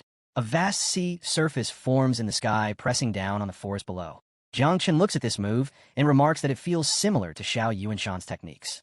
Ao Qian narrows his eyes and asks how the move could possibly look familiar. He points out that Zhang's Daxiao once stole 2 sea god pearls from his clan, and one of them is in Zhang's hand right now. Jiang Chan pauses, recalling a memory from his childhood. Back then, someone had indeed given him a pearl, but he found it useless at the time and casually passed it on to someone else. Qian roared in fury when he learned the pearl had been given away. He shouted that Jiang was nothing but a treasure-stealing rat who did not even know how to use what he possessed, and that today he would die under the power of his clan's own sea god pearl. With a wave, Qian summoned 1,000 dragons from the sea and ordered them to seize the 9-winged miasma. Jiang Chen instantly understood that his enemy was targeting his wings, but he stayed calm. Not everyone had arrived yet, and he had no intention of revealing more of his trump cards. Instead, he reached into a portal and drew out a dark dagger. Since Qian wanted to play a different game, he would gladly play along. The dagger was no ordinary weapon. It was tied to the prison-suppressing physique, a divine armament said to descend from the underworld king himself. With one strike, the blade of great Tao sent out ripples of red energy, splitting apart the boundless sea Qian had summoned. Jiang Chun leapt forward and unleashed his technique, the 3,000 thunder tribulations, his eyes glowing with malevolent glory. The heavens split apart as thunderbolts fell, striking Qian and locking down his body. Even his divine sense was bound, severing his connection to the sea god pearl. Qian ground his teeth in fury as Jiang hovered above him. He activated his dragon-scale body protection through his divine weapon and lunged to stab Jiang directly. Jiang only smirked, saying that without relying on his 9-winged miasma, he could still kill him without ever needing the sea god pearl. Qian swore that no mere human could dare challenge a dragon in close combat. But just as their blows were about to meet, Jiang's body surged with black energy. He transformed into a war god, his fist hardened like a boulder of divine steel. With a single slash, he carved across Qian's chest. Blood burst forth as Qian howled in agony, his dragon scales shattering under the blow. Shock spread through him as he realized Zhang's physical strength had grown to an unimaginable level, far beyond anything he had prepared for. From a distance, Yin watches the entire fight and remarks that Qian is merely being used as a tool. That suits him fine because the killing of Qian by Jiang Chun serves part of his mission. Now that he has seen Zhang's move, he decides it is his turn to put him down. Qian eats the sea god pearl, and that makes Jiang pause for a moment. Jiang activates his defensive blessing, while Qian says that Jiang is no longer worthy or strong enough to fight him. Jiang gives him a calm look and says Qian has already lost his skills, and now all he can do is talk big. Their weapons clash, and lightning bursts out around them. Qian declares that he will cut Jiang down today. Someone watching starts to think that Cheyenne with the pig's thigh that carries the true dragon bloodline along with the sea god pearl is definitely a powerful opponent. Old Gu watches and thinks even he wouldn't be confident going head-to-head with Qian, but Jiang is managing it. He remembers that Jiang was first in the opening round, and that means something. Jiang tries to slash Qian again, but Qian commands the sea god edges to protect him. Qian realizes his heaven-cleaning blade, even in war god mode, can't break through the sea god purge defense. He thinks he needs to tell his uncle about this, so they can study the technique. Jiang watches as Qian becomes angrier and notices the signs of the true dragon bloodline awakening. Qian believes that this is the end for Jiang, and the dragon form takes shape. Qian tells Jiang that he is not just going to kill him, but will also slaughter his entire family and drown Da Xiao in despair. But Jiang looks at the dragon with no sign of fear. Jiang reminds himself that he got carried away in the fight and forgot that war god transformation has a time limit. Still, it doesn't really matter to him. He notes that he has only used 1 million red armored elephant beetles for his current suppressing physics. The Sword Master begins to wonder if Jiang is taking things too far. Even though the human dragon clan has impure blood, it still carries some true dragon blood, and that can be used to trigger a terrifying divine ability, especially if it's burnt. The dragon wraps itself in a blue globe made of mana. Qian tells Jiang to stop wasting time and release the 9-wing miasma already. If he doesn't do it now, it might be too late. But Jiang just keeps going forward and attacks with Thunder Flash. Qian then activates the combustion of his true dragon bloodline, and the dragon opens its mouth. Everyone watching shouts out Jiang's name in fear. Jiang suddenly appears right on the green eye of the dragon. Qian realizes that Jiang is trying to keep up with his speed, but believes Jiang is not on his level. Jiang looks at him, unleashing a strong wave of mana, and says that after fighting with him for this long, he now understands all of Qian's moves and that they don't matter anymore. Jiang calls out a powerful red mana and activates the divine elephant's prison, suppressing physics. He then releases 6 million 9-winged miasma beetles. Qian is stunned, seeing the prison suppressing command and the 1,000 armors appearing together. Jiang doesn't hesitate and launches an attack on the dragon. Qian quickly activates his Heaven Cleave Edge and the Heavenly Dragon Cloth. Jiang counters with his Imperial Annihilation formation and cuts into the dragon. A flash of red mana slices through part of the dragon, but Qian refuses to back down. Qian tells Jiang to just wait and watch as he wins, and says that the Dragon Imperial from the Sea Tribe will kill every single person from Jiang's clan. Jiang powers up again and charges forward, striking the dragon 1,000 times and making it bleed. He then tells his little bugs in the water to stop messing around and come eat the dragon. The 9-winged miasma surrounds the dragon from behind. Vuji appears and compliments Jiang on his performance. Jiang gives Vuji a side glance and asks if he is done enjoying the show from the sidelines. Vuji appears beside him and tells Jiang to die peacefully. Jiang gives a small smirk and says if it's Vuji, then he can definitely rest easy. Just then someone else shows up and tells Vuji to come with him, but another person interrupts and tells him not to get involved in the Holy Sun's battle. That person turns to Jiang and says that Jiang's opponent is him and that no one is coming to rescue him. Jiang looks at them and says it's a good show. Jiang then loses all restraint and goes wild. He calls out all of his bugs and orders them to come out. The 9-winged miasma covers the entire area. Jiang tells the bugs to surround everyone and eat based on their faith, but to leave their own people alone. Jiang starts to feel nervous when he realizes he has more than 10 million 9-winged beetles. Vuji looks at the massive swarm and wonders if this is Jiang's final trump card. He tries to count the 9-winged miasma and feels shocked. Everyone else watching is amazed and can't believe what they're seeing. The girl says it looks like Jiang doesn't need any help from them anymore. The rare thing is Jiang has great taste in men, and even she feels like she's about to fall for him.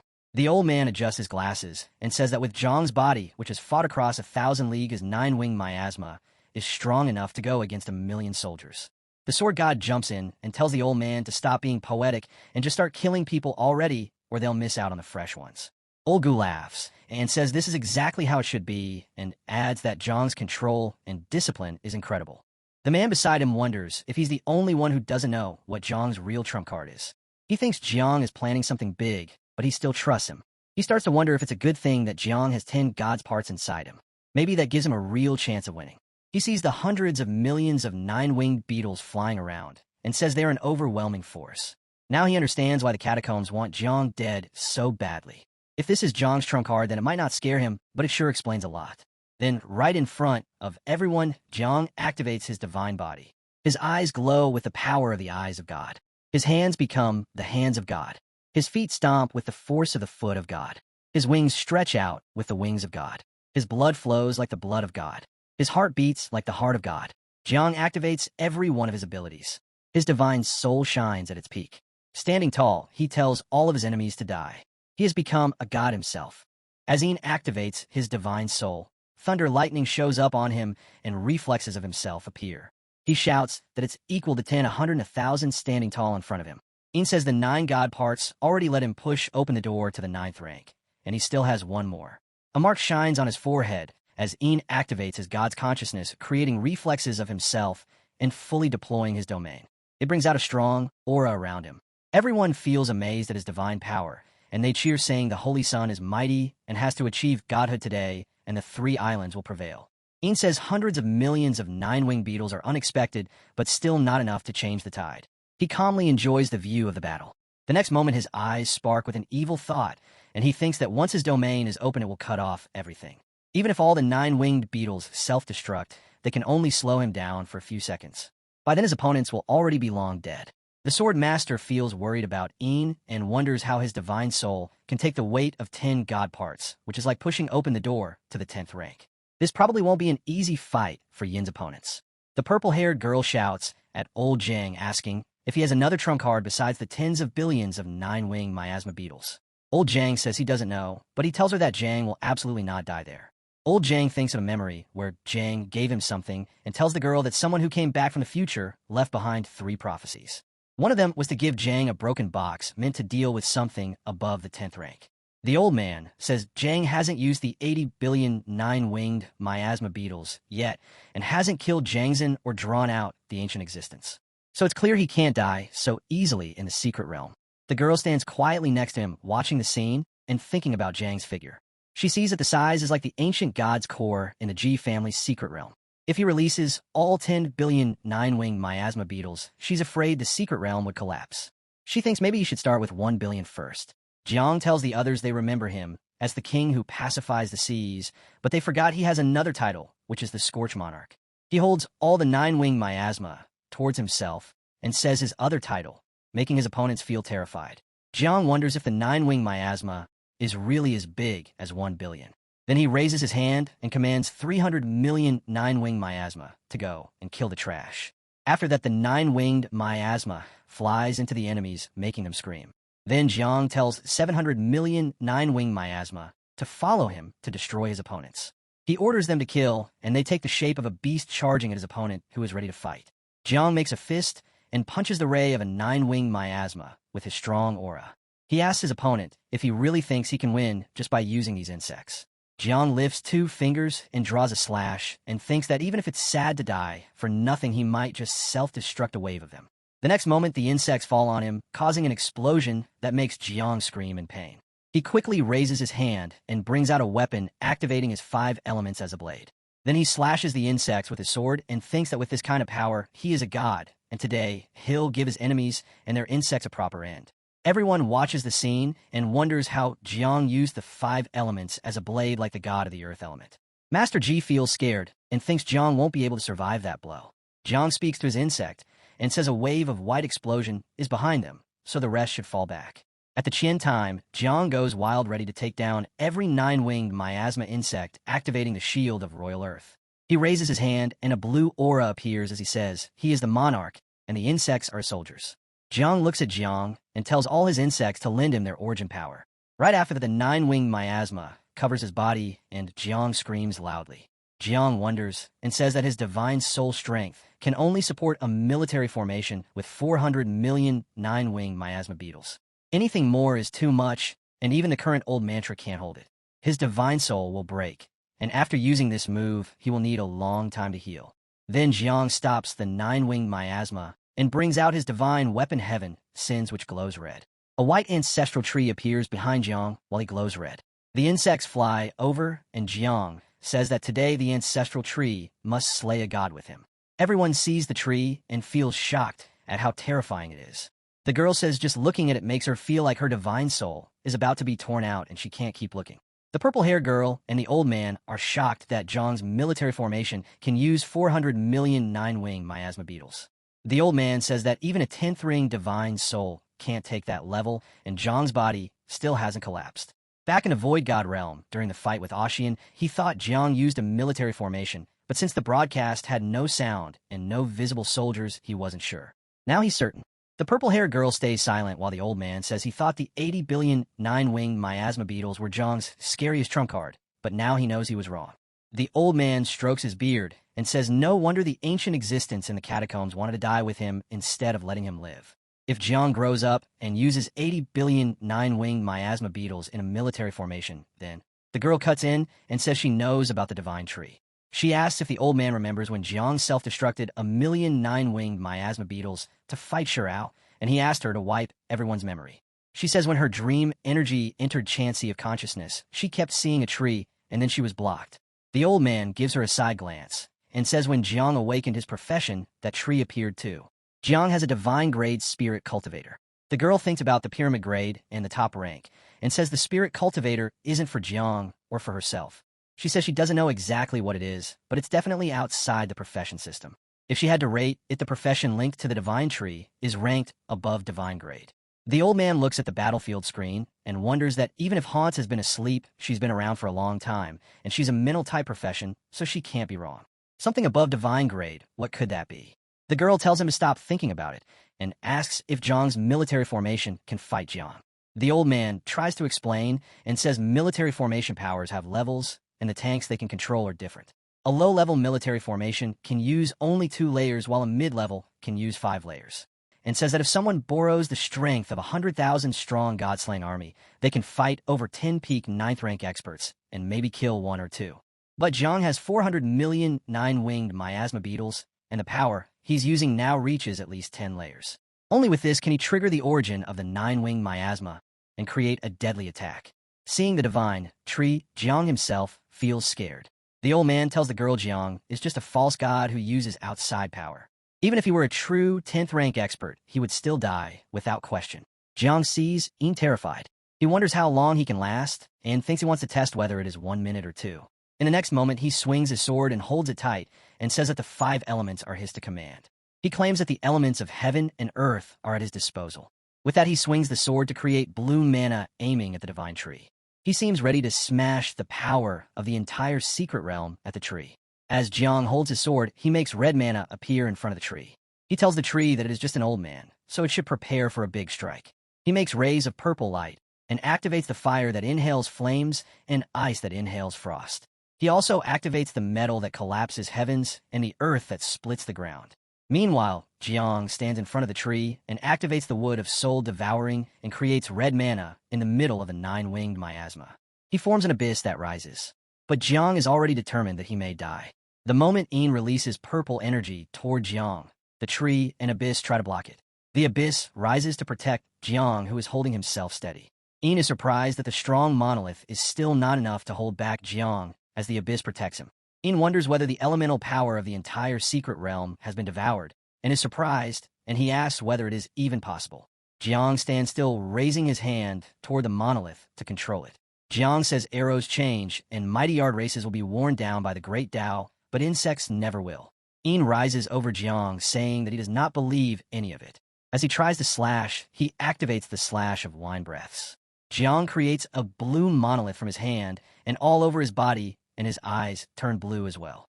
Jiang says that believing or not is not up to him, and that in his current state, his military formation can accommodate 400 million 9-winged beetles at most. Jiang raises his Monarch toward the sky to protect himself from Yin's slash of blade aura, adding that it is more than enough to kill a false god like Yin. As Jiang blocks the slash of blade aura with a single hand, Yin wonders how Jiang has handled it with his bare hand. Then Yin realizes the power of Jiang's military formation by seeing how Jiang protects himself with the sword. The sword begins to scatter. Then Jiang commands the sword to shatter.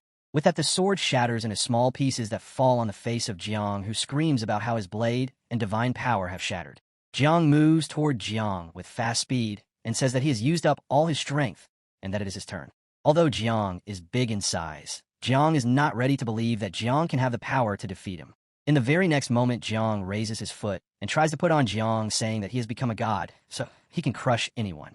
Jiang does not feel scared and immediately moves toward Jiang, saying that he does not care if Jiang has become a god. Jiang activates the blade of the great Tao to wake up and help him, and with that he slashes the back of Jiang with his sword, making Jiang scream in pain. Jiang screams loudly, unable to keep his balance. In another moment, Jiang activates the thunder flash of his sword and commands the Great Tao to cleave the heavens, which starts sparking on his forehead. With that he straps the sparking symbol of God on the forehead of Jiang. Immediately, the symbol unleashes great light, causing Jiang to scream with pain. With this, his divine soul breaks, and his divine power drains away immediately. Jiang's divine power is draining, and he shows that he cannot accept this ending and cannot hold on. With an explosion on the scene, all of his divine power is removed. Everyone wonders at the immense energy, and they tell others to avoid getting hit by the explosion energy, commanding them to dodge it quickly. Everyone becomes aware of the danger, and it is clear that it is hazardous for all the players. So the players activate their protection, creating a blue globe around everyone. They're afraid that if this wave hits the entire secret realm, might collapse. They wonder at the scene and ask whether Jiang will be alright. From outside the globe, someone tells everyone not to let their guard down, as there might be a delay in holding everything. The girl puts her hand under her chin, saying that it is fine now and that everyone should get up. She tells everyone to have a look at themselves to make sure that everyone is safe. In the next moment, the scene shifts to Jiang, who commands the abyss to devour and absorb all that energy. Jiang says that if the handsome guy wants to get fresh with her, he should just say so, but instead keeps quiet. The guy asks whether she has a boyfriend, and she replies that she does not have one.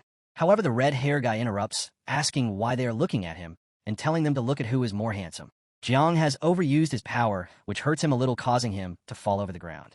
Everyone sees him, and the girl increases her hair length and runs toward him to save him. She immediately catches him and comments that it seems Jiang has someone to look after him. Weiju looks at the nine-wing miasma and says that Jiang is exhausted and the nine-wing miasma is following him back. Weiju observes the scene and comments that there are still a few remnants on the field with god parts barely hanging on, and she knows what that means.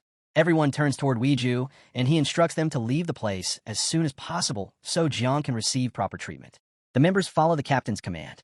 The scene shifts to another location where Yinzuin crushes a chair with his hand, becoming aggressive and wild.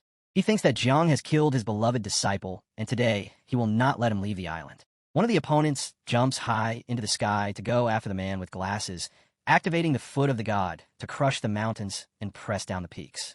The man fixes his glasses with a relaxed gesture, calling his move a desperate struggle. The boy shows off his power, saying their general is raising his banner and his advance can't be stopped. He says he can take over kingdoms with a laugh.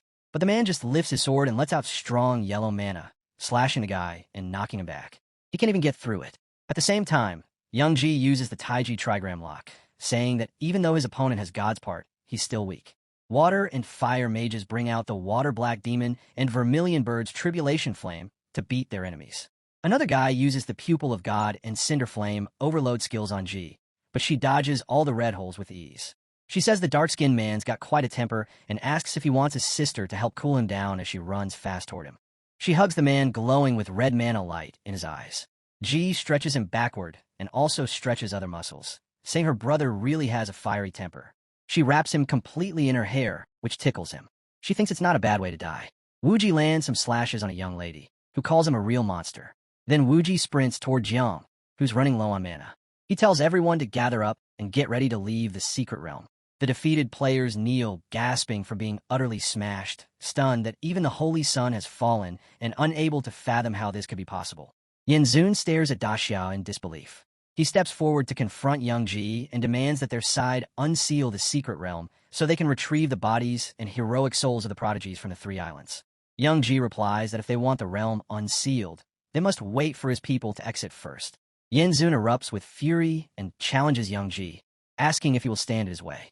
He rages that he poured decades of effort into Een, treating him like his own son and teaching him without reservation, and now Een lies dead.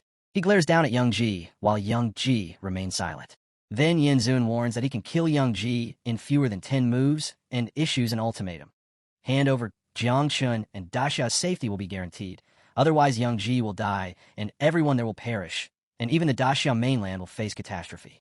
At this, Young Ji immediately summons Xiao Jiao and tells her to greet her uncle Yinzun. She walks up to Yinzun and calls him uncle. Yinzun asks Young Ji what the meaning is of calling out a little girl. She angrily declares, do not think he will not kill her just because she is a little girl. He then demands Jiang Chun be handed over, asking which is the best option for Daxiao to choose right now. Young Ji then tells Xiao that this bad uncle wants her daddy killed, and asks what she's going to do. She answers that, of course, she will eat this guy and turns toward him with palpable killing intent. Suddenly, Yin Zun notices a swarm of insects moving toward him and realizes they're the 9-winged miasma, numbering in the tens of billions. He understands that this is not a little girl at all, but the original mother insect of the 9-winged miasma, and concedes that young Ji was right. He erupts with brute force and summons fire while shouting that someone who tries to kill him is not worthy, invoking the heavenly cinder fire art. Young Ji steps up and tells Zhao to go play with Grandpa Gu first, and Zhao agrees. Yin Zun summons the 9 heavens dragon flame and orders the dragon to kill her, intending that the 9 dragon-winged miasma be reduced to leaderless worms and corpses. Suddenly, young Ji erects a sky-high astral wall that blocks the fire dragon path and commands 10,000 swords, turns to the origin to hold it back for him, having already expected such energy from the human emperor level of combat. Grandpa Gu declares that this is no longer something he can partake in. The other masters have seen many kinds of fire, yet this reaches an insane level, and they wonder aloud whether grandfather can endure it. Zhao scoffs that Yin Zun is merely a fire starter and questions whether he is truly that impressive. The masters can only hiss in reaction. Yin Zun snarls that young Ji is not even worthy of being called the sword god of Daxia, and rages that in a time without heroes a mere knave dares to make a name for himself. He then unleashes Amaterasu's myriad karmic flame, surrounding the area in hellish fire as he orders the sea to burn and the heavens to boil. Young Ji struggles under the overwhelming pressure and pleads with old Jiang to make a move, because if he does not, they will die right in front of him. Suddenly, a slash cleaves through the hellish fire and stuns Yin Zun. An old man laughs that he was merely testing Yin Zun's true strength and finds him unable to take 2 moves. Yin Zun looks up to see Jiang Xuanji arriving from the catacombs and grows further enraged as Xian declares he returned just to slaughter a god like Yin. Yin seethes with anger and swears revenge. Meanwhile, our hero finally rises with the support of other players. Yin Zun, watching him, turns furious and calls his name, but then Xian slashes and warns that if Yin wants to kill Jiang Chun, he must kill Xian first. Yin dares him to intervene and insists that Jiang Chun needs to die. Jiang's ally cuddles him as he returns. Others ask if he is all right. Jiang Chun replies that he is fine, but exhausted, and admits fear that he cannot face Yin Zun in battle. Xiao reassures him that he need not worry, because when her insects arrive, she will eat Yin Zun alive. Yin Zun burst out in flames and called in his 3 elite forces of the island. A massive warship appeared, packed with tens of thousands of soldiers charging in as Yin shouted to wipe out Grand Xia. The soldiers roar that they will prove to be victorious. Xian grips his axe and shoots golden aura and says although Yin had an ace up his sleeve, he must not forget that he is not only ace here. Xian called the Elder Fong, saying he needs his help. Elder Fong says he understands and it's no trouble at all. Then he uses his staff and forms the teleportation array. A red energy surges out from the staff, and from this gate, many soldiers in armor march out, leaving the cloud of dust behind. Then he welcomes his god-slaying army, which he brings to counter 3 elite forces of islands. The second elder was shocked to see Elder Fong, the legendary space element mage from 600 years ago and master of the human emperor. He could hardly believe he was still alive, remembering him as the guardian of the catacomb passage during his youth. The team on our hero's side observes that 200,000 people have gathered from Kunlun Punga City to Heavenly Cloud Iceland, a district with more than 100,000 residents. Such a feat could only be achieved by a 9th-ranked expert. While munching on the food Xiao gives her, our hero looks disappointed, realizing that their Grand Xia Punglun City had been hiding an invincible 9th rank all along. Meanwhile, Yin burns with fury and faces Elder Fong, saying he never expected an old fossil like him to appear. He adds that it's fine since it saves him the trouble of hunting him down. He mocks that if they think a few 9th ranks, a 200,000-strong god-slaying army, and those 9-winged miasma beasts are enough to defeat him, they are gravely mistaken. Elder Fong raises a spatial formation prison lock.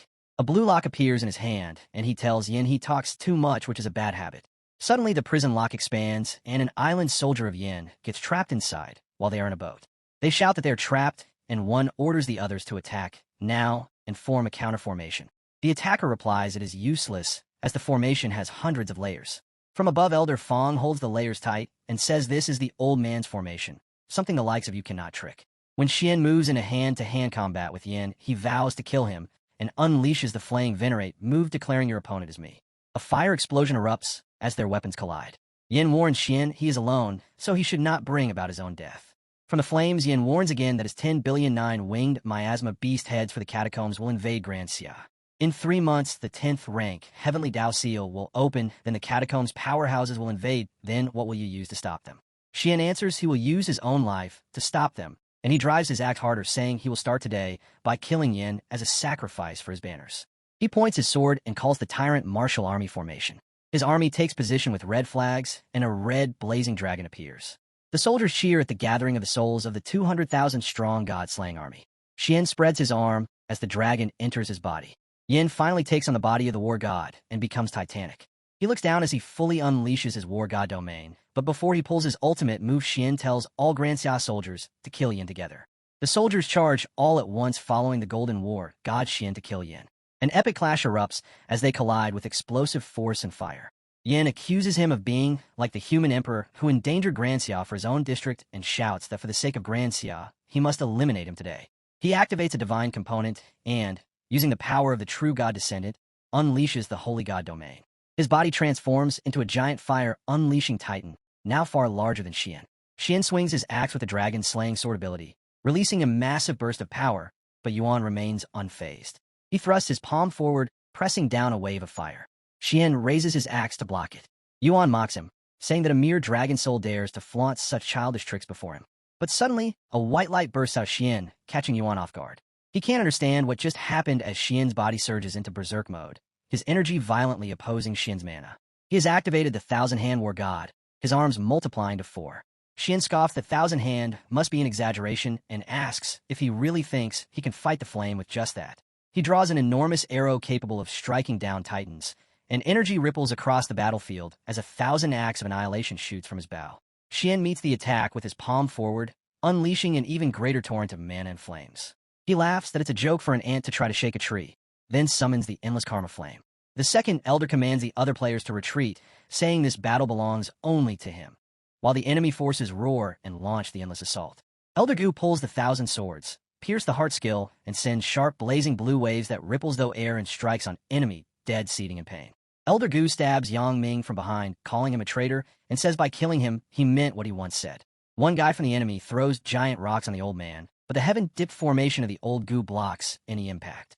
The enemy is furious at him and lifts more rocks to slam towards old Gu while swearing on him. Meanwhile, from the ground, my boy watching the fight with curious Xiao says that Master Gu and Sword God shouldn't have trouble dealing with these people, but he observes Yan's flame venerate to be too strong, and he fears that Xian might be in a tough spot in a combat. While Yan's is actually fighting with all might, Xiao reassures our hero not to worry because her bugs babies will be arriving soon, and then they can eat up Yanzun alive. Our hero asks if she is sure she can eat him because Yin has a tough body. He says he is afraid that Zioa might need to self-destruct nearly half of the 9-wing miasma beast this time. But Xiao says she worked pretty hard to raise the baby bugs, so she didn't plan to blow them up. Even though he doesn't taste good, Little Nine is still very strong. She even tells our boy that if her Little Nine eats away Yin's son, he might be able to meet her for a while. As she looks above, she is shocked because her Little Nine bug babies finally arrive. As she proclaims, Xian feels relieved because he is getting dominated by Yin. Xian's sight the bugs are finally here. But the colossal dragon of Yin appeared and burst out fire at Xian, while Yin says to him that his army pressure and God War physique is at his limit. Resultantly, Xian caught up in fire and slams away. Elder Fong leaps up to save him by using a heavenly evolution dipper wall. But when Yin throws his flame at everyone, the insects halt the flame like nothing. Enter Xiao in a dramatic way and loudly proclaim that she's going to eat Yin now. She immediately uses 9-wing miasma, a nascent 9 serenities, and looks at Yin with playful killing eyes. Deep inside the immortal clan, one elder warned that letting the hundreds of billions of 9-winged miasma multiply in a 9 nether would one day bring disaster. They had fought Heaven Dao to survive, not to become food for monsters. Another voice agreed, saying the plan was clear. Jiang Chan must die, and Yin Zun must be saved, since they were still important pieces on the board. Elder Yin Su scoffed, asking who among them could actually do it. Crossing the barrier of space and time was only possible if they woke the slumbering ancestor. One guy says the name of an immortal elder of ruins, but a red-robed immortal snapped back, reminding everyone that beneath the seal of Heaven Dao, of the ancestor, takes action death certain. A black-haired elder suggested waiting 3 months until the 10th seal was lifted, saying they could recover divine bodies and 10th-tier cultivation, and also they could sweep through crushing Grand Xia easily then. But the platinum-haired sovereign frowned, asking who could promise that in 3 months the 9-wing miasma wouldn't become a nightmare. He questioned why the patriarch couldn't sacrifice for them instead. Voices clashed until Yin Su cut them all off. He told them this was a game of patience. Others were even more restless than them, and whichever side moved first would have to pay the price. The palace shook as a dark aura ripped through the clouds, leaving the immortals on edge, wondering if the Nether clan had made their move.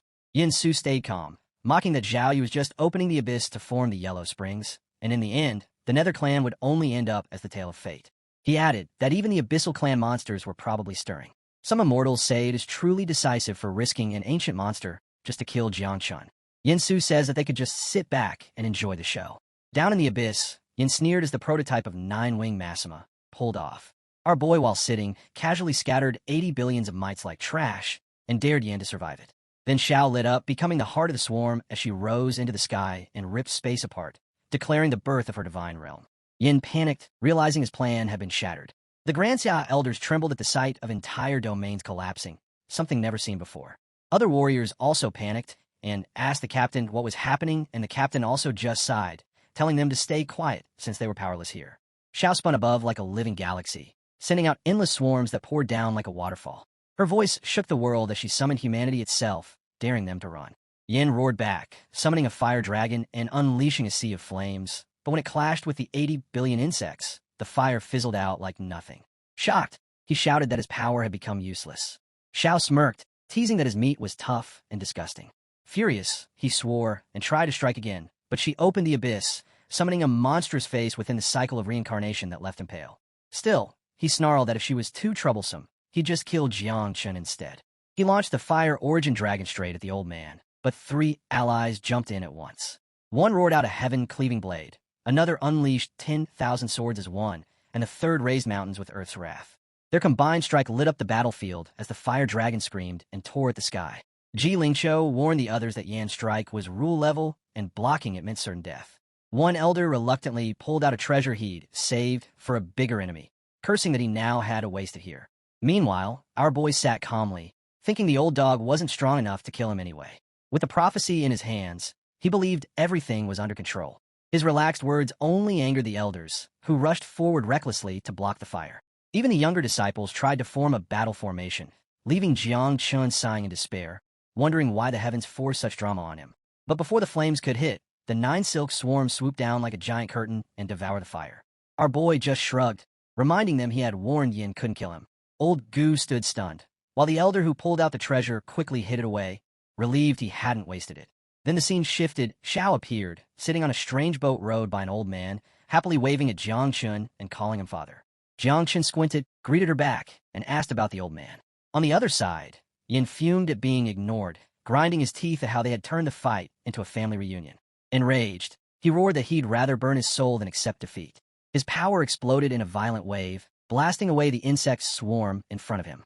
Right as Yin exploded with rage, the old Earth Sovereign flicked his hand, and a black noose dropped from above, snapping tight around his neck.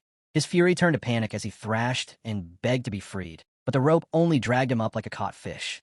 The Earth Sovereign just chuckled coldly while Xiao stood proud, grinning that this uncle was only here for a ride.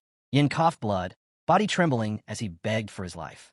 His followers were frozen, horrified that their great leader now hung helpless like a criminal. Some muttered in fear, others urged retreat, too scared to share his fate. Our boy watched them flee, sighing at how overwhelming Zhao's power had become. The elders beside him stared in awe, while Jiang Chun quietly wondered about the strange Earth Sovereign Xiao could summon. Then he glanced at Yan's dangling body, smiling faintly as he imagined the strength he might one day wield. But before the thought could linger, the sky ripped open with a thunderous crack. A massive hand descended from above, the heavens themselves roaring in fury at Joyu, and vowing this time there would be no escape. From the torn void, a giant hand from the Min clan shot out, claws aiming straight for the Earth Sovereign and Xiao. She panicked and called for the Earth Sovereign, who calmly raised his hand and sent out dark whips. The hand grabbed them with ease and mocked the Earth Sovereign, calling him nothing more than a servant and laughing at how far he had fallen. Once feared by even the 10 kings of hell, now he stood silent against the taunts. Xiao says that the enemy is no different.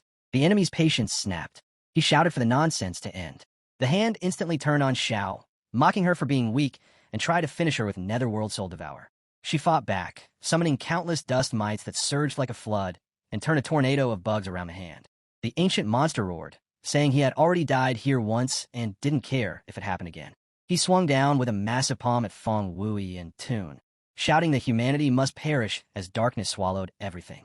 Fear and despair spread, as no one could see or move. Just then, Xian pulled out a wooden box, declaring it was time. It burst open, releasing golden power that shattered the box and formed into a glowing longsword.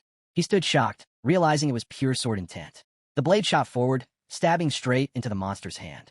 The ancient being recoiled in terror, screaming as both his hands were severed, forced to pull back while cursing through the pain. Jiang Chun stared at the glowing sword, feeling a rush like aura, but far stronger. The blade carried the word amber, and he realized it was the divine weapon he had always dreamed of.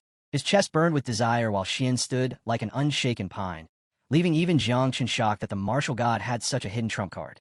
Xiao grinned at the severed hands dropping and quickly sent the dust bugs to feast, calling it the perfect tonic. The swarm devoured eagerly, though Jiang Chun regretted they only got the hands. If the whole body had come out, the larvae could have evolved. Just then, strange energy rippled behind them. All turned wary as a familiar tree trunk appeared. Someone reveals that 3 lords have descended. Its branches stretched into the still-open spatial crack, and Jiang Chun froze, questioning if it truly had its own will. Before he could decide, the tree roared, tightened its branches, and dragged out a withered corpse that looked like an ancient mummy. The flames were swallowed up at once. Jiang Chun is stunned that the streak of energy surges towards him. Suddenly, our hero finds himself in a different dimension where he looks at a colored flower in a tree. He wonders if it's tree lord. He can't believe they are throwing honor like this. He asks if it's alive. It must answer. In answer, the creature only listens and laughs. The scene shifted to Xiao, sitting on a strange boat rowed by an old man. She asked the old dude if he was leaving. The old dude's name is Earth Sovereign, who just glared back without saying a word. In the ground, our boy observes the Earth Sovereign look. All the elders are around our boy, asking if he is right. Our hero's mind is racing with the thought that if the Earth Sovereign knew him. Suddenly, he watches the 9 nether prototype vanished. He wonders where the little 9 is gone. Xiao says to our boy that she wants to sleep after a hefty enemy. Her body starts to condense into energy, so our hero days he will definitely get her to lunch after she revives. Our hero asked the girl standing behind him to assist in looking after Xiao, and she assured him there was no need to worry. The second handler was left stunned and confused, asking if anyone could explain what he had just witnessed, as he hadn't even blinked yet still couldn't understand what had happened. He then turned to the old man, asking for an explanation of that strange dream. Xian calmly replied that the secrets of heaven cannot be revealed. Our boy then stepped in, saying it was enough and that they needed to focus on cleaning up the battlefield since the capture of the 3 islands was still pending. He also mentioned that some enemies had escaped and told everyone not to dwell on it. Finally, our hero warned the remaining foes to surrender or die, unleashing a swarm of insects that attacked them mercilessly. The enemies screamed in agony, crying out that they weren't even given the chance to surrender. Young Ji, looking at our hero's actions, questioned the cruelty. Old Gu replied a true emperor couldn't be soft. Elsewhere, Mr. Fong held the rest of Yan's troops until Xian allowed their release. Ding Chun complained the fight was dull compared to the secret realm. Jiang Ming praised both prodigies, but noted the gap between them, and Tuyen vowed with a smile to conquer our boy someday. With the battle settled, Xian ordered his forces to take them to 3 overseas islands. But Jiang Chun stopped him, insisting they first lead the army back to the burial grounds. Purple flame rose from his hand, ancient symbols flickering within. Smiling, our boy told Xian that conquering 3 overseas islands was nothing. He alone was enough. The scene kicks off with Yan Zun crying out in pain as energy bursts violently from his forehead. His followers are frozen in shock, realizing their prodigy has been taken down. They start murmuring, calling out to their lord, their flame, their sovereign, struggling to wrap their heads around the shocking news. Suddenly, one of them breaks down, admitting that their god is dead, and everyone collapses to the ground, trembling in despair, questioning what the future holds for the 3 islands. They're filled with doubt about whether there's any hope left, but their thoughts are interrupted when someone spots something in the sky. A dark mass swirls above them, causing panic to spread as one person shouts that it's the 9th wing miasma, while another yells in fear that he doesn't want to die. In the midst of all this chaos, a boy stands firm, eyes steady, declaring that the prelude is done. He claims he's taken out their prodigies, crushed their hopes, and slain their gods, announcing that the time for harvesting has arrived. He lifts his hand high and commands everyone, Penglai, Fonghang, Yingzhou, the academies, the 12 clans, and the 5 billion people across the 3 islands, to kneel before him. As the crowd struggles to open their eyes against the blinding red energy flooding the sky, they marvel at the odd light. Slowly, they lift their heads, some moved to tears by the immense power before them. The boy lowers his hand, smiling calmly, and admits it feels like nothing has changed, yet those around him find their hearts ignited with hope, reminiscing about their past lives. Suddenly, they all kneel, calling out in unison, welcoming their new lord and offering up prayers to Jiang Chun. The boy chuckles lightly, declaring that the big threat has finally been taken care of, giving credit to the Zanahi king. He thought it would be a fierce battle and wasn't expecting such a sudden finish. Jokingly, he mentions that his disciple resolved a conflict that lasted centuries in just a few minutes, which must excite those who oppose them. He proclaims that everyone will now carry the identity of Daxia forever, insisting their actions should always benefit Daxia. The crowd echoes back to him, chanting blessings for Daxia and the Zanahi king. Turning to his buddies, the boy insists Uncle Jiang and Uncle Ji should just call him Xiao Chun, admitting that otherwise his master would scold him nonstop. Surprised by his words, they realize he's back, and old Gu steps up with a playful rebuke, calling him a little brat who's only polite on the surface. The old man then asks when he ever scolded him, laughing when he realizes he fell into a word trap. Jiang warmly thanks Xiao Chun for his hard work and reassures him not to stress about managing the overseas islands. He promises to send someone to look for the fragments Xiao Chun has been waiting for. The boy nods, admitting he almost forgot about them, and thanks his uncle for handling it.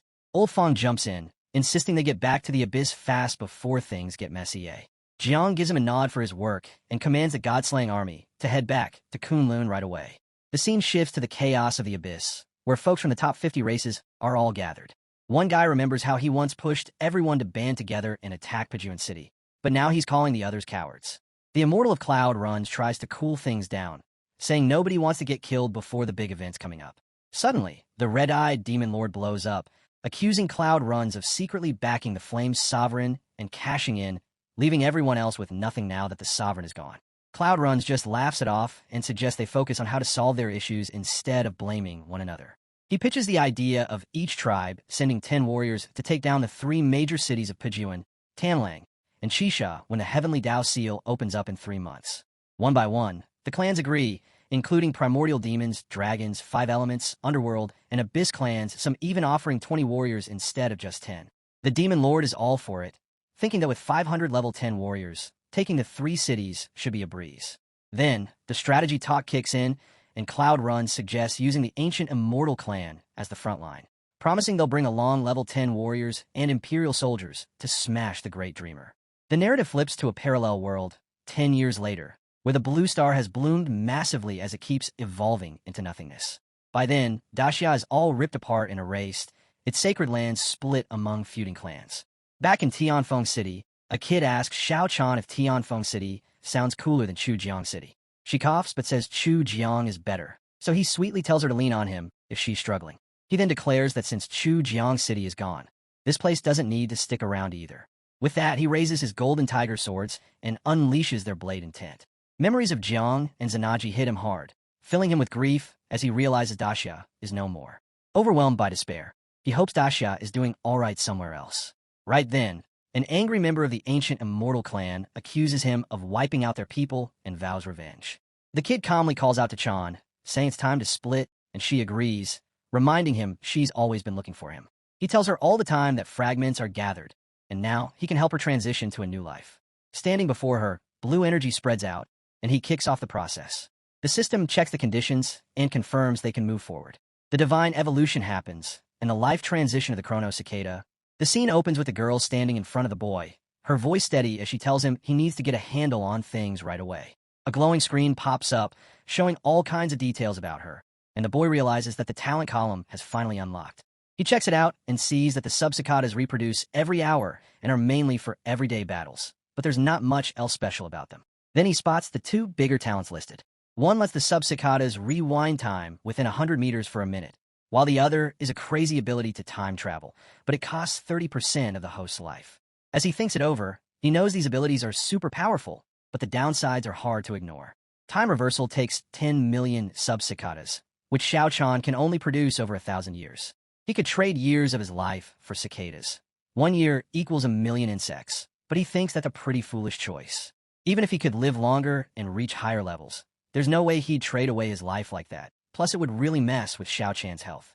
Still lost in thought, he hears the girl tilt her head and ask what's on his mind. Without missing a beat, he says he's thinking about her. She looks surprised, covers her mouth, and quickly flies up to a tree branch. He wonders if he messed up, but she just looks down, murmurs that Xiao Jiao is still asleep, and thanks him for his help. Then he glances at the tall ancient tree, calling it Grandpa, and asks if the rainbow fruit hanging there came from the ancestor of the Nether clan. This time, the tree responds right away, saying the fruit grew naturally without any spiritual help. Suddenly, a little boy runs up, calling him Dad and reminding him about the promise to take him to school. The boy smiles faintly, confirms he meant it, and tells the kid he can choose any school he likes. Just say his name and he's in. The child thanks him and runs off excitedly, leaving the boy shaking his head, muttering that the kid's thought process is definitely unique. The ancient tree rumbles softly, noting that every child has to find their own blessings and it won't step in. With a serious look, the boy lifts his hand and says that as a responsible master, he has duties to attend to first. A bright screen then shows up, announcing that the function fruit rainbow is unlocked, giving him a special item called the Eternal Light Tower. Another screen explains that the tower can be put anywhere, allowing him to set rules for entry, trials, pacing, and more. Other notes come up, saying that time inside the tower doesn't count against lifespan, and dying in there means rebirth. But the pain? That's fully real and pretty relentless. The boy can't believe his eyes as he holds the glowing rainbow fruit in his hand. He exclaims that this is way too incredible. With all the races restless and gearing up for war, this tower is exactly what he and Dacia need right now. He decides to tell his master and friends ASAP so they can pick a spot and start testing it out.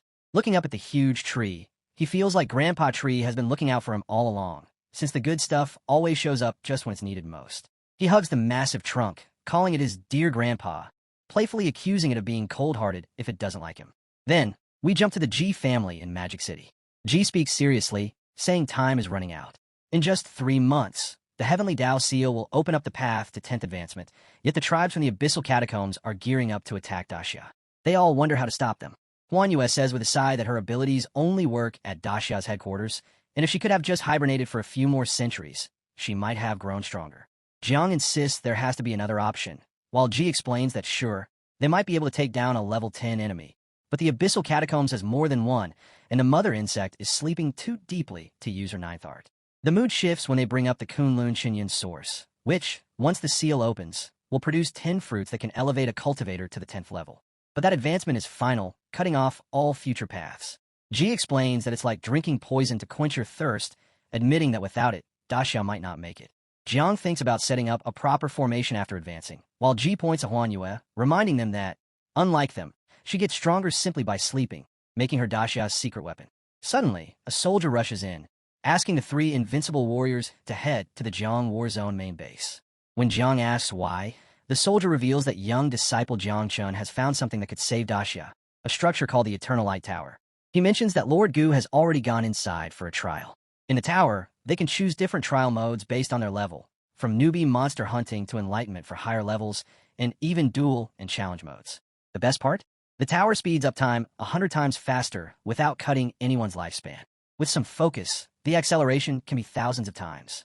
Ji realizes in amazement that 3 days outside could be like a whole year inside, while Jiang figures out that if they focus, the tower could give Dacia hundreds of years of training in just a few months. The excitement builds as they hurry to the tower.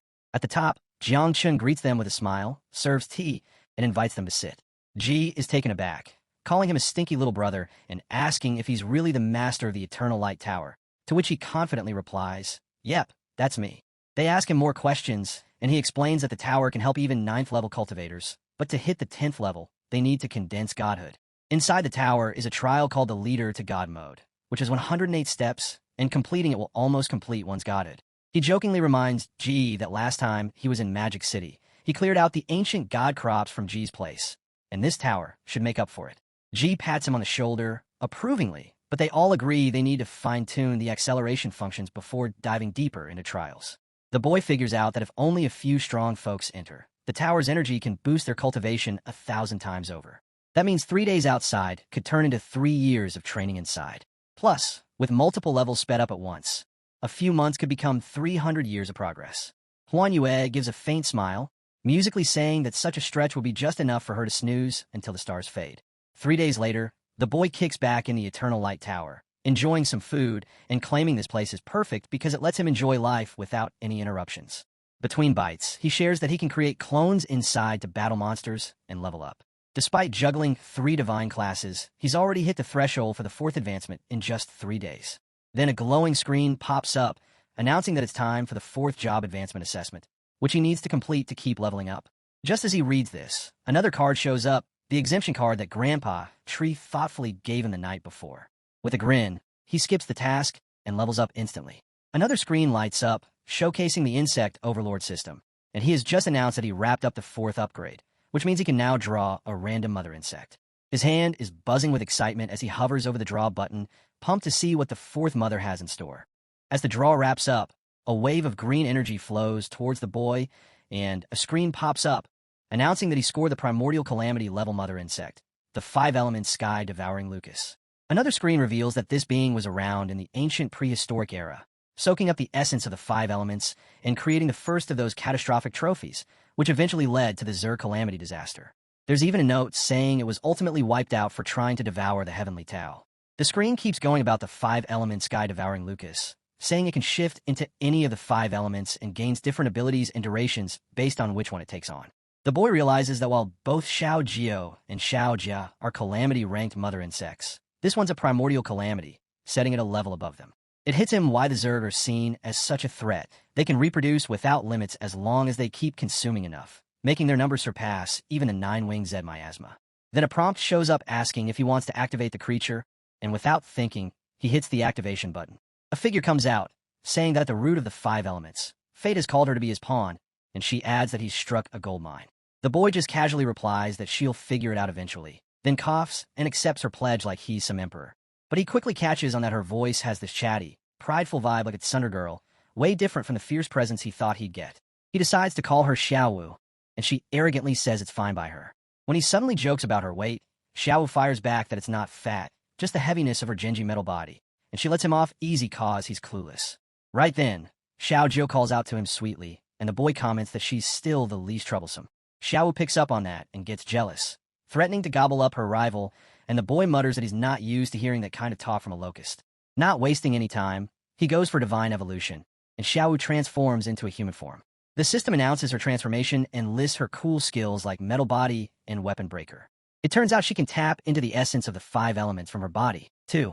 The boy is blown away to learn that her Weapon Breaker skill lets her munch on divine weapons like their snacks, making her both an unbeatable healer and a flexible fighter who can heal, hit hard, and team up with others.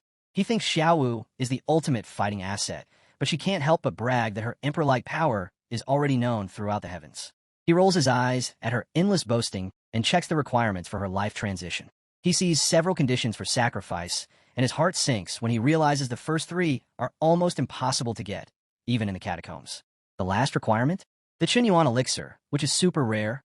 Only one is in Daxia, and there's probably one in each nearby nation, too. When Xiao sees his worried face, he brushes it off and tells her to go hang out in her insect nest. She brags that only the best place is good enough for her, but she agrees to do what he says. Out of nowhere, the boy's phone rings, snapping him back to reality. On the line, Jiang Xiao, Jia's teacher, introduces herself and asks if he's the boy's dad. She explains that ever since Xiao Jia started school, different women have been picking him up every day, and when she asked him about it, he called them all his mother. She lists their names, Lu Sundao, Mu Hanxiu, Tang Ying, Xuanyu, and Su Kaiyan, and points out that the last one seems kind of weird. The boy coughs awkwardly and explains that kids say silly stuff sometimes. Those women were just friends who comforted Xiao Jia after his mom passed. The teacher seems to buy it, but he can tell she has her doubts. Once the call ends, Xiao gets all fired up, saying anyone who talks trash about her master needs to be eaten. He quickly shuts her and the others down, feeling overloaded. But before he can collect his thoughts, he suddenly drops to his knees as a sharp pain hits his head. A new screen pops up, warning him that he's being attacked by some unknown force using soul corrosion. But thankfully, the ancestral tree of all things is blocking the damage. Still, it feels disgusting, and he figures the soul curse must be linked to Saito Kinshi and is probably coming from Kinshi country. A follower rushes in, saying that the Saito family has shown up outside the Eternal Light Tower. A girl drops to the ground and introduces herself as the granddaughter of the Saito Kenichi family. She tells him that her clan got wiped out by the 8 great shrines, and that her ancestor was corrupted and taken to Takamagahara. Before everything went downhill, her ancestor told her to seek shelter in Daxia, so she's now pledging to be his servant. Xiaowu rolls her eyes at the thought of someone so crude serving the same master, but the boy shuts her down and tells the girl to follow him into the tower. Another guy shows up, confirming that the Saito family has been completely taken out, and this girl is the last one standing. The boy figures the Yamada might have set this whole thing up to draw him into Sakura country, but he reassures his followers that he knows what he's doing. Deep down, he thinks that Xiaowu's life change needs 5 containers of Chunyuan elixir, and since he can't steal Dashia's only stash, his only choice is to snag one from somewhere else. Meanwhile, far away in the Yamada Shrine Council Hall, Saito Kinshi is locked up in Takamagahara. The elders admit they've fully dealt with the Saito family, and that they intentionally let the girl, Ayaka, escape so she would run to Dashia and ask Jiang-chun for help. They figure Jiang-chun will take the bait because if he doesn't, his soul curse will get to him. A few of them are worried, though, since Jiang-chun is said to control hundreds of millions of nine-winged manhwa, and they wonder if he could turn into a demon king. President Iya brushes off their worries, bragging that Sakura Country now has a 10th advancement god and the divine Kazang sword, so if Jiang-chun shows up, he'll just meet his end and won't get out alive. The scene kicks off in the main conference room of the Jiangnan War Zone's base, where everyone's feeling the heat but also determined. The commander announces that they just got a message from the Heavenly Blade King a few minutes ago, telling them to gather materials of the 5 elements for the Jinahi King. He reminds everyone that the last time the Jinahi King asked for this, they fell behind in collecting the precious beasts, so now that this info is only known within their zone, they got to step up and reclaim their honor. One officer immediately stands up and declares he'll take his team to hit all the relevant dungeons and secret realms nationwide, while a young woman jumps in, saying she'll contact all the major chambers of commerce to start buying up materials. Another guy admits that his transport capacity let them down last time, but he promises it won't happen again. Their leader gives an approving nod, signaling that the race is on. The focus shifts to other war zones, where people are running around in a frenzy. One guy is shouting that the Jiangnan War Zone is being sneaky and trying to hog the task for themselves. Another scoffs, saying their efforts to keep things quiet failed since the chaos they're causing is catching everyone's attention. Before long, other zones are gearing up, ready to take the lead in this collection race. Meanwhile, Jiang-chun, the Jinahi king, stands perplexed in front of his master. He recalls how that morning he casually mentioned bringing back some 5-element materials from the Jiangnan War Zone, and now it's turned into a massive nationwide effort. His master smiles slightly and says this just shows how much influence Jiang-chun has, since his word alone are enough to rally the whole nation without making an official order. Jiang-chun chuckles, realizing his plan to keep it low-key has totally backfired, and decides to treat this as a big military training exercise to boost national unity. He jokingly brings up Yun Jintian, the proud guardian of the Guanghai War Zone, who's now sending agents overseas to grab materials. His master replies it's not surprising. Those Eternal Light Tower perks are hard to resist. Jiang-chun mentions he heard the guardian from the Wuxian War Zone broke through the 9th level right after entering the tower. He wonders why his master hasn't checked it out, and the master explains it's because, as a non-job advancer, he hasn't made much progress and doesn't want to waste a spot. The master talks about the Abyssal Catacombs, a mysterious place called the Eternal Blade Domain that's filled with the legacies of countless blade masters. Jiang-chun asks if his master is planning to go there. The master gives a nod, saying his time in Dashia has come to a close, and he's off to find new chances in the Abyss, with the 5 big rankings Divine, Heavenly, Earth Profound, and Yellow are up for grabs for the brave.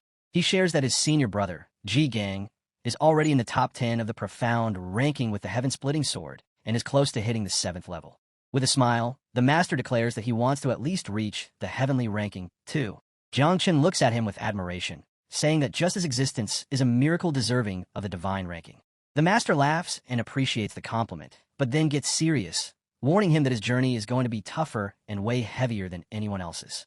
He reassures Jiang-chun that he won't be alone. His friends and mentors will always have his back. Jiang-chun bows deeply and thanks his master for everything as the master bids him farewell. A week later, in the underground warehouse of the Jiangnan War Zone, Xiao Wu grumbles that the food they've gathered isn't enough to even fill the gap in her teeth. Jiang-chun notices that while the sky-devouring Lucas has insane combat power, its appetite is just as monstrous. Even with 5-element materials they've gathered from all over, they've fed it only once or twice. He realizes that creating a beast of that level comes with a huge price tag. Xiao Wu smirks and asks if he's unhappy with these results, but Jiang-chun fires back that the transformation of the 5 elements isn't their best strength. Curious, Xiao Wu raises her arm and explains that the real danger of the sky-devouring Lucas is its ability to merge the 5 elements into one. Jiang-chun's eyes widen as he starts to grasp the full potential of the creature. When he asks if it can unleash the power of the 10th level, Xiao Wu snorts, saying that the beast is already ranked 10th among all beings, and its power even breaks past the Heavenly Tao's seal, though can only hold that power for 10 seconds. Still, she's sure that with endless devouring, it will eventually be able to swallow the Heavenly Tao itself. Jiang-chun laughs and tells her to hold off on devouring the Heavenly Tao for now, because he wants to take her to Sakura Country for a feast first. He raises his hand and calls forth the crimson-armored elephant beetles, ordering them to merge with him. Next, he tells the sky-devouring Lucas to head into Hive number 2. Xiao Wu's eyes light up as she says that Sakura Country is going to tremble when their emperor arrives. We jump to the border of Sakura Country, where Saito Ayaka is standing next to Jiang Chun. He says it's time to go into the country to rescue her grandfather and collect some debts on the way. She looks a bit uneasy and asks if Daxia is really willing to send troops, but Jiang Chun shakes his head, clarifying that it's just him. She warns him that even though Sakura Country is smaller, it still has several powerful 8th-grade shrines. Jiang Chun grins slightly and asks if she really knows nothing about him or Daxia. Ayaka admits that her nation doesn't have solid intel on Daxia and that her grandfather only mentioned Jiang Chun as his master. Jiang Chun sighs and tells her to stick with him if she wants to see for herself. As they cross through the wilderness of Sakura Country, a group of guys are hanging out near a teleportation array, arguing. One of them complains that the ultra-long-distance teleportation can only be activated once, so there's no way back to Daxia. Another tells him to stop whining, saying they're waiting for none other than the Jinahi king himself. Chun Liang laughs in disbelief, claiming he's never heard of that title and thinks it might be a joke. Their captain, a woman named Yin Feng, hushes him, reminding everyone that they're the Night Watch recon squad and need to follow orders. When Jiang Chun and Ayaka finally show up, the soldiers realize the so-called king is right in front of them. Yin Feng introduces herself respectfully, while Jiang Chun casually mentions Ayaka as the pride of the Saito family. The squad is shocked until he adds that she's now his servant, which just confuses them even more. Jiang Chun brushes off their doubts and asks if they know where Takuma is. Just then, an eerie vibe fills the air as a forbidden seal activates, causing the soldiers to panic and shout for everyone to run. Jiang Chun demands to know what's happening, and one of them rushes to explain that the extra moon up in the sky, Tsukuyami Mikoto, is part of a divine surveillance system. Anyone who says Takuma without permission is instantly marked for execution for blasphemy. Before they can get away, a blinding light floods the area as divine enforcers swoop down. The Night Watch curses their luck, pointing fingers at Ayaka for not warning them. Jiang Chun calmly lets out a wave of purple energy, scoffing at the fake moon and calling it just a phony light in the sky. The others are left in awe as he unleashes his true power, sending the attackers scattering like leaves in a storm. As the soldiers drop under his strength, Jiang Chun strides forward and declares his title with firm confidence. Scourge Monarch, Jiang Chun, marking the start of a new disaster for the land of Sakura. The team is panicking and yelling while the young guy tells them to fall back quickly. The watchmen stand frozen, and one of the female guards stutters that the creature they just saw was a level 7. Trying to push through their fear, the young man asks if it's cool to talk now and how he can get to Takuma. One of the watchmen steps up cautiously and explains that Takuma has always been completely off limits, making it a total mystery. He mentions that maybe only the shrine masters of the 8 great shrines know where it is, since even their own patriarch, before being taken, only knew the name but not the location.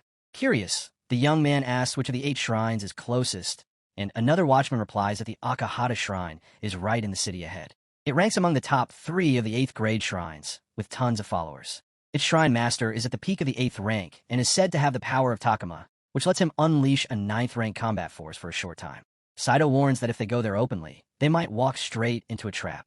The young man just smirks and says he'll be the one setting the trap instead. Meanwhile, inside the Akahata shrine, the elders and priests are gathering as they hear news from the divine Takuma.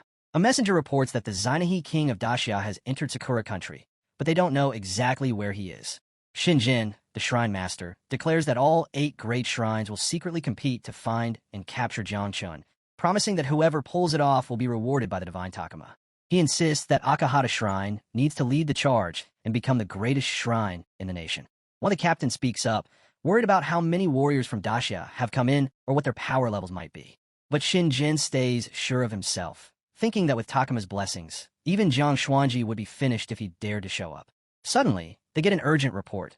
Captain Kato and his whole law enforcement squad have been wiped out.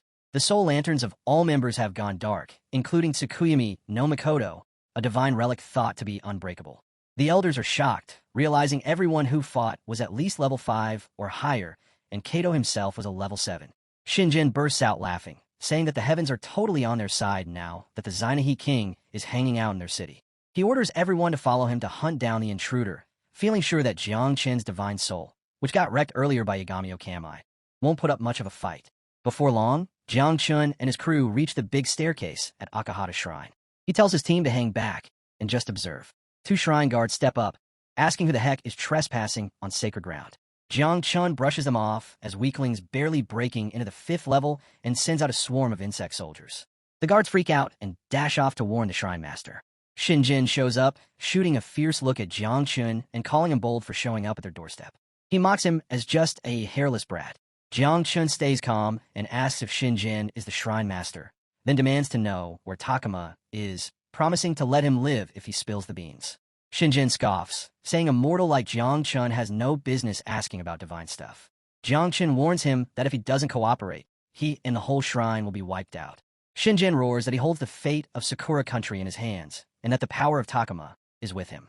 He channels a wave of golden energy, bragging that he could destroy anything with just a wave of his hand.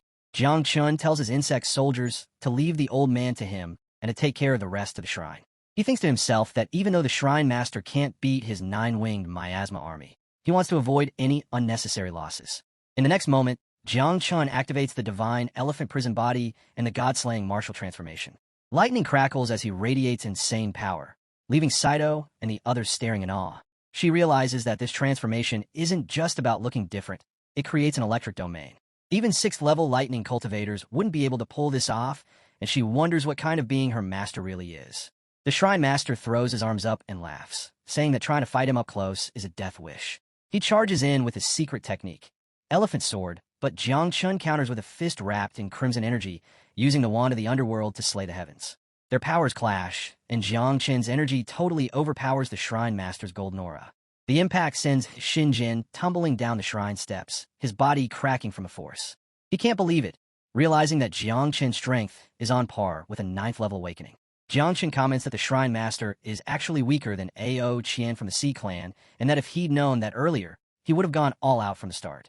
He remembers how Ao Qian, even at just 6th level, had strength that rivaled a peak 8th-level warrior. Now that Jiang Chun is at the 4th level, his power is way beyond what it used to be. The crowd is left speechless. One of the guards exclaims that their master defeated a 9th-level opponent in one hit. Saito whispers in awe that her master is like a god. But the Shrine Master isn't backing down. He taps into his divine energy again, calling on the power of Takuma and bragging that the Shrine Masters of the 5 great shrines are basically immortal. With a cocky attitude, he dares Jiang Chun to try to kill him, fully believing that death can't touch him. Jiang Chun narrows his eyes as the Shrine Master makes a hand seal in front of him, activating the secret technique, Locus of the Phantom Knight.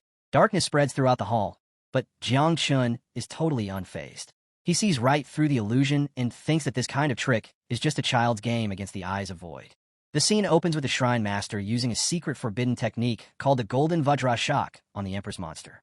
But the monster remains unhinged. Xiao says this tiny bit of gung metal power isn't enough even for this Empress to fill the gap between her teeth. The Shrine Master is stunned that his secret technique was swallowed like nothing. The monster moves in close. The Shrine Master yells and tries to run in panic, but Xiao Wu attacks him fast and cut off his arm, leaving a green area behind.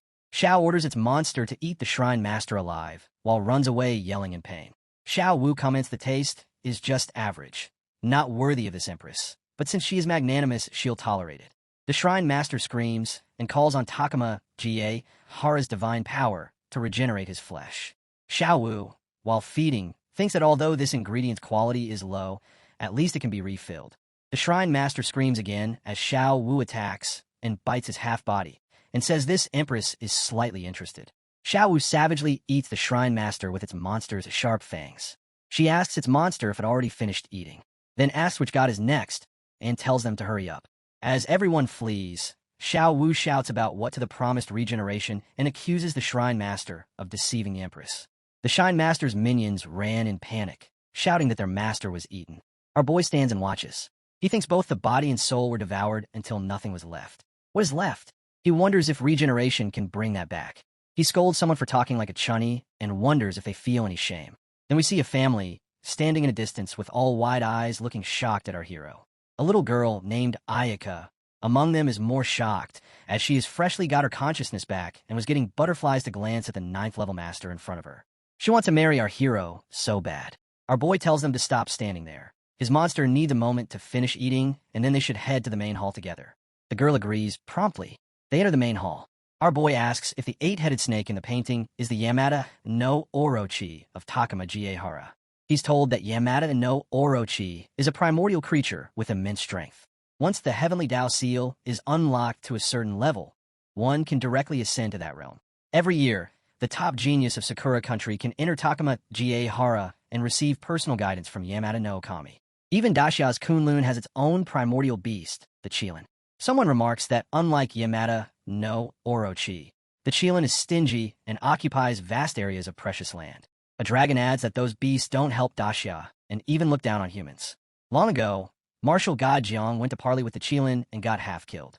Our boy scoffs, asking what kind of beast thinks it's the master, promising that when he has time he'll tame it and vend on behalf of Martial God Jiang.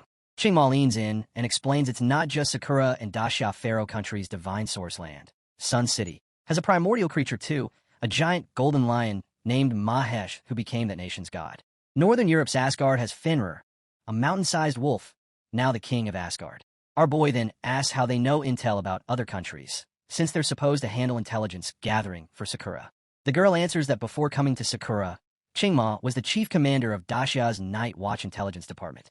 Our boy declares that once he conquers Sakura country, all of them will join him.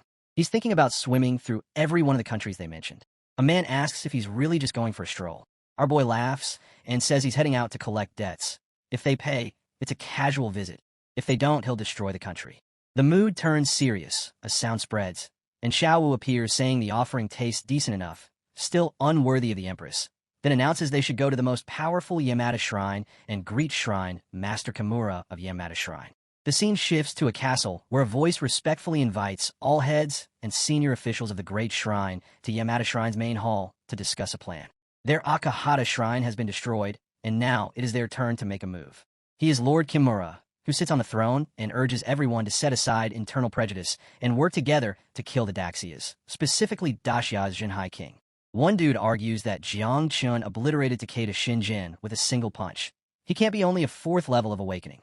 Besides that, there are hundreds of millions of 9-wing miasma and a second mysterious insect swarm that wiped out Takeda Shinjin, who had divine power. Even gathering all Sakura's 7th and 8th level awakeners might not be enough. Kimura fires back, asking why they boost others' ambitions and destroy their own prestige, calling Jiang an evil demon relying on borrowed power. Others point out their fact, they're all only 8th level. Someone proposes that if they want to deal with Jiang Chun, they must ask Yamada no Okami for help. Kimura shuts that down, saying Yamada no Okami can't leave Takuma Ga Hara even with the Heavenly Tao Seal. Then Kimura drops a bomb. He broke through to the 9th level 3 years ago. In Dashia terms, that cultivation level is called the Invincible Realm, and Kimura claims the divine weapon bestowed by Yamada no Okami, the Yamada no Kagami. With National Fate's blessing and Takuma Ga Hara's divine power behind them, what harm could a mere insect demon do? At least a genuine 9th level wielding the Yamada no Kagami gives them hope. Outside the capital, voices of coughs could be heard from afar, rushing and saying they need to get all the bodies to the meat processing plant before dawn. If they fail, they'll be eaten. Another complains about running out of energy and asks why this is happening in the capital. The scene circles back to our boy observing all this from the 3rd district, the outskirts part of the capital. Ayaka says ordinary people live as if trapped in hell. Our boy explains that unlike Dashia, Sakura has strict hierarchies. Anyone who falls into menial jobs is branded a slave. Slaves trade like goods and are treated like pigs. Since the class change era began, many countries fell into this pattern, and no one fought back. For 800 years, resistance armies have risen and failed repeatedly. Ayaka notes that even their own family is vulnerable before the powerful 8th grade shrines. The original plan was to crush the 8th grade shrines and Takamagara, then use the brand of faith to claim all of Sakura. Our boy thinks that now many of those plans may be impossible because the prerequisite to trigger the brand of faith is to destroy hope and annihilate the gods. But is there any hope left for the people here? Will they still believe in gods? How do you destroy something that no longer exists? Someone points at our boy. He realizes it doesn't matter if he's been discovered when there's no faith left. He'll survive as a guide. In the name of calamity, this nation will be reforged. A new god has arrived. A new god has arrived. The scene kicks off with warriors trembling in fear, dropping to their knees, crying, and screaming for mercy. They keep begging for their lives, totally terrified. Then our boy shows up, calm and confident, and tells them to inform Ayaka that she's about to become their new god. Ayaka freezes, panicked and confused, asking what he means. He explains that when he said he destroyed the country, he was only referring to wiping out the 8 great shrines, but now, It turns out that's not enough. Once the 8 shrines are gone, 9 more will rise. He gives her 3 days to establish herself among her people and become the savior of Sakura country. He declares that in 3 days, he'll cleanse this land of sin, remove every obstacle, and turn any disobedient professionals from Districts 1 and 2 into food for the new winged miasma. He adds that when the time comes, those people will finally understand what it feels like to be treated as expendable. Ayaka looks at him in shock and drops to her knees, calling him master. He tells her she doesn't need him to teach her how to build her image, and she quickly replies that she understands and will act immediately, calling herself a knight devoted to his cause. Her group watches, totally stunned and panicking at what they just witnessed. The scene cuts to Kimura, furious and yelling with one of his eyes turning black. He announced the capital city of Sakura country, District 1's central Yamata shrine. Enraged, he shouts that Jiang Chun has killed his way up from District 3, slaughtering over 1,000 people. He calls Jiang Chun a butcher pretending to be a king, declaring that today they'll execute this thief in the name of heavenly justice. As Kimura stands before his audience, a voice suddenly echoes and someone calls it all a joke. He looks up to see our boy standing there, hand raised, saying that since Kimura did this to the common people, it's only fair he suffers the same. He tells him that real pain is only understood when the blade cuts your own flesh. Watching from the side, our boys' team comments on the insane situation of one guy taking on an entire country. One of them admits that their entrance was epic but complains they're stuck just watching. Another adds that they're not alone in feeling useless. But honestly, this kind of battle is way beyond their level. Back on the field, our boy stands firm, raising his hand and releasing waves of insects across the area.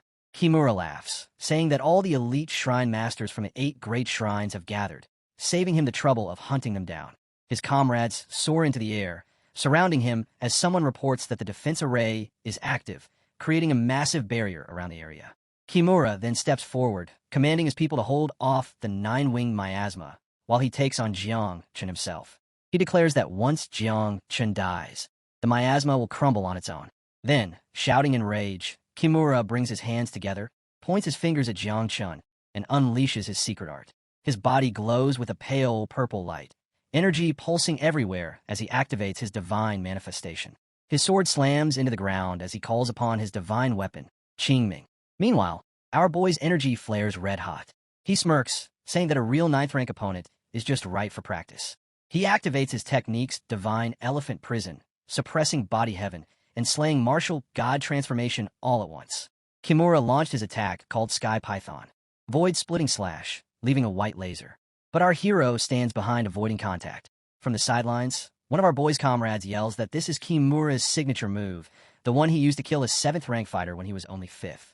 Another warns that Jiang Chun isn't dodging, calling it dangerous, but a third one laughs, saying there's no need to worry, their god Jiang Chun once took down a 9th rank while he was still 4th. Jiang Chun's red energy surges as his eyes burn with fury. He charges up his heavenly slaying prison-suppressing fist and throws it forward with unstoppable power. The two forces collide. Kimura counterattacks with his sword, the shockwave tearing through the air. But impact shatters Kimura's defense and crumbles it into pieces. Our hero's attack hit Kimura square and hit him in the face, and he yelled in pain. Jiang Chun's allies gasp in shock when they see Kimura's attack shattered. Kimura laughs, surprised that Jiang Chun could withstand his move with his own body. Kimura lost balance, shouting that it's impossible for a 4th rank to take that hit without using a defensive weapon. He mocks Jiang Chun, calling him a turtle hiding in his shell, and vows to smash it. Then he draws upon golden energy, yelling blessing of the country's fate, Takamaje Ihara's divine force, as the divine light floods into his body. Our boy recognizes the golden glow and mutters that he hopes it's not too weak this time. Kimura suddenly performs another secret art. His energy explodes outward, forming countless illusionary clones in the sky. He mocks Jiang Chun, saying he wants to see how his power compares to the Tian King Divine Clan's clone technique. Unfazed, Jiang Chun's red aura thickens as he raises his sword and summons his own divine weapon, Tianzue. Surrounded by Kimura's mirrored shadows, he cuts through the air, unleashing a massive red wave with his blade of the Great Tao. His attack tears through the sky as he roars, prison-suppressing, heaven-slaying slash. The explosion hits Kimura hard, making him scream in rage. Jiang Chun taunts him, saying his power isn't anywhere near the level of the Tian King Divine Clan. Then black smoke bursts into the air. Kimura's comrades panic, shouting that the Shrine Master was killed in one move. The barrier starts cracking and collapsing, and they all begin to flee as the sky fills with smoke and destruction. From above, Jiang Chen's allies stare in disbelief, saying they can't even see the attack. It's too terrifying. One curses, asking if Kimura's dead. Another notices something shimmering and realizes a mirror appeared to block the blow. Someone recognizes it's Yada no Kagami, the strongest defense artifact in the universe. Kimura reappears, sneering that Jiang Chen's blade is useless against his divine weapon. But Jiang Chen just steadies himself and swings again, sending another prison-suppressing, heaven-slaying slash his way. Kimura braces himself, crossing his arms, summoning golden power, and shouting Yada no Kagami, divine power manifest. The two forces collide violently, red and gold light devouring each other until a thunderous burst erupts. Jiang Chen steadies himself amid the chaos, watching the glowing white energy nearby. He mutters that it kind of feels like he's getting beaten up by his own reflection. Then Kimura laughs, mocking him and saying this is what it means to give someone a taste of their own medicine. He declares that Jiang Chen will never break through the Yada no Kagami, and that he can just wear him down until he dies. Jiang Chen sighs, thinking that he had planned to handle this himself, but since his martial god transformations timer is running out, he'll have to sharpen his skills later. He then calls out for Xiao Wu, asking her to handle it. Xiao Wu appears, unimpressed, saying that a 5th-rank divine weapon isn't enough to take down an empress like her, but admits this mirror does look tough to chew. Her massive beast strikes the ground, and the area vibrates, yelling that they'll just have to take it on together with her 5 elements unites. As Wu turns, towering into a giant, Kimura freaks out and blurts, devouring sky locust, wondering what kind of monster this is. He immediately uses his secret move, Yamada Blood Sacrifice, and a golden ring of energy starts spreading out the strongest defense in the universe. He stands in the center like an immovable shield as the golden power expands, chanting Yamada Blood Sacrifice. Wu walks closer and casually asks if that is his last trump card, calling it a paper tiger. Kimura shouts that the absolute defense of the Yada no Kagami cannot be broken. But our hero's monster just smashes that golden field. The blast scatters stones into the air and snaps at him that he talks too much. The heavy blast knocks Kimura down, and Wu's paws close in on him. He panics, saying it's impossible, while Wu stands steady on the mountain edge and tells the old man that this empress will show him what's possible. Then she shoots forward at insane speed, declaring that as long as this empress exists, nothing is impossible. She laughs, energy exploding around her as she raises a paw toward Kimura and says it tastes good, worthy of her personal taste. Kimura screamed in terror, calling out for his Yada no Kagami. Nearby, their comrade Scott shouted that a national-tier weapon couldn't be destroyed like that, and that even a 5th-tier divine weapon, or one at 9th level, shouldn't be able to take that kind of damage. Kimura panicked and tried to run, crying for someone to save him, but Wu blasted green energy in front of him and drove her claws into the ground. He begged her not to kill him and promised he would tell her anything. At that moment, our boy told Wu to stop. Kimura twists his neck to look at our boy and then tells him to return. Our boy puts his sword to Kimura's chest and orders him to say where Takuma Hara is, giving him 3 seconds before his head falls.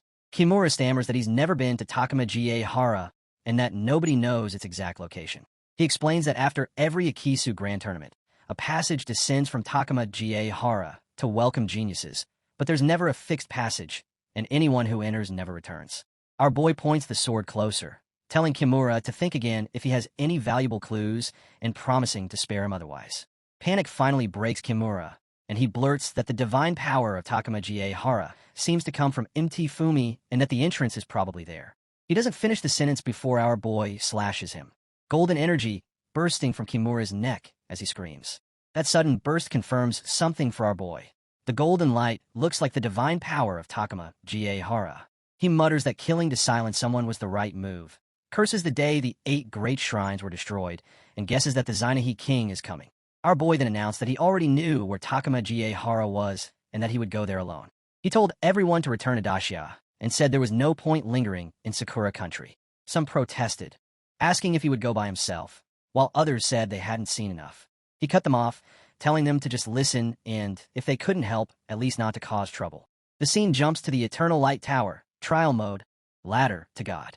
Old Jiang climbs toward the top and says that after all these years of trials in the Eternal Light Tower, he's finally reaching the summit. Someone congratulates Old Jiang. Ji feels ashamed, saying his comprehension isn't as good and he's lived a hard life. But then Old Jiang notices a commotion and asks what's happening outside. Ji, sitting on the stairs, relays the news from Yin Yun Peak. Jiang Chun has gone to Takamaji Hara alone, and a 70 billion nine-wing miasma from the abyss is heading towards Sakura country.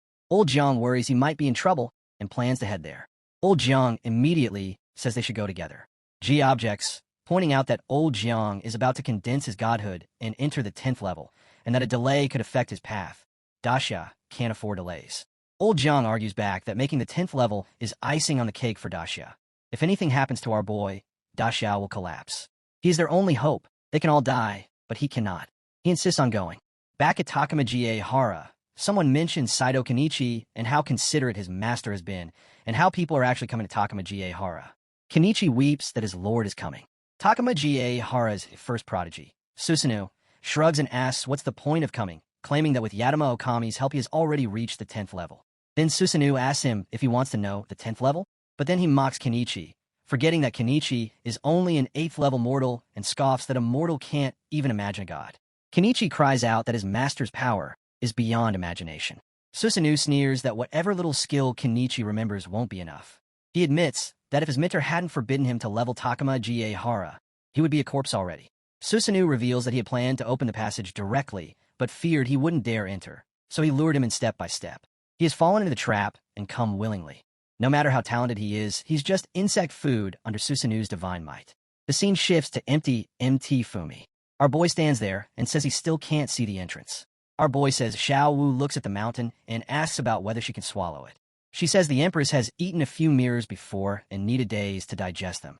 Our boy then thinks this mountain is too big and the Empress doesn't like eating rocks. There aren't enough buglings and their levels are too low. It would take at least 5 years to eat the mountain. Our boy shrugs and thinks to himself that this mountain is the birthplace of Sakura country's god. If she wants to destroy it, she will devour it. It will help her recover. Then he calls out, "Grandpa, he can speak now."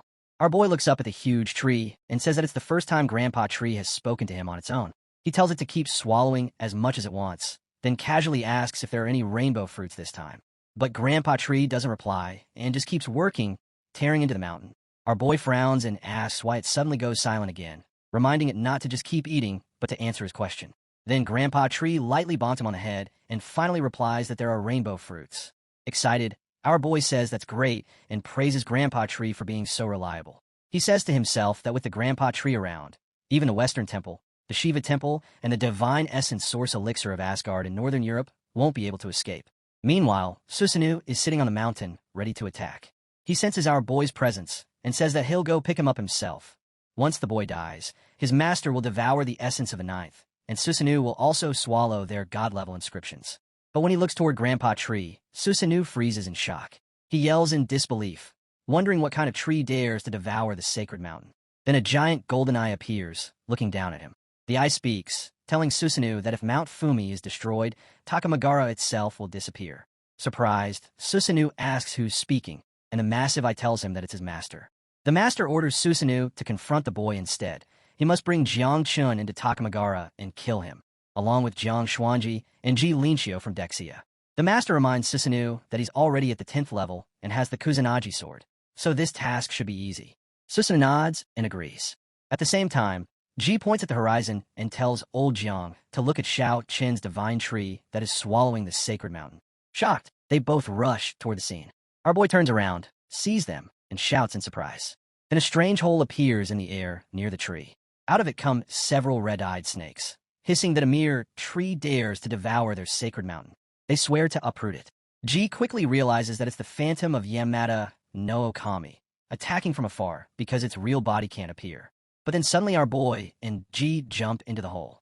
Old Jiang finds himself surrounded by smoke and thinks he might have arrived in Takamagara. He panics, calling out for Ji and Xiao Chun, but gets no answer. Realizing they've been completely separated, he tries using divine sense detection, but finds it useless. The fog is poisonous and corroding everything it touches, even the soul. Determined, he swings his heaven-splitting axe, releasing a wave of golden energy that spreads around him and activates his martial god domain. But he immediately realizes the problem. The domain can only expand 100 meters, and he can only use about 70% of his power. The suppression from Sakura country's fate, the divine source land, and Takamagara itself is too much. The poisonous mist eats away at his strength, and he fears that Ji and Xiao Chun might be in danger too. He starts running at full speed with a blaster at his side, hoping the divine tree can hold off the enemy long enough for him to find the others. Meanwhile, our boy stands firm in the fog, unimpressed. He scoffs at the poison mist, saying it's overestimating itself to appear before the poison demon. He isn't too worried about Yamada, Ano, Orochi, or other divine creatures either. Anyone who meets Grandpa Tree will probably end up defeated. Still, he's frustrated because the thick fog makes it impossible to tell directions. He needs to find the divine source elixir somehow. Then he remembers that Xiao Jia has an incredibly good sense of smell for high-quality ingredients. A moment later, Jia appears and asks if his father is looking for him. Our boy says yes and asks for help finding the elixir. But Jia, instead of answering, begs for help with the trigonometry problem first. He says it's super hard and that he's been stuck on it for 3 days. It's from a high school second-year exam, so it should be easy for his dad, right? Our boy blinks and asks how Jia went from elementary school to high school so quickly. Jia proudly replies that he's a top student who skipped a grade. Our boy sighs, saying he's already forgotten everything his teachers taught him, but he'll try anyway. He tells Jia to stay calm, start writing the solution, and act confident, even striking a pose while thinking. Then he says he's done. Jia is amazed, saying his father is awesome for writing the answer down so quickly. Our boy smirks and says of course, but admits he still doesn't really know the solving method. It's just too complicated. He tells Jia to help him find the divine source elixir first, and then he'll teach him the solution later. Jia agrees happily, points ahead, and says the elixir is in that direction. As they fly forward together, our boy hears the sound of swords clashing and realizes it's Uncle G fighting Susanoo. The battle is intense. Sword strikes echo through the air. Susanoo mocks G, saying someone like him doesn't deserve to be called invincible. G shouts back that Susanoo is already at the 10th level, and Susanoo arrogantly confirms it, saying he'll kill G like a dog. Then Susanoo lifts his sword high, calling upon its full power with the attack Godslayer Slash. Encounters with Myriad Sword return to the origin, but Susanoo's strength completely overwhelms him. G's sword shatters, and he slams into the ground. He looks heartbroken, seeing his blade destroyed. Susanoo approaches him, energy crackling around him, ready to strike again suddenly. But then our boy appears and shouts for Uncle G. The scene kicks off with our hero heading toward Uncle G, but before he can get close, Susanoo suddenly releases a thick, poisonous fog that swallows everything around them. The mist is so dense it basically blinds the entire area. Meanwhile, Uncle G is trapped inside a glass-like structure, a divine, soul-burning heaven wall, unable to break free. Susanoo stands there laughing like a maniac and tells our boy that he will handle things here, so he shouldn't come any closer and should hurry to find Uncle Jiang. Susanoo plants himself in front of Uncle G, still laughing, his eyes glowing with a red, murderous aura. He claims the biggest prey has finally taken the bait and says he is done playing the Lingqi torture game. He plans to give G a fast death and tells him to be grateful. Just as Susanoo is about to finish G off, Uncle Jiang suddenly arrives and smashes his axe onto the ground. A surge of heavy red energy erupts as he unleashes his heaven-splitting axe technique. Uncle Jiang takes his position firmly. Susanoo freezes for a moment, clearly shocked, and comments that all the important fish have gathered. He says he might as well send all of them straight to the Western Heaven together. Uncle Jiang's temper flares, and he instantly unleashes his 1000-axe annihilation slash, causing a massive explosion of power. But Susanoo isn't even bothered. He laughs and says the attack isn't bad at all. He grins and rushes at Uncle Jiang, pointing out that this axe aura carries a hint of the 10th level of cultivation. He admits Jiang has actually managed to reach the 10th transformation without relying on the Kunlun killing, and that Jiang truly lives up to his name. Susanoo then attacks Jiang viciously, reminding him that he can only use 70% of his strength here in Takamijahara. No matter how talented he is, Susanoo claims Jiang will still die today. Uncle Jiang struggles, but he manages to block the strike with his axe. He thinks to himself that the 10th level paired with the Kusanagi sword isn't normal at all. Right then, our boy bursts through the poisonous fog and calls out to Uncle Jiang and Uncle G, saying he has arrived. Uncle Jiang immediately tells him the escape route is in the southwest. He pushes the boy to run, repeating something someone once told him, that the boy will one day make their land, Yanhuang, forever remembered. As Jiang tries to run, Susanoo shoots toward him, yelling at him for trying to escape. He strikes Jiang down, slamming him hard onto the ground. Susanoo then turns toward our boy and Xiao Wu, blocking their path and asking if they are trying to run. Our boy gets furious and tells Uncle Jiang and Uncle G to rest now, promising he will handle this bastard himself. Susanoo responds calmly, almost chillingly, saying he admires the boy's courage. Since they aren't planning to run, he says he will take his time torturing them all. Our boy turns to Xiao Wu and orders her to go. She obeys instantly. He catches her hand and tells her he wants Susanoo to die in the most painful way possible so she better understand him clearly. Xiao Wu stares at him, widens her eyes, and reminds him who she is. She says she is the eternal supreme devourer of the heavenly Tao. She inches closer and tells him not to worry because she will personally make sure the task is done perfectly. She then looks toward the sky and summons the buglings. A green, mysterious fog spreads around her, and a giant locust fuse from 5 elemental forces appears, with huge red eyes. These are the 5 elements devouring sky locusts. Xiao Wu hops onto its back and says that to complete the master's mission properly, the Empress herself will participate this time. She flaps her massive wings, creating a shockwave across the entire area. Susanoo stares at the Empress in disbelief. The aura she releases stirs up a storm in Takamijihara. He recognizes the power, at least 10th level, and launches an attack at her. He wonders how she is completely unaffected by Takamijihara suppression. Deciding he has to act quickly, he leaps toward her with the Kusanagi sword, using God-slaying slash, hoping to get the upper hand since they are both 10th level existences. The sword hits her, but the Empress snaps back in anger, asking if he really thinks he can fight her with that broken weapon. Susanoo's eyes widen as he realizes his sword is being completely controlled. The Empress mocks him and says that these so-called 3 national godly warriors of Sakura country think too highly of themselves, calling themselves gods when they are basically just snakes. She strikes Susanoo with her claws and sends him crashing to the ground, telling him to try slicing her to death before talking big. Susanoo tries to get back up and casts a defensive technique, the ancient wall microcosmic shield of Shumi, but the Empress shreds it instantly with a swipe. The Empress says that all defenses in front of her are nothing but paper tigers. She unleashes the foot of Gong, a metal vessel of leaf fire, and orders everything to break for the Empress. A green energy ring blasts outward and wraps around Susanoo, burning him painfully. He screams and begs as the energy rips into him. Xiao Wu says that since he likes Ling Qi so much, she will happily grant his wish. She then orders the devouring sky locusts to cut only tiny slices each, reminding them not to get greedy. Susanoo panics and yells that he doesn't want this, but the Empress says he won't be allowed to die quickly unless she says so. She slowly approaches him while he cries out for the master to save him. The scene shifts to our boy, with Jia perched on his shoulder. Jia watches everything unfold and says that while the master can probably handle anything thrown at him, Grandpa Tree definitely can't. He admits that their new little sister is way more ruthless than expected.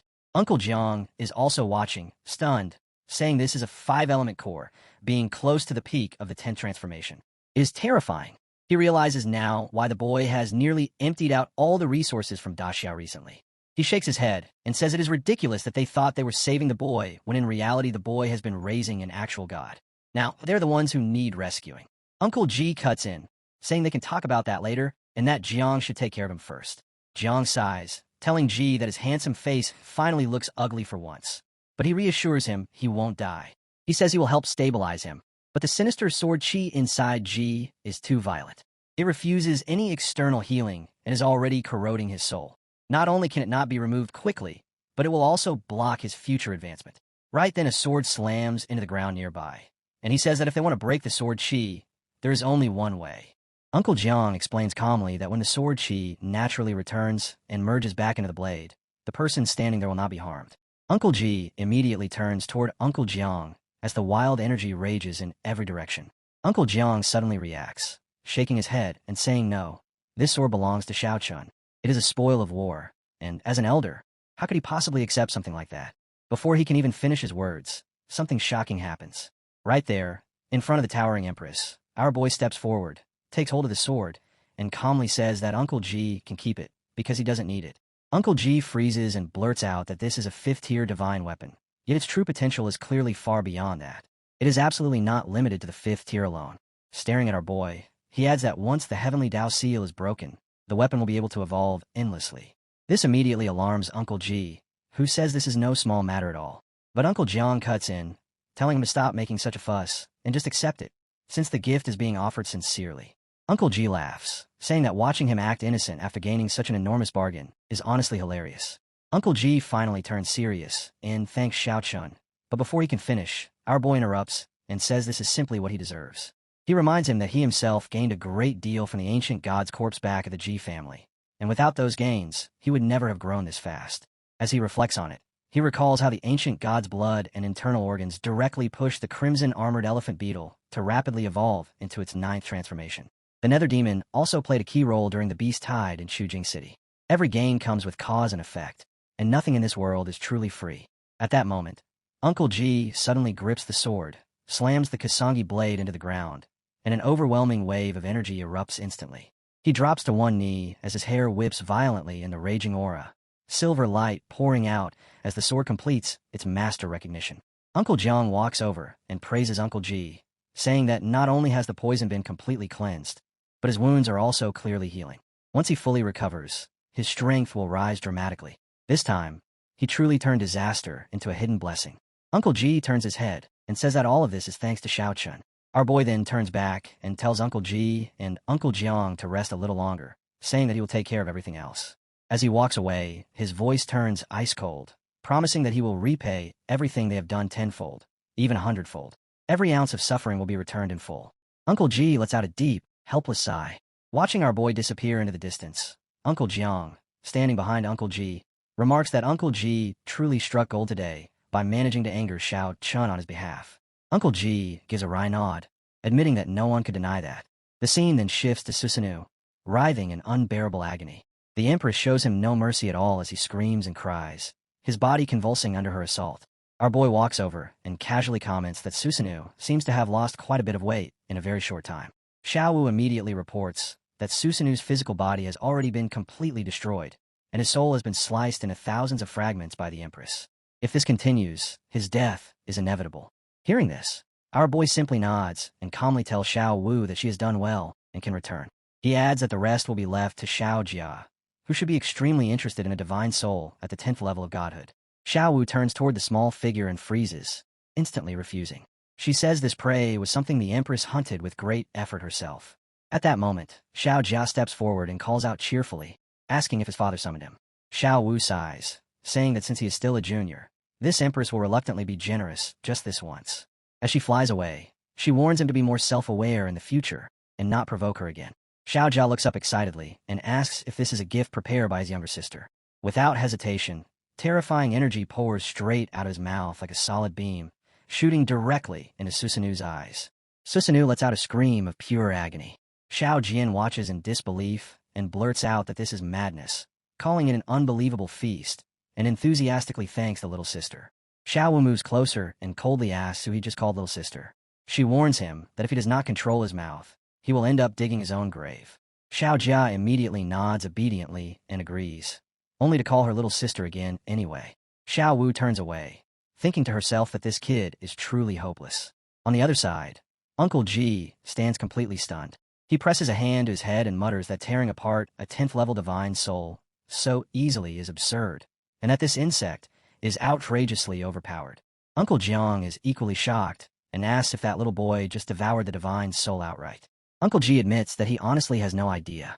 They begin analyzing the situation, realizing that the 9-winged miasma is the origin of the 9th netherworld, and that the boy's aura seems to be on the same level. Xiao Chen's new insects, infused with the essence of the 5 elements, are far more terrifying than they had ever imagined. At this point, our boy tells Uncle G and Uncle Jiang to stop guessing, saying there's no need to overthink it anymore because he'll explain everything himself. Holding on to both of them, he starts speaking when suddenly a burst of golden energy spreads through the area. Our boy immediately says the timing couldn't be better and that he'll set up a barrier right away. Once the barrier takes shape, he finally introduces everything properly. He explains that Xiao Wu is the 5 elements devouring sky locust, his neo-bug. Then he places his hand on the small child and says this one is Xiao Jia, the infernal crimson armored elephant beetle, a being capable of merging with his body to massively enhance his physical strength. He adds that the so-called dark god tier professions they suspected before were actually caused by Xiao Jia's existence. Uncle G is completely stunned and mutters that everything finally makes sense now. Uncle Jiang nods in agreement, saying that with this explanation, every strange detail lines up perfectly. He then looks at Xiao Chun and says that he truly represents the future of Xia. Within the golden barrier, everything becomes blurry and indistinct from the outside. Uncle G suddenly senses something wrong and asks what that disturbance is. Our boy replies that it must be Grandpa Tree fighting the primordial creature, Yamada no Orochi. The ground begins to tremble violently. Uncle G asks if they should go help, but our boy calmly shakes his head and says there's no need, because that snake is already in serious trouble. Uncle G asks in disbelief whether there really exists a power greater than the insect swarm, something that surpasses even a primordial creature. He recalls how that mysterious tree on the overseas islands once took away the divine souls of an ancient being and asks Xiao Chun what that divine tree truly is.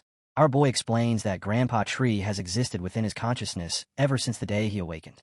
It is the source of his god-level profession, spirit nurturer, though even he doesn't fully understand what it truly is. All he knows is that it is extremely mysterious and unimaginably powerful. Uncle G tells him not to rush, saying that one day, he will understand it naturally. Our boy then turns serious and says that this space won't last much longer. He reminds them that he came here to find the divine source elixir and that this task takes absolute priority. When he asks if there are any leads, Uncle G replies that there are and orders Xiao Jia to lead the way. Xiao Jia responds excitedly, calling him father without hesitation. The perspective shifts to the battlefield. Giant snakes spew flames in every direction, blasting fire toward the ancient tree. Countless serpents fill the area, their flames scorching everything around them as they sneer arrogantly, mocking the tree for daring to stand tall despite its ugly form. They unleash even fiercer flames, declaring that the tree will reap what it has sown. In response, the ancient tree roars in fury. It retaliates by releasing water-soaked poison that pours down like a decaying waterfall, bypassing flesh and striking directly at the snake's souls. To the tree's disbelief, the snakes absorb the attack instead, treating it as pure nourishment. The tree is left stunned, unable to believe what it is witnessing with its own senses. The snakes mock the tree openly, saying that a mere tree could never comprehend their existence.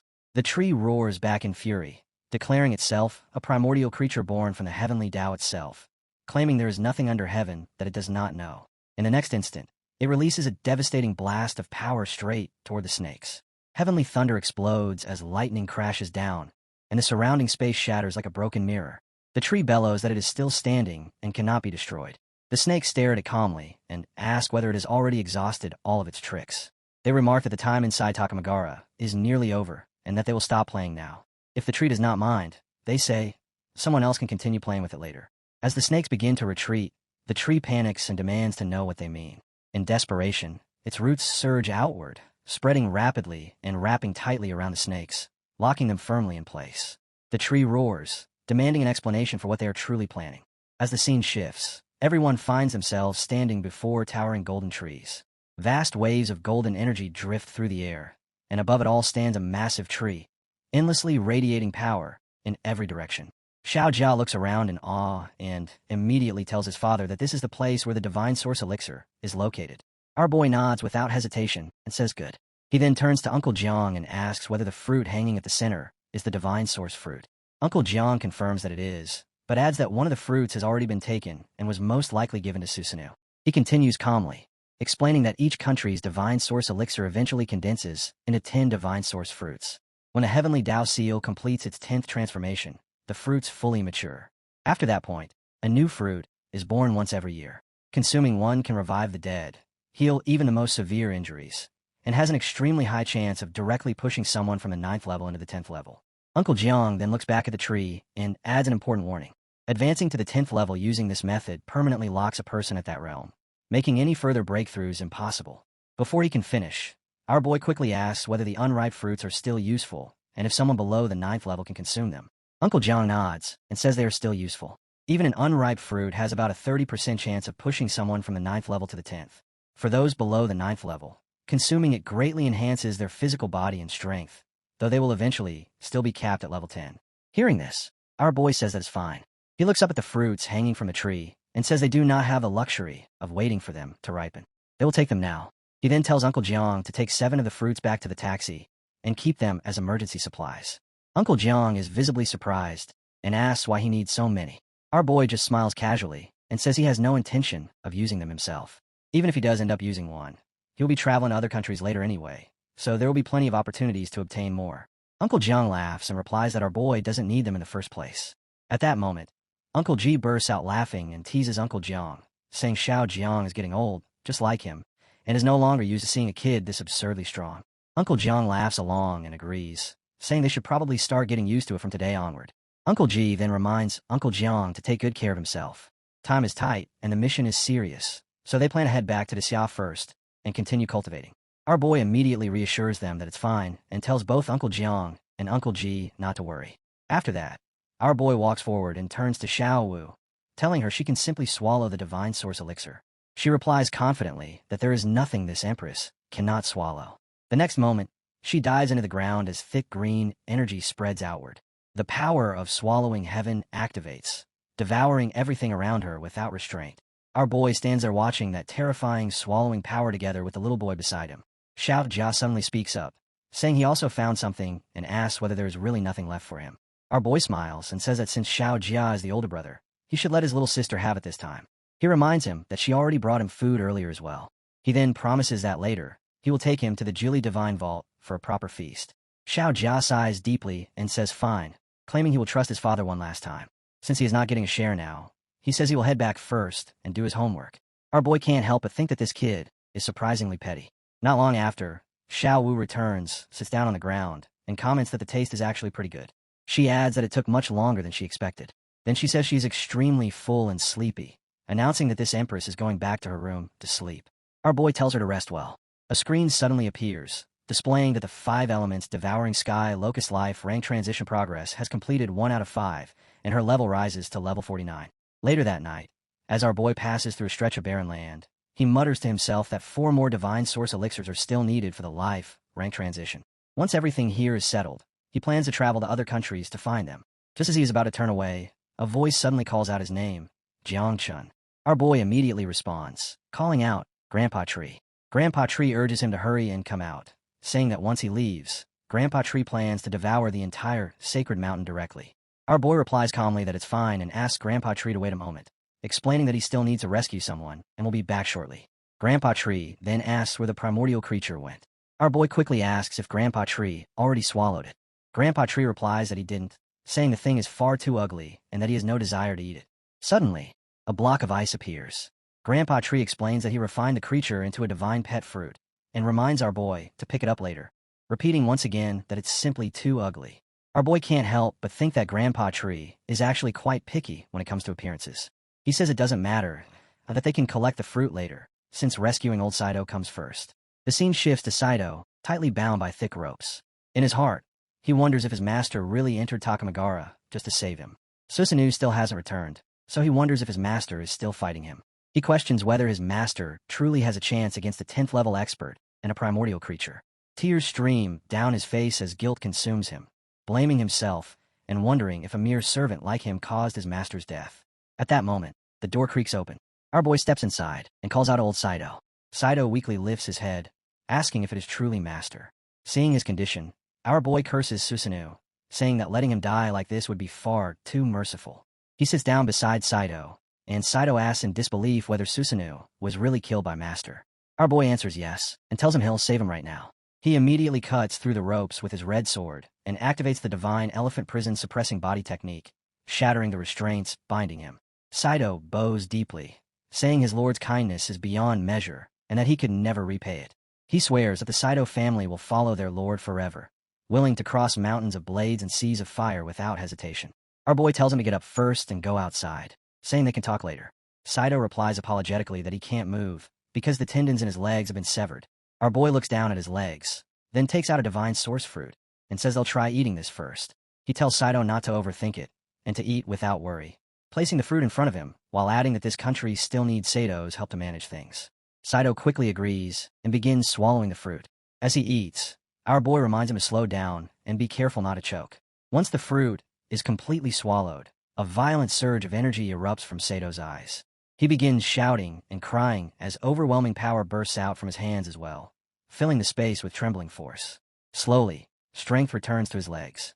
The shattered flesh knits itself back together, wounds closing at a visible speed, and sensation flows back into his feet. His legs tremble, then move.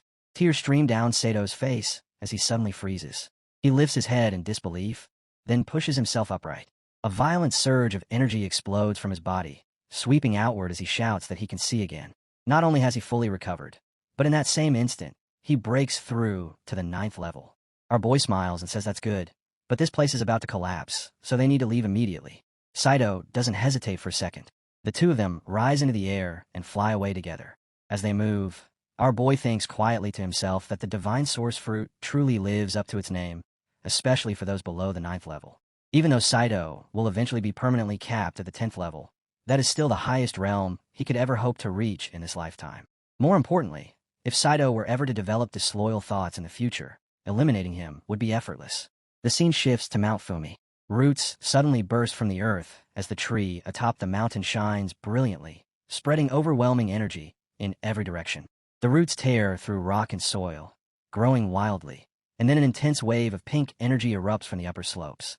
A massive ring of pink and purple light expands across the sky, shaking the heavens. From a distance, our boy and Saito stare in shock. Sato's eyes widen as he asks what they're witnessing, wondering aloud if this is the legendary phenomenon spoken of in ancient records. Saito asks if what they're seeing could be the ancestral vein of heaven and earth.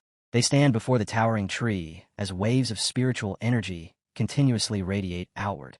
Amarpo immediately confirms it, explaining that to be precise, this is only a fragment of the ancestral vein of heaven and earth. According to legend, at the dawn of the era, ancestral veins of varying sizes formed upon the original divine plant. These veins nurtured everything between heaven and earth, giving rise not only to lands, but also to spiritual beings, prayers, heavenly realms, and even ancient primordial creatures.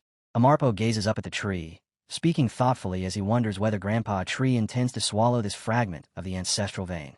As he watches, Grandpa Tree's branches extend forward, and the surrounding energy grows increasingly violent, saturating the entire area. Amarpo recalls that Grandpa Tree once mentioned this sacred mountain would aid in its recovery. Watching the tree dominate the mountain peak, Amarpo realizes that Grandpa Tree must have suffered severe injuries in the past. Suddenly, dense green energy erupts above the tree and spreads outward like a tidal wave. In the next moment, the massive tree vanishes completely, leaving behind only a single branch suspended in the air. Hanging from that branch is one fruit. The instant our boy sees it, he understands. Another rainbow fruit has appeared, exactly as Grandpa Tree had promised. The scene shifts abruptly. At the ruins of the Yamata Shrine, a man strides forward with his sword raised high, shouting for his team to follow him and kill. His subordinates roar back in unison, screaming the word kill as they charge ahead, declaring that once the Yahashi family stands supreme, anyone who renders meritorious service will be rewarded generously. Moving as one, they decide to push toward the mountain peak to secure a better vantage point. On the other side, someone desperately urges their people to hold on, insisting that their lord will definitely come to save them. Shinto snaps back sharply, asking whether the 3-day deadline has already passed, and whether the so-called master they keep talking about will truly appear. He says he believes the master will keep his word, then immediately turns cold, telling Saito Ayaka to stop dreaming. He claims flatly that the so-called bug demon was reduced to ashes long ago by the wrath of the gods. At that moment, a girl steps forward and calls his words complete nonsense. She plants herself firmly in front of him and shouts that her master can do anything, and that it is absolutely impossible for him to die. The man casually rests his sword on his shoulder and points it at her, saying her master went to Takamagara to rescue Grandpa Tree. He adds that Mount Fumi has already been blown apart entirely, so there is no way her master could still be alive. She yells back that this only proves the battle was unimaginably fierce and does not mean anything happened to her master. The man bursts into laughter, mocking her for being far too naive. He explains coldly that the logic is simple. Pointing at her again, he says Yamata no Orochi within Takamagara is a primordial creature, and if such an existence truly died, it would trigger a catastrophic upheaval of heaven and earth. Since heaven and earth remain stable, the only one who could have died is the bug demon. He laughs once more and tells her to give up already. Hearing this, panic stirs in her heart as doubt creeps in. Over the past 3 days, their forces have been slaughtered again and again, nearly collapsing entirely. If her master were truly alive, how could he have stayed silent all this time? The man coldly states that they now have only 2 choices left. Either they submit to him, or they burn here forever, just like the Yamata Shrine. Shindo steps forward and says that man proposes, but heaven decides. Even if they cannot overcome this trial, because of their shared belief in equality for all, they have no regrets following her. She immediately apologizes to Shinto, saying she's sorry for dragging everyone down with her. The man cuts in impatiently, saying he's had enough of this nonsense, and warns them that if they refuse to surrender, only death awaits them. Suddenly, one of his soldiers leaps forward. The man gives the order to attack, and all eyes turn toward her group as the troops surge in their direction. She asks whether surrendering means allowing them to rebuild the new 8 great shrines. Before anyone can answer, she straightens her back and answers herself firmly, saying that for the sake of the greater god, they would rather die than submit. Ayaka moves instantly, launching a strike straight toward her. Violent energy erupts in every direction as he roars the name of his technique, Qinglong Crest Moon. The battlefield explodes into screams as razor-sharp energy tears through the air. The man sneers coldly, saying that a group of 6th and 7th level cultivators actually dares to challenge him, an 8th level powerhouse. She fires back without hesitation, saying he is severely overestimating himself. Enraged, the man charges forward, mocking her in his heart, and wondering if this inexperienced little girl truly believes she is some kind of savior.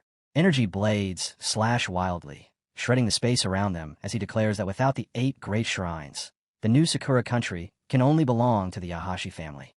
The surging power grows even more violent, shaking the land itself. Suddenly, a massive burst of force crashes down on her. Her energy collapses, and she is sent crashing to the ground. The man lifts his gaze and notices something rushing toward her. He coldly tells Ayaka to prepare for death and leaps forward, intent on delivering the final blow. In that instant, she feels that this might truly be the end. Unwilling to accept it, she wonders if she will see her master after death.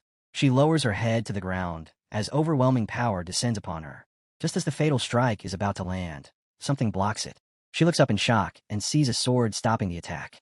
She cries out in disbelief, realizing it is Grandpa. Overcome with joy, she asks if he's really still alive, then hurriedly asks about her master. Grandpa replies calmly that the master will arrive soon. Hearing that, she exhales and says that if that is true, then everything is fine. The man suddenly shouts a name, calling out Saito and asking if he is still alive. Saito answers calmly that he is, asking whether that is disappointing. The man curses under his breath and says that even if Saito survived, it changes nothing since they are both at the 8th level. He boasts that he is a Crescent Moon Berserker, while Saito is nothing more than an assassin-type profession. Holding his sword casually, Saito asks him why. If that's the case, he can't even draw his blade. The man roars and swings at him, but Saito calmly points out that not only was the blade not fully drawn, it already shattered. The man slams into the ground, screaming in rage. His followers rush forward in panic, shouting and demanding to know what is happening. Saito remains standing calmly, flames burning fiercely behind him. Horror creeps into the man's eyes as he realizes that breaking his weapon so easily means Saito has already stepped into the 9th level. The scene shifts once more as dense black energy suddenly floods the area. Someone shouts that it's a bug swarm, but another voice immediately corrects them, saying no, it's their lord. Our boy steps forward and explains calmly that because time flows differently inside Takamagara compared to the outside world, rumors spread that he was already dead. Saito immediately drops to one knee, bowing deeply as he welcomes his lord's return. The man freezes in absolute shock and screams that this is the great god of calamity, the bug demon. Staring at our boy in terror, he desperately asks how he could still be alive if Yamada no Orochi isn't dead. Our boy casually gathers energy in his palm and replies indifferently that the ugly snake is indeed not dead, but it has already become his pet. The man is completely dumbfounded and asks what kind of monster could even qualify as a pet like that. Our boy releases more of his aura and calmly tells him that now, he can die without regrets. In the next instant, countless buglings flood the area, sweeping across the battlefield like a living tide. The man and all his followers break down, crying and screaming as they beg to be spared. Seeing his subordinates fall into chaos, the man collapses to his knees, wailing as he repeatedly bows and begs for mercy, declaring that they are willing to follow our boy from now on. Our boy responds coldly, saying that Saito Ayaka was already given a chance 3 days ago, and it was rejected. Now it's far too late. As his words fall, overwhelming energy engulfs the man. His screams echo briefly before being completely swallowed, leaving nothing behind. Our boy then gives a single command to clean everything up and leave no trace behind. The scene opens with a man screaming in unbearable agony as violent energy tears through his body, erasing him completely until not even ashes remain. Immediately after, their thoughts turn to the heavenly Tao Seal. Under its restrictions, increasing the number of 9-winged miasma creatures is nearly impossible. The only realistic path forward is to strengthen their quality instead. After consuming this batch of nutrients, the buglings should be able to level up once more. At that moment, she freezes in shock. Both of them stare at our boy, utterly stunned. They thought what they witnessed earlier was already terrifying enough, yet they never imagined that it still wasn't his full strength. This level of power is no different from a natural disaster. The master's true strength always lies far beyond common understanding. Our boy calmly turns his neck and looks at them, asking why they're still kneeling. Are they planning to stay there and watch forever? He reminds them that the future of Sakura country is now in their hands. As the new leaders, they must show confidence and resolve, not fear.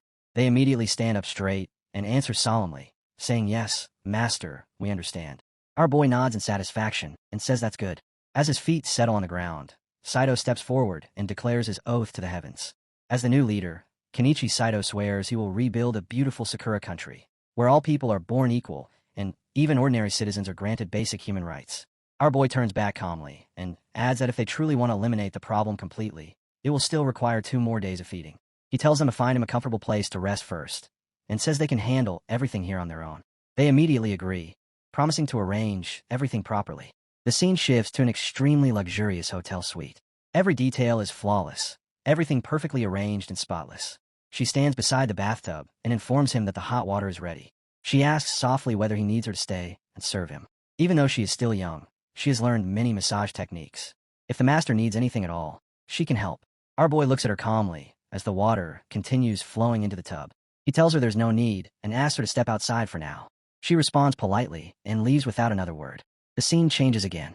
A small, adorable girl stands atop Grandpa Tree, commenting that the other ladies are far too sensitive. Her lord was never that kind of person to begin with. At the same time, she admits that her lord never harbored those kinds of feelings for them either. With a hint of pride, she adds that no one understands him better than Zio-chan. Standing below, our boy hears her words. She tells him not to tease her, saying it's just shyness and nothing more. After a brief pause, she admits that it's actually kind of cute. She looks at him quietly, her gaze lingering. Our boy then turns his attention back to Grandpa Tree. He notices that it seems larger and shinier than before, and this time it even produced 2 rainbow fruits. It really didn't deceive him. His eyes narrow slightly as he wonders if one of them is the divine pet fruit with snake-like patterns. He raises his hand toward the fruit. A screen immediately appears, announcing that the divine pet fruit rainbow has been opened. The primordial spirit beast Yamada no Orochi has been obtained. Rank 10. Thick smoke instantly spreads in all directions. Our boy notices that the gray fog looks similar to Takamagara, yet far purer. Something clicks in his mind, and he wonders if this is a transformation state.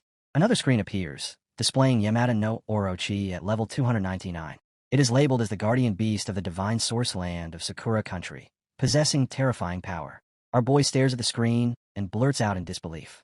He's only level 133, yet this snake is already level 299. This has to be the most terrifying existence on Blue Star, or so he thinks, before correcting himself. The Chilan deep within Kunlun Mountain of Taxia should be far stronger. He reflects that the foundation of Taxia is hundreds of thousands of times stronger than Sakura country. The peak of the 10th level was actually refined into a fruit by Grandpa Tree. It's a pity he didn't get to witness that battle with his own eyes. As he continues studying the screen, he realizes that the heavenly Tao seal of the 10th level has now partially loosened. In theory, only beings standing at the critical limit of the 10th level can act. The moment that limit is exceeded, the heavenly Tao will immediately lock them down. The ancient being that once made a move from afar within the caves of the 3 overseas islands had definitely surpassed the 10th level. Even after being severely injured by the intent of the Tiger Soul Blade, a starving camel was still larger than a horse. That fact alone lingered heavily in our boy's mind. He can't help but wonder how Grandpa Tree managed to transcend space itself and forcibly drag such an ancient existence out from deep underground. Slowly, doubt creeps in. Is Grandpa Tree really just a companion life form bound to his god-level profession? Or is there something far more hidden beneath the surface? He looks up at Grandpa Tree, his thoughts spiraling. Did it deliberately add something to conceal its true identity? If Grandpa Tree truly surpassed the 10th level and still wasn't restrained by the heavenly Tao after making a move, then what does that actually mean? Before he can continue down that path, she cuts him off, saying that the secrets of heaven cannot be revealed yet. Digging into them now won't benefit him in any way. When the time is right, she says, he will naturally understand everything. Our boy's attention shifts as he notices the small snakes nearby and remarks that they've finished transforming. Surprisingly, they actually look rather cute, nothing like the ugly things Grandpa Tree described. She speaks again, formally stating that your subject, Orochi, greets my lord. The tone and manner of speech sound distinctly old-fashioned. At that moment, Xiao Jia suddenly appears and starts complaining to his father. He says many of his classmates have spirit pets, while he has none.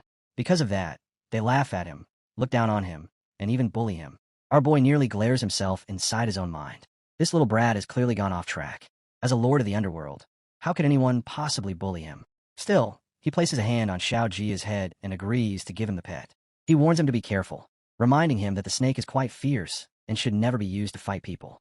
Xiao Jia immediately beams, thanks his father, and promises to be a model student. He walks straight up to the snake and proudly declares that from now on, it will be his spiritual pet mount. Without hesitation, he names it Pippi Snake. The snake lets out a sound, but in the next instant, Energy erupts violently from its body. It protests, saying it is a primordial spirit and a divine existence, yet it's being treated like a ride for a child. This is utterly ridiculous. Our boy calls out to Orochi. Xiaojia quickly stops him and says it's fine. He says he actually appreciates that the snake has its own personality. Since it's his pet now, he'll train it himself. He reminds it that this is the underworld region, a place capable of devouring gods and demons. Stepping closer, Xiaojia asks Pippi Snake if she will listen to him now. After a brief pause, the snake finally agrees and calls him master. Watching from behind, our boy remarks that Pippi Snake is ready. It can even grow larger, which feels quite promising. Xiaojia happily jumps onto Pippi Snake's back and tells her to move. The snake responds obediently, slithering forward without hesitation. Xiaojia immediately starts bragging, saying that his classmates only have 3-headed snakes, but now he has an 8-headed one. That girl will definitely be jealous. He casually adds that she once said if a spirit pet became stronger, she'd become his girlfriend. Then, as if it's nothing, he mentions that he already has 2 girlfriends anyway. Our boy's face darkens instantly. There are way too many problems here. Since when is the strength of spirit pet measured by how many heads it has? 2 girlfriends already, and now he wants a 3rd? What an absolute disgrace to the family. He inwardly blames himself for failing at parenting and calls Xiaojia back. Instead of listening, Xiaojia urges Pippi Snake to go faster. She steps closer to our boy and gently reminds him that adults shouldn't interfere too much in children's matters. The more you try to control them, the more rebellious they become. She tells him to just let it be. Those girls will eventually teach him a lesson, and after taking a loss or 2, he'll understand on his own. Our boy lets out a helpless sigh and finally agrees. He says it's time to get back to work. There's still 1 rainbow fruit left that he hasn't collected yet. He raises his hand toward the final rainbow fruit, recalling how the previous one opened the Eternal Light Tower and benefited all of Taxia. This time, he wonders, what will it bring? The moment his fingers close around it, powerful energy surges outward. A screen appears, announcing that the Wonder Fruit Rainbow has been opened, and a unique special item has been obtained. Jinmu Seed, rank 10. Our boy pauses, surprised. A seed? The screen explains that this is the final remaining seed after the destruction of a Jinmu tree. Once grown and fully matured, it can serve as a heavenly pillar. It can also increase fortune and greatly accelerate the expansion of the enshrined beings of heaven and earth within a country. Our boy releases the seed, and it immediately radiates overwhelming energy in all directions. Another screen appears, stating that the fruit produced contains an immense amount of heavenly Tao laws. Consuming it allows one to directly comprehend laws at the Tao level. The scene opened with him standing perfectly still, his hands slowly lifting into the air. A pale green glow mixed with a ghostly white light burst from his body, spreading outward in silent waves, rippling through the space around him. His voice followed, calm yet unshakable, as he spoke of strengthening the nation's fate, widening the ancestral veins of heaven and earth, and bringing all things into harmony with the heavenly Tao. Even he felt his heart tremble at the force of it. What kind of existence could bend the heavens themselves like this? When the light finally faded, he fell into deep thought. The meaning of building the heavenly court upon the Jinmu tree no longer felt simple. Was it truly the same heavenly court he had always imagined, or something entirely different? He remained there in silence, his mind turning over the possibilities, until a sudden realization struck him and his eyes widened. This was never meant to be a mere space at all. It was something far more intricate, something far more terrifying. Later, he stood before the grandpa tree, his feet resting on the surface of the water as if it were solid ground. Lifting his gaze, he asked if the ancient tree was finally willing to explain everything. Ambition burned fiercely in his eyes, yet beneath it lingered a quiet helplessness. The tree offered no reply, its vast presence remaining as still and indifferent as ever. His voice grew more urgent as he asked again, almost pleading for answers, but only silence greeted him. Letting out a slow breath, he decided that perhaps only by planting it himself would he learn the truth. The moment that thought crossed his mind, a glowing screen appeared, revealing the planting method in precise detail. The seed had to be placed within the divine source, fed with divine elixir, buried in lands steeped in sacred energy, and constantly nourished with lingering souls until it could finally take root and sprout. Staring at the screen, he began calculating his next steps.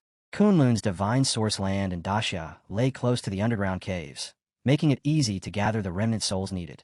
When the time came, Master and Uncle G could oversee everything without difficulty. As he finished forming his plan, a figure suddenly appeared before him. She lifted her hand to her mouth in shock. Turning to her, he asked what was wrong, then called Ziyu Chun by name, questioning her strange expression. After a brief hesitation, she admitted that she felt as though she had just witnessed something deeply disturbing. Tears gathered in her eyes and slid down her cheeks. Averpoy immediately asked what she had seen. Ziyu Chan slowly raised her arms and said that everything in her vision was blurred, as if countless invisible barriers were blocking her sight. Even so, she could still sense one chilling truth through the haze.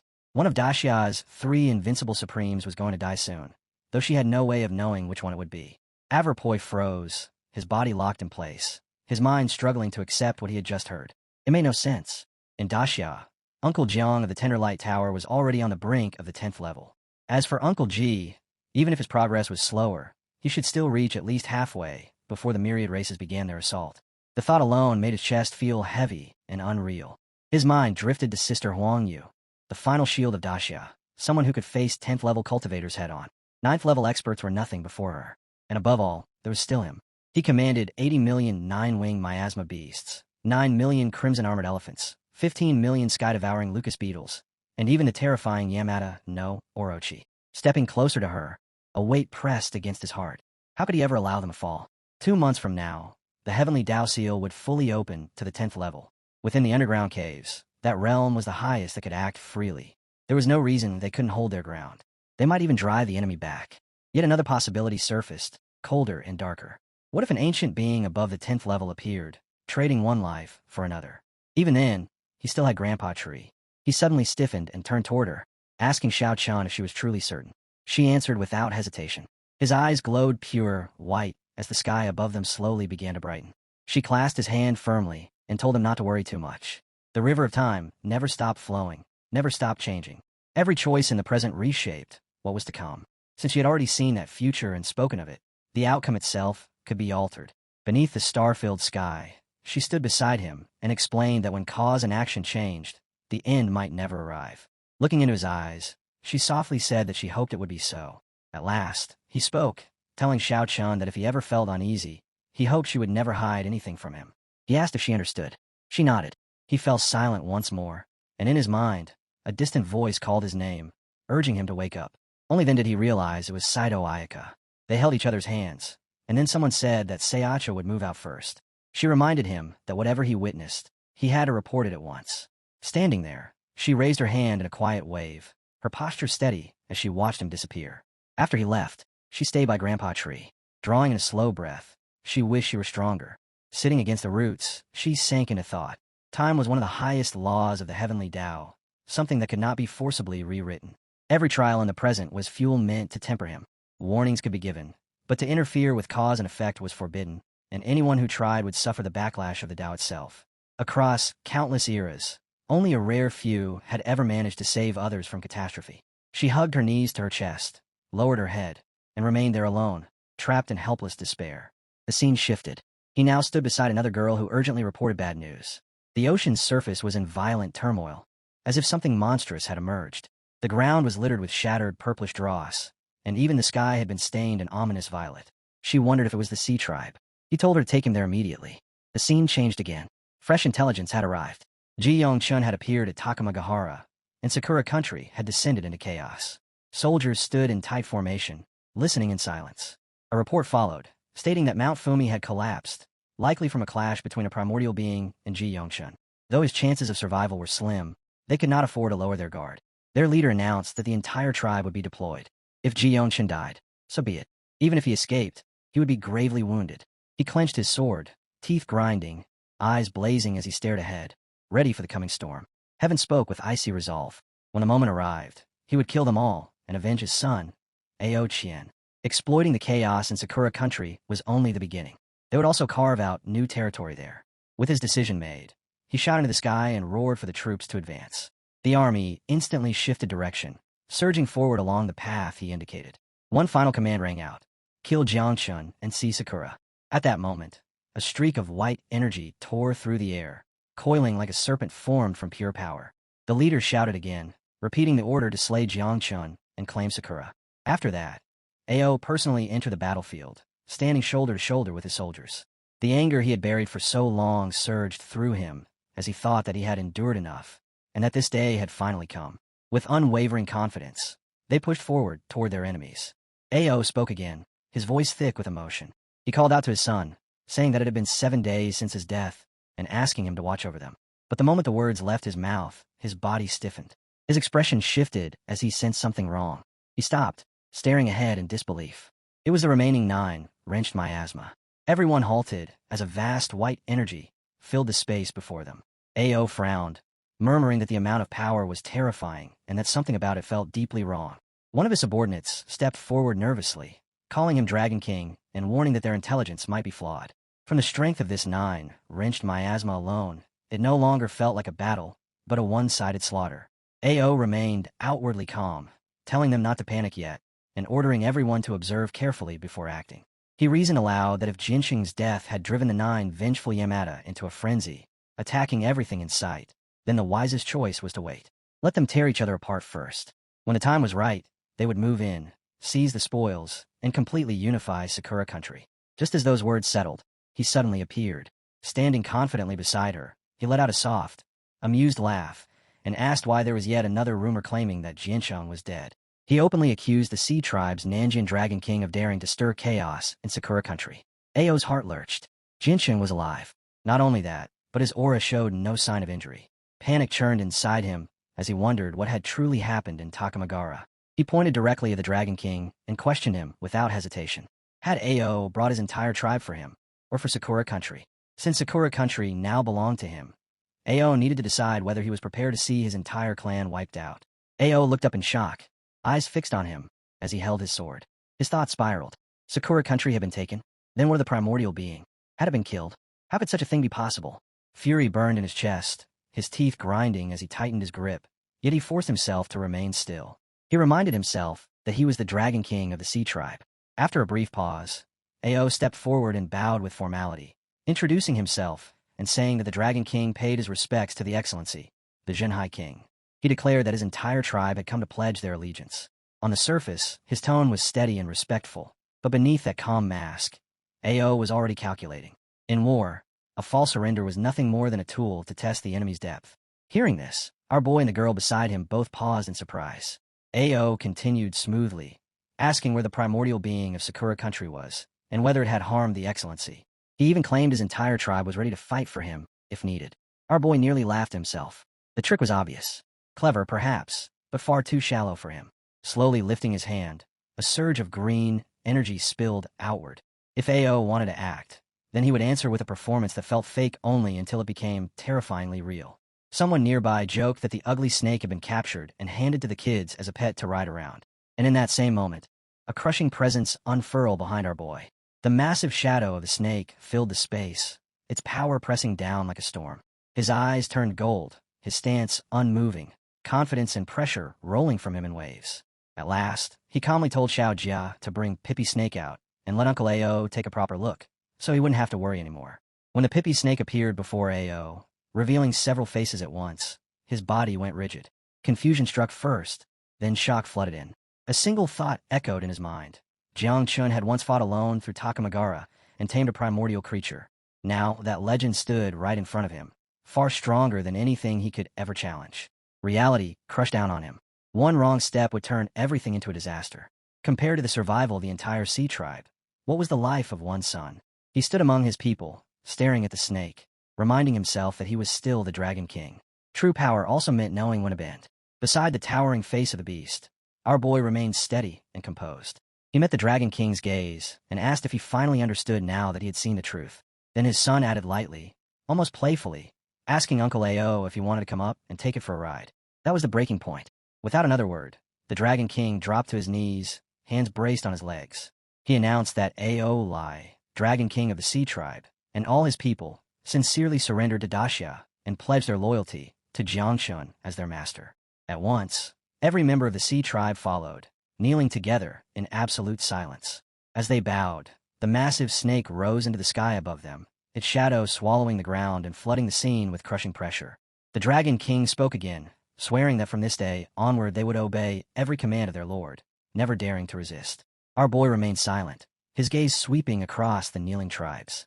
When he saw them all pressed to the ground, he gave a small nod and said that this was good. He then lifted his hand. A box covered in glowing runes unfolded before him, and his eyes shone brightly. In an even voice, he said that since this was settled, they would proceed. The brand of faith shot toward the Dragon King. At the same time, layers of red light burst from the box, spreading outward and flowing toward the gathered tribes. As the red glow moved toward their foreheads, Our boy reflected that with the Sea Tribe and Sakura country under control, their chances would improve, even if only slightly, when the myriad races finally attacked Xia. As the process continued, another memory surfaced. Xiaochen had once said that one of the three invincible beings would fall, and he refused to allow that future to become reality. He knew he had to use every second to grow stronger, no matter the cost. His thoughts shifted again. Aside from Sakura country, 4 other forces had tried to assassinate him. That was perfect. 4 divine source elixirs waiting to be claimed. With that, his next path became clear. The next stop was the Coal Nation. At that moment, Uncle Jiang appeared, his presence exploding like a storm. Golden energy roared outward as he swung a heaven-splitting blade, standing tall with his sword in hand. Calmly, he remarked that he never expected even a mere scout from the Taurus race to reach the 7th-level realm. As he finished, the heavenly Tao rewarded him with an additional 10 points of power. Not far away, Uncle Jiang had just slain his opponent. He glanced at the corpse and muttered that the foundation of the myriad races was truly laughable, though the heavenly reward was far more generous than expected. As he caught his breath, Uncle Jiang suddenly rushed toward him, panic written across his face. He shouted that master, something enormous had happened to Junior Brother, and all of Daxia was in an uproar because of it. Uncle Jiang stiffened, clearly shocked, and demanded to know what kind of major event could cause such chaos, telling him not to scare him like that. Before Uncle Jiang could explain, someone nearby suddenly cried out that it was wonderful news. They had heard there was a storyteller in Pejun City, and everyone should go listen.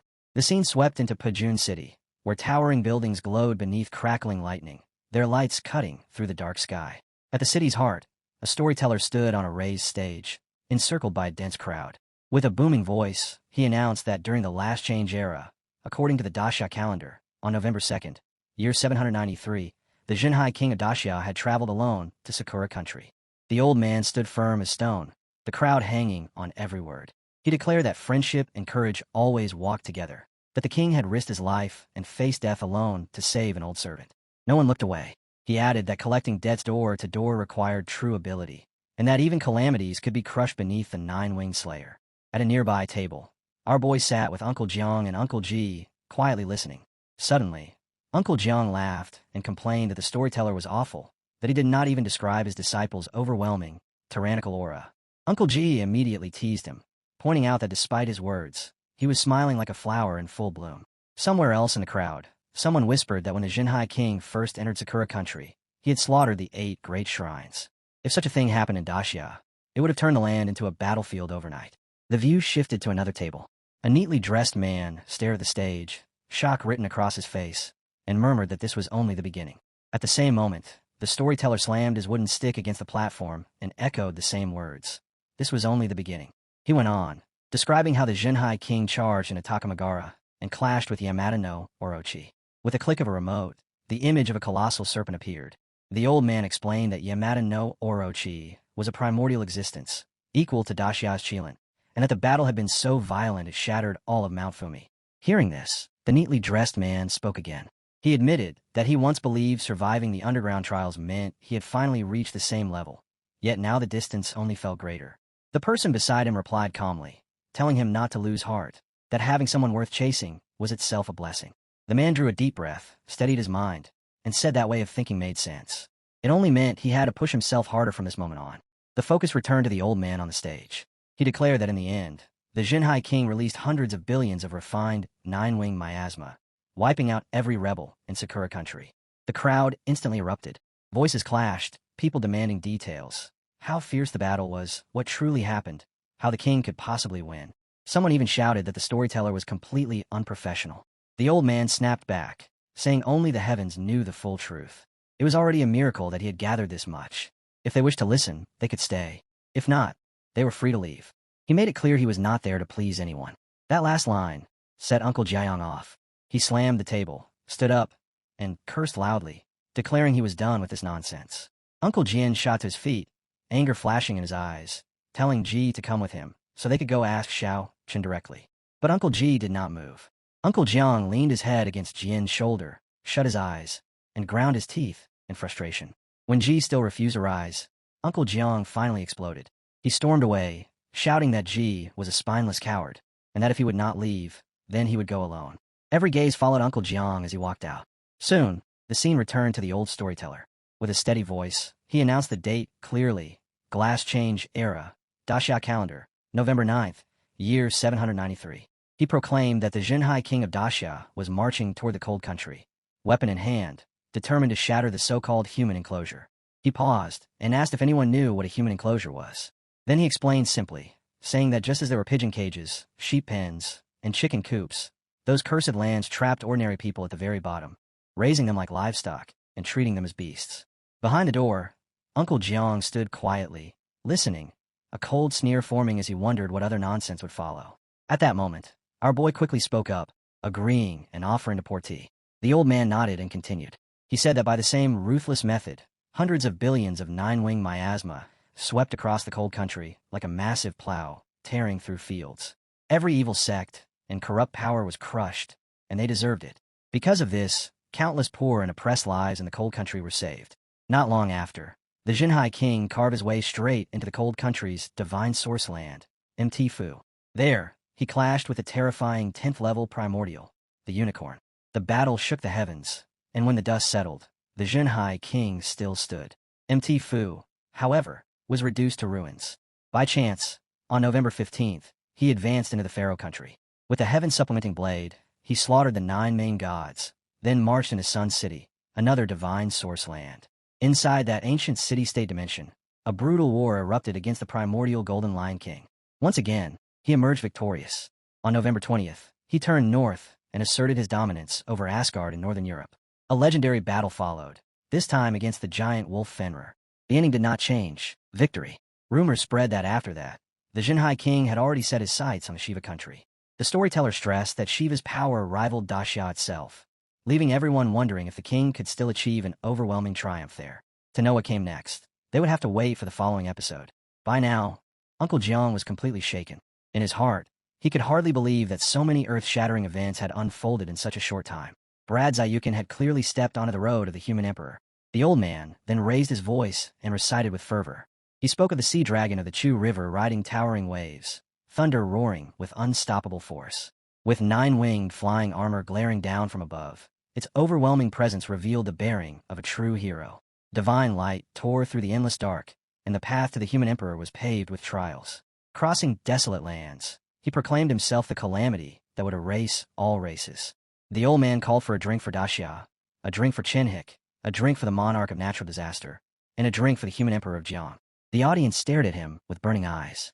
He shouted that a great war was coming, that the myriad races would descend upon Xia, and that all people must rise and fight. His final cry echoed through the hall. Daxia will live forever. The scene shifted again to our boy. High in the sky, he spat something from his mouth and paused, suddenly sensing that someone was speaking about him.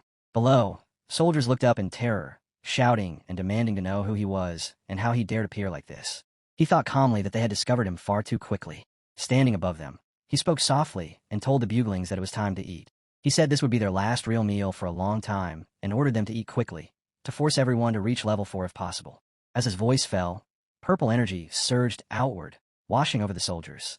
The strange power invaded their bodies, and screams, sobs, and roars of pain echoed through the air. At the same time, our boy declared that this was Daxia's natural disaster. Someone shouted that it was the insect demon and urgently ordered the great gods of the heavenly temple to be informed, especially those guarding the divine source land. Our boy then called for Xiao Wu and Xiao Jia to follow him. Both answered at once, "Yes, master," and flew to his side. The scene shifted to an old man, standing tall as golden energy flooded the sky. His presence was vast and solemn, like a sacred mountain, like a radiant heavenly god. Someone cried out in rage, demanding how an evil spirit could dare to act so boldly. Our boy halted in midair with his 2 companions. He let out a light laugh, and said it seemed they had already pressed pause. He admitted that the Shiva country was far more impressive than the small nations they had dealt with before. Xiao Wu stepped forward, eyes blazing, and declared that all of them were merely ants at the 9th level or below, not even enough to fill the gap between her teeth for an empress like her. Hearing this, the empress scoffed. To her, such power truly was nothing. She strode toward the temple without hesitation, killing intent surging as she shouted for everyone to unite, to subdue demons, and wipe out evil. The moment she charged the temple leader, the people reacted at once, spreading the Vajra Great Shield in every direction, sealing off the area. At the same time, the temple leader moved. He released the evil spirit's great hollow, and a golden barrier expanded outward, completely enveloping him. Xiao Wu's eyes widened in disbelief. She cried out that even tens of millions of devouring sky Lucas had failed to break through this defense in a single strike. The Empress then unleashed her full strength against the Vajra barrier, yet it still did not crack. She cursed, clearly irritated, and placed her hand directly on the shield, only to be shocked again. She shouted in disbelief, questioning how they could possibly withstand her power. The view returned to our boy, who stood calmly, observing it all. In his heart, he admitted this was only natural. A country with a foundation equal to Dacia was no simple foe. Its strength was real, and this Vajra shield was especially terrifying, able to gather the combined power of countless people. He also noticed that Temple Master Fan Yi's methods resembled those of a great dreamer military commander. With only 9th level power, he could still confront a 10th level expert head-on. Our boy continued to calculate. Beneath Fan Yi, who stood at the peak of the 9th level, there were 4 more 9th level experts. Beyond them were 18 8th level cultivators, and tens of thousands between the 5th and 7th levels. Standing there with his son, he stared coldly at the Lucas and the Temple Master, and concluded that this would not be an easy fight. At last, he acted. He lifted his hand and ordered the 9-wing miasma to withdraw, then redirected them to support the devouring Sky Lucas instead. On the other side, Sky Lucas screamed in fury as the Temple Master struck back. She took the blow head-on, yet roared defiantly, proclaiming that this Empress could even devour the heavenly Tao and needed no one's help. Our boy said nothing, only watching her closely. Then he spoke her name calmly, calling her the devouring Sky Beast. In that instant, the Empress expanded into a colossal form and launched another savage assault.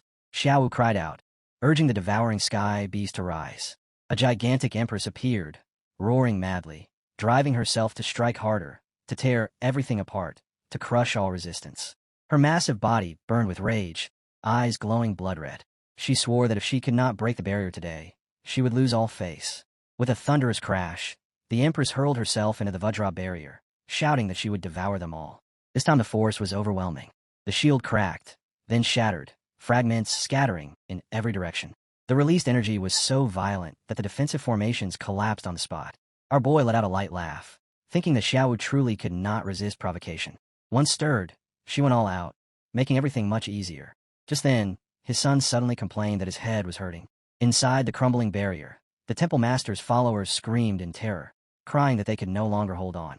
The Temple Master looked up grimly and pulled out a strange device, waves of purple energy surging as he shouted for the Vajra Dharma wheel to protect them. Meanwhile, the Empress continued charging forward, smashing and tearing through everything in her path. She moved with terrifying speed, her blows ripping apart anyone who came near the Temple Master. Her hiss was filled with killing intent. Seeing the danger grow, our boy shouted urgently that Xiao was in trouble. He ordered the 9-wing miasma to rush in and help her, adding that if it was still not enough, Xiao Wujia should join the fight as well. At the same time, the Temple Master was already calculating. He ordered his people to move out and wipe out the remaining evil clutches across the Shiva kingdom, forces that numbered in the hundreds of billions. That mission alone would keep them tied down for a very long time. When Xiao Wujia heard this, he looked at his father and said calmly that it sounded like reverse psychology and that he understood what was really happening. Our boy gave a faint smile and praised him, saying it seemed all those books had not been read in vain. But when the focus returned to Xiaowu, she was already lost to fury. She screamed and cried at the same time, her emotions bursting free. She roared at the Temple Master, enraged that he dared to look down on her. Green energy spread wildly from her, surging in every direction as she swore that this tortoiseshell defense would never stop her. The Great Empress opened her mouth and released a strange, liquid-like power. She called upon the 5 elements, invokingly fire to burn all before her. The green energy was so intense that the surroundings warped and blurred, nothing remaining clear beneath its corrosive force. Then she summoned the power of giant metal and pushed forward without pause. With every step, she blocked, shattered, and tore through what remained, shouting for the barrier to break. Inside the weakening shield, the defenders lost all composure, crying out that the monster was far too strong. As cracks spread, they screamed that the shield was failing and fled in terror. She stood still, watching them run. Then she suddenly shouted, ordering one group to escape while another turned back to attack. Behind her, the Empress raised her hands, spreading a glowing green liquid in all directions. It was Gui water, and she commanded it to flood and drown everything in its path. The instant it touched the ground, chaos erupted. Those caught within began to sink, as if the earth had turned to mud. They screamed in panic, demanding to know what kind of water this was. Gui water clung to them, slowing their bodies and locking their movements. One after another, they cried that they could no longer move. At last, the green flood reached the Grand Temple Master, who stood tall and refused to retreat. As others struggled toward him, they shouted in fear that all the 5th and 6th level monks had already been melted by the Gue water. The temple master remained steady, but another voice reported that the Arhat formation had been completely destroyed and the situation was spiraling out of control. The temple master calmly told them not to panic, stating that the heavenly temple pagoda still stood and that they could continue to fight. Before he could finish, the entire structure began to shake violently. Cracks tore through the walls, the ground buckled, and the towers started collapsing. Shock cries rang out as someone shouted for the KN Earth Code to drill straight through the building. Watching this, our boy stared at the Empress in disbelief and muttered that he never expected Xiao Wu to possess such terrifying skills. A soft laugh escaped him as he thought that no one truly revealed their strength until they were driven to the edge. The temple master roared for the 8th and 9th level cultivators to follow him. Though clearly injured, his followers rushed to his side without hesitation.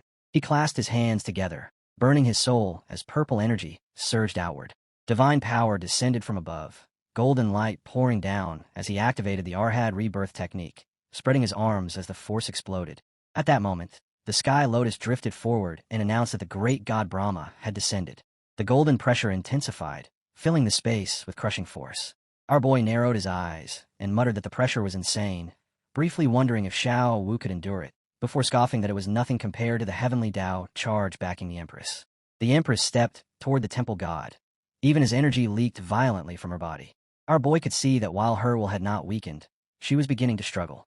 The devouring sky beast had already shrunk, showing the toll of the fight. The temple god raised his hand, golden light condensing tightly around it, and slowly pushed forward, declaring purification in Brahma's name. In the next instant, he seized her, gripping her head and eyes with brutal force, announcing the death of a blasphemer. The Empress screamed in pain and fury, cursing him and daring him to hurt her. She called to the devouring sky beast, shouting that he was courting death.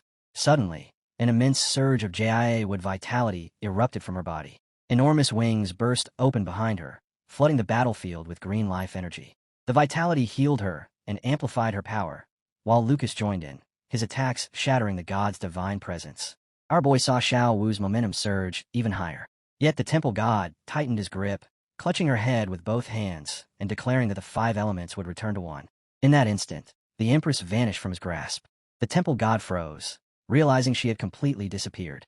Without warning, one of her nails shot out from the void and slammed into his hand. A strange, chilling energy spread from his palm the instant the nail struck.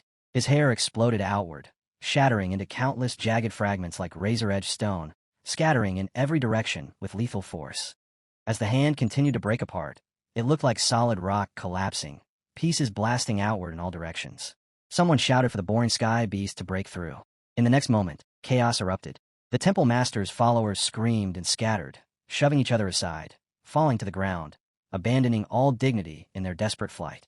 The view shifted back to our boy. He stood there calmly, eyes sharp, taking in every detail. After a brief pause, he said that it had truly broken open. A violent explosion followed, and he remarked that Xiao Wu's combat power was nothing short of heaven-defying. Soon after, the temple master gave a ruthless command, ordering everyone to kill for this Empress and leave no one alive. The Empress advanced toward them, and panic exploded. People cried out and ran, shouting for each other spread out. Someone yelled that there was no other choice and that they had to use their trump card, the divine source fruit. As the Empress closed in, they pulled out the fruits. They claimed that even at only 80% maturity, eating 2 would push them into the 10th level. While swallowing them, some muttered that unstable cultivation was better than death. Others snarled that anyone who ruined their foundation would be killed without mercy. At the same time, Brahma's divine power surged and broke into the 10th level as the Empress kept advancing. Brahma's phantom appeared. The serpent god descended as its 10th level strength was restored. A powerful girl manifested as Vishnu returned. A man bathed in golden light emerged.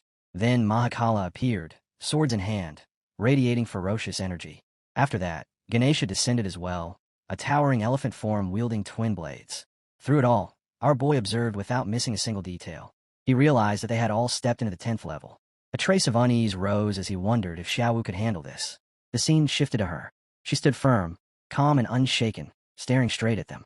Our boy activated Chirono's 3-second prediction, and his eyes widened in shock. She was still standing there, but he sensed that Xiao Wu was about to be hurt. The skills the Sky Lucas had used earlier were clearly reaching their limit. As she stepped forward, she coldly asked who they thought they were trying to scare. Lined up before her, the newly advanced enemies faced the Empress head-on. She sneered and said that just because they had reached the 10th level did not mean they could threaten her. In her eyes, they were nothing but frauds. Her voice rose, the pressure thickening. Our boy shouted for her to come back. She turned and asked why. Before anything else could happen, the divine domain unfolded. The demon-slaying staff struck with killing intent, purple energy crashing toward her. The UMI whip followed, then the chakra blade. The Dandana sword came next, along with the tiger claw. Attacks closed in from every direction, yet she stood alone, meeting them head-on without retreat. Our boy shouted again for her to return. At that moment, the divine elephant prison fully activated, suppressing her body. He stepped forward, seized her, and spread his hand as his martial god transformation erupted. Immediately, the army formation power of the 9th netherworld burst forth. As all their forces collided with his energy, he glared at them with absolute dominance. She said that the devouring sky locusts had already scattered. In the next instant, countless locusts poured out across the battlefield. She grabbed our boy's hair, shaking his head and shouting for him to let her go, insisting she could still fight. He snapped back for her to be quiet and ordered all devouring sky locusts to return to the bug nest. Then he turned to the girl and called her by name, Xiaochan. Xiaochan lost control and went berserk. You, Grandpa Tree. And I rushed to hold her down to protect her and keep the situation from worsening. She quickly answered our boy, telling him not to worry and calling him her lord, clinging to him tightly. As our boy moved forward, the temple master's comrades appeared and blocked his path. They called out his name, Jiang Chun, demanding to know where he thought he was going. One by one, they stepped out, declaring that with the combined strength of the 5 of them, he would surely die today. Our boy stopped. He planted his feet, looked at them, and calmly asked if that was truly so. In his mind, he had planned to save some of his trump cards for the coming battle with the Primordial. Grandpa Tree had already said he was tired, but since these people were rushing to their own deaths, he decided to deal with them first. With a single thought, he summoned his 4 divine pets. As the idea formed, the snake, the unicorn, the lion, and the wolf appeared at once. They stood tall and declared that they were ready to fight and die for their lord. The instant the divine pets appeared, the entire temple side froze. Faces drained of color as they stared in disbelief. Someone cried out that these were all peak, 10th rank primordial creatures. To them, it felt unreal, like a nightmare made real. The lion moved first. His roar shook the sky itself, golden energy bursting from his voice. When his paw slammed into the ground, waves of power rippled outward, cracking the air. The temple master stepped forward to face him, gripping a strange device, as thick purple energy poured out, activating the demon-slaying curse. When the lion advanced, the two stood locked against each other, their forces colliding and pressing evenly. Seeing this, the temple master shouted for his comrades to spread out. In the next instant, the lion's blazing sun-golden eyes flared. A sharp beam of light shot straight into the temple master's eyes. He screamed, stumbled, and clawed at his face, crying out as he lost all control. Then the great sun-buried sand technique descended. Razor-edged golden energy stormed toward him. He could not resist. His body was torn apart within the raging light, flesh shredded until only a skeleton remained. When the lion finally stood still, the remaining comrades were left in shock. Some cried out for their master, others stared in disbelief, shouting that he had died just like that. Not wanting the lion to take all the glory, they yelled for everyone to attack. One pointed ahead, declaring that he would handle the snake woman, claiming he was stronger than Binu. The battlefield split apart. The wolf, the snake, and the unicorn charged toward different enemies. One foe shouted that he would judge Haishi. The snake answered by releasing a mist mixed with white energy, while the girl unleashed her divine frenzy. At the same time, Wolf Fong surged forward, golden power spreading as he activated the Golden Will Protector. The unicorn followed, releasing chains of sin that bound their targets.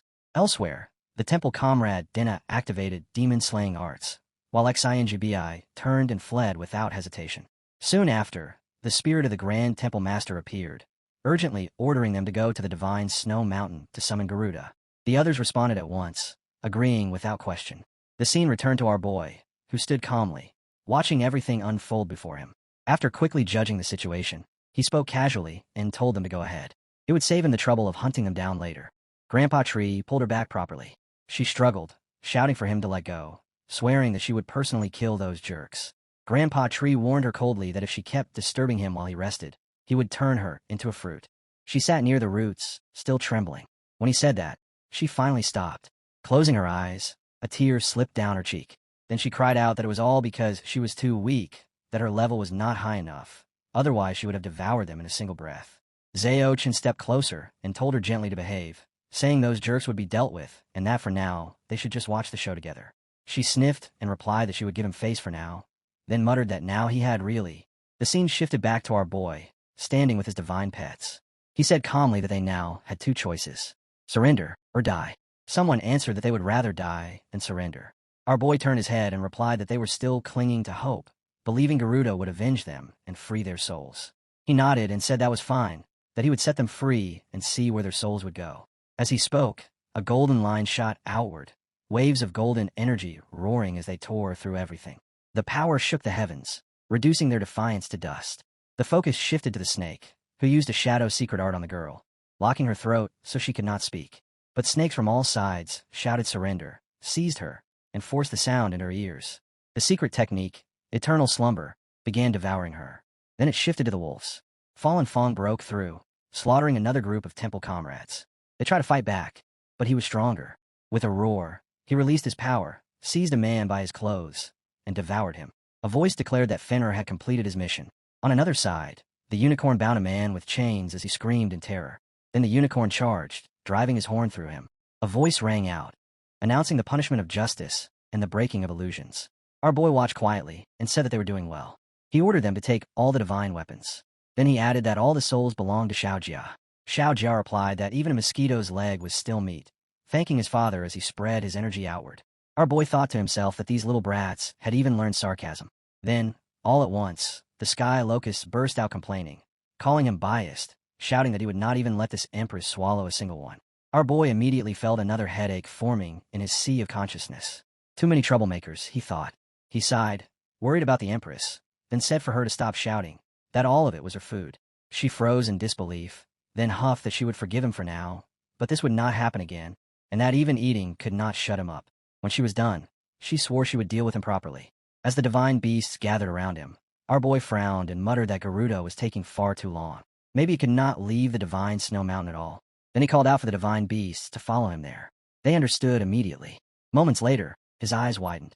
He asked what was going on as the scene shifted to a mountain-filled battlefield, energy surging everywhere. He said this must be Garuda's domain, and that the force field was restricting their abilities. One of the beasts explained that primordial beings could still use power domains within their own territory, and that each had a different attribute. The snake added that his domain was corrosive fog. Our boy realized the earlier divine source lands had not felt this oppressive. Garuda's strength was clearly on another level, leaving him stunned. Suddenly, golden light burst from behind the mountains. He raised his arm to shield his eyes and demanded what it was. A voice answered, accusing him of slaughtering disciples and disturbing the peace.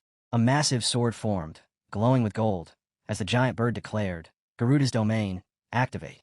Red energy spread like fire across the land. One beast cried out as pressure descended. Divine elephant prison activated, suppressing bodies, while golden gale winds roared and lines of light spread everywhere. Heaven-shaking waves crashed through the sky, followed by a heavy blast of golden power. The sky-shattering descent ignited, red eyes burning through everything. One beast shouted for our boy to move back. The unicorn stepped forward, telling him to leave it to him, and charged straight at the giant bird. Our boy called out for illusions to break as the unicorn released his power. The giant bird answered with its own golden energy. Our boy stared in shock as Garuda overwhelmed all of his pets, as if they were nothing. The giant bird mocked them, asking if they were even worthy. Then the snake surged forward, releasing corrosive poison fog, and striking with the shadow of divine thought. The poison did nothing. It could not even touch the giant bird as it hovered in the sky, completely indifferent. The bird sneered, saying that a mere snake dared to bare its fangs at its natural enemy. It shot upward, seized the snake, and crushed it in its grip. The snake screamed and hissed, crying out Yamada, before being flung away. It slammed into the ground, and a violent blast erupted where it fell. Then the lion released his second surge, blazing sun, golden light blazing from his eyes. The wolf followed, activating Fallen Fong. The giant bird laughed, saying that even if they could unleash their full power in his domain, they were still useless in the air. What do they possibly do to him? Our boy locked eyes with Garuda, his gaze hard. This was bad. He called silently to Grandpa Tree, asking if he could help. The answer came at once, no. Grandpa Tree explained that he had recently swallowed fragments of heaven and earth and ancestral veins, and his spirit was weakened while digesting them. The ancestral vein here was even more violent, and he needed time to stabilize. Still, he added that if the bird was defeated, he could help grow another rainbow fruit. Our boy accepted it and stood his ground. He told himself that if he wanted to win, he could not fight blindly. Numbers and plans flashed through his mind. 800 billion, 9-wing miasma, corrosion defense, God no mountain, domain force field. As the bird circled above, he made his decision. Hold it with minimal losses. Divine beasts, follow my command. Deploy. Attack in order. Energy surged around him as he steadied his stance. He refused to believe this was something he could not overcome. The golden eagle tore through the sky, only to be swallowed by a sudden storm of dust and crawling shadows. In a single heartbeat, its vision vanished as countless insects clung to its body. It shrieked in shock, wings beating wildly as it tried to shake them off, but the swarm only thickened, turning the air into a living cage. Snapping back to its senses, the eagle surged forward, massive wings slicing the heavens as it curved around the cliff, dodging strike after strike. No matter how many there were, it refused to believe such creatures could bring it down. Sensing something was wrong, the eagle climbed higher, realizing the swarm was not a distraction but a drain, leeching its strength with every second. With escape cut off, it chose to fight. Its wings slammed downward, and waves of scorching fire burst outward, flooding the battlefield in blazing heat. Fireballs detonated as they struck the insects, shock waves ripping through smoke and flame, lighting the sky with violent explosions. Then it noticed the truth. The creatures were destroying themselves. Fire and ash twisted together, forming a dark vortex as the wind devoured the flames, until the world fell into an eerie silence. The golden eagle recoiled as the pressure deepened. Even Karma's fire was smothered by the 9 nether vortex. Just as despair seemed certain, Shin moved. He drew upon a terrifying force, and, as his hand fell, a burning red matrix flared to life around him. His body transformed as he entered the war god state, power surging so fiercely that the land itself seemed to glow. He shouted for the divine beast to act before the golden-winged divine eagle could interfere with Kai. His strength surged back, his horn blazing as it radiated overwhelming authority. In an instant, the divine beasts were restored to their peak, and the entire faction returned to full fighting power. From the chaos below, 9 winged insects rose in endless waves, hurling themselves at the golden-winged divine eagle and detonating in violent bursts that turned the sky into a curtain of smoke and fire. Orders echoed for the eagle to reveal itself. Beneath the Jia tree, Xiao Jiu curled into herself, sobbing for the children she had lost. Xiao Chan saw her and whispered her name. Xiao Jiu lifted her head, wiped her tears, and slowly stepped forward.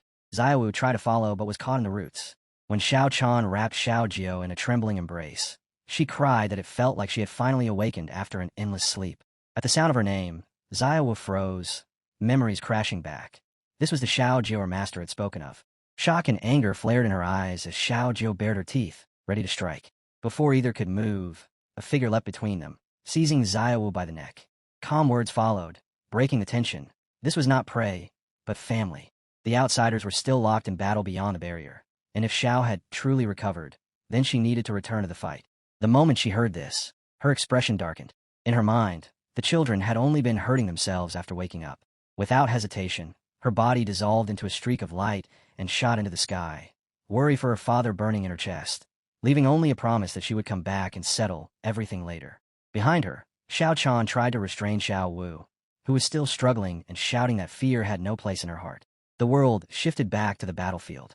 Shin stood at its center, commanding the flow of war. His silver hair lashed wildly in the wind, red eyes sharp as he issued the order for remote suppression. The moment his signal fell, everything moved. Chains descended from the heavens, while waves of mist and toxic smoke poured in, layered with corrupt spells and vicious curses. The golden-winged divine eagle was caught and staggered, but it roared, flames erupting as it burned the chains to nothing and unleashed a slicing gale in return. As it turned, Jiangshun barked for greater output. Fenrir surged forward like a launched arrow, his form splitting into multiple shadows that closed in from all sides. With flashing fangs and blinding speed, Fenrir struck, releasing the Sun Munjaldavar. The eagle convulsed, then spread its wings wide, karma flames tearing through the oncoming form. Fenrir's clone vanished in a coil of black smoke, and the eagle looked down in scorn, as if mocking something so fragile. But its expression froze. The smoke was not fading, it was gnawing at its divinity. By the time it sensed the danger, the darkness had already wrapped around it, draining its power and driving it into a frantic struggle to reclaim control. Seeing the shift, Shun ordered the suppression to close in. The chains tightened, poison thickened, and the eagle hissed in fury. Riding Si Shun, Bakai roared for everyone to maintain pressure, sending Max, Fenrir, and Si straight for its eyes and wings while he moved to sever its claws. With the enemy bound and weakening, Max dove first, locking onto its gaze and firing a beam that burned into its pupils, forcing a scream of agony. As one eye collapsed, Fenrir ripped through a wing. Tsetse followed with a venom-laced horn strike, and now blinded, the eagle lost another wing, its howl tearing through the sky. Zhang Shan seized the opening and brought his blade down with crushing force. One of the eagle's claws was already split in two. Shin motioned for Max to move, warning him not to end it too fast. Max answered by releasing a vast surge of golden sand that swallowed the golden-winged, divine eagle whole. Trapped within the torrent, the eagle was slammed into the mountains, its furious cries echoing as the slopes collapsed in a roaring landslide.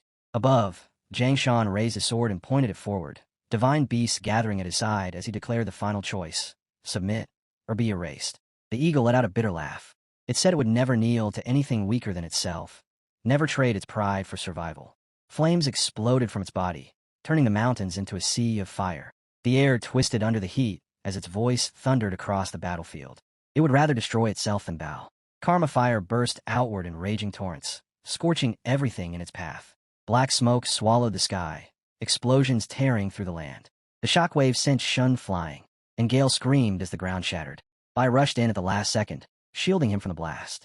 The force knocked Shin back into his original state, his hands rising on instinct as Zhang Shan struggled to steady himself on Biki. From the burning mountains, the eagle rose again, wings of flame spreading wide as it completed its rebirth. Everyone stared in disbelief. Shan's expression tightened as he felt the terrifying change. The golden-winged divine eagle now soared far above them, its power vastly increased. If this continued, would they be forced to sacrifice the entire nine-winged plague swarm? Before he could act, Xiao stepped in front of him, eyes filled with worry. She begged him to stop, saying how hard it had been to raise the hatchlings. When he saw Xiaojiao, he froze, shocked that she had awakened. Xiao gave a small nod, then turned toward the eagle, clenching her fist as fury surged through her. Zhang Shan grabbed her shoulder, warning that using the 9 nether shadow form would cast her into a deep sleep. Xiao understood, but her resolve did not waver. The insect's self-destruction had already decided this for her. She stared at the eagle, ready to pay any price to protect them. Shin reached out and gently brushed her cheek, offering a calm smile. He told her she would not need to fall into a deep sleep. She only had to draw on the 9 void power and leave the rest to him. Xiaojiao asked if he truly had a plan. Shin raised his hand, and a glowing system panel appeared, the one his clone had refined through endless training within the cosmic time flow tower. The moment had come to shatter the barrier and ascend to the triple god realm. As he spoke, the barrier-breaking process began. 2 massive golden beams tore into the sky as Zhang Shan descended from the mountain. The golden-winged divine eagle twisted aside while mountains and seas trembled, spiritual currents erupting in a violent surge. The system's voice echoed again and again, announcing the completion of the 5th and 6th ascensions. Authority to withdraw the Mother Swarm was unlocked, and the system presented the final prompt, requesting confirmation to begin the withdrawal. And as the lines take shape, a gentle, light blue energy begins to drift and coil around him until, without warning, a screen flashes into existence announcing that the drawing is complete and congratulating him for obtaining the primordial mother insect, the void-soul devouring ant, and almost immediately another interface follows with fuller details. The name reads Void Soul, Devouring Ant. Its origin is listed as Primordial Void. Intimacy is locked at 100%. It is described as extremely bound to him. Its level is marked LVO, and its devouring value sits at 0%. From that same glowing blue aura, a tiny light blue ant slowly forms, as if condensing out of mist. And then yet another screen pops up to lay out additional stats, stating that the number of offspring is 0, that its talents include bearing the void shackles and devouring void inscription, and that its reproduction conditions are tied to void power. Things like divine souls, seeds of consciousness, and the 7 emotions and 6 desires, while also making it clear that reproduction can only occur once the devouring level reaches 100%. Our boy leans in and studies the little insect carefully, but the more he examines it, the more his expression turns uncertain, because he mutters that the information feels far too limited, with not even a hint about combat strength. He wonders what devouring the void is even supposed to mean, and after a moment of thought, he looks at the tiny blue ant again and doubts out loud whether something so small can fight at all, before finally letting the worry go and deciding that instead of overthinking it, he should evolve it first and see what happens. He lifts his hand, and in an instant a drifting blur of light blue energy streams outward as he activates something called divine evolution. The process begins, carries through, and when it finishes the glow gradually thins and fades, and the moment he looks again, shock locks him in place, because on the ground there is no longer a little ant at all, but a cute, gentle-looking girl. The insect has transformed into someone soft and innocent, sitting there as she calls him father. He stays stunned, nearly frozen for a beat, then bends down to inspect her more closely and remarks that she looks like a weak little kid, so timid, and he questions whether someone like her could really step onto a battlefield. Even so, he reaches out and lightly rests his hand on her hair, and noticing her blue appearance, he decides on a name, Xiaolon, only for her to answer at once, obediently, calling him father again. He sits down beside her and, with a serious tone, asks her to explain exactly what her fighting style is, and she looks up calmly and tells him that her way of fighting is simple. She eats until she is full, a reply that leaves him shocked and confused for a moment before he asks whether she means she has to eat the power of the void, and with stress creeping into his voice, he wonders where he is supposed to find something like that right now. She pauses to think briefly, then says bluntly that there is some available, and with her big eyes, she points toward the grandpa tree and asks if she can eat that tree. Hearing that, he instantly shouts in disbelief, anger flaring as he demands to know what she means by wanting to eat the grandpa tree, and he draws a hard line, insisting she absolutely cannot eat it, so panicked and frustrated that he even grabs her arms tightly as he questions her. Lon stays calm and tells him that he has some really good food on him, and right after those words, Xiao Wu suddenly flies out toward our boy, while at the same time the grandpa tree speaks up and calls out to Jiang Chun, telling him to let her come over, which only makes our boy panic harder as he blurts out at grandpa tree to ask if he's serious, and whether he's planning to turn her into fruit or something. But Lon doesn't hear a single thing he says, because she has already sprung toward the grandpa tree. And even as our protagonist yells for her not to go over there, it's already too late. Lon leans against the grandpa tree and starts licking it, happily saying it tastes delicious while she keeps licking the green fluid seeping out. Grandpa tree explains in an even tone that the green liquid is spiritual energy overflowing from the ancestral veins of heaven and earth, and that it also counts as a kind of void power, more than enough for her to eat her fill.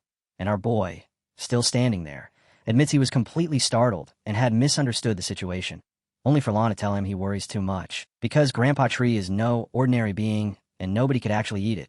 And then Grandpa Tree complains about some other brat showing up and being annoying.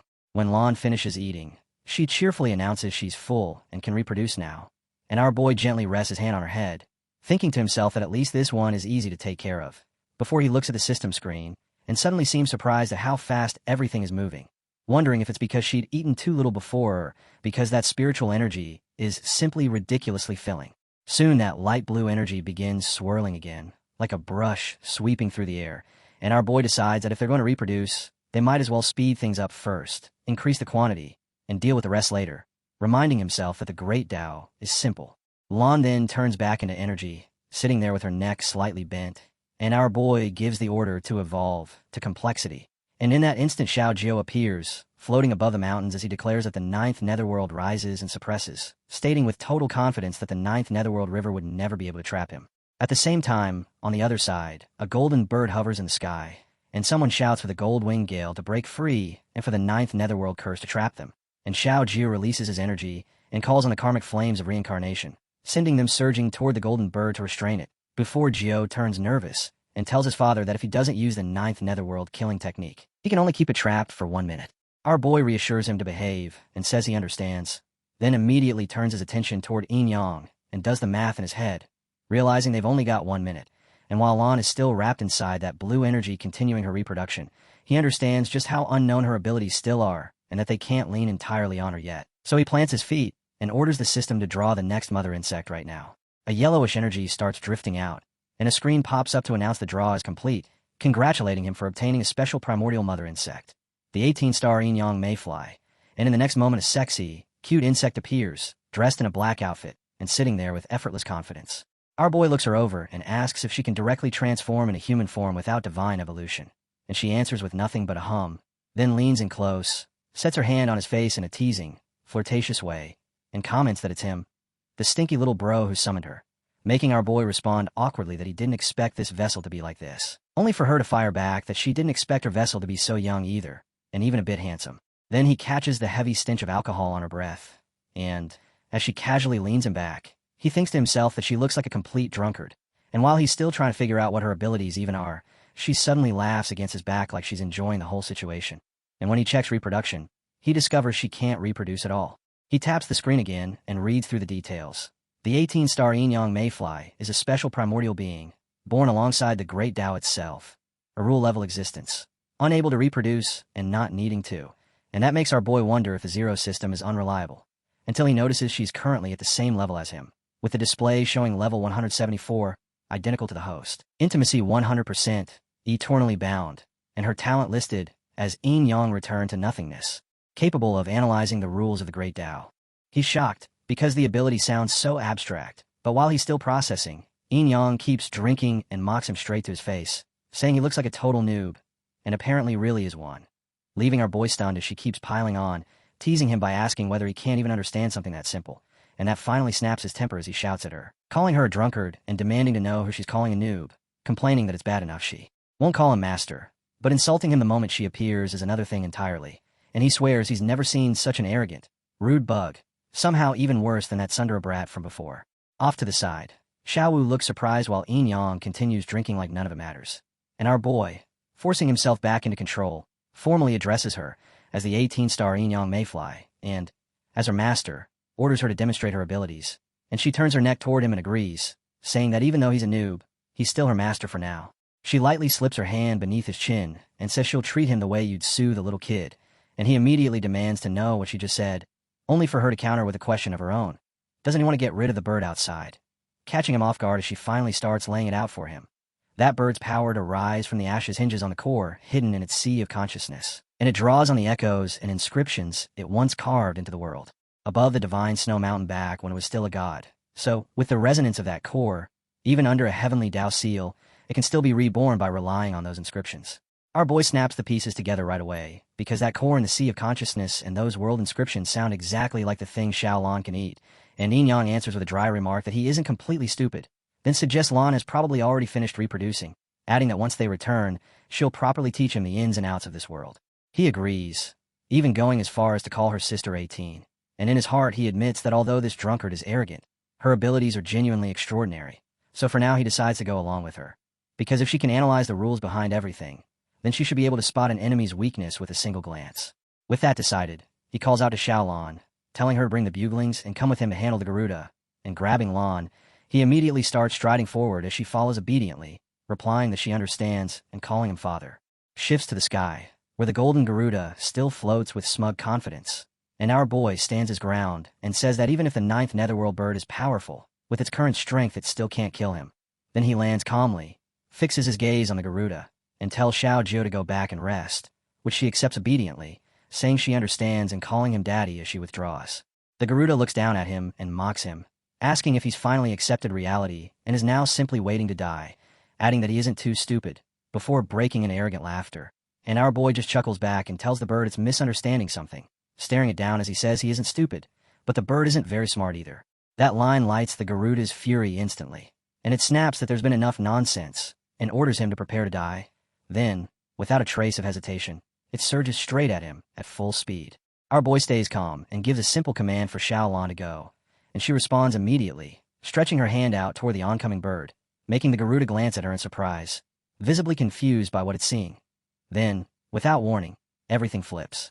In the next instant, the Garuda drops onto the mountain peak and starts begging for mercy, frantically pleading to be spared, and at the same time a snake and several other powerful beings aligned with our boy appear, prompting the Garuda to hurriedly declare that it's willing to surrender. Our boy is completely dumbfounded, because the fight hasn't even truly begun, and yet the bird is already on its knees, so he can't stop himself from wondering how the Garuda ended up kneeling so smoothly without putting up even the slightest resistance. Right in front of him, several spiritual manifestations stand lined up in a neat column, and the wolf is the first to speak, pointedly asking what happened to the Garuda's earlier promise that it would never bow or scrape, mocking the bird's old vow that it would rather be shattered jade than remain an intact tile. The snake answers immediately, warning that this isn't a joke at all, and explains that those are void soul-devouring ants. Even if their numbers are still small right now, they're capable of swallowing the inscriptions that had once been imprinted in the void. Another voice joins in, adding that without the heavenly Tao seal, they could have been resurrected through those void inscriptions even after death, and it suggests the bird must have exploited some loophole earlier. But the moment the void inscription gets devoured, resurrection becomes impossible, even if the heavenly Tao seal is lifted someday, because to restore that inscription, you'd have to lower your cultivation level and return to the void to re-imprint it, which is basically the same as starting cultivation all over again. The unicorn draws a deep breath, visibly shaken, and then the lion admits it's true, saying that if it were in that position, it would have knelt too, and the unicorn agrees, explaining that this has stopped being only about life and death, and now touches future cultivation levels as well. Our boy hears all of it, but the more they talk, the more lost he feels because he still doesn't even understand what a void inscription actually is, and he admits to himself that he has no idea what they're discussing. In the end, he decides to shelve it and just ask that drunkard later when he gets back. Then the scene shifts to the lion flying through the mountains, and it looks toward him and asks Father whether it can still eat this. Meanwhile, the Garuda that just surrendered is still in front of our boy, and he stands atop the snake's head and answers calmly that he needs to think about it. But all of a sudden the Garuda begins shrinking as it floats in the air, hurriedly calling out for him to wait, and our boy stares, surprised, asking why the Garuda is getting smaller. The Garuda begs in desperation, pleading with him not to let her eat its void inscription, promising that from now on it will obey whatever he says, no matter what, and then it immediately drops down to the ground and clings to his feet. Our boy can't help reacting to the whiplash of the sudden personality flip, wondering if the mood swing really has to be that fast, and whether such a dramatic change in attitude is even necessary. And he even teases the bird, asking why it suddenly sounds so street smart, and where it learned to talk like that, before telling it to stop wiping snot on his leg, and admitting that he almost preferred the rebellious version of it. The Garuda quickly scrambles back to its feet, and says that little bro understands big bro, and our boy, letting the moment pass, turns to Grandpa Tree and asks it to trouble itself to produce some fruit, adding that the divine snow mountain and the ancestral veins of heaven and earth in this place all belong to Grandpa Tree anyway.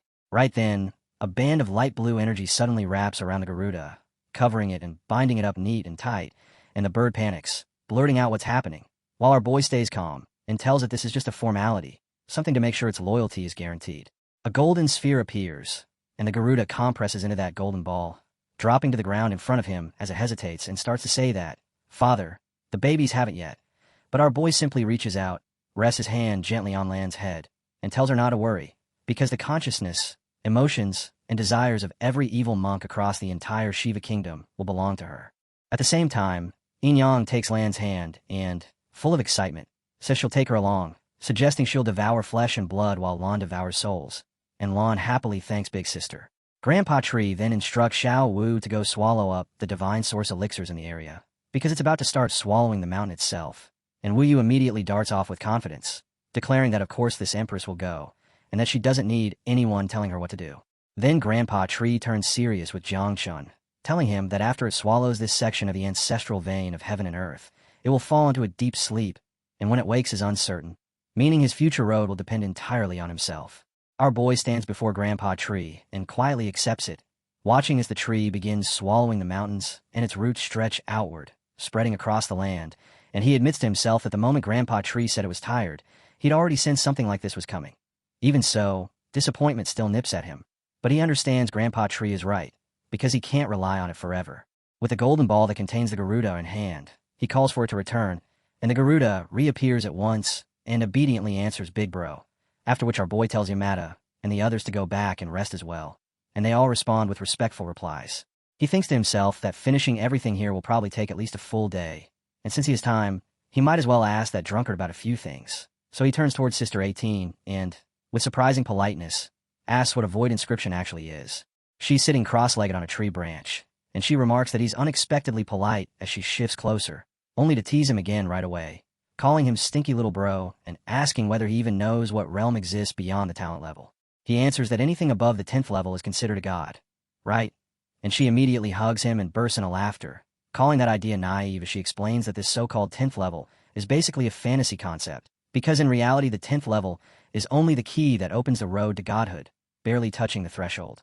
He stares at her in shock, and she keeps going, saying Taiji returns to nothingness, and that the 10th level is only the earliest condensation of divinity, like a fertilized egg, and that in ancient times everything below the 10th level was simply called the mortal realm, while the 10th level itself was just a transition at best, no more than a change from mortal to immortal. Then she lays out what comes after. Above the 10th level are the Divine King realm, the Emperor of Annihilation realm, the Profound Saint realm, and the Celestial Venerable realm, and even the Divine King realm is split into 9 stages, from Divine Conquest Stage 1 through 9, mirroring levels 1 through 9 in the mortal realm.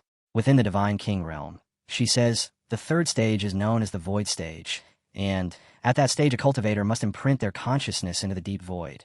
The void contains 36 layers, also called the 36 heavens, and the deeper the imprint, the stronger the talent, and the deeper the comprehension of the great Tao, to the point that even if someone dies and their Tao dissipates, they can still resurrect through the void inscription.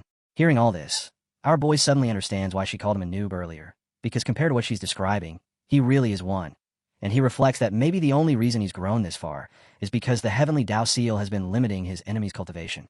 Sister 18 backs that up, saying that if not for the heavenly Dao seal, those old monsters down in the underground abyss caves wouldn't have gotten away unscathed after making their move, and he would have been dealt with a long time ago.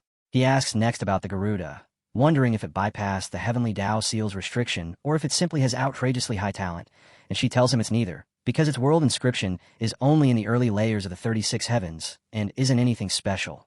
It merely exploited a loophole in the heavenly Dao seal because it was born with a core of consciousness, and otherwise, with land's current level, she could at most reach the 6th tier, meaning there's no real reason the Garuda should fear her that much.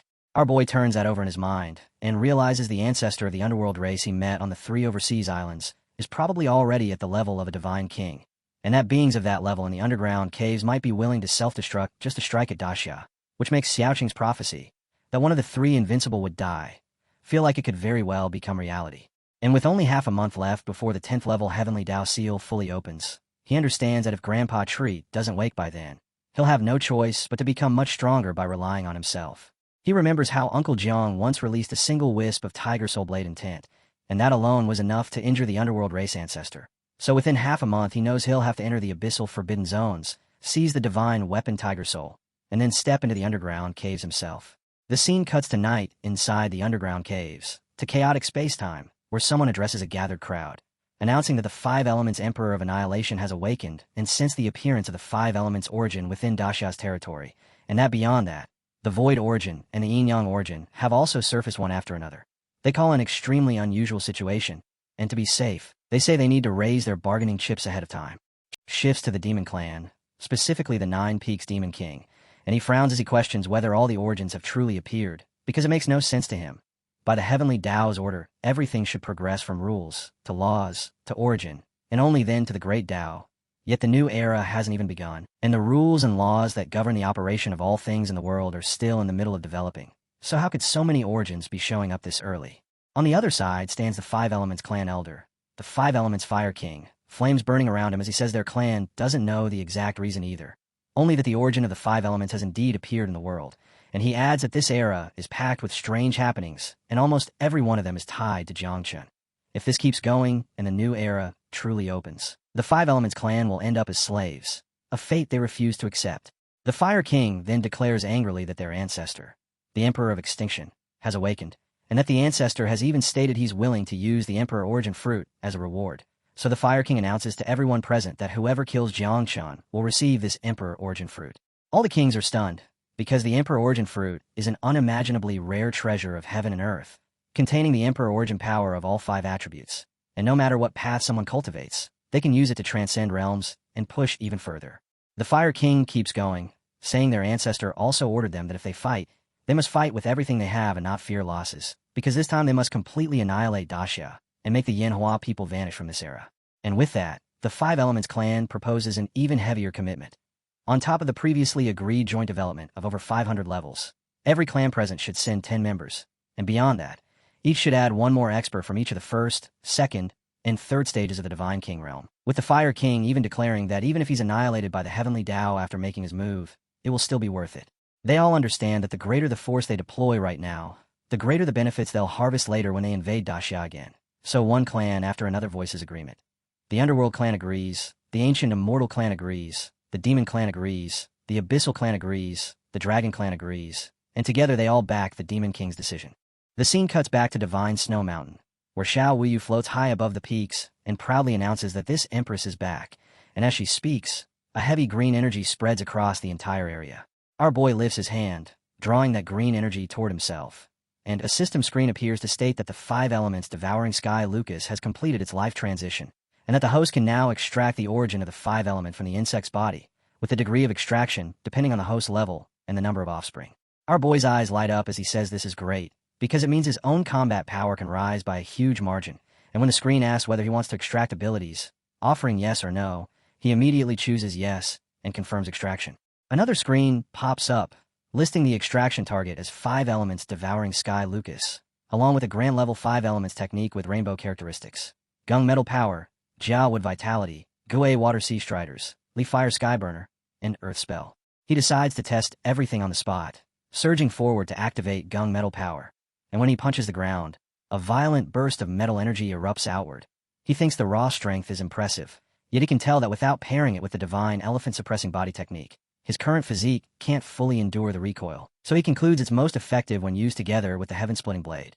Next, he tries Jia with vitality, lowering his head toward the water as green energy flows around him, and he immediately feels how extremely useful it will be, especially when it comes to healing injuries later. Then, without warning, sharp water energy surges up around him as he activates Gui Water Sea Striders and calls for the water dragon to rise, and a water dragon takes shape, surging upward as it leaps through the air. He follows by activating the fire, lifting his hand as flames burst out, and as the water dragon charges forward, he pushes his hand toward the dragon's mouth. And in that instant the sky burner appears, fusing the power of fire and water into a dramatic display. Water and flame coil together as everything blends, the water dragon and the fire merging into a single explosive clash of elements, twisting around each other midair until they form a powerful combined force. But our boy still doesn't stop because he raises his hand again and calls out, "Green Earth, Earth Splitter," and the ground cracks open instantly as massive energy drives downward to cleave the earth apart. Yet he keeps his hand raised with green energy still streaming from his palm. And then he says, "Mountain rise." In the very next second the land trembles violently, and a towering mountain erupts from the ground, climbing higher and higher until it stands unbelievably tall, majestic, and overwhelming as it looms over everything. He tells himself that since Grandpa Tree has swallowed the divine snow mountain, then he might as well raise a brand new one right here. And as that thought settles, he reflects again that even though the number of devouring sky Lucas insects isn't very high yet, and they haven't naturally devoured enough to level up much, the 5 elements power he's extracted so far is already heaven-defying. Honestly, so absurd it feels insane. Right then, Xiao Wu shows up and complains, asking why he isn't hurrying up to win this Empress's favor, and he pauses, thinking it over for a moment, when Grandpa Tree speaks again, telling Jiangchun that it has finished devouring everything and is about to fall into a deep sleep, but before it goes, it has a few crucial things to say.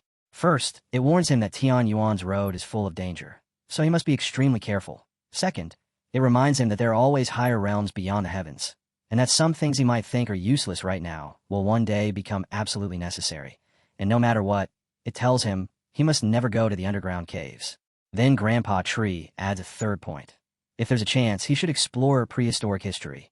And our boy looks genuinely confused, saying he understands the first two. But what does that last one even mean? What exactly is prehistoric history? And what's the point of searching for it? And he asks if Grandpa Tree is already asleep. Before he can get an answer from the tree, Sister 18 speaks up instead, explaining that prehistoric history is the trace of the manhwa, people existing in other eras, the lost record of the human race in this era. And as for what it's truly used for, she says she can't explain any further at his current level, because if she talks too much, she'll die. He nods and says that no matter what, as long as there are clues, he'll go search for them. And with that, the scene shifts to the borders of Daxia at the Himalayas Pass, where the air feels tense and heavy as the Night Watch commander in charge, Duan Xinghai, asks Hong Yao about the situation, and she is an 18th level country guardian named Nian. Nian reports that the beast tide is already 100 miles from the border and that they've detected 10 8th tier demonic beasts so far, but she adds that this beast tide is extremely strange, because every beast wears an expression of fear, as if some foreign force is driving them here, which makes her worry that something far more terrifying is behind them. Commander Duan activates his divine sense and sweeps the area, silently measuring out distances, 30 miles, 300 miles, 500 miles. And yet even with his divine sense pushed to the limit, he still can't see the end of the beast tide, and in that moment he understands the situation is far more complicated than he imagined, more than 10,000 times worse than what happened in Chujiang. Nian asks if they should notify the 3 lore invincibles, but Duan tells her the decisive battle in the underground caves is about to begin and the 3 invincible existences are all on the verge of breaking through, so they absolutely cannot be disturbed right now, leaving them with no choice but to fight to the death. Nian draws a deep breath and murmurs quietly that if only her little junior brother were here. And just as that thought leaves her, Commander Duan receives urgent news. The director has sent over images showing insects appearing 800 miles away. Nian jolts and blurts out what. And even Duan is stunned at first, but then he recognizes the 9-wing miasma and realizes it's Lil Chun. And in that instant he understands something. What they believe was a life-or-death crisis might actually turn into food supplies being delivered straight to them. And he can't help thinking that Jiang Qin's return this time is so grand that maybe only the title of Human Emperor truly suits him now. Opens with the realization spreading across all of Blue Star that only one person holds that kind of terrifying power. The human sovereign, Jiang. And with that, everything finally clicks into place because what sort of existence could frighten even an 8th-ranked demonic beast? The answer is simply human sovereign Jiang, and the moment everyone understands he has returned, all the fear about the mired race attacking XIA dissolves on the spot, replaced by a feeling of safety, so immediate it's almost physical. At that moment, our protagonist stands firmly on the top of the building, calm and steady, looking down at the people below with no dramatic motion, and no flashy entrance at all, just casually saying that it's been a long time, and that he's back, and the crowd responds as one, respectfully welcoming human sovereign Jiang to enter the pass, their voices echoing together with loyalty and relief. As he stands there, he quietly thinks about how it's already been a full month since he traveled from the Sakura nations to the Shiva nation, and the longer he stays away, the harder it becomes to leave his homeland behind, that emotional pull sinking deeper than he expected. Then, suddenly, Nuan rushes forward in tears, calling him a stinky brat, and saying that if he was going to come back, he should have just come back properly instead of scaring his senior sister half to death. Her emotions spilling out in that familiar mix of worry and anger, and right then Duan gently places a hand on Wanakamer, while our protagonist steps closer and lightly teases her, saying it's been so long since they last saw each other that even if she doesn't want to admit she missed him, she doesn't have to start by yelling at him. Only for that to irritate her even more as she steps forward with an even angrier look and snaps that she can't be bothered with him, calling him a single brat. And all the while, she secretly thinks to herself that this brat is getting more and more charming, and it's honestly becoming ridiculous. Duan walks up to the protagonist next, and says he's finally returned. Then he immediately switches into a serious report. Most of the slots that were previously handed out for the internal night tower have already been filled, including the ones on the 3 overseas islands, and altogether there are now 12 people at the 8th level of cultivation, with 8 of them already having broken through to the 9th level, while the remaining 4 are so close that they'll definitely break through before the big battle begins. He continues that among the overlords, 28 people have successfully advanced to the 8th level, including Duan himself and Yen Hongyao, and he explains he's arranging for the overlords to enter in rotations according to the quota system, estimating that they can add another batch before the big battle arrives. Our protagonist answers calmly, telling Uncle Duan to arrange everything however he sees fit, and then he asks about Uncle Jiang and the others. Duan says that after his own breakthrough, he went to the stairway to God, where Martial God Jiang was already just one step from reaching the top, and Sovereign God Ji and the Great Dreamer weren't far from reaching the 10th level either. Then, all of a sudden, a powerful aura spreads outward, unmistakably Martial God Jiang, and Uncle Jiang officially breaks through to the 10th level. The scene shifts to the Jiangnan War Zone's internal light tower, where energy floats and swirls thickly through the air as Uncle Jiang stands with his arms spread wide and announces the condensation of godhood. Old Ji stands below and watches it happen, realizing old Jiang has undergone a complete transformation, from skin and blood down to the bones, with everything changed and his body now covered in runic markings, no longer a mortal body at all, but a divine body.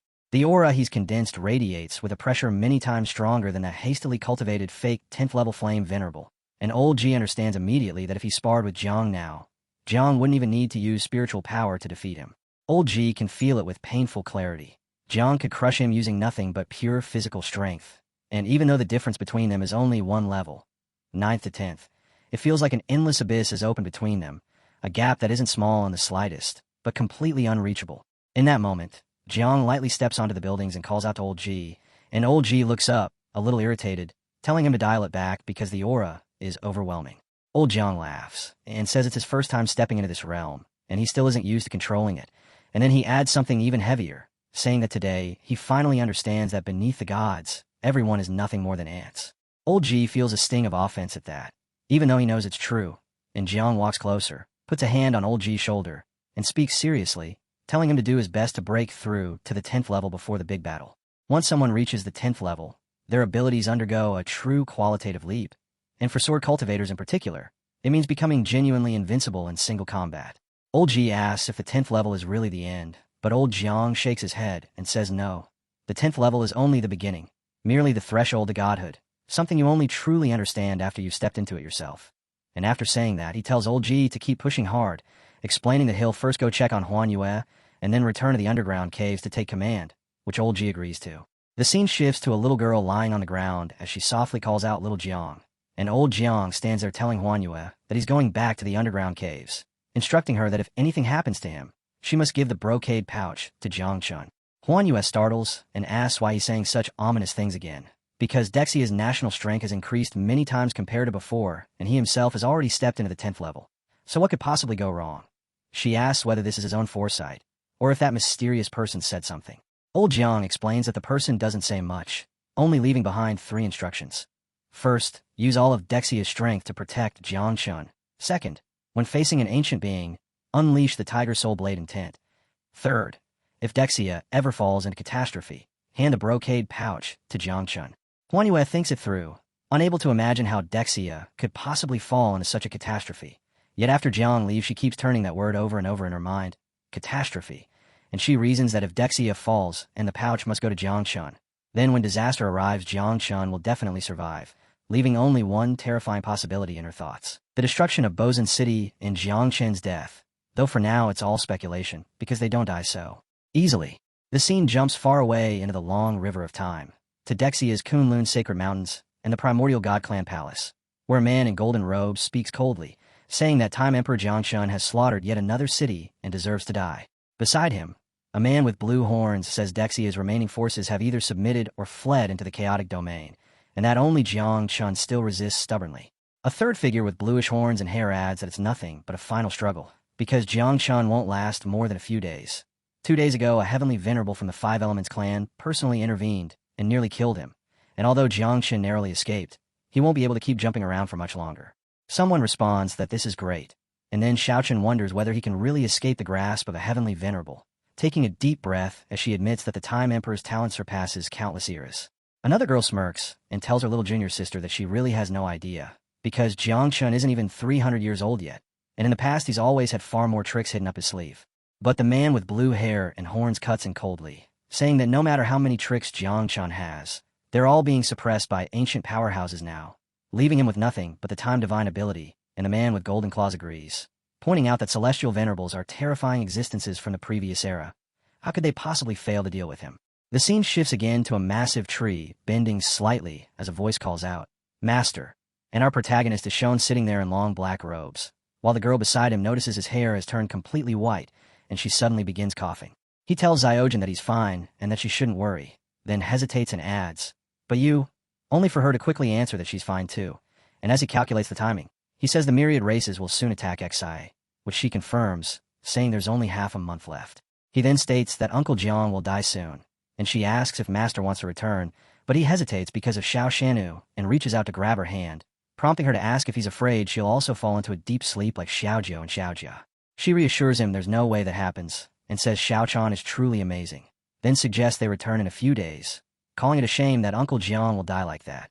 And when she says Xiaochan's name so casually, he looks at her in surprise, visibly shaken by something deeper than he lets on.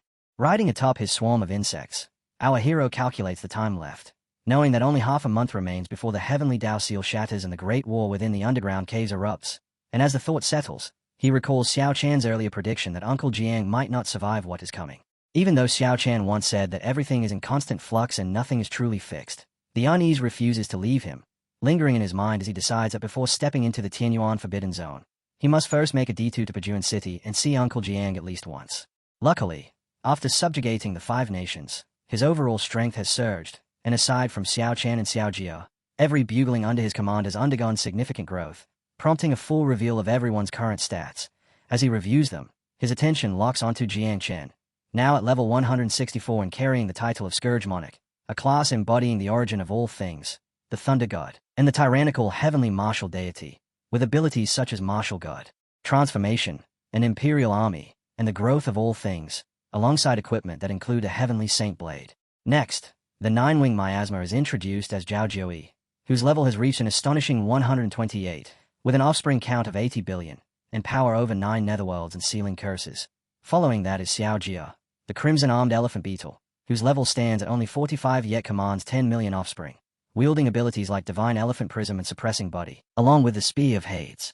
When Xiaochan's stats appear, she is at level 30 with just 1,500 offspring, possessing the ability known as Eyes of Time, and soon after, Xiao Chanwu is revealed as the 5 elements devouring Sky Locust, boasting a level of 121, 150 million offspring, and abilities that include Devouring Beast and the Great 5 Elements technique.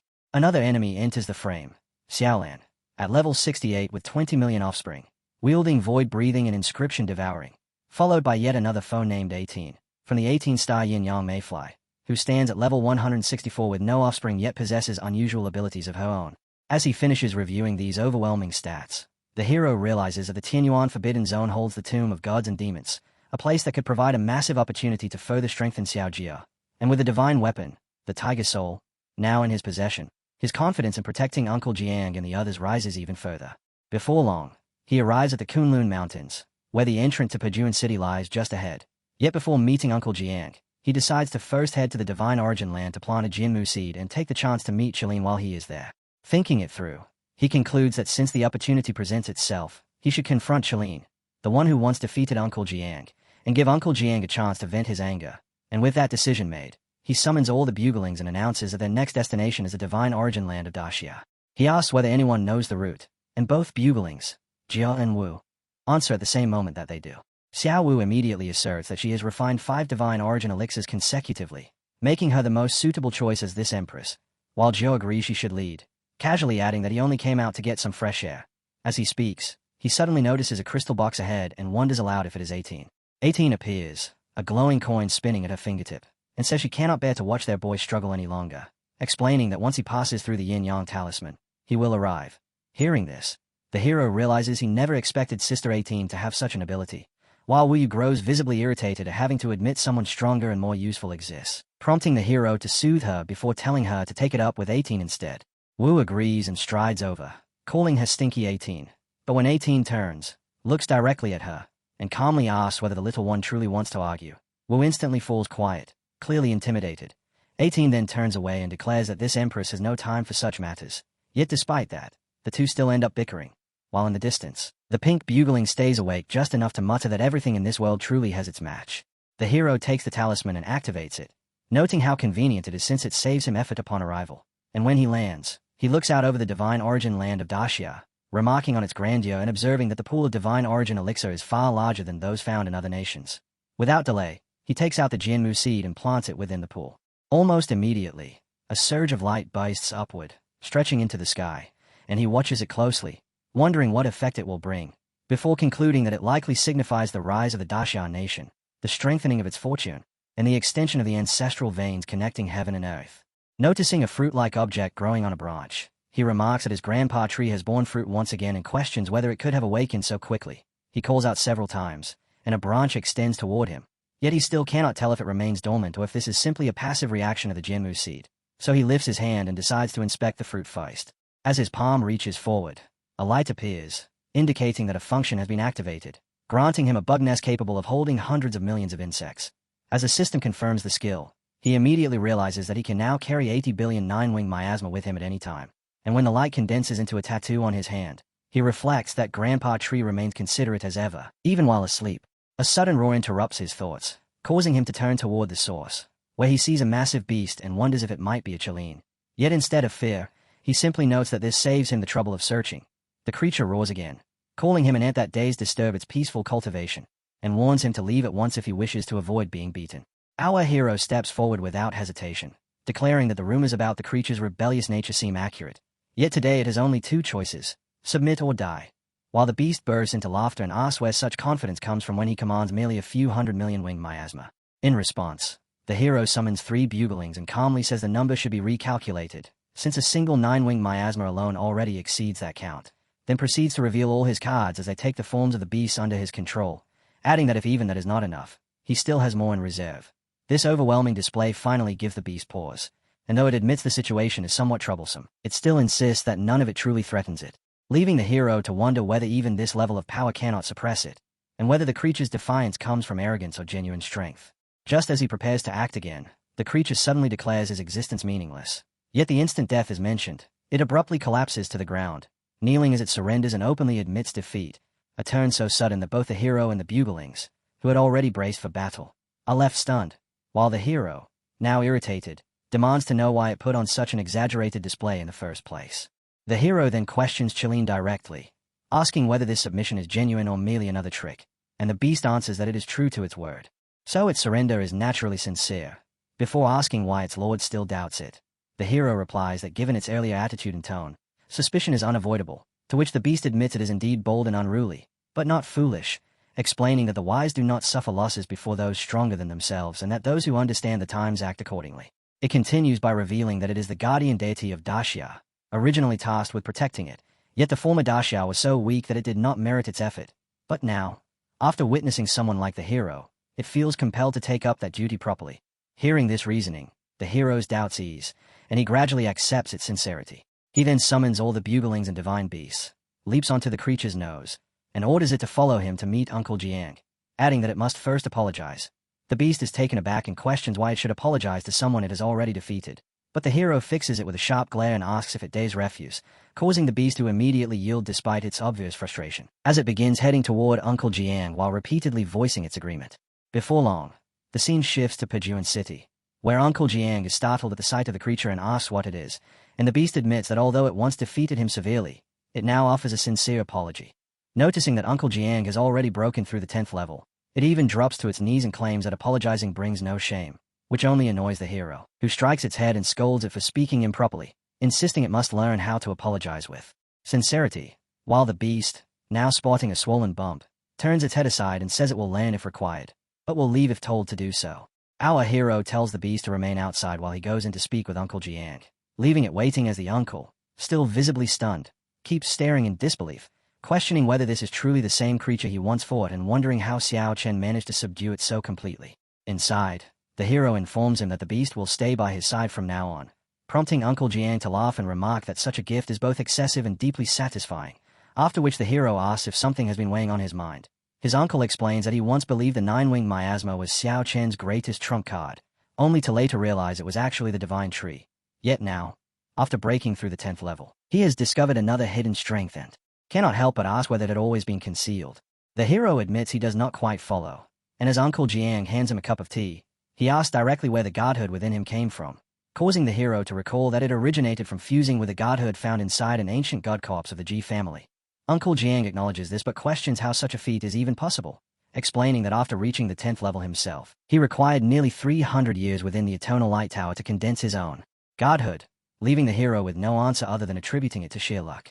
After a pause, the hero raises a different question, asking how his uncle would defeat him if they were to fight now, which makes Uncle Jiang sigh and dismiss it as nonsense, explaining that with 80 billion nine-wing miasma nearing the 4th level, combined with countless other insects and a divine tree capable of devouring divine origin land, the hero already surpasses him, admitting that even considering it feels daunting. The hero notes that this is the first time he has seen such seriousness from him. Yet Uncle Jiang continues, adding that if he were to reach the 3rd stage of the Divine King realm, and if the divine tree did not interfere, then the outcome would tilt in his favor with a 70-30 advantage. Accepting this, the hero shifts the topic and asks about the ancient history of the Yunuang people, and Uncle Jiang explains that the prehistoric Yunuang race once stood as the overlord of all races, but that their modern history has been deliberately erased and turned into a forbidden subject, with rumors stating that 400 years ago, the human sovereigns were torn apart by countless races after uncovering that very history. When the hero asks what secrets lie behind it, his uncle admits he does not know, as every attempt to investigate has failed. Hearing this, the hero realizes that the answers can only be found after fully exploring the underground caves, so he says that he will soon depart for Tianyuan and will meet again after he returns, asking his uncle to take care. Uncle Jiang understands that the boy has already sensed something deeper, something possibly tied to fate and causality, and chooses not to weigh him down further, instead reassuring him that with his current strength, along with the god-slaying army in Qilin, there should be no danger, adding that the Great Dreamer and Jalinkyu are also nearing the 10th level, which will ensure Daxia's safety. With that, the hero finally feels at ease, while Uncle Jiang reminds him to remain cautious, emphasizing that the future of the city rests on his shoulders, and after exchanging these final words, they part ways. Later, our hero arrives at the Guanhai battle zone, where a man greets him with respect, expressing gratitude for the opportunity to enter the Eternal Light Tower and proudly announcing that he has broken through 9 levels, only for the hero to cut him off and tell him to skip the formalities and speak directly about the Tianyuan Forbidden Zone. The man complies, explaining that as Daxia's first Forbidden Zone, Tianyuan is extraordinarily unique and divided into 9 layers of extreme danger, and that even the Yun family has paid a heavy price, having only reached the outer edge of the 9th level without ever setting foot in the first 8, describing that outermost region as a vast burial ground filled with corpses, demons, and endless graves, while anything closer to the core simply ceases to exist. Hearing this, the hero immediately suspects that somewhere among those countless tombs lies the hidden treasure of the duly divine emperor. Yun apologizes, admitting that this is all he knows about Tianyuan and that it may not be of much help, but the hero replies that it makes no difference, as he will uncover the truth himself once he enters. Before long, he arrives at another location where a woman in a red dress greets him warmly, and he quickly recognizes her as Xian Yu, wondering why she is here, while she shyly brushes her hair aside and explains that Uncle Jiang informed her adding that she heard he is heading toward the Julie divine treasure, and since her family carries a trace of Julie clan blood, she believes she may be able to assist him on this journey. As the hero heads toward the cruise ship, he remarks that there is no time to waste and suggests they speak while moving, which she agrees to, and soon the two step through a portal. Just before entering, he reminds her that once inside, she must follow his instructions carefully, and she agrees, after which both vanish into the portal. They emerge onto a vast green field beside a wide sea, and both are surprised to find that the place looks entirely different from what they expected, as the girl observes that aside from the distant tombstones, the surroundings resemble a peaceful paradise, while the hero agrees but warns her not to let her guard down, reminding her that his uncle described this place as extremely dangerous. She nods, but suddenly senses something strange and begins to question it. And at that same moment, the hero notices it as well, his eyes widening instantly as he shouts her name in alarm. He calls out to her, but she is already gone, vanishing without any warning, leaving him disoriented and uncertain of his own surroundings. Without hesitation, he summons all his buglings and spreads them across every corner of the area, ordering them to search for her immediately, and soon countless windows appear before him, displaying every part of the region, yet she does not appear in any of them. He checks every possible location, but there is no sign of her, not even the faintest trace of a living presence, which makes him question why the entire 9th level feels completely empty, and as unease begins to build, fear creeps into his thoughts at the possibility that something may have happened to Xianyu, though confusion remains, because he had sensed no killing intent from that light earlier. He calls over one of his buglings, Shizhan, and asks whether it is possible to glimpse Xuanyue's future by consuming cicadas, but she apologizes, explaining that her current level is too low, and even if she exhausts all her larvae, she can only pierce 7 minutes ahead. Dissatisfied, he remarks that such a brief window is meaningless, then turns to another bugling, who confidently strikes a pose and assures him that their companion must be safe and likely even unharmed, prompting him to question how she can be so certain and ask for a clearer explanation, only for her to reply that anything further would touch on heavenly secrets that cannot be revealed, leaving him to sigh and blame himself for lacking sufficient strength. He then recalls Xianyu mentioning her Julie bloodline inheritance and begins to suspect that her sudden disappearance may be connected to it, and after unfolding a sheet of paper, he decides to set that concern aside for now, telling himself that as long as she is safe, that is enough, while shifting his focus to uncovering the hidden secret of this place and obtaining the Tiger Soul Blade. By channeling his divine soul through the paper, he determines that the treasure lies within the 3rd level, and upon realizing this, he notes the difficulty of the situation, as he is currently on the 9th level with no visible route downward. Yet despite that, he summons a shield and advances toward the massive stone structures ahead, stepping forward without hesitation into what is clearly a graveyard of gods and demons. He calls forth Xiao Jia, who immediately complains about not having finished homework, but the hero cuts him off and says to forget studying because he has brought him out for a feast, only for Jia to respond bluntly that there is no need for empty words and ask directly what he is supposed to do, which irritates the hero enough that he orders Jia to lift his head and look ahead. As Jia does so, his eyes light up the moment he senses the demonic aura emanating from the graveyard, where darkness spreads outward and reveals towering stone markers etched with glowing inscriptions, the names carved into them belonging to sea gods, angels, and demons. At once, Jia rushes forward, thrilled by what he calls a heavenly feast, clearly realizing that this time the promise is real, while the hero, watching from behind, wonders how beings of such legendary status could have ended up buried here despite their overwhelming origins, and judging by the names alone, they must have once held immense authority, leaving him uncertain how Jia will handle them. The moment Jia hovers above the graveyard, the tombs of the principal gods begin to withdraw, while the lesser graves shift into defensive formations, a sight that shocks the hero as it suggests that these gods and demons may still retain some form of life. Yet Jia shows no concern at all, treating them merely as food. Suddenly, countless skeletal warriors armed with weapons rise from the ground, declaring that anyone who dares offend the 12 main gods will be sentenced to death. But Jia only smirks and calls for their divine souls to emerge, convinced it will make devouring them even easier.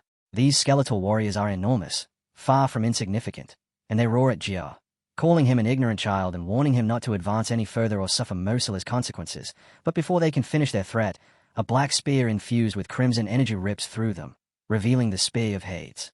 The skeleton is instantly reduced to fragments as Jia summons a colossal creature, leaving the remaining skeletons momentarily stunned, though they quickly resume mocking him, only for Jia to dismiss them coldly as nothing more than food, annoyed that they are wasting his time when he still has homework waiting after the meal.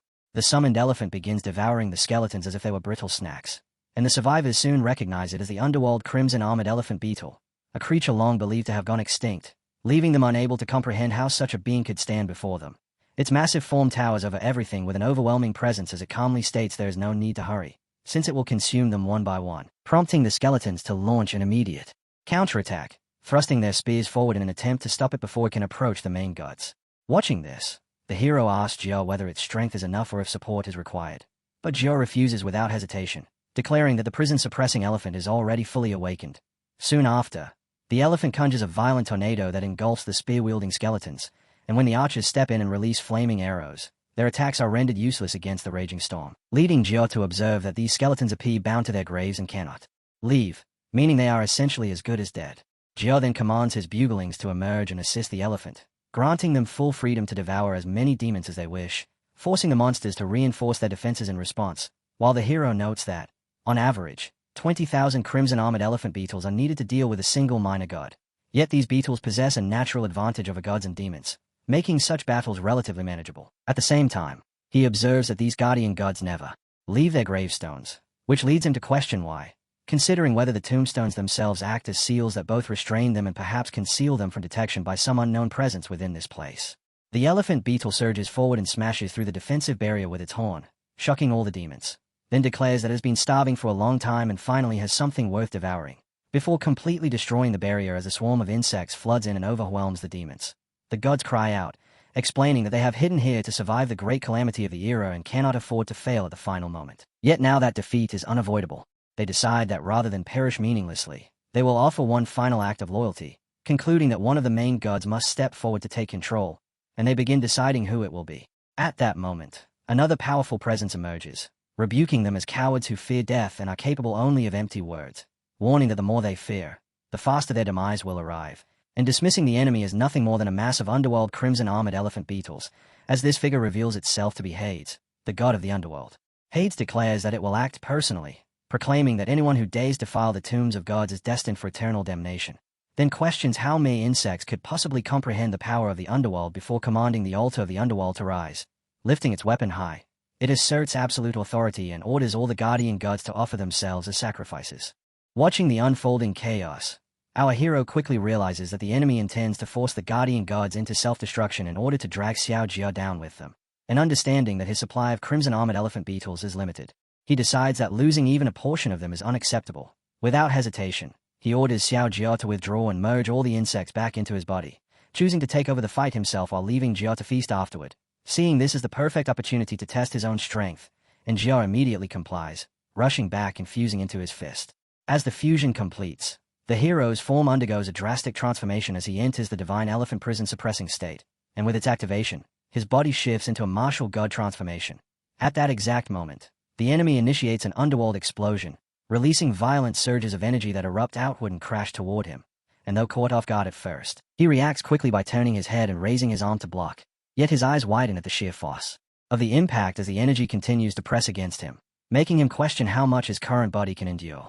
At the same time, Hades steps forward and declares that someone at such a level dares to directly withstand an underworld explosion, stating that since he does not understand the vastness of heaven and earth, he will be left to die without even a place of burial, and immediately follows with another attack, unleashing a devastating crush-shaped explosion. This time, the hero recognizes that he cannot face it head-on, so he calls upon the power of the ninth netherworld, forming a powerful seal before him that intercepts the attack and absorbs it completely, leaving Hades visibly startled and unable to understand how such an ability could nullify his power. Before Hades can respond further, the hero retaliates by summoning a curse and striking forward, but as the swarm of blue insects surges in, Hades counters with underworld karmic fire, burning the attack away entirely as the clash distorts the surrounding space, leaving the hero breathing heavily while the enemy stands firm against the power of the ninth netherworld, creating a tense stalemate. At this point, the hero begins to question whether Hades has already reached the Divine King realm, or if his own current control and strength are still insufficient to defeat such an opponent. Suddenly, his main bug emerges and releases those deadly melons, declaring that she will take over the fight herself, and without hesitation, she activates her 9-meter-kill technique, sending a massive swarm of insects pouring down upon the enemy. The enemy lets out a cry of pain but quickly responds by summoning a barrier of holy light that repels all evil, forming a green shield above itself that blocks the entire swarm, leaving our hero and his pet shark both surprised that such a powerful attack could be stopped.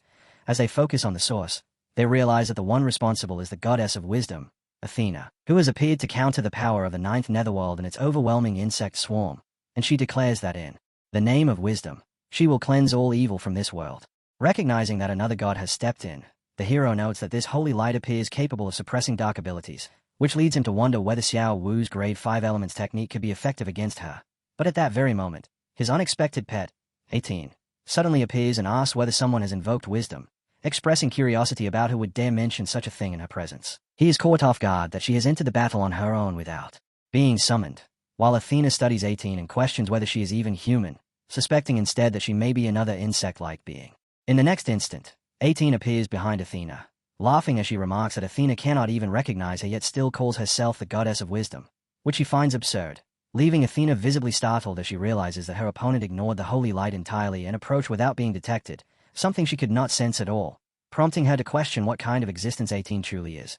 Meanwhile, 18 casually asserts dominance, commenting on Athena's beauty and suggesting she would be more suited to the title of goddess of beauty rather than wisdom, which immediately provokes Athena into anger as she declares that no one in this world may insult her wisdom. With a swift motion, Athena strikes and cuts 18 cleanly in half, causing the hero to react instantly as he rushes forward and calls out, aware that 18 does not possess conventional combat strength. Yet in the next moment, an explosive aura erupts from her as she laughs, calling him her stinky little brother and questioning why he underestimated her, before her body fully regenerates and she reappears before Athena, acknowledging the decisiveness of the attack but stating plainly that she cannot be killed, leaving Athena shocked that such a direct strike had no effect. At the same time, the hero feels both surprised and slightly irritated that he had worried for nothing, while 18 calmly takes a drink and remarks that her statement is not directed at Athena alone but at all of them together, claiming that even if they combined their strength, they still would not be able to kill her. Hearing this, the hero glances toward the surrounding stone graves where the other gods remain, as Hades grows irritated and shouts for 18 to be silent, declaring that he will personally send her to the underworld for punishment.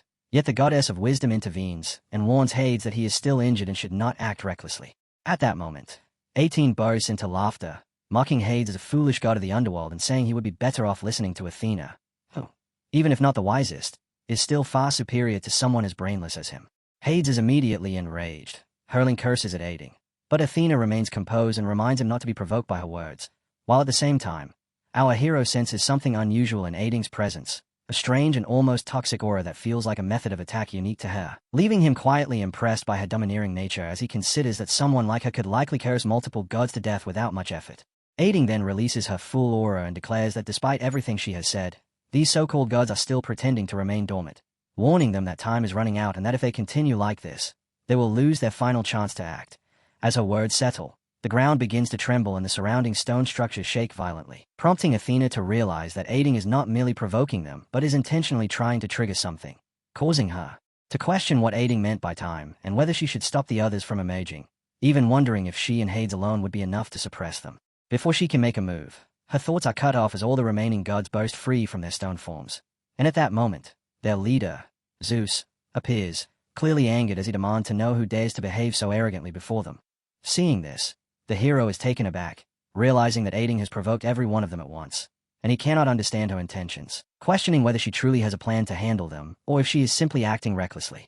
Regardless of her motives, he wastes no time and summons all his pets, calling forth the 5 divine beasts and preparing for battle, as one of his strongest companions steps forward and declares that now the king has finally released the empress, then looks upon the gathered enemies with disdain, dismissing them as nothing more than insignificant trash and expressing full confidence that she alone is enough to deal with them, resolving to give everything she has in this, her first battle since being unleashed. Our hero and his swarm of insects quickly form a powerful formation as the assembled gods watch from a distance, recognizing the terrifying forces before them, identifying beings such as the world-destroying devouring locusts, the soul-devouring ants, and other primordial creatures originating from different nations. The goddess of wisdom demands to know his identity and questions how he is able to control so many natural disasters at once, and he answers calmly, declaring himself Jiangchen, the Lord of Calamity, stating that unfortunately he will not give them any choices today, as their only destiny is to become nutrients. With that, he draws a sword from a portal and steps forward into a combat stance, calling for Shou Jie to coordinate with him in bringing down Zeus, while at the same time assigning Xiao Ju to confront Hera and directing Xiao Wu to face Athena. He then orders Xiao Lan to deal with Apollo and allows the remaining mythical beasts to freely select their own opponents. At last, he gives a final order, commanding them to eliminate every enemy without devouring them, leaving all the corpses behind for Xiao Jia to deal with afterward. Without hesitation, all of them accept their master's command, though Wu casually remarks that serving such a troublesome master hardly makes her interested in any rewards. And at the same time, the hero leaps forward toward the battlefield as Wu charges straight at Athena, dismissing her as nothing more than a foreign goddess and questioning how she dares to act arrogantly before an empress, then ordering her buglings to follow and eliminate the target. The goddess of wisdom observes that although the devouring sky locusts are dangerous, they have not yet reached the level of a true natural disaster and therefore should not be able to threaten her, so she immediately summons a massive suit of holy light armor to shield herself. In response, Wu calls forth the devouring sky beast, whose humanoid form slams into the armor and mocks its feeble strength, and with a single bite from the locust swarm, the armor shatters completely, causing the goddess to cry out in pain as she questions how such power is possible when Wu is not even at a high level, only for Wu to declare with pride that she has already undergone a life transition, making such defenses meaningless before her. Just before being overwhelmed, the goddess of wisdom realizes she cannot unleash her full power in her current state and must rely on strategy instead, so she activates a holy light healing ability that reflects incoming attacks, instantly breaking the locust assault. Wu notices this shift and identifies it as a vitality reflection technique, muttering that it can even rebound attacks and complicate the situation, essentially turning Athena's defense into a mirror capable of returning the same force back. At that moment, 18 appears beside Wu and advises her not to act rashly but to think carefully, which prompts Wu to call her an annoying drunkard and demand an explanation, and 18 calmly points out that the opponent likely cannot reflect vitality energy itself, since doing so would not benefit her, and that the real key lies in how the 5 elements technique functions as a system of mutual support and counterbalance. Wu immediately grasps the idea, and 18 praises her as a quick learner before stepping aside, while Wu, unwilling to admit it, insists she already knew and brushes off the help with a laugh. Meanwhile, Athena prepares her next move, warning them not to assume her defense can be broken so easily and acknowledging that both the locust swarm and the unpredictable 18 pose serious threats.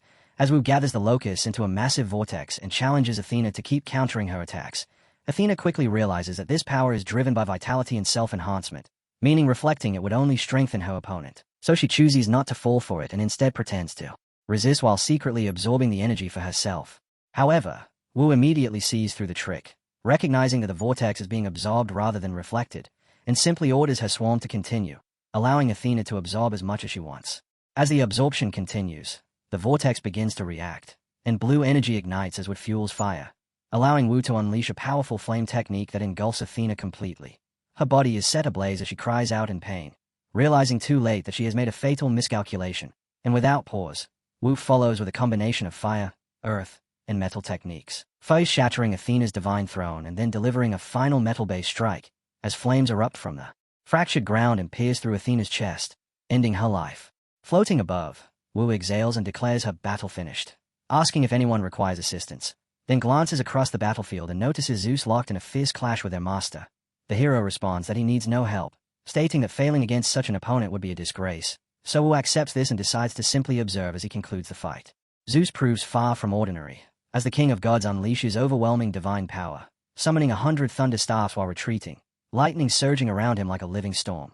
The hero acknowledges his mastery over thunder and responds in kind, unleashing his own lightning techniques as the two collide in a series of devastating exchanges, thunder roaring across the battlefield while the hero deploys multiple abilities, including a thunder punishment strike and a mirrored lightning counter, creating a scene consumed by violent electrical energy.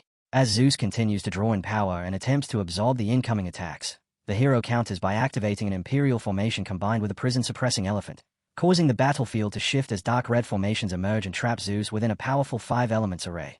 From within it, a massive metal blade technique takes shape, and in the decisive moment, the hero drives the attack straight through Zeus. Even after being pierced, Zeus roars in fury, declaring himself the king of gods and refusing to accept defeat, retaliating with a devastating elemental slash capable of cleaving mountains. Yet the hero remains unmoved, and in the next instant, a concealed strike of dark red lightning erupts from behind, piercing through Zeus and striking directly into his heart. Calmly, the hero reveals that the frontal assault was only a distraction, while the true attack came from behind through the spear of the thunder god, explaining that this is the essence of combat, drawing attention in one direction while delivering the decisive blow from another. From afar, 18 watches and comments on the effectiveness of such tactics, while Gio eagerly expresses a desire to learn them. And 18 reflects that although their performance in this training was not ideal, it was fortunate she had foreseen the outcome. Otherwise, these foreign gods would have been eliminated too quickly, and the chance for such valuable training would have been lost. Elsewhere, a blonde god remains standing firm, releasing streams of golden energy that manifest as solar soul-seizing power, which begins pursuing one of the hero's pets, who pretend to be frightened as she dodges, thinking to herself that those blazing golden coronas are indeed capable of harming her. The blonde god declares that escape is impossible, explaining that his solar soul seas does not travel in a straight line but instead weaves a net based on movement trajectories, and in the next instant, glowing threads close in around her, binding her within a radiant heavenly net. Yet the girl remains completely calm inside the trap, casually remarking that although it was described as terrifying, she does not understand it at all, and even suggests that the one who cannot escape might actually be him, which confuses the blonde god as he questions what nonsense she is speaking and mocks her intelligence, until suddenly he notices blue spots spreading across his arms and body, causing alarm as he wonders what has happened. She explains that while he was busy setting up his so-called perfect trap, she had already made her move at that very moment. Furious, the blonde god roars and commands the solar net to tighten, intending to crush her completely. But before it can close, she opens a void and slips out instantly, moving so fast that the net cannot respond, then calmly apologizes, stating that as the origin of void, such a trap could never restrain her, and add that his soul is already destined to be devoured, urging him to endure the pain briefly since it will soon end, while the spreading blue marks continue to torment him relentlessly. Watching from afar, Wu comments that although the girl seemed timid at first, she is unexpectedly ruthless in combat, deciding there is no need to intervene. Nearby, another of the hero's most powerful and beautiful pets faces the goddess Queen Hera, and with the battle nearly decided and Hera already surrounded by a swarm, Wu sees no reason to step in, while at the same time Xiaoju dominates the main battlefield against Hera, even using the 9th Netherworld curse to control the god of the underworld, the god of war, and the god of fire. Unwilling to let others claim all the glory, Wu decides she must secure at least one victory for herself, leaping into the battlefield and noting that Hades is already injured and not worth her effort. While the god of fire and the god of war appear to be more suitable opponents, she summons her 9-wing miasma and orders them aside, declaring those two targets as hers, and Jia complies by withdrawing the Netherworld curse, reasoning that there is no need to compete with a battle-obsessed ally and risk provoking their master, allowing Wu to fight freely while Jia focuses instead on weakening Hera and Hades. Elsewhere, another intense clash unfolds like colliding mountains and crashing tides, as a bird confronts an opponent who commands water, unleashing golden wind gales to counter the surging waves, determined to prove itself as a master's strongest subordinate. Yet despite its efforts, it struggles against an old rival who controls the sea and makes little progress, growing increasingly frustrated, until suddenly a massive force descends from above with overwhelming pressure. In response, the opponent raises a staff and commands the ocean abyss to rise, summoning towering waves and spiraling torrents that close in and surround the bird. Confused at first, the bird questions the opponent's strange tactic, but quickly realizes that the seawater is concealing monstrous creatures emerging to attack, and recognizing them as sea monsters, it immediately unleashes flames to incinerate them, declaring that karmic fire is more than enough to deal with such threats. It even jokes about turning them into roasted seafood, laughing as it suggests preparing them as snacks for Jiangchan, while from a distance, another observer remarks that this foolish bird fails to understand that mixing alcohol with seafood can lead to painful consequences. At the same time, other beasts begin selecting their opponents as two gods stand before them, with one proposing to take on the god of wine while leaving the goddess of love to the other, and the lion casually agrees, telling him to choose whichever he prefers. The snake then approaches the goddess of love and brings up a long-standing curiosity, asking whether someone who has united countless couples has ever sought love for herself, and whether she would be capable of piercing her own heart. In response, the goddess playfully releases an arrow of affection, teasing that perhaps the snake has taken a liking to her, complimenting his appearance while adding that she values what lies within as well, implying uncertainty about his inner self, which immediately causes the snake to become flustered as he admits that no one has ever called him handsome before, failing to realize he has already fallen under her charm, prompting the lion to quickly step in and warn him to stay late. The lion shouts at him, mocking him as a love-struck fool and telling him to take a look at himself first, insisting he is not handsome at all, then criticizes his senior attitude, stating that with such behavior he is unfit to face the goddess of love and suggesting they switch opponents instead, claiming that he is stronger and unaffected by such desires. The snake agrees to the change, deciding to take on the other god, but warns that if he wins first, the lion must apologize for those remarks, to which the lion insists that at the very least he is somewhat handsome, only for the snake to react with disgust, calling him an ugly freak and telling him to stop spouting nonsense.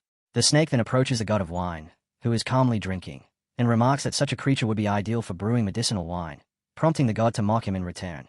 Irritated, the snake immediately releases a corrosive mist, but the god of wine blocks it effortlessly with a barrier formed from his drink, known as a whiskey shield, leaving the snake surprised as he wonders what kind of wine could resist such a potent attack, while the god, seated upon his throne, proudly explains that it is a rare brew aged for 10,000 years and suggests the snake should feel honored. At that moment, Aiding overhears this and becomes intrigued, repeating the mention of such ancient wine before immediately commanding her cup to absorb it, and the cup begins draining the wine at once, leaving the god of wine stunned and confused. Seizing the opportunity, the snake attacks without hesitation, grabbing him and unleashing a shadow technique, and as it bites down, the god of wine is killed instantly. Meanwhile, the king of gods, Zeus, begins to recover his strength, gripping the weapon embedded in him as he realizes the situation is turning dire and that if things continue this way, they may all fall here permanently. Despite his injuries, he gathers his power, pulls out the attack lodged within him, and regains momentum, then calls out to the remaining gods, ordering them to hold back momentarily before commanding them to reveal their true forms, even if it means sacrificing their lifespan, in order to survive this battle. As the group was driven into a desperate state, their bodies torn apart by the enemy's assault, pain forced groans from all of them while Zeus issued a harsh command, urging everyone to reveal their true forms and burn through their lifespan to launch a final, full-force counterattack. Yet the goddess answered that it was impossible, explaining that she had already been pierced through and left gravely injured, making their situation critically dangerous, and she added that if some unknown existence truly lingered nearby, then they might already be as good as dead. Clutching his wounded chest, Zeus pressed them again, insisting that refusing to fight now would guarantee their deaths on the spot, arguing that even if such a mysterious being existed, there was no certainty it would intervene directly. In response, 18 cold gazes turned toward him as she mocked his thinking, calling him naive, while at the same time, Jianshan gathered everyone close and firmly told them to listen, instructing them to release every ounce of their strength and wipe out the enemies without leaving any chance to strike back, only for 18 to tease him, calling him a skinny little brother and remarking that he was still young and easily rattled by such minor situations, which, in her view, made him seem somewhat cute. Without warning, the gods began reverting to their original forms, each one erupting with overwhelming auras that Jianshan could clearly sense, making him question whether this was the true extent of their combat power, and soon they reappeared in entirely different forms, radiating immense strength and terrifying energy as Zeus ordered them to follow his lead and exterminate these insignificant ants, declaring his intent to completely eradicate the four pests before them. At that precise instant, something descended from above as a radiant light flooded the battlefield, and in the next moment the gods were struck down once more, left injured again, leaving Jianshan utterly confused as he failed to grasp what had just occurred. Reacting immediately, he activated the eyes of the void to investigate, and through his observation he realized that they were already dead, concluding that in less than a second, within a fleeting flash of what seemed like gentle, warm, heavenly light, those main gods had all been wiped out, leading him to think that this must be the moment 18 had spoken of earlier, which meant she already understood the truth behind what had just happened. 18 spoke with calm certainty, confirming that she did know the truth, yet stated that the secrets of the heavens could not be disclosed, warning that if Jianshan were to learn such matters at his current level, it would bring about his death in a very short time. The only thing she could reveal, she continued, was that Shao Jia's meal extended far beyond the foreign gods standing before them, a statement that left Jianshan even more perplexed, until she went on to explain that within the 9th and 8th layers of Tianyuan lay a total of 10,024 corpses of gods and demons, all of them sent from above as a gift for him, and that these remains would provide enough nourishment for his crimson-armored elephant beetles to continue evolving and growing stronger. Hearing this, Jianshan was completely shaken, asking in disbelief whether over 10,000 beings had truly perished in that single instant just moments ago, while also wondering with unease who could have sent such a gift and what level of existence they must belong to. In response, 18 described those entities as nothing more than chess players, explaining that although Jianshan was considered an extremely important piece among them, he was far from ordinary, and, as she leaned closer, she clarified that he was in fact a unique piece that had already stepped off the chessboard itself, leaving Jianshan briefly speechless as her words sank in. The scene then shifted to a tranquil lakeside, where petals drifted lightly through the air and the surface of the water rippled in quiet stillness. An old man sitting there fishing in calm silence until he suddenly sensed that the moment had arrived. As a branch slowly extended outward from a nearby tree trunk, he remarked that after merely taking a nap, another 1,000,000 years had already passed, and noted that the little one had finally come, while a reflection formed upon the water's surface, prompting him to comment that the young girl possessed remarkable talent and might even grasp the true essence of the path of the divine archer.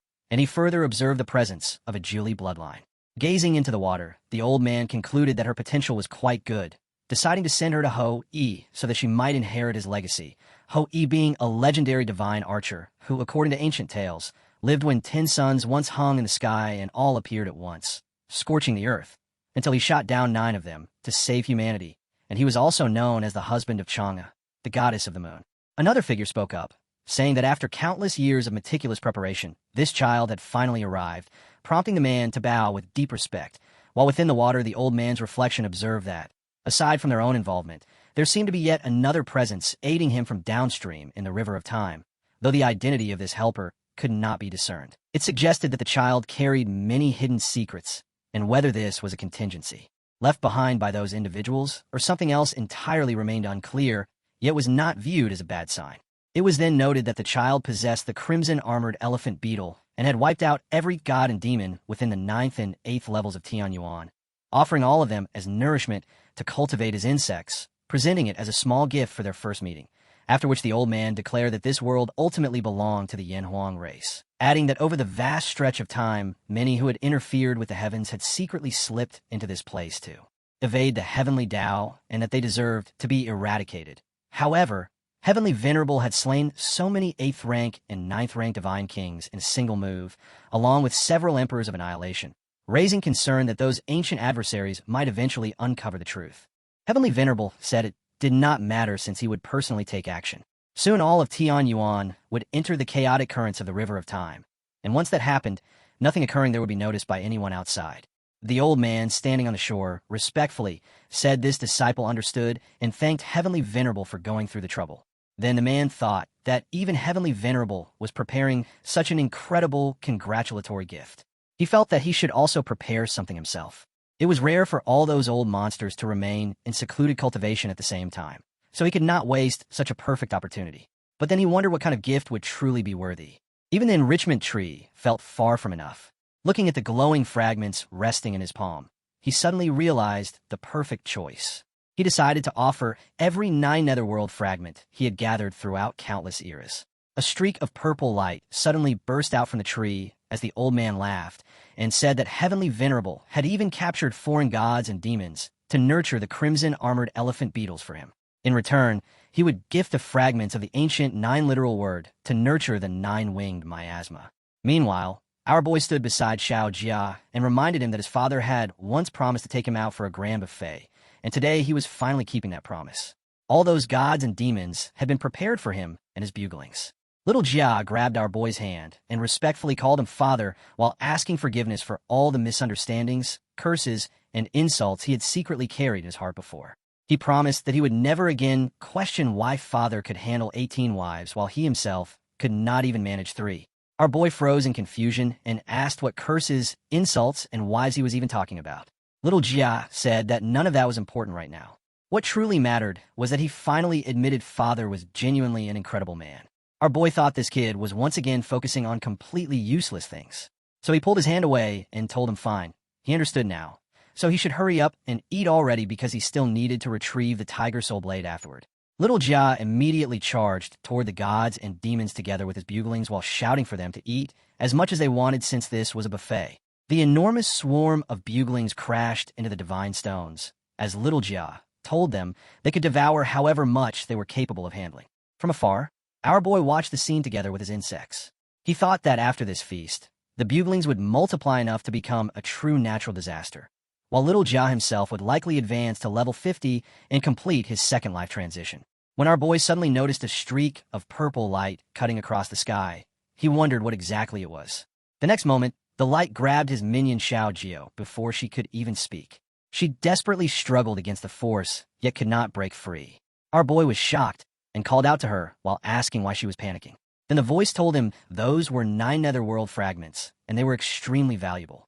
Our boy was stunned after hearing that. From the outside, Xiao Jio appeared to be resisting with all her strength, but inside, she felt completely relaxed, as if resting in endless comfort. She realized this was the phantom of the 9 Nether Palace that had appeared when she used the embryonic form of the 9 Netherworld to kill the Flame Sovereign. She wondered if the palace was currently reforming and solidifying itself. A moment later, she was suddenly thrown back out as the fragment vanished instantly. She looked around after landing on the ground, finally regaining full awareness after waking from that strangely comforting state. Our boy immediately asked whether the 9 Netherworld had finally been completed. 18 looked at her and said not yet, because several 9 Nether fragments were still missing. 18 further explained that the Emperor of Fengdu and the 10 Kingdoms of Hell had still not returned to their rightful positions. Our boy asked what exactly that meant and how they were supposed to return. She calmly told him not to worry because he would naturally understand everything once he left that place. The scene shifted to the shore where a commander asked his guard whether the entrance to Tianyuan had disappeared. The guard replied, "Yes, Commander." He explained that not long after that young man anchored himself there, the entrance to Tianyuan suddenly vanished. There had been no warning and no fluctuation at all. It merely flashed for a moment before completely disappearing. The commander instantly felt despair creeping in. Sweat poured down his face as he kept muttering that it was over while thinking about the underground cave war approaching soon. And if anything would happen to Jiangchun, there would be unimaginable consequences. The guard carefully stepped closer and said that everyone present there was one of their own people. They could absolutely trust them. He suggested suppressing the matter for now, because maybe Tianyuan would. The commander did not even let him finish before smashing him with a heavy blow and roaring that suppressing it was impossible. He demanded to know whether the guard even understood who that young man was. That had been Daxia's Zhenhai king, human sovereign Jiang. The commander furiously asked how he could even think about suppressing something like this, and whether he was trying to drag the entire Yun family to their deaths. The commander immediately gave the order to send word to the great dreamer sword god Jia and martial god Jiang. He commanded every member of the family to follow him because they had to locate human sovereign Jiang at all costs. The guard instantly obeyed the command. The news quickly reached Xiao Ji, leaving him completely stunned after hearing it. Huan Yu could not believe that both Xiao Chun and Tianyuan had vanished. Elder Jiang immediately ordered every national-level professional to abandon everything else and focus entirely on finding Jiang Chen's whereabouts. Then, within a single instant, all of them gathered at one location. Huan Yu asked Elder Jiang if he had also come there. Xiao Ji asked if everything was all right in the underground caves. The elders say the situation is definitely not good, so he is using a phantom clone to say a few words before heading back. Then the elder asked if there is no news from Chun. The girl replied that she had searched through the dreams of hundreds of billions within Daxia, yet still found no clue at all.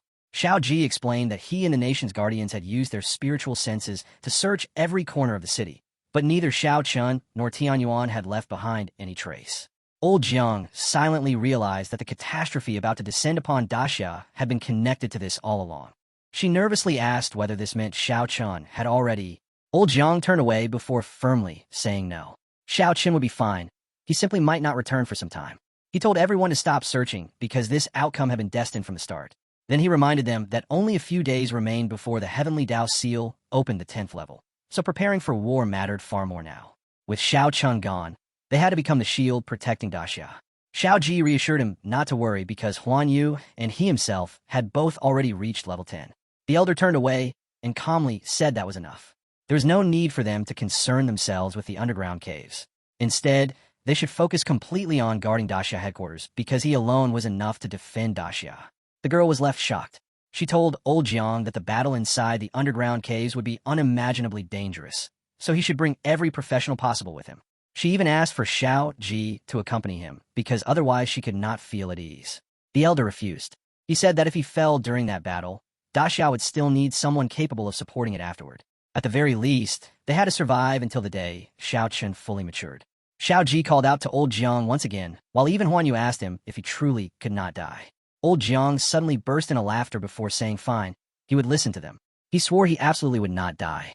Then old Jiang turned toward everyone with a serious expression and declared that he would forever shine brightly for Daxia before instantly disappearing. The scene shifted to the underground, chaotic time-space where a man sat while countless figures stood beneath a celestial list. One of them announced that in only 3 days, the Heavenly Dao Seal would finally open the 10th level and they could begin their operation. A horned and terrifying creature said that none of the ancestors had managed to sense Jiang Chen's presence, causing their assassination plan to completely fail. He admitted he had a feeling the situation might soon change. Then the demon lord with glowing eyes responded that he suspected the Yin Huang people were hiding Jiang Chun, but it made no difference because Jiang Chen no longer dared to show himself. They should first eliminate Jiang Xuanji and his forces. Then in a cold and serious tone, he declared that the very moment Jiang Chen appeared would also become the exact moment of his death. Then our boy tells his minion Xiao Jia that now that he has eaten and drunk to his heart's content, it is time to start reproducing. Then a massive flood-like aura nearly erupts as crimson energy blasts into the sky, while our boy says that the great Tao begins simple before evolving into complexity. At that moment, the system displays a notification saying the Hell Crimson Armor Elephant Beetle Mother Insect, Xiao Jia, has completed reproduction. After several full cycles, the total number of offspring has finally surpassed 200 million. Jia's body has become far larger and much more muscular. The system notification announces that the Crimson Armor Elephant Beetle has advanced to level 164 and successfully completed its second life transition. Then it respectfully bows toward our boy and asks Father to please extract the abilities. Our boy praises him as a good kid and says he has not only become more handsome, but also far more filial. Then our boy places 2 fingers against Jia's forehead and begins the extraction. Suddenly, he feels a violent surge of power rushing into his body. The system congratulates him for obtaining a new ability called Infernal Smelting Cauldron. Right after that, a huge swarm forms above him. The system explains that Jia has completed its second life transition, and the host can now extract his abilities once again. It also adds a special note saying the refining time is 10 seconds, while the attack duration is 3 seconds. A warning follows saying that if it absorbs attacks beyond the mother insect's realm, the offspring insects must be refined to strengthen the feedback. Our hero's eyes widened in shock. He realizes this ability is absurdly powerful. This is basically the legendary fight fire with fire. That strange structure still hovers above his head, while our boy thinks that if he encounters an overwhelmingly powerful enemy, he will still have to sacrifice some buglings during refinement. It is practically the same as the self-destruction ability of the 9-winged miasma. Both are suicidal techniques and should only be used when there is absolutely no other choice. Then the massive cauldron shrinks back down, and our boy catches it in his hand, while thinking that thankfully it is still extremely effective against opponents below the Divine King realm. Then from the ground beneath our boy, a gigantic swarm suddenly bursts upward. The system reveals that the elephant beetle offspring reproduction has finished, and the total count has now reached 100 billion. Our boy stares at it in shock. It is finally beginning to resemble a true natural disaster. Our boy controls the endless swarm while wondering how powerful his physical body would become after merging with all of them. So he activates the full merge scale. His eyes instantly light up as the divine elephant prison suppressing body fully activates. As the fusion begins, he drops to his knees from the overwhelming pain while veins bulge across his body. Then the swarm vanishes, and our boy starts growing wings from his back. His ears enlarge dramatically, while his entire body turns crimson red. Even his eyes begin changing. Before he realizes it, his H-18 has increased to a monstrous level towering far above the trees behind him. From a distance, 18 observes him and says he really does have a good body. Jia comments that Father's body already carries 80 vibes, but asks if this transformation might be a little excessive. Meanwhile, all the buglings become incredibly excited seeing their dad grow this huge. The green one says it is only slightly bigger than her devouring sky locust and wonders what the big deal is since she sounds obviously jealous. The pink bugling is the most shocked of all and says this appearance is way too explicit even though it looks incredibly sexy. Our boy completely ignores them and throws out a devastating punch to test his strength. The moment his fist strikes the ground, the earth explodes apart as violent shockwaves send sharp dust storms spiraling into the sky. The scene then shifts to the old man sitting near the shore. He sighs and says this little guy is causing another huge disturbance, which means he will have more work to handle again. The scene then cuts back to our hero who has already blasted a massive crater into the ground. Our boy says this kind of power could probably kill an 8th or 9th level professional with a single punch. 18 walks toward him and asks whether he plans to let them continue watching his bird walking live stream for the entire time. Our boy finally hears her words and wonders what she means by bird walking. Then he glances downward and suddenly realizes he is completely naked. His face instantly pales in panic the moment he notices it. He immediately crouches down and covers himself with both hands while the nearby beasts burst into laughter at him. They say they do not understand why humans feel embarrassed since all creatures are born the same way and nobody else feels the need to hide anything. Then a unicorn casually walks over and asks whether constantly being trapped inside clothes is not uncomfortable. A serpent nearby replies that the unicorn simply has not evolved enough to understand shame yet. The lion suddenly joins in and laughs, while saying that someone without shame should not be talking about shame in the first place. The wolf then mocks Yamada by saying he is only angry because he is too small and insignificant to show off proudly. The snake nearly explodes in rage and curses them while shouting that it is not small at all, and that he is just hiding it on purpose. Then a massive dragon bird descends from above and proudly declares that as the #1 underling among Father's forces, he is still a bird himself and has not even said anything yet.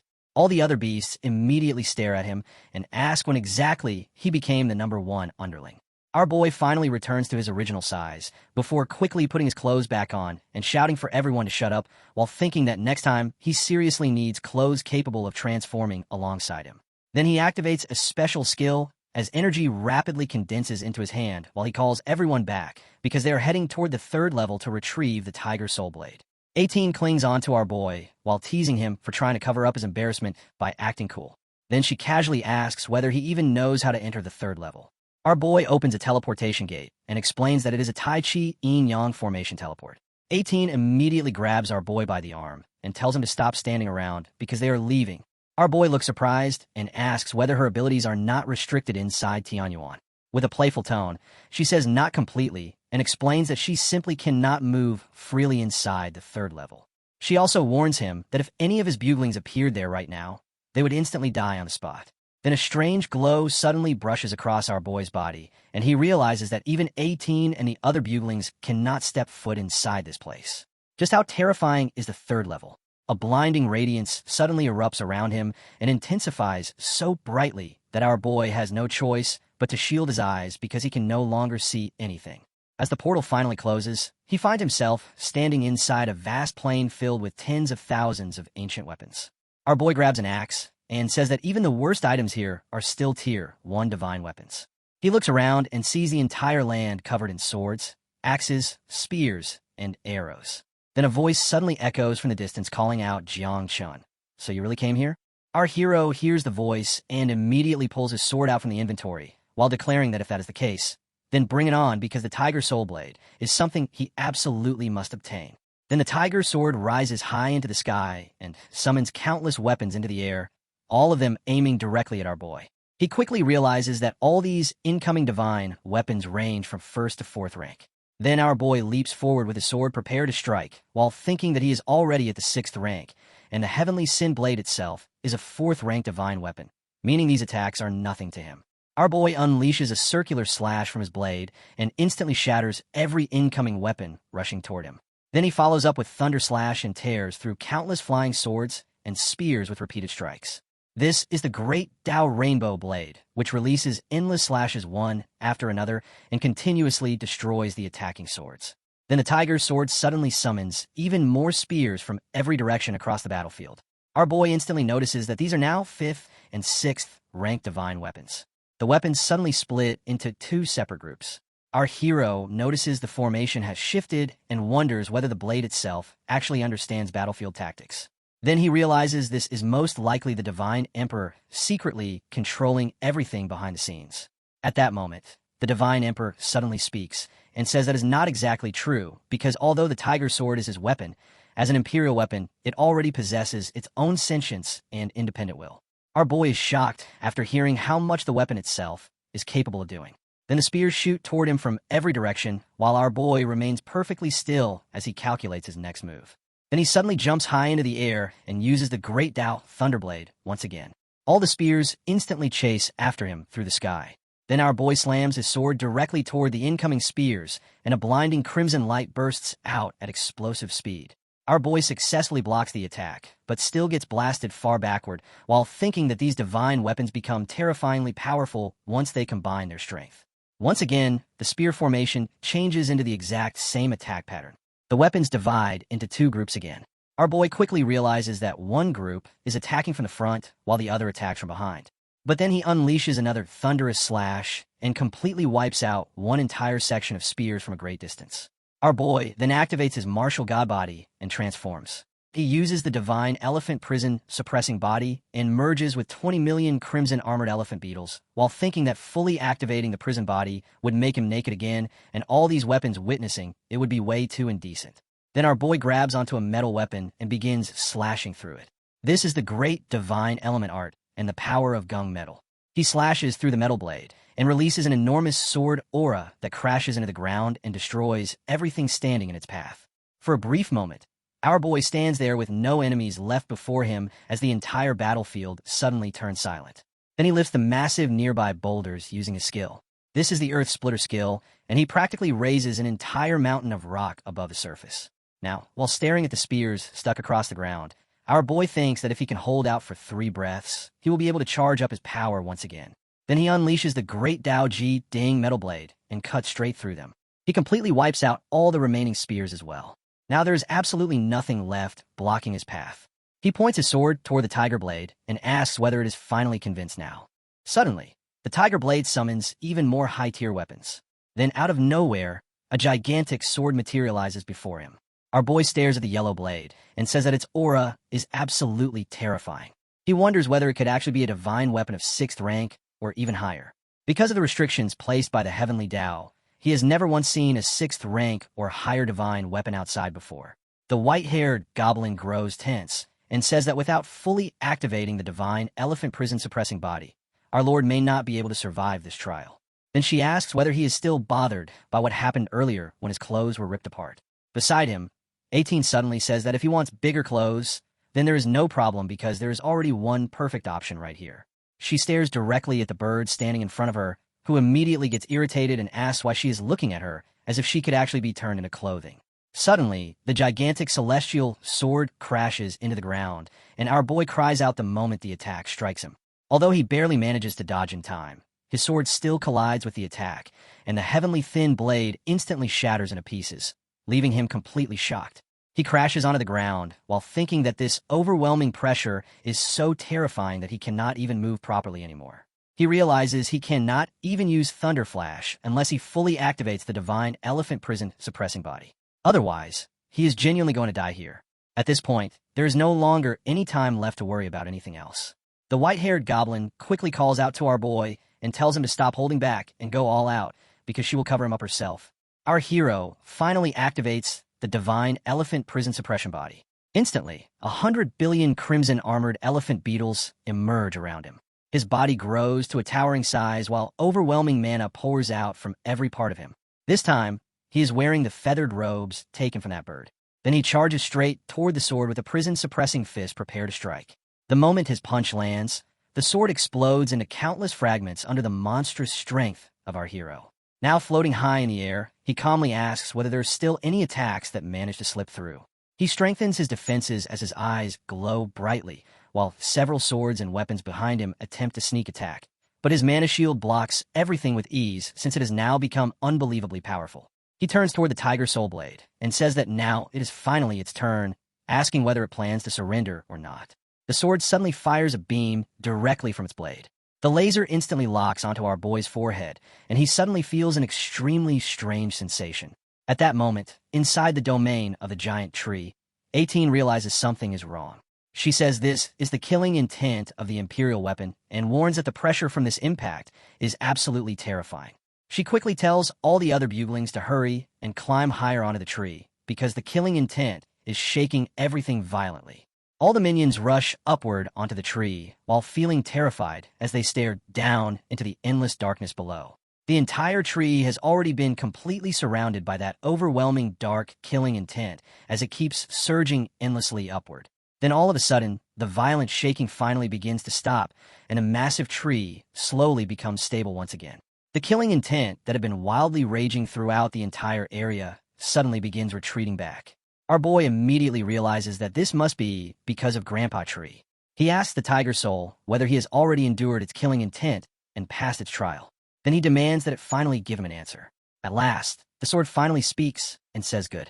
The weapon has acknowledged its new master, and the killing intent has now returned to the heart. Then it calls out to our boy and declares that from this day onward, he will become the new master of the Tiger Soul. Our boy grabs the sword and instantly feels a powerful surge of energy flowing into his body. He immediately realizes that the Tiger Soul Blade has finally returned to the place where it truly belongs. The scene shifts to a massive stadium as an announcement echoes through the area, telling all Daxiao elites and overseas competitors that while cultivating in the Eternal Light Tower is important, the Battle of the Earth Caves is approaching and there is no more time left. This time the enemy is charging at them with full force, making it impossible to keep holding the line with only the God-slaying army. Everyone must head out and provide support. It is Elder G. He pulls out his sword and declares that although the myriad races of the Earth Caves are stronger, they're nothing more than old relics that barely survive from the previous era. He says they call themselves the 10,000 races, but in truth they're only a disorganized mob led by a few dozen factions. Then he asks what they fear the most. Death. Then he declares that the descendants of Yin Huang have survived until today because whenever danger appeared, they always stood united, sacrificing their lives without hesitation just to keep fighting. With a furious roar, he asks who is willing to march into this battle to the death with him. One man in an orange shirt steps forward and says the Guanghaiyun family has shamed Daxia. In this battle, until every last member of the Yun family dies, the front line will never collapse. Those men immediately shoot into the sky, leaving behind streaks of yellow light as the announcement declares that the Yun family of Guanghai has entered the sinner's camp and is heading toward the Earth Caves. Then a red-haired man in a suit steps forward and says he is Feng Zheng, former captain of the Human Sovereign Guard. Back then he followed the Human Sovereign into battle within the Earth Caves, and now it is time to slaughter those barbarians once again. He launches forward like a bird wrapped in blinding, crackling energy as the announcement declares that the Ying family of the capital and the Human Sovereign Guard are heading into battle with him. Then, 4 more people step forward. A girl proudly says the Tianfu War Zone and the Brothers of Chuan could never miss something like this. Right after that, the Huangfu family joins in along with the Qinluo Wu family and the Song family. Then 3 different beams of light shoot into the sky as 3 more bloodlines declare their loyalty to defend their land and Lord Ji Ying-chung. Huan Yu walks up to Ji and asks if he's going too. Ji nods and says this time he cannot listen to old Jiang. He explains that he has already taken away most of the people in Daxia who are 5th rank or above. If anything happens afterward, everything will truly depend on her alone. She looks disappointed, but says even if he takes away every single job changer, it still does not matter. She explains that all her abilities exist within Dreamscape. As long as the tens of billions of ordinary people in Daxia still carry dreams and faith in their hearts, they can continue supporting her. Right after saying that, she reveals her power. A massive dragon rises behind her as she declares that although those people cannot fight on the front lines, they are still the greatest strength protecting their homeland. Then Ji tells her that after hearing those words, he can finally rest easy. Out of the 3 of them, Jiang is actually the youngest, yet he always acts like the eldest brother while taking care of both of them. They think back to him and realize he has always carried every burden alone. He has truly become too exhausted. Ji then says that both he and old Jiang actually share the same opinion. A woman 3,000 years older belongs among the immortals. He adds that little Chun is quite outstanding. In the future, he can handle matters outside, while she manages everything inside. Together, they make a perfect match. She stays silent after hearing those words. Ji turns around and says old Jiang kept mentioning how badly he wanted to personally host the wedding for her and little Chun.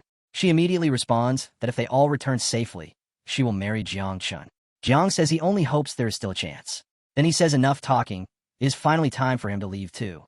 Before leaving, he turns back and says being a hero can sometimes feel lonely. That is why he is going to accompany him. Hearing those words, she nearly breaks into tears as she says they have all left because everyone wanted to become heroes. Little Chun has disappeared as well, leaving only her behind. She wonders whether she can truly handle everything alone. The scene shifts to our hero as he finally obtains the Soul Tiger Blade. A system notification announces he has acquired an Imperial weapon, and once he leaves this place, it will temporarily become a Tier 7 Divine weapon. Its power will keep evolving as the Heavenly Tao seal unlocks further. Our boy sighs that it is unfortunate the blade cannot keep its current power outside, though he feels relieved since it will still remain a top-tier divine weapon. Then a strange star-shaped circle suddenly appears on our hero's chest. He immediately feels an icy chill and wonders what it is. The system notification explains that Imperial weapons possess spirits and require nourishment from the divine soul. Once the bond is fully completed, man and weapon will become one and function as naturally as a person's own limbs. Our hero is shocked after hearing that and realizes this nurturing process was initiated by the sword itself. He asks if that means the weapon not only acknowledges him, but also likes him very much. It apparently wants to achieve unity between man and weapon with him as quickly as possible. Then he suddenly hears a voice. It tells him that naturally, because his body contains the Julie divinity of their clan, the tiger soul is naturally drawn toward him. The voice warns him to remember this well. The tiger soul once slaughtered immortals and destroyed gods numbering far beyond 1,000,000. The voice continues by saying it hopes he never tarnishes its glorious reputation. Our hero immediately bows respectfully and thanks it for the generous gift. The voice tells him his journey has finally come to an end. Major events have already unfolded outside, and now it is time for him to return. Our boy asks what major events could have happened out there, but no answer comes back. Our boy finds it strange since he has only been here for a day and night, so the Battle of the Earth Caves should still be 10 days away. Besides that battle, what other major event could happen? Could the Great Battle of the Earth Caves really have been moved up? The scene shifts back to the shore where a guard tells Commander G that he has not closed his eyes for 3 straight days and should get some rest. G refuses and says that aside from being ordered to wait at the entrance of Tian Yuan to receive Jian Shun, he cannot afford to make even a single mistake. His condition has clearly worsened, Yet he says that just thinking about his only daughter Xian, whose fate remains unknown, makes it impossible for him to rest. If the heavens allow her to return safely, then he would not care, even if he dies.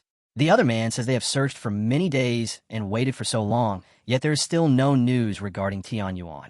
The great battle of the Earth Caves has already begun, and they still do not know what is happening on Martial God Zhang's side.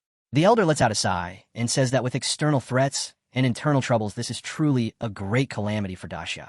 Then out of nowhere, a laser beam crashes into the water, and a giant gate appears. Ji stares at it in shock and wonders if that is the entrance to Tian Yuan. From the gate, our boy finally appears while carrying Ji's daughter. Ji instantly rushes across the water at incredible speed while calling out to our hero. He can hardly believe his daughter is still alive, but our boy tells him not to worry, since she is perfectly fine and simply received a great stroke of fortune. Our boy explains that it is too much for her to absorb all at once, so she will need to sleep for some time. The old man immediately replies that she can rest for as long as she needs. They then travel across the sea toward the surface, and midway through the journey, the old man says he must quickly send a message to the great dreamer, since she is probably going crazy with worry by now. Our hero then asks why he is here instead of the Moto War Zone. He also asks whether the Weijin family was not supposed to guard this place, and where they are now. Ji explains that after Tian Yuan disappeared, the Yun family searched everywhere without finding any results. In the end, they led their entire clan into the Earth Caves to join the battle and atone for their sins. He himself was ordered to remain behind at headquarters and wait here to support him. The news leaves our boy stunned. He cannot believe Tian Yuan disappeared and quickly asks how long he was trapped inside. Ji reveals that it has already been half a month since he entered Tian Yuan. He wonders if time flows differently inside and outside the place. Our hero curses under his breath and realizes that it means the heavenly Dao seal already, which also means the great battle of the Earth Caves has already. As the giant chariot reaches the seashore, the old man reveals that 3 hours ago, the heavenly Dao seal was unlocked and the battle of the Earth Caves officially began. Martial God Jiang and Sword God Ji are currently holding the line. Our boy lands on the ground and entrusts Xiao Yu to him before saying he must head to the Earth Cave immediately. Ji agrees. Our boy then asks 18 if there is any way to teleport him there. She appears beside him and says there is. But before she can finish speaking, Huan Yu suddenly arrives and excitedly asks if he has finally returned. Our hero smiles and calls her sister Huan Yu. Before the two can exchange another word, the atmosphere suddenly darkens and the entire sky turns crimson. Strange particles begin drifting through the air as everyone looks upward in confusion, wondering what just happened. The airflow grows more violent, and soon blood-colored rain starts pouring down from the red clouds above. A few drops land on our boy's face, and he stares in disbelief. He soon realizes it is not rain at all, but bloody snow as several crimson flakes fall on his hand. The scene shifts to the last changed era. Ji arrives before old Jiang and says he has brought reinforcements. The old man asks why he never listens to orders. If he came here, then what would happen to the Daxia headquarters? Ji tells him not to worry, since he left all the half-ripe divine origin fruits that little Chun gave him at headquarters. Someone will step forward when the time comes. This time he also brought all the death soldiers from every family. If they were not allowed to come, then they would rather die. The old man nods and says in that case they will be incorporated into the army and placed under their command. Ji smiles and says now that sounds better. The old man then says that in 3 days the heavenly Dao seal will open and tells him to follow him to Yanxing Pass for a strategy meeting. Ji agrees.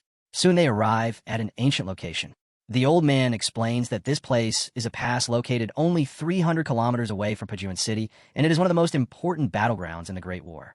Old Jiang then asks the warriors why this place is called Yanxing Pass. An elderly man replies that he once heard old Duan say this was the first path conquered by the human sovereign in the underground caves long ago. Because of that, it was given the name Yansheng to represent Yan Huang's first victory. The old man nods and says yes, this was the site of the very first battle 400 years ago, when Daxia officially entered the underground caves. Back then, he fought alongside the primitive god race and more than a dozen smaller races that guarded this place. He recalls the days when he slaughtered countless enemies and wiped out the entire opposing force, which shocked all the underground caves. From that moment onward, Daxia finally secured a stable foothold in the underground caves. The old man then points toward a distant plateau and says the Black Demon Mountain range ahead stretches for hundreds of thousands of miles and is known as a land of death. Even a Divine King realm expert would die without a burial if they dared enter carelessly. Because of that, Yanxing Pass became the first line of national defense. The old man says if the myriad races ever launch an attack on Pajuan City, then aside from the main battlefield, Yinshang Pass is the only remaining route left besides the fallen demon Abyss. The Abyss got its name because a terrifying, powerful member of the demon race died there 10,000 years ago. For hundreds of years, this place has remained a land of death for the young geniuses of the myriad races. According to the laws of the heavenly Tao, the top experts of every race are forbidden from interfering in the conflict within the fallen demon Abyss. A young man then steps forward and asks old Jiang whether this kind of battle between the myriad races is not a little too childish. The old man replies that it is not childish at all. This is an opportunity granted by the heavenly Tao for the younger generation of every race to clash against each other. Whoever wins the battle at the fallen demon Abyss gains control over its teleportation channel for an entire year. If the geniuses of the myriad races achieve victory, then even if they manage to hold Yinsheng past the enemy armies, can still march straight from the fallen demon Abyss all the way to Pajuan City. Ji then asks Jiang whether this is not far too risky. The geniuses of the myriad races all possess powerful inheritances, and there is no shortage of divine sons, divine daughters, or even holy sons and holy maidens among them. Instead of taking such a gamble, why not gather all their forces and retreat directly to defend Pajuan City instead? The old man replies that Pajuan City is the final line of defense protecting the main base of Daxia, so absolutely no mistakes can be allowed there.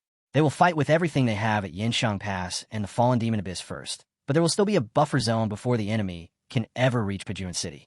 Even if they are eventually wiped out, the myriad races will still suffer devastating losses. He grips his staff tightly and further explains that even if the remaining forces of the myriad races manage to break into Pajuan City, they still possess one final method to stop them from entering the heart of Daxia, and that is to have Elder Fong detonate Pajuan City itself.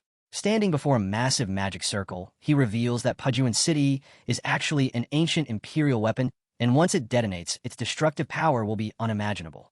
It will definitely inflict heavy damage on the surviving forces of the myriad clans and completely halt their invasion. By that time, even if a few enemies manage to slip through, he believes that with Huan Yu guarding Daxia's base, they can still be dealt with.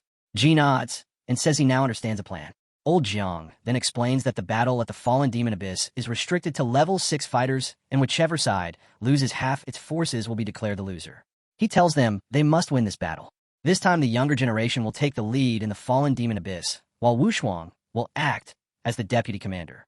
He further says they are not aiming for total victory, and as long as they can stall the enemy and force a draw, that will already be enough. Everyone immediately answers in agreement.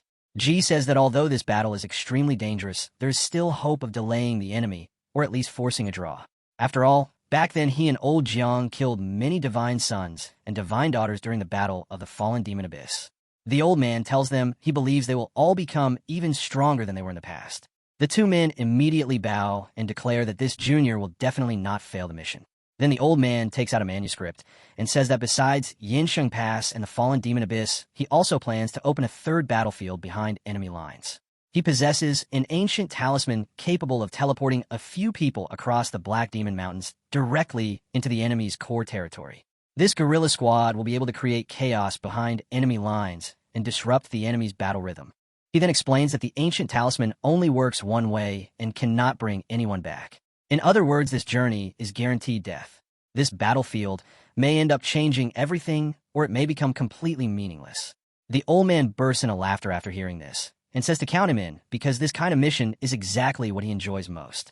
If little Chun knew his master was this fierce, he would definitely feel proud. That kid keeps getting stronger and stronger, so as his master, he absolutely cannot fall behind. The black-haired man also steps forward and says to count him in as well. Otherwise, if little Chan discovers that he let Master go alone, he would definitely get scolded to death. A white-haired man then declares that he will go too. Old Jiang looks at them and says that as long as Daxia still has people like them, it will never fall. The scene then shifts to the era of changing classes where the old man gathers all the warriors and declares that the Heavenly Tao Seal is on the verge of opening. The armies of the myriad clans have already arrived before their gates. Every soldier is immediately ordered to get ready for war. The commanders from every camp are instructed to follow him and establish the first defensive line. The 600,000 God-slaying army will serve as the second line of defense, while Old Ji commands the main legion as the third line. Jiang then shouts that if the myriad races want to pass through Yinshang Pass, they will have to walk over their corpses first. As long as the city remains standing, he will stand with it, and if the city collapses, then he will fall alongside it. Meanwhile, on the enemy side, a man rises into the sky and announces that the heavenly Dao seal is about to open.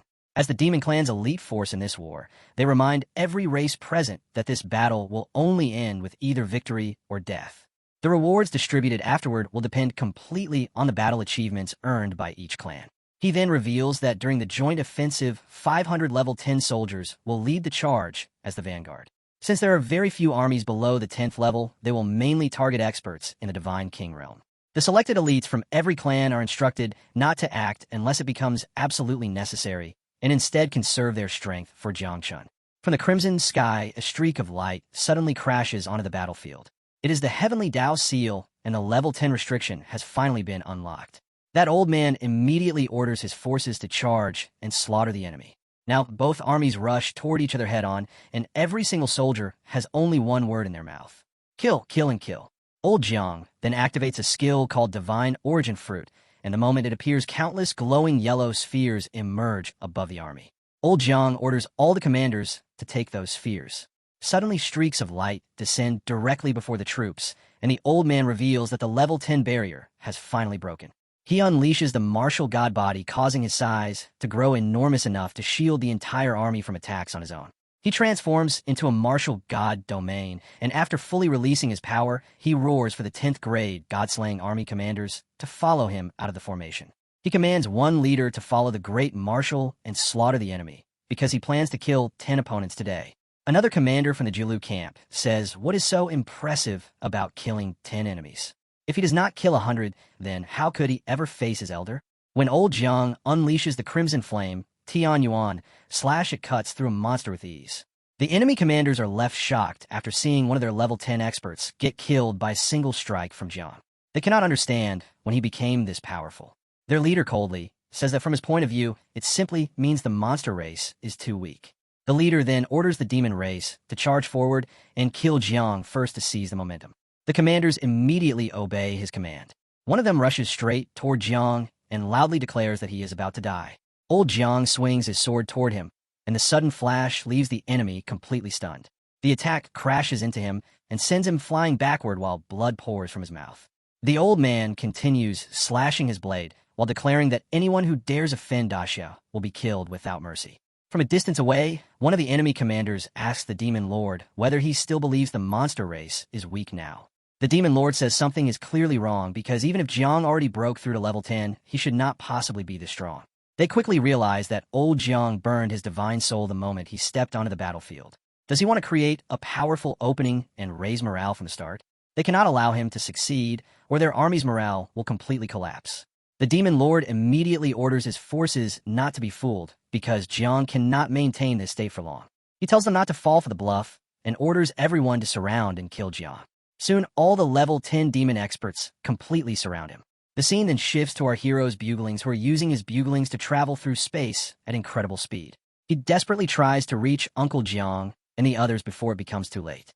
As the battlefield plunged into total disorder, the horned demonic army surged toward Jiang Xuanji from every direction, prepared to overwhelm him and take his life.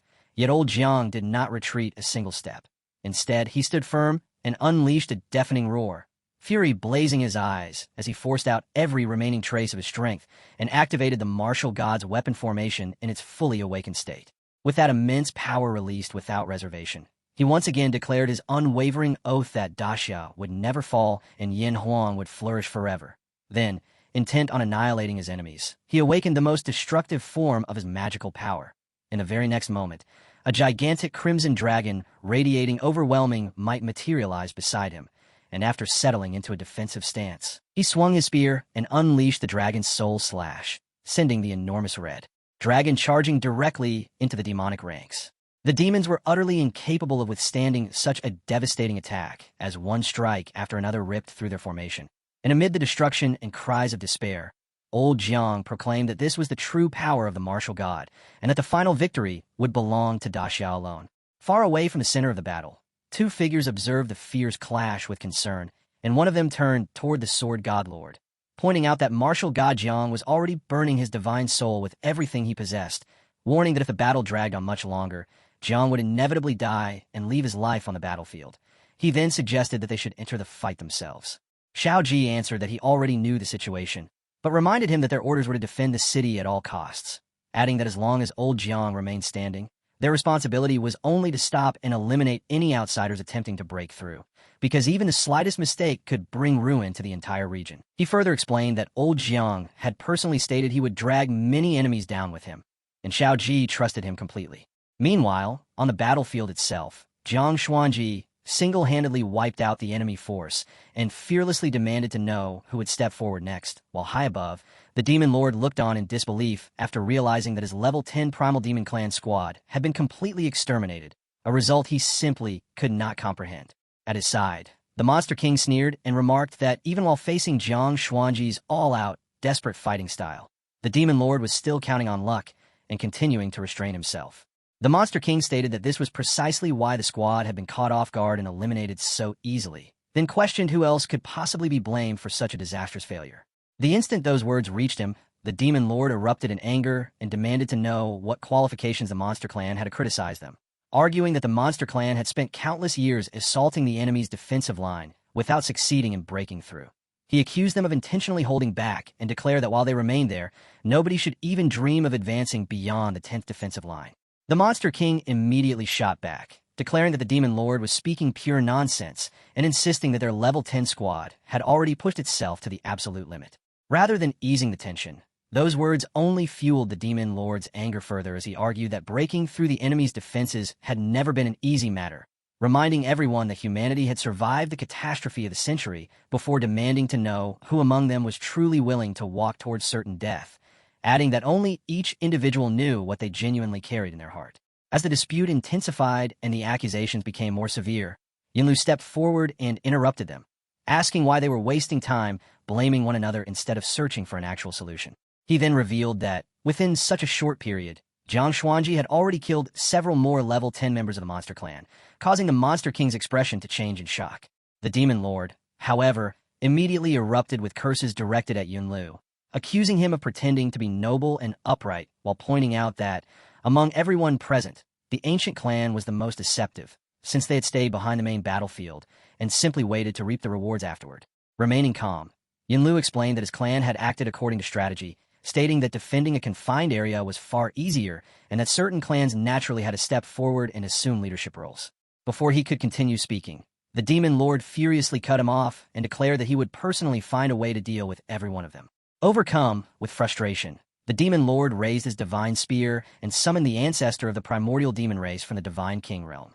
Violent purple lightning instantly tore across the sky as a terrifying aura swept through the battlefield, and soon after, a gigantic crimson eye engulfed in flames split open among the clouds overhead. The ancestor's voice thundered across heaven and earth as he warned that if the clans continued acting for their own benefit and refused to fight with complete commitment, they would become eternal enemies of the Demon Clan and would need to reconsider both their future and their fate. At the same time, Xiao Ji's expression grew serious the moment he sensed that terrifying presence, immediately recognizing the Demon Clan ancestor from the Divine King realm. He pointed out that, even without personally entering the battle, the pressure released by the ancestor alone was already enough to shake Zhang's forces, and moments later the demon ancestor made his move, sending a devastating power crashing down from the heavens and causing the entire battlefield to tremble violently. As he watched everything unfold, Xiao Ji thought that if the situation continued like this, the morale they had struggled so hard to build would slowly be eroded bit by bit. Within the smoke and devastation, Zhang lifted his gaze toward the sky without showing the slightest intention of retreating. Wearing a mocking smile, he remarked that the demon ancestor clearly could no longer remain seated and had personally come to witness the spectacle, then burst into loud laughter and declared that he would give him a show worthy of watching. He immediately summoned Qilin to confront the primordial demon ancestor, and a gigantic blue beast with bloodshot eyes appeared in an instant. Jiang ordered it to shatter the demon's oppressive aura, and as the creature charged forward, he angrily cursed the demon lords and demanded to know how they dared oppress Daxia. He then declared that he wanted to see whether the ancestor truly possessed the courage to make a move and perish alongside him, because if the ancestor lacked that courage, then he would keep beating him until he went blind. Enraged, Qilin unleashed the heaven-shaking roar, but the devastating attack was immediately blocked by a barrier formed from demonic energy protection. Seeing that, Jiang mockingly remarked that the ancestor was genuinely afraid of death. While Qilin remained engaged against the primordial demon ancestor, Jiang mounted the Crimson Dragon and charged straight toward the three enemies. He questioned whether the primordial demons were not supposed to be arrogant and firmly declared that, regardless of the cost, he would kill every one of them today.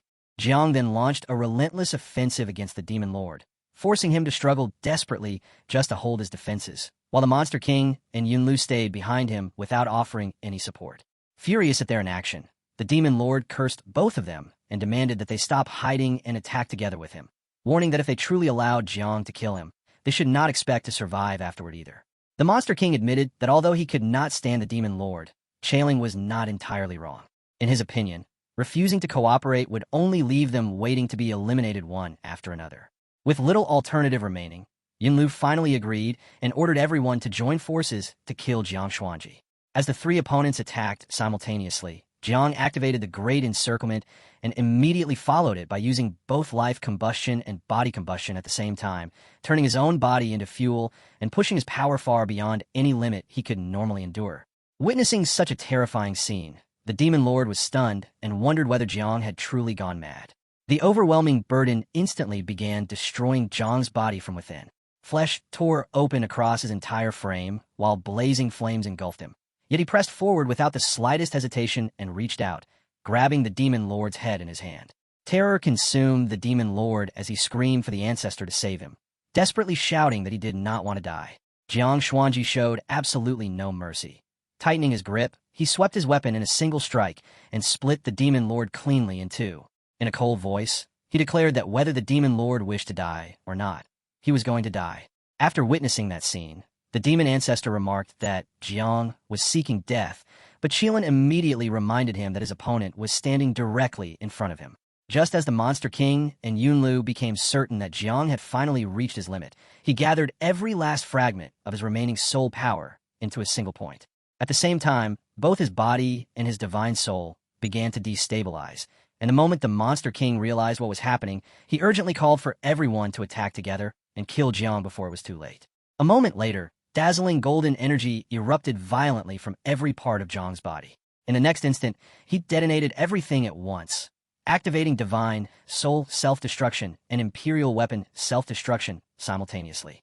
A boundless explosion of golden light intertwined with crackling lightning swept across the battlefield as the catastrophic blast engulfed the entire area.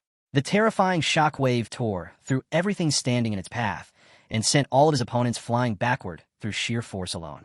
Within that blazing ocean of destruction, Jiang's body was nearly consumed entirely. Yet even in that state, he continued laughing, firmly declaring that Daxia would never perish and that Yin Huang would prosper forever, before warning them to await the judgment of a natural disaster. Jiang Xuanji's physical body disappeared completely, leaving behind only the faintest traces of his divine soul, barely visible within the fading golden radiance. Using the final remnants of that divine soul, Jiang Xuanji delivered one last message to Shao Ji, telling him that everything else would be left in his hands. Below, Shao Ji watched as the final traces of his old companion slowly faded away, and the sight immediately filled him with panic as he desperately called out to him. At that very moment, Jiang Chun arrived on the battlefield alongside Shao Chun and stopped before the devastating scene. Looking toward his uncle, Jiang Chun quietly remarked that, in the end, they had still arrived one step too late. He then stepped forward and carefully inspected the battlefield, soon discovering that Jiang Xuanji's divine soul had fortunately not been completely destroyed and that a small fragment still remained. After noticing this, Jiang Chun calmly considered allowing him to descend into the 9th underworld and become the great emperor of Fengdu. The scene shifted back to the city, where Huan Yu and Jiang Chun remained standing beneath dark clouds amid a bloodstained snowstorm. Calling out to him, Huan Yu informed Jiang Chun that Uncle Jiang was gone. Turning toward him with tears gathering in her eyes, she produced a box and explained that Uncle Jiang had long known this day would eventually come. Handing it over, she told him that it was something Uncle Jiang had entrusted her to deliver. The moment Jiang Chun opened the box, a silk pouch and a radiant token rose from within and floated into the air. Immediately afterward, Uncle Jiang's spiritual projection appeared before everyone and revealed that the artifact was the legendary God-slaying token, an item capable of commanding 600,000 soldiers of the God-slaying army, the final military foundation of the great Daxia Empire. Without any hesitation, he entrusted both the token and the future of Daxia to Shao Chun. He then directed Jiang Chen's attention to the silk pouch floating nearby and explained that it had been left behind by a mysterious person who had asked him to pass it on. He admitted that even he did not know what was inside. The only instruction left by that individual was that, unless it became a genuine matter of life and death, the pouch must never be opened. A heavy silence filled the surroundings. As his soul gradually continued to disperse, Uncle Jiang told Jiang Chen that the time had come for him to leave and that the burden of Yin Huang would rest upon Jiang Chen's shoulders from this moment onward. Jiang Chen softly called out to him, but Uncle Jiang responded with a gentle smile, saying that he was already old and that this life had been marked by many regrets. Even so, he considered himself fortunate, because Jiang Chen's existence meant that the greatest regret buried within his heart would never come to pass. After speaking those final words, he gave Jiang Chen one last look before completely fading away. Jiang Chen could no longer suppress his sorrow and burst into tears as he fell to his knees. Huan Yu stepped forward to comfort him, reminding him that those who had died were already gone while the living still had to continue forward, and that the time had come for them to shoulder their own responsibilities as well. Veins bulged at the corners of Jiang Chen's eyes as fury surged through him, and he replied that he understood. With bloodshot eyes, Jiang Chen rose to his feet and solemnly declared himself the human sovereign of Daxia. He swore that he would continue the unfinished road left behind by his predecessors, carry it forward into the future, and repay the blood debt of their deaths 100-fold. Without hesitation, Huan Yu dropped to her knees before him and pledged her absolute loyalty, respectfully hailing him as human sovereign Jiang. Not wasting a single moment, Jiang Chen called for 18 and ordered her to take him directly to the underground caves. She immediately obeyed, raising her hand and activating the Taishu Yin-Yang formation teleportation. In an instant, a gigantic portal tore open across the sky. As Jiang Chen walked toward it, he called out to Jiang and said that he hoped his spirit in heaven would watch over him, then vowed that in this lifetime he would carve a path of slaughter through the underground caves and avenge him. Meanwhile, the battlefield had already descended into full-scale war once again. The demonic forces proclaimed that with Jiang Xuanji dead and humanity's battle formation shattered, the demon race now held the advantage. They declared that the moment had arrived for the other races to stake their lives and fight to the very end. Before the primordial ancestor could advance any farther, however, Qilin stepped forward to block his path and mockingly told him to worry about himself first. The Monster King immediately ordered the monster race to charge forward and kill the enemy with everything they had. One after another, the demon lords stepped out and issued firm commands for their respective races to annihilate the opposing forces. Yunlu also issued the order for the ancient immortal race to join the offensive, and the various demon races surged forward together as the assault intensified. At that moment, a warrior stepped forward with unwavering determination. It was Zhang Ziwen of the Brave Tiger Camp. He declared that he was willing to accompany the commander and that he would use his own flesh and blood to rebuild the Great Wall. In the very next instant, he reversed all of his life force and detonated it in a single eruption of dazzling power that tore straight through the demon ranks. The demon race was thrown into chaos by the devastating blast and immediately shouted for the forces behind them to stop advancing because there was no way to evade the attack. Several commanders followed without hesitation. Li Wen of the Julu camp and Huang Zhongyong of the Qilin camp charged forward, carrying the same unbreakable resolve. None of them chose to retreat.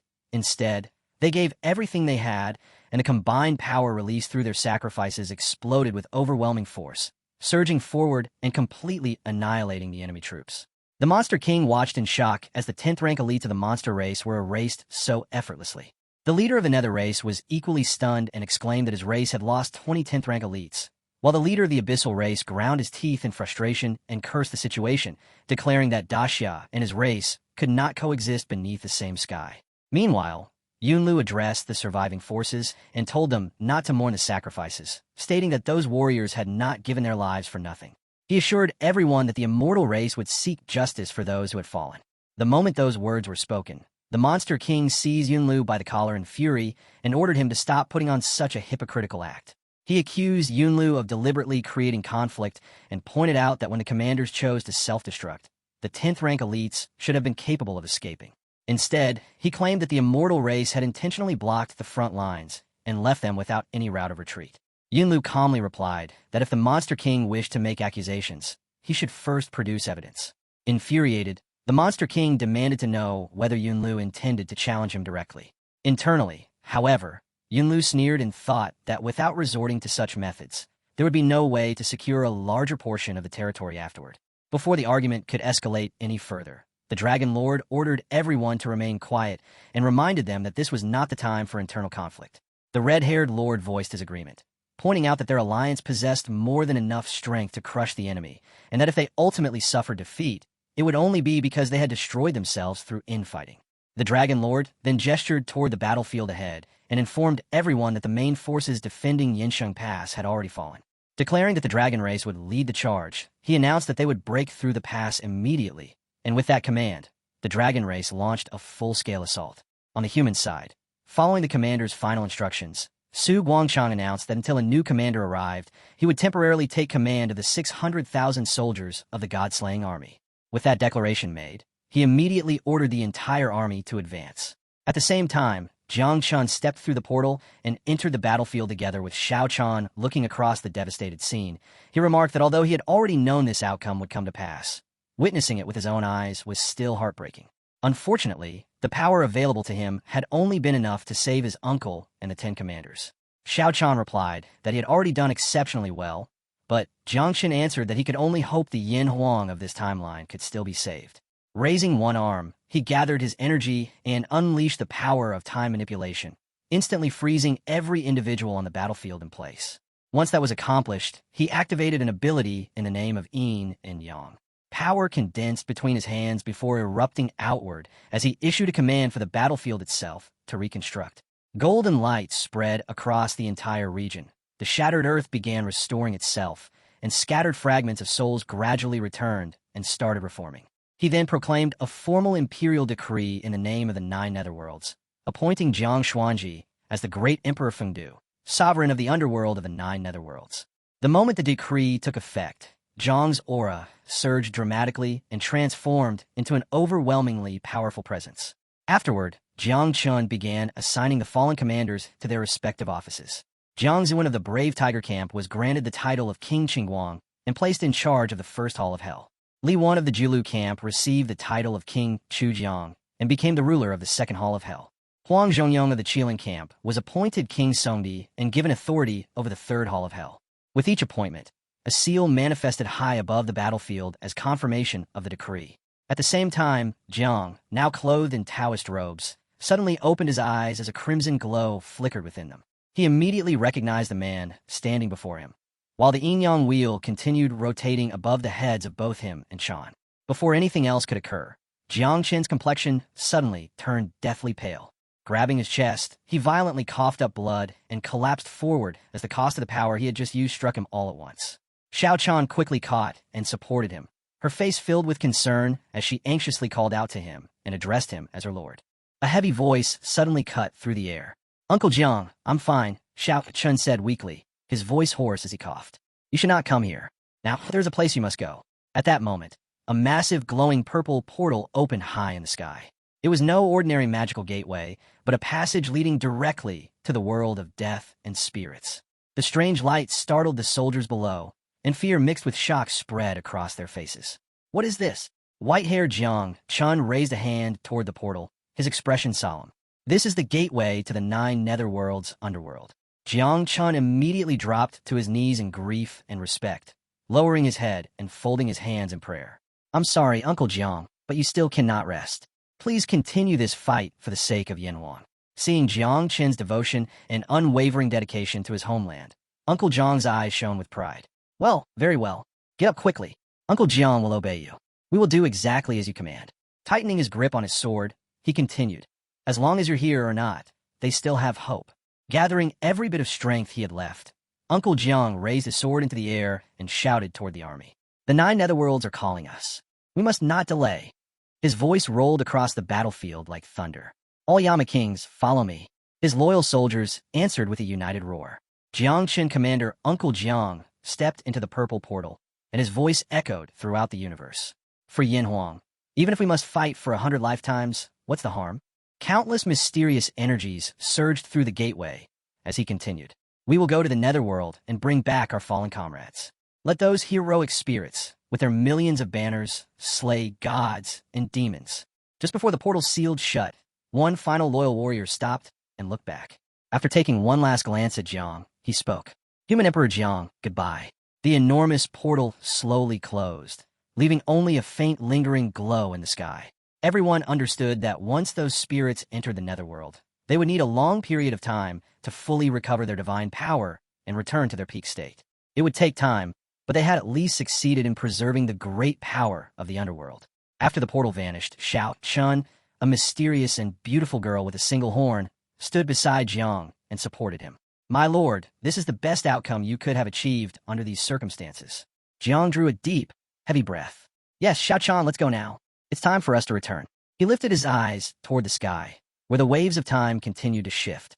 Worry appeared on Jiang's face as he stared into the distance. "If I return this time, I fear I'll never get another chance to enter this gate within the long river of time." He fell silent for a brief moment, his gaze fixed on the far horizon. "I don't know whether Yin Huang will be able to turn this great disaster into a blessing." Xiao Chen met his eyes, her own filled with unwavering faith. "It will definitely succeed, my lord. In those past ages, we did not face so many traitors or enemies, nor did you receive this much help." A faint smile appeared on her face. "We've already helped so much, so this plan will definitely work." The Oni girl, with two small horns on her head, remained curled up in her lord's arms. Tears gathered in her eyes, and pain was written across her face as she looked up at him and spoke in a weak voice. "This is so disappointing. My lord will not be able to witness that great victory of Yin Huang." Her lord, whose white hair matched the solemn expression on his face, gently rested a strong hand on her head. As he wiped away her tears, he answered with calm certainty. "Who said I wouldn't see it? Those old sinners are still out there chasing me." Looking toward the sky, he recalled the endless battle in which powerful enemies had pursued him without pause. "They chase and I flee. But when the day arrives that they can no longer face me, or when their pursuit suddenly weakens..." His hand tightened around the hilt of his sword. Behind him floated a gigantic shadow-like demon, terrifying in appearance and symbolizing the enemies that existed beyond time. "That will mean my forms in this timeline have either recreated or completely destroyed the very root of their existence in this world. At the highest level of their cultivation, they have become the only existence beyond time, both in the past and in the future. Once they are killed, their entire stake will be erased forever." Hearing those words, a fresh spark of hope appeared in the girl's eyes. "Does this mean that my lord will not continue killing them in the future?" Pulling her closer into his embrace, he smiled gently and replied, "Yes. From now on, we will only hide and run. As long as we wait, we will eventually see the final outcome." Joy filled the girl's heart. She hugged her lord tightly and cried out, "This is so wonderful, my lord.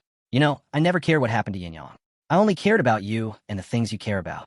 Placing a hand on her back, he answered with emotion, "I know, having you by my side is the greatest blessing of my life." The moment to bring everything to an end had arrived. Now, the execution was about to begin. The time was exactly 10 o'clock. Without warning, a violent storm of red and pink energy erupted around them. Directly behind them, an enormous crack ripped through space and time, opening a passage to another world.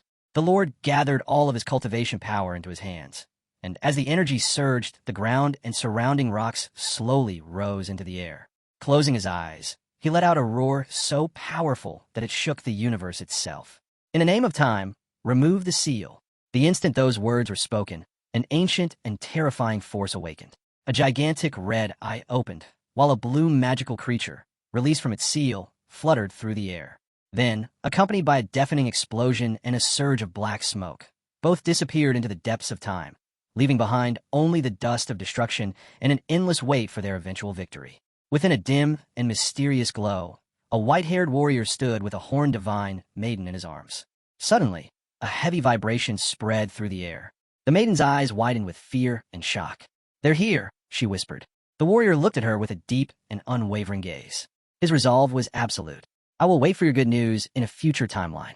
After saying his farewell, he vanished into profound darkness. At that very moment, a tremendously powerful warrior tore through the sky, emerging from swirling clouds of black and purple energy. Anger blazed in his glowing eyes, while destructive power surged from his hands. "I am here. You alien bastards. Now you all die." An elderly warrior on the battlefield felt the terrifying aura and immediately found tears gathering in his eyes. Looking up toward the heavens, he spoke with emotion. "Old Jiang, can you see this from heaven? Finally, our wait is over. Jia Chan has arrived." At that moment, the image of a great king with blue skin and a golden beard appeared, seated upon a vast and divine throne. Smiling, he replied, "Foolish old man, why are you crying? I'm not dead. Of course I saw it all. It's just that I don't have the power to contact you right now." The figure was none other than human Emperor Jiang himself, who was now in the underworld. As this news spread across the battlefield, excitement instantly swept through the ranks of the human army. The human Emperor Jiang. He has arrived in the underworld. Curse those who spread the rumors that the Emperor died. I've seen him alive with my own eyes. The commander raised his sword high into the air. As long as Emperor Jiang lives, our great Xia Empire will never bow down. Advance with Emperor Jiang and attack the enemy. Meanwhile, panic erupted among the alien and demonic forces. A terrifying dark voice echoed across the sky. Seeing what was happening, a demon cried out in alarm. The nine-winged curse, Jiang Chan has arrived. A gigantic and horrifying demon opened its pulsing red eyes and roared with fury. Quickly, inform the god kings of every nation. Attack Jiangchun and kill him here. Jiangchun, how dare you come here? Even if I must die today, I will not let you leave alive. The demon prepared to charge at Jiangchun, but before it could move, a tremendous explosion suddenly erupted. Boom! A colossal divine dragon emerged from brilliant blue sacred flames, its enormous form appearing amid the blazing light. The divine dragon let out a thunderous roar and blocked the demon's path. Old dog, who are you talking about killing? You haven't even defeated me yet, and you're already thinking of moving on. A small, radiant blue dragon floated in the air before the demon's eyes. The terrifying creature burst into arrogant laughter. A mere dragon, no bigger than an ant. The dragon, however, had no intention of backing down. Firmly determined, it thought to itself, the moment I find the right chance to strike, you'll become nothing more than a pawn. Elsewhere, the battlefield had already descended into fierce chaos. A powerful and mysterious commander raised his voice and shouted with all his strength. Xiao Jiao, lead the 100 billion nine-winged miasma and stop the enemy's 10th rank army below. Xiao Jiao, a powerful white-haired warrior girl, soared through the sky as she accepted her father's order. Yes, father. Boundless black and purple energy erupted around her as she called out, My children, it's time for dinner. At that moment, the chief commander of the god-slaying army descended onto the battlefield with his arms folded and anger burning in his eyes. A glowing god-slaying order floated before him as he issued his command.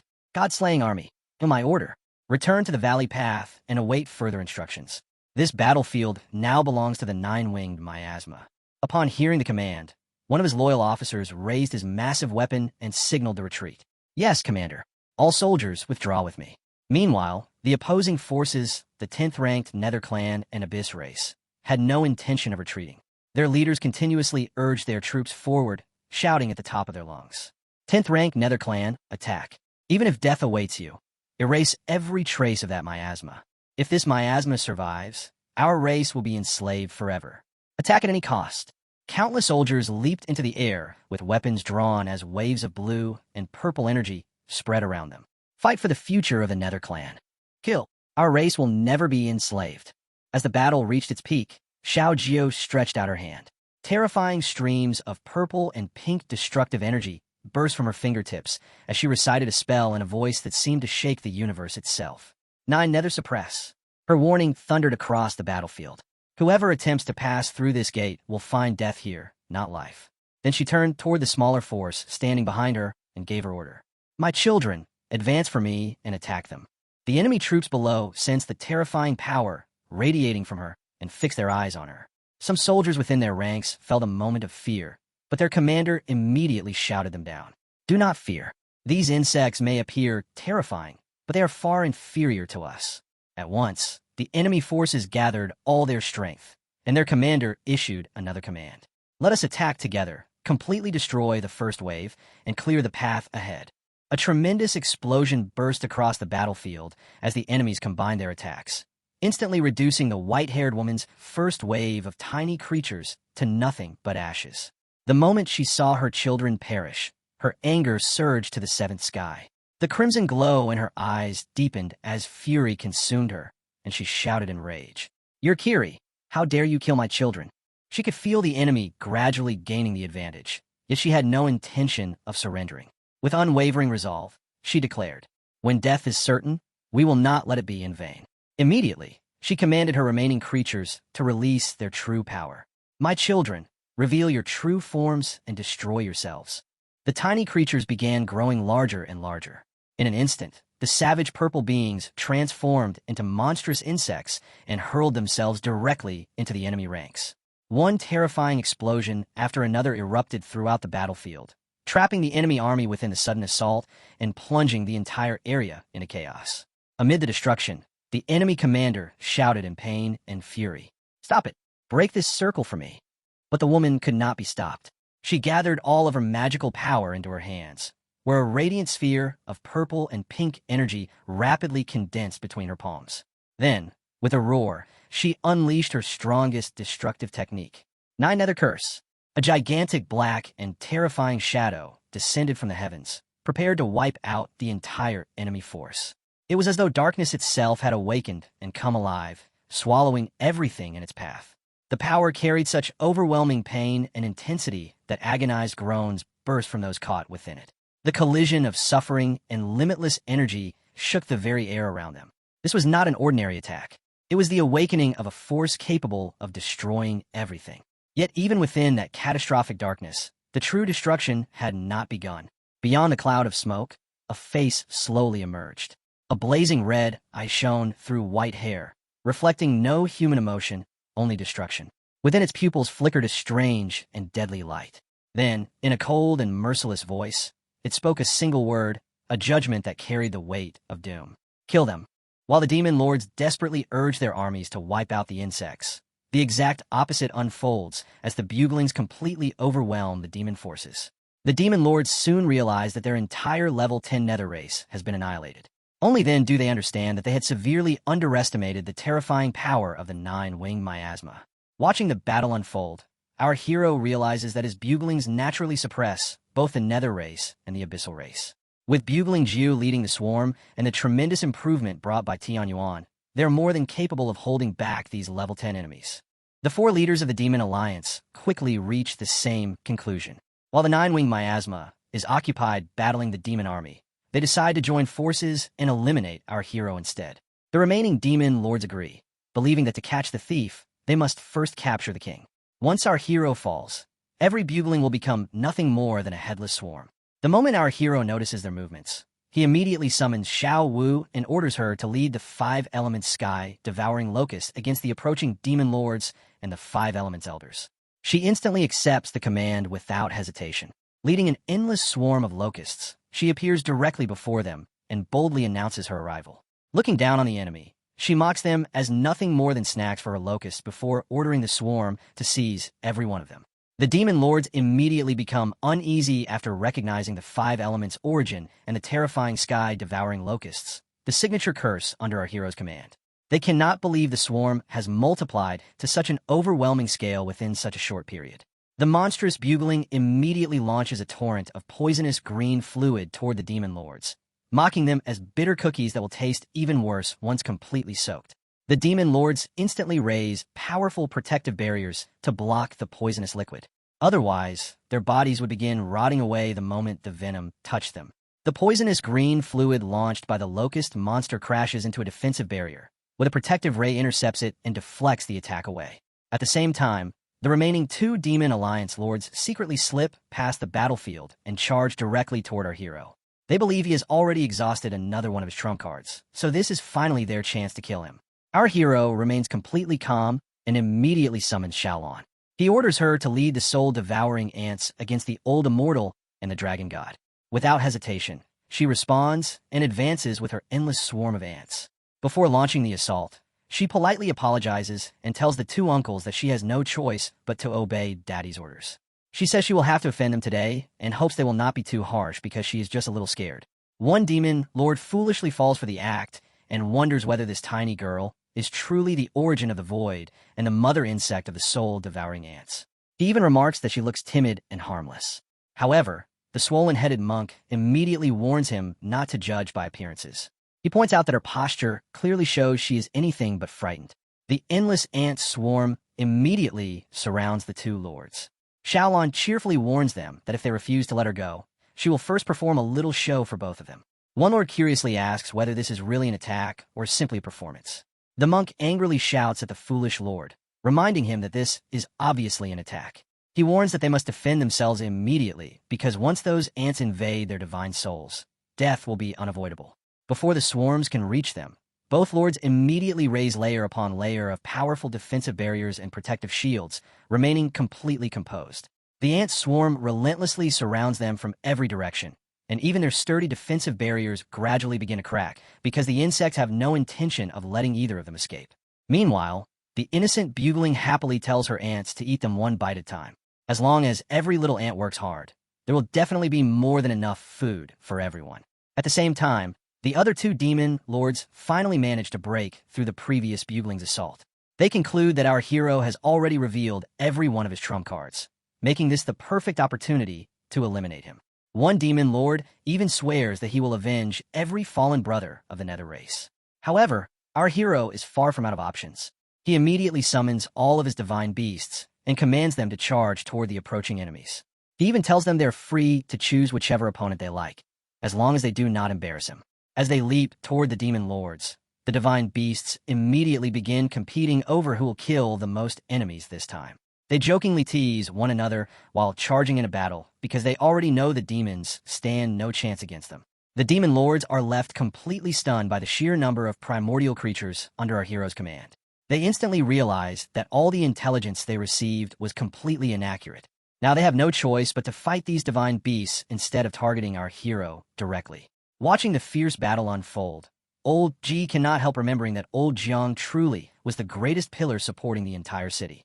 Old Ji draws his sword and calls out to every one of his comrades. He orders them to remain behind and continue guarding the city gates because the advantage now belongs to them. As for himself, he says it is finally time to stretch his muscles a little and fight alongside our hero against the invading demons. He then shoots into the battlefield and tells the divine beasts to count him in as they slaughter enemies to their heart's content. In his heart, he hopes Old Jiang is watching him avenge his death.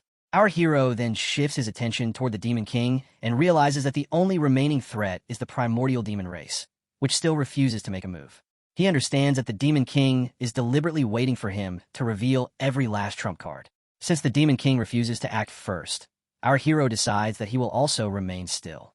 Closing his eyes, our hero takes the opportunity to recover his energy because he knows an even greater storm may arrive at any moment. After all, this battle was always meant to be a fight to the death. Soon, our hero finds himself standing before the ancestral tree. He quietly asks whether it can protect him later if necessary. However, his strongest bugling, 18, immediately stops him from disturbing the tree because it is still asleep. Our hero feels confused and wonders why Grandpa Tree has become so weak. He remembers that Grandpa Tree protected him when his divine soul came under attack while obtaining the Tiger Soul Blade. 18 explains that the incident happened only because Grandpa Tree instinctively reacted to the divine soul attack while still unconscious. It had never truly awakened. Our hero finally understands. 18 then asks whether he is actually afraid of facing the third stage divine king waiting behind him. Our hero immediately denies being afraid. Just then, his other two buglings also appear and reassure him. One confidently says that with her by his side, no enemy will ever be able to hurt him. The other also promises to protect him with her own strength. Our hero looks at them helplessly and asks why even the two of them have come. Does everyone truly believe he is that weak? At that moment, 18 teasingly calls him a stinky little brother and asks why he is panicking. Even if they cannot win, Big Sister already has a way to help him escape. Hearing that, our hero immediately becomes annoyed and smacks 18 on the head, shouting that if a tiger never shows its fangs, everyone will mistake it for a sick cat. Then he leaves while 18 bursts into laughter, saying that her stinky little brother has finally made some progress since he even dared to hit her now. Another bugling asks who told 18 to bully their lord all the time. 18 simply replies that without being challenged, how could he ever become stronger? She immediately responds by asking whether they truly believe her lord cannot see through the provocation. She explains that he already knows exactly what 18 is doing and is simply pretending not to notice while willingly playing along with her little act. Back in real time, our hero quietly thinks that although Grandpa Tree has still not awakened, seeing every bugling remain completely calm makes him feel much more at ease. A moment later, our hero senses movement from the Demon King and wonders whether it has finally decided to reveal itself. The Demon King tears apart the space-time, celestial barrier, and reveals its complete form, an enormous and terrifying body that towers over the battlefield. It roars at our hero, declaring that he has already revealed every one of his trump cards. Now, it is finally his turn to make a move and end everything with a single attack. Even if it dies today, it will carve out a future for the demon race that will endure for 1,000 generations. Standing beside him, Qilin lets out a deafening roar and erupts with overwhelming killing intent. It glares at the Demon King and bellows that anyone wishing to kill its master must first get past it. Qilin pushes itself so fiercely that it suddenly coughs up blood under the crushing pressure released by the Demon King. Our hero immediately reaches Qilin and calmly tells it to fall back and assist the other divine beasts instead. Qilin reluctantly obeys because it has already been heavily suppressed. At that very moment, an enormous bolt of heavenly lightning crashes down and engulfs almost the entire battlefield. Our hero unleashes the greatest powers currently at his disposal, the Thunder Domain together with the evil Eye Awakening. His body instantly reaches its absolute peak as he completely transforms into a martial god. He merges nearly 100 billion crimson-armored elephant beetles directly into his own body. His physique expands to an unbelievable size as crimson wings spread from his back, and his hair turns completely red. This is the divine elephant prison suppressing body in its true form. He slowly draws his imperial weapon, the Tiger Soul Blade. Our hero fixes his gaze upon the Demon King through the power of his precognition eye. Then he ignites the full power of his wings and every enhancement within his body, concentrating everything into a single lightning flash. With unwavering resolve, he declares that no matter the cost, the Demon King will die today. Seeing the overwhelming aura radiating from our hero, the Demon King admits that it is fairly impressive. Even so, he coldly declares that in the end, our hero is still nothing more than an insignificant ant. Our hero swings his sword, releasing a brilliant dark pink blade of energy that tears toward the Demon King. This devastating technique is his great Thunderblade Dao. The Demon King calmly stretches out one hand and activates the power of heavenly demon chi. In an instant, the ground beneath our hero bursts apart as streams of dark crimson energy begin pouring out from below. The surging demonic energy completely overwhelms our hero's sword aura and shatters it with ease. The Demon King mocks him, saying that trying to kill him through justice alone is nothing more than a foolish fantasy. This time, he has already resolved to fight to the death if necessary. Our hero stares at the overwhelming demon chi in shock, wondering whether this is the true combat strength of a divine king realm expert. Compared to the foreign gods from Tianyuan, this terrifying power is on an entirely different level. Using the power of foresight, our hero carefully observes the Demon King's movements, only to realize that it is still not enough to fully predict him. Although one of the Demon King's arms is severed during the clash, he only becomes even more enraged and roars for our hero to prepare for death. Our hero immediately unleashes Lightning Flash and races toward the Demon King's head. Yet even the detached arm remains connected to its owner through demonic energy. The severed hand suddenly clenches into a fist as thick waves of darkness pour from it. At once, the Demon King activates the Heavenly Demon Kill technique. Countless razor-sharp blood arrows rapidly take shape and fire straight toward our hero. He desperately dodges while realizing that the Demon King's attack speed is so overwhelming that even his foresight struggles to keep up with every strike. The Demon King even praises our hero's incredible evasion, but remarks that such speed must rely entirely on the electric web created by the Lightning Domain. If that is the case, then he will simply destroy the Lightning Domain first. As those words fall, enormous waves of dark energy erupt into the sky. The Demon King fully expands his domain and pushes its power to the absolute limit. Our hero watches the entire battlefield become engulfed by overwhelming darkness. The crushing pressure grows heavier every second, and even his Lightning Domain begins collapsing under its influence. Once that domain falls apart, his greatest advantage, unmatched speed, will disappear as well. Our hero immediately accelerates, attempting to escape the domain before his lightning abilities become completely suppressed. From behind, however, the Demon King unleashes Heavenly Demon Kill once more, declaring that the Lightning Domain has already been destroyed. Now he wants to see exactly how our hero plans to escape. Soon afterward, our hero notices countless blood-forged demonic arrows relentlessly chasing after him. Without hesitation, he activates his wing flapping technique and surges forward at maximum speed. Seeing that our hero is still managing to outrun the arrows, the Demon King immediately switches techniques and unleashes Heavenly Demon Prison, aiming to shatter his wings before anything else. Our hero instantly realizes that the prison threads have already overtaken his speed. There is no longer any way to dodge them. With every escape route cut off, the only choice left is to face the attack head-on. Dark demonic energy rapidly surrounds our hero, forming a divine elephant prison suppression around him. However, Our hero immediately activates his directional defense ability and forcefully holds the prison back from fully closing around him. Just before the prison completely seals him inside, he summons his buglings to wedge themselves into the barrier and block it halfway. But the Demon King had already anticipated that exact move. The moment our hero breaks free from the prison, the Demon King slams his hand forward and unleashes Heavenly Demon Kill once again. At the very same time, he combines it with the 10,000 Demon Body Kill technique. Countless skeletal heads erupt from his arm, releasing an overwhelming aura that completely freezes our hero in place. The devastating attack crashes into him, blasting a massive hole straight through his body. From the wound, the 9 billion buglings that had merged into him began pouring back out. Meanwhile, the remaining demon lords watch as our hero is struck down before their eyes. The horn-faced lord remarks that this is exactly the terrifying strength expected from a third-stage Divine King realm expert of the primordial demon race. In his eyes, our hero is finished this time. The red-haired demon lord nods in agreement, declaring that once our hero dies, those troublesome buglings will be wiped out along with him. A gigantic locust suddenly charges toward the demon lords, but they immediately activate a defensive technique and successfully block its attack. The bugling angrily calls them worthless, mocking them for still needing an elder lord to rescue them. One of the demon lords instantly darts behind a monstrous locust and smashes its neck, shouting that if it thinks it can protect its master, it can keep dreaming. He immediately follows up by casting an earth prison technique, trapping the giant locust inside an enormous stone cage. Watching from outside, the locust queen bugling erupts in fury. She glares at the red-haired demon lord and declares that since he is so eager to be reincarnated, he should not blame this empress for showing no mercy. At the same time, the bugling commanding the soul, devouring ants, still faces the two demon lords. The pair laugh and ask whether she is finally going to save her daddy. She immediately snaps back that since daddy never ordered her to go, she does not dare disobey him. Meanwhile, the swollen-headed monk quietly laughs to himself, believing that the Divine King of the primordial demon race is acting as nothing more than expendable cannon fodder. All he needs to do is stall until victory arrives. This time, the ancient immortal race has not lost a single warrior, leaving them with even greater strength to deal with the other races afterward.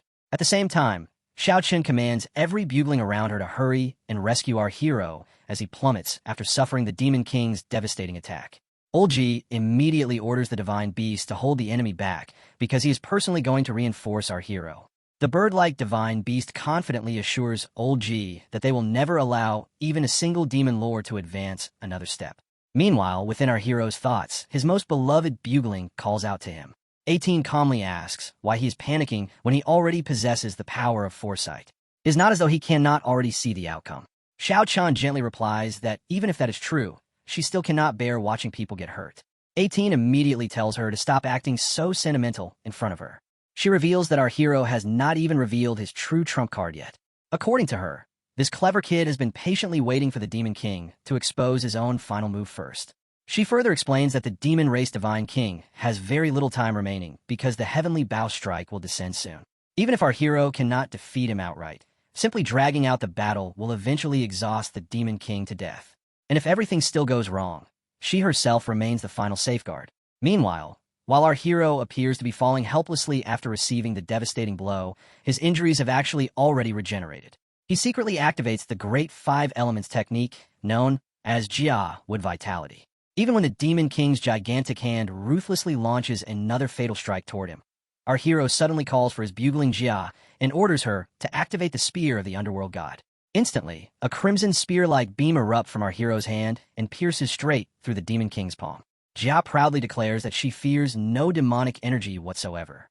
Looking at the hole now carved through his hand, the Demon King wonders exactly what kind of power this is. Not only is it completely immune to his demonic corrosion, but it can even pierce and injure his diamond body. At that very moment, Jia and Olji rush toward our hero at full speed. Before either of them can enter the battlefield, the Demon King erects a heavenly demon barrier and mockingly tells them they cannot even step inside without his permission. With that single move, our hero is deliberately isolated from every ally. Jia and Olji repeatedly strike the barrier with everything they have, yet they cannot leave even the slightest scratch upon it because it possesses overwhelming power. Our hero calmly tells his companions not to worry because he can handle everything himself. He orders them to return and continue fighting on their own battlefields.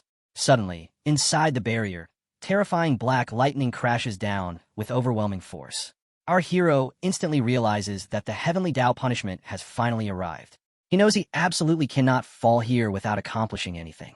The time has finally come to reveal his greatest trump card and decide everything in a single strike.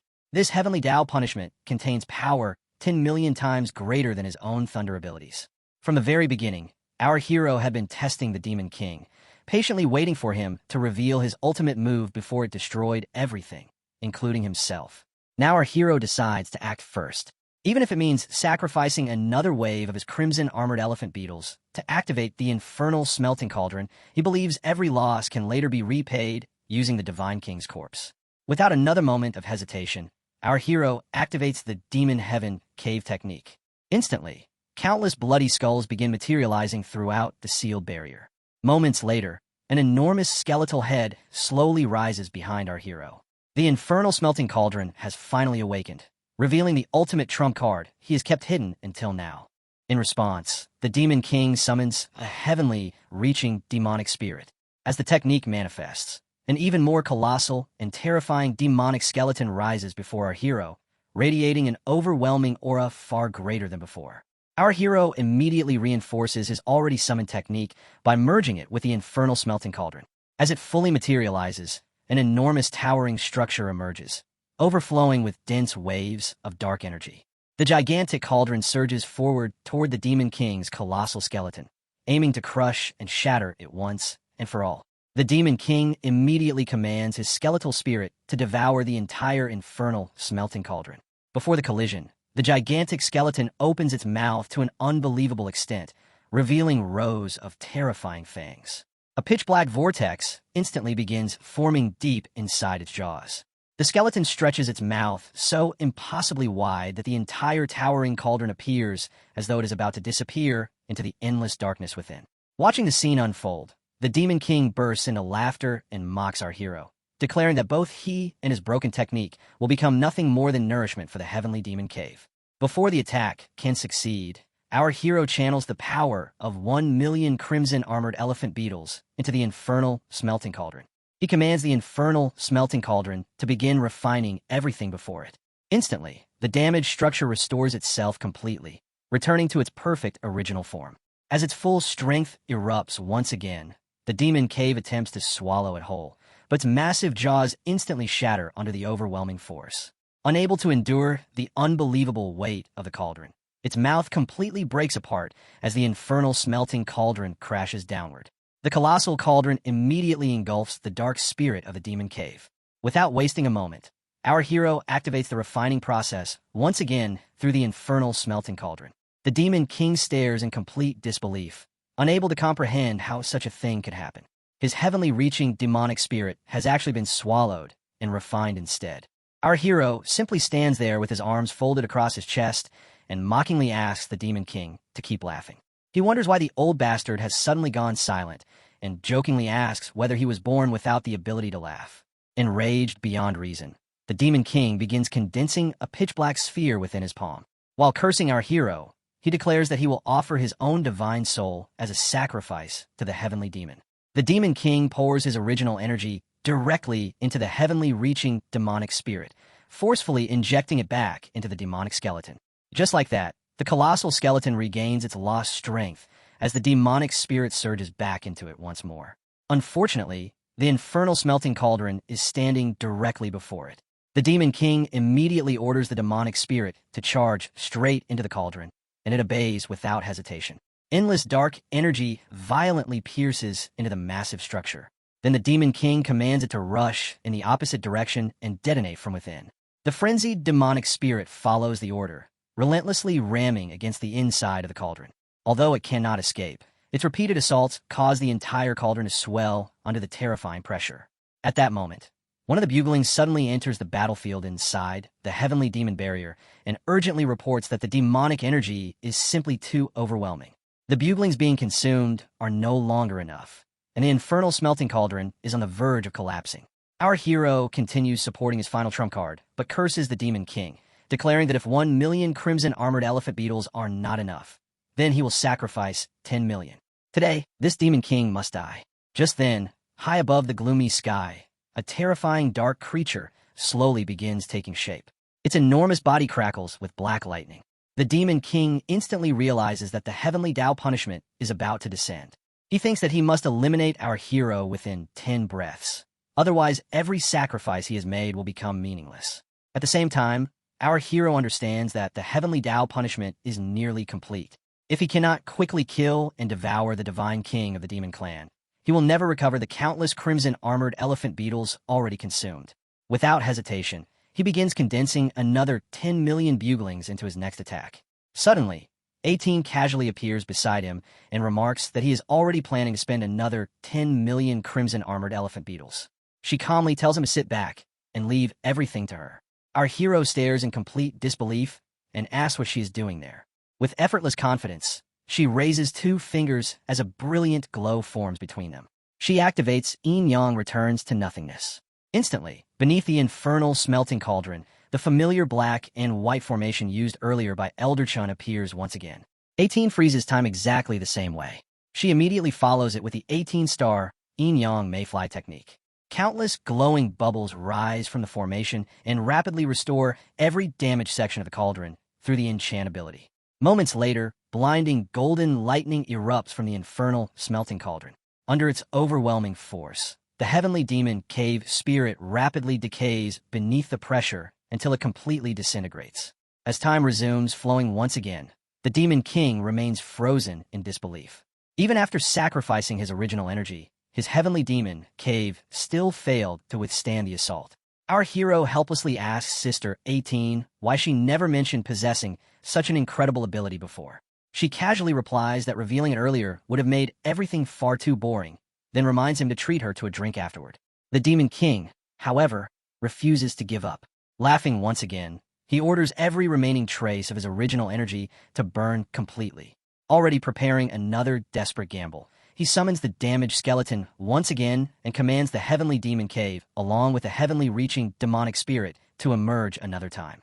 In response, our hero summons the very same skeletal spirit together with the infernal smelting cauldron, recreating the exact demonic spirit technique. Once again, the 2 colossal spirits confront one another head-on. This time, our hero copies the Demon King's own strategy, except he possesses the added advantage of the infernal smelting cauldron. He calmly says that he wants to see which spirit is truly stronger, the one standing before him or the one behind him already struggling on the brink of death. As the 2 gigantic spirits collide, the Demon King's demonic spirit rapidly begins falling apart. Our hero laughs and remarks that the one behind clearly is not up to the task anymore. The overwhelming impact continues forward and crashes directly into the Demon King himself, sending everything toward the edge of the protective barrier he created. The Demon King suffers a devastating blow and cries out in agony. Seizing the perfect opportunity, our hero instantly draws his sword. The Demon King staggers unsteadily as our hero roars for the old bastard to prepare for death. He unleashes a single slash, empowered by the divine elephant prison suppressing body. The strike carries the razor sharpness of the great Dao Gung metal together with the overwhelming might of the Tiger Soul Thunderblade, all fused into one unstoppable attack. The slash tears cleanly through the Demon King's neck, torso, and legs in a single motion. Yet the battle is still not over. Because of the curse born from summoning the Dao of the demon prison, a gigantic dark dragon finally reveals itself, radiating endless waves of sinister energy. It immediately launches a torrent of dark power toward our hero. Shocked, our hero curses in disbelief, wondering why the punishment continues when the Demon King is already dead. He instantly retreats at full speed, only to realize that the terrifying serpent dragon is not pursuing the fallen Demon King at all. Its true target has always been him. When the demon god fell to Xiao Chen's / everyone instantly realized that the battle was over. Xiao Jiu had already expected this outcome from her father. The horn-faced demon lord froze in disbelief after witnessing the Demon King get killed. The fire demon lord was just as stunned after realizing Xiao Chan possessed such terrifying strength.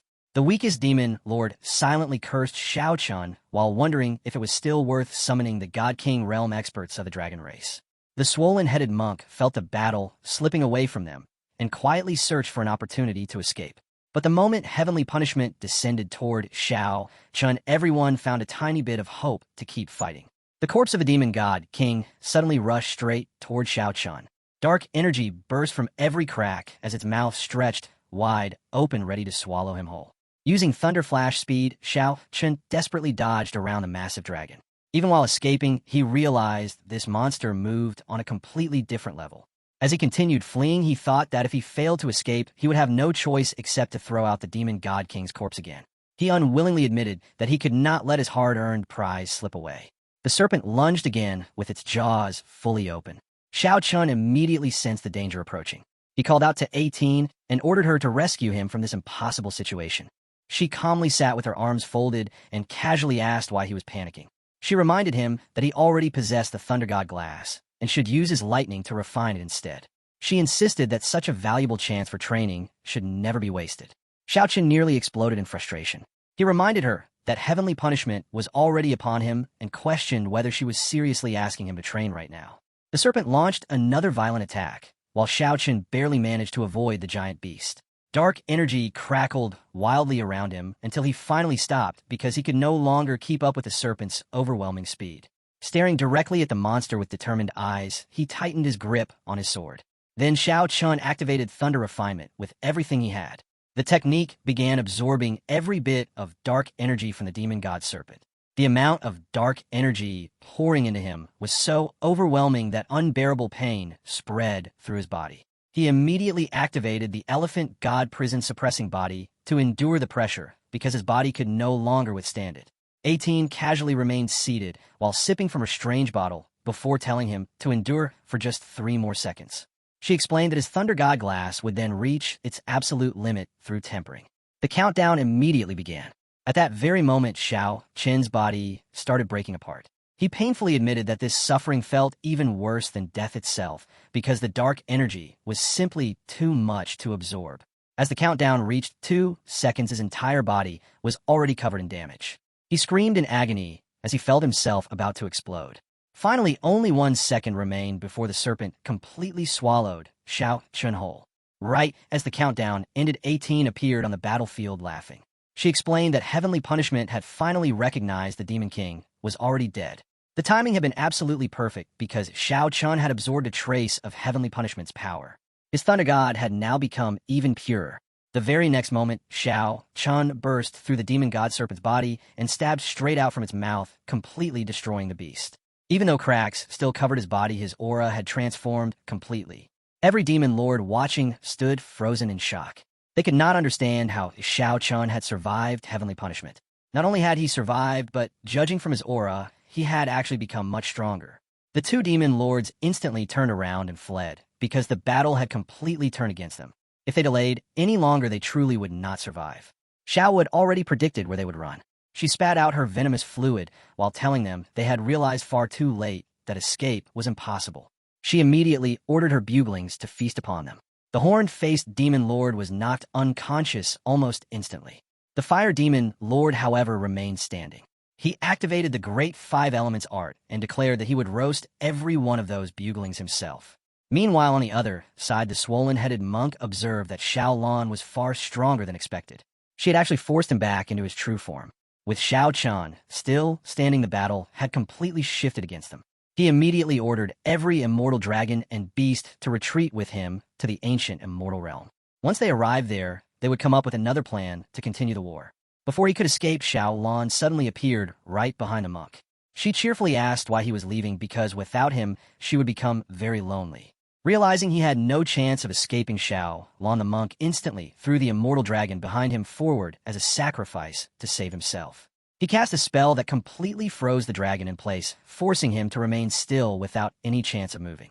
The immortal dragon furiously cursed the old monk and wished for him to suffer a horrible death.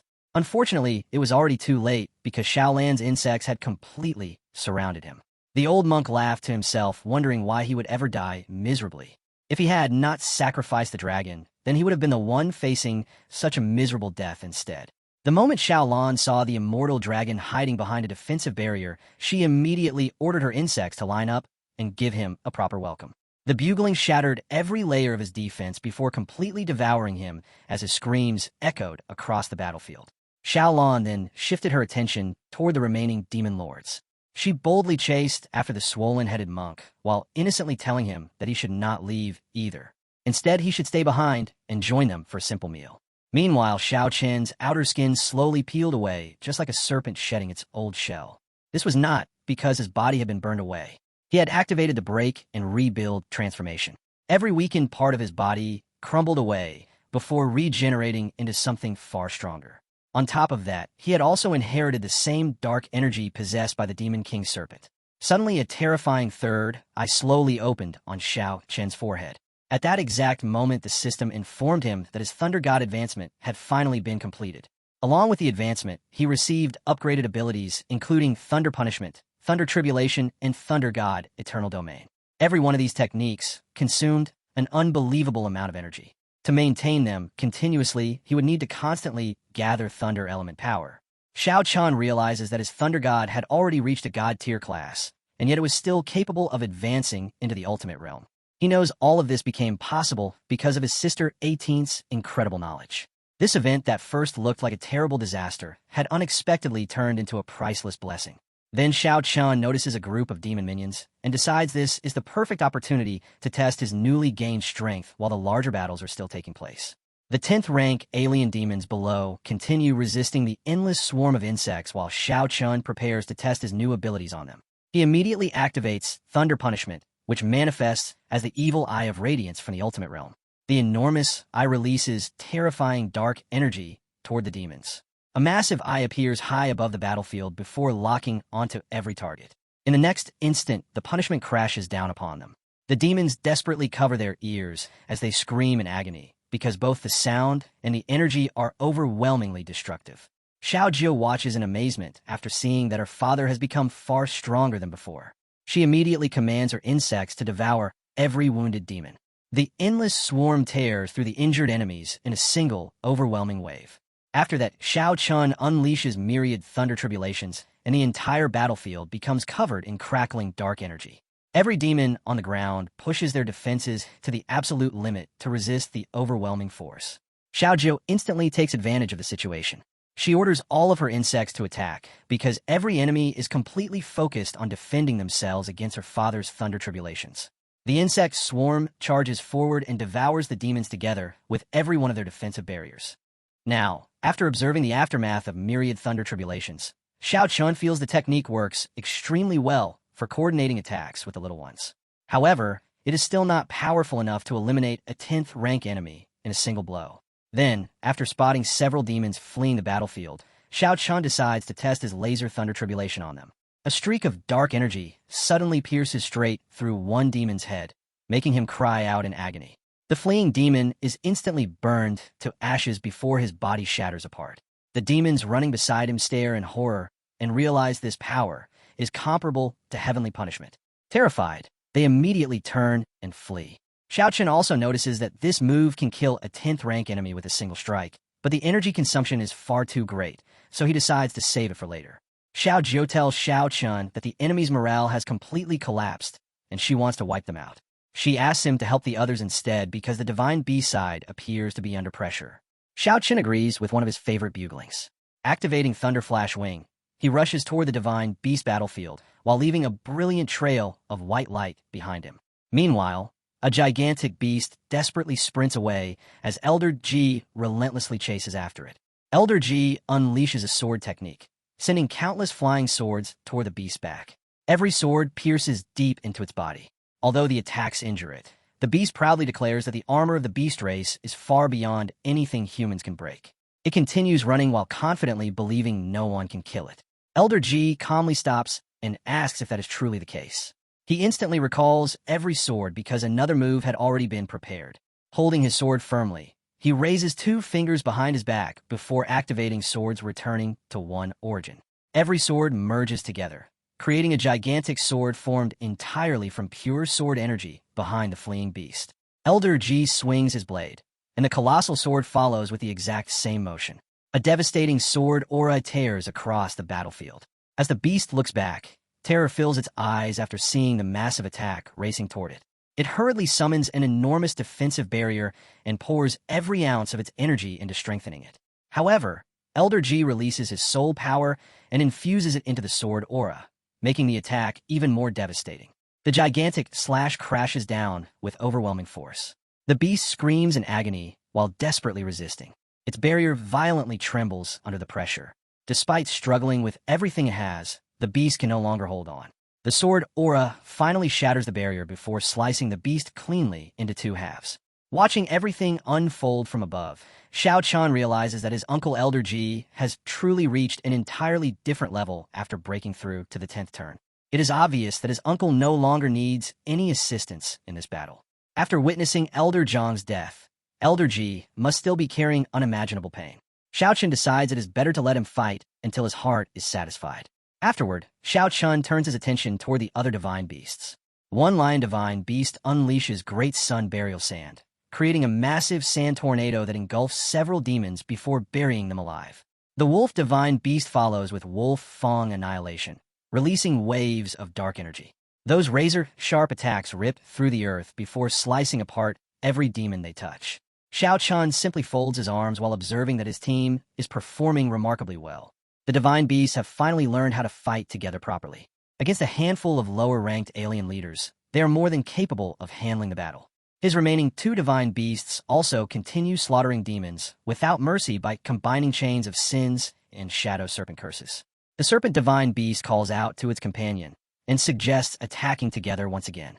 They combine corrosive mist and eternal slumber, while the horse divine beast unleashes justice judgment of unicorn. From the side, Xiao Chan watched everything and realized that his divine beast had this battlefield completely under control. He shifted his gaze toward another area and saw his dragon bird unleashing samsara karmic flame at the demons, reducing them to ashes. The surviving demons angrily cursed the beast because it refused to stop chasing them. Beside it, the Qilin continuously released Origin Purifying Flame. Although the flame burned with a blue color, its destructive power was terrifying, instantly incinerating every demon it touched. The dragon bird challenged Qilin by asking whose flames were stronger, the purifying flame or the karmic flame. Qilin immediately fired back, asking what the bird was staring at and whether it truly believed it was stronger. He demanded they settle the matter right there and promised to beat the bird so badly it would not even know where to hide anymore. However, Xiao Chan suddenly appeared before them. The dragon bird immediately changed its mind, realizing that making a good impression on its master was far more important than competing with Qilin over whose flames were superior. So the dragon bird quickly flew toward Xiao Chan while thinking that sometimes a flashy performance could be even more impressive than pure strength. It soared above several dragons before activating the Garuda domain. The moment the domain fully unfolded, a brilliant radiance erupted from its body. It immediately followed up by combining the technique with Golden Wing Hurricane. A massive storm of blazing flames crashed down upon the demons and instantly burned them to nothing. Without slowing down, the dragon bird dove toward the battlefield using sky-shattering plunge. Its speed became so overwhelming that it almost disappeared from sight. It pierced 4 fleeing demons with its sharp beak before they even realized what had happened. With the demons still hanging from its beak, the dragon bird proudly flew back toward Xiao Chun while thinking it was finally time to earn some praise from its master. It happily told Xiao Chun that it had freshly grilled those meaty demons for him to enjoy. If he liked the taste, then it deserved to become his #1 lackey. Xiao Chun could only stand there without knowing how to respond. He awkwardly wondered whether the bird was truly that obsessed with becoming his #1 lackey. Xiao Chun simply patted the dragon bird on the head and praised it for doing a good job. However, he also admitted he was not hungry and suggested the bird eat the meal itself. The dragon bird immediately became delighted by the compliment. Meanwhile, Qilin watched everything with obvious jealousy. It believed the dragon bird was shamelessly flattering their master and had completely embarrassed every innate spirit. Xiao Chun left the two behind and headed toward his buglings while thinking the divine beasts were not struggling at all. Now only Xiao Wu and Xiao Lan's battlefield remained. Meanwhile, Xiao Wu casually sat back while watching the fired demon lord suffer at the hands of her ruthless buglings. She even reminded them not to be too rough with the poor demon. On the other side, Xiao Lan floated above the monk while teasing the old man by saying her massage skills were excellent, so he should patiently endure the experience. The monk could only stare at her in complete confusion. Watching the battlefield, Xiao Chun finally deactivated the elephant god prison suppressing body. He felt there was no longer anything to worry about and believed he could finally enjoy a proper rest. But at that exact moment, Elder Ji rushed over with an anxious expression and declared that something terrible had happened. He informed Xiao Chun that he had just received an urgent battle report from the fallen demon Abyss Front. Jiang Wu and the others had suffered devastating casualties and were now in extreme danger. If the fallen demon Abyss defensive line collapsed, then even victory here would not be enough to stop the Myriad Race's army from advancing any farther. Xiaoqin's expression immediately darkened after hearing the report. He had never expected the situation at the fallen demon Abyss front to become this critical.